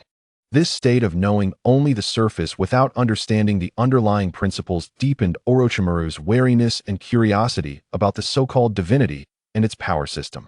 The source and rules of this power seemed to transcend logic, potentially even surpassing the comprehension of its users. Orochimaru deduced that the strength of these devotees stemmed from the expenditure of their lives. Their current weakness was a result of ongoing, sporadic resistance and combat since entering the land of fire. Each reckless charge and every battle fought despite injuries accelerated the consumption of their already dwindling vitality due to the transformation. This model of power had a significant flaw: poor sustainability, trading future for fleeting bursts of strength. However, to Orochimaru, this did not diminish the value of such power. Rather, it made it all the more worthy of exploration, if he could grasp its principles and potentially refine them. Orochimaru instinctively licked his lips, savoring the thought as if tasting a delicacy. He then cast a covetous glance at Karen. He had witnessed firsthand how Karen rapidly forged a fearless army of fanatics with escalating battle prowess. Given sufficient time and resources, he envisioned a terrifying scenario where she could amass a force capable of overwhelming the entire shinobi world. The allure of this thought was immense. A cold yet fervent smile crept across Orochimaru's lips. Orochimaru contemplated the lofty ninja villages and their leaders in the shinobi world, who consistently fixated on elite powers such as ninjas, bloodline limits, and tailed beasts. In contrast, the vast majority of ordinary civilians, often regarded as mere background or even burdens, were met with disdain. Who would pay heed to these unremarkable individuals? Orochimaru silently scoffed. Yet, it was precisely these seemingly inconsequential civilians who harbored the deepest feelings of resentment, greed, and despair, dark seeds that, under the demonic whisper of Kage, could swiftly blossom into fervent fanaticism. When they were seduced and transformed into fearless believers with immense power, Caught in collective madness, which village could withstand such a tide? Orochimaru envisioned the oncoming maelstrom that would engulf everything. Chapter 136. Kage was furious. The Raikage is formidable. Isntihi, dubbed the strongest spear and shield, you might manage to eliminate 1,000 of such madmen. But what about 10,000? How long can your chakra and stamina endure? Orochimaru's thoughts turned increasingly cold and ruthless. Even if your village, Shinobi, could indeed rely on the Raikage and elite forces to annihilate 1,000, what if it were 100,000, 200,000? An endless stream, indifferent to casualties, solely aiming to bring purification before you, urging you to kill indiscriminately, until your hands grow weary, your chakra is depleted, and your comrades fall one by one. What then can you change? Kage could forge 1,000,000, even 10,000,000 of such madmen. This method of warfare, fueled by sheer numbers, frenzied will, and the sacrifice of life, utterly subverted the traditional notions of ninja confrontations. It did not seek individual strength, but rather pursued a despairing, attritional force akin to a natural disaster. Kage, your worth is something only I can truly comprehend. Orochimaru whispered excitedly, a near-manic flame flickering in his golden serpent eyes. In his vision, these experimental subjects had morphed into an endless and frenzied legion capable of inundating the entire shinobi world. No individual might, no intricate ninjutsu, nor any sturdy defense could withstand the overwhelming tide built upon sheer numbers and frenzied will, fueled by lives. However, Kage's sentiments at that moment sharply contrasted with Orochimaru's exhilaration. She was profoundly dissatisfied with the weakening of those experimental subjects. Her small face puffed with indignation. Humph. To enhance power at the cost of one's lifespan? Truly a subpar product, utter rubbish. Kage muttered in frustration, clearly displeased with the quality of her first batch of creations. In her eyes, perfect demonic followers should be eternally powerful. These transient, flawed beings were an affront to the might of her lord. At that moment, on the distant horizon, several figures, moving with remarkable speed and bearing a potent and familiar chakra, approached the disbanding forces of Konoha, heading directly against the tide of fanaticism. Orochimaru's eyes brightened, a playful smirk curling at the corners of his lips. Oh, they have arrived, indeed familiar faces. Is that so? Familiar? Kage's shadow clone's eyes also lit up, but what flickered within them was pure and intense killing intent. Subsequently, Kage, brimming with murderous energy, declared, "Since they are familiar, let us slay them all. With their blood, we shall present a more devout offering to our lord." Orochimaru, momentarily taken aback, soon chuckled, shaking his head, and reminded with a hint of resignation, "Kage, do not forget. We are merely shadow clones. What approaches are the genuine entities, and they are quite formidable." Orochimaru pointed towards the rapidly approaching team, indicating the leading figures. "Look, that one with golden hair, imposing presence, is Tsunade, the fifth Hokage, my old classmate, unmatched in strength. The white-haired gentleman beside her is Jiraiya, equally not to be trifled with. And that one, even the old man himself has taken to the field." Orochimaru's tone carried a complex mixture of emotions, but more so, it reflected a calm assessment in the face of a powerful adversary.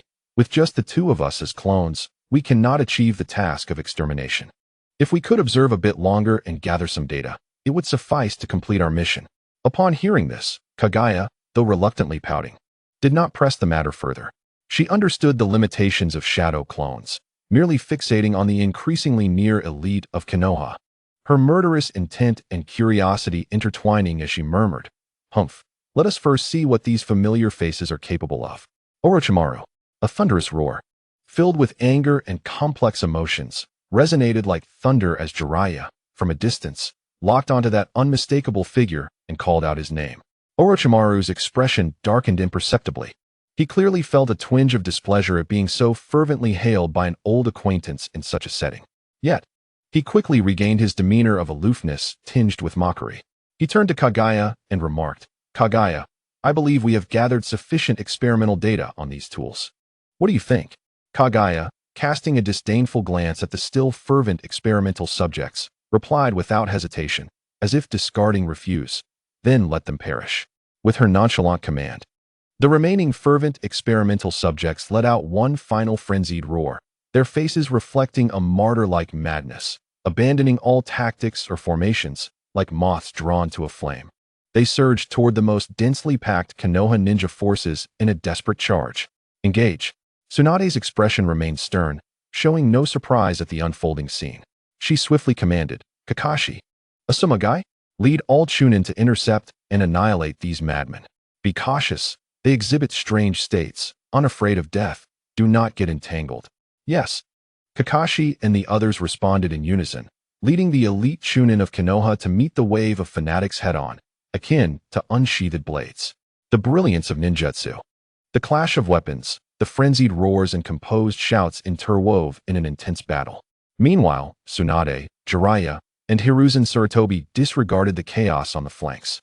Their objectives clear as three shadows tore through the air, charging directly toward the positions of Orochimaru and Kage. Tsunade's gaze was sharp as a blade, unwaveringly focused on Kage, the petite figure radiating an ominous aura. This child, dubbed the Demon Child by the heavens, who had orchestrated the tragic incident in Kusagakure, now entangled with Orochimaru in chaos, was the priority to neutralize, posing a threat that rivaled Orochimaru's ultimate objectives. Kage, with her chilling emerald eyes, met Tsunade's gaze. Your farce is about to conclude. Farce. Upon hearing this, Kage's eyes widened in outrage, her small face flushed with anger.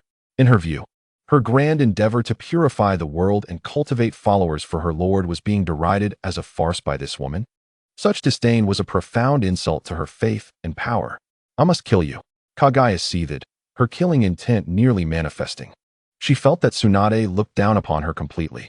Tsunade was momentarily taken aback by Kage's sudden vehement reaction, utterly unable to comprehend the logic and source of anger of this demon child. Chapter 137. Who corrupted whom? Yet this did not hinder her from questioning in her capacity as Hokage, her face stern and tone severe. What exactly do you intend to do? So many have perished. The border lies in chaos. What benefit does this hold for you? Do not feign boredom. In response to Tsunade's inquiry, Orochimaru suddenly chuckled, a smile that bore an unsettling mix of playfulness and candor. Tsunade, you truly hit the nail on the head. Indeed, it is boredom. That seemingly light remark caused Tsunade, Jiraiya, and Hiruzen's expressions to shift dramatically, their faces etched with disbelief. Orochimaru. Jiraiya's voice suddenly rose, brimming with shock and burgeoning fury as he fixed his gaze on Orochimaru. Do you have any idea what you're saying? Are the lives of these individuals merely a trivial amusement to you? The murderous intent in his eyes could no longer be concealed. The callousness of this former comrade had utterly crossed his threshold. Sarutobi Hiruzen swayed slightly, his complexion draining of color, leaving only profound sorrow and complexity. As he beheld Orochimaru's indifferent demeanor, he felt as though he were witnessing the once gifted disciple he had nurtured veering down the darkest path imaginable. His voice was dry, laden with endless regret. Orochimaru, how could you have become this way? I should never have let you leave Konoha. In response to Jiraiya's unabashed murderous intent and Sarutobi Hiruzen's anguished inquiry, Orochimaru merely raised an eyebrow slightly, a flicker of indifference passing through his golden serpent-like eyes. He sensed Jiraiya's murderous heart and discerned the pain in Hiruzen's words. Yet he remained unconcerned. Boredom? No, not entirely. This is merely an intriguing experiment, testing the efficacy of these tools, gauging the reaction of the shinobi world to such novelties, and assessing the extent of this child's powers. Orochimaru's gaze swept past the experimental subjects being gradually eradicated by Konoha's ninjas, yet still fighting fiercely to the end, and lingered meaningfully on the furious Kinshiki beside him. As for how many lives have been lost, Orochimaru smirked coldly. In the pursuit of truth and power, is some cost not to be expected? This statement laid bare his position and cruelty. Tsunade and her companions felt their spirits plummet. The figure before them was no longer that of a comrade with whom they could fight side by side or engage in ideological debate, but a monster who viewed the suffering and lives of others as mere experimental fodder. You cannot escape today, Orochimaru. Tsunade's voice was as frigid as the polar ice. Her azure eyes filled with lethal intent. You and that child beside you pose too great a danger to the shinobi world. Jiraiya and Hiruzen each assumed combat stances, their chakras surging as they focused on Orochimaru and Kinshiki, determined to prevent their escape. Regrettably, Orochimaru merely shook his head, a hint of derision surfacing on his lips. Have you not realized yet? What stands before you is merely a shadow clone. What? Tsunade and her companions' expressions shifted dramatically. Orochimaru seemed pleased with their reaction and continued. The data and observations I sought are nearly complete. Therefore, this farce, oh no, this experiment, ends here. He turned to Kinshiki and said, Kinshiki, we must depart. However, Kinshiki merely shot Orochimaru a cold glance, her face a mask of impatience and murderous intent. Are you finally done rambling? I can hardly wait. If you wish to leave, then go ahead. I must kill this ugly woman first. At her words, Tsunade and her companions instantly tensed, with Hiruzen even reaching for the massive shuriken strapped to his back. They all understood the grave threat posed by this child. Suddenly, a fierce glint flashed in Kinshiki's eyes as she stepped forward. Boom! Kinshiki's shadow clone erupted in a cloud of white smoke, dissipating into the air. An eerie silence enveloped the scene. Tsunade and her companions were left momentarily stunned. Even Orochimaru's shadow clone appeared momentarily dazed before instinctively raising a hand to cover its face. Thinking, is this fool so reckless that her overwhelming power caused her clone to collapse? At that moment, Tsunade demanded, Orochimaru, where is Kinshiki's true self? She is merely a child misled by power. Do not lead her further down this dark path. A child? Orochimaru's expression morphed into one of incredulity, as if he had heard the most absurd joke. He looked at Tsunade's eyes, which were a mix of anger and concern, and rasped a laugh. Tsunade, you are mistaken in two respects. First, that being is no fragile child in need of protection. Second, Orochimaru's smile took on a deeper meaning. Do you truly believe I can lead her astray?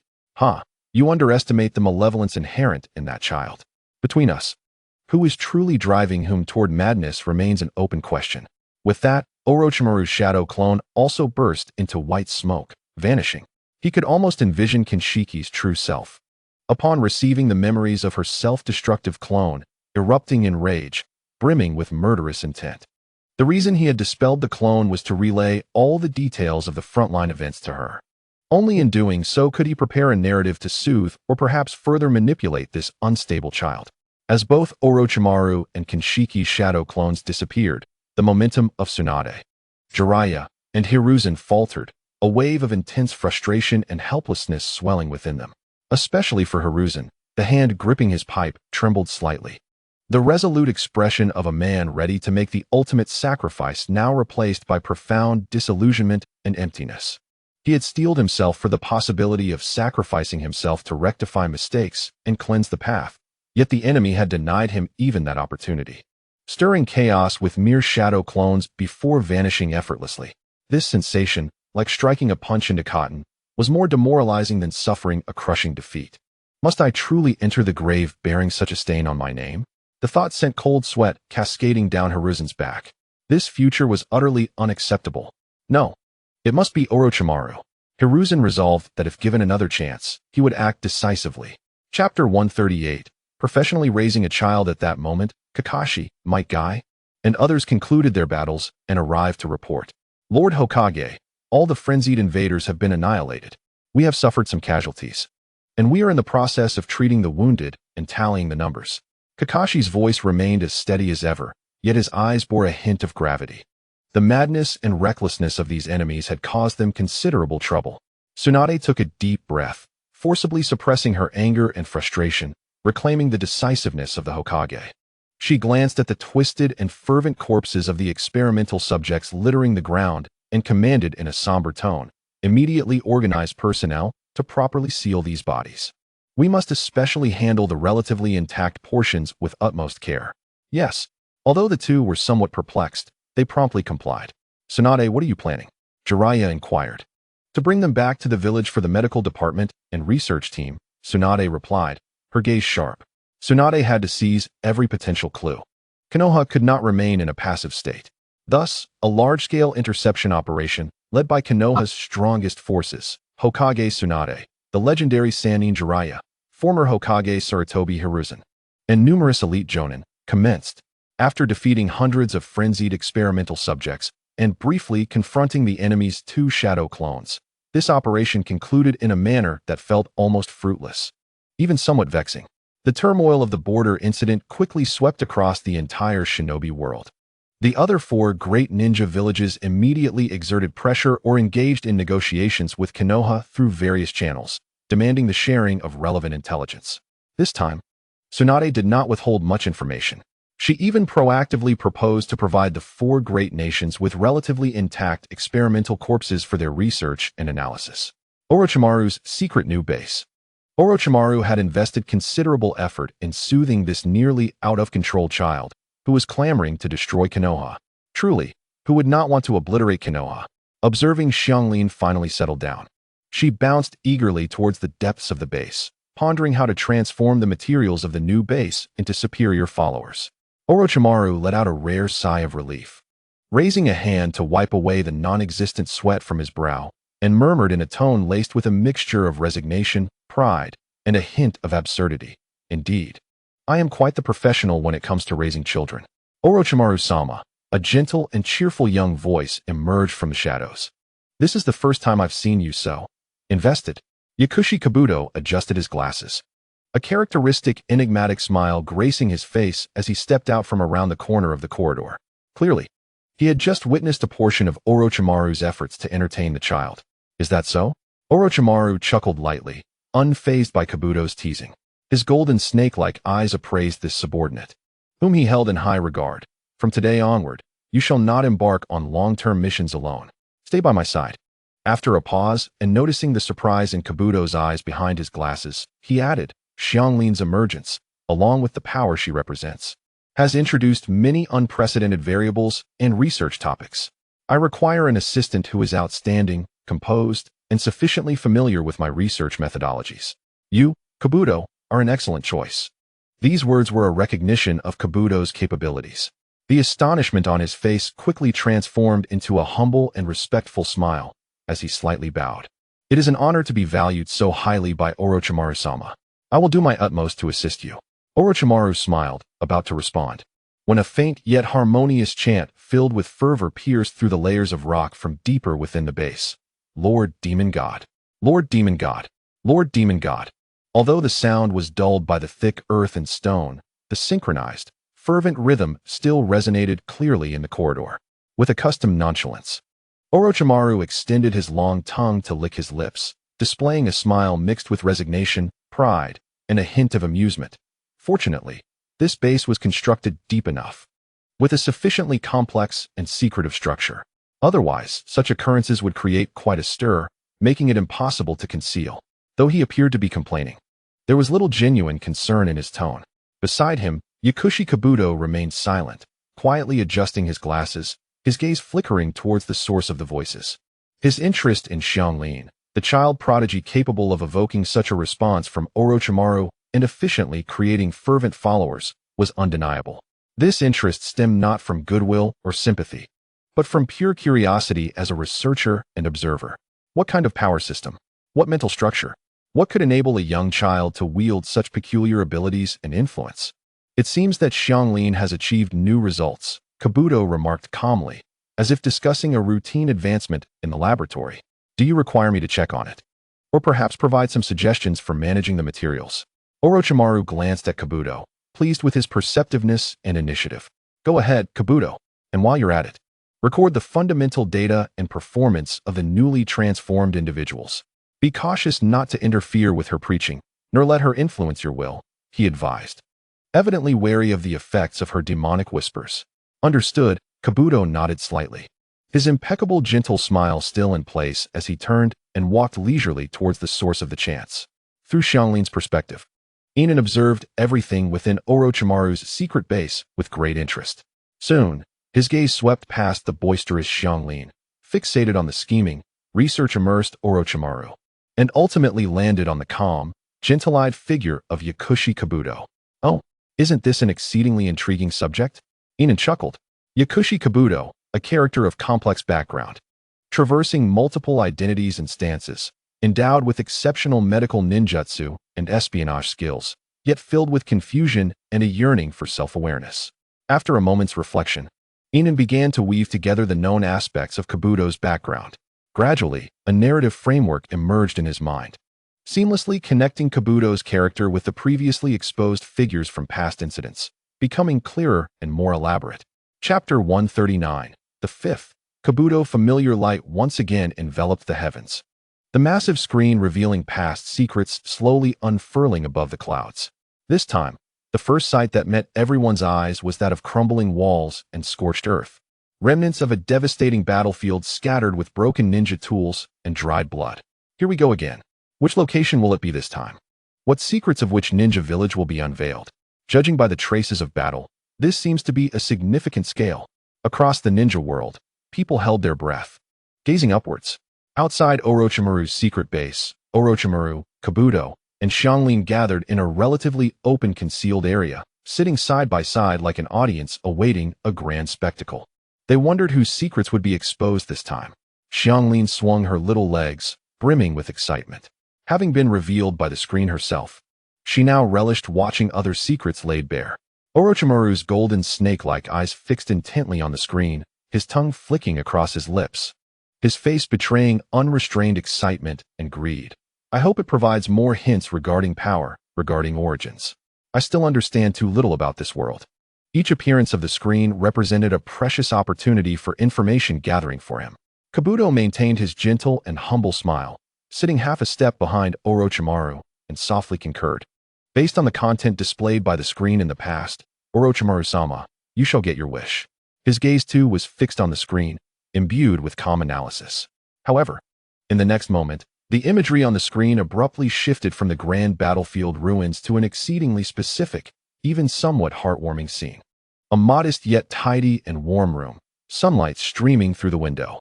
A woman, dressed simply yet exuding warmth, was gently bending down, lovingly stroking the hair of a small child with white hair. The child's back appeared somewhat frail and timid.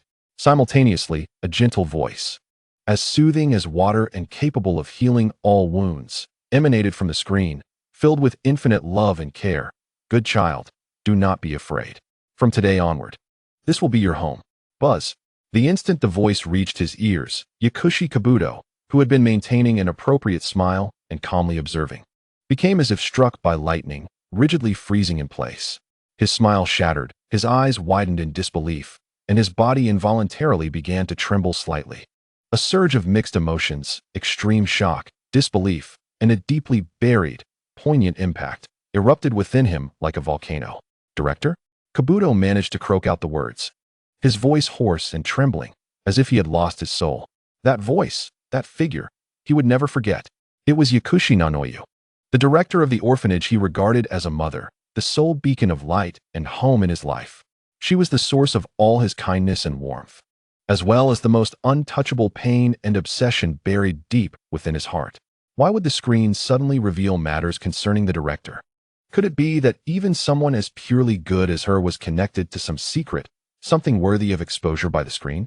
An ominous premonition, mixed with immense confusion and surging emotions, instantly engulfed Kabuto. He fixed his gaze on the screen, as if trying to etch that image into his very soul, his body feeling as cold as if he had plunged into an abyss. Xianglin was the first to react, her surprise evident as she turned her head, staring at Do, whose body still trembled slightly, his complexion pale. Pointing at the silhouette of the white-haired child against the sky, she exclaimed, "Hey Do, that white-haired figure is you. I isn't it." Her tone was filled with the exhilaration of discovering a new amusement. Could it be? The protagonist of this celestial spectacle is you. Unlike Do's expectations, Xianglin believed Do was indeed the main character. Upon hearing this, Orochimaru's golden snake-like eyes immediately shifted to Do, his expression turning exceedingly peculiar. He scrutinized this usually calm and gentle aide, a multitude of thoughts flashing through his mind. Could it truly be Do? Orochimaru pondered, feeling a hint of absurdity. With the previous revelations involving Uchiha Sasuke and the current few protagonists exposed by the celestial screen, 3 of them had direct ties to him. The density of such connections was rather excessive. Even Orochimaru found it somewhat ludicrous. Did he possess some trait that attracted the protagonists of this celestial display? The images on the celestial screen continued to unfold, interspersed with snippets of dialogue, gradually revealing more information. The gentlewoman was named Yakushi Nanoyu. She was a medical ninja and the head of an orphanage in the Hidden Leaf Village, having adopted many war orphans, providing them warmth and protection, including that white-haired, somewhat introverted child. More affairs of the Hidden Leaf. Why are there so many issues? This headmistress appears to be quite benevolent. Could it be that even the orphanage director is not spared by the hidden leaf? The discussions among the ninja world erupted in a frenzy, in successive celestial displays. Either the darkness of the hidden leaf was unveiled, or the protagonists hailed from there. This rendered the perceptions of other ninja villages and factions towards the hidden leaf exceedingly complex, filled with suspicion and trepidation, and even a touch of morbid curiosity. Someone couldn't help but shout, "I bet this kid named Do is definitely the protagonist this time. And according to celestial patterns, he will surely end up shouting about wanting to destroy the hidden leaf." Immediately, others chimed in, "I want to bet with you. It's obvious. I wager he has undoubtedly been severely wronged by the hidden leaf. Perhaps this headmistress was even harmed by them. You don't even need to say that. I reckon it's highly likely that this kind-hearted headmistress Nanoi was killed by Danzo from the hidden leaf, leading to Do's descent into darkness and joining some villainous organization." This speculation garnered considerable agreement, as the logic was simply too coherent. The benevolent protector perishes in darkness, causing the protected to plunge into darkness seeking revenge, a classic tale of corruption.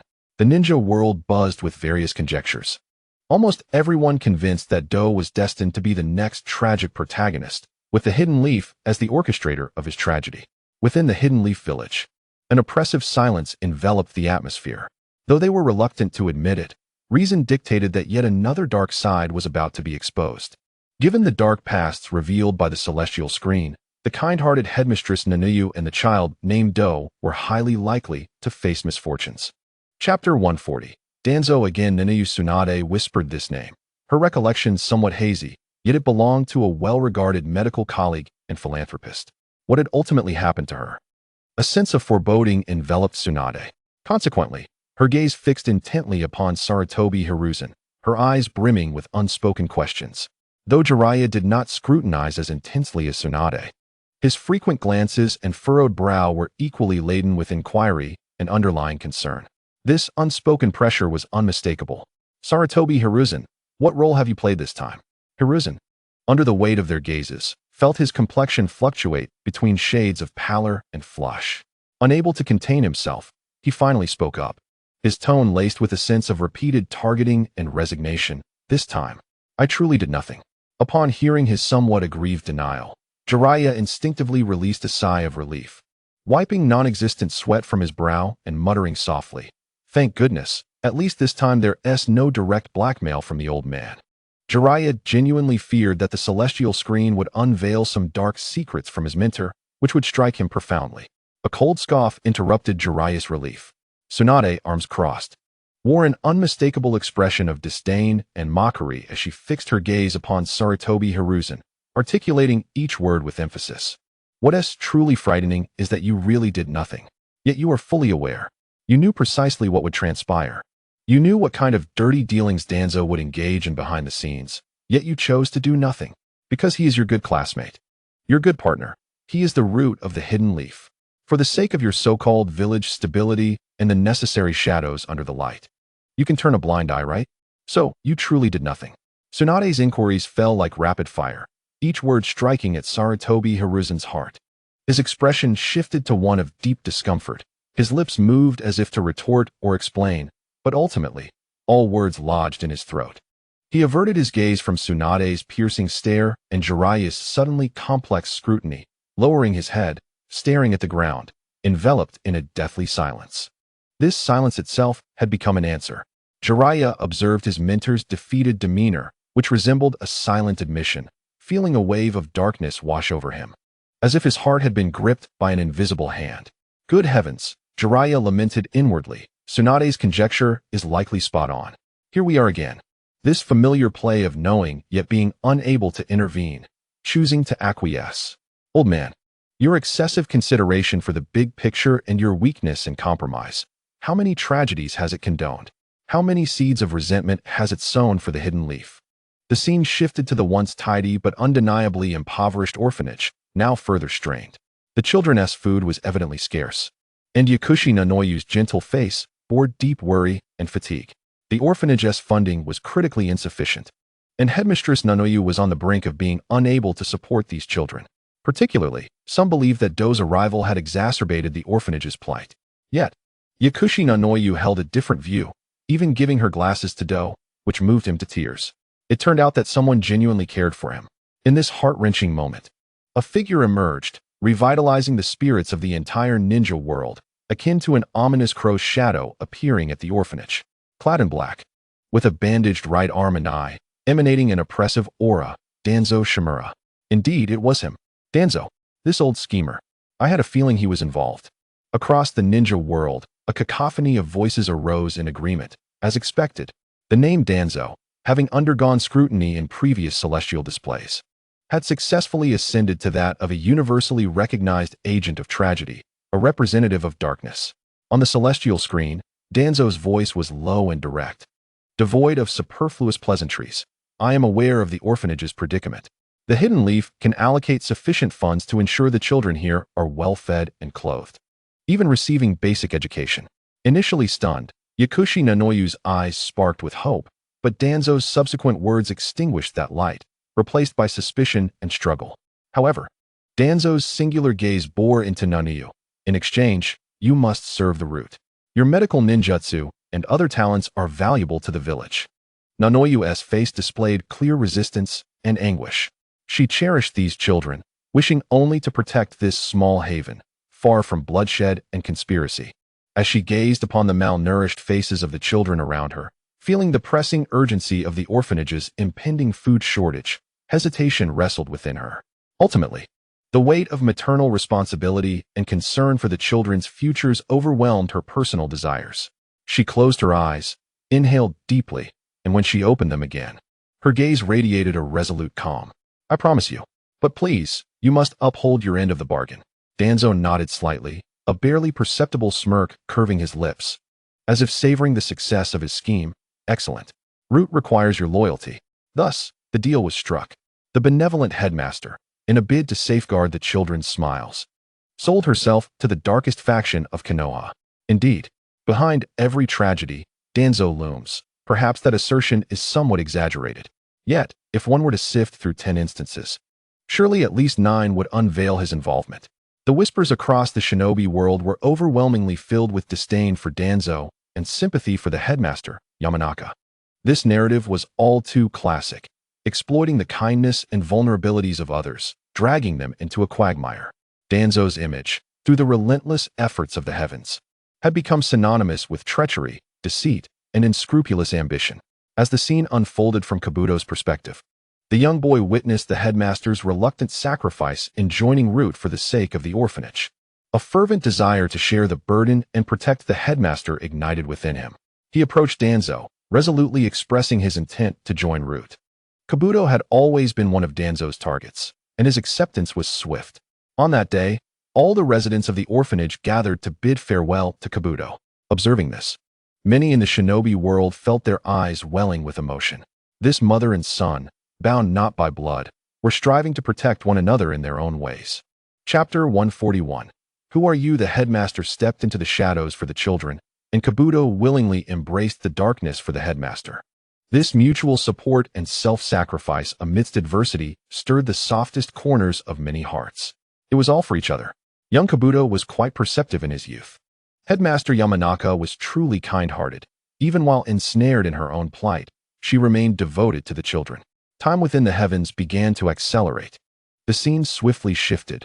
Young Kabuto endured the harsh and often brutal training within Root, falling repeatedly, yet rising again, his gaze hardening with resolve. He matured, undertaking various covert and perilous missions, blood staining his visage, scars adorning his body, traversing the shadows with weary, hollow eyes.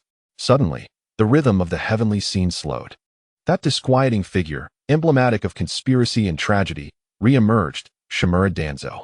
He stood alone in a dim chamber, seemingly clutching 2 documents or photographs, his solitary eye glinting with a chilling, calculating light. A sinister smirk graced his lips, hinting at the impending fruition of his schemes. Though no words were spoken, the atmosphere, thick with impending malice, resonated clearly with every viewer. Here it comes. Danzo is up to no good again. I knew it. The warmer the setup, the harsher the betrayal. No, please. Spare the headmaster and Kabuto. A chorus of anxious gasps and laments erupted throughout the shinobi realm.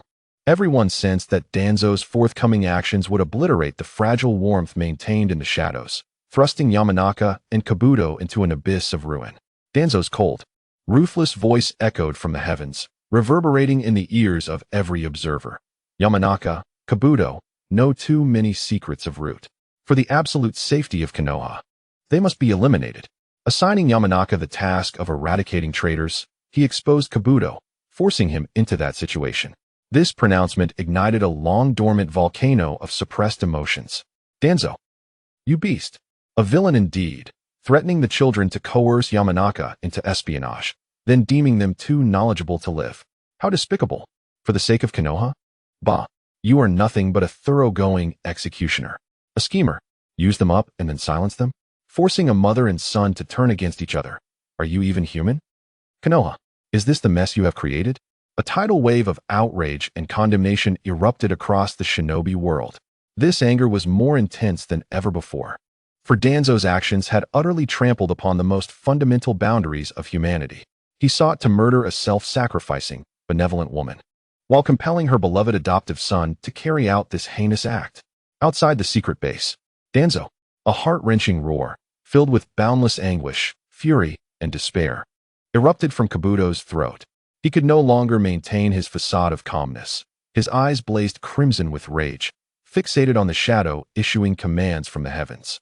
Even the usually reckless and indifferent Kankuro fell silent in this moment. She watched the two fated for a cruel encounter and then glanced at the frenzied Kabuto beside her, her expression reflecting unprecedented complexity. Her own mother had sacrificed herself for her, only to be slain in that village. Kankuro sneered softly, murmuring, "How repulsive. If I ever encounter him, I will kill him." In a hidden, obscure corner, the true Shimura Danzo concealed himself in darkness, observing the celestial display. Upon witnessing the issuance of his command, he furrowed his brow tightly, his bandaged right eye twitching slightly. While he coldly acknowledged his actions to eliminate Yamanaka and exploit Kabuto, he had indeed orchestrated the execution of this task to protect Root's secrets, ensuring mutual ignorance between the two. However, Danzo understood that, given such a striking presentation, he had likely become the target of universal scorn. Troubled yet unrepentant, Danzo contemplated how to navigate the ensuing chaos, how to further conceal himself, and wait for the opportune moment. For within him still lingered the ambition to reclaim power within Konoha. Such unfathomable confidence. The scene in the heavens continued. Kabuto was exposed, injured, and began to evade. Yet, at that moment, an assailant struck. No dialogue, no hesitation. In a flash of lightning, the clash was fierce, lethal, devoid of any superfluous emotion. This was the purest and most efficient art of killing, a confrontation between Root's ninjas. Ultimately, one figure stumbled back, collapsing helplessly. Moonlight pierced the clouds, cascading upon the nearly lifeless face of Yamanaka. The other figure, Kabuto, however, upon recognizing Yamanaka's pale visage, Kabuto felt as if an invisible hammer had struck him mercilessly. Headmaster? The cold mask on Kabuto's face shattered instantly, replaced by utter confusion, shock, and the overwhelming tide of fear and agony. He rushed to Yamanaka's side, frantically attempting to perform medical ninjutsu, to staunch the bleeding, to salvage the fading vitality. Headmaster, hold on. I will save you. How could it be you? Why you? Kabuto's voice quavered in a pitch of sheer panic. Yet, the dying Yamanaka's consciousness was already fading. With great effort, she opened her eyes, her gaze unfocused as it landed on the distraught, unfamiliar white-haired youth before her. Her lips trembled slightly, exerting the last remnants of her strength to produce a faint yet distinct inquiry, piercing like an icicle into the heart. Who are you? This question reverberated through the heavens, echoing across every corner of the ninja world. Who am I? The director asks who I am. The figure in the heavens, Do, froze completely. All his movements, all his weeping, all his cries collapsed under the weight of that singular question. Do knelt in a pool of blood, that of the person he regarded as a mother, to whom he had devoted everything, and in her final moments, she did not even recognize him. Chapter 142. Again, Orochimaru. A soundless scream of indescribable despair erupted from Do's throat, echoing with a haunting resonance. In that moment, Do's mental world shattered, crumbling into an abyss of darkness and chaos. Across the ninja realm, after enduring the initial silence and the shock of witnessing tragedy, A tidal wave of overwhelming confusion surged forth. What is happening? How could Yakushi Nono not recognize Do? They had only been apart for a few years, hadn't they? Could Do have changed so drastically? Even if years had passed. What about his voice? His essence? After so many years of close companionship, how could she fail to recognize him? Moreover, judging by Do's appearance, it was evident she never anticipated it would be him. This implied that Danzo had provided false information regarding their mission, leaving both of them in the dark. That old dog Danzo not only incited their mutual destruction, but also employed some method to render Nono unable to recognize Do. How utterly malicious. Whispers of discontent erupted. A sense of unease permeated the atmosphere. Nono's dying question, "Who are you?" pointed towards a more sinister and chilling possibility. Her cognition may have been tampered with. How horrifying. This was beyond cruelty. It was the act of a devil. Danzo must die. The fury of the ninja world escalated once more, driven by this horrifying possibility. Reaching an unprecedented climax in their condemnation of Danzo, Do remained fixated on the heavens, his body trembling violently. The crimson light in his eyes gradually replaced by a hollow and chaotic madness. Yes, it was false. We have all been deceived. The teeth of Do ground together with a sound of fury, mingling with an overwhelming hatred that threatened to consume him. He had thought he could bury it deep within, that he could forget, but in that moment, he realized he would never be able to forget. Orochimaru observed Do's state, remaining silent, fully aware of everything transpiring. Karen furrowed her brow, watching the crumbling Do in the heavens, then glanced at the subdued version of Do beside her, murmuring softly, "What a hassle. It feels like it's about to break." The focus of the heavens rested upon the edge of despair that was Yakushi Do. He wept bitterly by the desolate riverside. His desperate cries of "Who am I? Why doesn't the director recognize me?" were a profound inquiry into his very existence. Just as his soul drifted, on the brink of losing itself in darkness, a hoarse yet uniquely alluring voice slithered through the shadows behind him. Because she had never truly seen what you had become. Do turned sharply, his tear-filled eyes meeting the pale visage and golden snake-like pupils of Orochimaru. Within the scene, Orochimaru, in an almost scientific tone, unveiled yet another layer of Danzo's vile scheme. The photographs Danzo had given to Nono, which supposedly proved your well-being, were never of you at all. He merely found some root children of similar age and hair color, took their pictures, and periodically presented them to Nono, claiming they were Do on his mission. Thus, in her perception, Yakushi Do remained the child who needed her protection, forever frozen in his youth or some indistinct form. She knew nothing of your true appearance, voice, or essence. This revelation felt colder, more direct, and more nauseating than any illusion or forbidden technique. Danzo not only deprived them of their chance to meet, but also severed the last visual and cognitive connection between mother and son with a false image. Fake photos. Fake me, Do murmured to himself, as the chaos in his eyes gradually transformed into a deeper, almost self-denying sense of nothingness. Then, in the heavens, Orochimaru extended an olive branch. He offered no false sympathy. Instead, through his twisted philosophy on reality, self, and the pursuit of essence, he precisely filled and guided Do's shattered understanding and sense of existence. Orochimaru's discourse, though seemingly nonsensical, captivated Do. In Do's most vulnerable, bewildered moment, questioning everything, Orochimaru's words acted as a lifeline for a drowning man. A flicker of light rekindled in Do's unfocused eyes. Yet that light bore the weight of a resolution directed towards a darker abyss. Ultimately, the scene in the heavens froze on Yakushi Do as he wiped away his tears. Though his gaze remained hollow, he slowly rose and followed Orochimaru, vanishing into the night. The entire ninja realm, after a brief moment of shock and digesting the insidious details of the photo swap, fell into a collective state of bewildered numbness.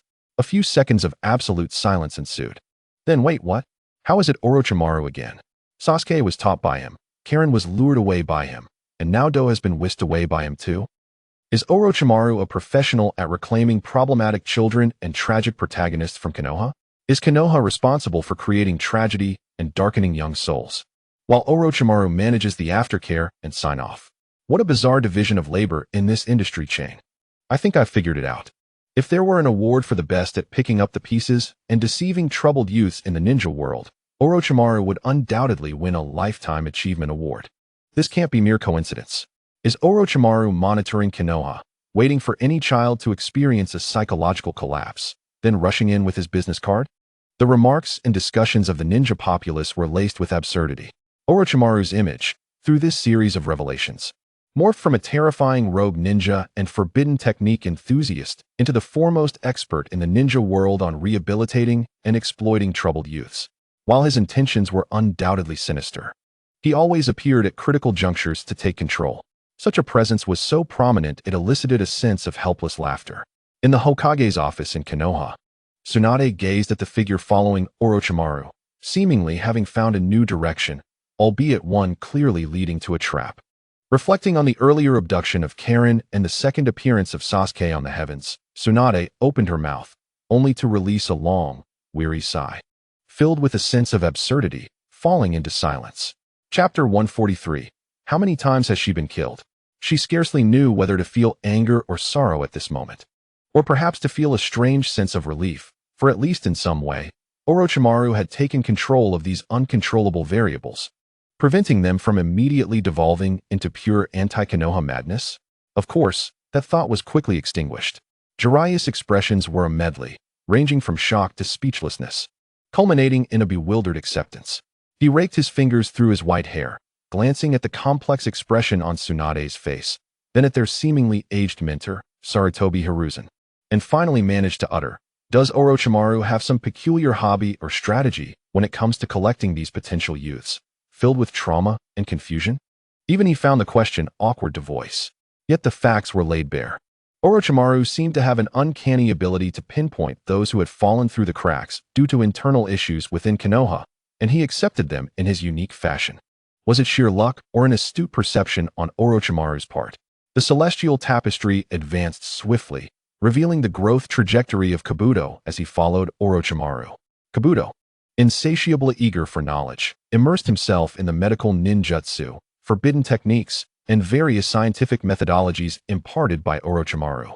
He rapidly ascended to become Orochimaru's most competent assistant, establishing himself as the de facto second-in-command within the organization. Orochimaru seemed to place considerable trust and reliance on him, and for a time, they maintained a distorted, yet stable master-disciple or partnership dynamic. However, a turning point soon emerged. A defiant youth with raven hair, Uchiha Sasuke, fueled by hatred, appeared on the screen. Orochimaru's attention was immediately captivated by this more promising subject. He began to allocate a substantial amount of resources and energy to cultivate Sasuke, potentially neglecting or altering his relationship with Kabuto. The scene accelerated once more, and 3 years flashed by. Ultimately, it froze on a brutal tableau of betrayal and retribution. Uchiha Sasuke, in his quest for greater power, personally ended the life of his nominal master, Orochimaru. With a muffled exclamation of either indignation or self-mockery, the real Orochimaru outside the base could not help but cover his face. Good heavens! How many times have I died in this celestial display? My legendary status among the Sannin is becoming increasingly worthless. Haha. Orochimaru, you are truly pitiable. Beside him, Karen laughed unabashedly, doubling over in mirth, pointing at the celestial screen and then at Orochimaru, exclaiming, "Look, you've died again, and at the hands of that insufferable Sasuke. This is too funny. Well, I no longer have any prestige. Aside from Kabuto, who is obedient. This Sasuke and Karen, they are clearly seeking a new master for themselves." Orochimaru's expression darkened significantly as he turned his gaze to the boisterous Karen, his tone chilling as he said, "Karen, I raised you, provided for you, taught you skills, and even assisted in your career. While it is one thing not to seek vengeance for me, is it too much to ask that you do not so easily align yourself with Sasuke? What you've done is rather excessive, don't you think?" Orochimaru's words had been echoed earlier in the celestial display. Karen had shown no inclination for revenge and had simply followed Sasuke upon seeing him. Despite Orochimaru's investment in her upbringing, Karen's laughter abruptly ceased, her expression shifting slightly, seemingly touched by Orochimaru's words. But with a quick flick of her eyes, she donned an innocent yet cunning smile, her large eyes blinking innocently. "Oh, Orochimaru, I've merely expressed curiosity about Uchiha Sasuke. I'm curious about what makes him so special. Once my curiosity is satisfied, I shall undoubtedly eliminate him and avenge you. Yes, I will certainly slay Sasuke." Karen spoke with such conviction, as if dispatching a Uchiha genius were as simple as squashing a bug. Yet the flicker in her eyes and her overly deliberate tone lacked credibility. Orochimaru scrutinized her deeply, choosing not to pursue the matter further. He understood that Karen was merely spouting nonsense, devoid of any true loyalty or commitment to him. She followed only her own whims and the whims of her Dark Lord. Redirecting his gaze, Orochimaru focused on Kabuto, who had remained eerily silent since the celestial display unveiled the truth of Orochimaru's demise. Orochimaru pondered, that unreliable boy Sasuke. And this impetuous child Karen, how dependable are they? What of Kabuto? This assistant, whom I rescued and nurtured, appears gentle and compliant, yet harbors profound depths. In the future revealed by the celestial tapestry, what will he do after my death? Will he seek vengeance for me, or does he harbor his own designs? This thought evoked a mixture of wariness and anticipation within Orochimaru. If even Kabuto ultimately chose betrayal, would it not confirm that those I nurtured carry within them a restless and rebellious essence? From another perspective, could this not be considered a form of success? Though the cost of this success might be my own life. Orochimaru did not voice his suspicions, but cast a meaningful glance at Kabuto with his golden serpent eyes. Kabuto noticed Orochimaru's gaze, adjusted his glasses, and resumed his benign, inscrutable smile, nodding slightly toward Orochimaru without uttering a word. Everything lay unspoken, perhaps concealed beneath deeper machinations. The celestial display continued to progress, now focusing on Kabuto in the aftermath of Orochimaru's demise. The base lay in disarray, the essence of Orochimaru having dissipated. Uchiha Sasuke emerged coldly from what was once Orochimaru's chamber, exuding the sharpness of newfound power coupled with a lingering aura of malice. He cast a disdainful and evaluative glance at Kabuto standing nearby, which swiftly shifted to pure rejection. Humph, not worth recruiting, nor worth killing. Leaving behind this frigid mockery, Sasuke departed the former lair without a backward glance. Meanwhile, Kabuto remained unresponsive to the world, indifferent to Sasuke's exit, as he stiffly approached the spot where Orochimaru had fallen. He gazed at the body that once symbolized strength, knowledge, and a certain twisted sense of belonging, his eyes vacant. Lord Orochimaru has also failed. To fail is to die. With Orochimaru gone, what becomes of me? Who am I now? What is the meaning of my existence? The familiar crisis of self-awareness surged once more as the last vestige of Orochimaru faded away. Kabuto lost all references to cling to, all means to define his identity. In a desperate bid to grasp something, to redefine himself, a mad and perilous thought began to take shape within his mind, filled with scientific knowledge and twisted obsession. The celestial tapestry revealed the ensuing events. Kabuto plunged headlong into experimentation. He sequestered himself in the laboratory, utilizing the advanced biotechnology and forbidden knowledge he had gleaned from Orochimaru. His objective was both clear and horrifying: to transplant Orochimaru's cells into his own body. The screen displayed an array of intricate instruments flashing, with grotesque tissues cultured in test tubes, as Kabuto's own body became the most perilous of experimental grounds. The rejection reactions were excruciating and violent. His body began to undergo terrifying mutations. Irregular, scaly patterns emerged on his skin, his body temperature fluctuated erratically, and his chakra became chaotic, suffused with a serpentine chill. Occasionally, a tongue reminiscent of a snake would involuntarily flicker out. Kabuto's appearance and essence were irreversibly sliding toward that of a non-human, a grotesque amalgamation bearing Orochimaru's traits. Yet, in the face of such unbearable agony and bodily distortion, Kabuto's countenance bore not fear, but an almost frenzied excitement. His eyes burned with a morbid clarity and satisfaction. "I can feel it again," Kabuto whispered, caressing his altered skin. "Lord Orochimaru's power and knowledge are merging with me. This way, I shall understand who I truly am."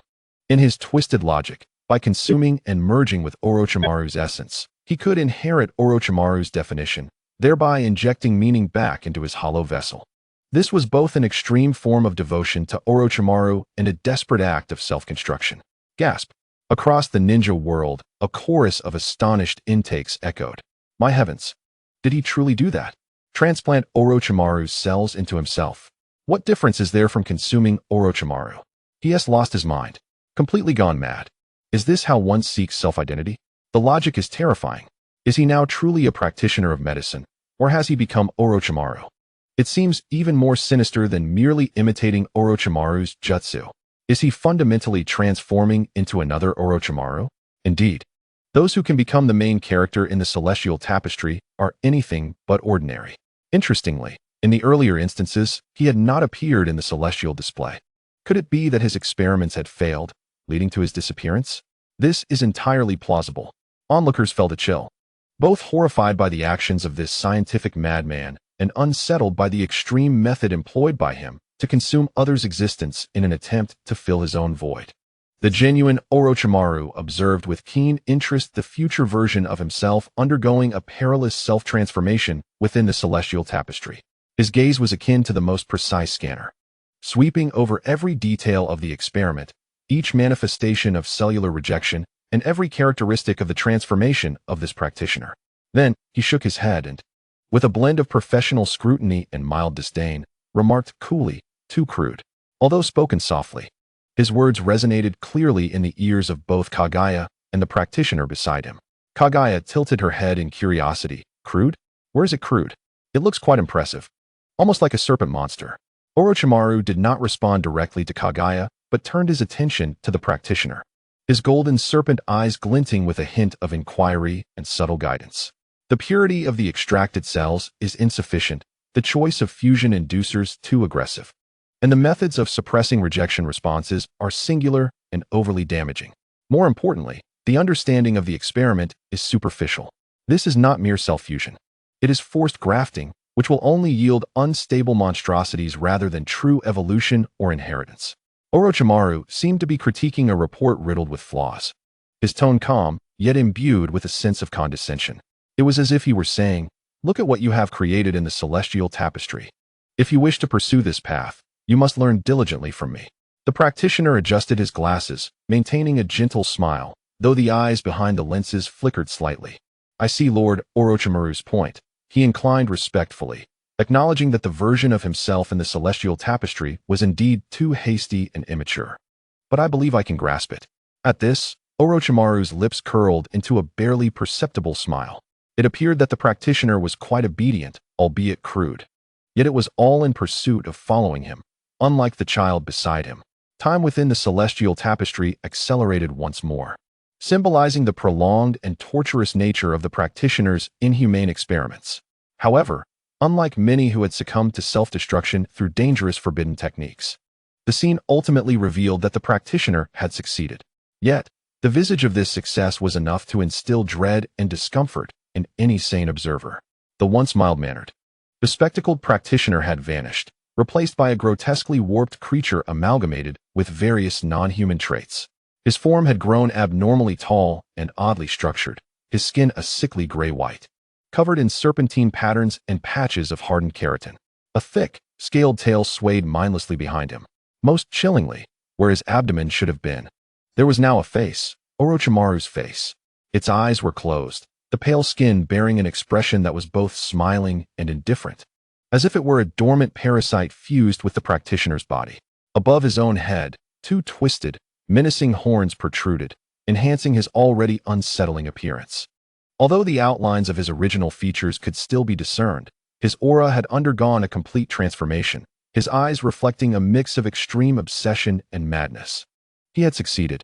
He had successfully fused parts of Orochimaru's cells and characteristics into himself, gaining superhuman strength, heightened recovery abilities, and a deeper understanding of certain forbidden techniques. Yet the price he paid was the complete abandonment of human form and normalcy, transforming into a terrifying existence that straddled the line between human and serpent, self and other. What is this monstrous entity? Success? Can this truly be called success? This is more terrifying than death. A face of Orochimaru on his abdomen. "I shall have nightmares tonight." Is this what he sought for himself? A monster bearing another's face? Across the ninja world, shock, disgust, and incredulity erupted. The practitioner's method transcended the realm of ordinary comprehension. Even in a world accustomed to various bloodline limits and ninja techniques, such a direct and grotesque physical transformation and fusion was profoundly impactful. Yet, Orochimaru's eyes sparkled with fervor, his golden serpent pupils alight with excitement.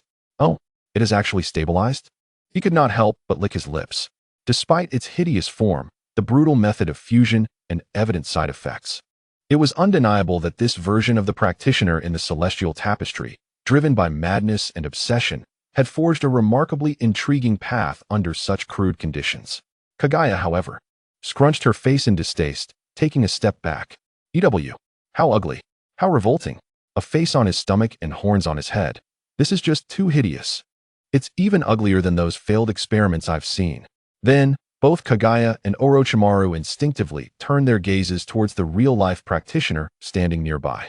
They were eager to see how he would react, having witnessed his future self transform into such a horrifying creature. The practitioner stood silently, adjusting his glasses. His face retained that serene, seemingly unflappable smile. His gaze calmly observed the monstrous version of himself in the celestial tapestry, devoid of fear, disgust, or even overt shock. He regarded it as if merely inspecting a specialized experimental report related to himself. The celestial tapestry continued to unfold, focusing on the practitioner now transformed into this monstrous Orochimaru hybrid. The amount of chakra he exhibited, the types of forbidden techniques he mastered, and his understanding of various secrets even surpassed that of the previous Orochimaru within the tapestry. Yet, he appeared unsatisfied, or perhaps filled with insecurity. In the dim cavern or laboratory, the practitioner, now a terrifying amalgamation, manipulated some perilous experimental apparatus while murmuring with a raspy voice that blended his own features with those reminiscent of Orochimaru. Not enough, far from enough. Orochimaru, or rather, he was too reckless, too fixated on certain goals, neglecting potential risks, which led to his demise at the hands of a mere child from the Uchiha clan. Such a mistake I must never repeat.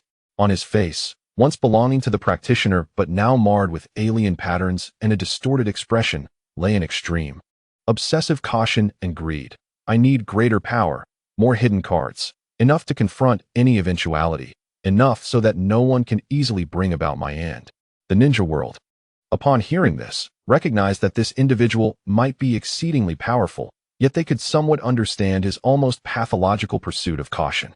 After all, he had emerged from the depths of betrayal and scheming. However, the subsequent revelation of how this hybrid Orochimaru intended to bolster his power and hidden cards caused an uproar across the entire ninja world, raising everyone's blood pressure. The scenes depicted the hybrid Orochimaru appearing in various secret locations across the ninja world, typically regarded as sacred or taboo. These were the burial sites or shrines of various ninja clans and renowned deceased powerhouses. Utilizing his exceptional stealth techniques, barrier-breaking skills, and inhuman sensory abilities, he evaded detection and silently infiltrated. Then, under the astonished and enraged gazes of the ninja world, Orochimaru began to meticulously excavate graves. Not with brute force, but like the most professional tomb raider, he precisely located the sites, employing his chakra scalpel or other tools to gently yet efficiently unearth the tombs, extracting the remains or accompanying items that might harbor special chakra or information. My heavens, what is he doing? Digging up graves? That is the resting place of our former Mizukage from the Hidden Mist Village. How dare he? That is the direction of the shrine for the rakeage of the Hidden Cloud Village throughout the ages. He dares. Our Sand Village's ancestral burial site.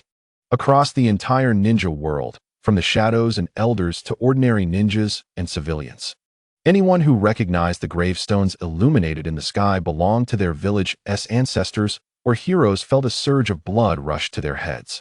An explosive mix of fury and humiliation. To steal the remains or belongings of the deceased is considered a more grievous desecration and provocation than murder in the ninja world. This is not merely a disrespect to the dead but a trampling of the entire history, honor, and legacy of the ninja villages. Orochimaru, you monster destined for hell. Desecrating the dead. You deserve 1,000 deaths. Orochimaru, no, now just Kabuto, must be found. He must be torn to pieces. This madman who does not even spare the dead. Voices filled with anger, roars, and even tearful accusations resonated throughout the corners of the ninja world. In that moment, the hatred for Orochimaru surged to unprecedented heights. The upper echelons of various ninja villages turned pale, immediately ordering a thorough investigation of all important cemeteries and shrines, enhancing security. Simultaneously, they communicated urgently with other ninja villages to verify losses and begin discussions on the possibility of a joint pursuit of this public enemy of the ninja world. Outside the secret base, Cheyenne watched in astonishment. Wow, digging graves? While this method sounds a bit gruesome, it seems quite effective. Those powerful individuals, once deceased, might indeed harbor something valuable within their remains. Cheyenne's thoughts were entirely unrestrained by earthly morals, focusing solely on her own comfort and pleasure. Orochimaru, on the other hand, watched with great interest. Meanwhile, in reality, Kabuto maintained his gentle smile, adjusting his glasses with a profound gaze behind the lenses. He observed the figure of himself in the sky, digging graves and collecting trump cards, murmuring softly, collecting materials for the impure world reincarnation? This is indeed one of the most direct methods of reinforcement. In the scene, Orochimaru stood at the center of an altar adorned with eerie runes. Chapter 146, Impure World Reincarnation. Orochimaru formed hand seals, chakra surging, the runes on the altar glowing with a dim light. A large quantity of dust-like material rising from the ground, rapidly coalescing and taking shape. Eventually, a ninja figure appeared atop the altar, hollow-eyed, body riddled with cracks, yet emanating a powerful chakra wave. Although his appearance and clothing were indistinguishable from when he was alive, the lifeless gaze and body composed of dust clearly indicated that he was not a living person. Impure world reincarnation. Orochimaru gazed at his creation, a satisfied and excited smile spreading across his face, a blend of madness and wisdom. Truly, it is worthy of being a forbidden technique. Summoning the souls of deceased strong individuals from the Pure Land, binding them to specially crafted bodies, allowing them to reappear in the world while retaining a majority of their abilities from life, almost rendering them immortal. How invaluable! Orochimaru spread his arms wide, as if embracing a brand new world under his control. I shall use this technique as the foundation to forge an invincible, tireless, and absolutely loyal army of impure world reincarnation. Let those historical heroes, tyrants, and monsters all serve my will. Orochimaru then seemed to recall something. Lamenting, Lord Orochimaru remains overly fixated on certain specific vessels, failing to fully exploit the true value of this forbidden technique. Such immense power, merely used to summon one or two individuals, is truly a waste. Let me elevate it to greater heights. With that, the Orochimaru in the sky became increasingly fervent in his grand endeavor, scouring the world for older, stronger, and more legendary tombs, or acquiring relics and DNA information related to the deceased through other means, continuously expanding his summoning list. The entire ninja world fell into a deathly silence. The previous anger arose from the desecration of the resting places of their ancestors. Now, the fear stemmed from the terrifying threat that transcended life and death brought forth by this desecration. The vast majority of ordinary ninjas, even many lower-ranking ninjas and civilians, were completely unaware that a forbidden technique like the impure world reincarnation existed, which could forcibly pull the dead back into the living world and control them. This utterly subverted their understanding of life and death, of battle and war.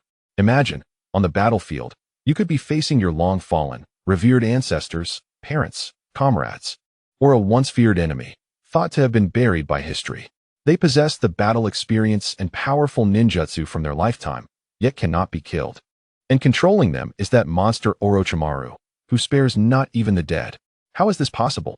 Summoning the dead to fight, an undying body, retaining their powers from life. This technique is far too evil, far too terrifying.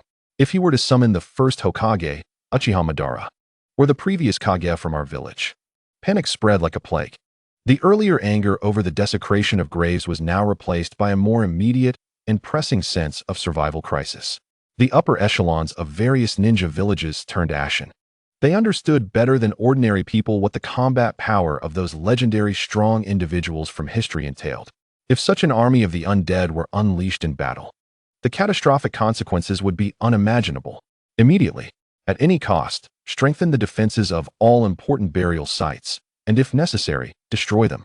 Investigate all possible records and relics related to the deceased, implementing strict controls. We must locate Orochimaru and Kabuto, and eradicate them before they can realize their plan to create the army of impure world reincarnation. Urgent commands were dispatched from the offices of the various Kage, and the entire ninja world tightened its nerves due to the threat of the impure world reincarnation, entering a state of preparedness. Outside the secret base, Cheyenne's eyes widened. her expression transforming from disdain or amusement to genuine interest and learning. Wow, this technique is impressive. Summoning the deceased powerful individuals to serve as enforcers and being able to control them? It seems to rival my own devil's whisper in controlling the living, though it is a bit troublesome having to dig graves for materials. Orochimaru's true self couldn't help but twitch slightly at the corner of his mouth. Being assessed by Kabuto in the sky made him feel somewhat humiliated. Yet he also felt a complex emotion. He gazed at the figure of Kabuto in the sky, zealously expanding his army. A glimmer of contemplation flashing through his golden snake eyes. So this is what is meant by elevating it to greater heights. The thought of large-scale application and forming an army indeed broadens one's perspective. However, controlling so many powerful souls requires an extremely high level of mental strength, chakra control, and stability of the technique.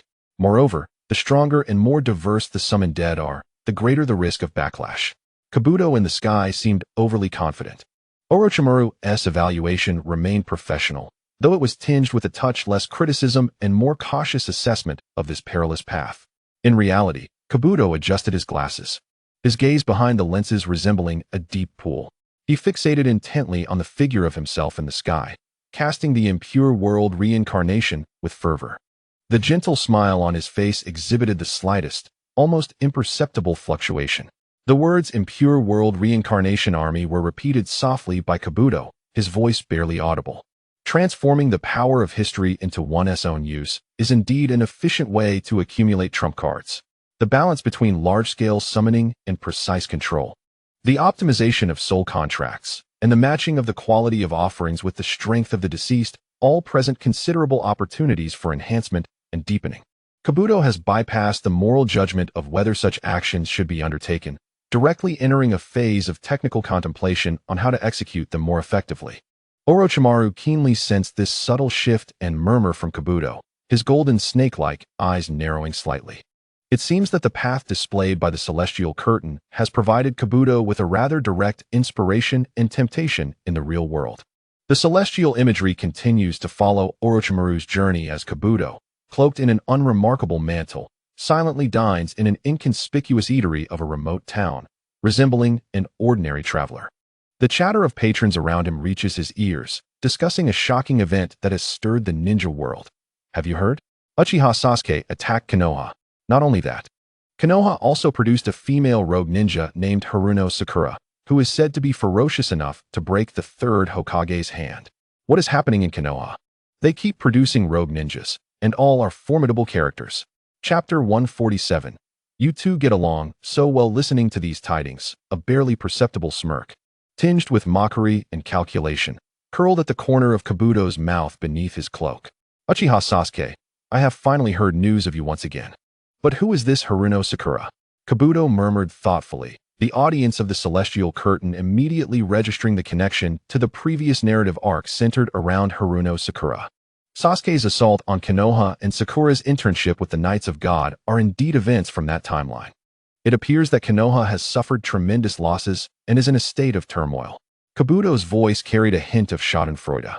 The decline of the strong and internal strife present a golden opportunity for his return. Clearly, Kabuto harbors no sense of belonging to Konoha. His so-called return seems driven by a desire to seize upon the village's fury. The legacy of Konoha, the quality of its once great heroes, constitutes the pinnacle of the entire ninja world. A glimmer of greed sparkled in Kabuto's eyes as he contemplated the cells and genetic information of the first Hokage, Senju Hashirama, the second Hokage, Senju Tobirama, Uchiha Madara, and those other extraordinary ninjas throughout history. These are the essential materials for crafting the most formidable reincarnated army. The imagery illustrates Kabuto stealthily infiltrating Konoha. Even with powers surpassing those of his former master, Orochimaru, he remains exceedingly cautious, ensuring his presence goes unnoticed. Like the most cunning of specters, he employs his understanding of Konoha's defensive systems and his own exceptional stealth to navigate the shadows of the village. Kabuto meticulously avoids patrols and vigilance, gradually gathering remnants of those legendary existences. This process is lengthy and clandestine, showcasing Kabuto's terrifying patience and unwavering dedication to his objective. Until one day, while collecting at a hidden location, Kabuto's motions suddenly halted. His altered perception caught a familiar scent. He raised his head slightly, a look of surprise flashing across his face under the shadow of his cloak, quickly morphing into a complex expression as if recalling distant memories. Karen? Kabuto whispered the name, recalling the once boisterous red-haired girl from Orochimaru's base. He fell silent for a moment, seemingly weighing his options. Ultimately, a smile laced with nostalgia, curiosity, and a cold calculation graced his lips. Perhaps I should pay this old friend a visit, he murmured to himself, as if convincing his own mind.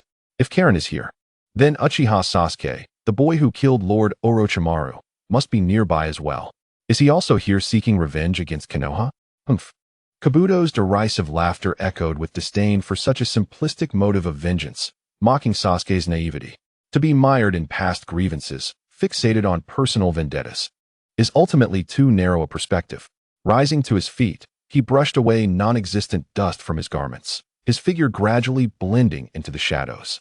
True power transcends life and death, commanding history and enveloping the entire world within one's own strategy. With that, his presence vanished entirely, stealthily moving towards the direction from which he sensed Karen's chakra fluctuations. Observing this, the ninja world erupted in alarm. The exceedingly dangerous entity, Kabuto, is about to intersect with Karen and Sasuke, two equally unstable forces, on the already tumultuous stage of Konoha. What does he intend to do with Karen? Reconnect?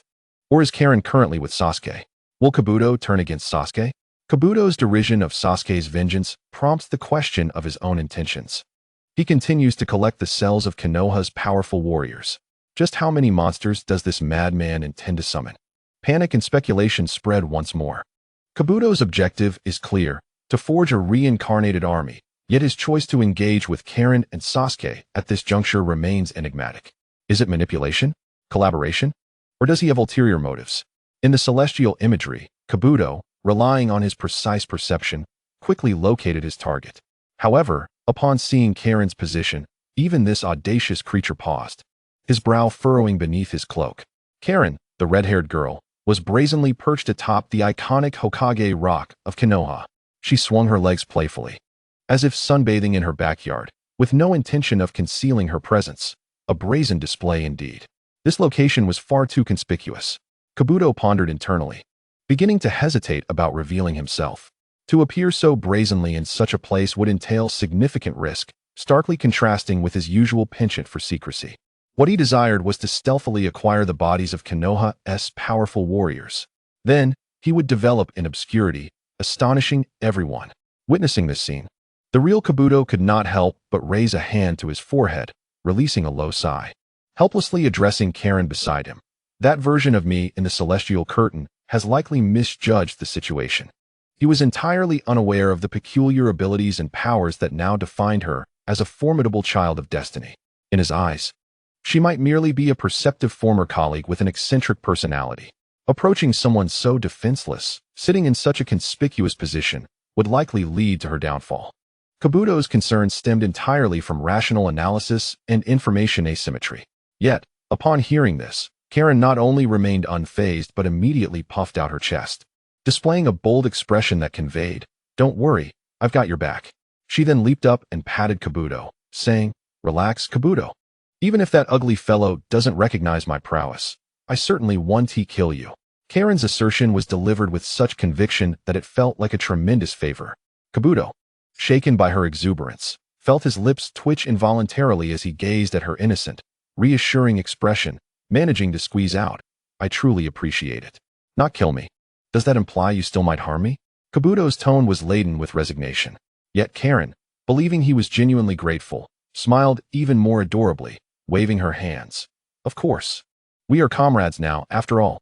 "Yes, indeed, Lady Karen is absolutely correct." A gentle smile graced Kabuto's face. Orochimaru observed their interaction with great interest, and then jested. "You two seem to get along very well." Chapter 148. Death came too abruptly. The celestial imagery continued.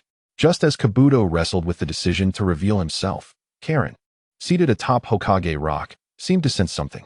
Her previously casual gaze sharpened suddenly, accurately locking onto Kabuto's concealed direction, a glimmer of intrigue flashing in her eyes.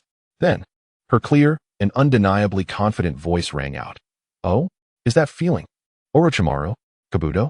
A cacophony of chaotic, trash-like energies permeated the air, and upon hearing this, Orochimaru's expression transformed dramatically. How could his disguise and stealth have been so effortlessly unraveled? Moreover, Xianglin sensed not only his presence, but also discerned the distinct essence of Orochimaru mingled within him, along with the erratic power traits acquired through fusion and transplantation. This level of perception was far beyond what an ordinary sensory ninja could achieve. An alarm rang loudly in Orochimaru's mind. Before he could react or attempt to escape, Xianglin's voice echoed once more, laced with evident skepticism and disdain. Oh, upon closer inspection, it seems that Orochimaru's essence merely clings to you? So it's primarily you. I assent it. By the way, what happened to you?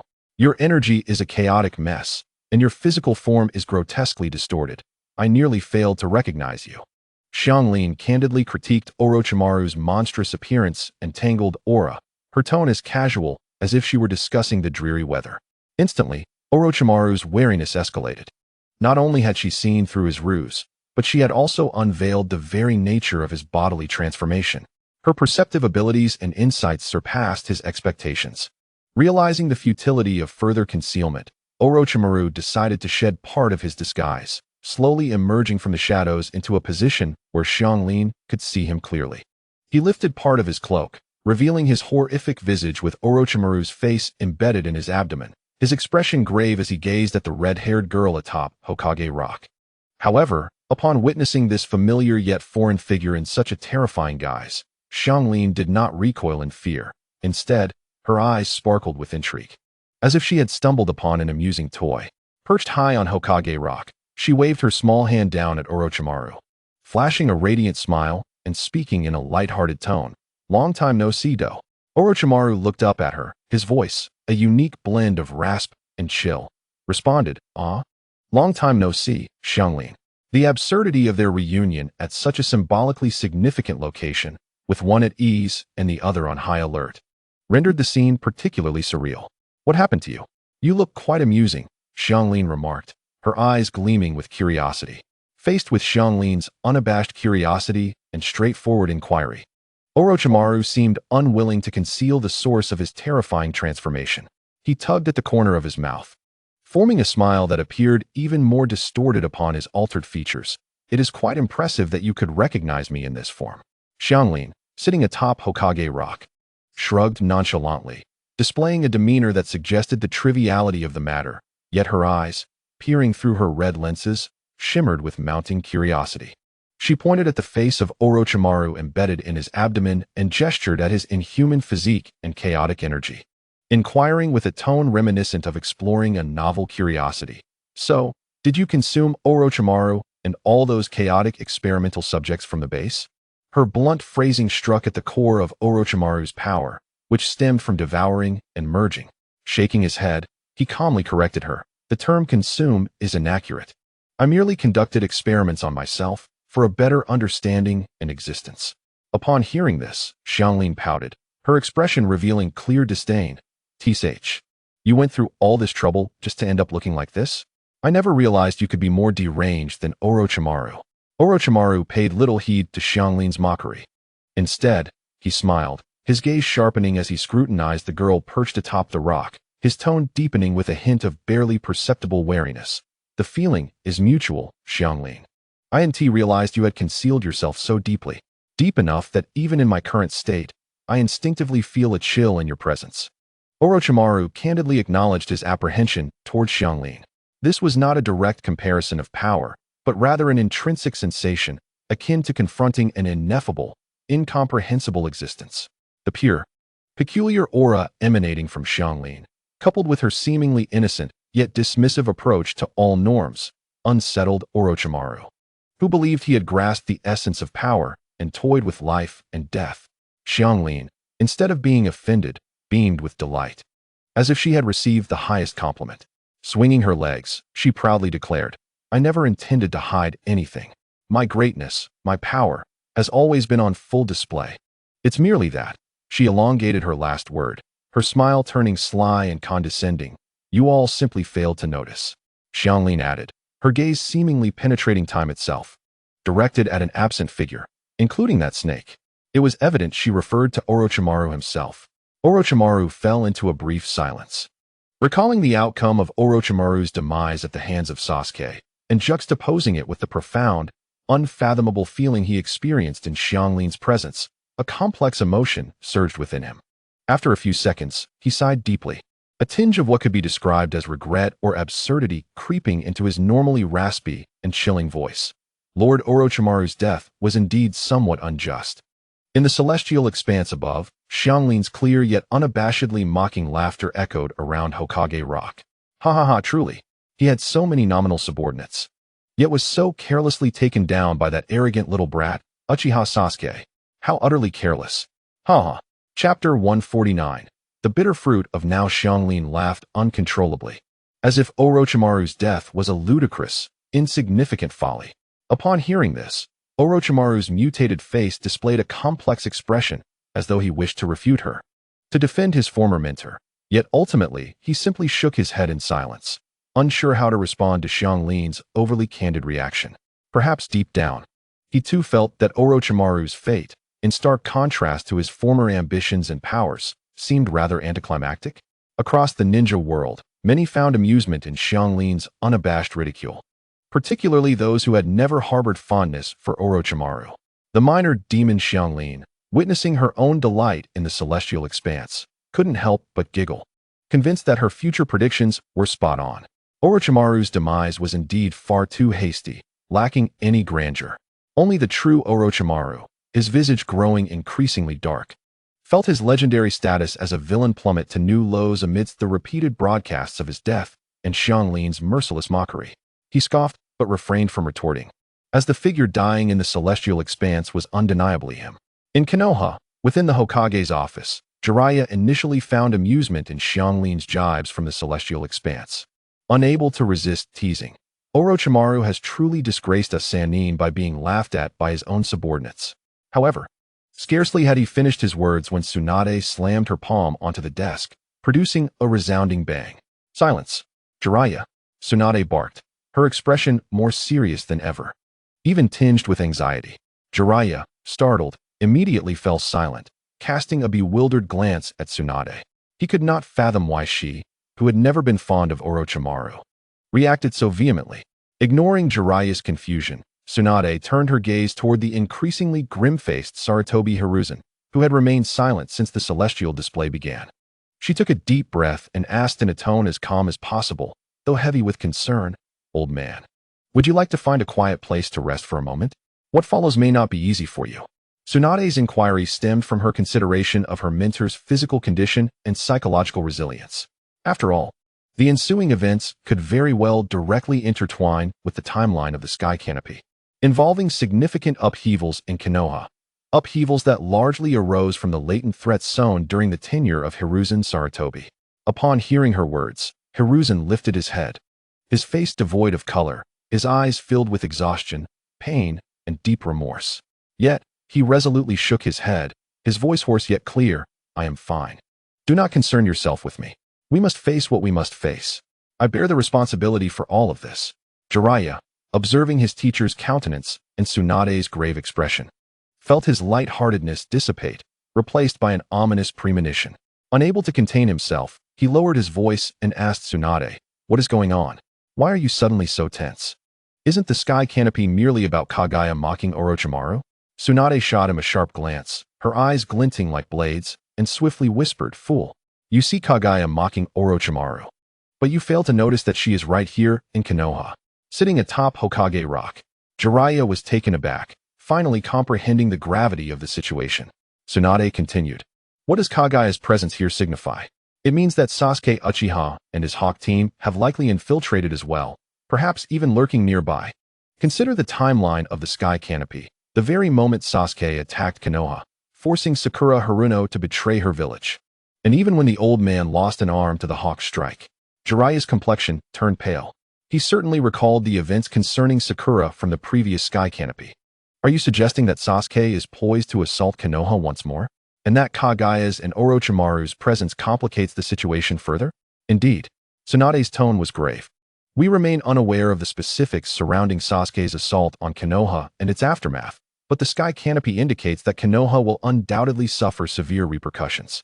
After all, besides the hostile Sasuke's team, we also contend with Kage, whose motives are ambiguous and whose powers are enigmatic, as well as Orochimaru, that resurrector of the dead, lurking in the shadows. How can Konoha withstand such threats?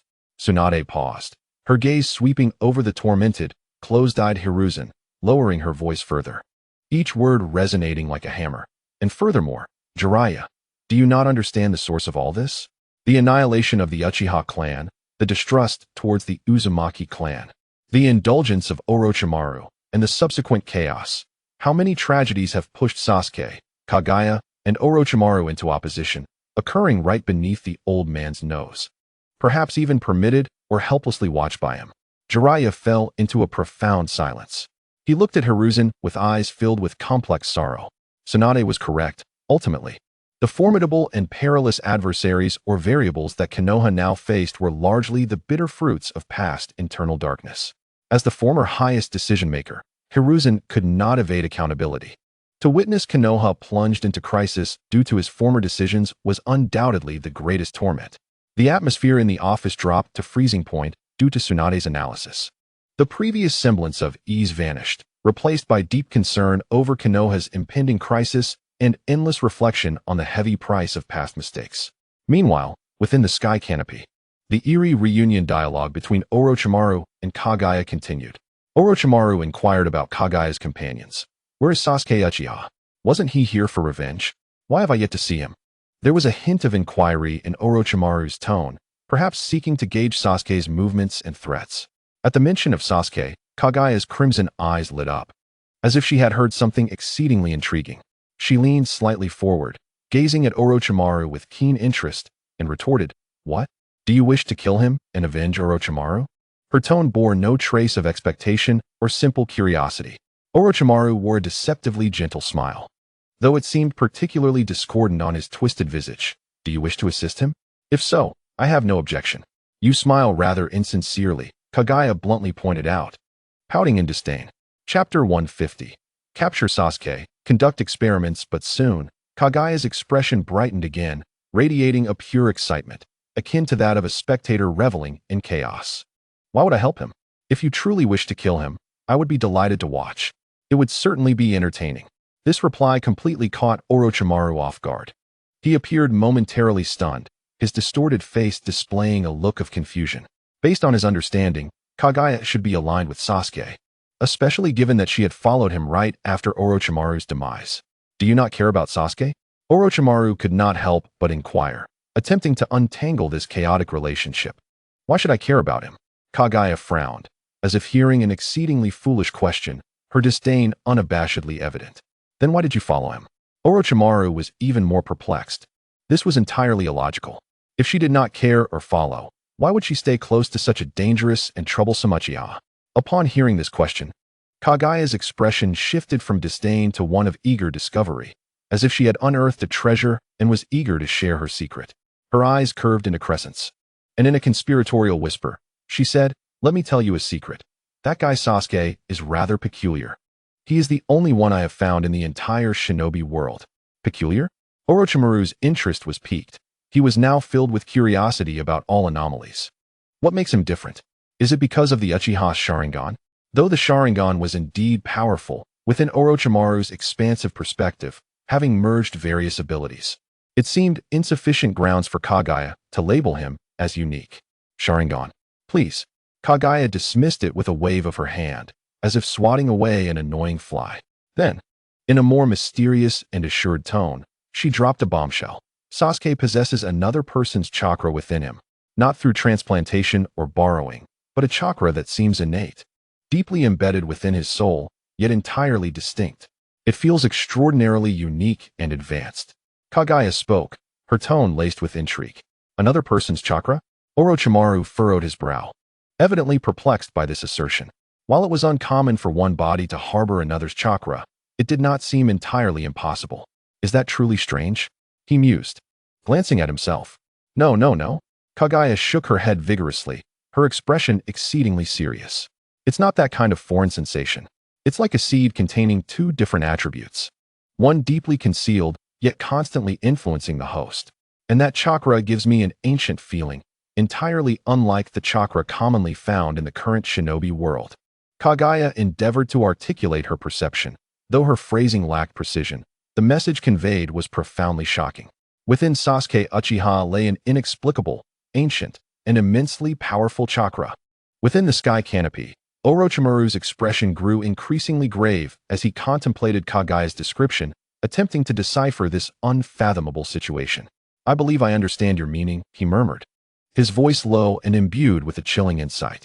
Within Sasuke Uchiha's body resides another entity, or, more precisely, another independent consciousness or source of power. Moreover, this existence has been subtly influencing Sasuke's thoughts, choices, and perhaps even propelling his destiny. With her head tilted in contemplation, Karen acknowledged that while Orochimaru's summary was somewhat convoluted, it was fundamentally accurate. She nodded vigorously, exclaiming, "Yes, yes, that's essentially the idea." Indeed, Orochimaru's lips curled into a smile imbued with a blend of otherworldly characteristics, this time radiating pure scholarly fervor. The prospect was immensely valuable for research.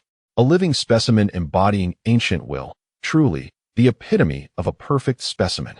In his eyes, Sasuke's danger and allure soared to unprecedented heights. Yet, a question soon emerged, prompting him to gaze at Karen.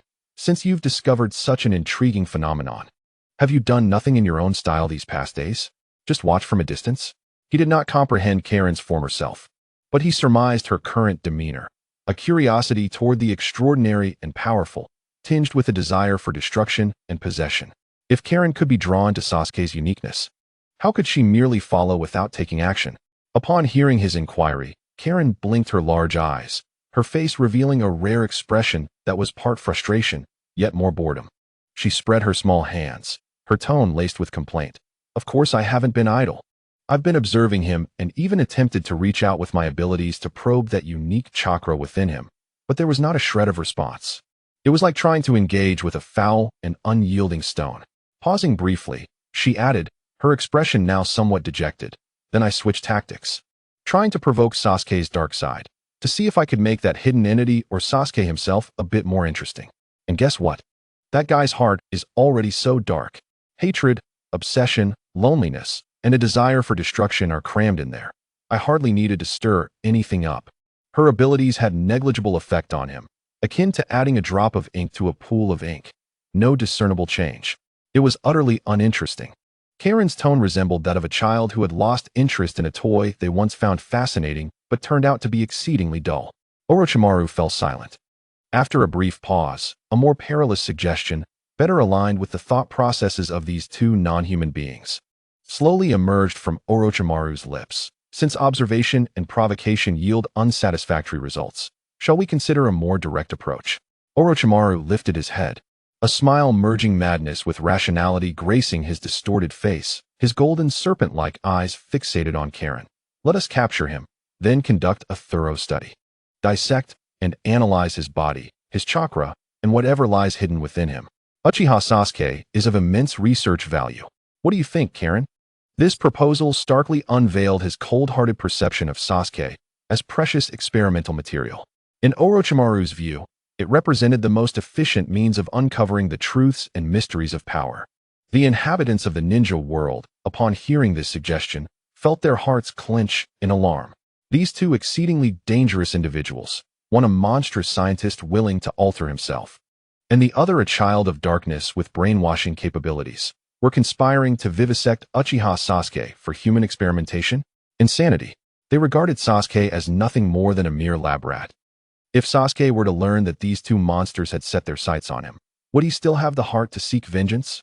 Upon overhearing the dialogue between herself and Orochimaru, especially the latter's proposal to capture Sasuke for experimentation, Karen felt no sense of disapproval. Instead, her eyes brightened, her small face brimming with eagerness. "Yes, capturing him for research. What a splendid idea. Why didn't I think of that? Merely observing is so dull. We should capture him, cut him open, and see what treasures lie within." Karen was entirely animated, as if she had discovered the perfect way to play with a new toy. However, Orochimaru shook his head, stating, "Sasuke and Naruto are both such anomalies. Yet Konoha has yielded no results. Evidently, This is not something conventional means can uncover, not even through slicing. In the backdrop, Karen was momentarily taken aback by Orochimaru's suggestion of capturing Sasuke for experimentation, as if she had never considered such a straightforward approach before. Previously, her motivations were likely driven by curiosity and observation, without the thought of actively controlling her subject. Seizing the moment, Orochimaru pressed on, enticing her with fervor. I will handle the experimental procedures using all the methods at my disposal. And you, Karen, with your unique perceptive abilities, may discern aspects during the experiment that I cannot. His words thoroughly captivated Karen. Her face instantly blossomed into a radiant yet dangerous smile, and she nodded vigorously. All right, let us proceed with that. Seeing her agreement, Orochimaru revealed a satisfied smile, clearly pleased with the unfolding plan. He urged, time is of the essence. Where is Sasuke located? Without hesitation, Karen pointed in a direction within Konoha, her sensing abilities fully engaged, allowing her to perceive Sasuke's emotional state at that moment. She blinked and, with a combination of innocence and cruelty, remarked, right now, he's over there feeling quite sad. His emotional fluctuations are significant. Karen paused, her face adopting a seemingly considerate expression as she uttered a shocking statement. We must hurry and capture him. That way, he won't have time to brood. Constant sadness and hatred can't be good for his health. We need to help him. With that, she sprang into action, darting like an arrow towards the direction she sensed Sasuke, her movements decisive and swift, with the clear objective of capturing Uchiha Sasuke for a compassionate experimental study. Observing this, Orochimaru harbored no hesitation, swiftly morphing into a shadowy blur, following closely behind. Two highly proactive and dangerously unconventional beings boldly ventured forth under the bright light of day, heading straight for their chosen experimental subject. Across the ninja world, a peculiar silence enveloped the atmosphere, only to be swiftly drowned out by an eruption of incredulous remarks. For the sake of his well-being, they plan to capture Sasuke for experimentation? What kind of twisted logic is that? Is Karen genuinely oblivious or merely pretending? This rationale is utterly absurd, and Orochimaru is going along with it. They're a perfect pair. One dares to speak, and the other dares to believe. What kind of misfortune had befallen Sasuke, drawing the attention of these two monsters who feigned concern for his mental and physical health? The crowd was left astounded by Karen's outlandish justification for their intentions. In Konoha, at the Ninja Academy, the real Uchiha Sasuke now wore a face as dark as the bottom of a pot, with veins visibly throbbing on his forehead. The audacious discussion of how to capture him for research had ignited a furious blaze within him. Through gritted teeth, he managed to utter, "Those fools." He possessed absolute confidence in the power of his eternal Mangekyo Sharingan and did not believe for a moment that those monsters could succeed. In fact, he secretly anticipated their arrival, viewing it as an opportunity to test his newly acquired strength. However, as Uchiha Itachi gazed at the vast sky, a deep furrow formed upon his brow, and his usually tranquil countenance betrayed a palpable sense of concern. His perception surpassed that of Sasuke's. Orochimaru's vessel, despite his grotesque appearance, possessed the ability to integrate Orochimaru's cells and manipulate the reanimation jutsu. His scientific prowess, combat intelligence, and mastery of various forbidden techniques were undeniably formidable.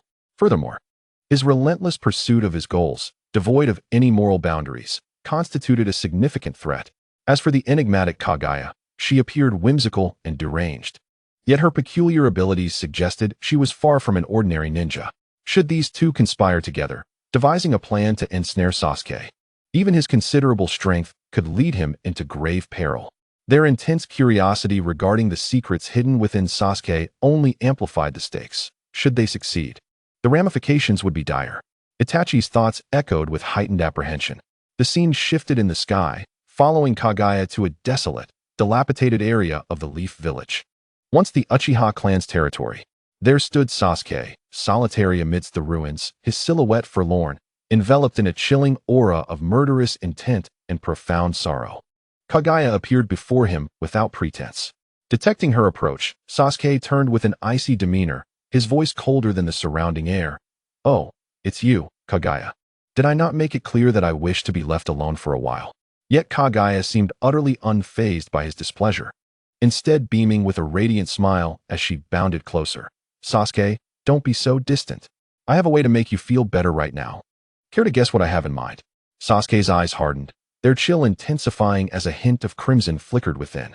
Just then, a colossal surge of chakra erupted from the heart of the Leaf Village, akin to a volcanic explosion, leaving both of them momentarily stunned.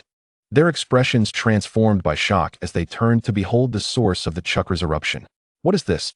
Sasuke's icy demeanor shifted to a grave concern. He could distinctly sense that this chakra surpassed any adversary he had previously encountered. Wow! Kage exclaimed, her eyes wide with astonishment, her excitement palpable. What incredible chakra! This is fascinating. In an instant, Kage's intentions to console Sasuke were cast aside, her focus entirely captivated by this unforeseen and potent spectacle. Sasuke disregarded her exclamations, his expression resolute as he transformed into a streak of black lightning, racing toward the epicenter of the chakra's outburst. After Sasuke departed, Orochimaru's vessel emerged from the shadows. Standing beside Kage, observing Sasuke's retreating figure and then the direction of the chakra's source, he inquired with confusion, "Why did we not proceed with the plan? I fear we may have missed our optimal opportunity to capture Sasuke." Kage, still fixated on the unfolding scene at the Leaf Village, waved her hand dismissively. "Plan? What plan? Did you not see that a more formidable individual has arrived? This new entity might possess greater research value than Sasuke. Look at how hastily Sasuke has departed. He is certainly seeking this powerful figure." She turned to Orochimaru's vessel, a sly and exhilarated smile gracing her lips. "This way, we shall witness a splendid spectacle. Let that powerful individual clash with Sasuke. Ideally, we can force Sasuke into a corner, compelling him to reveal the hidden entity within him. We can observe from the sidelines, gaining insights beyond what we could achieve by capturing him ourselves." The more Kage elaborated on her idea, the more she reveled in its brilliance, embodying the role of a spectator poised to benefit from the chaos. Orochimaru's vessel, contemplating the situation, nodded in agreement with her new proposal. "Indeed, it holds merit. Let us proceed. Quickly, find a suitable hiding spot," Kage urged, seizing Orochimaru's cloak and dragging him toward the Hokage rock. "This is a grand performance that we cannot afford to miss. I must see just how intriguing this newcomer truly is." Orochimaru's vessel chuckled ruefully. How many adversaries must the Leaf Village have offended? Sasuke's quest for vengeance has yet to commence, and already another formidable opponent appears. The ninja world watched in bemusement as the plot took an unexpected turn, Kage's impulsive shift to become a spectator only adding to the chaos. Has she truly decided to watch the show? And she's dragging Orochimaru along as well? Curiosity about the source of such immense chakra in the Leaf Village surged among them. The scene in the sky rapidly focused on the source of the overwhelming chakra at the village's center. A figure slowly raised both hands, forming a seal, and spoke calmly, summoning jutsu. Boom, boom, boom, boom, boom. 5 thunderous explosions of white smoke erupted. As the haze dissipated, 6 figures emerged, striking the hearts of all observers like a hammer. What was most incomprehensible, and indeed terrifying, were the eyes of these 6 individuals. Without exception, their eye sockets glimmered with the legendary ocular power, the ripple-patterned purple gaze of the Renegade. 6 Renegade. How is this possible? The Renegade is said to belong to the Sage of 6 Paths. How could so many emerge simultaneously? The figure known as Naruto possessed Renegade. Yet there are this many? Who are they? What do they intend to accomplish? The ninja world erupted in chaos. The appearance of 6 Renegade wielders defied all logic, leading many to question whether the sky itself was malfunctioning. In the Hokage's office, Tsunade's pupils constricted at the sight of the 6 Renegade figures, a chill racing from her toes to the crown of her head. The emergence of such a powerful group, radiating evident hostility, posed an unmistakable threat. Almost instinctively, she pivoted sharply, her fiery gaze locking onto Sarutobi Hiruzen with a fierce intensity. The inquiry in her eyes was unmistakable. "What have you done? How many enemies of this caliber have you attracted?" Faced with Tsunade's murderous glare, Sarutobi's complexion drained of color, his lips trembling, confusion and disbelief etched across his aged features. He shook his head vigorously, his voice hoarse with a hint of desperation. "I swear, I truly do not know. I have never encountered such an abundance of Renegade wielders in the records or intelligence of the Leaf. I did not authorize, nor would I ever permit Danzo to provoke such beings. This is entirely beyond my comprehension." Sarutobi was so frantic that he nearly resorted to swearing an oath. He genuinely had no knowledge of this situation. It had to be Danzo. However, Tsunade's gaze remained filled with distrust. After all, the past transgressions were far too numerous. Most of Konoha's surprises were intricately linked to this former Hokage, making it difficult for her to believe that this time it was truly unrelated to him or the indulgent Danzo. Meanwhile, Jiraiya was engulfed in a far more complex and shocking array of emotions. His eyes were fixed on one figure among the six in the heavens, the one standing at the forefront, with orange hair and a cold demeanor. The chapter unfolds with the theme of striving for world peace. Jiraiya murmured to himself, recognizing the color of the hair and the contours of the face. His heart felt as though it were gripped by an invisible hand. He had identified him. Albeit the aura was drastically different. This was undoubtedly one of the three children he had once mentored in the Land of Rain, the boy with the sunlit ideals. Determined to change the world, Yahiko? But why did the renegade now reside in Yahiko's eyes? And what of the other five who bore the same ocular power? Where were Nagato and Conan? What had transpired in the Land of Rain during his absence? A barrage of questions and overwhelming concerns inundated Jiraiya. Only those hidden in the shadows of the ninja world, affiliated with the Akatsuki organization, recognized the unfolding scene in the sky. The Akatsuki had made their move. It seemed the leader had resolved to personally come to Konoha to capture the Nine-Tails Jinchuriki. The imagery displayed in the heavens was akin to the most harrowing war documentary, revealing the complete invasion of Konoha by Payne's six paths in a multi-threaded narrative. After a brief assembly, the six figures dispersed like phantoms, infiltrating Konoha from various directions. Although Konoha's alert systems detected the invasion promptly, they misjudged the number of intruders, believing it to be a singular formidable foe. What followed was a one-sided onslaught. A lament for Konoha. The animal path summoned various colossal and ferocious summoning beasts, rampaging through the village. The Azura path unleashed mechanical contraptions, firing missiles and lasers. The human, hungry ghost, and hell paths operated with the efficiency of grim reapers, capturing, torturing, devouring chakra, and even judging souls. Their objective was clear: to seek out the Nine-Tails Jinchuriki. Naruto, Uzumaki. The scenes rapidly shifted. A Konoha Jonin was easily subdued, the human path's hand pressing upon his forehead to extract memories, yet yielded nothing. An Umbu squad attempted to thwart the animal path's beasts, only to be torn apart in an instant. Kakashi engaged in a fierce battle against the Deva path, where Kamui clashed with Shinra Tensei in a breathtaking duel, but ultimately, the frame froze on Kakashi collapsing, chakra depleted. Konoha's structures crumbled amidst explosions and shockwaves. The cries of civilians and ninjas blending with the cacophony of destruction, transforming the once prosperous haven into a veritable hell. It was only when the Hell Path captured Shizen, who was organizing medical aid and evacuation, that the tide shifted. The human path's hand pressed against her forehead, this time extracting crucial information. Naruto had gone to Mount Mayaboku to learn sage techniques, and had yet to return. Simultaneously, another thread focused on the ruins before the Hokage's office. The fifth Hokage, Tsunade, bloodied and battered, stood resolute against the Deva path. Behind her were the remaining Konoha ninjas and helpless civilians. Tsunade's eyes bore into the unfamiliar orange-haired man, her voice trembling with rage and sorrow. Why? Who are you? Why do such cruel things to Konoha? What do you seek? The Deva path's expression was devoid of emotion. His voice as flat as a statement of fact. Why? Is a reason necessary? Just as your great nations have always wielded their might to bully and trample the weaker ones, have you ever asked yourselves why? Everything is merely to achieve our objectives. Let you taste the bitterness of suffering. Tsunade's face contorted in profound anguish, not only due to the state of the village but also because of one individual. She nearly screamed her question. What about Jiraiya? He was your teacher. He guided and nurtured you for 3 years. How could you do this? Why kill him? At the mention of Jiraiya, Payne fell silent. Jiraiya was dead. Had it been these renegade that took his life? Jiraiya, their teacher? The ninja world erupted in chaos at Tsunade's inquiry. The legendary Sannin, the hero of Konoha, had fallen at the hands of his own former disciples. In the Hokage's office, Tsunade suddenly turned to Jiraiya. Disbelief etched across her features. Jiraiya, is it truly you?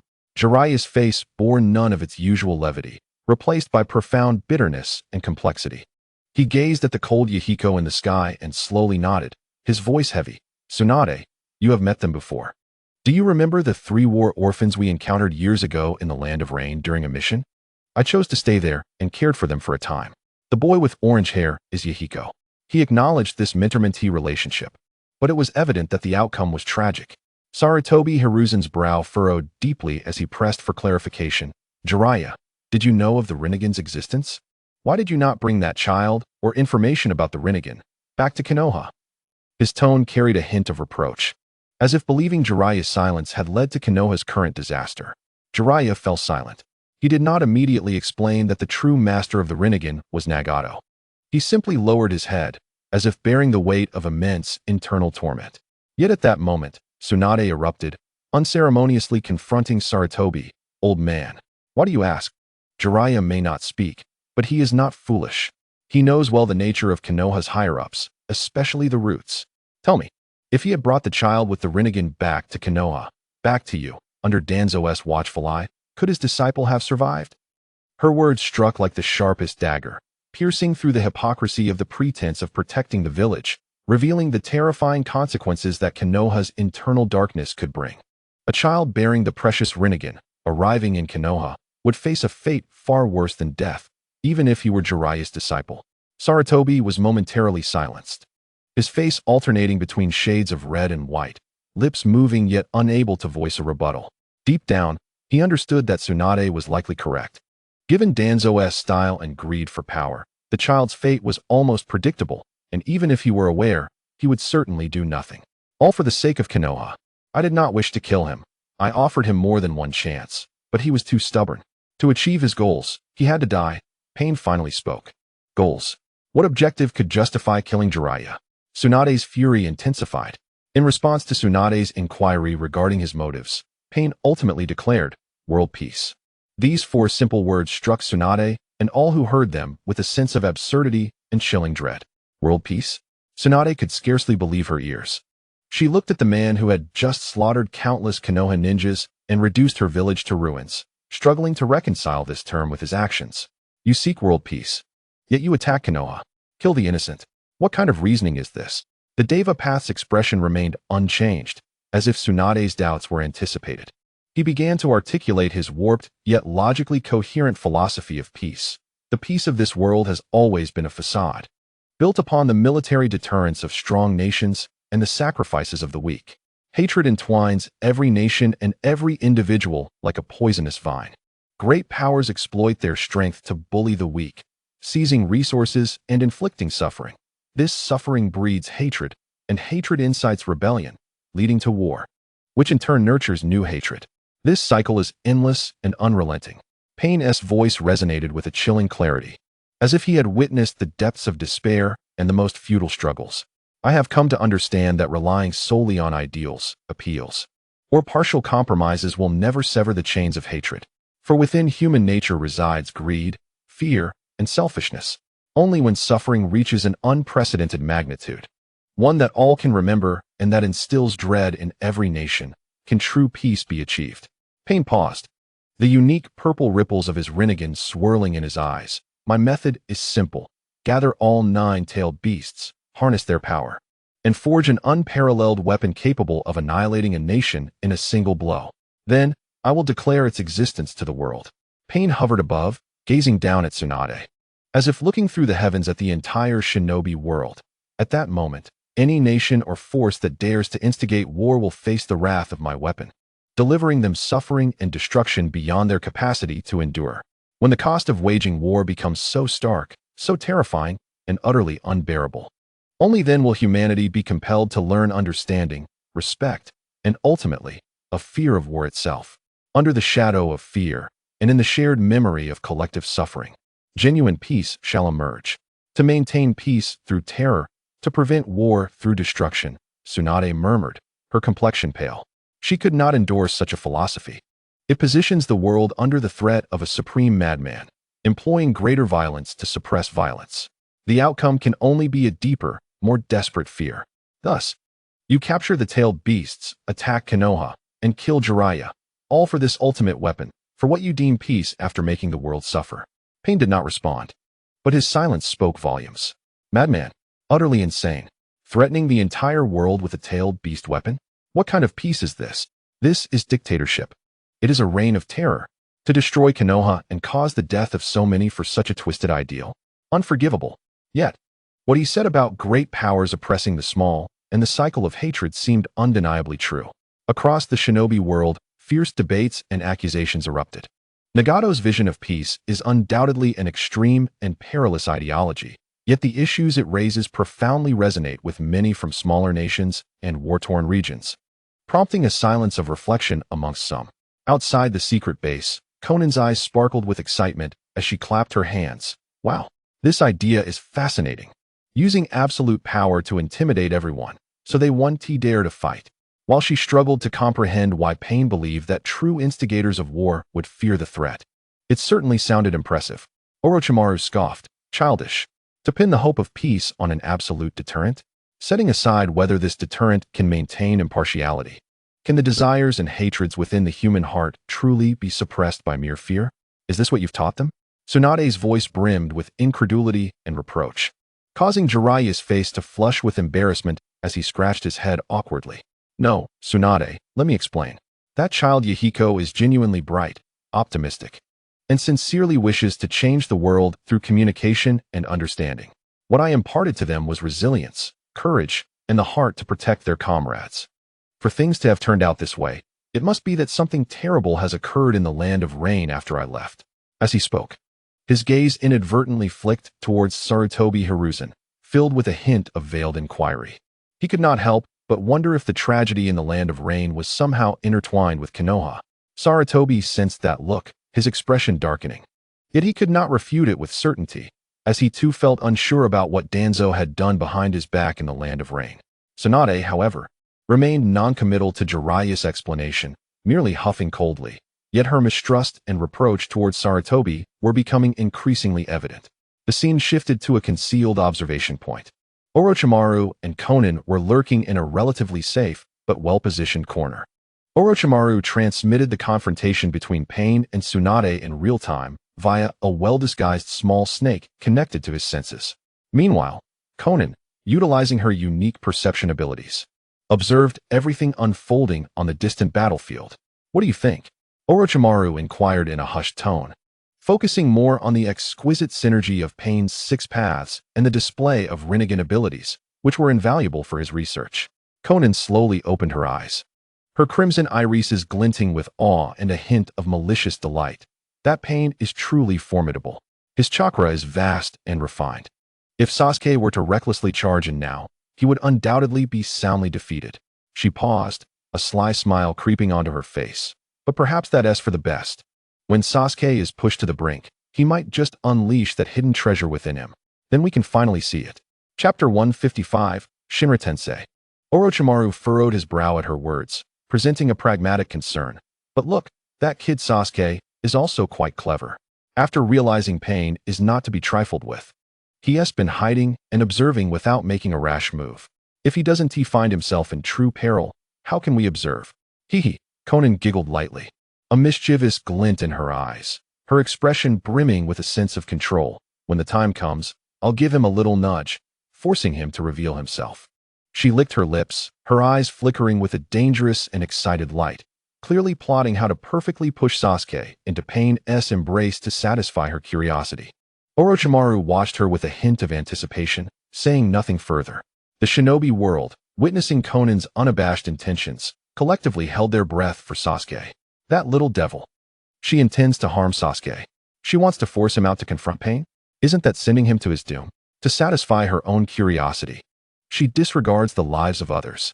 Sasuke, be careful. There is something even more sinister lurking behind. In Konoha, at the Ninja Academy, Uchiha Sasuke's face had turned as dark as the bottom of a pot, his fists clenched tightly, cracking from the pressure. He was not only intimidated by Payne's overwhelming power, though he believed his Sharingan was formidable, the pressure from 6 Rinnegan users was palpably intimidating.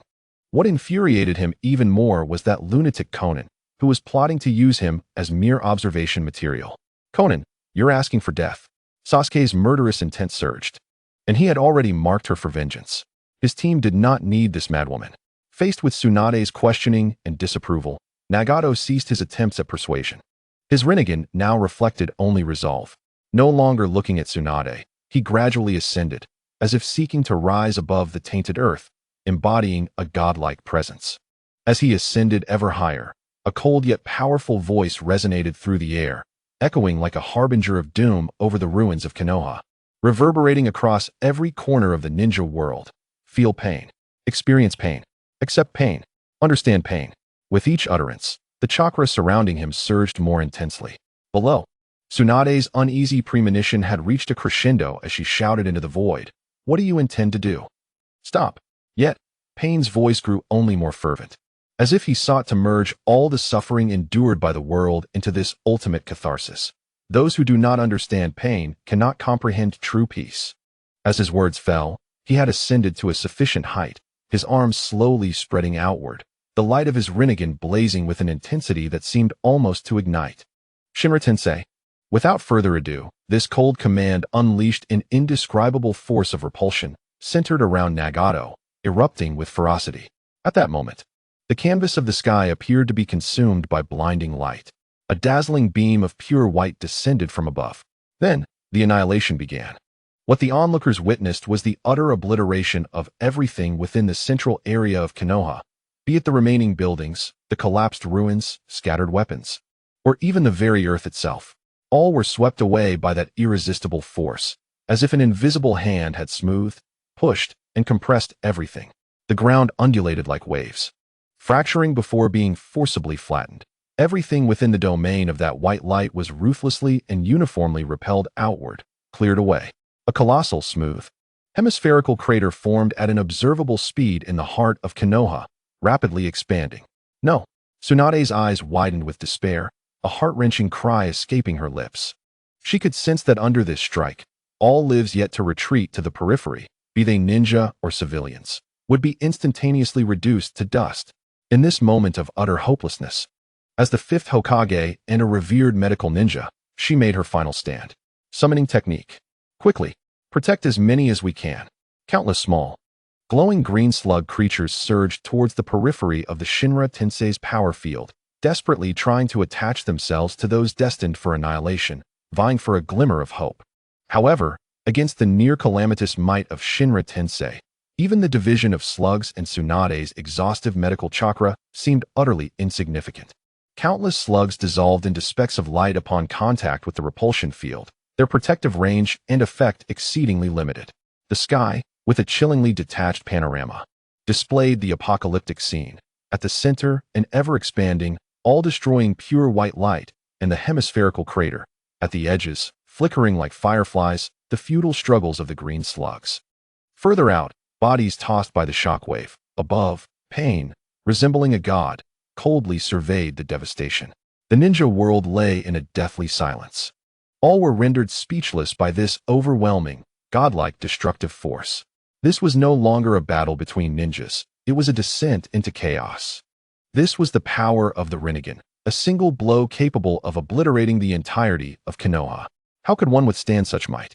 Tsunade, within Konoha's Hokage office, alongside Jiraiya and Sarutobi Hiruzen, appeared pallid, as though plunged into an abyss of despair. They had witnessed Konoha's demise, Tsunade's futile struggle, and countless comrades vanishing in the blinding light. This is what it means to feel pain. Tsunade's voice was hoarse, her body trembling slightly.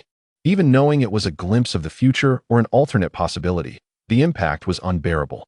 Jiraiya closed his eyes in anguish, his fists clenched, nails digging deep into his flesh. The child he had nurtured had chosen this method to impart lessons to the world. Sarutobi Hiruzen seemed to have had all vitality drained from him, collapsing into his chair. Fear gripped him, terrified that the truth about Konoha's actions towards Payne would soon be revealed. Shinra Tensei had reduced the core of Konoha to a vast, desolate bowl-shaped pit. On the periphery of this apocalyptic scene, three figures, like phantoms, stealthily entered the outer ruins, cloaked by the veil of dust: Karui, Orochimaru, and Uchiha Sasuke, who had likewise chosen to evade the spotlight. However, the three did not converge but instead opted for different paths and hiding spots. Karui brushed off the dust from her clothes, her face displaying evident dissatisfaction as she complained to Orochimaru. "Hey, Orochimaru, why are we hiding and running?" That pain was indeed frightening, but I can sense he is quite weakened after using that technique. If we team up, we have nothing to fear. Perhaps we could even capture him for research. Orochimaru's lips curled beneath his cloak, emitting a low chuckle. There's no need, Karui. Konoha has not yet lost all resistance. Tsunade is still alive, albeit gravely injured. Some capable ninjas may have managed to avoid the central area. Most importantly, Orochimaru paused, adding meaningfully, "Do not forget what our initial objective was." Karui pouted, "Isn't it just to observe Sasuke?" "Precisely," Orochimaru nodded, enticingly suggesting. Now that Konoha has suffered heavy damage and Payne is temporarily exhausted, it is the most chaotic time, ripe with possibilities. Uchiha Sasuke will not miss this opportunity and is likely to act. If we provoke Payne now, we risk being embroiled in a melee with Konoha's remaining forces and the weakened Payne, potentially alerting Sasuke to hide even more cautiously. It would be wiser to continue observing and await a better moment. Karui considered this, though still feeling a tinge of regret. She acknowledged Orochimaru's reasoning. The power within Sasuke held greater allure for her. No longer conflicted, she activated her unique sensory ability, scanning the ruins of Konoha like a radar. A few seconds later, she spoke in a flat tone. There are hardly any survivors left in Konoha now. In the central area, not even chakra signatures of civilians remain. It's all gone. Only a few strong jonin, Umbu, and that ugly woman Tsunade are scattered at the edges of the pit and beyond. Each one is in disarray, heavily injured, practically clinging to life. Hearing this, Orochimaru's eyes glimmered with a mix of awe and greed. Truly remarkable, the legendary Renegade. With a single strike, it nearly erased Konoha, one of the 5 great ninja villages, from the map, directly annihilating its core and living forces. This power. Suddenly, Orochimaru turned to Karui, his voice laced with temptation. "Karui, are you interested in such power?" Karui tilted her head, studying Orochimaru. "I'm not interested in those eyes. They are of no use to me." After saying this, she appraised Orochimaru, then suddenly grinned. "However, I find you quite intriguing, Orochimaru." In response to Karui's praise, Orochimaru was momentarily taken aback, then fell into silence, subtly shifting a few positions. Within Konoha, many ninjas and civilians felt a chill creep up their spines, leaving them cold all over. Fear, regret, and a profound sense of helplessness enveloped them. There were hardly any living souls left. The civilians were all gone, with only a few clinging to life. Would this village endure? Why did it feel as if everyone wanted to trample over it, even erase it entirely? It is truly terrifying. Every few days, a monstrous figure emerges, proclaiming its intent to annihilate Konoha. Whispers of fear ripple through the crowd, and some begin to seriously contemplate fleeing the village to avoid the impending storm. The relentless projections of doom vividly illustrate the extreme catastrophes that Konoha may face in the future, creating immense psychological pressure. Within the Ninja Academy, many young students have turned pale with fright, softly sobbing. They cannot fathom why so many wish to destroy their home, nor can they imagine the horror of losing their loved ones in an instant.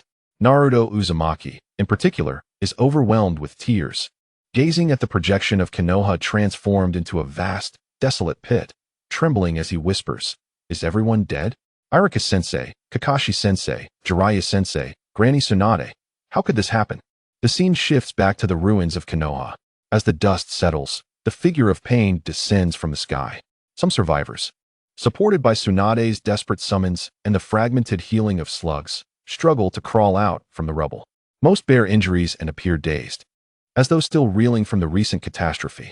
Tsunade herself, having exhausted all her chakra, appears as pale as a ghost, barely able to stand, relying solely on her willpower. Yet her eyes burn with an intensity of rage never seen before, fixed on Payne, her voice hoarse and filled with hatred. "You bastard! What have you done?"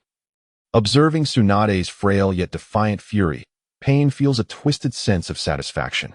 "At last, you are experiencing pain," he responds, his voice calm, yet more piercing than any roar. This is akin to what your powerful nations have inflicted upon smaller ones for so long, inflicting suffering without truly comprehending it. "How dare you? I will kill you." Tsunade, consumed by rage and sorrow, cannot heed reason. Her fury has drowned her rationality. She struggles to charge forward, even at the cost of her own life. Payne slowly raises a hand towards the weakened Tsunade, seemingly prepared to grant her a final release. His tone carries a cold disappointment, as if he has pierced the veil of destiny. Indeed, Jiraiya-sensei was mistaken. True understanding between people is impossible. Just as I could not comprehend the cruelty of this world in the past, you cannot grasp the pain and meaning I bring. Payne positions himself and Tsunade in an absolute opposition of misunderstanding, justifying his actions. Just as the moment hangs by a thread, with Tsunade's life in peril, bang, bang, bang. A series of massive explosions of smoke erupt violently between Tsunade and Payne. Amidst the swirling smoke, a youthful voice, laced with urgency and confusion, exclaims, "Where are we? Weren't we supposed to return directly to Konoha after the village was attacked? How did we end up in this strange place?" As the smoke rapidly dissipates, the crowd before the projection realizes that 3 gigantic toads have appeared. Standing atop one of the toads is a boy, his face a picture of anxiety and bewilderment. Naruto Uzumaki. Huh. The toad beneath Naruto scans the surroundings, its gaze sweeping over the vast, half-sphere crater, the unfamiliar landscape. Its expression grows grave as it solemnly states, "Naruto, this is Konoha." What? Naruto is struck as if by lightning, quickly turning his head to follow the toad's gaze. The once majestic Hokage monument now lies in ruins, its base shattered and marred by terrifying cracks. No, this can't be. Naruto's anxiety freezes into disbelief and confusion. He surveys the desolate land, reminiscent of a meteor-struck wasteland, his voice trembling. How could the village become like this? Is this really the village? Naruto. Tsunade's voice, a mixture of surprise and urgency, calls out. Naruto looks down to see Tsunade at the edge of the ruins, weak yet still holding herself upright. He quickly asks, "Granny Tsunade, what on earth happened here? How did the village come to this?" With great effort, Tsunade raises her arm, pointing towards the distant figure radiating a chilling aura. Her voice filled with deep-seated hatred and sorrow. It was him. He is the one who has done this to our village. Many have been killed by him. What? Naruto feels as if struck by a blow, his gaze locking onto the indifferent man indicated by Tsunade. An unprecedented fury, mingled with the devastation of his home and the loss of his comrades, erupts within him. Seeing Naruto's wrath, Payne does not flinch. Instead, he seems to derive pleasure from it. I had planned to clean up the aftermath here and leave, but unexpectedly, the Ninetales has appeared. Did you attack the village because of me? Naruto instinctively questions, momentarily taken aback. You are mistaken, Payne replies, his voice devoid of emotion, as if correcting an inconsequential error. It was because of the Ninetales. Without being the host of the Ninetales, you are utterly worthless. Bastard. I will kill you. Naruto roars, his chakra surging uncontrollably. Yet, he manages to suppress the impulse to charge recklessly. Turning to Tsunade, he declares, "Granny Tsunade, I will handle this. You must find a safe place to rest." Tsunade realizes that in her current state, she cannot be of assistance and may instead become a burden. Without hesitation, she releases a small slug, shouting to Naruto. The slug will relay the information we have gathered about this man to you. Do not underestimate him. He possesses the legendary Renegade. His abilities are extraordinarily sinister. Naruto nods earnestly, catching the small slug and placing it on his shoulder. Boom. Bang. The battle erupts. In Konoha, at the Ninja Academy. Upon finally seeing himself in the projection and charging bravely towards a formidable foe, Naruto is filled with excitement, leaping up and shaking his fist as he shouts, "All right. I'm in. I will defeat that bastard and save everyone. I will definitely succeed." With flames of determination burning in his eyes, it is as if he has already stepped into the role of his future self. Nearby classmates, caught up in his enthusiasm, echo his sentiments excitedly. Yes, yes. Naruto will lead us into the 4th Great Ninja War. Won't Konoha still have many powerful ninjas? Like Kakashi-sensei and Lady Tsunade, they must still be alive. This means Naruto will surely succeed in saving everyone. Perhaps he will even use some incredible jutsu. This optimistic speculation quickly garners agreement from several children, lightening the atmosphere. Naruto nods enthusiastically, his small face brimming with pride and determination. That's right. I will definitely save everyone. However, a cold voice shatters the optimism. Humph. Sasuke Uchiha, arms crossed, casts a disdainful glance at Naruto, mercilessly dousing the excitement with cold water. They're all dead. How can you save them? Their bodies are scattered all over. Can you really bring them back from the afterlife? You. Naruto is taken aback, anger surging as he points at Sasuke and retorts. That's still better than you lurking in the shadows, doing nothing while watching everything unfold. Coward. Sasuke remains unfazed. a familiar smirk creeping onto his lips as he turns his gaze back to the projection, as if speaking to himself or declaring, "Do not forget. The one who will ultimately save is me. You." Naruto grits his teeth in fury, yet finds himself unable to fully counter Sasuke's words. After all, the projection had revealed his intent to bring about destruction. The celestial screen subtly transitioned from the fierce confrontation on the battlefield to the depths of the ruins, where Orochimaru and Conan lay in wait. Through his unique snake-like perception, Orochimaru observed the clash between Naruto and Payne of the Six Paths. Naruto. That name rings a bell. I recall noticing that inconspicuous little brat in Konoha some time ago. Unexpectedly, he has grown to this extent, becoming the Jinchuriki of the Nine Tails. Orochimaru remarked, a sinister chuckle escaping his lips. However, at that moment, Conan's body began to tremble violently. Hey, Conan, what is wrong with you?" Orochimaru's laughter ceased abruptly. Confusion etched on his altered face. Ignoring him, Conan's eyes widened, fixated intently on Naruto in the distance, her throat emitting a series of suppressed, peculiar, and ecstatic giggles. Her expression one of near-manic delight. How intriguing. Another one has appeared. Ha.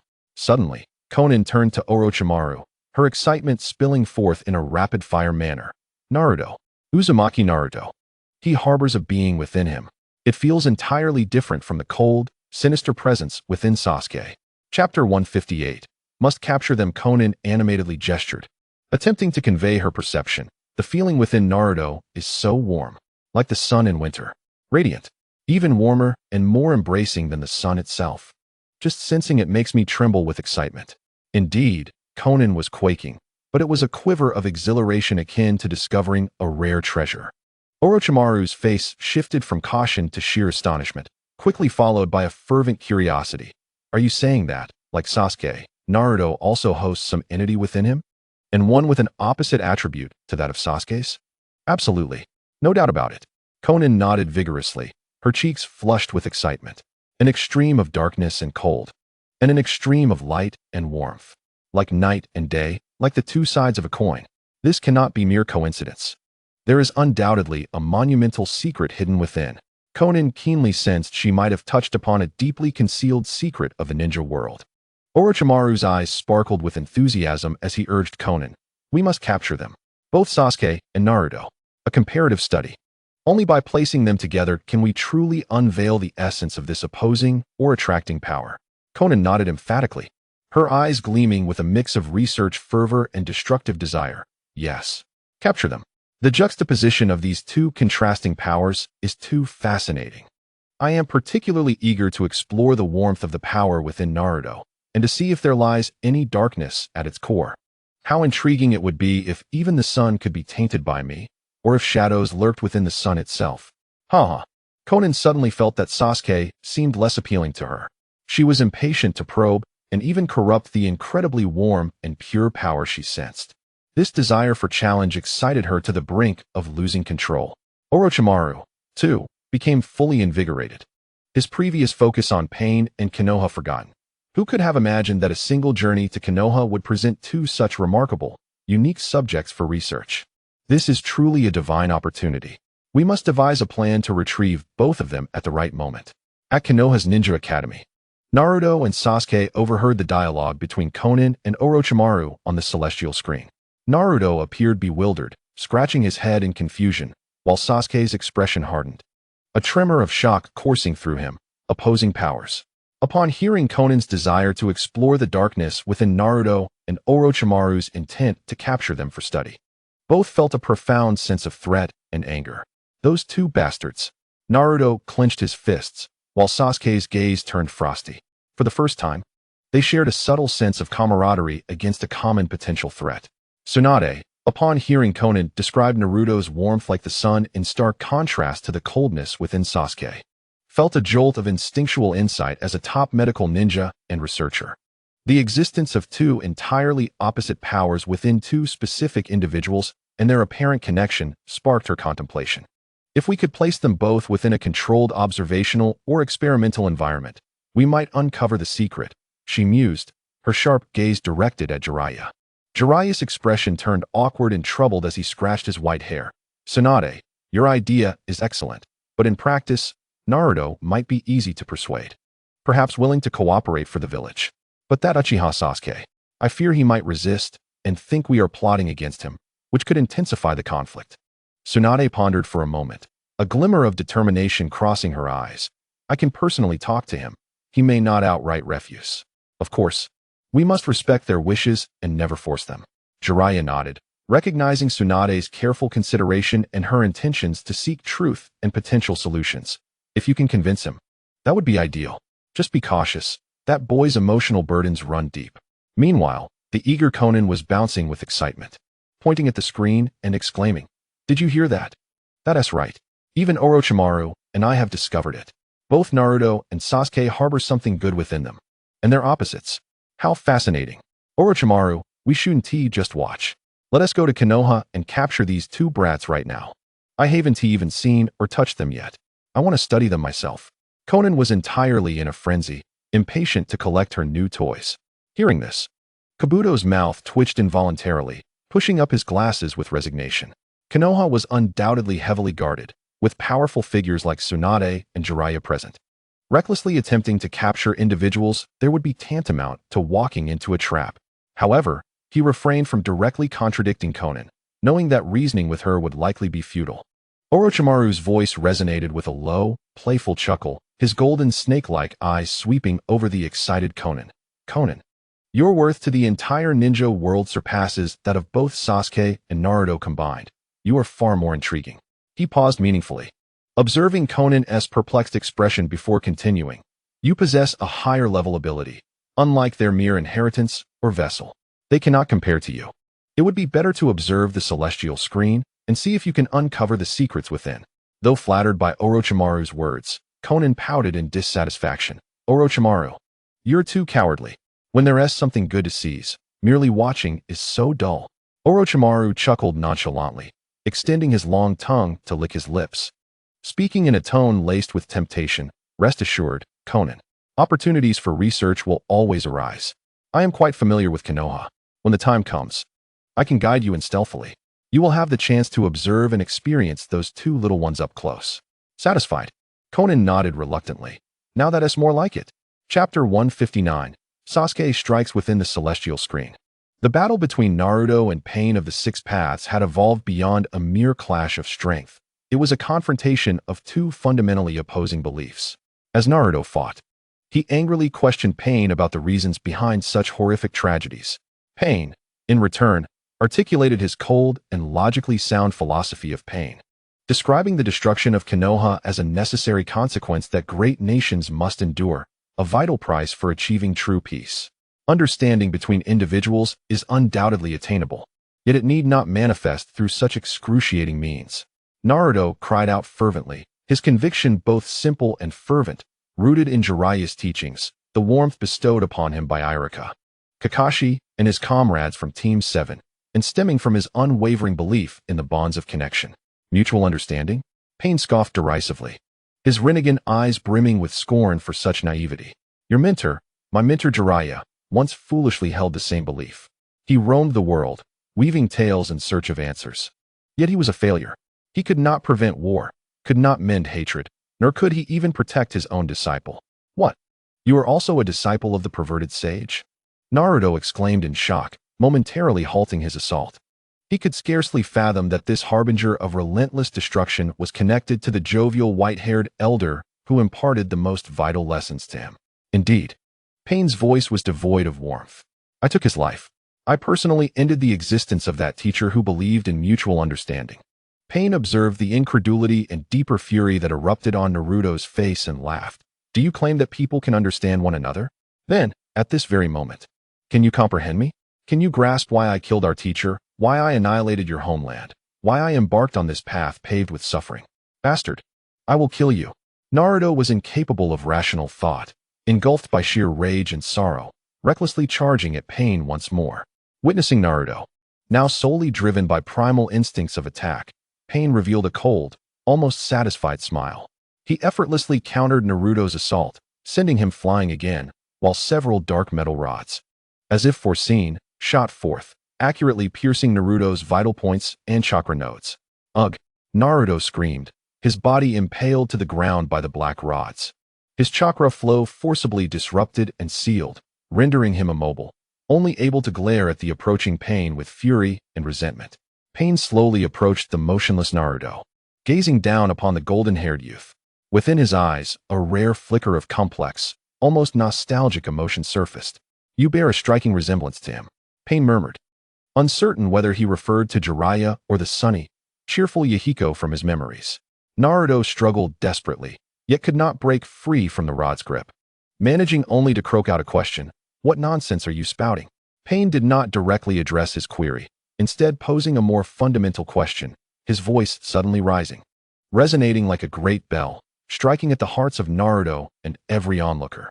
"Do you understand why you are powerless?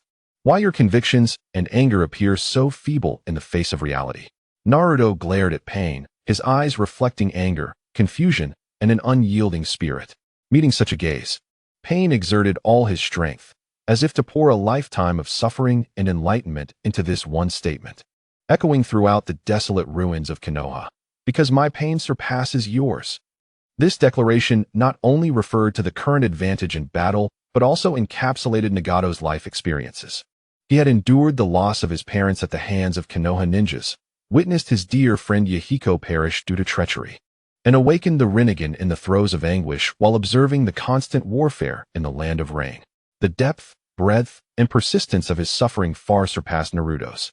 In Payne's view, it was this profound pain that granted him the insight to perceive the world's truth. Pinioned to the ground by the black rods, and with his chakra sealed, Naruto found himself in a dire predicament. Just at this critical juncture, the perspective of the heavens subtly shifted, capturing a scene from the shadows. Conan, almost leaping with excitement, whispered urgently to Orochimaru at her side, "Look, Sasuke is moving. It seems he intends to rescue Naruto, or perhaps he plans to ambush Payne. No matter, this will certainly make for an exhilarating spectacle." Orochimaru, however, scrutinized the black rods embedded in Naruto and Payne's condition, swiftly analyzing the situation. Those black rods disrupt chakra, and if Sasuke intervenes rashly, the risks are substantial. Yet, perhaps this is the opportunity we have been awaiting. "You truly are in a pitiful state." That familiar, haughty, and mocking voice rang out amidst the ruins. Naruto struggled to turn his head, spotting the familiar figure of Uchiha Sasuke, standing atop a nearby crumbled wall, his white cloak billowing slightly in the residual air currents. His crimson Sharingan coldly surveying the battlefield, ultimately fixing on Naruto, who was pinned to the ground by the black rods. "Sasuke." Naruto was momentarily taken aback, then overwhelmed with joy. In this desperate moment, the sight of his comrade flooded him with an indescribable sense of reassurance, intertwined with complex emotions. Payne slowly turned his head, his renegade indifferently regarding this uninvited guest. He seemed to recognize Sasuke's identity, or rather, the iconic Sharingan. Itachi's younger brother? Payne's voice was icy, devoid of any emotion. Yet it struck at Sasuke's most sensitive and darkest scars. Indeed, upon hearing Itachi's name, Sasuke's expression darkened to the point where it seemed to ooze despair, his aura chilling and lethal. Payne paid no mind, as though merely stating an inconsequential fact, continuing in that judgmental tone. "So, do you appear here seeking further vengeance against Konoha, or do you wish to don the mantle of a protector?" Sasuke's gaze was sharp as a blade, unwavering as he met Payne's stare, his tone imbued with the distinctive pride and obstinacy of the Uchiha clan. "What I wish to do does not require your definition." Sasuke's retort dripped with provocation. Payne, clearly uninterested in engaging in a verbal duel with Sasuke, would not indulge his arrogance. Chapter 160, Hinata stabbed. Not receiving a definitive answer from Sasuke, he resorted to the most direct approach: action.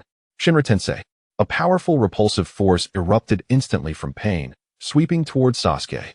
Just as Sasuke and Payne were engrossed in their fierce battle, drawing the vast majority of attention, a figure silently yet swiftly navigated through the ruins and smoke at the battlefield's edge, arriving beside the immobilized Naruto. "Naruto-kun." A gentle yet urgent female voice softly called out. "Hinata." Naruto exclaimed in surprise as he recognized the newcomer. "This place is too dangerous. You must leave," he urged, desperate to protect Hinata from harm. "No." Hinata lifted her head, her small face slightly pale from tension and exertion, yet her pure white eyes shimmered with an unprecedented determination, declaring, This time, I will protect Naruto-kun. Through Hinata's reckless efforts, the black rods pinning Naruto down were gradually removed. Upon regaining his freedom, Naruto's immediate concern was not to assess his injuries, but to anxiously urge Hinata to retreat from the perilous heart of the battlefield. Hinata hesitated. Her eyes filled with worry for Naruto, yet ultimately complied and prepared to withdraw. However, just as hope seemed to rekindle, an unexpected calamity struck. Swoosh! A sudden, muffled sound of a weapon piercing flesh echoed from behind Hinata. A black metal rod, like a venomous serpent, shot forth from the shadows, ruthlessly and accurately piercing Hinata's delicate body, penetrating her heart. Hinata's body stiffened abruptly, her pupils dilating, and she could not suppress the surge of blood that erupted from her mouth. She was unable to utter a sound, her face etched with lingering worry and confusion, before slowly toppling forward, crashing onto the cold ruins, blood rapidly spreading beneath her. Just as Naruto had rushed a few steps forward, preparing to join forces with Sasuke against Payne, he felt an instinctual sense of foreboding and abruptly turned back. He beheld the sight of Hinata's fallen figure, the bloody black rod protruding from her back, and not far away, a woman with an indifferent expression, the cruel Payne. Hinata, a heart-wrenching roar, laden with boundless fury, anguish, and disbelief, erupted from Naruto's throat. The girl who had just risked her life to save him, her eyes shimmering with unwavering resolve, had been slain before his very eyes. The depths of his sorrow instantaneously transformed into a raging inferno of wrath. Naruto's eyes were instantly engulfed by the crimson chakra of the Nine Tails. Teetering on the brink of a more perilous transformation, the sky swiftly withdrew, refraining from directly revealing the gruesome details of this fierce revenge. When the scene stabilized once more, the battlefield lay in silence. The body of Payne, the Deva Path, lay mangled amidst the ruins, still able to move, but evidently gravely injured. The other 5 bodies of Payne had been utterly reduced to shattered remnants, scattered upon the ground, devoid of all vitality. Sasuke's attire was tattered, revealing numerous lacerations and bruises beneath. He gasped for breath, the light of his Sharingan dimming, struggling to maintain its brilliance. A testament to the immense toll the recent battle had taken. Naruto's condition was even more dire. His orange jacket had nearly disintegrated into rags, exposing a canvas of scars and blood. Yet, at that moment, the burning fury in Naruto's eyes miraculously extinguished, replaced by tranquility. He approached the Deva Path, crouching down to gaze with a complex expression upon the face that belonged to Yahiko. The Deva Path, seemingly drained of the last vestiges of strength from this puppet, looked up at the gloomy sky and then at the battered yet serene-haired youth before him, his voice no longer cold and haughty. "Did you not wish to meet me?" Payne spoke slowly. "My true body is not here. If you truly wish to converse, seek me out. We shall speak face to face then." With those words, the purple light of the Renegade in Payne's eyes completely faded. Sasuke struggled to rise, gazing at Naruto with a hint of confusion in his tone. "Are you truly going? In your current state? To find the true body hiding in some unknown corner?" Naruto slowly stood, not responding immediately. He silently approached a fragment of Payne's remains and picked up a relatively intact black metal rod. To Sasuke's astonishment, he unhesitatingly plunged the rod into his own body. Ugh! The intense pain elicited a groan, cold sweat instantly beating upon his forehead. Yet, he soon closed his eyes, seemingly using the rod, connected to his chakra, to perceive and trace a faint, yet shared psychic link or chakra coordinate with all the Paynes. A few seconds later, he abruptly opened his eyes, a glimmer of understanding and resolve flashing within. "Yes, I must go." Naruto withdrew the rod, his gaze unwaveringly determined. "I must have a proper discussion with him." He paused, his voice low yet clear. "Let it be for Jiraiya-sensei, and to seek answers for the fallen Hinata, Kakashi, and countless souls of Konoha." Sasuke observed Naruto's demeanor, initially scoffing, as if mocking his naivety and stubbornness. However, the derision gradually faded from his face as he brushed off the dust from his clothes and walked over to stand beside Naruto. Though no words were exchanged, the action spoke volumes. He, Uchiha Sasuke, would accompany Naruto on this journey. "I have absorbed everything you just said. My heart is equally tumultuous. Let's hear it together." Upon seeing Sasuke beside him, a faint yet genuine smile finally graced Naruto's pale visage. "What happened? How did we win? What happened to Sasuke's Susanoo? Did Naruto's rampage solve it? How was the Deva Path defeated?" What about the other Paynes? None of the crucial information was shared. Was this curtain deliberately arranged? Complaints and speculations echoed throughout the ninja world. The scene shifted. Naruto and Sasuke did not linger in the ruins of Konoha. Locking onto their direction, the two, battered yet driven by remarkable will and speed, surged towards a seemingly inconspicuous small mountain outside the village. Unbeknownst to them, two furtive figures were stealthily trailing behind. Naruto and Sasuke soon reached the small mountain, exchanging a glance before boldly entering. Before them stood two figures. One was a woman with short blue-purple hair, clad in a black cloak adorned with red clouds, her beautiful countenance shadowed by sorrow yet resolute, vigilantly observing the intruders. It was Conan.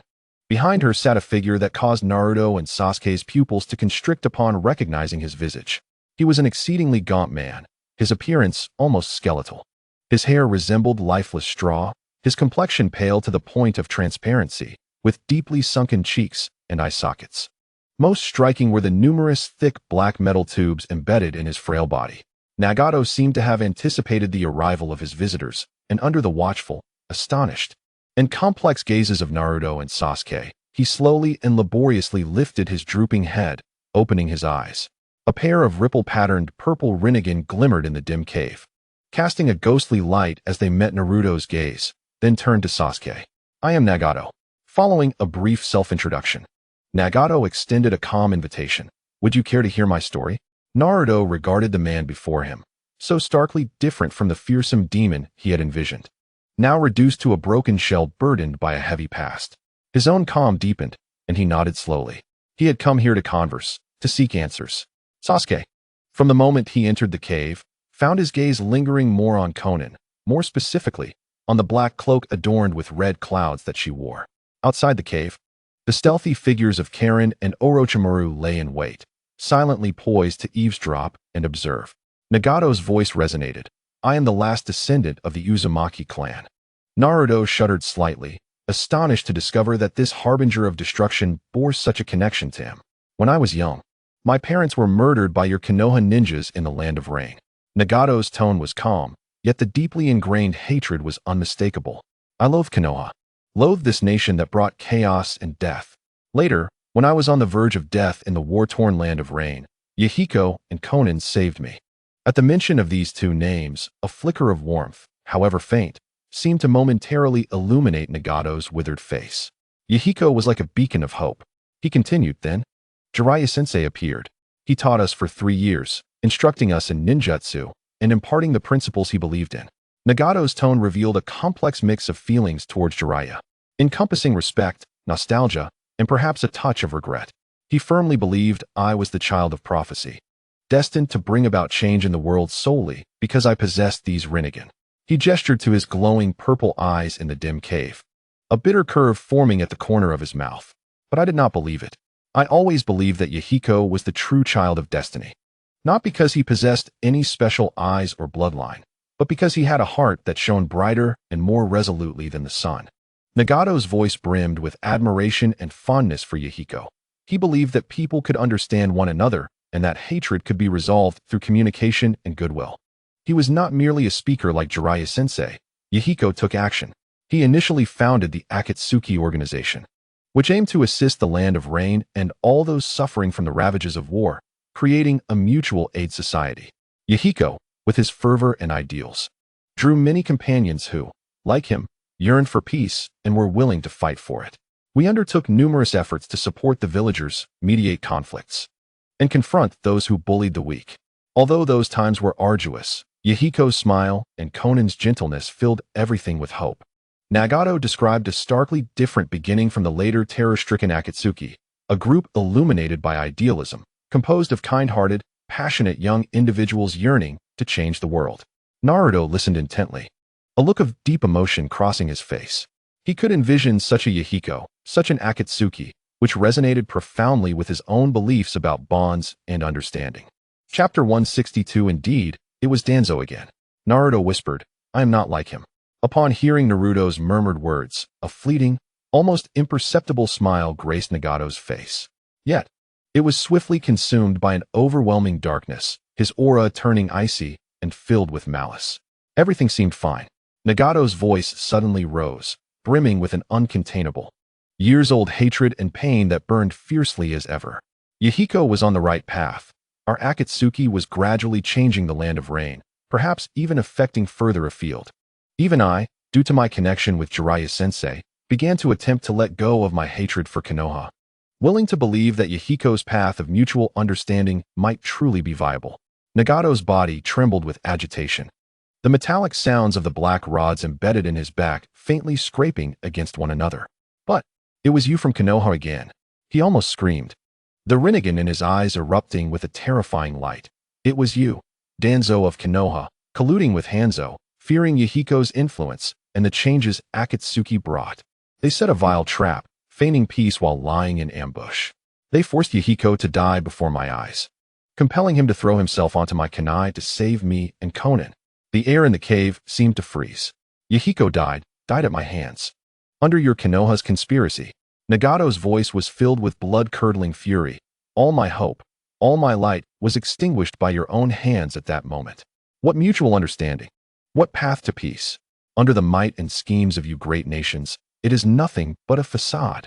Nagato suddenly turned to Naruto, his gaze filled with questioning and derision. Do you not believe in mutual understanding? Do you not think Yahiko's path was correct? Then tell me, in the face of such betrayal, such despair, such pain, can you still understand Konoha? Can you persist in that naive notion? Naruto opened his mouth, his face pale, momentarily at a loss for words. Meanwhile, Sasuke, who had remained silent, suddenly sharpened his gaze and turned cold upon hearing Danzo's name. Konoha, Hokage's office. A deathly silence enveloped the room. Tsunade's expression soured to the utmost, and she shot a deadly glare at Hiruzen Sarutobi. He looked ashen, heavily shutting his eyes and letting out a long sigh. Jiraiya covered his face in anguish, his body trembling slightly. He finally understood why the sunny, cheerful Yahiko transformed into the cold pain, why Nagato took such an extreme path. He himself had been oblivious. Whether it was Minato, Nagato, or Naruto, whenever they needed him the most, he was always absent. Tsunade thundered at Hiruzen. How can you still say you had no part in this? Danzo. Again Danzo. How many of these vile deeds have you done in the shadows? Must it take the destruction of Konoha time and again for you to be satisfied? Old man, at this point, do not tell me that you, as Hokage, truly knew nothing about the commotion Danzo stirred up in the land of rain. Faced with Tsunade's fierce questioning, nearly pointing a finger at him, and Jiraiya's equally cold, scrutinizing, and subtly murderous gaze beside her, Hiruzen's already fragile mental defenses finally crumbled. His voice was dry and strained as he avoided their gaze, despairingly stating, I truly did not know the specifics. Did not know that Danzo went to the land of rain targeting Yahiko and Akatsuki. However, there was a year when Danzo did indeed transfer a significant portion of Root's elite forces to the land of rain. They later returned with heavy losses, and Danzo was reticent about it, merely saying they encountered an accident and formidable enemies. At that time, Konoha was also under other pressures, and I did not delve further. Tsunade scoffed heavily. Faced with such a teacher, she found herself at a loss for where to direct her pent-up fury. Should she escort him away? Jiraiya's expression had turned completely frigid. He slowly unclenched his fist, his voice as chilling as the Siberian winds. Danzo. Just those two words. Yet they were laden with unabashed murderous intent. Yahiko was his beloved disciple, as were Nagato and Conan. Danzo not only destroyed Yahiko's ideals in life, but also pushed Nagato and Conan into an irretrievable abyss. This blood feud had been deeply etched in Jiraiya's heart. Meanwhile, across the shinobi world, after experiencing initial shock and anger, a near absurd and numbing sentiment began to spread. Indeed, it was Danzo again. How did this old dog so precisely pinpoint each future powerhouse's childhood or pivotal turning point, only to wreak havoc upon them? Naruto's childhood was one instance of discrimination. Sasuke's clan massacre another, Sakura being forced to defect another, Kabuto persecuting his adoptive mother another, and now even Nagato with the Renegade counted among them. Good heavens! Is this a collection? Specifically targeting potential talents to subject to torment? Who knows how many more victims there are? Those infamous S-ranked rogue ninjas and terrorists. If their resumes do not include a mention of having suffered persecution from Danzo of Konoha, I feel they would be unworthy. Chapter 163 Naruto, I believe. Some even began to make dark jokes. Do you think Danzo might actually be the ultimate undercover agent sent by the other 4 great ninja villages to Konoha? Such efficiency. Such results, impressive indeed. Perhaps Sarutobi has issues too. They could be spies, colluding to undermine Konoha. Makes sense. Otherwise, which normal leader could tolerate their subordinates causing such havoc? Jokes aside, a more serious consensus began to quietly form. At this rate, if Konoha is to survive, it would truly require the blessing of a destined child or divine intervention. In the face of Nagato's tearful accusations and soul-piercing inquiries, Naruto did not immediately retort. Nor was he crushed by the weight of such profound suffering. He remained silent for several seconds, his azure eyes swirling with complex emotions. Instead of directly answering whether he could understand Konoha, he chose a more indirect, yet essential path of resonance.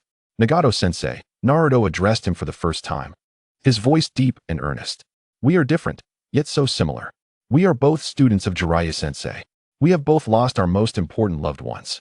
He began to recount his past, devoid of melodrama, only a calm statement. My parents died on the day I was born, protecting the village during the Nine Tails incident. I have never seen them, and I, because of the Nine Tails sealed within me, have been feared, shunned, and even despised by most in the village since childhood. I had no friends, no family, only endless loneliness and cold stares. Naruto lifted his head, looking straight at Nagato. And your parents died at the hands of Konoha ninja.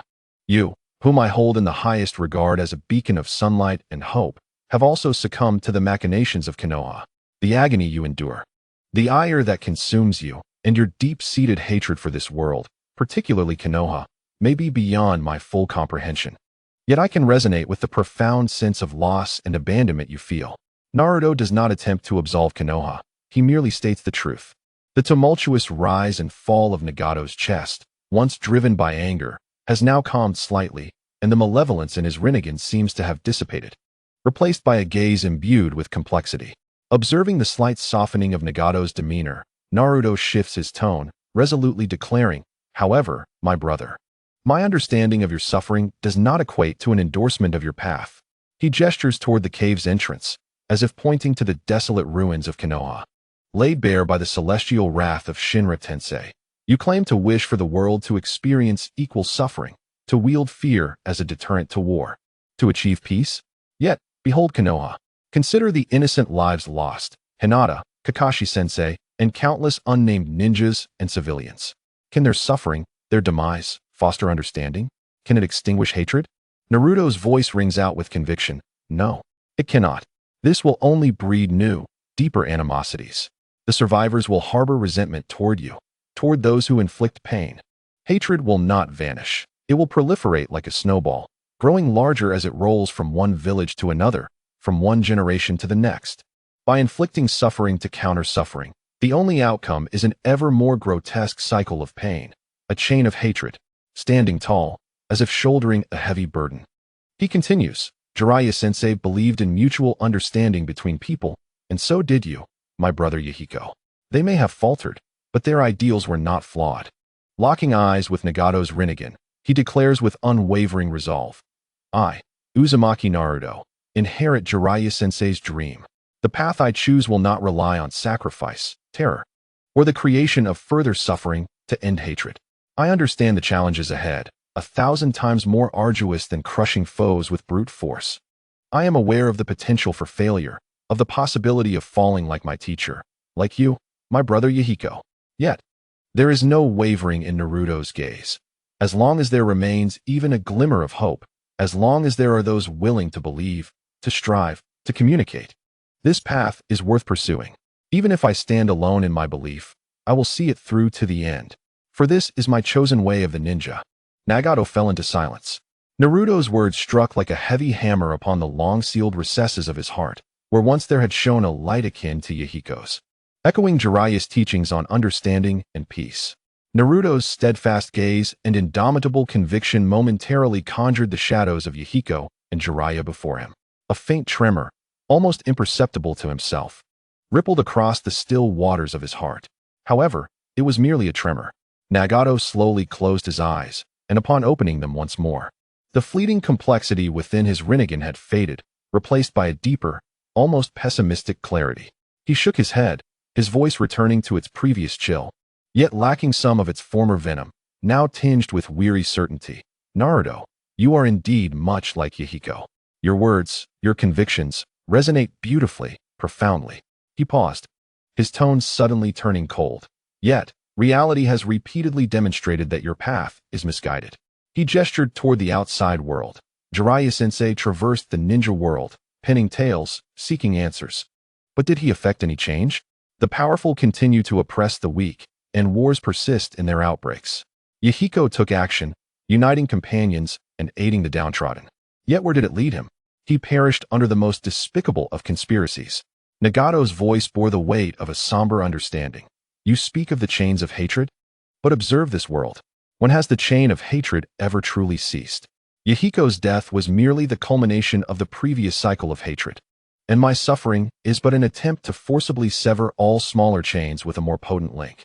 He regarded Naruto, as if gazing upon a child yet unscathed by the harshness of reality. Your notions of mutual understanding and communication are utterly feeble in the face of absolute power disparities and conflicts of interest. Amidst the deeply ingrained selfishness of human nature, Yahiko believed in it and died. Jiraiya-sensei believed in it and perished as well. Reality has provided us with the most brutal of answers. Thus, Nagato concluded with unyielding finality. Your path is unfeasible. My own may be harsh, may invite condemnation from future generations, yet it proves effective. By wielding absolute pain as a deterrent, I can forcibly create a peace that, albeit false and born of fear, is preferable to an unending cycle of hatred and chaos. No, in the face of Nagato's seemingly insurmountable logical fortress, constructed from the stark realities of bloodshed, Naruto's response was simple, clear, and unwavering. He refrained from engaging in lengthy rebuttals against reality, nor did he attempt to argue the feasibility of mutual understanding through historical examples. He merely shook his head, his azure eyes radiant as the clear sky after a rain, devoid of shadow or hesitation, locking onto Nagato's perceptive Renegade, and declared with resolute certainty, this path can be traversed. I firmly believe so. There were no grandiloquent phrases, no convoluted logical deductions. Only the purest conviction emanating from the depths of his soul. Nagato was momentarily taken aback. He stared blankly at Naruto, the boy, marred yet ablaze with an intensity more brilliant and fervent than ever before. This evoked memories of Yahiko's radiant smile under the sun and the glimmer in Jiraiya's eyes when he spoke of ideals. However, the hidden observer had a vastly different interpretation. Conan was nearly bouncing with excitement, stifling her mouth to suppress a sound, yet her body trembled with fervor. She sensed the subtle changes within Naruto that were imperceptible to most. She felt it. She felt it. Conan whispered, her tone brimming with the exhilaration of a new discovery. Turning to the equally absorbed Orochimaru, she exclaimed, that essence within Naruto. It is glowing. It is influencing him. I can see warmth emanating from deep within him, enveloping his will, fortifying his beliefs. This is the first time I have witnessed such a proactive response from that force. She glanced at Sasuke for comparison. That frigid entity within Sasuke has remained as unyielding as a stone, showing no signs of life. How dull. At her words, Orochimaru's golden serpentine eyes narrowed, a glimmer of insight flashing within. He quickly pieced together the dialogue he had just overheard. Ah, I see. After hearing Nagato's tragic tale and extreme theories, Naruto's heart must be stirred with turmoil and wrath. Yet, the extraordinary resolve he displays now, unmarred by hatred, may not solely stem from his own will. Orochimaru's voice bore the excitement of a clandestine revelation. It is the warm, sun-like power within him that is at work. It guides Naruto toward goodness, steering him away from being consumed by hatred, compelling him to uphold the belief that hatred cannot extinguish hatred. Clearly, Conan had not considered this layer. Upon hearing Orochimaru's analysis, her initial surprise quickly morphed into unabashed disdain and revulsion. Guiding him toward goodness? Preventing him from being consumed by hatred. She scoffed, as if repulsed by something profoundly distasteful. Then is Naruto truly himself? How much of his thoughts and choices are genuinely his own, and how much is dictated by that entity within him? Doesn't this just turn one into a mere puppet? Such a power is truly revolting. It lacks any meaning whatsoever. Orochimaru nodded in agreement, as he was wary and disdainful of this parasitic guidance that could potentially disturb or even distort the host's true nature. Indeed, If even the most fundamental emotional choices, such as love and hate, could be influenced by external forces, then the authenticity of so-called beliefs and perseverance becomes questionable. In the Hidden Leaf Village at the Ninja Academy, Uchiha Sasuke's expression turned even colder upon hearing the discussion between Kabuto and Orochimaru regarding the guidance towards goodness of the power within Naruto. He abruptly turned to the still-moved Naruto Uzumaki, whose unwavering conviction under the sky touched him, and sharply asked, "Hey, dead last. Did you hear what that crazy woman and monster said?" Sasuke fixed his gaze on Naruto's eyes and questioned, "You wouldn't truly forgive Nagato, the one who destroyed Konoha and killed Hinata, Kakashi, and so many others, just because of that ghastly entity within you, would you?" This question hit Naruto like a bucket of ice water, causing the emotion on his face to freeze instantly, his complexion turning pale. I don't know." Naruto's voice was dry, filled with confusion and struggle. "No." The surrounding students gasped in terror. They could not accept that the brave Naruto, who fiercely defended Konoha and fought angrily for his fallen comrades, would ultimately forgive the culprit. "Naruto, you cannot forgive him. He killed Hinata. We all died." Outside the secret base, Orochimaru's true form wore a peculiar expression as he stroked his chin thoughtfully. Though the earlier scene had suggested that the entity within Naruto would subtly influence his character towards love and understanding, the sheer devastation wrought upon Konoha and the tragic deaths of close comrades made it seem implausible that he could so easily forgive. Orochimaru himself found it scientifically absurd. "Is it really that exaggerated?" chimed in the little imp, Kage, with her big eyes blinking, her voice laced with a hint of pride. "I think it's nothing. If it were me, I could do it. Even if I killed their entire family, I would still find a way to make them devoted to me. Not only devoid of hatred, but considering me the best person for them." Orochimaru's true form twitched at her words, left speechless. He almost forgot that he had a child prodigy adept at distorting others' wills by his side. The subtle guidance towards goodness that resided within Naruto seemed to be a gentler form of self-distortion. Kabuto adjusted his glasses, adding with a playful tone, "Lady Kage, didn't you just say that such a power is disgusting?" Kage was momentarily taken aback, then blinked her eyes and proudly puffed out her small chest, countering, "Of course. It's different. My ability is above board. I decide who to control and how I want them to think. The effectiveness depends on my skill. Unlike that ghastly thing within Naruto, which secretly influences people without them even realizing it." How disgusting. It's not impressive at all.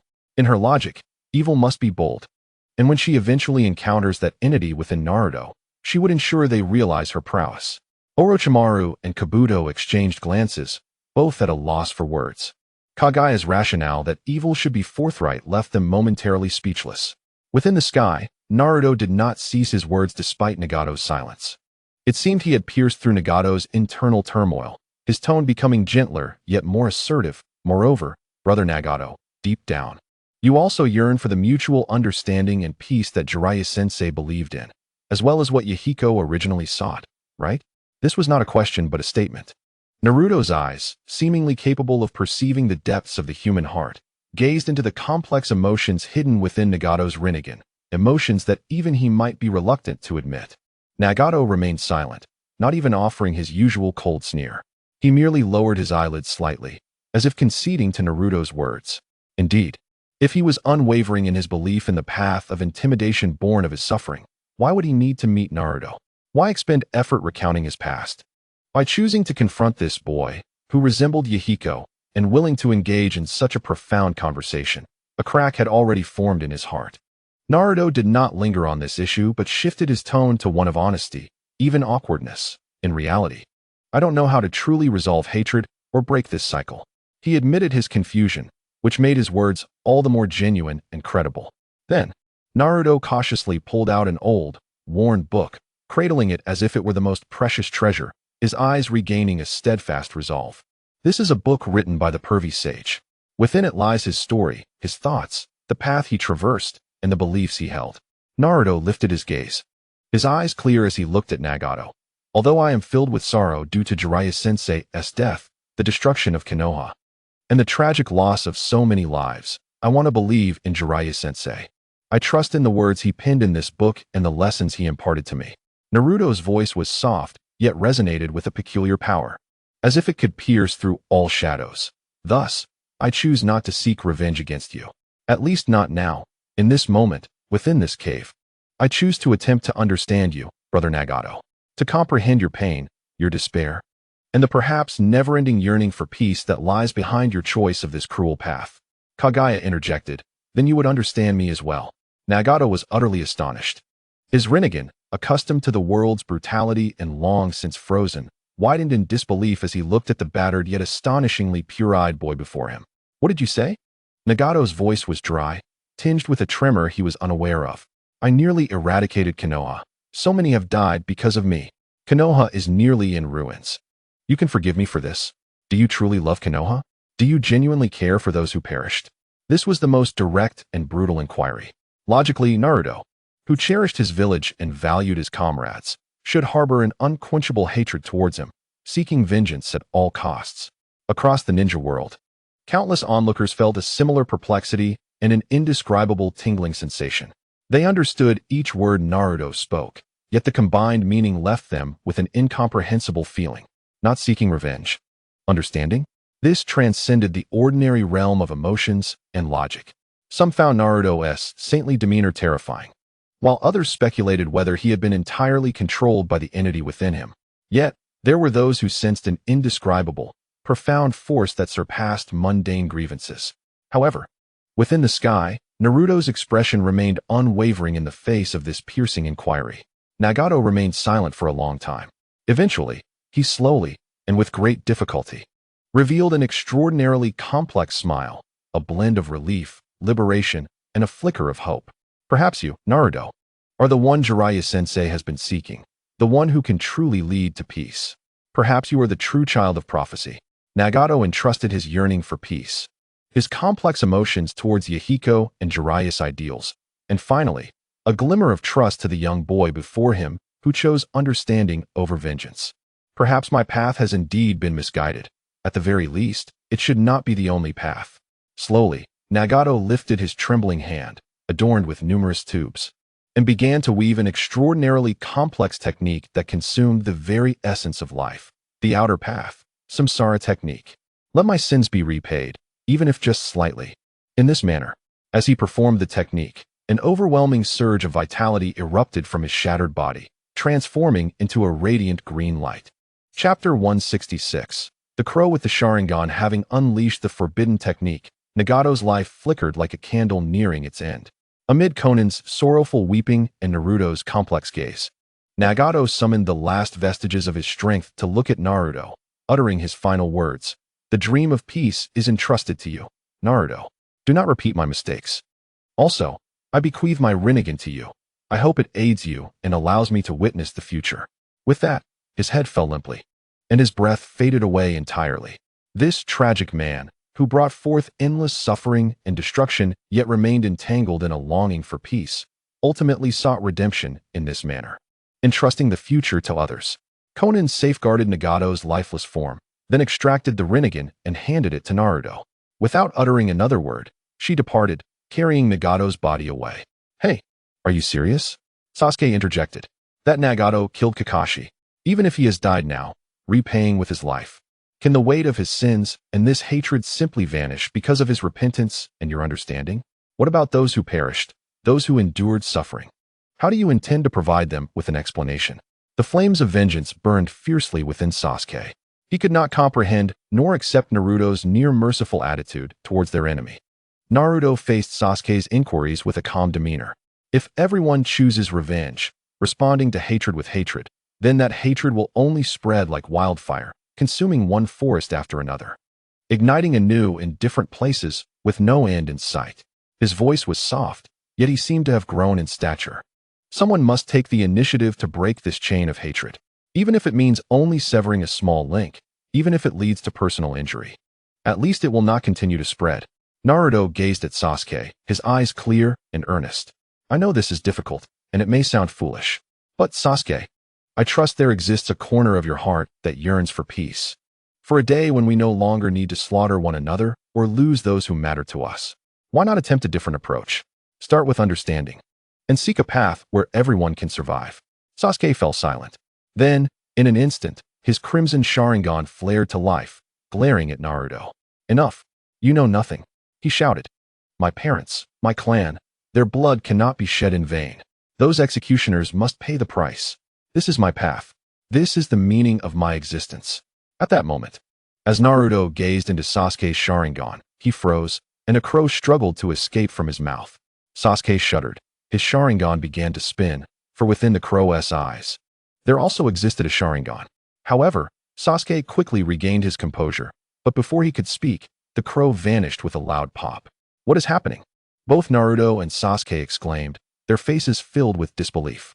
Only Itachi, observing from a distant corner of the ninja world, furrowed his brow and murmured, so, I entrusted Shirsue's eyes to Naruto for the future? But how effective would Sasuke's eternal Mangekyo Sharingan be?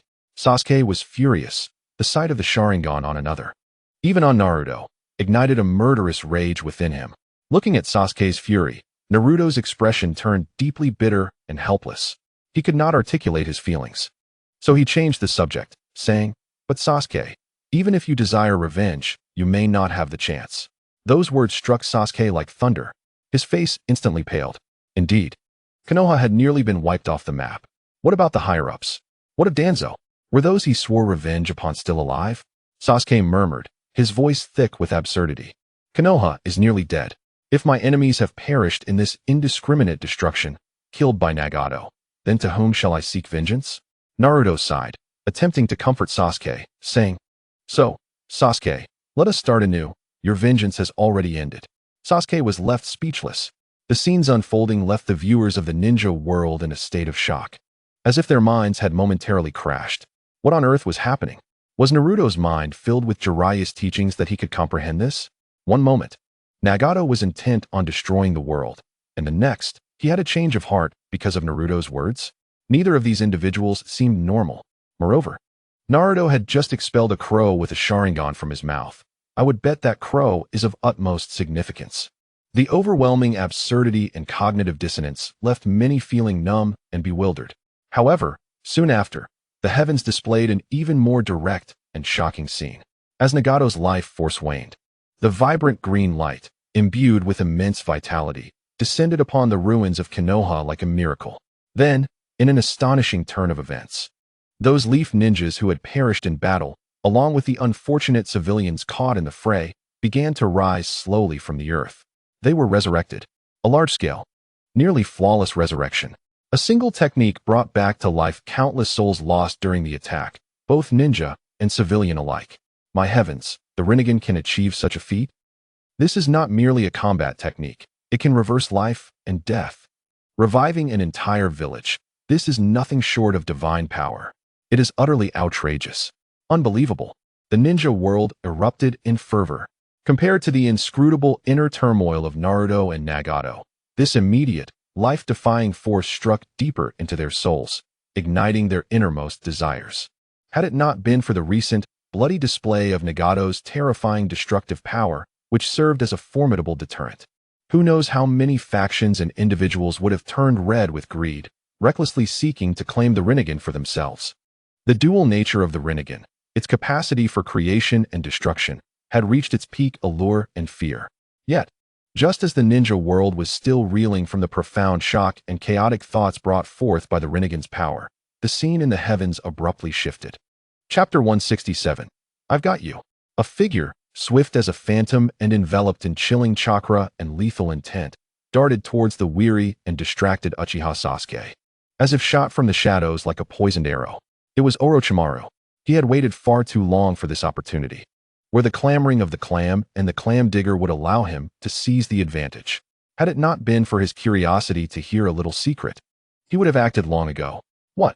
Sasuke, despite maintaining a basic level of vigilance, was momentarily shaken by the miraculous resurrection he had just witnessed.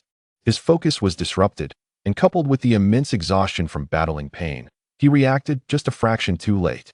He could only rely on his honed battle instincts to desperately evade to the side. Swish.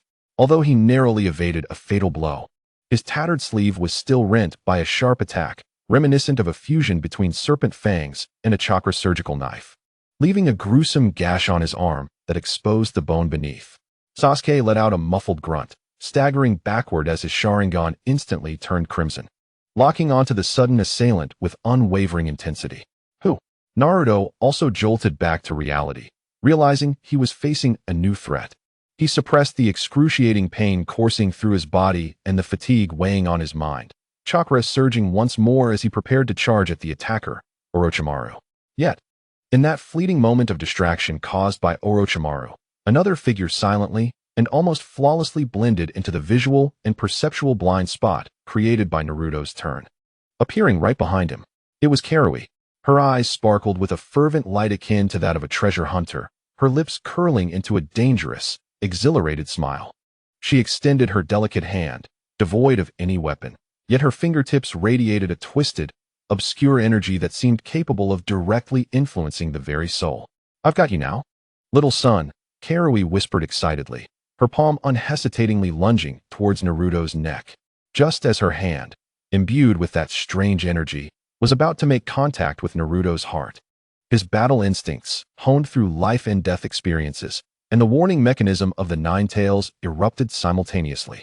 A roar, reminiscent of an ancient beast, echoed within Naruto's being. The frenzied crimson chakra of the Nine Tails erupted from his pores like a volcanic explosion, enveloping him in a fiery cloak of chakra. Exerting immense force in an attempt to repel Karui, while simultaneously bolstering his own defenses and strength. This sudden outburst was sufficient to catch most ambushers off guard, potentially inflicting harm upon themselves. However, Karui's expression was not one of shock. Rather, it blossomed into an even more excited grin. "Oh, the little fox is being naughty." She chuckled lightly, her outstretched hand, entwined with that twisted, dark energy, boldly pierced through the chaotic outer layer of the Nine Tails chakra. The chakra, which instilled fear in countless ninjas, hissed and melted away like snow under the scorching sun upon contact with the eerie energy of Karui's palm. What? Naruto's heart sank in terror. He had never encountered such a phenomenon. The Nine Tails roar transformed into a bewildered growl within his mind. In that moment of hesitation, Karui's hand had already penetrated the thin chakra barrier, her fingers hooking with a chilling and uncanny force, gripping firmly at the nape of Naruto's neck. A sensation of indescribable coldness, confusion, and disarray surged from the point of contact, striking deep into his soul. Naruto felt his control over his body, even his thoughts, seemingly frozen and disrupted. He yearned to struggle, but his limbs felt as heavy as mountains. He tried to summon chakra, yet chaos reigned within him. Fleeting shadows and phantom sounds clouded his vision. Naruto found himself immobilized, standing frozen in place. "Naruto." Sasuke's eyes widened in horror at the sight. Already seething with rage due to Karui's betrayal, witnessing Naruto so easily subdued by her ignited his fury to an unprecedented level. "Susanoo." Ignoring the toll on his body and wounds, Sasuke forced his Mangekyo Sharingan to activate once more. Yet, Orochimaru had no intention of engaging Sasuke's wrath directly at that moment. He let out a cackling laugh, retreating like a specter, deftly dodging the onslaught of Susanoo, swiftly positioning himself beside Karui, who had ensnared Naruto. Hee. Although I couldn't capture both, having Naruto is still a splendid gain. Orochimaru gazed at the immobilized Naruto, a fervent and greedy expression evident on his distorted face. He then whispered to Karui, "Karui, this is a rare opportunity. Why not give it a try?" Karui's laughter rang out, crisp yet unsettling. She looked at Naruto, who was within arm's reach, his eyes filled with anger yet powerless to resist, as if gazing at a long-desired toy finally in her grasp. "Of course, I'll give it a try. I've been waiting eagerly." "Karui." Sasuke, controlling the unstable Susanoo, glared at her, his voice trembling with rage. "What do you intend to do?" "Let Naruto go." Immediately, in Sasuke's eyes, alongside fury, there flickered a sting of betrayal and disbelief from someone he had trusted. Hearing Sasuke's furious outcry, Karui's eyes glinted mischievously, her excited smile vanishing as she adopted a demeanor of utmost seriousness, even bearing a touch of righteous indignation. She turned to Sasuke, adopting a grave tone. "Sasuke, you misunderstand. I am not harming Naruto. I am helping him." "Helping him?" Sasuke managed to scoff through his clenched teeth. "Yes, exactly." Karui nodded vigorously, her expression so sincere it was almost convincing. "Haven't you noticed? Naruto is being controlled. His thoughts, his choices, are not his own. Otherwise, given his feelings for Konoha and his comrades, How could he not harbor any hatred towards Payne, who nearly destroyed Konoha and took so many lives? How could he speak of understanding? Is this normal? Sasuke paused, taken aback by her words. While he did not fully believe Karui's claims, Naruto's previous behavior had indeed left him utterly perplexed and unable to accept. That inexplicable lack of hatred had always resonated deeply within him. Orochimaru, though uncertain of why Karui had suddenly begun her theatrics, reacted swiftly, capitalizing on her words with a tone laced with persuasion. Uchiha Sasuke, think calmly. If Naruto is not under the influence or control of some external force, then what reason could possibly lead a person who loves his village and values his comrades to experience such a tragedy without harboring a shred of hatred? Even willing to understand and forgive the culprit? Does this align with human nature? Orochimaru's words plunged Sasuke into silence, excluding all possibilities. The least likely scenario might indeed be the truth. Yes, if Naruto was not under control, how could he behave this way? This was not the Naruto he knew. The one who would risk everything for his friends. That understanding and lack of hatred felt so false and unsettling. Observing Sasuke's silence and the conflict etched on his face, Karui felt a surge of triumph within her, yet maintained her serious facade. Meanwhile, Naruto, trapped by Karui, felt a mix of urgency and anger, yet was powerless to vehemently contest due to his body's loss of control. He could only watch in despair as doubt deepened in Sasuke's eyes. Regardless, let Naruto go first. Sasuke finally spoke up. In the face of Sasuke's icy gaze, Karui not only refused to comply but appeared offended, her expression shifting to one of clear discontent. Sasuke, you actually don't trust me? That hurts. We are teammates. Moreover, I am also a member of the Uzumaki clan. Just like Naruto, how could I harm him? I am genuinely helping him check if he has been controlled by something strange. Karui's eyes flickered with mischief as if she had thought of something provocative, her face breaking into a mysterious, even slightly malicious smile. By the way, I have good news. Karui deliberately elongated her tone, pointing outside the cave. Thanks to Payne's last desperate act, nearly everyone in Konoha has survived, including those enemies you have been yearning to confront. What do you think? The chaos outside presents a perfect opportunity for revenge. Aren't you going to seize it? Karui spoke with a casualness that belied the sensitivity of the information she had just revealed to Sasuke. Upon hearing the news, despite his immobile body, a sudden spark of joy and relief ignited in Naruto's eyes. The citizens of the Leaf have returned to life. This is of paramount importance. However, Sasuke's reaction took Karin by surprise. His cold, vigilant demeanor showed no sign of softening. Instead, his gaze sharpened, fixating intently on Karin and Orochimaru. The news of their enemy's resurrection did not immediately incite a desire for vengeance in him. Rather, it heightened his alertness. What were these unpredictable individuals who had seized control of Naruto truly plotting? Observing Sasuke's unwavering focus on rescuing Naruto, Karin felt a wave of boredom wash over her.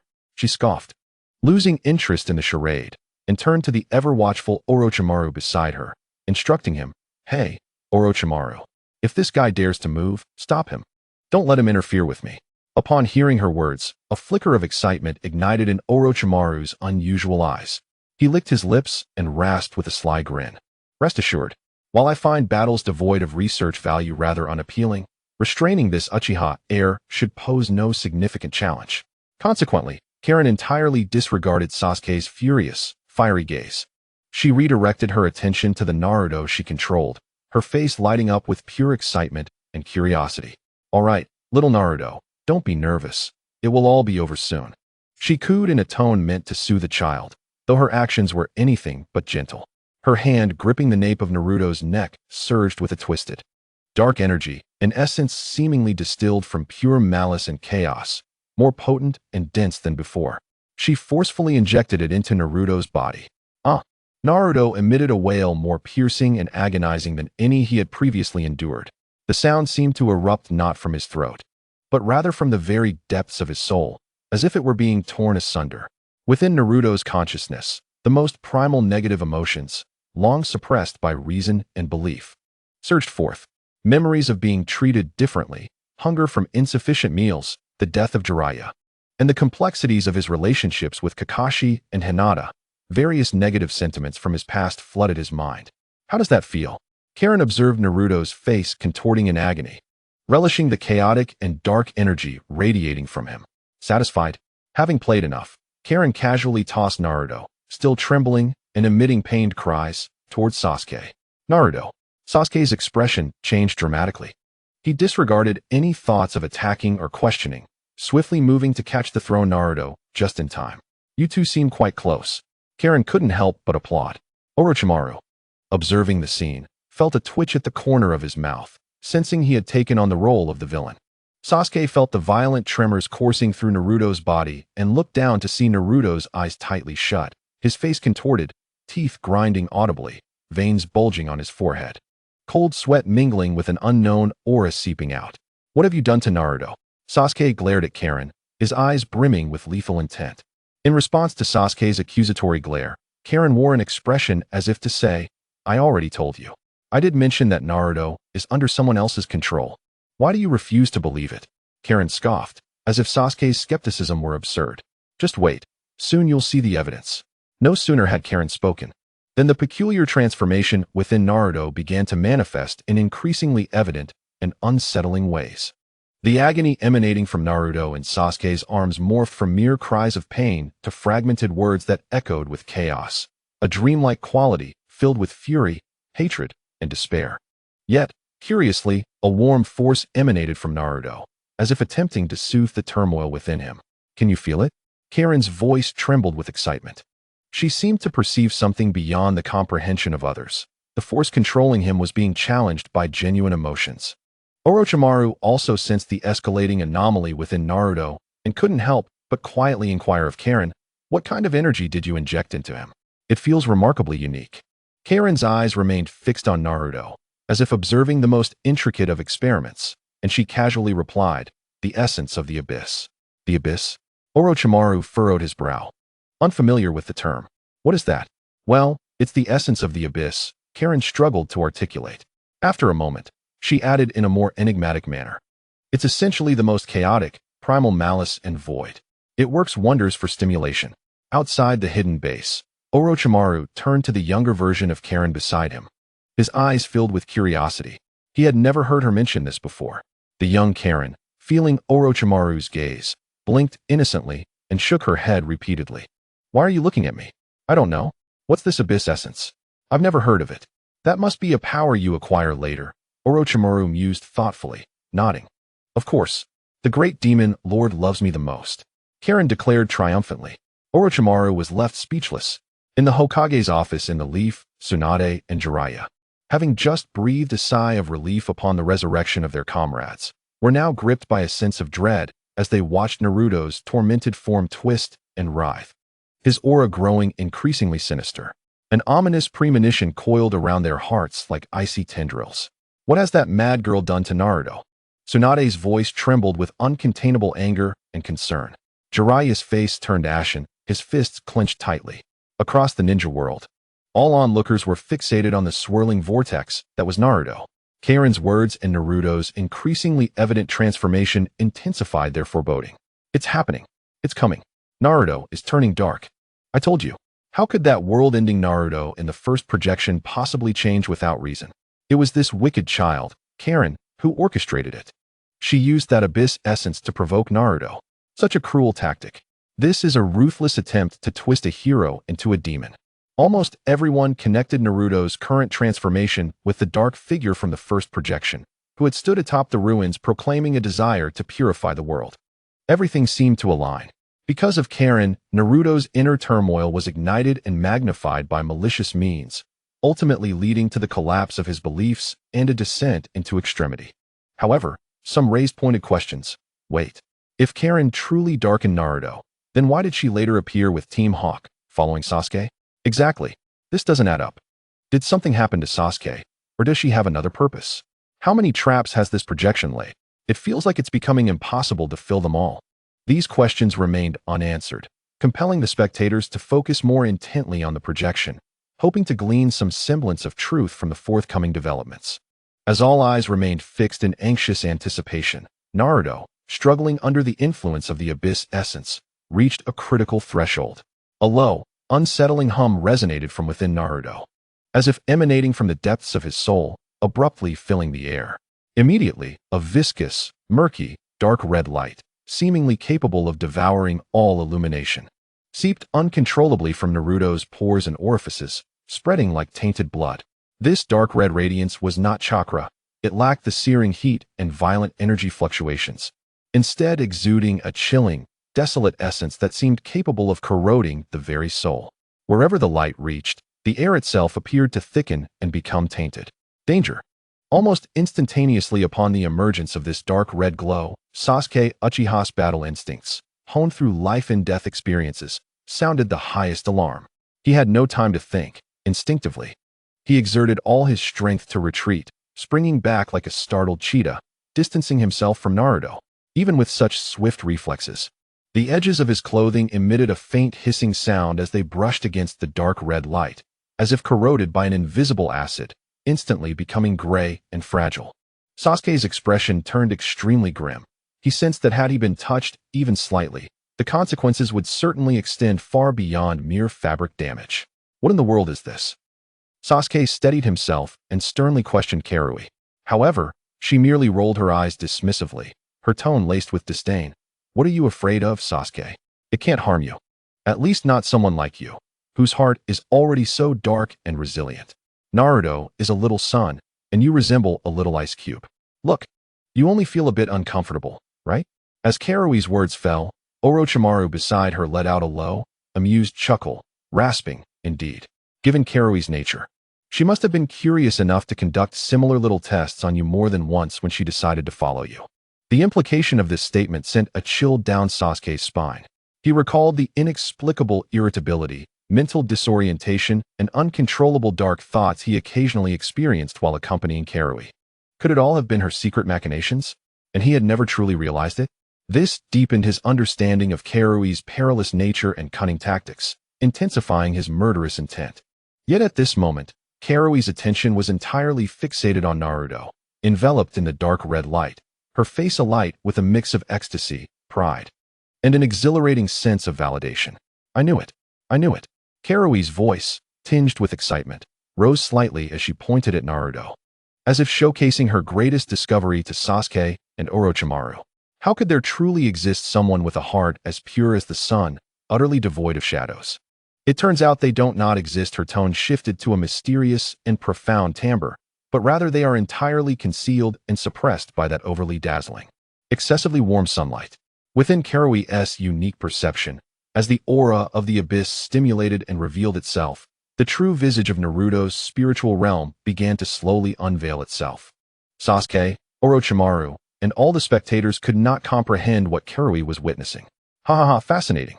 Utterly fascinating. Karui cackled, her laughter echoing in the dim cave, brimming with madness and a sense of triumphant control. Chapter 170. When darkness falls, light must retreat. When true darkness descends, even the most intense light must ultimately recede. Karui suddenly stepped forward, her voice a blend of provocation, command, and utmost excitement, loudly declaring, "Come forth. Stop hiding. Let me see what manner of creature you truly are. I am so curious. I will capture you and present you to the demon lord." As her words fell, an extraordinary phenomenon unfolded. Buzz, a grand, warm, and vibrant resonance erupted from the depths of Naruto's being, akin to the chimes of morning bells or the pulsing heartbeat of the awakening earth. Immediately thereafter, a pure, magnificent, and warm golden light, reminiscent of the spring sun, erupted forth from within Naruto. This golden radiance was so pure, possessing extraordinary qualities of purification and expulsion. Upon its emergence, it swiftly dispersed, purified, and obliterated the red light that clung to Naruto's exterior, much like the sun melting snow. Yet, the golden light did not scatter. Rather, it gathered swiftly, as if imbued with life, toward the position above Naruto's chest, coalescing. Before the astonished gazes of Sasuke, Karui, Orochimaru, and all the onlookers, the amassed golden light gradually outlined a distinct human silhouette. The light slowly retracted, revealing a male figure with closed eyes, suspended in midair. He possessed long, flowing hair and was adorned in ancient, simple attire, not belonging to any known era, exuding an air of sanctity and majesty. His countenance was serene, as if in slumber, Yet the warmth radiating from him seemed capable of soothing all wounds and dispelling all gloom. Finally, you've emerged. Karui was the first to react, jubilantly bouncing in place. Her face alight with the thrill of witnessing an extraordinary spectacle. It's really a person. No, something resembling a person. Karui exhibited no fear. Instead, she stepped closer, tilting her head to address the floating golden figure, her tone filled with curiosity and inquiry. Hey, what are you? A ghost? Or some ancient spirit? What have you been hiding inside Naruto for? Orochimaru, equally exhilarated, found his transformed body trembling slightly, yet he remained more cautious than Karui. The aura emanating from the golden figure, while warm, possessed an indescribable sense of superiority, as though it transcended conventional chakra. Instinctively, he took 2 small steps back, creating a slight distance, yet his eyes remained locked onto the golden figure, greedily recording and analyzing every detail. Meanwhile, upon witnessing the emergence of this golden figure, Sasuke stood frozen in place, as if struck by lightning. Karui had spoken the truth. Within Naruto, there truly resided another existence, an entity possessing such pure and powerful warmth.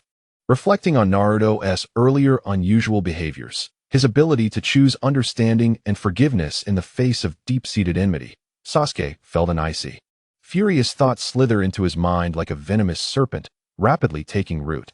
So that's it. No wonder this underachiever always appears carefree and optimistic, like a fool. Sasuke's voice trembled slightly with extreme anger and a feeling of being deceived and manipulated. He fixed his gaze on the golden figure, his murderous intent almost palpable. No wonder he could harbor no hatred for those who destroyed the village and murdered his comrades. No wonder he could utter those absurd words about mutual understanding and ending hatred. As Sasuke continued to express his growing fury, his fists clenched tightly, his nails digging deep into his palms. So it was this entity that manipulated him from behind, influencing his thoughts. Like a puppet master, it had robbed him of genuine emotions, transforming him into a mere shell that could only speak sweet words. This sensation of being controlled struck deep into Sasuke's core. Burdened with the fate of the Uchiha clan, struggling in the whirlpool of vengeance and truth, he despised nothing more than being at the mercy of others. And Naruto, this individual with such complex ties, had potentially lived under such manipulation without ever realizing it. This incited a rage within him greater than that for a direct enemy, coupled with an indescribable sorrow. Karui. Sasuke abruptly turned his gaze toward Karui, who was still excitedly observing the golden figure, his voice cold and urgent. Since you can draw it out, is there any way to completely eliminate it? Or at least, to separate it from Naruto? He could not tolerate the idea of Naruto remaining under such control. Xianglin was utterly engrossed in observing the golden figure, and without turning her head, she waved her hand dismissively, urging patience. What's the rush? Just wait a moment. This entity has just been stirred into visibility and appears not yet fully awakened. Its consciousness still unstable. Once it regains some awareness and can communicate, we shall proceed. Perhaps we might glean something intriguing. Inside the cave, the atmosphere turned eerily tense.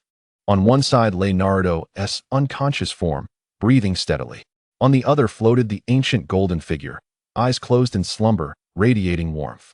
Meanwhile, Xianglin, Orochimaru, and the enraged Sasuke observed with varying thoughts. The entire ninja world, after a brief silence, erupted in unprecedented uproar. It has emerged. It is truly here. The third celestial proclamation was indeed accurate. Something else resides within Naruto. The sight of the golden figure alone evoked feelings of warmth and tranquility, quieting the chaotic thoughts within them. Was its presence truly that impactful? Even the shadow seen through the celestial veil evoked such sensations? What would happen if the being were present in full form? The attire was unlike anything from the current era of nations or ninja villages, far too ancient. Its origins must be extraordinary, possibly a remnant of a mythical age, perhaps even the soul of a deity or immortal. Awe, curiosity, fear, and reverence intermingled within the hearts of those present. The golden figure emanated such profound spiritual influence that it allowed them to tangibly grasp the extraordinary nature of its existence. At the Leaf Village, in the Ninja Academy, Naruto gazed blankly at the golden figure suspended beside him, his small frame trembling uncontrollably. His complexion was pale, and his lips whitened from the strain. Chapter 171, Ashura. Until now, He had harbored a sliver of doubt and resistance towards the notion that something resided within him, as suggested by the celestial veil. Yet here lay vivid evidence before him, an actual entity forced out from within his body. Is it truly inside me? Naruto murmured softly, his voice tinged with confusion and a hint of fear. Why? Why are you in my body? Who are you? The gazes of his classmates towards Naruto grew increasingly peculiar, complex, even tinged with subconscious alienation and reverence. Only Sasuke Uchiha, his expression colder than Naruto's, bore an even deeper intensity in his eyes. He fixated on the golden figure, his heart churning with a distinctly sharper unease than Naruto's. That which resides within Naruto has been expelled, but what about mine? The celestial veil had also hinted that a force contrary to Naruto's lay dormant within him, one that was cold and sinister. If the entity within Naruto was so warm and sacred, what could possibly lurk within himself? An ancient ghost of cold malice, or some unfathomable dark will? Sasuke could neither fathom nor accept that his mind and body might be subtly influenced by such a being. He sought power, craved vengeance, but it must arise solely from his own volition. He would not allow any external entity to manipulate his emotions or distort his goals. Within the cave, the suspended golden figure's long eyelashes seemed to flutter slightly. The warm glow surrounding it flickered rhythmically, as if in rhythm with its breathing. A clearer, more profound sense of will began to radiate from its being. Xianglin held her breath, her eyes wide open, fearful of missing any detail. Orochimaru subtly stepped back, while Sasuke's Sharingan spun furiously. At last, under the gaze of all, the eyes that had remained closed, seemingly filled with boundless time and wisdom, slowly opened. What a pair of eyes they were, not sharp nor commanding, but rather encompassing all, perceiving the joys and sorrows of existence, imbued with a faint hint of compassion. The gaze passed calmly over everyone in the cave, eventually landing on the unconscious Naruto, lingering for a moment, where a flicker of extraordinarily complex emotion seemed to flash. Then, the gaze shifted to Xianglin, who was closest and most animated. A voice, peaceful and ancient, as if transcending the dust of ages, resonated. Your crude and perilous methods, forcing my existence into visibility through vile means, are rather reckless, young lady. The first words spoken upon awakening carried an air of condescension. Who are you? Xianglin exclaimed, her eyes wide with curiosity, her face devoid of fear, only brimming with eagerness. The golden figure's calm gaze settled on Xianglin, and the ancient, gentle voice echoed once more, carrying a declarative weight. I am Ashura. Ashura? Xianglin tilted her head, confusion etched across her youthful face as she scratched her red hair. Clearly unfamiliar with the name. What is that? I've never heard of it. Is it impressive?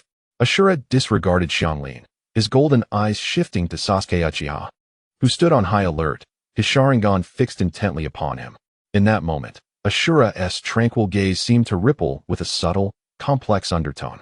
It felt as though he was not merely observing Sasuke, but penetrating deeper, glimpsing a shadow intertwined with him across countless generations, both opposing and yet originating from the same source. The meaning within that glance was profoundly intricate. A mere glimpse sent a wave of inexplicable trepidation and agitation coursing through Sasuke. Ashura's gaze did not linger long on Sasuke. It quickly returned to the bold Xianglin before him. Impudent child, Ashura's voice suddenly turned cold, the vast warmth of his presence now laced with a chilling sharpness. You who worship the malevolent deity and engage in such wicked deeds, I shall send you to meet your dark god. Before the words had fully left his lips, Ashura refrained from any further dialogue or probing and simply raised his hand, striking down with decisive force. There were no hand seals, no signs of chakra turbulence, just a simple, unadorned gesture. The resoluteness of his action, the magnitude of his power, and the grandeur of his aura starkly contrasted with the previously benevolent appearance he had displayed. It was a thunderous strike, merciless and resolute. What? Xianglin's pupils constricted. Although she had maintained her excitement and curiosity, she remained vigilant. Yet, Ashura's attack came too suddenly, without warning, and its power far exceeded her expectations. Boom! The golden giant hand struck Xianglin squarely. Ah! A sharp cry of pain escaped Xianglin as she was sent like a deflated ball crashing deeply into the cave's rocky wall. Debris flew, dust clouded the air, leaving a clear indentation of her form in the rock. The force of the blow startled both Sasuke and Orochimaru, making their eyelids twitch. Ugh! Within the indentation, Xianglin struggled to emerge from the rock wall, her previously excited expression now aflame with fury. "Damn you, old fool!" Xianglin's voice, now shrill with rage, exclaimed. "You fight without honor. You strike without warning. And with such ferocity, I will tear you apart." Xianglin erupted. Dark red energy surged upward like a volcanic eruption, encircling her in flames of crimson, transforming her into a demon risen from the depths of hell. An aura of malevolence, chaos, and fury instantly filled the cave, standing in stark contrast to Ashura's warm and divine golden energy, creating an intense and clear dichotomy. Roar! Xianglin emitted a roar that resembled nothing human, her figure transforming into a shadow of dark crimson, exuding an aura of annihilation as she charged fiercely towards the Ashura suspended in midair. Danger! Orochimaru, witnessing this, felt an alarm bell ringing in his mind. The battle between these two inhuman entities was beyond the realm of interference for him and Sasuke, especially with the unconscious Naruto nearby. Chapter 172, A Desperate Gamble Without Hesitation. Orochimaru flashed and appeared beside the unconscious Naruto, swiftly lifting him up while urgently urging the still-stunned Sasuke, "We must leave this place." Sasuke, instantly regaining his senses, understood that they could not linger here. Just as they burst from the cave, a thunderous roar erupted behind them, shaking the very earth. Boom, boom, boom. Turning back, they witnessed the small hill they had just vacated swelling, distorting, and ultimately exploding into oblivion at a visible pace. As if crushed by an indescribable force from within, reduced to the finest dust, the rising dust and energy storm swept over them, making it difficult for Sasuke, Orochimaru, and others to maintain their footing. Gasp! Everyone inhaled sharply, wiping the cold sweat that had abruptly appeared on their foreheads. The destructive force was terrifying. Merely the aftermath of the battle had obliterated an entire mountain before they could fully comprehend this awe-inspiring scene. Two luminous streaks, one golden and the other dark crimson, shot forth from the enormous pit, ascending skyward like colliding meteorites, radiating terrifying energy waves. The golden light was divine and warm, yet carried a chilling intent to kill, while the dark crimson light was malevolent and tumultuous, brimming with a desire for destruction. They collided violently in midair, entangled, separated, and collided again, each impact unleashing a deafening roar and dazzling energy flashes, painting the sky in a bizarre tapestry of gold and dark red. The fearsome energy shockwaves rippled outward, plowing through the ruins below and even reaching the distant Konoha, which had only just begun to show signs of revival, causing the ground to tremble. As the two streaks separated, their forms became visible once more. Xianglin floated in midair, not displaying any signs of fatigue. Instead, she laughed heartily, her voice brimming with arrogance and mockery. "Ha, demon! With such bravado, I thought you were formidable. Turns out it was all bluster." Xianglin could distinctly sense that the golden figure, who called himself Ashura, had visibly weakened in energy intensity and spiritual pressure since his initial appearance. The surrounding golden light had dimmed, flickering, and even his form appeared somewhat transparent and blurred. Ashura floated in silence, his dimming golden figure emanating a sense of solitude. He did not refute Xianglin's taunts. Instead, he calmly stated, "Unfortunately, at this moment, bound to this reincarnated body and forcibly manifested, the consumption is too great for me to utilize my true power. Otherwise, how could I allow a mere wretch like you, who desecrates souls and dallies with darkness, to run rampant?" "Oh, is that so?" Xianglin raised an eyebrow, her face breaking into an even more arrogant and delighted expression. She provocatively rubbed her thumb against her nose, saying, "I truly relish your current state of disdain for me, but inability to eliminate me." Hee hee. Xianglin's laughter pierced the air. Ignoring her taunts, Ashura sighed deeply, his golden eyes once again filled with seriousness and resolve. "Your existence, your power, poses a significant threat to the balance of the world and the purity of souls, and thus must be restrained." He seemed to have made a firm decision, his gaze shifting and locking on Sasuke below. Under the gaze of the ancient will and inscrutable intent contained in Ashura's golden eyes, Sasuke felt a chilling sensation surge up his spine, causing the hairs on his neck to stand on end. Orochimaru, noticing this, displayed genuine concern and vigilance for the first time on his transformed face. "Xianglin, Stop playing around. Be careful not to provoke a disaster. Focus on eliminating him. Orochimaru urged urgently, trying to make the reckless girl aware of the danger. Don't forget, Sasuke possesses a power that contrasts with Naruto. This Asura may not be able to harm you now, but if he manages to do something to the force within Sasuke, the consequences could be dire. Orochimaru's warning was meant to caution Xianglin about the potential for chaos, urging her to either resolve the situation swiftly or retreat. However, he greatly underestimated the peculiar mindset and reckless tendencies of Xianglin. Upon hearing Orochimaru's words, rather than becoming cautious, Xianglin's already striking red eyes erupted with a more fervent and ecstatic glow. Her previously defiant expression was instantly replaced with an overwhelming excitement, as if she had discovered a new, more intriguing toy. Right, how could I have forgotten this? Xianglin clapped her hands in delight, her eyes fixed intently on Sasuke below, as if trying to see through him. Inside Sasuke, there existed a cold entity entirely opposite to this old sun. Immediately, Xianglin redirected her focus to Asura, her voice brimming with anticipation and eagerness. Hey, old man, can you extract that thing from Sasuke's body? Her lips curled in a playful manner, her eyes sparkling with enthusiasm. I'm dying to see what happens when a sun and an ice cellar are placed together. Orochimaru nearly spat blood upon hearing this.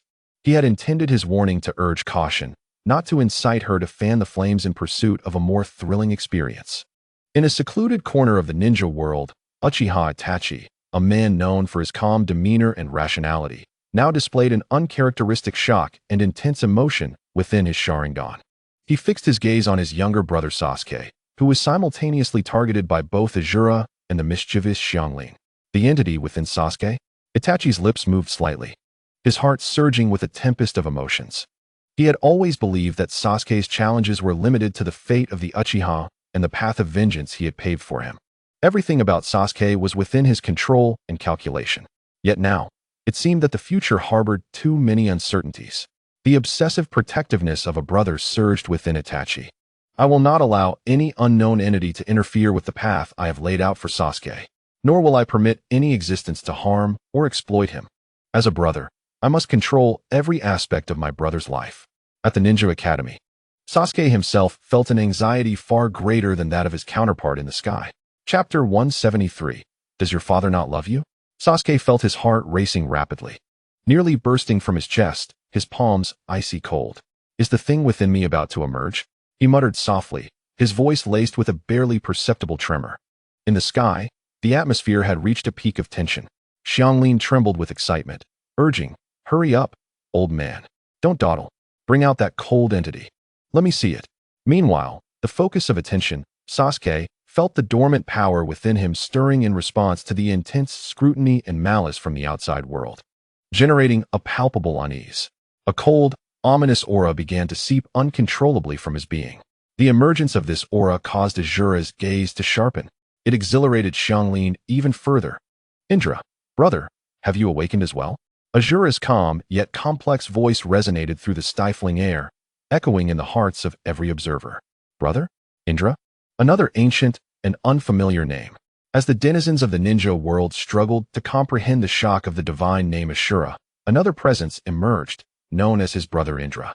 The magnitude of this revelation sent waves of confusion rippling through countless minds.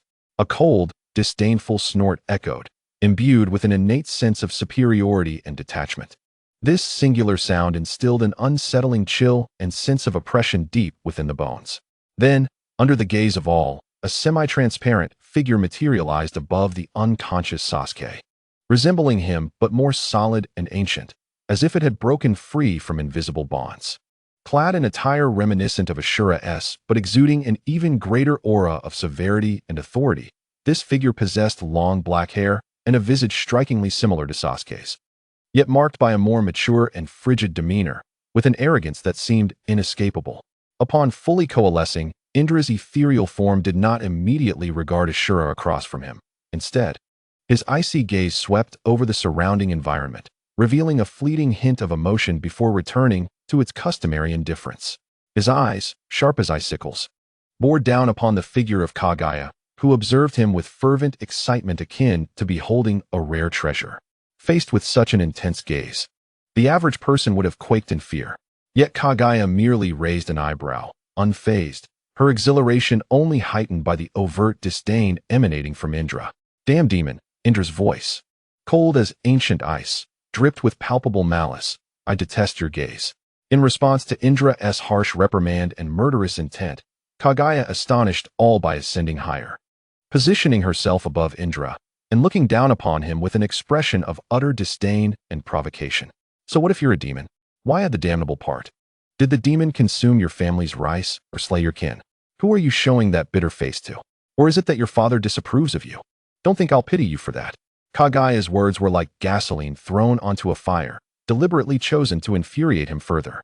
You seek your own demise. Indra's fury ignited instantly. He had never encountered such reckless audacity, such blatant insolence from a demon before. His pride and dignity were directly trampled upon. In a fit of rage, the crimson light in Indra's eyes flared to life, revealing the Sharingan. The Sharingan, Orochimaru, who had been vigilantly observing the situation while protecting the unconscious Naruto and Sasuke, gasped in astonishment at the sight of the pattern emerging in Indra's eyes. You are also of the Uchiha clan. The shock warped his voice. The ancient being, referred to as Indra and acknowledged as Ashura's brother, possessed the Sharingan as well. What could this imply? Orochimaru's mind raced as a terrifying hypothesis escaped his lips. Could it be that this so-called Indra is the progenitor of the Uchiha clan? Or at the very least, one of the original sources of the Sharingan? This conjecture reverberated like thunder across every corner of the ninja world. The ancestor of the Uchiha clan. The origin of the Sharingan. If this were true, the Uchiha clan's mysterious and formidable bloodline limit concealed such an ancient and astonishing secret. And Sasuke and Naruto, seemingly ordinary youths, had become the modern vessels of such ancient entities. This was no longer merely a tale of individual destiny, but a revelation entwined with the most ancient bloodlines and the core secrets of the ninja realm. Indra heard Orochimaru's exclamation but deemed it unworthy of response. His entire murderous intent was fixated upon Kagaya, the audacious figure he regarded as a demon. Faced with the destructive power embodied in Indra's Sharingan, Kagaya did not falter. Rather, her excitement and fighting spirit intensified. Wow, the Sharingan, a version I've never seen before. The astonishing revelations unfolding in the sky plunged the entire ninja world into an unprecedented maelstrom of chaos and shock. Brothers? The ancient beings within Naruto and Sasuke were brothers. Indra possessed the Sharingan, the ancestor of the Uchiha. What of Ashura within Naruto? Was he also an ancestor? Yet he bore no resemblance to the Uchiha. Could it be that the Uzumaki clan harbored some extraordinary lineage? No. Ashura mentioned that his brother had awakened, clearly indicating they belonged to the same era. Was it possible that in ancient times, two parallel bloodlines existed, the origins of the Uchiha and the Uzumaki? And that Naruto and Sasuke were the contemporary vessels of these two lineages? Various speculations and theories proliferated wildly. Everyone began to grasp that Naruto Uzumaki and Sasuke Uchiha might have roots far deeper than they had ever imagined. However, the developments unfolding in the sky demanded immediate attention, leaving little room for contemplation of these historical enigmas. Chapter 174, Celestial Explosion. Confronted with Kagaya's reckless and repeated provocations, Indra's murderous intent reached its zenith. Yet Ashura interjected, "Brother, our current state is tied to our reincarnated forms, forcibly manifested, which consumes a great deal of energy. It is unsuitable for prolonged exposure or full-scale engagement." His voice bore traces of fatigue and reason. Evidently, their manifested condition carried significant limitations and costs. While a flicker of dissatisfaction crossed Indra's cold, proud visage at Ashura's words, he refrained from retorting. He acknowledged Ashura's judgment, yet his murderous intent did not wane. Very well. Indra's gaze sliced through Kagaya like a blade of ice. His voice as frigid as winter. Let us employ that technique. Quick and decisive. Eliminate this little demon and eradicate the threat once and for all. A glimmer of light flickered in Ashura's golden eyes as he deliberated briefly, then solemnly nodded. The two brothers reached a swift consensus, their goal clear: to thoroughly eliminate Kagaya, this uncontrollable demon and significant threat. Alarm bells rang in Orochimaru's mind as he observed the instantaneous exchange of glances and agreement between Indra and Ashura. He understood well that the combined might of these two ancient entities was not merely a sum of its parts. Kagaya, Do not let them join forces. Interrupt them. Orochimaru nearly screamed in warning. Simultaneously, he made the wisest choice, to flee. Without hesitation, he abandoned the task of protecting the unconscious Naruto and Sasuke, accelerating to his utmost speed, transforming into a twisted shadow and fleeing headlong in the opposite direction of the battlefield. However, Kage, suspended in the air and directly facing Indra and Ashura, merely blinked her large red eyes, her expression revealing a hint of curiosity and anticipation. Join forces? That sounds like it could be more interesting. Instead of halting them, she appeared eager to witness what these brothers might conjure, completely disregarding Orochimaru's warnings and making no attempt to interrupt or interfere. In that fleeting moment, Indra and Ashura moved simultaneously. The ethereal blue and dim golden figures appeared on either side of Kage, as if they had traversed through space itself, instantly flanking her. The reaction of Xianglin was instantaneous. Almost as soon as the two figures moved, the dark crimson energy surrounding her surged violently. Countless twisted runes, malicious whispers, and tangible tendrils of dark energy surged forth in a furious counterattack against the approaching duo. Yet, a bizarre scene unfolded. With a subtle shift of Indra's Sharingan, he and Ashura appeared to exist beyond the confines of this space. The frenzied dark crimson energy assaults, whether in the form of energy impacts or mental invasions, seemed to pass through illusions, directly penetrating their forms and landing in empty space, leaving them unscathed. What? The excitement on Xianglin's face instantly froze, revealing a look of astonishment for the first time. Her attacks had utterly failed. In that fleeting moment when Xianglin's assault went awry and her mind experienced a brief lapse, Indra and Ashura simultaneously raised their palms. Indra's palm gathered a point of purest darkness, as if capable of consuming light itself, embodying the essence of shadow. In contrast, Ashura's palm flickered with a pure white light, brimming with vitality and the essence of creation. Their movements synchronized, their gazes intertwined, thoughts in perfect harmony, as if rehearsed countless times. One hand, black as night, the other, radiant as day. Together they bore opposite, yet perfectly complementary forces, gently yet precisely imprinting upon Xianglin's side. Now was the moment. Indra and Ashura unleashed a soul-shattering cry in unison. 6 paths of Earth Explosion Star. The ancient and majestic name of the technique resonated from their lips, echoing through heaven and earth. The sky darkened abruptly, and the ground trembled violently. Everything in the surrounding space was frantically pulled and drawn toward the center, forming an increasingly massive and solid meteor, coalescing around Xianglin. The onlookers from the ninja world were left dumbfounded, their bodies chilled. For the first time, they directly grasped the meaning of divine power and means. This was a realm far beyond mortal comprehension or resistance. Just as the sealing process was about to reach its climax, plunging into eternal darkness and silence, Xianglin's sharp, frenzied voice, tinged with an odd excitement, pierced through the layers of sealing. "Ha, so this is your power? How fascinating. It seems I, the Demon Lord, have found a more intriguing toy." As her voice gradually faded, a small moon emerged in the air. In the land of rain, Nagato was shaken to his core. The Earth Explosion Star? How could they? Nagato muttered, disbelief evident in his tone.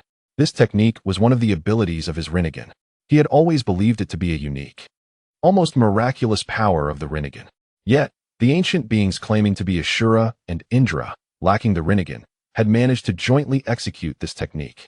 Moreover, its potency was undoubtedly greater than his own. What on earth was happening? Outside the secret base, am I imprisoned? Xianglin's alternate self gasped in shock upon witnessing her own sealing and transformation into a small moon, nearly jumping up in panic. She certainly did not wish to be confined within stone. How dreadfully boring. How frustrating. However, Orochimaru let out a low, rumbling laugh, a glint of amusement flickering in his serpentine eyes. "Just wait and see, Xianglin. This is far from over. They cannot keep you confined. After all, you later became a member of Team Hawk, lively and active, didn't you?" "All right," Xianglin exclaimed, quickly transforming her shock into joy, giving her small head a hearty pat. "I was with Sasuke later. I definitely got out. See, I told you, trying to confine me is no easy feat." Beside her, Kabuto watched Xianglin's carefree demeanor, his lips twitching slightly as he adjusted his glasses, helplessly reminding her, "Lady Xianglin, precisely because of this, you must learn your lesson. It is precisely this reckless abandon that has drawn upon such overwhelming calamity. Caution is paramount.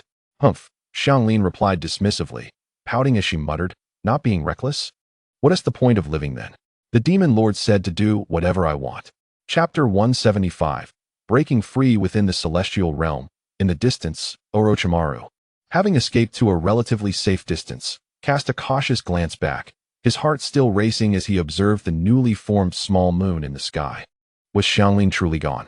Doubt clouded Orochimaru's thoughts, though Xianglin's erratic behavior made her a significant unstable factor. Her peculiar abilities and acute perception of unusual entities held irreplaceable value for his research. At the center of the battlefield, Indra and Ashura had dimmed to the utmost degree, appearing as if they might dissipate with the wind at any moment. Mere demons, unaware of their own limitations. Though Indra's form appeared faint and tattered, his tone retained an air of pride and disdain. Ashura, even more translucent, was now little more than a faint golden outline. His weary voice emerged, "Brother, this forced manifestation and joint technique have drained us significantly. We should return and recuperate. We cannot afford to further deplete our essence. The cost of sealing this creature has been tremendous." His tone was laden with profound regret. Clearly, being forcibly compelled into manifestation by Xianglin's abyssal aura and resorting to the energy-draining 6 paths of Earth Explosion Star had imposed a significant burden upon their will, which relied on reincarnated forms. Indra's expression darkened at his words. He was acutely aware of the heavy toll incurred this time, yet, in light of Xianglin's provocation, he would rather bear immense costs to seal her than allow her existence to persist. He snorted coldly but eventually nodded, preparing to return alongside Ashura to their vessel, sinking into a deeper slumber for recovery. However, just as they were about to vanish, turning to plunge toward the unconscious Naruto and Sasuke below, an unexpected anomaly occurred. Buzz. An indescribable surge, chaotic and rife with blasphemous terror, erupted as if a slumbering behemoth of ancient times suddenly awakened, radiating from the small moon suspended in the air. The intensity, evil, and indescribable nature of this aura far surpassed any state previously exhibited by Xianglin. It even stirred the heavens, darkening the sky anew, as storm clouds gathered and thunder rumbled. What? How could this be? Indra and Ashura's expressions shifted dramatically, their forms solidifying instantly as they turned, their eyes, imbued with ancient will, fixated in disbelief upon the very moon they had just sealed. This old ghost, not even a fraction of my demon lord's might. A raucous, unrestrained, and malicious laugh pierced through the heavy stone seals, resounding clearly throughout the cosmos. It was Xianglin's voice. Following that, before the horrified gazes of Indra, Ashura, Orochimaru, and all the spectators within the celestial realm, the surface of the newly formed small moon began to shatter violently. Dark red, blood-like, serpentine glows erupted from the fissures. The seal was beginning to collapse in such a short span of time. For the first time, a grave seriousness overtook Indra and Ashura's faces, a hint of incredulity creeping in. What kind of existence did this demon and her patron truly represent? Even the 6 paths of Earth Explosion Star could not genuinely contain her. Boom! Under the astonished gazes of all, the small moon, which had only recently formed and symbolized the monumental sealing power of the 6 paths, erupted with a thunderous explosion, not shattered by external forces, but rather as if it had accumulated an unbearable energy internally. It disintegrated and exploded outward. Countless rocks, soil, and remnants of energy that had been drawn and rained down like meteor showers, further pummeling the already ravaged earth into a state of utter disarray. At the epicenter of the explosion, amidst the chaotic swirl of dust and energy, a figure emerged unscathed, standing in midair. It was Xianglin, with a tilted head. She displayed an exaggerated expression blending fear, mockery, and unabashed derision, addressing the 2 nearly dissipating forms of Indra and Ashura below. "Oh dear, your technique is quite impressive. You startled me just now. I almost thought I was going to be locked away in a dark room." Her feigned terror, juxtaposed with her unblemished appearance and an aura even more potent than before, was imbued with extreme insult. "Are you mocking me?" Indra's already ethereal form trembled violently from sheer rage, his Sharingan nearly erupting with tangible fury. Such arrogance had he never before endured, especially from one he deemed a vile entity. Yet Xianglin waved her hand dismissively, her tone remaining light. though her gaze gradually turned icy. I genuinely compliment you. That technique. Called the Earth Explosion Star, right? It is indeed formidable. Its ingenious design can manipulate yin and yang to such an extent, and when used to seal chakra, I reckon few could withstand it. Then, Xianglin's tone shifted abruptly to one of disdain and bewilderment. But what does it have to do with me? She pointed to the deep crimson energy surrounding her and tapped her head. What? Azura's already pallid visage, drained from excessive energy consumption, turned even more ghastly. Even Indra, who was seething with rage, was momentarily overtaken by shock. Xianglin's words revealed a critical and terrifying truth. Your technique, while powerful, she continued in a tone as casual as discussing the weather, targets, seals, and affects the core power of the chakra system, correct? It is aimed at energy forms. Mental connections, the essence of chakra. With her hands outstretched, the deep crimson energy swirled in her palms as if alive. But my power seems to be something entirely different from your chakra. Your yin-yang seal may be impressive, sealing the vessel of chakra. Yet my power is not merely the water within that vessel, but something altogether different. Thus, your technique has a significantly diminished effect on me, perhaps even none at all. Impossible. No system can lack effect. Indra and Azura stared intently at Xianglin, their expressions shifting like shadows. It must be that I am simply too powerful. One punch, and I'm out. Observing their stunned silence, Xianglin appeared somewhat bored. Chapter 176. A sigh. Xianglin stretched languidly, her tone laced with a hint of disinterest and deeper disdain. No wonder Lord Demon often said that those who cultivate chakra are merely ingredients. Previously, she had not understood, thinking chakra quite formidable, capable of scaling walls and breathing fire and water. Xianglin scoffed at her former naivety. Now I finally grasp a bit of the truth. Your chakra system, while seemingly diverse and powerful, is easily influenced and has far too many vulnerabilities to be targeted and sealed. It resembles a sieve riddled with holes. Who knows if someone might emerge in the future, directly absorbing chakra. Pausing, she tilted her head, her eyes shimmering with deep crimson light, curiously scrutinizing Indra and Azura, posing a question that could send conspiracy theorists across the ninja world into a frenzy. Hey, you two antiquities. Could it be that you are the masterminds behind the flawed chakra system, specifically devised to facilitate your harvesting or controlling endeavors? At her pronouncement, both Indra and Azura's expressions shifted dramatically. It was not merely anger. It was laced with a hint of fear, touched by the core secrets she had unveiled, along with a complex array of emotions. They did not immediately refute nor confirm her words. Their ancient eyes, laden with unprecedented scrutiny and wariness, fixated on Xianglin, as if seeking to uncover more about the hidden truths of the demon behind her, determining whether her words were mere ignorance or revelations of forbidden truths. Silence enveloped the heavens and the earth. Xianglin's astonishing declaration served as a key, not only attempting to pry open the secret of her own power, but also subtly hinting at the potentially enormous, undisclosed dark underbelly behind the chakra, the very foundation of the ninja world. For the first time, the inhabitants of the ninja realm harbored fundamental doubts and fears about the power system upon which they had relied their entire lives.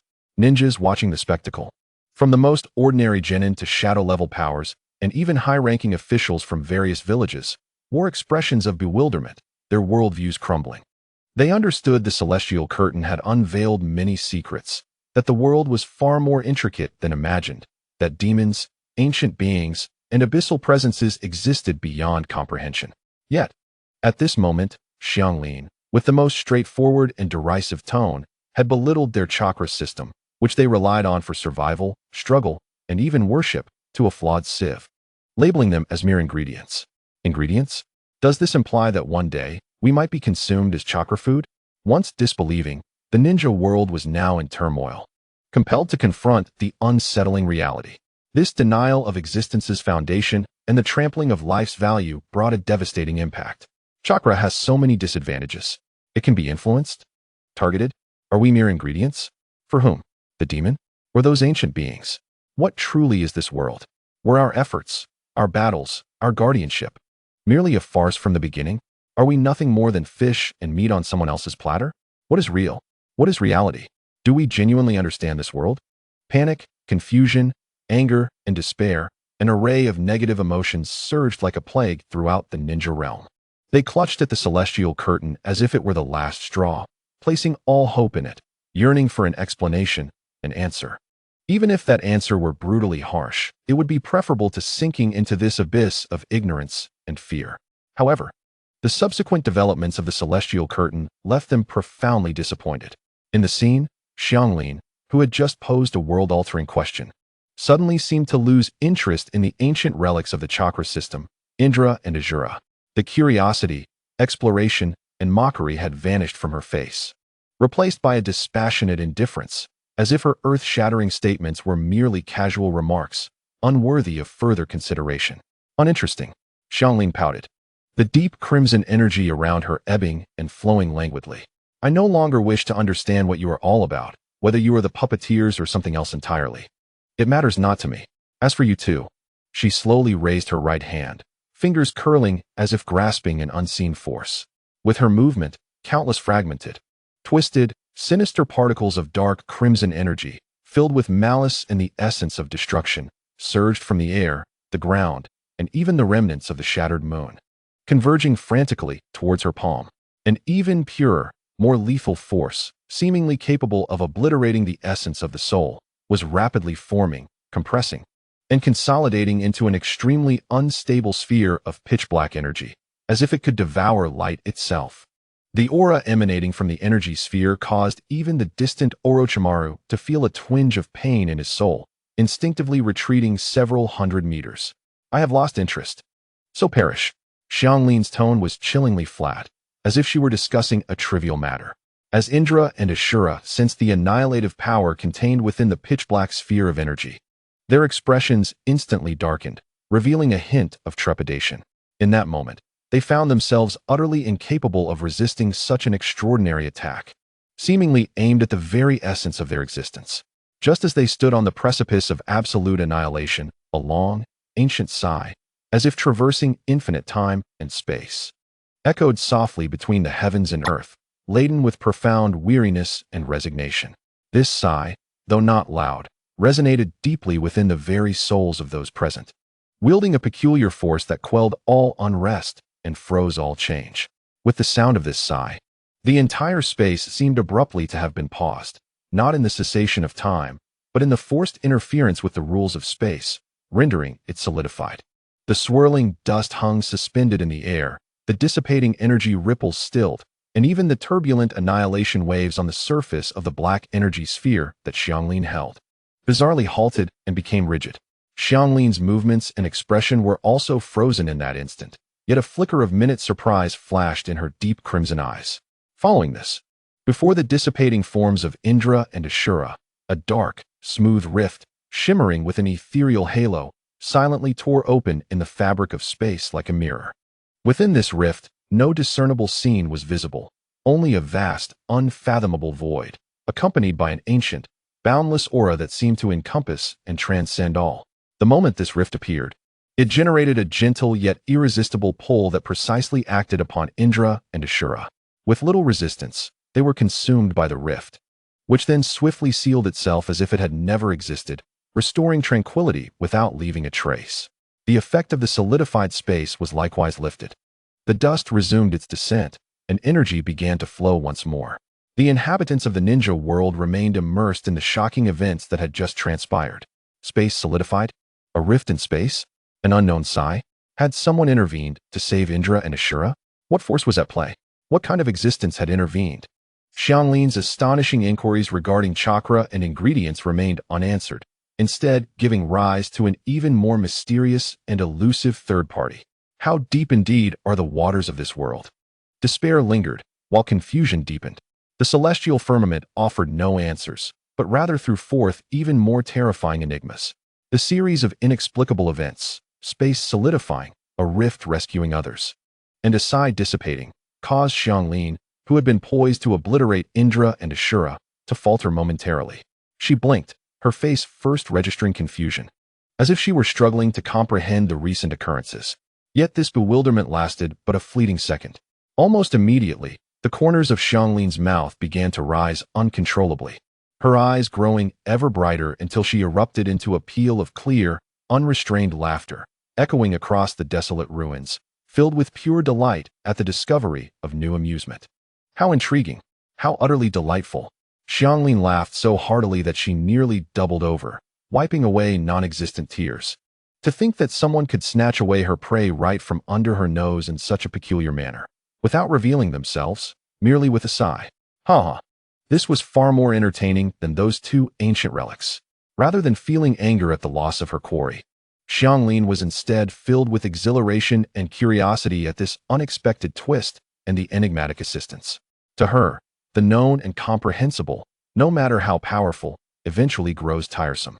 Yet this entirely unknown entity, with its peculiar methods and unclear intentions, was the true treasure that ignited her insatiable desire for exploration. I have made my decision. I must uncover who you are. After a brief interval, once it was clear that the mysterious presence had indeed departed entirely without further action, the ever-watchful and apprehensive Orochimaru dared to approach cautiously. He glanced anxiously at Xianglin, then warily scanned the surrounding void, whispering, "What just happened, Xianglin? Who was that person? Do you know?" His voice trembled with barely concealed fear. That sigh alone made my soul tremble, as if it would be entirely obliterated in the next moment. It was terrifying. Xianglin, however, merely shook her head dismissively, a vibrant smile still adorning her face. "I don't know either. I only heard a voice and saw nothing." Pausing momentarily, her eyes sparkled with an even more fervent light. "But, you see, Orochimaru, doesn't that make it all the more exhilarating?" She opened her arms wide, as if to embrace this world brimming with the unknown and surprises. "This world is even more bustling than I imagined. There are ancient brothers, a sighing creature lurking in the shadows, and perhaps even more old beings hiding in the darkness. Finding them one by one, discovering who they are and what they want, and then having some fun. Wouldn't that be the most splendid adventure?" As Orochimaru listened to Xianglin's reckless enthusiasm and observed her excitement as if she were about to embark on a treasure hunt, his eyelids twitched involuntarily. "Aren't you worried about getting in over your head?" His tone was laced with resignation and a hint of caution. "Isn't it enough to have provoked ancient beings like Indra and Ashura? Now another unpredictable force has emerged. Aren't you afraid of one day encountering an insurmountable obstacle? One that even your patron deity cannot protect you from?" Xianglin, unfazed, pouted defiantly, puffing out her chest with absolute confidence and a kind of blind reliance. "I am the favored child of the great deity. With the deity by my side, I fear no one. What obstacles? Before the might of the great deity. They are merely made of paper." Xianglin's fervent devotion to her deity left Orochimaru utterly speechless. Attempting to reason with a girl completely brainwashed by absolute faith was akin to playing music to cattle. With a resigned sigh, Orochimaru realized that reasoning with Xianglin was futile. He turned his attention back to the still unconscious Naruto and Sasuke nearby, reigniting the flames of a researcher within him. "Forget it. I won't join you in your madness." Orochimaru shook his head and approached Naruto and Sasuke, cheerfully stating, "I will instead examine these two specimens. Although the principal has escaped, their vessels remain. And having just undergone such intense impact and manifestation of will, their physical and mental states must have undergone extraordinarily valuable changes in data. Perhaps I can uncover something noteworthy. After all, these two are top-tier powerhouses." As he reached out to take the unconscious Naruto and Sasuke away for further study in a safer location, suddenly, without warning, a flexible tail composed of deep crimson energy lashed out and coiled around Orochimaru's waist, unceremoniously flinging him several meters away as if he were refuse. "Hey, Xianglin, what are you doing?" Orochimaru exclaimed, rolling clumsily on the ground until he managed to stabilize himself, his mutated face a mixture of surprise and anger. Xianglin's unpredictable temperament remained as ever. Hadn't they agreed to capture Sasuke for experimentation? Orochimaru was agitated and hastily exclaimed, "They are currently in an optimal state for research, and I wish to know more about their physical transformations." This was prompted by Xianglin, who pointed toward Naruto and Sasuke, her eyes shimmering with cunning excitement. After all, they were the vessels of Indra and Ashura. The earlier sighing figure had gone to great lengths to rescue them, surely indicating a vested interest in these two vessels. As she spoke, Xianglin licked her lips, as if devising a captivating trap. "I plan to use them as bait to see if I can lure out that elusive figure who only dares to sigh in the shadows. If I succeed, we might even capture him for research, which would undoubtedly be far more intriguing than merely studying these empty shells. Upon hearing this, Orochimaru's expression darkened considerably. He gazed at Xianglin, who seemed utterly engrossed in her new game while excluding him from it, and for the first time, he felt a profound sense of being used and discarded, even becoming an obstacle in her plans. He felt as though he were merely a tool to Xianglin. He appeared to be either an amusing companion or a bothersome presence. At that moment, it was clear he had been relegated to the latter category. Am I toiling in vain? Orochimaru thought, a hint of dissatisfaction creeping in. Not in vain, Xianglin replied with a mysterious smile, producing 2 spheres of energy from her person. What is this? Orochimaru gasped in astonishment. Xianglin chuckled, then elaborated, these are remnants of the powers I just extracted from Ashura and Indra. Would you like some? I can share a portion with you. Rest assured, it is their most primal strength. Orochimaru was taken aback by Xianglin's generosity, trembling with excitement as he nodded eagerly. This substance held immense research value. Subsequently, Xianglin extracted 2 wisps from the energy spheres, her generosity making Orochimaru want to weep with joy. You have so much. What are you saving it for? He immediately sealed the energy she had given him within a scroll. Yet, still, he was somewhat unsatisfied. Xianglin ignored Orochimaru's comments, her laughter echoing ominously. What do you think will happen if I inject Indra's power into Naruto and Ashura's power into Sasuke? Orochimaru was rendered speechless, his gaze toward Xianglin tinged with fear. Is this truly a human endeavor? Whatever Orochimaru pondered, Xianglin was oblivious, her excitement only intensifying as she continued. Do you think Naruto, this little son, will become cold and distant? Or will the icy Sasuke become warm and radiant? The prospect seemed increasingly amusing to Xianglin, and without further ado, she proceeded to inject the 2 energy spheres into Naruto and Sasuke's bodies. You truly aren't afraid of the consequences. Although Xianglin's words were enticing, Orochimaru asserted that he was not prepared to court disaster. Nevertheless, despite his reservations, he too became intrigued and began observing alongside Xianglin. Throughout the ninja world, people felt a chilling sensation coursing from their spines to the tops of their heads. To inject Ashura's warm energy into Sasuke? To force Indra's coldness into Naruto? Xianglin was indeed a prodigious child. Her thought processes were entirely unlike those of ordinary individuals. Could she truly undertake such actions? What was her ultimate goal? Experimentation? Amusement? Or perhaps intentionally stirring the waters? Initially, many were astonished by the absurdity and recklessness of Xianglin's actions. However, it wasn't long before numerous individuals began to connect the various clues from the previous celestial curtain, suddenly realizing, I understand now. No wonder, during the first celestial curtain, Naruto became so extreme, shouting about destroying the world. In addition to his own harrowing experiences, the coldness of Indra must have affected him. A person who had already endured countless darkness and confusion, how could they remain untainted by the influence of an ancient will? And Sasuke, who, despite maintaining his icy demeanor, stood up to protect Konoha and perhaps became one of the saviors. This now seemed reasonable. He had been forcibly imbued with Ashura's warmth, compassion, and inclination towards love and understanding. Over time, how could his character and actions not be influenced? Though Xianglin claimed it was a remnant, who could ascertain its true potency? It could very well be the crucial tipping point that altered the balance. This deduction granted everyone a new, more plausible, and unsettling explanation regarding Naruto's potential for destruction and Sasuke's future as a protector. The root of it all seemed to point back to Xianglin's seemingly whimsical actions, which might have upended both of their destinies.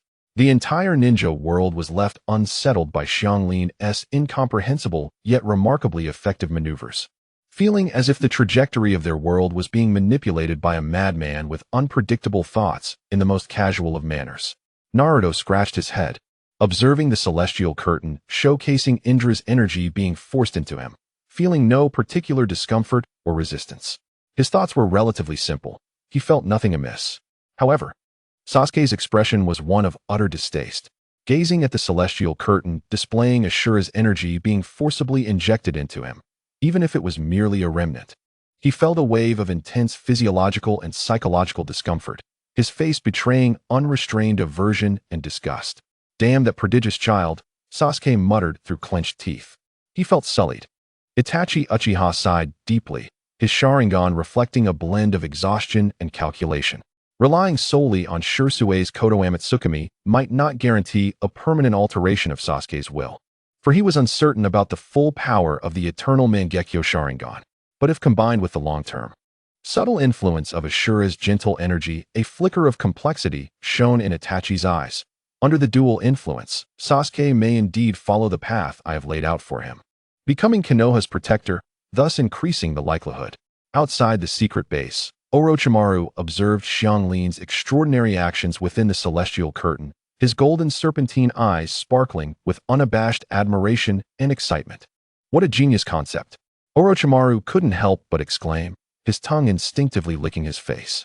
Chapter 179, The Awakening of Naruto and Sasuke. To forcibly implant two fundamentally opposing yet origin-sharing high-level energies into the bodies of adversaries, observing their rejection, fusion, mutation, and the erosion and reshaping of the host's intrinsic will, Xianglin. You truly never cease to amaze me. Orochimaru lauded Xianglin's creativity purely from a scientific perspective. Of course, upon hearing Orochimaru's praise, Xianglin puffed out her chest proudly. Her chin held high. I'm not just a fighter. I simply dislike thinking too much. Meanwhile, Kabuto, who had been silently standing by, observed Orochimaru's pleased expression and Xianglin's smug demeanor, unable to suppress a wry smile. Xianglin was not genuinely interested in conducting a meticulous experiment, Kabuto thought to himself. She simply found it amusing to shove the sun into a frozen abyss and throw an ice cube into a furnace, an utterly playful mindset typical of a child. Yet, Kabuto wisely refrained from voicing this opinion. However, shortly after, he witnessed Orochimaru speaking to Xianglin in a gentler, more encouraging tone. Yes, this spirit of exploration is truly valuable. Keep it up, Xianglin. I believe you will accomplish even more astonishing feats in the future. Xianglin nodded enthusiastically, responding, Orochimaru, you performed admirably today. I am quite pleased. Witnessing their interaction, Kabuto's facial twitching intensified, leaving him with a profound sense of admiration. Indeed, Orochimaru, you are unparalleled in your ability to charm children. The celestial curtain continued. And before long, an unprecedented transformation began. On the ground, the unconscious Naruto and Sasuke stirred simultaneously, their bodies trembling ever so slightly. Almost immediately, their eyelashes fluttered, and their eyelids began to part. The initial haze of awakening was swiftly replaced by excruciating pain, overwhelming fatigue, and a chaotic muddle of memories. Instinctively, they attempted to prop themselves up, striving to comprehend their surroundings and the events that had transpired. As their vision gradually cleared and they adjusted to the light, what greeted them was not the familiar faces of comrades, nor the unfamiliar visages of foes, and certainly not the sight of desolate ruins. Instead, it was the cheerful visage of Kage, her radiant smile and curious red eyes peering intently at them from very close quarters. Ah, you're awake, Kage chimed, her tone as easygoing as if greeting old friends. Did you sleep well, little son? Little ice cube? Naruto, Sasuke, the two boys, just awakening and their minds still clouded, found themselves utterly bewildered at the sight of the woman who had recently attempted to dispose of them, now smiling so amiably. They froze, ensnared in a state of complete confusion and wariness. Why aren't you speaking? Is your head not feeling well? Do you want me to give you a massage? Kage continued, her sudden proximity and bright smile sending shivers down their spines. Instinctively, Naruto and Sasuke sprang back. Stumbling to create distance, their muscles tensed and alert, instinctively adopting defensive stances. Kage, what do you want? Naruto exclaimed, clutching his still dizzy head, his eyes brimming with wariness and lingering confusion. He recalled being controlled by Kage, but what followed was a blur. Sasuke remained silent. Yet his newly awakened Sharingan was firmly fixed on Kage, cold intent intermingled with curiosity. He remembered more than Naruto, particularly the ancient will within him being forcefully stirred, leading to his own unconsciousness. In response to their inquiries, Kage did not answer immediately. She took a small step back, crossing her arms, tilting her head as her red eyes scanned Naruto and Sasuke meticulously, as if examining an intriguing specimen. After several seconds, she pouted slightly in disappointment. TSK, I can't see any particularly obvious changes in you. It's impossible for there to be no effect at all. Perhaps the time was too short? Seemingly dissatisfied with her observation, Kage shrugged, nodding to herself. But that's all right. There must be some impact, perhaps deeper or yet to manifest. We'll know more with time. Without waiting for Naruto and Sasuke to press further, Kage provided a rather simplistic, disjointed, and highly subjective account of the events that transpired during their unconsciousness. In essence, she claimed that she had kindly examined their bodies, inadvertently forcing out the ancient brothers, Ashura and Indra, who resided within them. Those two were formidable, but not as powerful as she. They had attempted to seal her away, but failed miserably, ending up nearly defeated. At the critical moment, a cowardly figure had intervened with strange spatial techniques to rescue them, which piqued Kage's interest. As she planned to capture this individual, she completely omitted any mention of the abyssal aura, the chakra system's deficiencies, culinary theories, or the astonishing concept of the six-path celestial explosion. Sasuke listened with a frosty expression. Although Kage's narration was convoluted and peculiar, he pieced together the outline of events based on his fragmented memories and perceptions prior to his unconsciousness. He grasped that the old ghosts Kage referred to were the ancient wolves nested within them and realized that a more mysterious entity had intervened, maintaining a facade of calmness. Waves of turmoil surged within him, no less than Naruto's. Upon hearing Kage's explanation, Naruto stood frozen, his expression entirely set, his gaze vacant, as if grappling with existential questions. The revelations felt like a relentless dismantling and brutal reconstruction of his understanding. Ashura had emerged from within him. He was a brother to Indra within Sasuke. They had fought Kage and nearly succumbed to her, and now a mysterious figure had rescued them. Kage was intent on capturing this enigmatic individual. The sheer volume of information was overwhelming, and the disjointed logic rendered Naruto's mind a chaotic conflagration. Sasuke, regaining a semblance of clarity amidst the confusion, coldly directed his gaze at Kage, his voice laced with frostiness. Beyond those two ancient beings, there is someone else watching us, or rather, observing our bodies? Chapter 180, Hero? Bingo, you've got it right. Kage snapped her fingers, her face alight with a look of approval, as if he finally caught up with the rhythm. Thus, I've decided that my primary objective moving forward is to unearth that elusive individual and ascertain what they truly are and what they desire. Kage approached Sasuke, her smile radiant yet, in his eyes, somewhat chilling. So, for the sake of this intriguing goal, we may need to collaborate once more, all right? I look forward to working with you, Sasuke-kun. After all, you wouldn't want an ancient being constantly fixated on your body, would you? Sasuke regarded Kage with a face dark enough to drip ink. It was apparent that Kage had been his teammate all along. Yet he had recently discovered that she had only been shadowing him to covertly study the ancient essence within him. Now, she was proposing to team up again? Sasuke's rational mind screamed at him to distance himself from her. This deranged woman was exceedingly dangerous. Associating with her could only lead to dire consequences. However, a crucial piece of information flashed through his mind. There were others monitoring the ancient powers within them.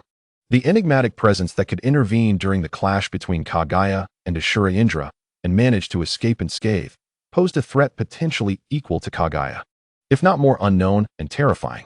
Alone, and with Naruto as an unreliable companion, he would stand little chance against such a formidable threat.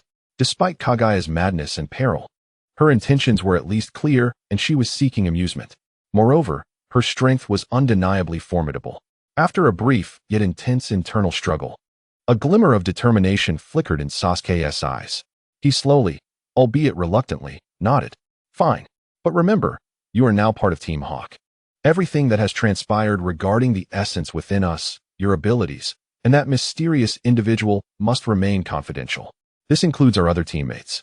Sasuke required cooperation for information and strength. Yet he was adamant about keeping these core secrets from spreading, as it could endanger both him and Naruto. Relax, relax.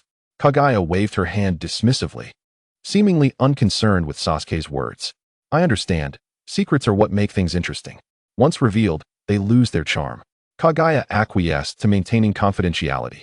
For her, it was merely a component of the game's rules. Naruto remained silent, his head bowed, still reeling from the massive shock. Though he absorbed the exchange between Sasuke and Kage, he was overwhelmed. Ashura had departed from within him. There were other foes. He was to collaborate with this perilous Kage. A series of tumultuous changes left him in a state of disarray, the first inkling of profound confusion and doubt about himself emerging. If even his thoughts and powers could be claimed by another, what significance did all his efforts hold? At that moment, Orochimaru, who had been standing a short distance away with a fluctuating expression, suddenly perked up, listening intently to a commotion in the distance, his countenance shifting slightly. "The ninjas from Konoha have arrived," Orochimaru said in a deep voice, tinged with urgency. The commotion was too loud for them to remain unaware. "My identity and appearance are ill-suited for this place." He cast a deep glance at Karen, then glanced at Naruto and Sasuke, particularly noting the subtle change in their demeanor since awakening. "I shall take my leave now.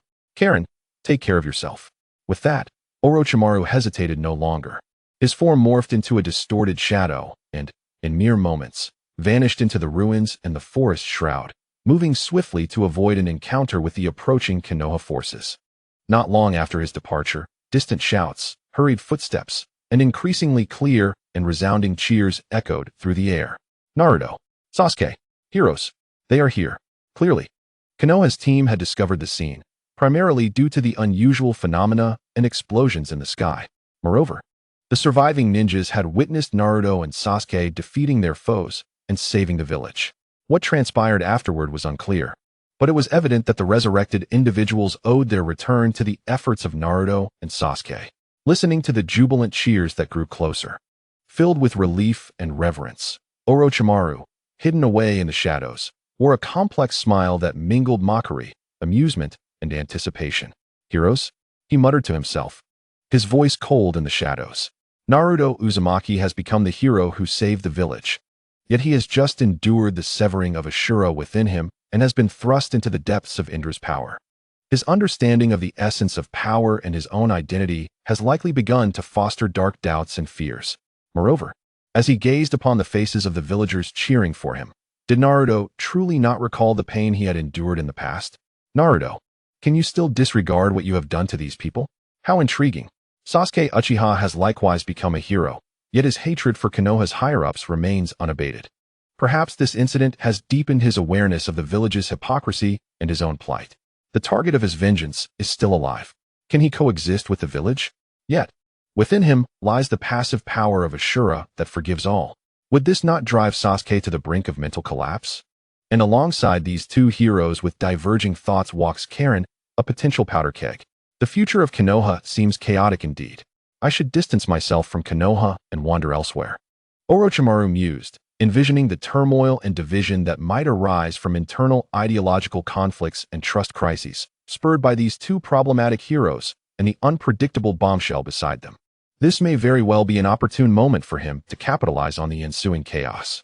The scene in the heavens gradually focused on the Konoha ninjas rushing toward Naruto and Sasuke. Karen had silently retreated, blending into the shadows of the crowd. Although Naruto wore a broad smile, it was evident that it was forced. Sasuke's gaze was icy, seemingly searching for someone. Across the ninja world, nearly everyone had come to an understanding. Chapter 181. Heirs of Betrayal. Naruto Uzumaki's eyes were not right. He was still smiling, yet that smile did not reach his eyes. He was doubting, he was afraid. Realizing he might merely be a vessel, he understood that anyone in his place would crumble. His heart had already begun to waver. The seeds of darkness had been sown. Should anything else transpire, coupled with his past experiences, he would undoubtedly tread the path toward the cataclysmic conclusion witnessed in the first heavenly scene. The consensus regarding Naruto's potential descent into darkness was nearly unanimous. As for Sasuke Uchiha, the public perception was far more complex and elusive. That guy, Sasuke, had not left. He was still there, protecting Konoha. Protecting what? His gaze was clearly calculating, marking those who deserved death and keeping tabs on debts owed. Nevertheless, regardless of his true intentions, he was indeed safeguarding Konoha. This enigmatic Uchiha Sasuke could not be deciphered. He was certainly no hero. Perhaps even he himself could not see clearly anymore. The heavenly scene swiftly shifted to focus on Orochimaru. The visuals began to circulate around him, though the content was relatively mundane, showcasing various instances of Orochimaru digging graves. The strands of Ashura and Indra's power that Karen had provided dissipated the moment Orochimaru attempted to investigate them.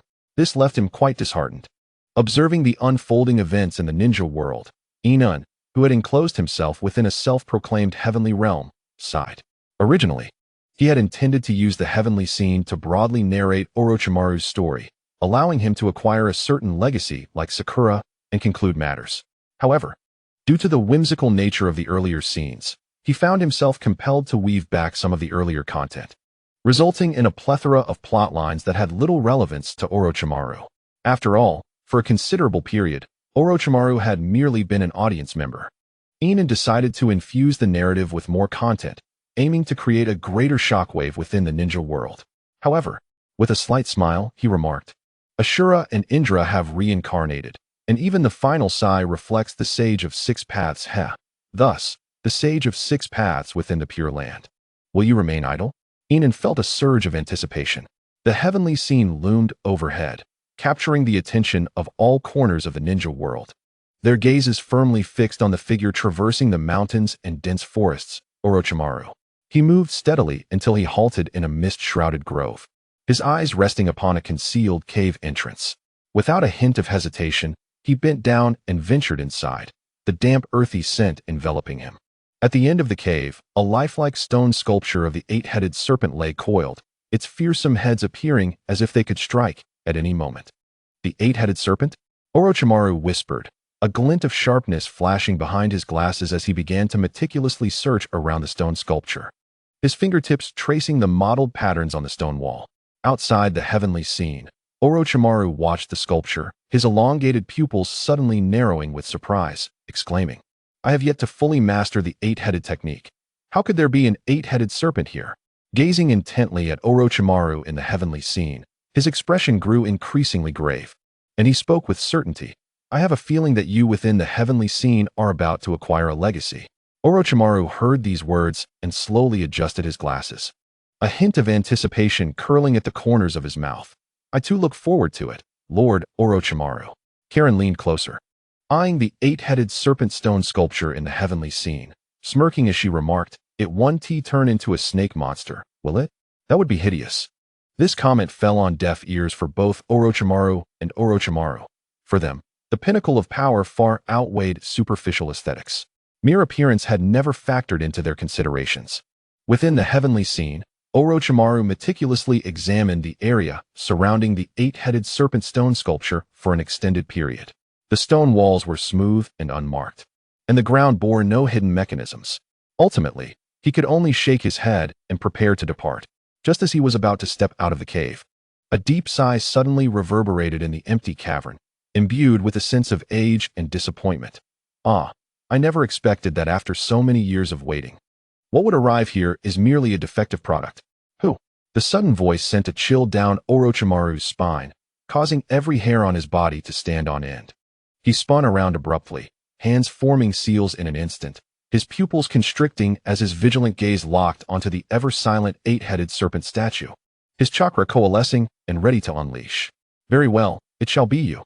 As the words fell, the once stable eight-headed serpent statue emitted a crackling sound, its stone fragments peeling away as cracks rapidly spread across its surface. The great serpent, instinctively wishing to flee, was suddenly overwhelmed by a powerful intuition that this was not a perilous situation, but rather an immense opportunity. He suppressed the urge to escape and fixated on the stone statue, opting to observe the unfolding events. The statue crumbled at an increasing pace, ultimately shattering with a tremendous roar, and as the dust settled, an ancient stone platform emerged in its place. At the center of the platform lay a peculiar fruit, its skin entwined with twisted patterns resembling snake heads, both menacing and bizarre. This sight caused the great serpent to furrow his brow, his gaze behind the lenses filled with curiosity and caution. What is this? He inquired, his voice calm, betraying no hint of panic.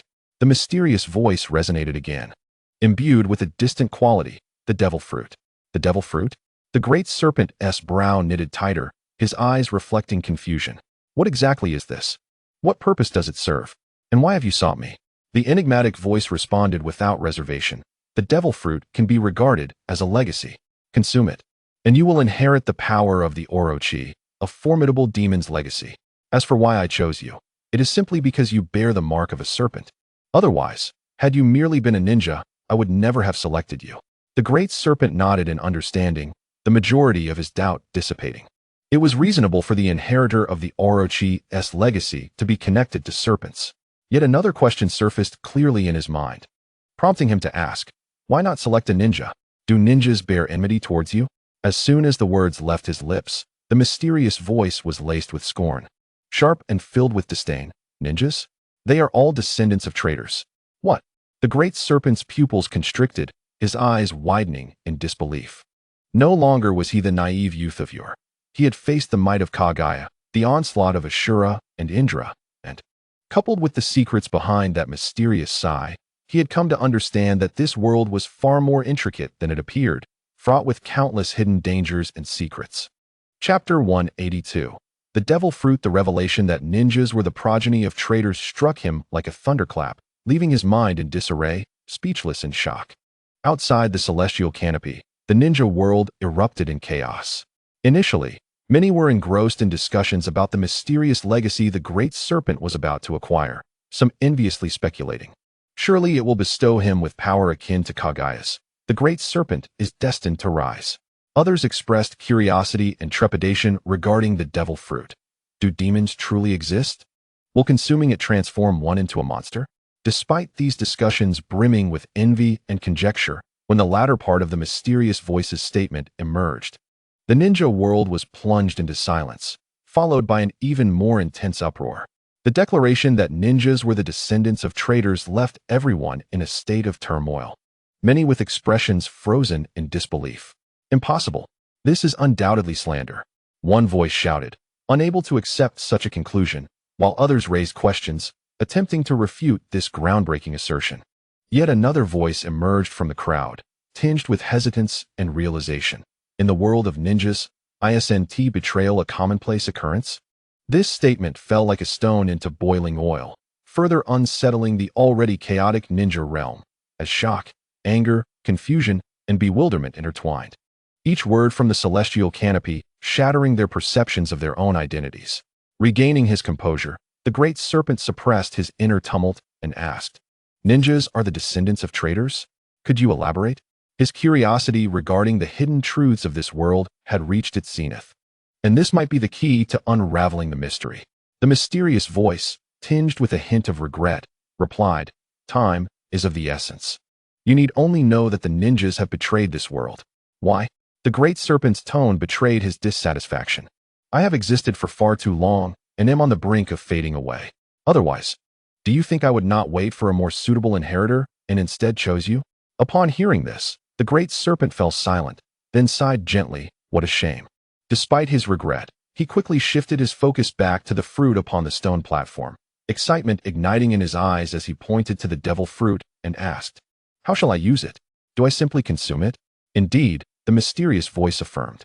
"Once you consume it, I shall guide you in harnessing the power of the devil fruit. However, prior to this, there are two exceedingly important matters I must inform you of." The Great Serpent's expression turned serious, for he understood that no power came without risk. First, the devil fruit possesses its own will, the lingering will of the demon. The moment you consume it, you must exert all your strength to wrestle against this will. If you succeed, you will gain complete control over the demon's power. Should you fail, you will become a mindless demon, rampaging like a beast, devoid of peace. The weighty gravity of the mysterious voice echoed within the cavern. The Great Serpent remained silent for a moment. Then a confident smile graced his lips as he spoke with a relaxed yet resolute tone. "What is there to fear? The trials I have faced have been far more stringent." He exhibited no trace of fear.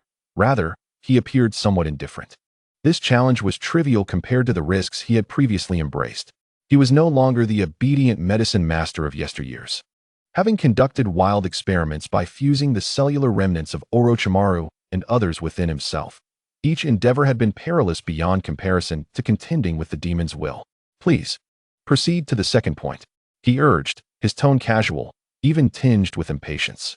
The mysterious voice chuckled lightly, a hint of mockery in its tone. "You are rather intriguing." Yet as the conversation shifted, the gravity returned. "The second point is that the demon's power system is exceedingly domineering. Once fused, it will directly obliterate the chakra source within you." "What do you mean?" The Great Serpent's brow furrowed sharply, a sense of foreboding creeping into his heart. "It means that you will no longer be able to extract chakra nor utilize any chakra-related ninjutsu." The voice's explanation was stark and brutal. "I see." The Great Serpent's previous ease vanished in an instant, leaving him in a state of dilemma. Ninjutsu and chakra were the foundational powers he was most familiar with and reliant upon. Over the years, he had traversed the ninja realm, unearthing countless strong individuals' corpses, all in pursuit of creating an unstoppable army of reincarnation.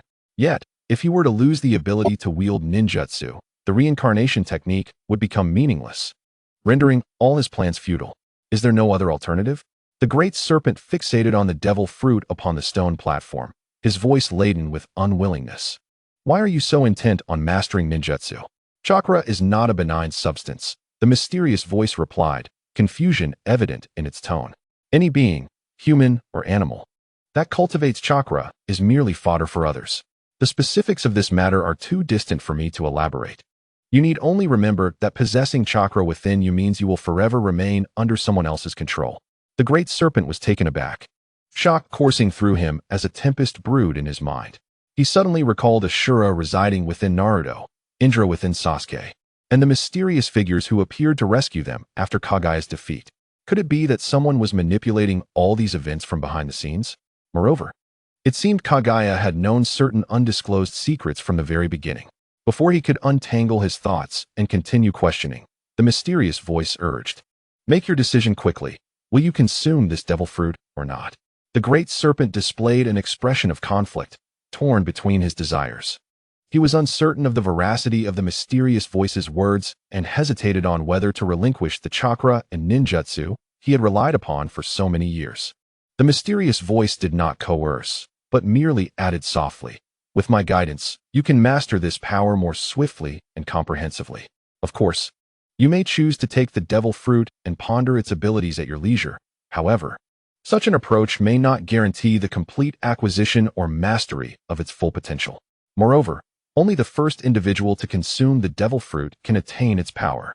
Upon hearing these words, Orochimaru felt a wave of relief wash over him, a knowing smile crossing his lips. "Now I understand. I will contemplate this carefully." He ceased to speak, evidently not fully trusting the enigmatic voice, opting instead for independent research and exploration. The mysterious voice comprehended his thoughts and fell silent, retreating into complete stillness. Chapter 183. Yamada no Orochimaru sat in the cave, quietly waiting for several days, scrutinizing the devil fruit adorned with serpent-like patterns, his mind constantly weighing the pros and cons. On one side lay the familiar ninjutsu system and the strategy of Edo Tensei, while on the other loomed the unknown yet formidable power of the devil, alongside the horrifying secret that chakra was merely a form of sustenance. His fingers brushed repeatedly against the surface of the fruit, yet he remained indecisive. Until, at last, a revelation struck him. His gaze suddenly intensified, and he gradually lifted the fruit, exuding an eerie aura. Above the heavens, Orochimaru's action of grasping the devil fruit ignited fervor in the ninja world. It's happening. Orochimaru is finally going to consume the devil fruit. Some clenched their fists, their voices trembling with excitement. Others lamented, exclaiming, "Goodness, he was so cautious." Lingering in that cave for days before resolving to take action. Amidst the discussions, urgent inquiries arose. Who knows where this cave with the stone statue of Yamada no Orochi is located? Those who provide information shall be handsomely rewarded. Immediately, someone retorted mockingly, "Are you also hoping to snatch the devil fruit? It's too late." The 5 great villages dispatched individuals to investigate this location the moment Orochimaru entered the cave. "How do you know that so clearly?" Someone keenly questioned. "Your information seems rather deep-seated. Could you possibly be a spy for the 5 great villages?" The ninja world was rife with speculation, voices rising and falling, as the scene above became the focal point of attention. Yet, beyond the question of the devil fruit's ownership, many ninjas were haunted by lingering doubts. The mysterious voice claimed that chakra was merely another sustenance, and that ninjas were descendants of traitors. These words pierced like thorns, leaving them restless. Is chakra truly someone else's sustenance? Have we, through years of cultivation, merely fattened ourselves for others? How exactly did ninjas betray the world? What transpired back then? Can the world truly be betrayed? Did I mishear, or am I losing my mind? Numerous questions swirled in the minds of the ninja populace, their longing for answers tempered by the bitter knowledge that they could not yet grasp the truth. However, a thought began to take root in the hearts of many. If Orochimaru could locate that cave, it must indeed exist. Perhaps if we search diligently for many years, we might uncover the relics and unearth the truth of yesteryears. This notion spread like wildfire, igniting action across various ninja villages and stirring countless rogue ninjas into motion. In no time, a fervent quest to locate the hidden cave surged throughout the ninja world, all united by a singular purpose: to discover that ancient relic and unlock the astounding secrets surrounding chakra and the origins of ninjas. Outside the mysterious base, Orochimaru's gaze fell in astonishment on the serious-faced Orochimaru. Internally shocked, he marveled at Orochimaru's encounter with such an extraordinary opportunity, far exceeding his expectations. After a moment, he turned to the young shinobi beside him, Kokoshibo, and inquired with a hint of curiosity, "Are you aware of the devil fruit?" "Devil fruit?" Kokoshibo blinked her round eyes, tilting her head in thought, before shaking it and responding honestly, "I truly do not know. The Lord of Demons has not mentioned it to me." Orochimaru nodded slowly, understanding that the future Kokoshibo might know these secrets, but the current one, still young, likely had not been privy to many core truths.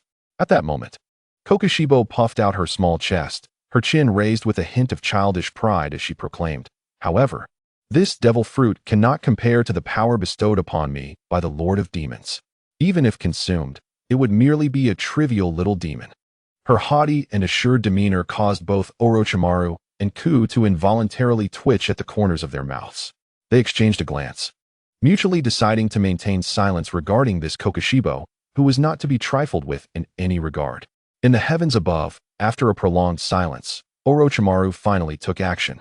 He raised his gaze to the devil fruit in his hand, murmuring softly, his tone tinged with resolve, "I have made my decision. Once I consume it, I shall no longer be the Orochimaru of old. The tumult of the ninja world will no longer concern me." With that declaration, he hesitated no longer, opening his mouth wide and biting down forcefully into the fruit. In the next instant, all beheld Orochimaru's countenance transform drastically, his features contorting in agony, his brow furrowing in distress, his face reflecting indescribable torment, an expression more grotesque than that of consuming excrement. Yet he stifled the urge to expel it, veins bulging in his neck, forcing the flesh down into his stomach. Truly, the devil fruit was notoriously distasteful, unparalleled in its foulness. Orochimaru clutched his throat, remnants of fear and discomfort lingering upon his face, muttering softly in critique. He refrained from further devouring the fruit, instead storing away the remaining portion. Calmly analyzing, the voice mentioned that only the first to consume the devil fruit could inherit its abilities. This implies that the remaining flesh bears no efficacy. With that, he carefully preserved the leftover fruit, a flicker of excitement passing through his eyes. Whether it holds any effect remains uncertain, but it might contain the true answer, undoubtedly possessing significant research value. After securing the fruit, Orochimaru's brow suddenly furrowed, the thrill fading to be replaced by a tide of confusion. He lifted his hand to sense the changes within his body, murmuring to himself, "I have consumed the devil fruit, but where is the power of the demon? Why do I feel nothing at all?" Just as Orochimaru was engulfed in doubt, an unforeseen transformation erupted. His entire body trembled violently, a piercing agony coursing through him, rendering him pale as though his very soul were being torn asunder. "Ah!" A chilling scream erupted from the cave, resonating throughout the dense forest. In the next moment, his body began to swell at an alarming rate, bones cracking, muscles writhing, grotesque serpent heads erupting from either side of his form, each undergoing a painful metamorphosis. Moments later, a massive serpent, towering dozens of meters high, loomed in the heart of the forest, its 8 scaly heads fearsome and terrifying, their eyes ablaze with frenzied flames. Roar! The 8 heads howled in unison, shaking the very heavens and earth.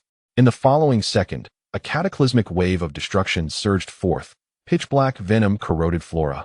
Violet lightning rent the skies, torrents of water and fire clashed violently, elemental forces rampaged unchecked, and the entire forest was swiftly reduced to a hellish nightmare. The perspective from above gradually ascended, presenting this earth-shattering scene to the ninja world before it slowly dimmed, ultimately vanishing completely. The sky returned to its former state. Yet the entire ninja realm was enveloped in a profound silence. Chapter 184. To be named the 7 warlords of the sea after a long while. The first individual regained their senses, their voice trembling with uncontrollable astonishment. What was that? I just witnessed a colossal serpent with 8 heads. That must be the power of the Yamada no Orochi granted by the devil fruit. This is madness. Such a massive form could obliterate a village with a mere lash of its tail. What is a tail lash in comparison? Did you not see that each of its 8 heads possesses unique abilities? I feel that even a shadow-level expert could not withstand a single blow from it. Each of the 8 heads possesses distinct powers. It is extraordinarily formidable, but how does it compare to the strength of the demon child Kokushibo? Hey. You are all missing the point. A sudden voice interrupted the astonished crowd. Wasn't the focal point the frantic slaughter by the 8-headed serpent? I began to doubt whether that was still the serpent of Orochimaru. This remark instantly awakened everyone. Someone immediately echoed, indeed. The mysterious voice mentioned that the devil fruit harbors remnants of demonic will. If one cannot resist it, they will transform into a mindless beast of slaughter. At this thought, the inhabitants of the ninja realm were suddenly filled with trepidation, their envy replaced by fear. If one were to lose consciousness, possessing immense power would be tantamount to death. Wouldn't it? Yet, if a devil fruit were laid before you, could you truly refrain from taking a chance? Yes, this is reality, no matter how perilous. I believe the vast majority would not forego the opportunity to become powerful. This notion lingered in everyone's hearts, casting a heavy pall over the recently agitated ninja world. Undoubtedly, it deserved the title of devil fruit. Success would grant unparalleled power, while failure would lead to a fate indistinguishable from death. Some gazed toward the vanishing horizon, sighing heavily. Who knows if Orochimaru could withstand the demonic will? Regrettably, the curtain fell just at this moment. It has become a habit. Next time, who knows which individual will emerge? Perhaps there will be answers. In an instant, the entire human realm was stirred by this unforeseen turn of events, with discussions erupting everywhere. Some expressed concern, others curiosity, while many secretly pondered the whereabouts of that relic. In a secret base, Orochimaru looked at the troubled expression of Kabuto beside him and spoke with unwavering conviction. I believe you can succeed. Kabuto managed a wry smile and shook his head. Lord Orochimaru, please refrain from comforting me. I lack confidence. Nearby, Tsunade stood on tiptoe, patting Kabuto's arm with certainty. Kabuto, I believe in you. If you can integrate Orochimaru's cells, how can you not handle a mere fragment of demonic will? Orochimaru's lips twitched, feeling inexplicably offended yet unable to retort. Kabuto smiled awkwardly, opening his mouth, but ultimately saying nothing. Though the curtain had fallen, the storm it had stirred swept across the entire ninja realm, with far-reaching consequences. First came the revelation of Payne, the wielder of the Renegade, who obliterated Konoha. Next, there was Ashura within Naruto and Indra within Sasuke, both of which hinted at the shadowy figures behind them. These individuals could very well be the masterminds who viewed ninjas as mere game. This left the ninjas, who had always prided themselves on their superiority over ordinary people, feeling deeply insulted. The humiliation and anger of being regarded as prey were hard to bear, yet they had no choice but to confront this terrifying possibility. The emergence of the devil fruit plunged the ninja world into madness. Even the mysterious voice's declaration of ninjas being descendants of traitors could not quench the desire for such formidable power. No one could resist the allure of instant elevation. Posters offering extravagant rewards for clues about the devil fruit spread like wildfire across the ninja realm. The previously tranquil ninja world had descended into chaos. Yin An gazed upon the tumultuous scene, a cold smirk curling at the corners of his mouth, dripping with disdain. Devil fruit? Such a treasure. How could I ever relinquish it to you fools? With that, he clutched a fruit tightly in his arms. It bore an uncanny resemblance to the devil fruit consumed by Kabuto in the sky, adorned with twisted serpent patterns. However, this was no genuine devil fruit. It was merely a counterfeit he had carelessly concocted, devoid of any special abilities. Given that the spectacle had already generated hype around the name of the devil fruit, this imitation naturally had its purpose. A glimmer of calculation flickered in Yin An's eyes as he chuckled, planning to place it in a cave specially crafted for counterfeits. Once those greedy souls discovered the cave, his puppets would spring forth, eliminating a few to establish authority, then snatching the fake fruit and vanishing into the night. Of course, should any unforeseen circumstances arise and someone actually consume it, they would be dealt with swiftly, ensuring no one would ever know it was a fake. Thus, the devil fruit would vanish entirely from public view, severing their aspirations, while simultaneously constructing the illusion of a devil fruit organization, plunging the already chaotic ninja world into further unrest. Yet, he pondered what to name this organization. He had previously created a Knights of God. So why not establish a corresponding one called the Seven Warlords of the Sea? After all, where there is a faith in deities, there must also be a faith in demons. Imagining the future scene where the ninjas would frantically search for the non-existent Seven Warlords of the Sea, Yin An couldn't help but chuckle, filled with self-satisfaction. Truly a perfect plan. I am indeed a genius.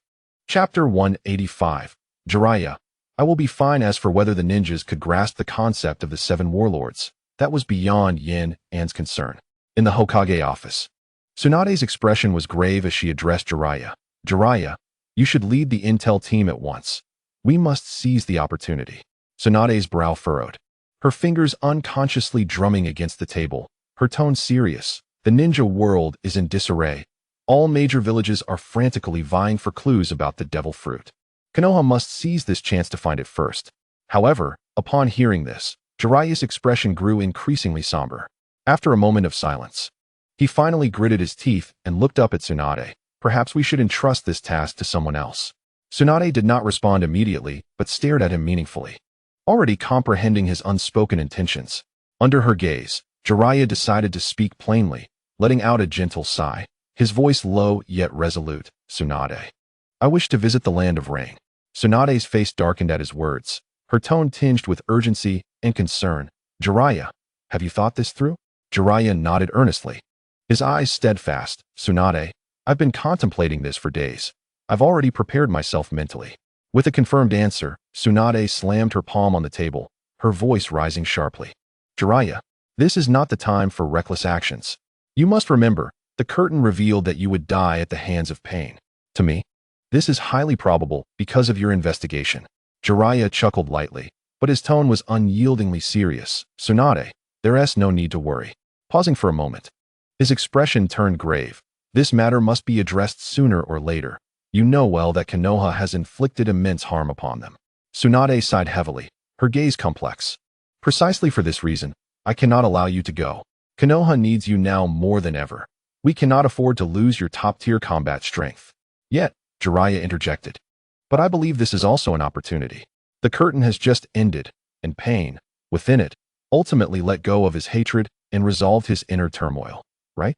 I believe the Payne in reality must also feel something. With this trip, I may not necessarily encounter danger. Jiraiya, you truly. Tsunade was momentarily speechless, gazing at his determined demeanor, her myriad thoughts ultimately trapped in her throat. Jiraiya, seeing this, burst into laughter. He knew Tsunade well enough that this reaction indicated she had already relented. He waved his hand, his tone light, yet laced with gravity. What's the matter? They are, after all, my disciples, my beloved students whom I personally taught. Now that I understand the circumstances, I would never act recklessly. My life is far from over. Tsunade remained silent for a long while, her fingers gripping tightly, but in the end, she slowly nodded, her voice trembling slightly. Be cautious. If negotiations falter, retreat swiftly. Intel is of no importance. Rest assured. Jiraiya replied firmly, rising to leave the office, his back exuding a carefree yet resolute demeanor. I will definitely return.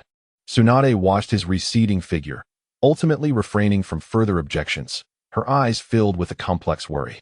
At that moment, Sarutobi Hiruzen, who had been silently standing in the corner, suddenly spoke up. Tsunade, allow me to lead the investigation into the devil fruit. Tsunade retracted her gaze and turned to look at him, her brows immediately furrowing. Deep down, she couldn't help but wonder if this old man was once again plotting some deceitful scheme. Seemingly perceiving her doubts, Sarutobi let out a soft sigh, his tone tinged with a hint of melancholy and resignation. Do I hold no trust in your heart anymore? Tsunade pursed her lips and retorted. You should possess at least that much self-awareness. Sarutobi's expression darkened in an instant, rendered speechless and filled with awkwardness. Observing his demeanor, Tsunade ultimately softened her tone and sighed gently. If you wish to go, then go. Sarutobi nodded promptly and turned to leave. However, just as he reached the door, Tsunade's voice called out again, laced with seriousness and vigilance. Old man, I still hope you can tell me the truth about what you and Danzo have been secretly up to. Honestly, I fear that one day, a group will emerge out of nowhere, shouting to destroy Konoha. Sarutobi paused in his tracks, remaining silent for a moment before slowly nodding. I will arrange for someone to compile all the missions related to the route that I am aware of. What you uncover from it, and what you gain, will depend on you. With that, he did not linger, striding out of the Hokage's office. Stepping into the corridor, Sarutobi gazed towards the direction of Konoha, releasing a heavy sigh. At this point in his life, he was already in the twilight of his years, with time slipping away. His sole thought was to accomplish tangible deeds for Konoha in his remaining days, to atone for his past mistakes, and ultimately to conclude his life as a hero. Despite his tarnished reputation, the prestige he had accumulated over the years still afforded him a number of loyal followers. Coupled with the elite ninjas dispatched by the Sarutobi clan, a well-organized investigative team was assembled that very day, quietly departing from Konoha. Kakashi leaned against the shadow of Hokage Rock, unusually not perusing his beloved Ica paradise. His gaze drifted beyond the training grounds, settling on the three small figures engrossed in their training. Naruto, exuberant as ever, energetically urged Sasuke to spar with him. Sakura, blushing, watched Sasuke's every move, occasionally scolding Naruto. Sasuke, meanwhile, remained focused on his training, only occasionally retorting to Naruto's antics. What a heartwarming scene. Chapter 186, Naruto, what worth do I have? With a soft sigh, Kakashi raised a hand to press against his throbbing temple. These three had been arranged for early graduation, and he was still their supervising jonin. Yet, they were no ordinary students. What could he possibly teach them? It was a daunting task. Taking a deep breath, Kakashi approached the trio, announcing, "All right, today's training ends here.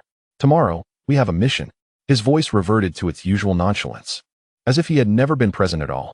Sasuke paid no heed to Kakashi's departure, leaning against a training post while gazing up at the sky, now painted orange by the evening glow. The themes of clan extermination, revenge, and power echoed in his mind. Indra, Ashura. Sasuke, don't overthink it. Naruto suddenly appeared beside him, sitting cross-legged and jovially patting his shoulder, which Sasuke shrugged off with a frown. Unfazed, Naruto's bright blue eyes sparkled with optimism as he declared, "We know what is going to happen in the future, so for sure, things will change." Sasuke turned his head, coldly fixing his gaze on Naruto. This guy always simplified matters so naively. He spoke, his voice colder than his stare. "Don't you care at all about the Ashura within you?" The smile vanished from Naruto's face. He paused and then, a rare seriousness overtook him, starkly contrasting his usual playful demeanor. Sitting upright, he locked eyes with Sasuke and stated clearly, "If the cost is that I become the enemy of the village, I will absolutely protect it and prevent Ashura from leaving my body." Naruto continued with a lowered voice, yet with an even stronger conviction. "Even if others call me a puppet, he would rather be a puppet than risk unleashing a power that could bring calamity upon himself, purely out of a desire not to stand against the village." Sasuke regarded Naruto's unwavering gaze, feeling little shock. Indeed, it was unsurprising that this guy would make any absurd decision to become Hokage, to gain recognition, to safeguard Konoha. The apocalyptic Naruto from the vision seemed too distant. This earnest, somewhat foolish boy before him aligned more closely with his perception of this underdog. Absurd, yet inexplicably logical. Observing Sasuke's silence, Naruto's seriousness transformed like magic, replaced by his familiar grin as he heartily slapped Sasuke on the back. "Don't worry, Sasuke. No matter what decision you make, I'll support you." Sasuke scoffed at this, turning away with a clear huff, his tone dripping with disdain. "Underdog, do I need your support? I have my own plans." His path of revenge appeared to grow increasingly convoluted. Nevertheless, power was essential. Raindrops struck the towering spire of the Akatsuki base as Nagato sat in his wheelchair, staring out at the dreary, unending rain. Konoha's fate, as depicted in the vision, showed him Payne, assuming the guise of a deity, meting out divine punishment, nearly erasing Konoha from existence. And then, that boy named Uzumaki Naruto, moved by words, chose self-sacrifice, resurrecting all the deceased of Konoha, even relinquishing the Renegade. Such was betrayal. It was a desecration of Yahiko's ideals, a complete denial of the pain and choices he had endured along his journey. "Nagato." Conan's cool voice broke through beside him, laced with barely perceptible concern. "I'm fine." Nagato's voice was hoarse, as if he hadn't spoken in ages. He slowly turned his wheelchair to face Conan. "Conan, I cannot accept such an ending. He paused, each word seeming to be squeezed from his chest. Conan remained silent, simply watching him. She understood well. That was merely a possibility. Finally, Conan spoke, her voice still clear but imbued with unwavering strength. If we don't acknowledge it, then it is false. A rare, faint smile graced Conan's face. Nagato, if you truly wish to do something, I will always support you. Stepping forward, her gaze sharpened like a blade. Even if you want to destroy Konoha right now. A flicker of surprise and warmth crossed Nagato's eyes. Regardless of how the world changed, Conan remained steadfastly by his and Yahiko's side, supporting their crumbling world in her silent, yet resolute manner. Rest assured, Conan, I will not engage in such meaningless acts. Nagato's gaze returned to the rain outside, which seemed to fall within his heart, and he reflected on how obscure the ninja world had become. There were too many unseen puppeteers behind the scenes. This was merely what the vision revealed. Who knew if deeper, longer concealed truths lurked beneath? We believed we controlled everything, yet perhaps we were merely conspicuous pawns on someone else's chessboard. Chapter 187, perhaps. It's best not to emerge indeed.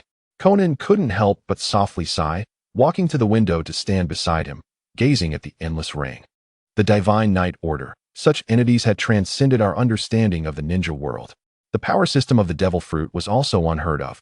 That Shiho was particularly enigmatic. Xiaonan paused momentarily, her voice dropping to a whisper. In the intricate game we are engaged in, can the peace brought about by the threat of suffering truly be realized? Nagato fell silent for a moment before suddenly speaking. Is the organization experiencing unrest lately?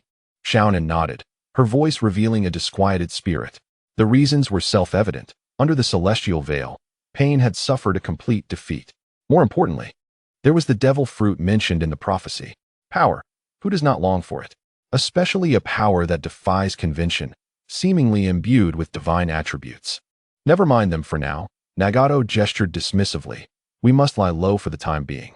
Then, he paused again, lowering his voice further, laced with a chilling anticipation. Awaiting the arrival of guests. Xiaonan's slender form seemed to stiffen slightly. She fell silent for a moment. Her voice cool, yet tinged with a barely perceptible tremor. Do you think Jiraiya-sensei will still come? The title of sensei had not been uttered by them in years. Nagato sighed deeply, the exhalation filled with a complex array of emotions. Even he himself struggled to untangle. Who knows? He finally said. But perhaps Jiraiya-sensei would wish to see how his wayward disciple, who aspired to deify himself, met such a humiliating end as foretold by the prophecy. Perhaps he would come to see the child of prophecy he had once held in high hopes, who ultimately chose to sow suffering with suffering. Or perhaps he would come to ascertain if there lies even a sliver of possibility for redemption. Xiaonan opened her mouth, seemingly on the verge of asking if. Should Jiraiya arrive, it would be war or peace. But in the end, all her words dissolved into silence. She merely stood quietly beside Nagato, as she had countless times before.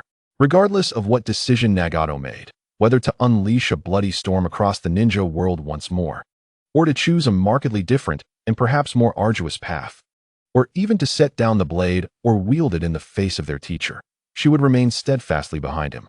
Nagato also refrained from further speech, for he too was uncertain of the answer. In the realm of Kimui, Tobi sat dejectedly upon a floating shard of stone, his Akatsuki red cloud cloak appearing dull and lifeless. Confusion enveloped him, unprecedented and tumultuous, stirring his innermost thoughts like the whirlpool of the Kamui space. The once clear Moon Eye plan, the ultimate goal of creating a flawless dream world with Rin, now seemed so naive and fragile in the face of the chaos unveiled by the celestial veil. He felt like a fool, lured and pushed by the grand vision crafted by Uchiha Obito, leading him toward a path that might very well be doomed to fail. Even Obito was likely unaware of the current turmoil enveloping the ninja world. He mused softly, his voice echoing in the distorted emptiness, laced with self-mockery. The fates of Uchiha and Senju, the infinite Tsukuyomi to save the world, all paled in comparison to the emergence of the divine knights of God and the incomprehensible devil fruit. Not to mention the formidable child of prophecy, Kage. What chilled him further was the image of Naruto's future, those Renegade eyes. They belonged to Nagato, no? They were meant to belong to Uchiha Obito, the cornerstone of the plan. And if Naruto could command the army of White Zetsu, what would that signify? It would imply that he, Uchiha Obito, was likely already dead. This realization sent a shiver down his spine. He did not fear death.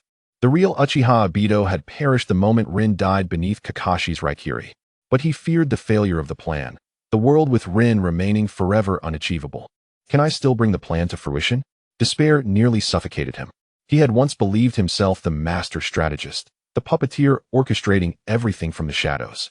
Yet now he realized he might merely be a conspicuous pawn on a much grander chessboard, destined to be consumed. All he desired was to remain here, in this distorted space that belonged solely to him, quietly escaping the increasingly incomprehensible and despairing world outside. Meanwhile, in a secluded corner of the ninja world, a mass of dark, viscous will writhed silently. Kage's third son, Black Zetsu, the clandestine manipulator lurking for millennia, found himself in a state no better than Obito's. Perhaps even more fractured. A millennium. An entire 1,000 years. He had painstakingly orchestrated the reincarnations of Indra and Ashura, guiding the hatred between Uchiha and Senju, plotting wars and tragedies time and again. He believed he had a thorough understanding of the ninja world, that all powerful entities and potential variables were within his grasp. Uchiha Obito was his most perfect creation. Obito was a worthy backup piece, and Nagato was an excellent tool and resource. Everything had proceeded according to plan, awaiting the opportune moment. Then, the celestial veil descended. The Knights of God? What manner of beings are they? Their very name suggests a significance greater than even that of his mother. Where did they come from? What are their intentions? The devil fruit? What sort of entity is that? It can bestow such chaotic yet formidable powers? I cannot comprehend it. The most absurd of all is that magical child, Kage? To effortlessly draw upon the powers of Indra and Ashura? To toy with Sasuke and Naruto, as if they were mere playthings? Who is she? What is the source of her power? All of this rendered Black Zetsu's meticulously woven plots over a millennium a mere farcical joke. The amorphous body of his mother seemed to tremble, emitting a silent lament. This world is far too deep. He suddenly conceived an unprecedented and unthinkable thought. Perhaps it would be best if you did not emerge just yet? Chapter 188. This is the invasion. The moment this thought occurred to him, even he was startled. A millennium of dedication. A millennium of waiting. Was it not all to liberate his mother sealed within the moon? But now, to continue executing the plan, to summon mother? Setting aside the fact that Obito and Tobi seem increasingly unreliable, even if the summoning succeeds, can mother withstand these unprecedented foes and their powers? What if she emerges only to be captured by that Kage for experimentation? Yet if he abandoned the plan, how long would he have to wait again? Another millennium? And who knows if these newly emerged entities might one day dismantle the moon just to see what lies within. After living for 1,000 years, for the first time, Black Zetsu felt he might be the most naive and ignorant of all. In the land of rain, Jiraiya strolled nonchalantly along the streets of Amigakure, his white hair and tall stature drawing attention. It still rains here, just as it always has. He wiped the droplets from his face, casting his gaze across the streets. Though the buildings were mostly low and worn, and the passers-by dressed modestly, it was evident that Nagato and the others had made commendable progress. Jiraiya ambled along like a true tourist. It was indeed different now. In his memories, the rain country of over a decade ago had been a true land of sorrow. Continuous warfare had made it a victim of the great power struggles. The streets were rife with hunger, panic, and numbness, with children scavenging for food amid the ruins.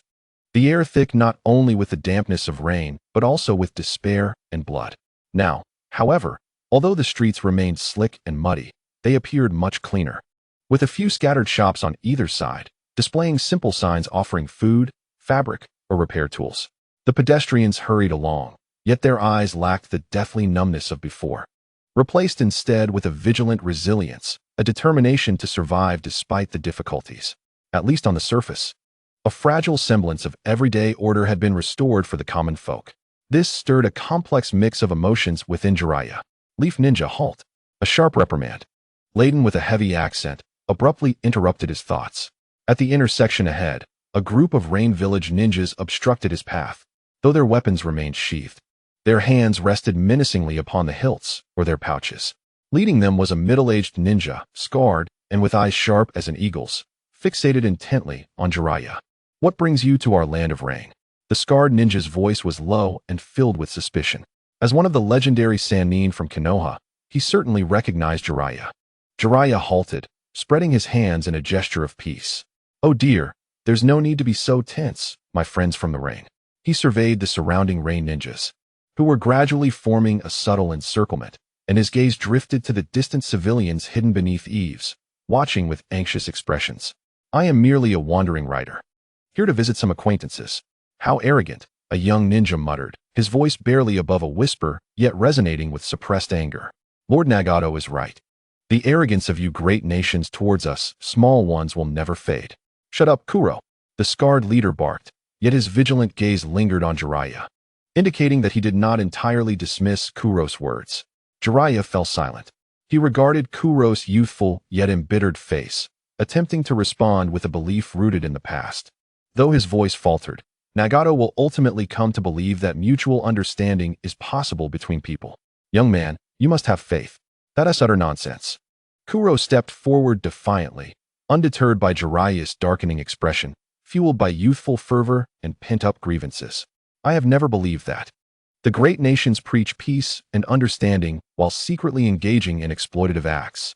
Jiraiya's countenance darkened entirely, the aura of a top-tier warrior emanating naturally, causing the surrounding rain to momentarily hesitate. He was about to speak when Kuro's next words struck him like a precise blow, jolting him from his thoughts and halting the momentum he had been building. "Just like you, Jiraiya." Kuro pointed an accusatory finger at him. "A Konoha ninja, striding boldly into our village without so much as a greeting. Is this not an invasion?" "Invasion?" The word pierced Jiraiya's ears like an ice pick. How could he possibly admit to such a thing? Instinctively, he denied. "How can this be? I harbor no ill intent." He had come to uncover the truth behind Akatsuki, to ensure the safety of his disciples, to seek redemption. How could this be considered an invasion? No ill intent. Kuro scoffed, his eyes filled with derision. "Then tell me, would you enter the Cloud Village or the Stone Village unannounced? Would you dare?" "Would he?" The simple question reverberated in his mind like thunder. Jiraiya's anger froze in an instant. Would he venture into the Cloud Village? Those hot-headed cloud ninjas would surely react violently to a foreign top-tier ninja barging in without permission, potentially escalating into a diplomatic incident or localized conflict. To the Stone Village? The cunning Inoki would undoubtedly suspect Konoha of harboring some grand conspiracy, feigning cordiality while mobilizing the entire village to either detain or eliminate him. Thus, Jiraiya would never. He absolutely would not enter the Cloud or Stone Villages in such a manner. He understood the implications, the rules, and unspoken protocols among great nations, and the severe consequences that would ensue. But why was it permissible in the land of rain? Was it because he subconsciously viewed the rain as weak? Was it due to his overconfidence in his formidable strength, believing the rain village could do nothing against him? Or did he, deep within, harbor an unconscious arrogance typical of a great nation's ninja towards smaller countries? The gaze of the surrounding rain ninjas shifted from suspicion to a mix of understanding and deeper hostility. Jiraiya stood in the rain, his tall figure appearing rigid for the first time. Kuro's hateful glare and sharp inquiries acted as a mirror, catching him off guard and reflecting back the uncomfortable contradictions and biases he had overlooked in his own actions. Jiraiya opened his mouth to speak, but found that any explanation at that moment felt feeble and hypocritical. In that instant, he began to grasp the pent-up, almost palpable resentment that resided within Nagato, Conan, and the rain ninjas who followed them. The rain intensified, pouring down more heavily. Jiraiya's silence proved more lethal than any rebuttal or justification he could muster. That silence struck like a silent slap across the faces of all the people of the rain. Kuro's rage threatened to erupt. He turned abruptly to face those gathered along the streets, huddled under eaves, some peeking out, others numb, all bearing expressions of humiliation and indignation. "This is why I have never believed in mutual understanding between people. Those are merely pretty words fed to us by the great nations once they have filled their bellies. Look at our lives now. Are they better than before? Do we no longer fear dying at the hands of rogue ninjas or starving on the streets?"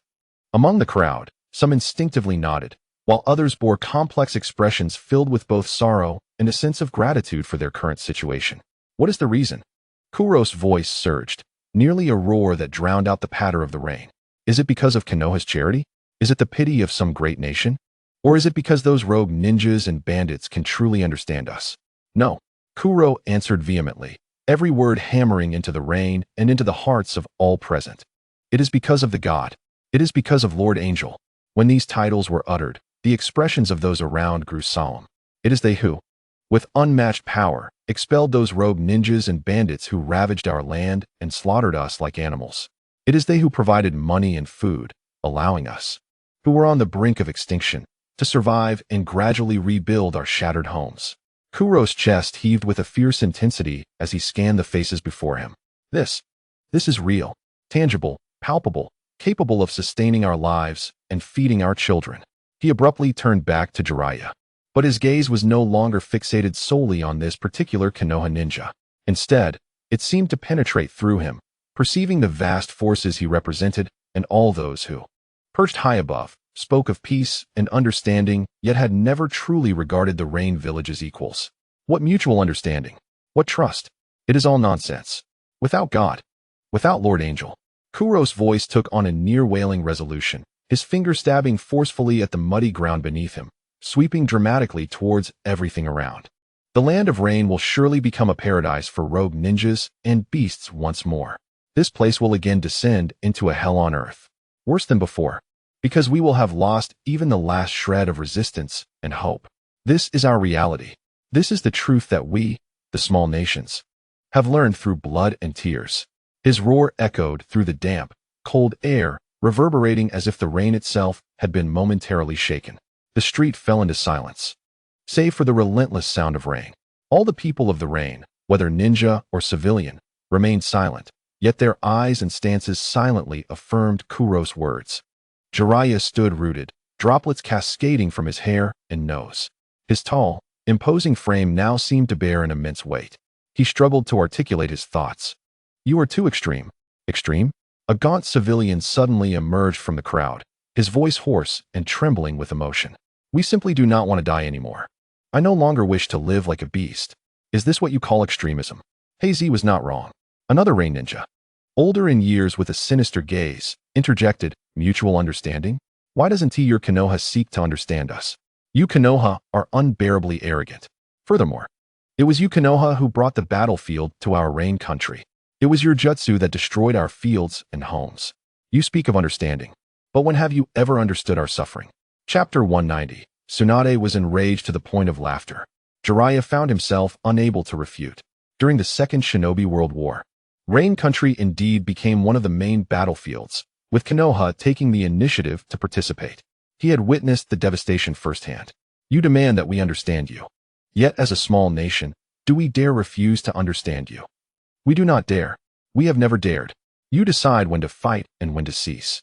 And what can we do but await our demise?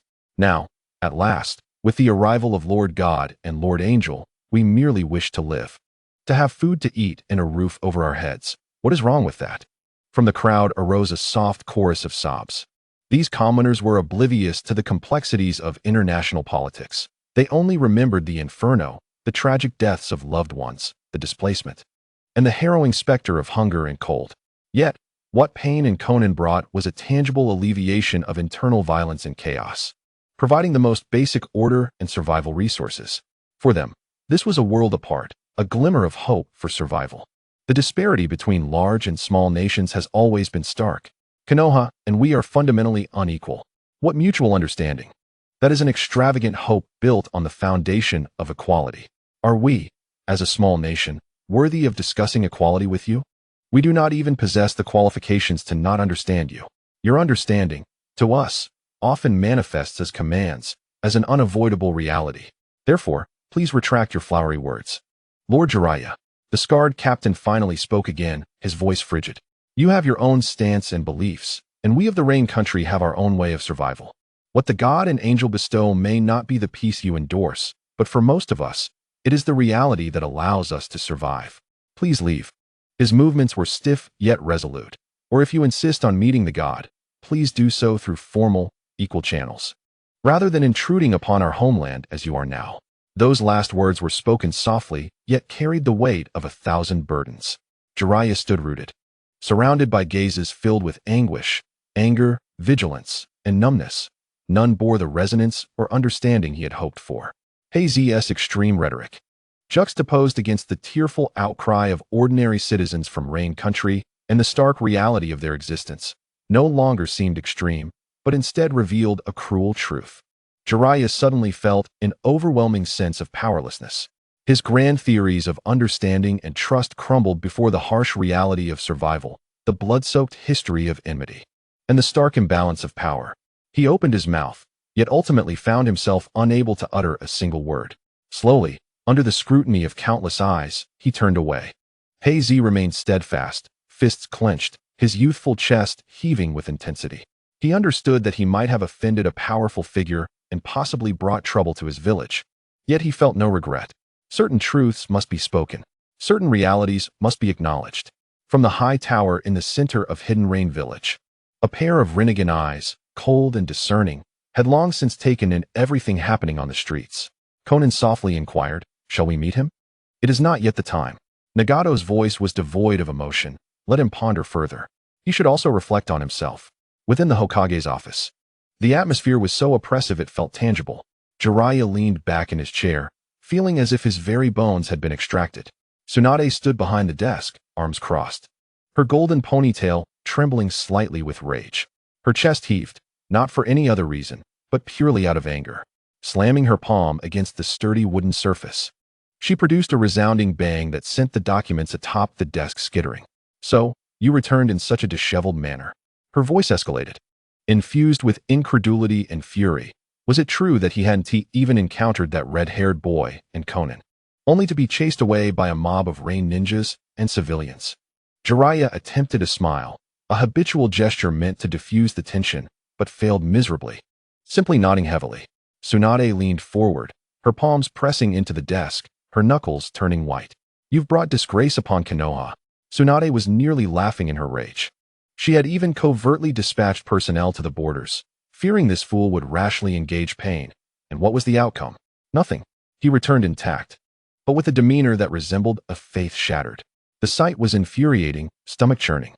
Jiraiya licked his dry lips, his voice hoarse. "Tsunade, do you think we were wrong?" Tsunade's anger was doused like a bucket of cold water, suddenly halted. She understood Jiraiya's implication. It was not merely about the recklessness of the current expedition to Rain Country, but rather about their, Konoha's, or indeed all major nations, long-standing approach to treating smaller and weaker nations like Rain Country. Had they fundamentally erred in their attitudes and methods? Chapter 191. Would you bare your heart to an ant? The office fell into a brief silence. The sound of the wind outside and the distant shouts of training became distinctly clear. Tsunade straightened, walking to the window, her back to Jiraiya, gazing at the lights of countless homes gradually illuminating in the twilight. Konoha, so prosperous, so tranquil. How much of this tranquility is built upon the blood, tears, and humiliation of nations like Rain Country? Tsunade remained silent for a long time, long enough for Jiraiya to think she might not answer or would respond with equal confusion. Then she turned, her fury dissipated, replaced by a near-cold calm. She looked into Jiraiya's eyes and spoke each word clearly and coldly. "Would you truly confide in an ant?" Buzz.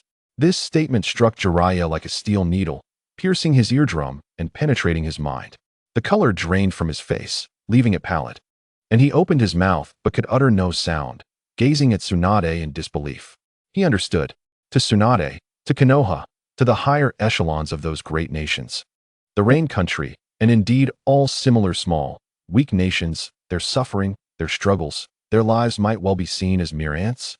Observing Jiraiya's ashen face and trembling pupils, a flicker of compassion crossed Tsunade's eyes, but it was swiftly overshadowed by deeper resignation and the weight of reality. She sighed heavily, her exhalation laden with exhaustion. "While my words may be harsh," Tsunade's voice lowered, yet remained resolute. "This is the truth, Jiraiya." Tsunade returned to her desk, but did not sit, her fingers tracing the patterns on the surface absent-mindedly. The disparity between great and small nations, between the powerful and the weak, in terms of resources, discourse, and space for existence has always been unequal. The so-called mutual understanding often represents merely a demand or concession from the powerful to the powerless. The weak have no room for choice. They must either accept or face annihilation. Are the words of those from Rain Country painful? Are they genuine? Of course. They are painful and authentic. Every accusation, every tear, is real. Tsunade's voice was calm, so calm that it sent a chill through Jiraiya's heart. Yet this reality could not alter their status as the weak, nor could it change the rules of the great power struggles. Tsunade tugged at the corner of her mouth, revealing a hint of icy mockery. Do you think the nations are unaware of the words spoken by that dark figure? Of course, they know. However, when those reports land on the desks of high-ranking officials, they are merely met with derisive laughter before being discarded into the nearest wastebasket. Why? Because it is inconsequential. Tsunade concluded. In their eyes, the sentiments of the people of the Rain Country, their suffering, hold no significance.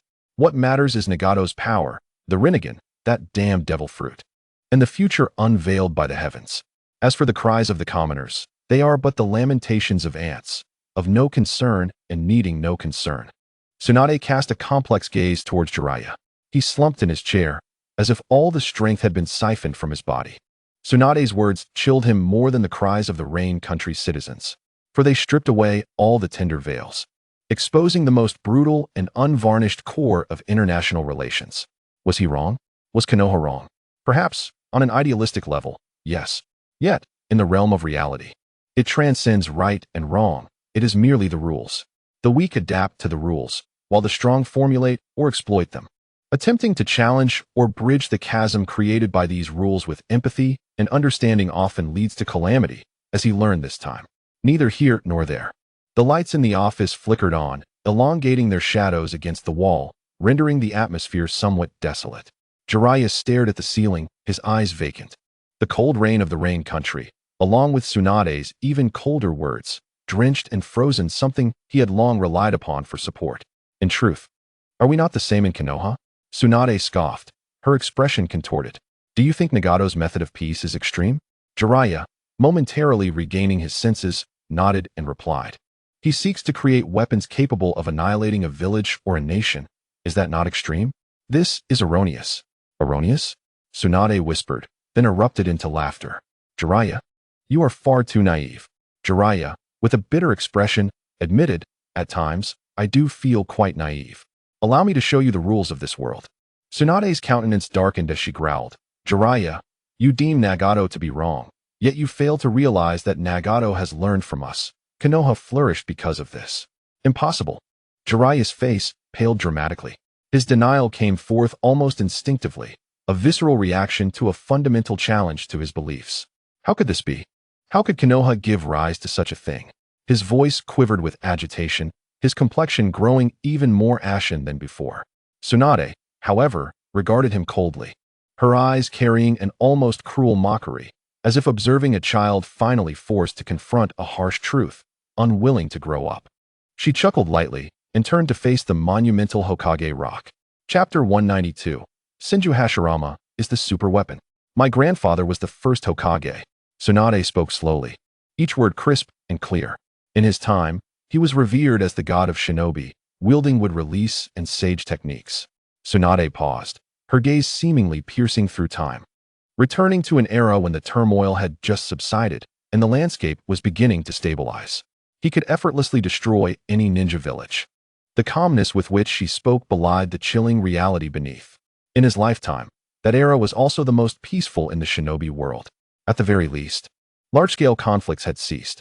Jiraiya's body trembled violently, his pupils constricting sharply. He had never, or rather, had never wished to comprehend the peace brought forth by such power from this perspective. Tsunade did not look at him, continuing her exposition. Do you understand now, Jiraiya? Peace has never been achieved through understanding and trust. At least, in the annals of shinobi history, the initial and most effective peace was established through absolute, overwhelming force capable of instilling fear in all. My grandfather, Senju Hashirama, she enunciated, delivering a conclusion that struck Jiraiya like a thunderbolt, was the super weapon of that era. He secured for Konoha the most fertile lands and abundant resources, and no one dared to voice dissent.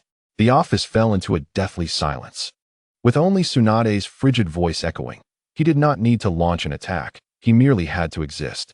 His very presence constituted a rule, a red line. Whoever dared to wage war would perish. This is the rule. This is reality. This is the underlying logic that allows great powers to rise while smaller nations can breathe. She finally turned to face him, her gaze like a spear, piercing through Jiraiya's pallid and unsteady demeanor. Now, tell me again, Tsunade's lips curled into a sardonic smile. What is Nagato in the Rain Country? doing wrong by seeking to harness the power of the Renegade to create suffering, to forge a super weapon that would instill equal threat in great nations, thus preventing them from easily invading the Rain country. He is merely emulating us, emulating the first Hokage of Konoha. He aspires to create his own version of Senju Hashirama for the Rain country. He desires to become the god of this era. The only mistake Nagato made was being outside of Konoha. Jiraiya staggered back, his back colliding with the cold wall as he barely steadied himself. His eyes widened, staring at Tsunade, then out the window at the imposing statue of the first Hokage on the Hokage rock, his mind buzzing. The ideology and actions of Nagato, which he had always deemed extreme, erroneous, and a departure from the essence of peace, astonishingly bore undeniable similarities to the absolute military deterrence that underpinned Konoha's foundation and prosperity. Embodied by the first Hokage, one revered as the god of Shinobi, who established the brilliance of Konoha, the other viewed as a threat. Teetering on the brink of destruction and control, Jiraiya's worldview, the dichotomy he had steadfastly believed in regarding peace and violence, shattered and crumbled in that moment. He had persistently endeavored to influence and correct Nagato through understanding. Yet he had never realized that Nagato might be attempting to replicate Konoha's successful experiences using the only means he understood to protect his nation and his people. What a profound irony. Tsunade observed Jiraiya's despondent and nearly broken demeanor, a flicker of sympathy passing through her eyes, though more so a clarity akin to dust settling. Some abscesses must be lanced. Some truths, however brutal, must be confronted. Jiraiya, Tsunade's voice softened yet remained heavy. This is the rule of the shinobi world. Cold, cruel, but true. We in Konoha are beneficiaries of this set of rules, and we were once among its architects. Yet now, we may also be becoming the objects that require deterrence from new super weapons in the eyes of others. She returned to her desk, seated, and rubbed her throbbing temples. Abandon your naive notions. Konoha will continue to monitor the situation in the Rain country, but we will no longer approach it with your understanding. As for Nagato and Conan, they have chosen their own path. As a former teacher, you may grieve, you may seek other possibilities, but first, you must confront the rules of this world and our position within them. Jiraiya leaned against the wall, slowly sliding down to the floor, cradling his head in his hands, burying his face deep within his arms. His tall figure curled up, appearing exceedingly fragile. Outside, the contours of the Hokage rock gradually blurred in the night. The lights of Konoha flickered on, warm and serene. Yet beneath this tranquility, Jiraiya saw for the first time the cold and unyielding foundation constructed from power and deterrence that undergirded everything. The warm glow of mutual understanding he had always cherished seemed diminutive, like a flickering candle in the wind, before this immense foundation. Jiraiya himself was uncertain whether this flickering candlelight should continue to burn. Chapter 193, Discovering Clues. At that moment, an ANBU ninja appeared in the center of the office, kneeling on one knee, holding a scroll in his hands. Lord Fifth, Lord Jiraiya. The voice of the ANBU carried a barely perceptible urgency. We have found a lead on the devil fruit. What? Tsunade sprang from her chair, her eyes brimming with excitement. She hurriedly crossed the table and seized the scroll from the ANBU's grasp. Jiraiya, taken aback by the sudden news, lifted his head, suppressing the confusion and anguish on his face, regaining the instinctive vigilance of a top-tier ninja. Tsunade unfurled the scroll with astonishing speed, her gaze sweeping rapidly over the densely packed text, symbols, and a rudimentary map. Her brows knitted tightly, then suddenly relaxed, her eyes sparkling with intensity. We found it. Tsunade inhaled deeply, snapping the scroll shut and clutching it in her hand. It lies deep within the primal forest known as the Lost Woods, near the border of the Land of Fire. However, her tone shifted and her expression darkened.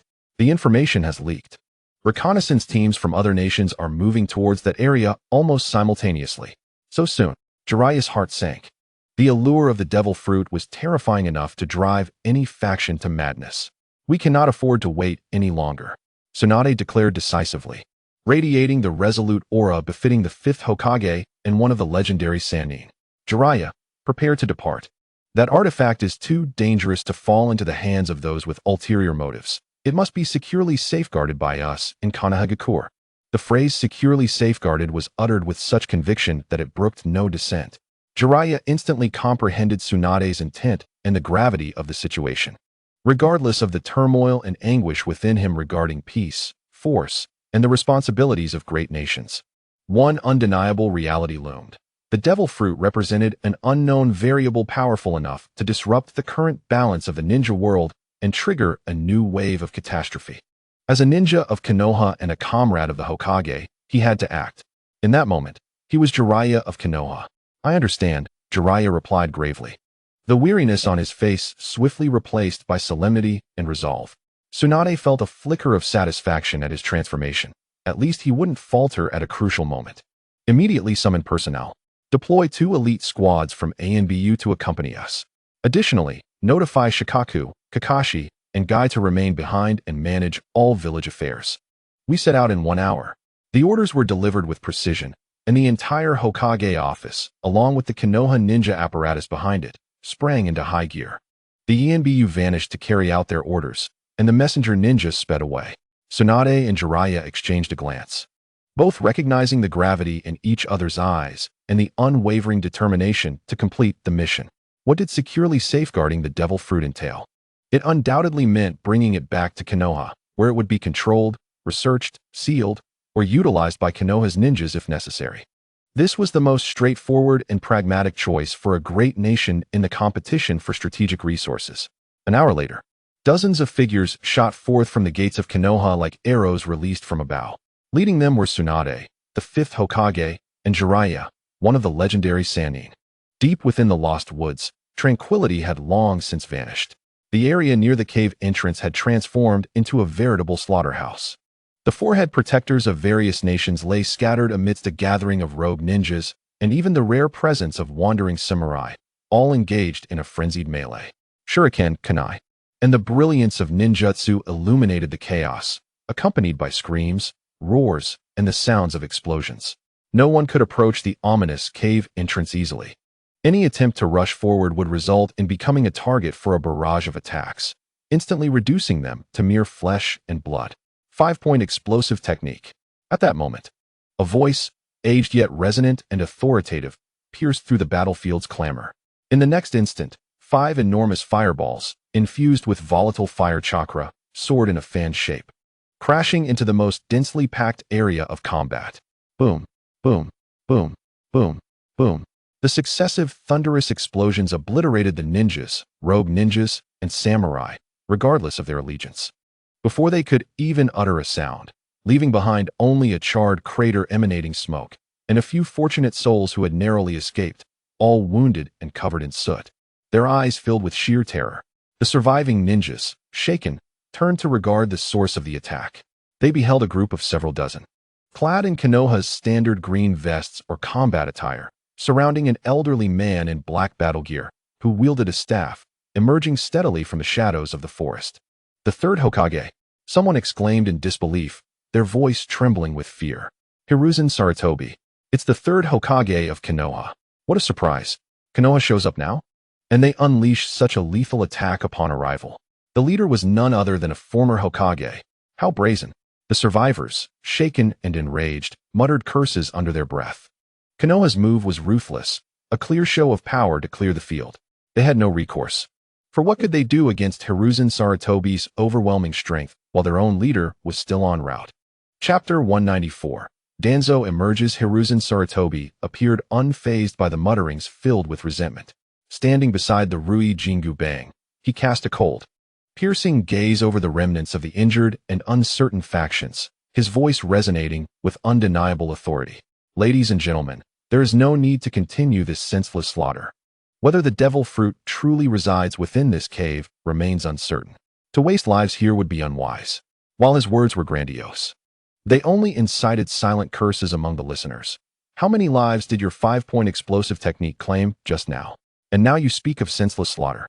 You have the audacity to mention wasting lives? The greatest waste of life was your previous attack. Yet despite their fury, no one dared to voice their anger aloud. Faced with the 3rd Hokage, renowned during his prime as a master of ninjutsu, proficient in all 5 elemental techniques, and possessing unfathomable strength, the survivors weighed their options wisely and swallowed their grievances. The situation was dire. The fearsome clearing technique was a clear warning against any who dared to retaliate. Hiruzen Sarutobi had achieved the desired effect. Noticing that his words had momentarily quelled the chaos, with no signs of further large-scale conflict, he nodded slightly. Time was of the essence. He had no luxury to engage in lengthy discussions or entanglements with these lesser foes. No one could guarantee that someone hadn't already infiltrated the cave. We will enter to investigate. The rest of you, take care of yourselves. Hiruzen Sarutobi delivered his final words, dismissing the discontented remnants outside, and gestured for the Konoha elites behind him to follow. Move out. As the Konoha ninjas filed into the cave, disappearing into the darkness. The surviving individuals outside exchanged glances, their faces etched with reluctance, anger, but more prominently, an overwhelming sense of powerlessness in the face of tyranny. Damn it. Konoha is too domineering. What should we do? Let them seize the opportunity? What else can we do? Go up against the Third Hokage? After a brief silence and low murmurs of disagreement, greed ultimately triumphed over the fear of the strong and the lingering dread from the earlier carnage. The allure of the devil fruit was too great, enough to make one temporarily forget the threat of death. Let us go. We shall enter as well. Yes. The space within is undoubtedly vast. They may not necessarily find it. Hurry. Keep up. It was unclear who first shouted, but the remaining individuals stirred once more. Ninjas, rogue ninjas, and samurais, each with distinct identities and factions, momentarily set aside their vigilance towards one another, chaotically surging towards the cave entrance, fearing that if they delayed, they might miss even the soup. In the distance, hidden in deeper shadows of the forest, several pairs of eyes were calmly observing the scene. Hiruzen's hadn't anticipated that you had aged so much. Danzo murmured to himself, his voice hoarse and dry, as if he hadn't spoken properly in ages, or perhaps stifled by a multitude of simmering resentments. It seems your days in Konoha haven't been easy. Difficult? Of course it has been. Yet Hiruzen Sarutobi still stands as the former Hokage basking in sunlight, at least on the surface, ready to rise again for Konoha. And what of him? Shimura Danzo. Once the shadow of Konoha, the leader of Root, now reduced to a stray dog. Branded a rogue ninja by former comrades and the village he had devoted his life to protect, hiding like a rat in the gutter. Even if Sarutobi were to be displeased with him, he would merely punish him or sideline him, but never would he allow him to become a rogue ninja. If I were still among Konoha's upper echelons. A fierce wave of indignation and resentment surged within Danzo. At this moment, he could easily mobilize more elite members of Root, even under the pretense of assisting the former Hokage to reclaim strategic resources for Konoha, participating openly in this struggle. Why should he remain now with only a handful of allies, hiding like a rat, seeking that minuscule opportunity to seize what is not rightfully his? Tsunade, you are utterly despicable. For the sake of Konoha, I cannot allow this to continue. The others in Konoha must share this discontent. As for Jiraiya, it is not that Danzo looks down on him. However, he forcibly suppressed the turmoil within, narrowing his single eye, regaining composure and calculation. Patience, Danzo reminded himself. Sarutobi would never dare to consume this devil fruit. He knows Hiruzen well. That man possesses an almost obsessive sense of responsibility towards Konoha and a certain moral fastidiousness. The devil fruit, Hiruzen would never casually attempt. He would seize it, control it, study it, perhaps even seal it, but he would never use it himself. He would ensure that this uncertain danger remains firmly within Konoha's grasp or entrust it to a trustworthy, absolutely loyal younger generation to experiment with. Thus, I still have a chance. A cold, silent smile crept upon Danzo's lips. Sarutobi acquiring the fruit is merely the first step. The methods of safeguarding, studying, and utilizing it present vast possibilities. Chapter 195. The mysterious Barkman you truly know how to play. Just then, a voice, laced with unmistakable mockery, flippancy, yet devoid of warmth, suddenly rang out behind him. Who? Danzo's hair stood on end, his heart nearly halting. He had sensed no approaching presence. Without the need for his command, the four remaining Root ninjas reacted swiftly, instantly entering combat mode. Yet, the area was utterly vacant. But in the next moment, an unforeseen change occurred. The seemingly mundane patches of grass beneath their feet began to grow wildly, without warning. Not in a vine-like entanglement, but the blades themselves animated like living tentacles, instantly becoming as resilient as steel cables, moving with an unimaginable speed, akin to green lightning, wrapping around the ankles, calves, waists, and arms of the four Root ninjas. What? Ugh! The root ninjas were horrified, instinctively struggling, swinging their weapons at the grass.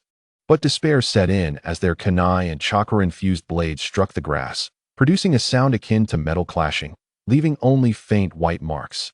The strength of the grass's binding was astonishing, accompanied by a strange suction. No, the piercing screams lasted but a fleeting moment. The four elite root ninjas were as if pierced by countless greedy straws, their bodies visibly shriveling and withering. Their skin lost its luster, turning gray, muscles collapsed. Eye sockets deepened.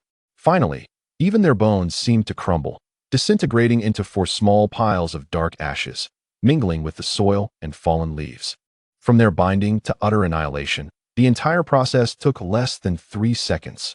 They could not mount even the slightest effective resistance. Danzo watched in horror, his heart gripped by an icy hand. What kind of power is that? It is certainly not conventional ninjutsu. Is it would release? No, it doesn't seem like it. Could it be another exposure of special powers beneath the canopy, or perhaps other devil fruits? Danzo himself was ensnared by thicker, darker purple-black blades of grass, immobilized from ankle to chest. He struggled to turn his stiff neck, his single eye fixating on the still, empty shadows. Who are you? From the shadows, a faint, subtle laugh seemed to resonate. Long time no see, Danzo. The mocking voice was startlingly close. Danzo suddenly looked up, his pupils constricting to pinpricks. A figure appeared to emerge silently from the shadows of the ancient tree, just a few steps away. The newcomer wore a deep gray cloak, seemingly woven from moss and bark, the hood obscuring much of their face. What truly sent a jolt through Danzo was the exposed skin of the person's hands and neck, which was not human at all. It bore a deep brown color, marked with intricate patterns resembling the rings of an ancient tree, appearing hard and dry, almost like actual bark. Were it not for the fact that the being was speaking and moving from a distance, one might easily mistake it for a cloaked wooden post. Strange, utterly strange. Do you recognize me? Danzo forced himself to remain calm, his single eye locked onto the features hidden in the shadow of the hood, attempting to catch any familiar scent or characteristic, but to no avail. Who are you? Danzo questioned again, his voice strained and hoarse from tension. Let us not rush the conversation. Before the words had fully escaped, the figure flickered like a specter. Danzo barely saw how the figure moved, only feeling a chill in his chest as an indescribable pain erupted. He looked down in shock, seeing a palm covered in bark-like skin piercing through his chest, precisely grasping his still-beating heart. Ugh! Danzo spat out a mouthful of blood, the agony and sensation of life rapidly draining from him, causing his vision to darken. Damn it! Who is this lunatic? Attacking without a word. He didn't even know who this person was, or their motives. The bark-skinned man twisted his wrist, effortlessly crushing the heart. But in the next moment, under the shadow of another ancient tree not far away, Danzo's figure staggered into view. Izanagi. How useful the Sharingan is. The bark-skinned man seemed unfazed, instead, appreciating the scene as if it were an amusing trick, his tone carrying a condescending, almost nostalgic lament. What a pity. The Uchiha clan has also fallen. Such a forbidden technique that defies the boundaries of life and death in the hands of someone like you is truly a pearl covered in dust. He shook his head, as if in regret. Danzo's heart sank to the depths. Flee. In an instant. This thought consumed all of Danzo's reasoning. He couldn't win. The levels were completely incomparable. The opponent's power was enigmatic, their methods unfathomable, their intentions unclear. And they harbored absolute malice and intent to kill against him. Continuing to entangle oneself in this predicament will only lead to a slow demise. The remaining Sharingan in his right arm is his final trump card, and he cannot afford to squander it in this inexplicable skirmish. Moreover, Konoha still needs me. I am the one destined to lead Konoha to greatness. Chapter 196. Mockery. Danzo exhibited no hesitation. Without uttering a single menacing word, he turned and fled into the depths of the forest, away from the cave's entrance, as if propelled by sheer desperation. His speed was akin to that of a frantic escape. Hey, hey, hey, Elder Danzo, a mocking, frivolous voice echoed, reminiscent of a cat toying with a mouse. Seemingly whispering in his ear, why the rush? We haven't had a proper chat yet. Danzo's vision blurred as a figure cloaked in bark materialized before him, emerging from the trunk of a large tree, blocking his path as if he had been waiting there all along. Danzo halted abruptly, nearly colliding with the apparition. What do you want? Danzo's voice trembled with fear and rage as he attempted to negotiate and threaten. I am a high-ranking member of Konoha. Do you understand what it means to target a ninja from Konoha? And what do you desire? Information about the devil fruit? I possess some knowledge. Konoha? The bark-clad man seemed to find amusement in this notion, the shadows beneath his hood shifting slightly. As for the devil fruit? I have no interest in such things. Then why? Danzo was on the brink of madness. Why? The bark-clad man tilted his head, a disquietingly human gesture on his inhuman form. Perhaps it is simply because I find you distasteful? Or maybe I am merely seeking some amusement. Before Danzo could respond, the attack commenced anew. This time, it was no mere physical assault. The ground suddenly softened, resembling a swamp, as countless tenacious roots burst forth from the earth, ensnaring Danzo's legs and dragging him downward. Simultaneously, the surrounding branches lashed out like frenzied tentacles, striking and piercing him. Danzo roared in fury, employing wind release techniques in a desperate attempt to slice through the restraints, struggling with body substitution and instant movement techniques. Yet those plants were terrifyingly resilient and seemed to counteract his chakra. Soon, he bore countless wounds, and a sharp branch pierced through his back, emerging from his chest. Death descended once more. Not far away, Danzo revived once again. One more Sharingan permanently closed upon his arm. His complexion was not only pale, but also bore the ashen hue of excessive blood loss and exhaustion. He attempted to flee in a different direction, yet no matter where he ran, the bark-clad man always appeared before him in unimaginable ways or attacked from unexpected angles. Sometimes it was through spikes from the ground, other times it was toxic pollen, or directly manipulating trees to crush him. Each death was painfully vivid, and each revival accompanied the irrevocable loss of another Sharingan. Danzo tried every conceivable method: threats, pleas for mercy, negotiations, desperate counterattacks, even attempting to provoke his tormentor into revealing his intentions. Yet all were in vain. The bark-clad man resembled an emotionless, programmed killing machine, or perhaps a psychotic fiend who derived pleasure from the suffering of others. Apart from his initial jest about reminiscing, he divulged nothing regarding his identity or motives. Relishing in the cruel and bizarre ways he repeatedly dispatched Danzo. 10 times? How many times? Danzo could no longer keep count. The multitude of Sharingan on his right arm dimmed, one after another, closing in defeat.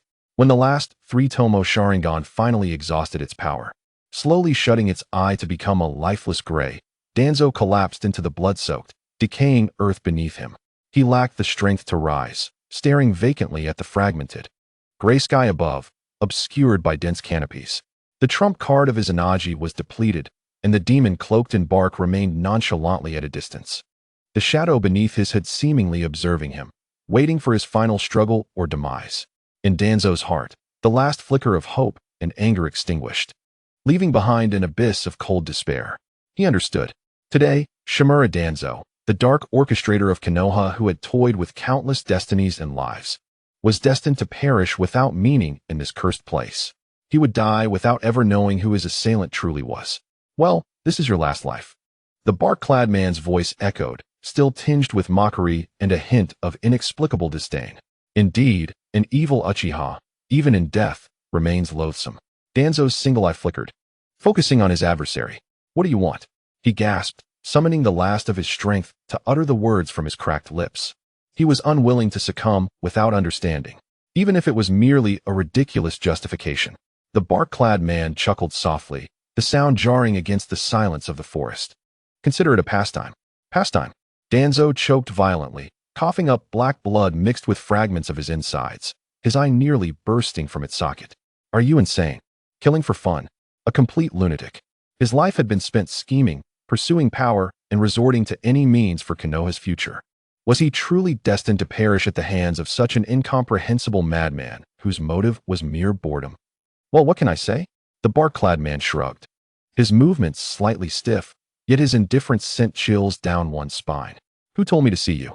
Not killing you would be illogical. What kind of absurd reasoning is that? Danzo trembled with rage, but was too weak to mount any effective resistance, his gaze fixed on his foe. The bark-clad man hesitated momentarily, extending a hand to scratch his bark-covered scalp, producing an unsettling rustling sound. This action, in his presence, was unnervingly grotesque. Originally, I intended to let you know the identity I fabricated before your death, to grant you clarity. Danzo's breath hitched. Fabricated? Yet the next words from the bark-clad man extinguished his meager hope entirely. But perhaps I shall forgo that. The shadow beneath his hood seemed to curl into a smile. It would be far more entertaining to slowly reveal some clues for you to guess. Wouldn't you agree, Elder Danzo? Toying with him. A flagrant manipulation. Not only was he toying with his life, but also with his thirst for knowledge, and the last vestiges of his dignity as a ninja. Chapter 197. The Ultimate Scapegoat. Do not underestimate me. Danzo's voice suddenly became hoarse and shrill, a decisive, frenzied aura erupting from his exhausted body. He possessed a final card for mutual destruction. However, look at me. Danzo's furious roar was abruptly silenced. His vision spun violently, and he beheld his headless body gradually kneeling, blood gushing from his severed neck, witnessing the black curse mark on his chest flicker before rapidly dimming and dissipating. Finally, he saw the bark-clad man had somehow appeared at his side, one bark-covered hand casually flicking away non-existent blood from his fingertips, while the other hand effortlessly grasped his flying head. For symbol sealing technique? The bark-clad man's disdainful snort became the last phrase Danzo heard before his consciousness sank into eternal darkness, a mere parlor trick. The bark-clad man held Danzo's head, its expression frozen in shock and resentment, glancing at the rapidly cooling corpse lying below. A nuisance. With a casual wave of his hand, several robust, dark purple vines surged from the ground like giant pythons, ensnaring the lifeless body of Danzo tightly before suddenly constricting. The shell that once belonged to Shimura Danzo, a vessel for countless ambitions and darkness, was swiftly absorbed and disintegrated within mere seconds, leaving not a trace behind as it completely melded into the soil of this eerie forest as if it had never existed. A true obliteration. Having completed this grim task, the tree bark man, or rather, a peculiar puppet crafted by Yin An, weighed the severed head in his hands, its eyes wide open and filled with an expression of unending death. This puppet had been created for mischief, originally with some reservations about revealing its nature. Now, with Danzo unexpectedly encountered, it was only natural to dispose of him. After all, why keep him around for the festivities? Moreover, with Danzo's demise, all future troubles could be conveniently attributed to him. Could he possibly emerge to refute those claims? He was indeed the quintessential scapegoat. A splendid introduction, he mused to himself, tinged with a twisted anticipation. Surely it would astonish them, particularly that old monkey, along with the hastily arriving Tsunade and Jiraiya. Holding Danzo's head aloft, he no longer concealed his presence and strode leisurely towards the cave's entrance. Inside the depths of the cave, the scene was both bizarre and harrowing. The space was far more expansive than it appeared from outside, with shattered corpses strewn across the ground, blood staining the rough stone floor a deep crimson, and the air thick with a nauseating metallic scent. The Leaf Ninjas, led by Sarutobi Hiruzen, formed a loosely held but vigilant circle, their eyes fixed warily ahead. Each bore wounds and was splattered with blood, their labored breaths echoing unsettlingly in the silent cave. Of the dozens of elite who had entered with Sarutobi, fewer than half remained, all exhibiting signs of exhaustion and trepidation. Around their feet and in their vicinity lay the bodies of ninjas from other factions, cloud, stone, sand, rogue ninjas, and wandering samurai, each in varied states of demise, clearly having endured a brutal melee. The ultimate victors at this moment were solely the Leaf Ninjas and a few unique entities. Among them was a small group led by Orochimaru. The infamous rogue ninja continued to don his loose-fitting kimono, a playful smile gracing his pale face as his golden snake-like eyes scanned the Leaf Ninjas with keen interest, particularly focusing on his former teacher. Beside him stood Kabuto, adjusting his glasses, wearing his ever-present gentle facade. In stark contrast, Kinshiki appeared unfazed by the surrounding carnage and tension, nonchalantly perched atop the head of a fearsome, lifelike statue of the Yamada no Orochi in the cave's deepest recess. She swung her legs, her delicate hands rhythmically tapping the cold surface of the statue's head. Her gaze fixated on it as she softly murmured, "Come out, come out." Her demeanor resembled that of a child playfully calling for a pet rather than seeking a fearsome devil fruit. Sarutobi's gaze lingered on Kinshiki for less than a second before swiftly shifting away, beads of cold sweat forming on his brow. A sense of deep apprehension enveloped him. The power this child displayed was unfathomable, effortlessly manipulating the reincarnated chakra of Indra and Ashura, transcending the comprehension of any ordinary ninja. He would prefer to face 10 Orochimarus than provoke this seemingly harmless yet profoundly terrifying girl at this moment. As long as she did not initiate an attack on the leaf, Sarutobi would be more than content to let her remain atop that statue, playing. He concentrated all his energy and vigilance on Orochimaru. The Vajra rod supported his weary frame, yet his gaze remained sharp as a blade. Orochimaru. Sarutobi's voice was laced with suppressed fury and heartache. What are you planning? The chaos erupted because Orochimaru and his cohorts incited those blinded by greed to turn their aggression towards the leaf, resulting in devastating losses for them. This wayward disciple was clearly seeking to exploit the situation to deplete the leaf's strength. What other motive could there be? Orochimaru extended his long tongue, licking his cheek with an unsettling sound, his golden eyes glinting with greed and mockery. I senti it clear to everyone, old man. His gaze drifted past Sarutobi, fixating on the Yamada no Orochi statue. Is it for that fruit? Sarutobi gripped the Vajra rod tighter. You know how dangerous that thing is. The heavens have already made that abundantly clear. Dangerous? Orochimaru chuckled lightly, as if he had heard something amusing. Danger only signifies the unknown, the possibilities, the potential for transcendence. This is the essence of life's evolution. Old man, you are far too conservative, and the leaf is too decayed. Such a thing in your hands would merely be buried, sealed away, becoming yet another forbidden technique shrouded in fear. I will not allow it to fall into the hands of someone who profanes life without boundaries. Sarutobi declared resolutely. Oh, but can you stop me? Orochimaru tilted his head, his tone suddenly light and even a touch forgiving. Old man, you should leave. Take your people and vacate this place. I have no time to kill you today. Chapter 198. Nonsense. His words were spoken lightly, as if he were merely dismissing an obstructive wild dog. You, scoundrel. Orochimaru, how dare you speak so disrespectfully to Lord Third? The leaf ninjas behind Sarutobi erupted in fury. Each of them appeared ready to burst, their anger palpable. Orochimaru, the traitor of the leaf, an S-rank criminal, his hands stained with the blood of their comrades, now spoke with an air of superiority, as if granting a favor by allowing the Third Hokage to depart, and claiming he had no time to kill him. This was an utter humiliation, an affront to the leaf, to the Hokage, and to the dignity of every leaf ninja present. Sarutobi's expression darkened to the point of near dripping with wrath as the veins in his hand, gripping the Vajra rod, bulged with tension. Those who had followed him here to face such peril were none other than his most trusted and loyal subordinates. They could die in battle, sacrifice themselves for the leaf, but they would never endure such indignity. Orochimaru, Sarutobi's voice was low and deliberate, each word seeping through clenched teeth. It seems you are determined to remain here today. He slowly raised the Vajra rod, the terrifying aura of the ninja arts instructor, the Third Hokage, emanating like a lion awakening from slumber. Just then, Orochimaru's snake-like eyes narrowed, a glint of danger flashing within them. It has been a long time since I have had the pleasure of experiencing my teacher's skills. I wonder how much you have regressed over the years. Kabuto adjusted his glasses, silently stepping back a pace, his hands forming seals, evidently preparing to assist or cast a technique like the reanimation jutsu at a moment's notice. Meanwhile, Kinshiki, still perched atop the Yamada no Orochi statue, appeared blissfully unaware of the tense atmosphere below, continuing her rhythmic taps on the statue's head. Come out. Don't hide. I found you. If you don't come out, I might just smash you. Don't attack. I have no physical form. I can't come out. The mysterious and ancient voice that had appeared in the heavens spoke in a flustered tone, tinged with resignation. Is that so?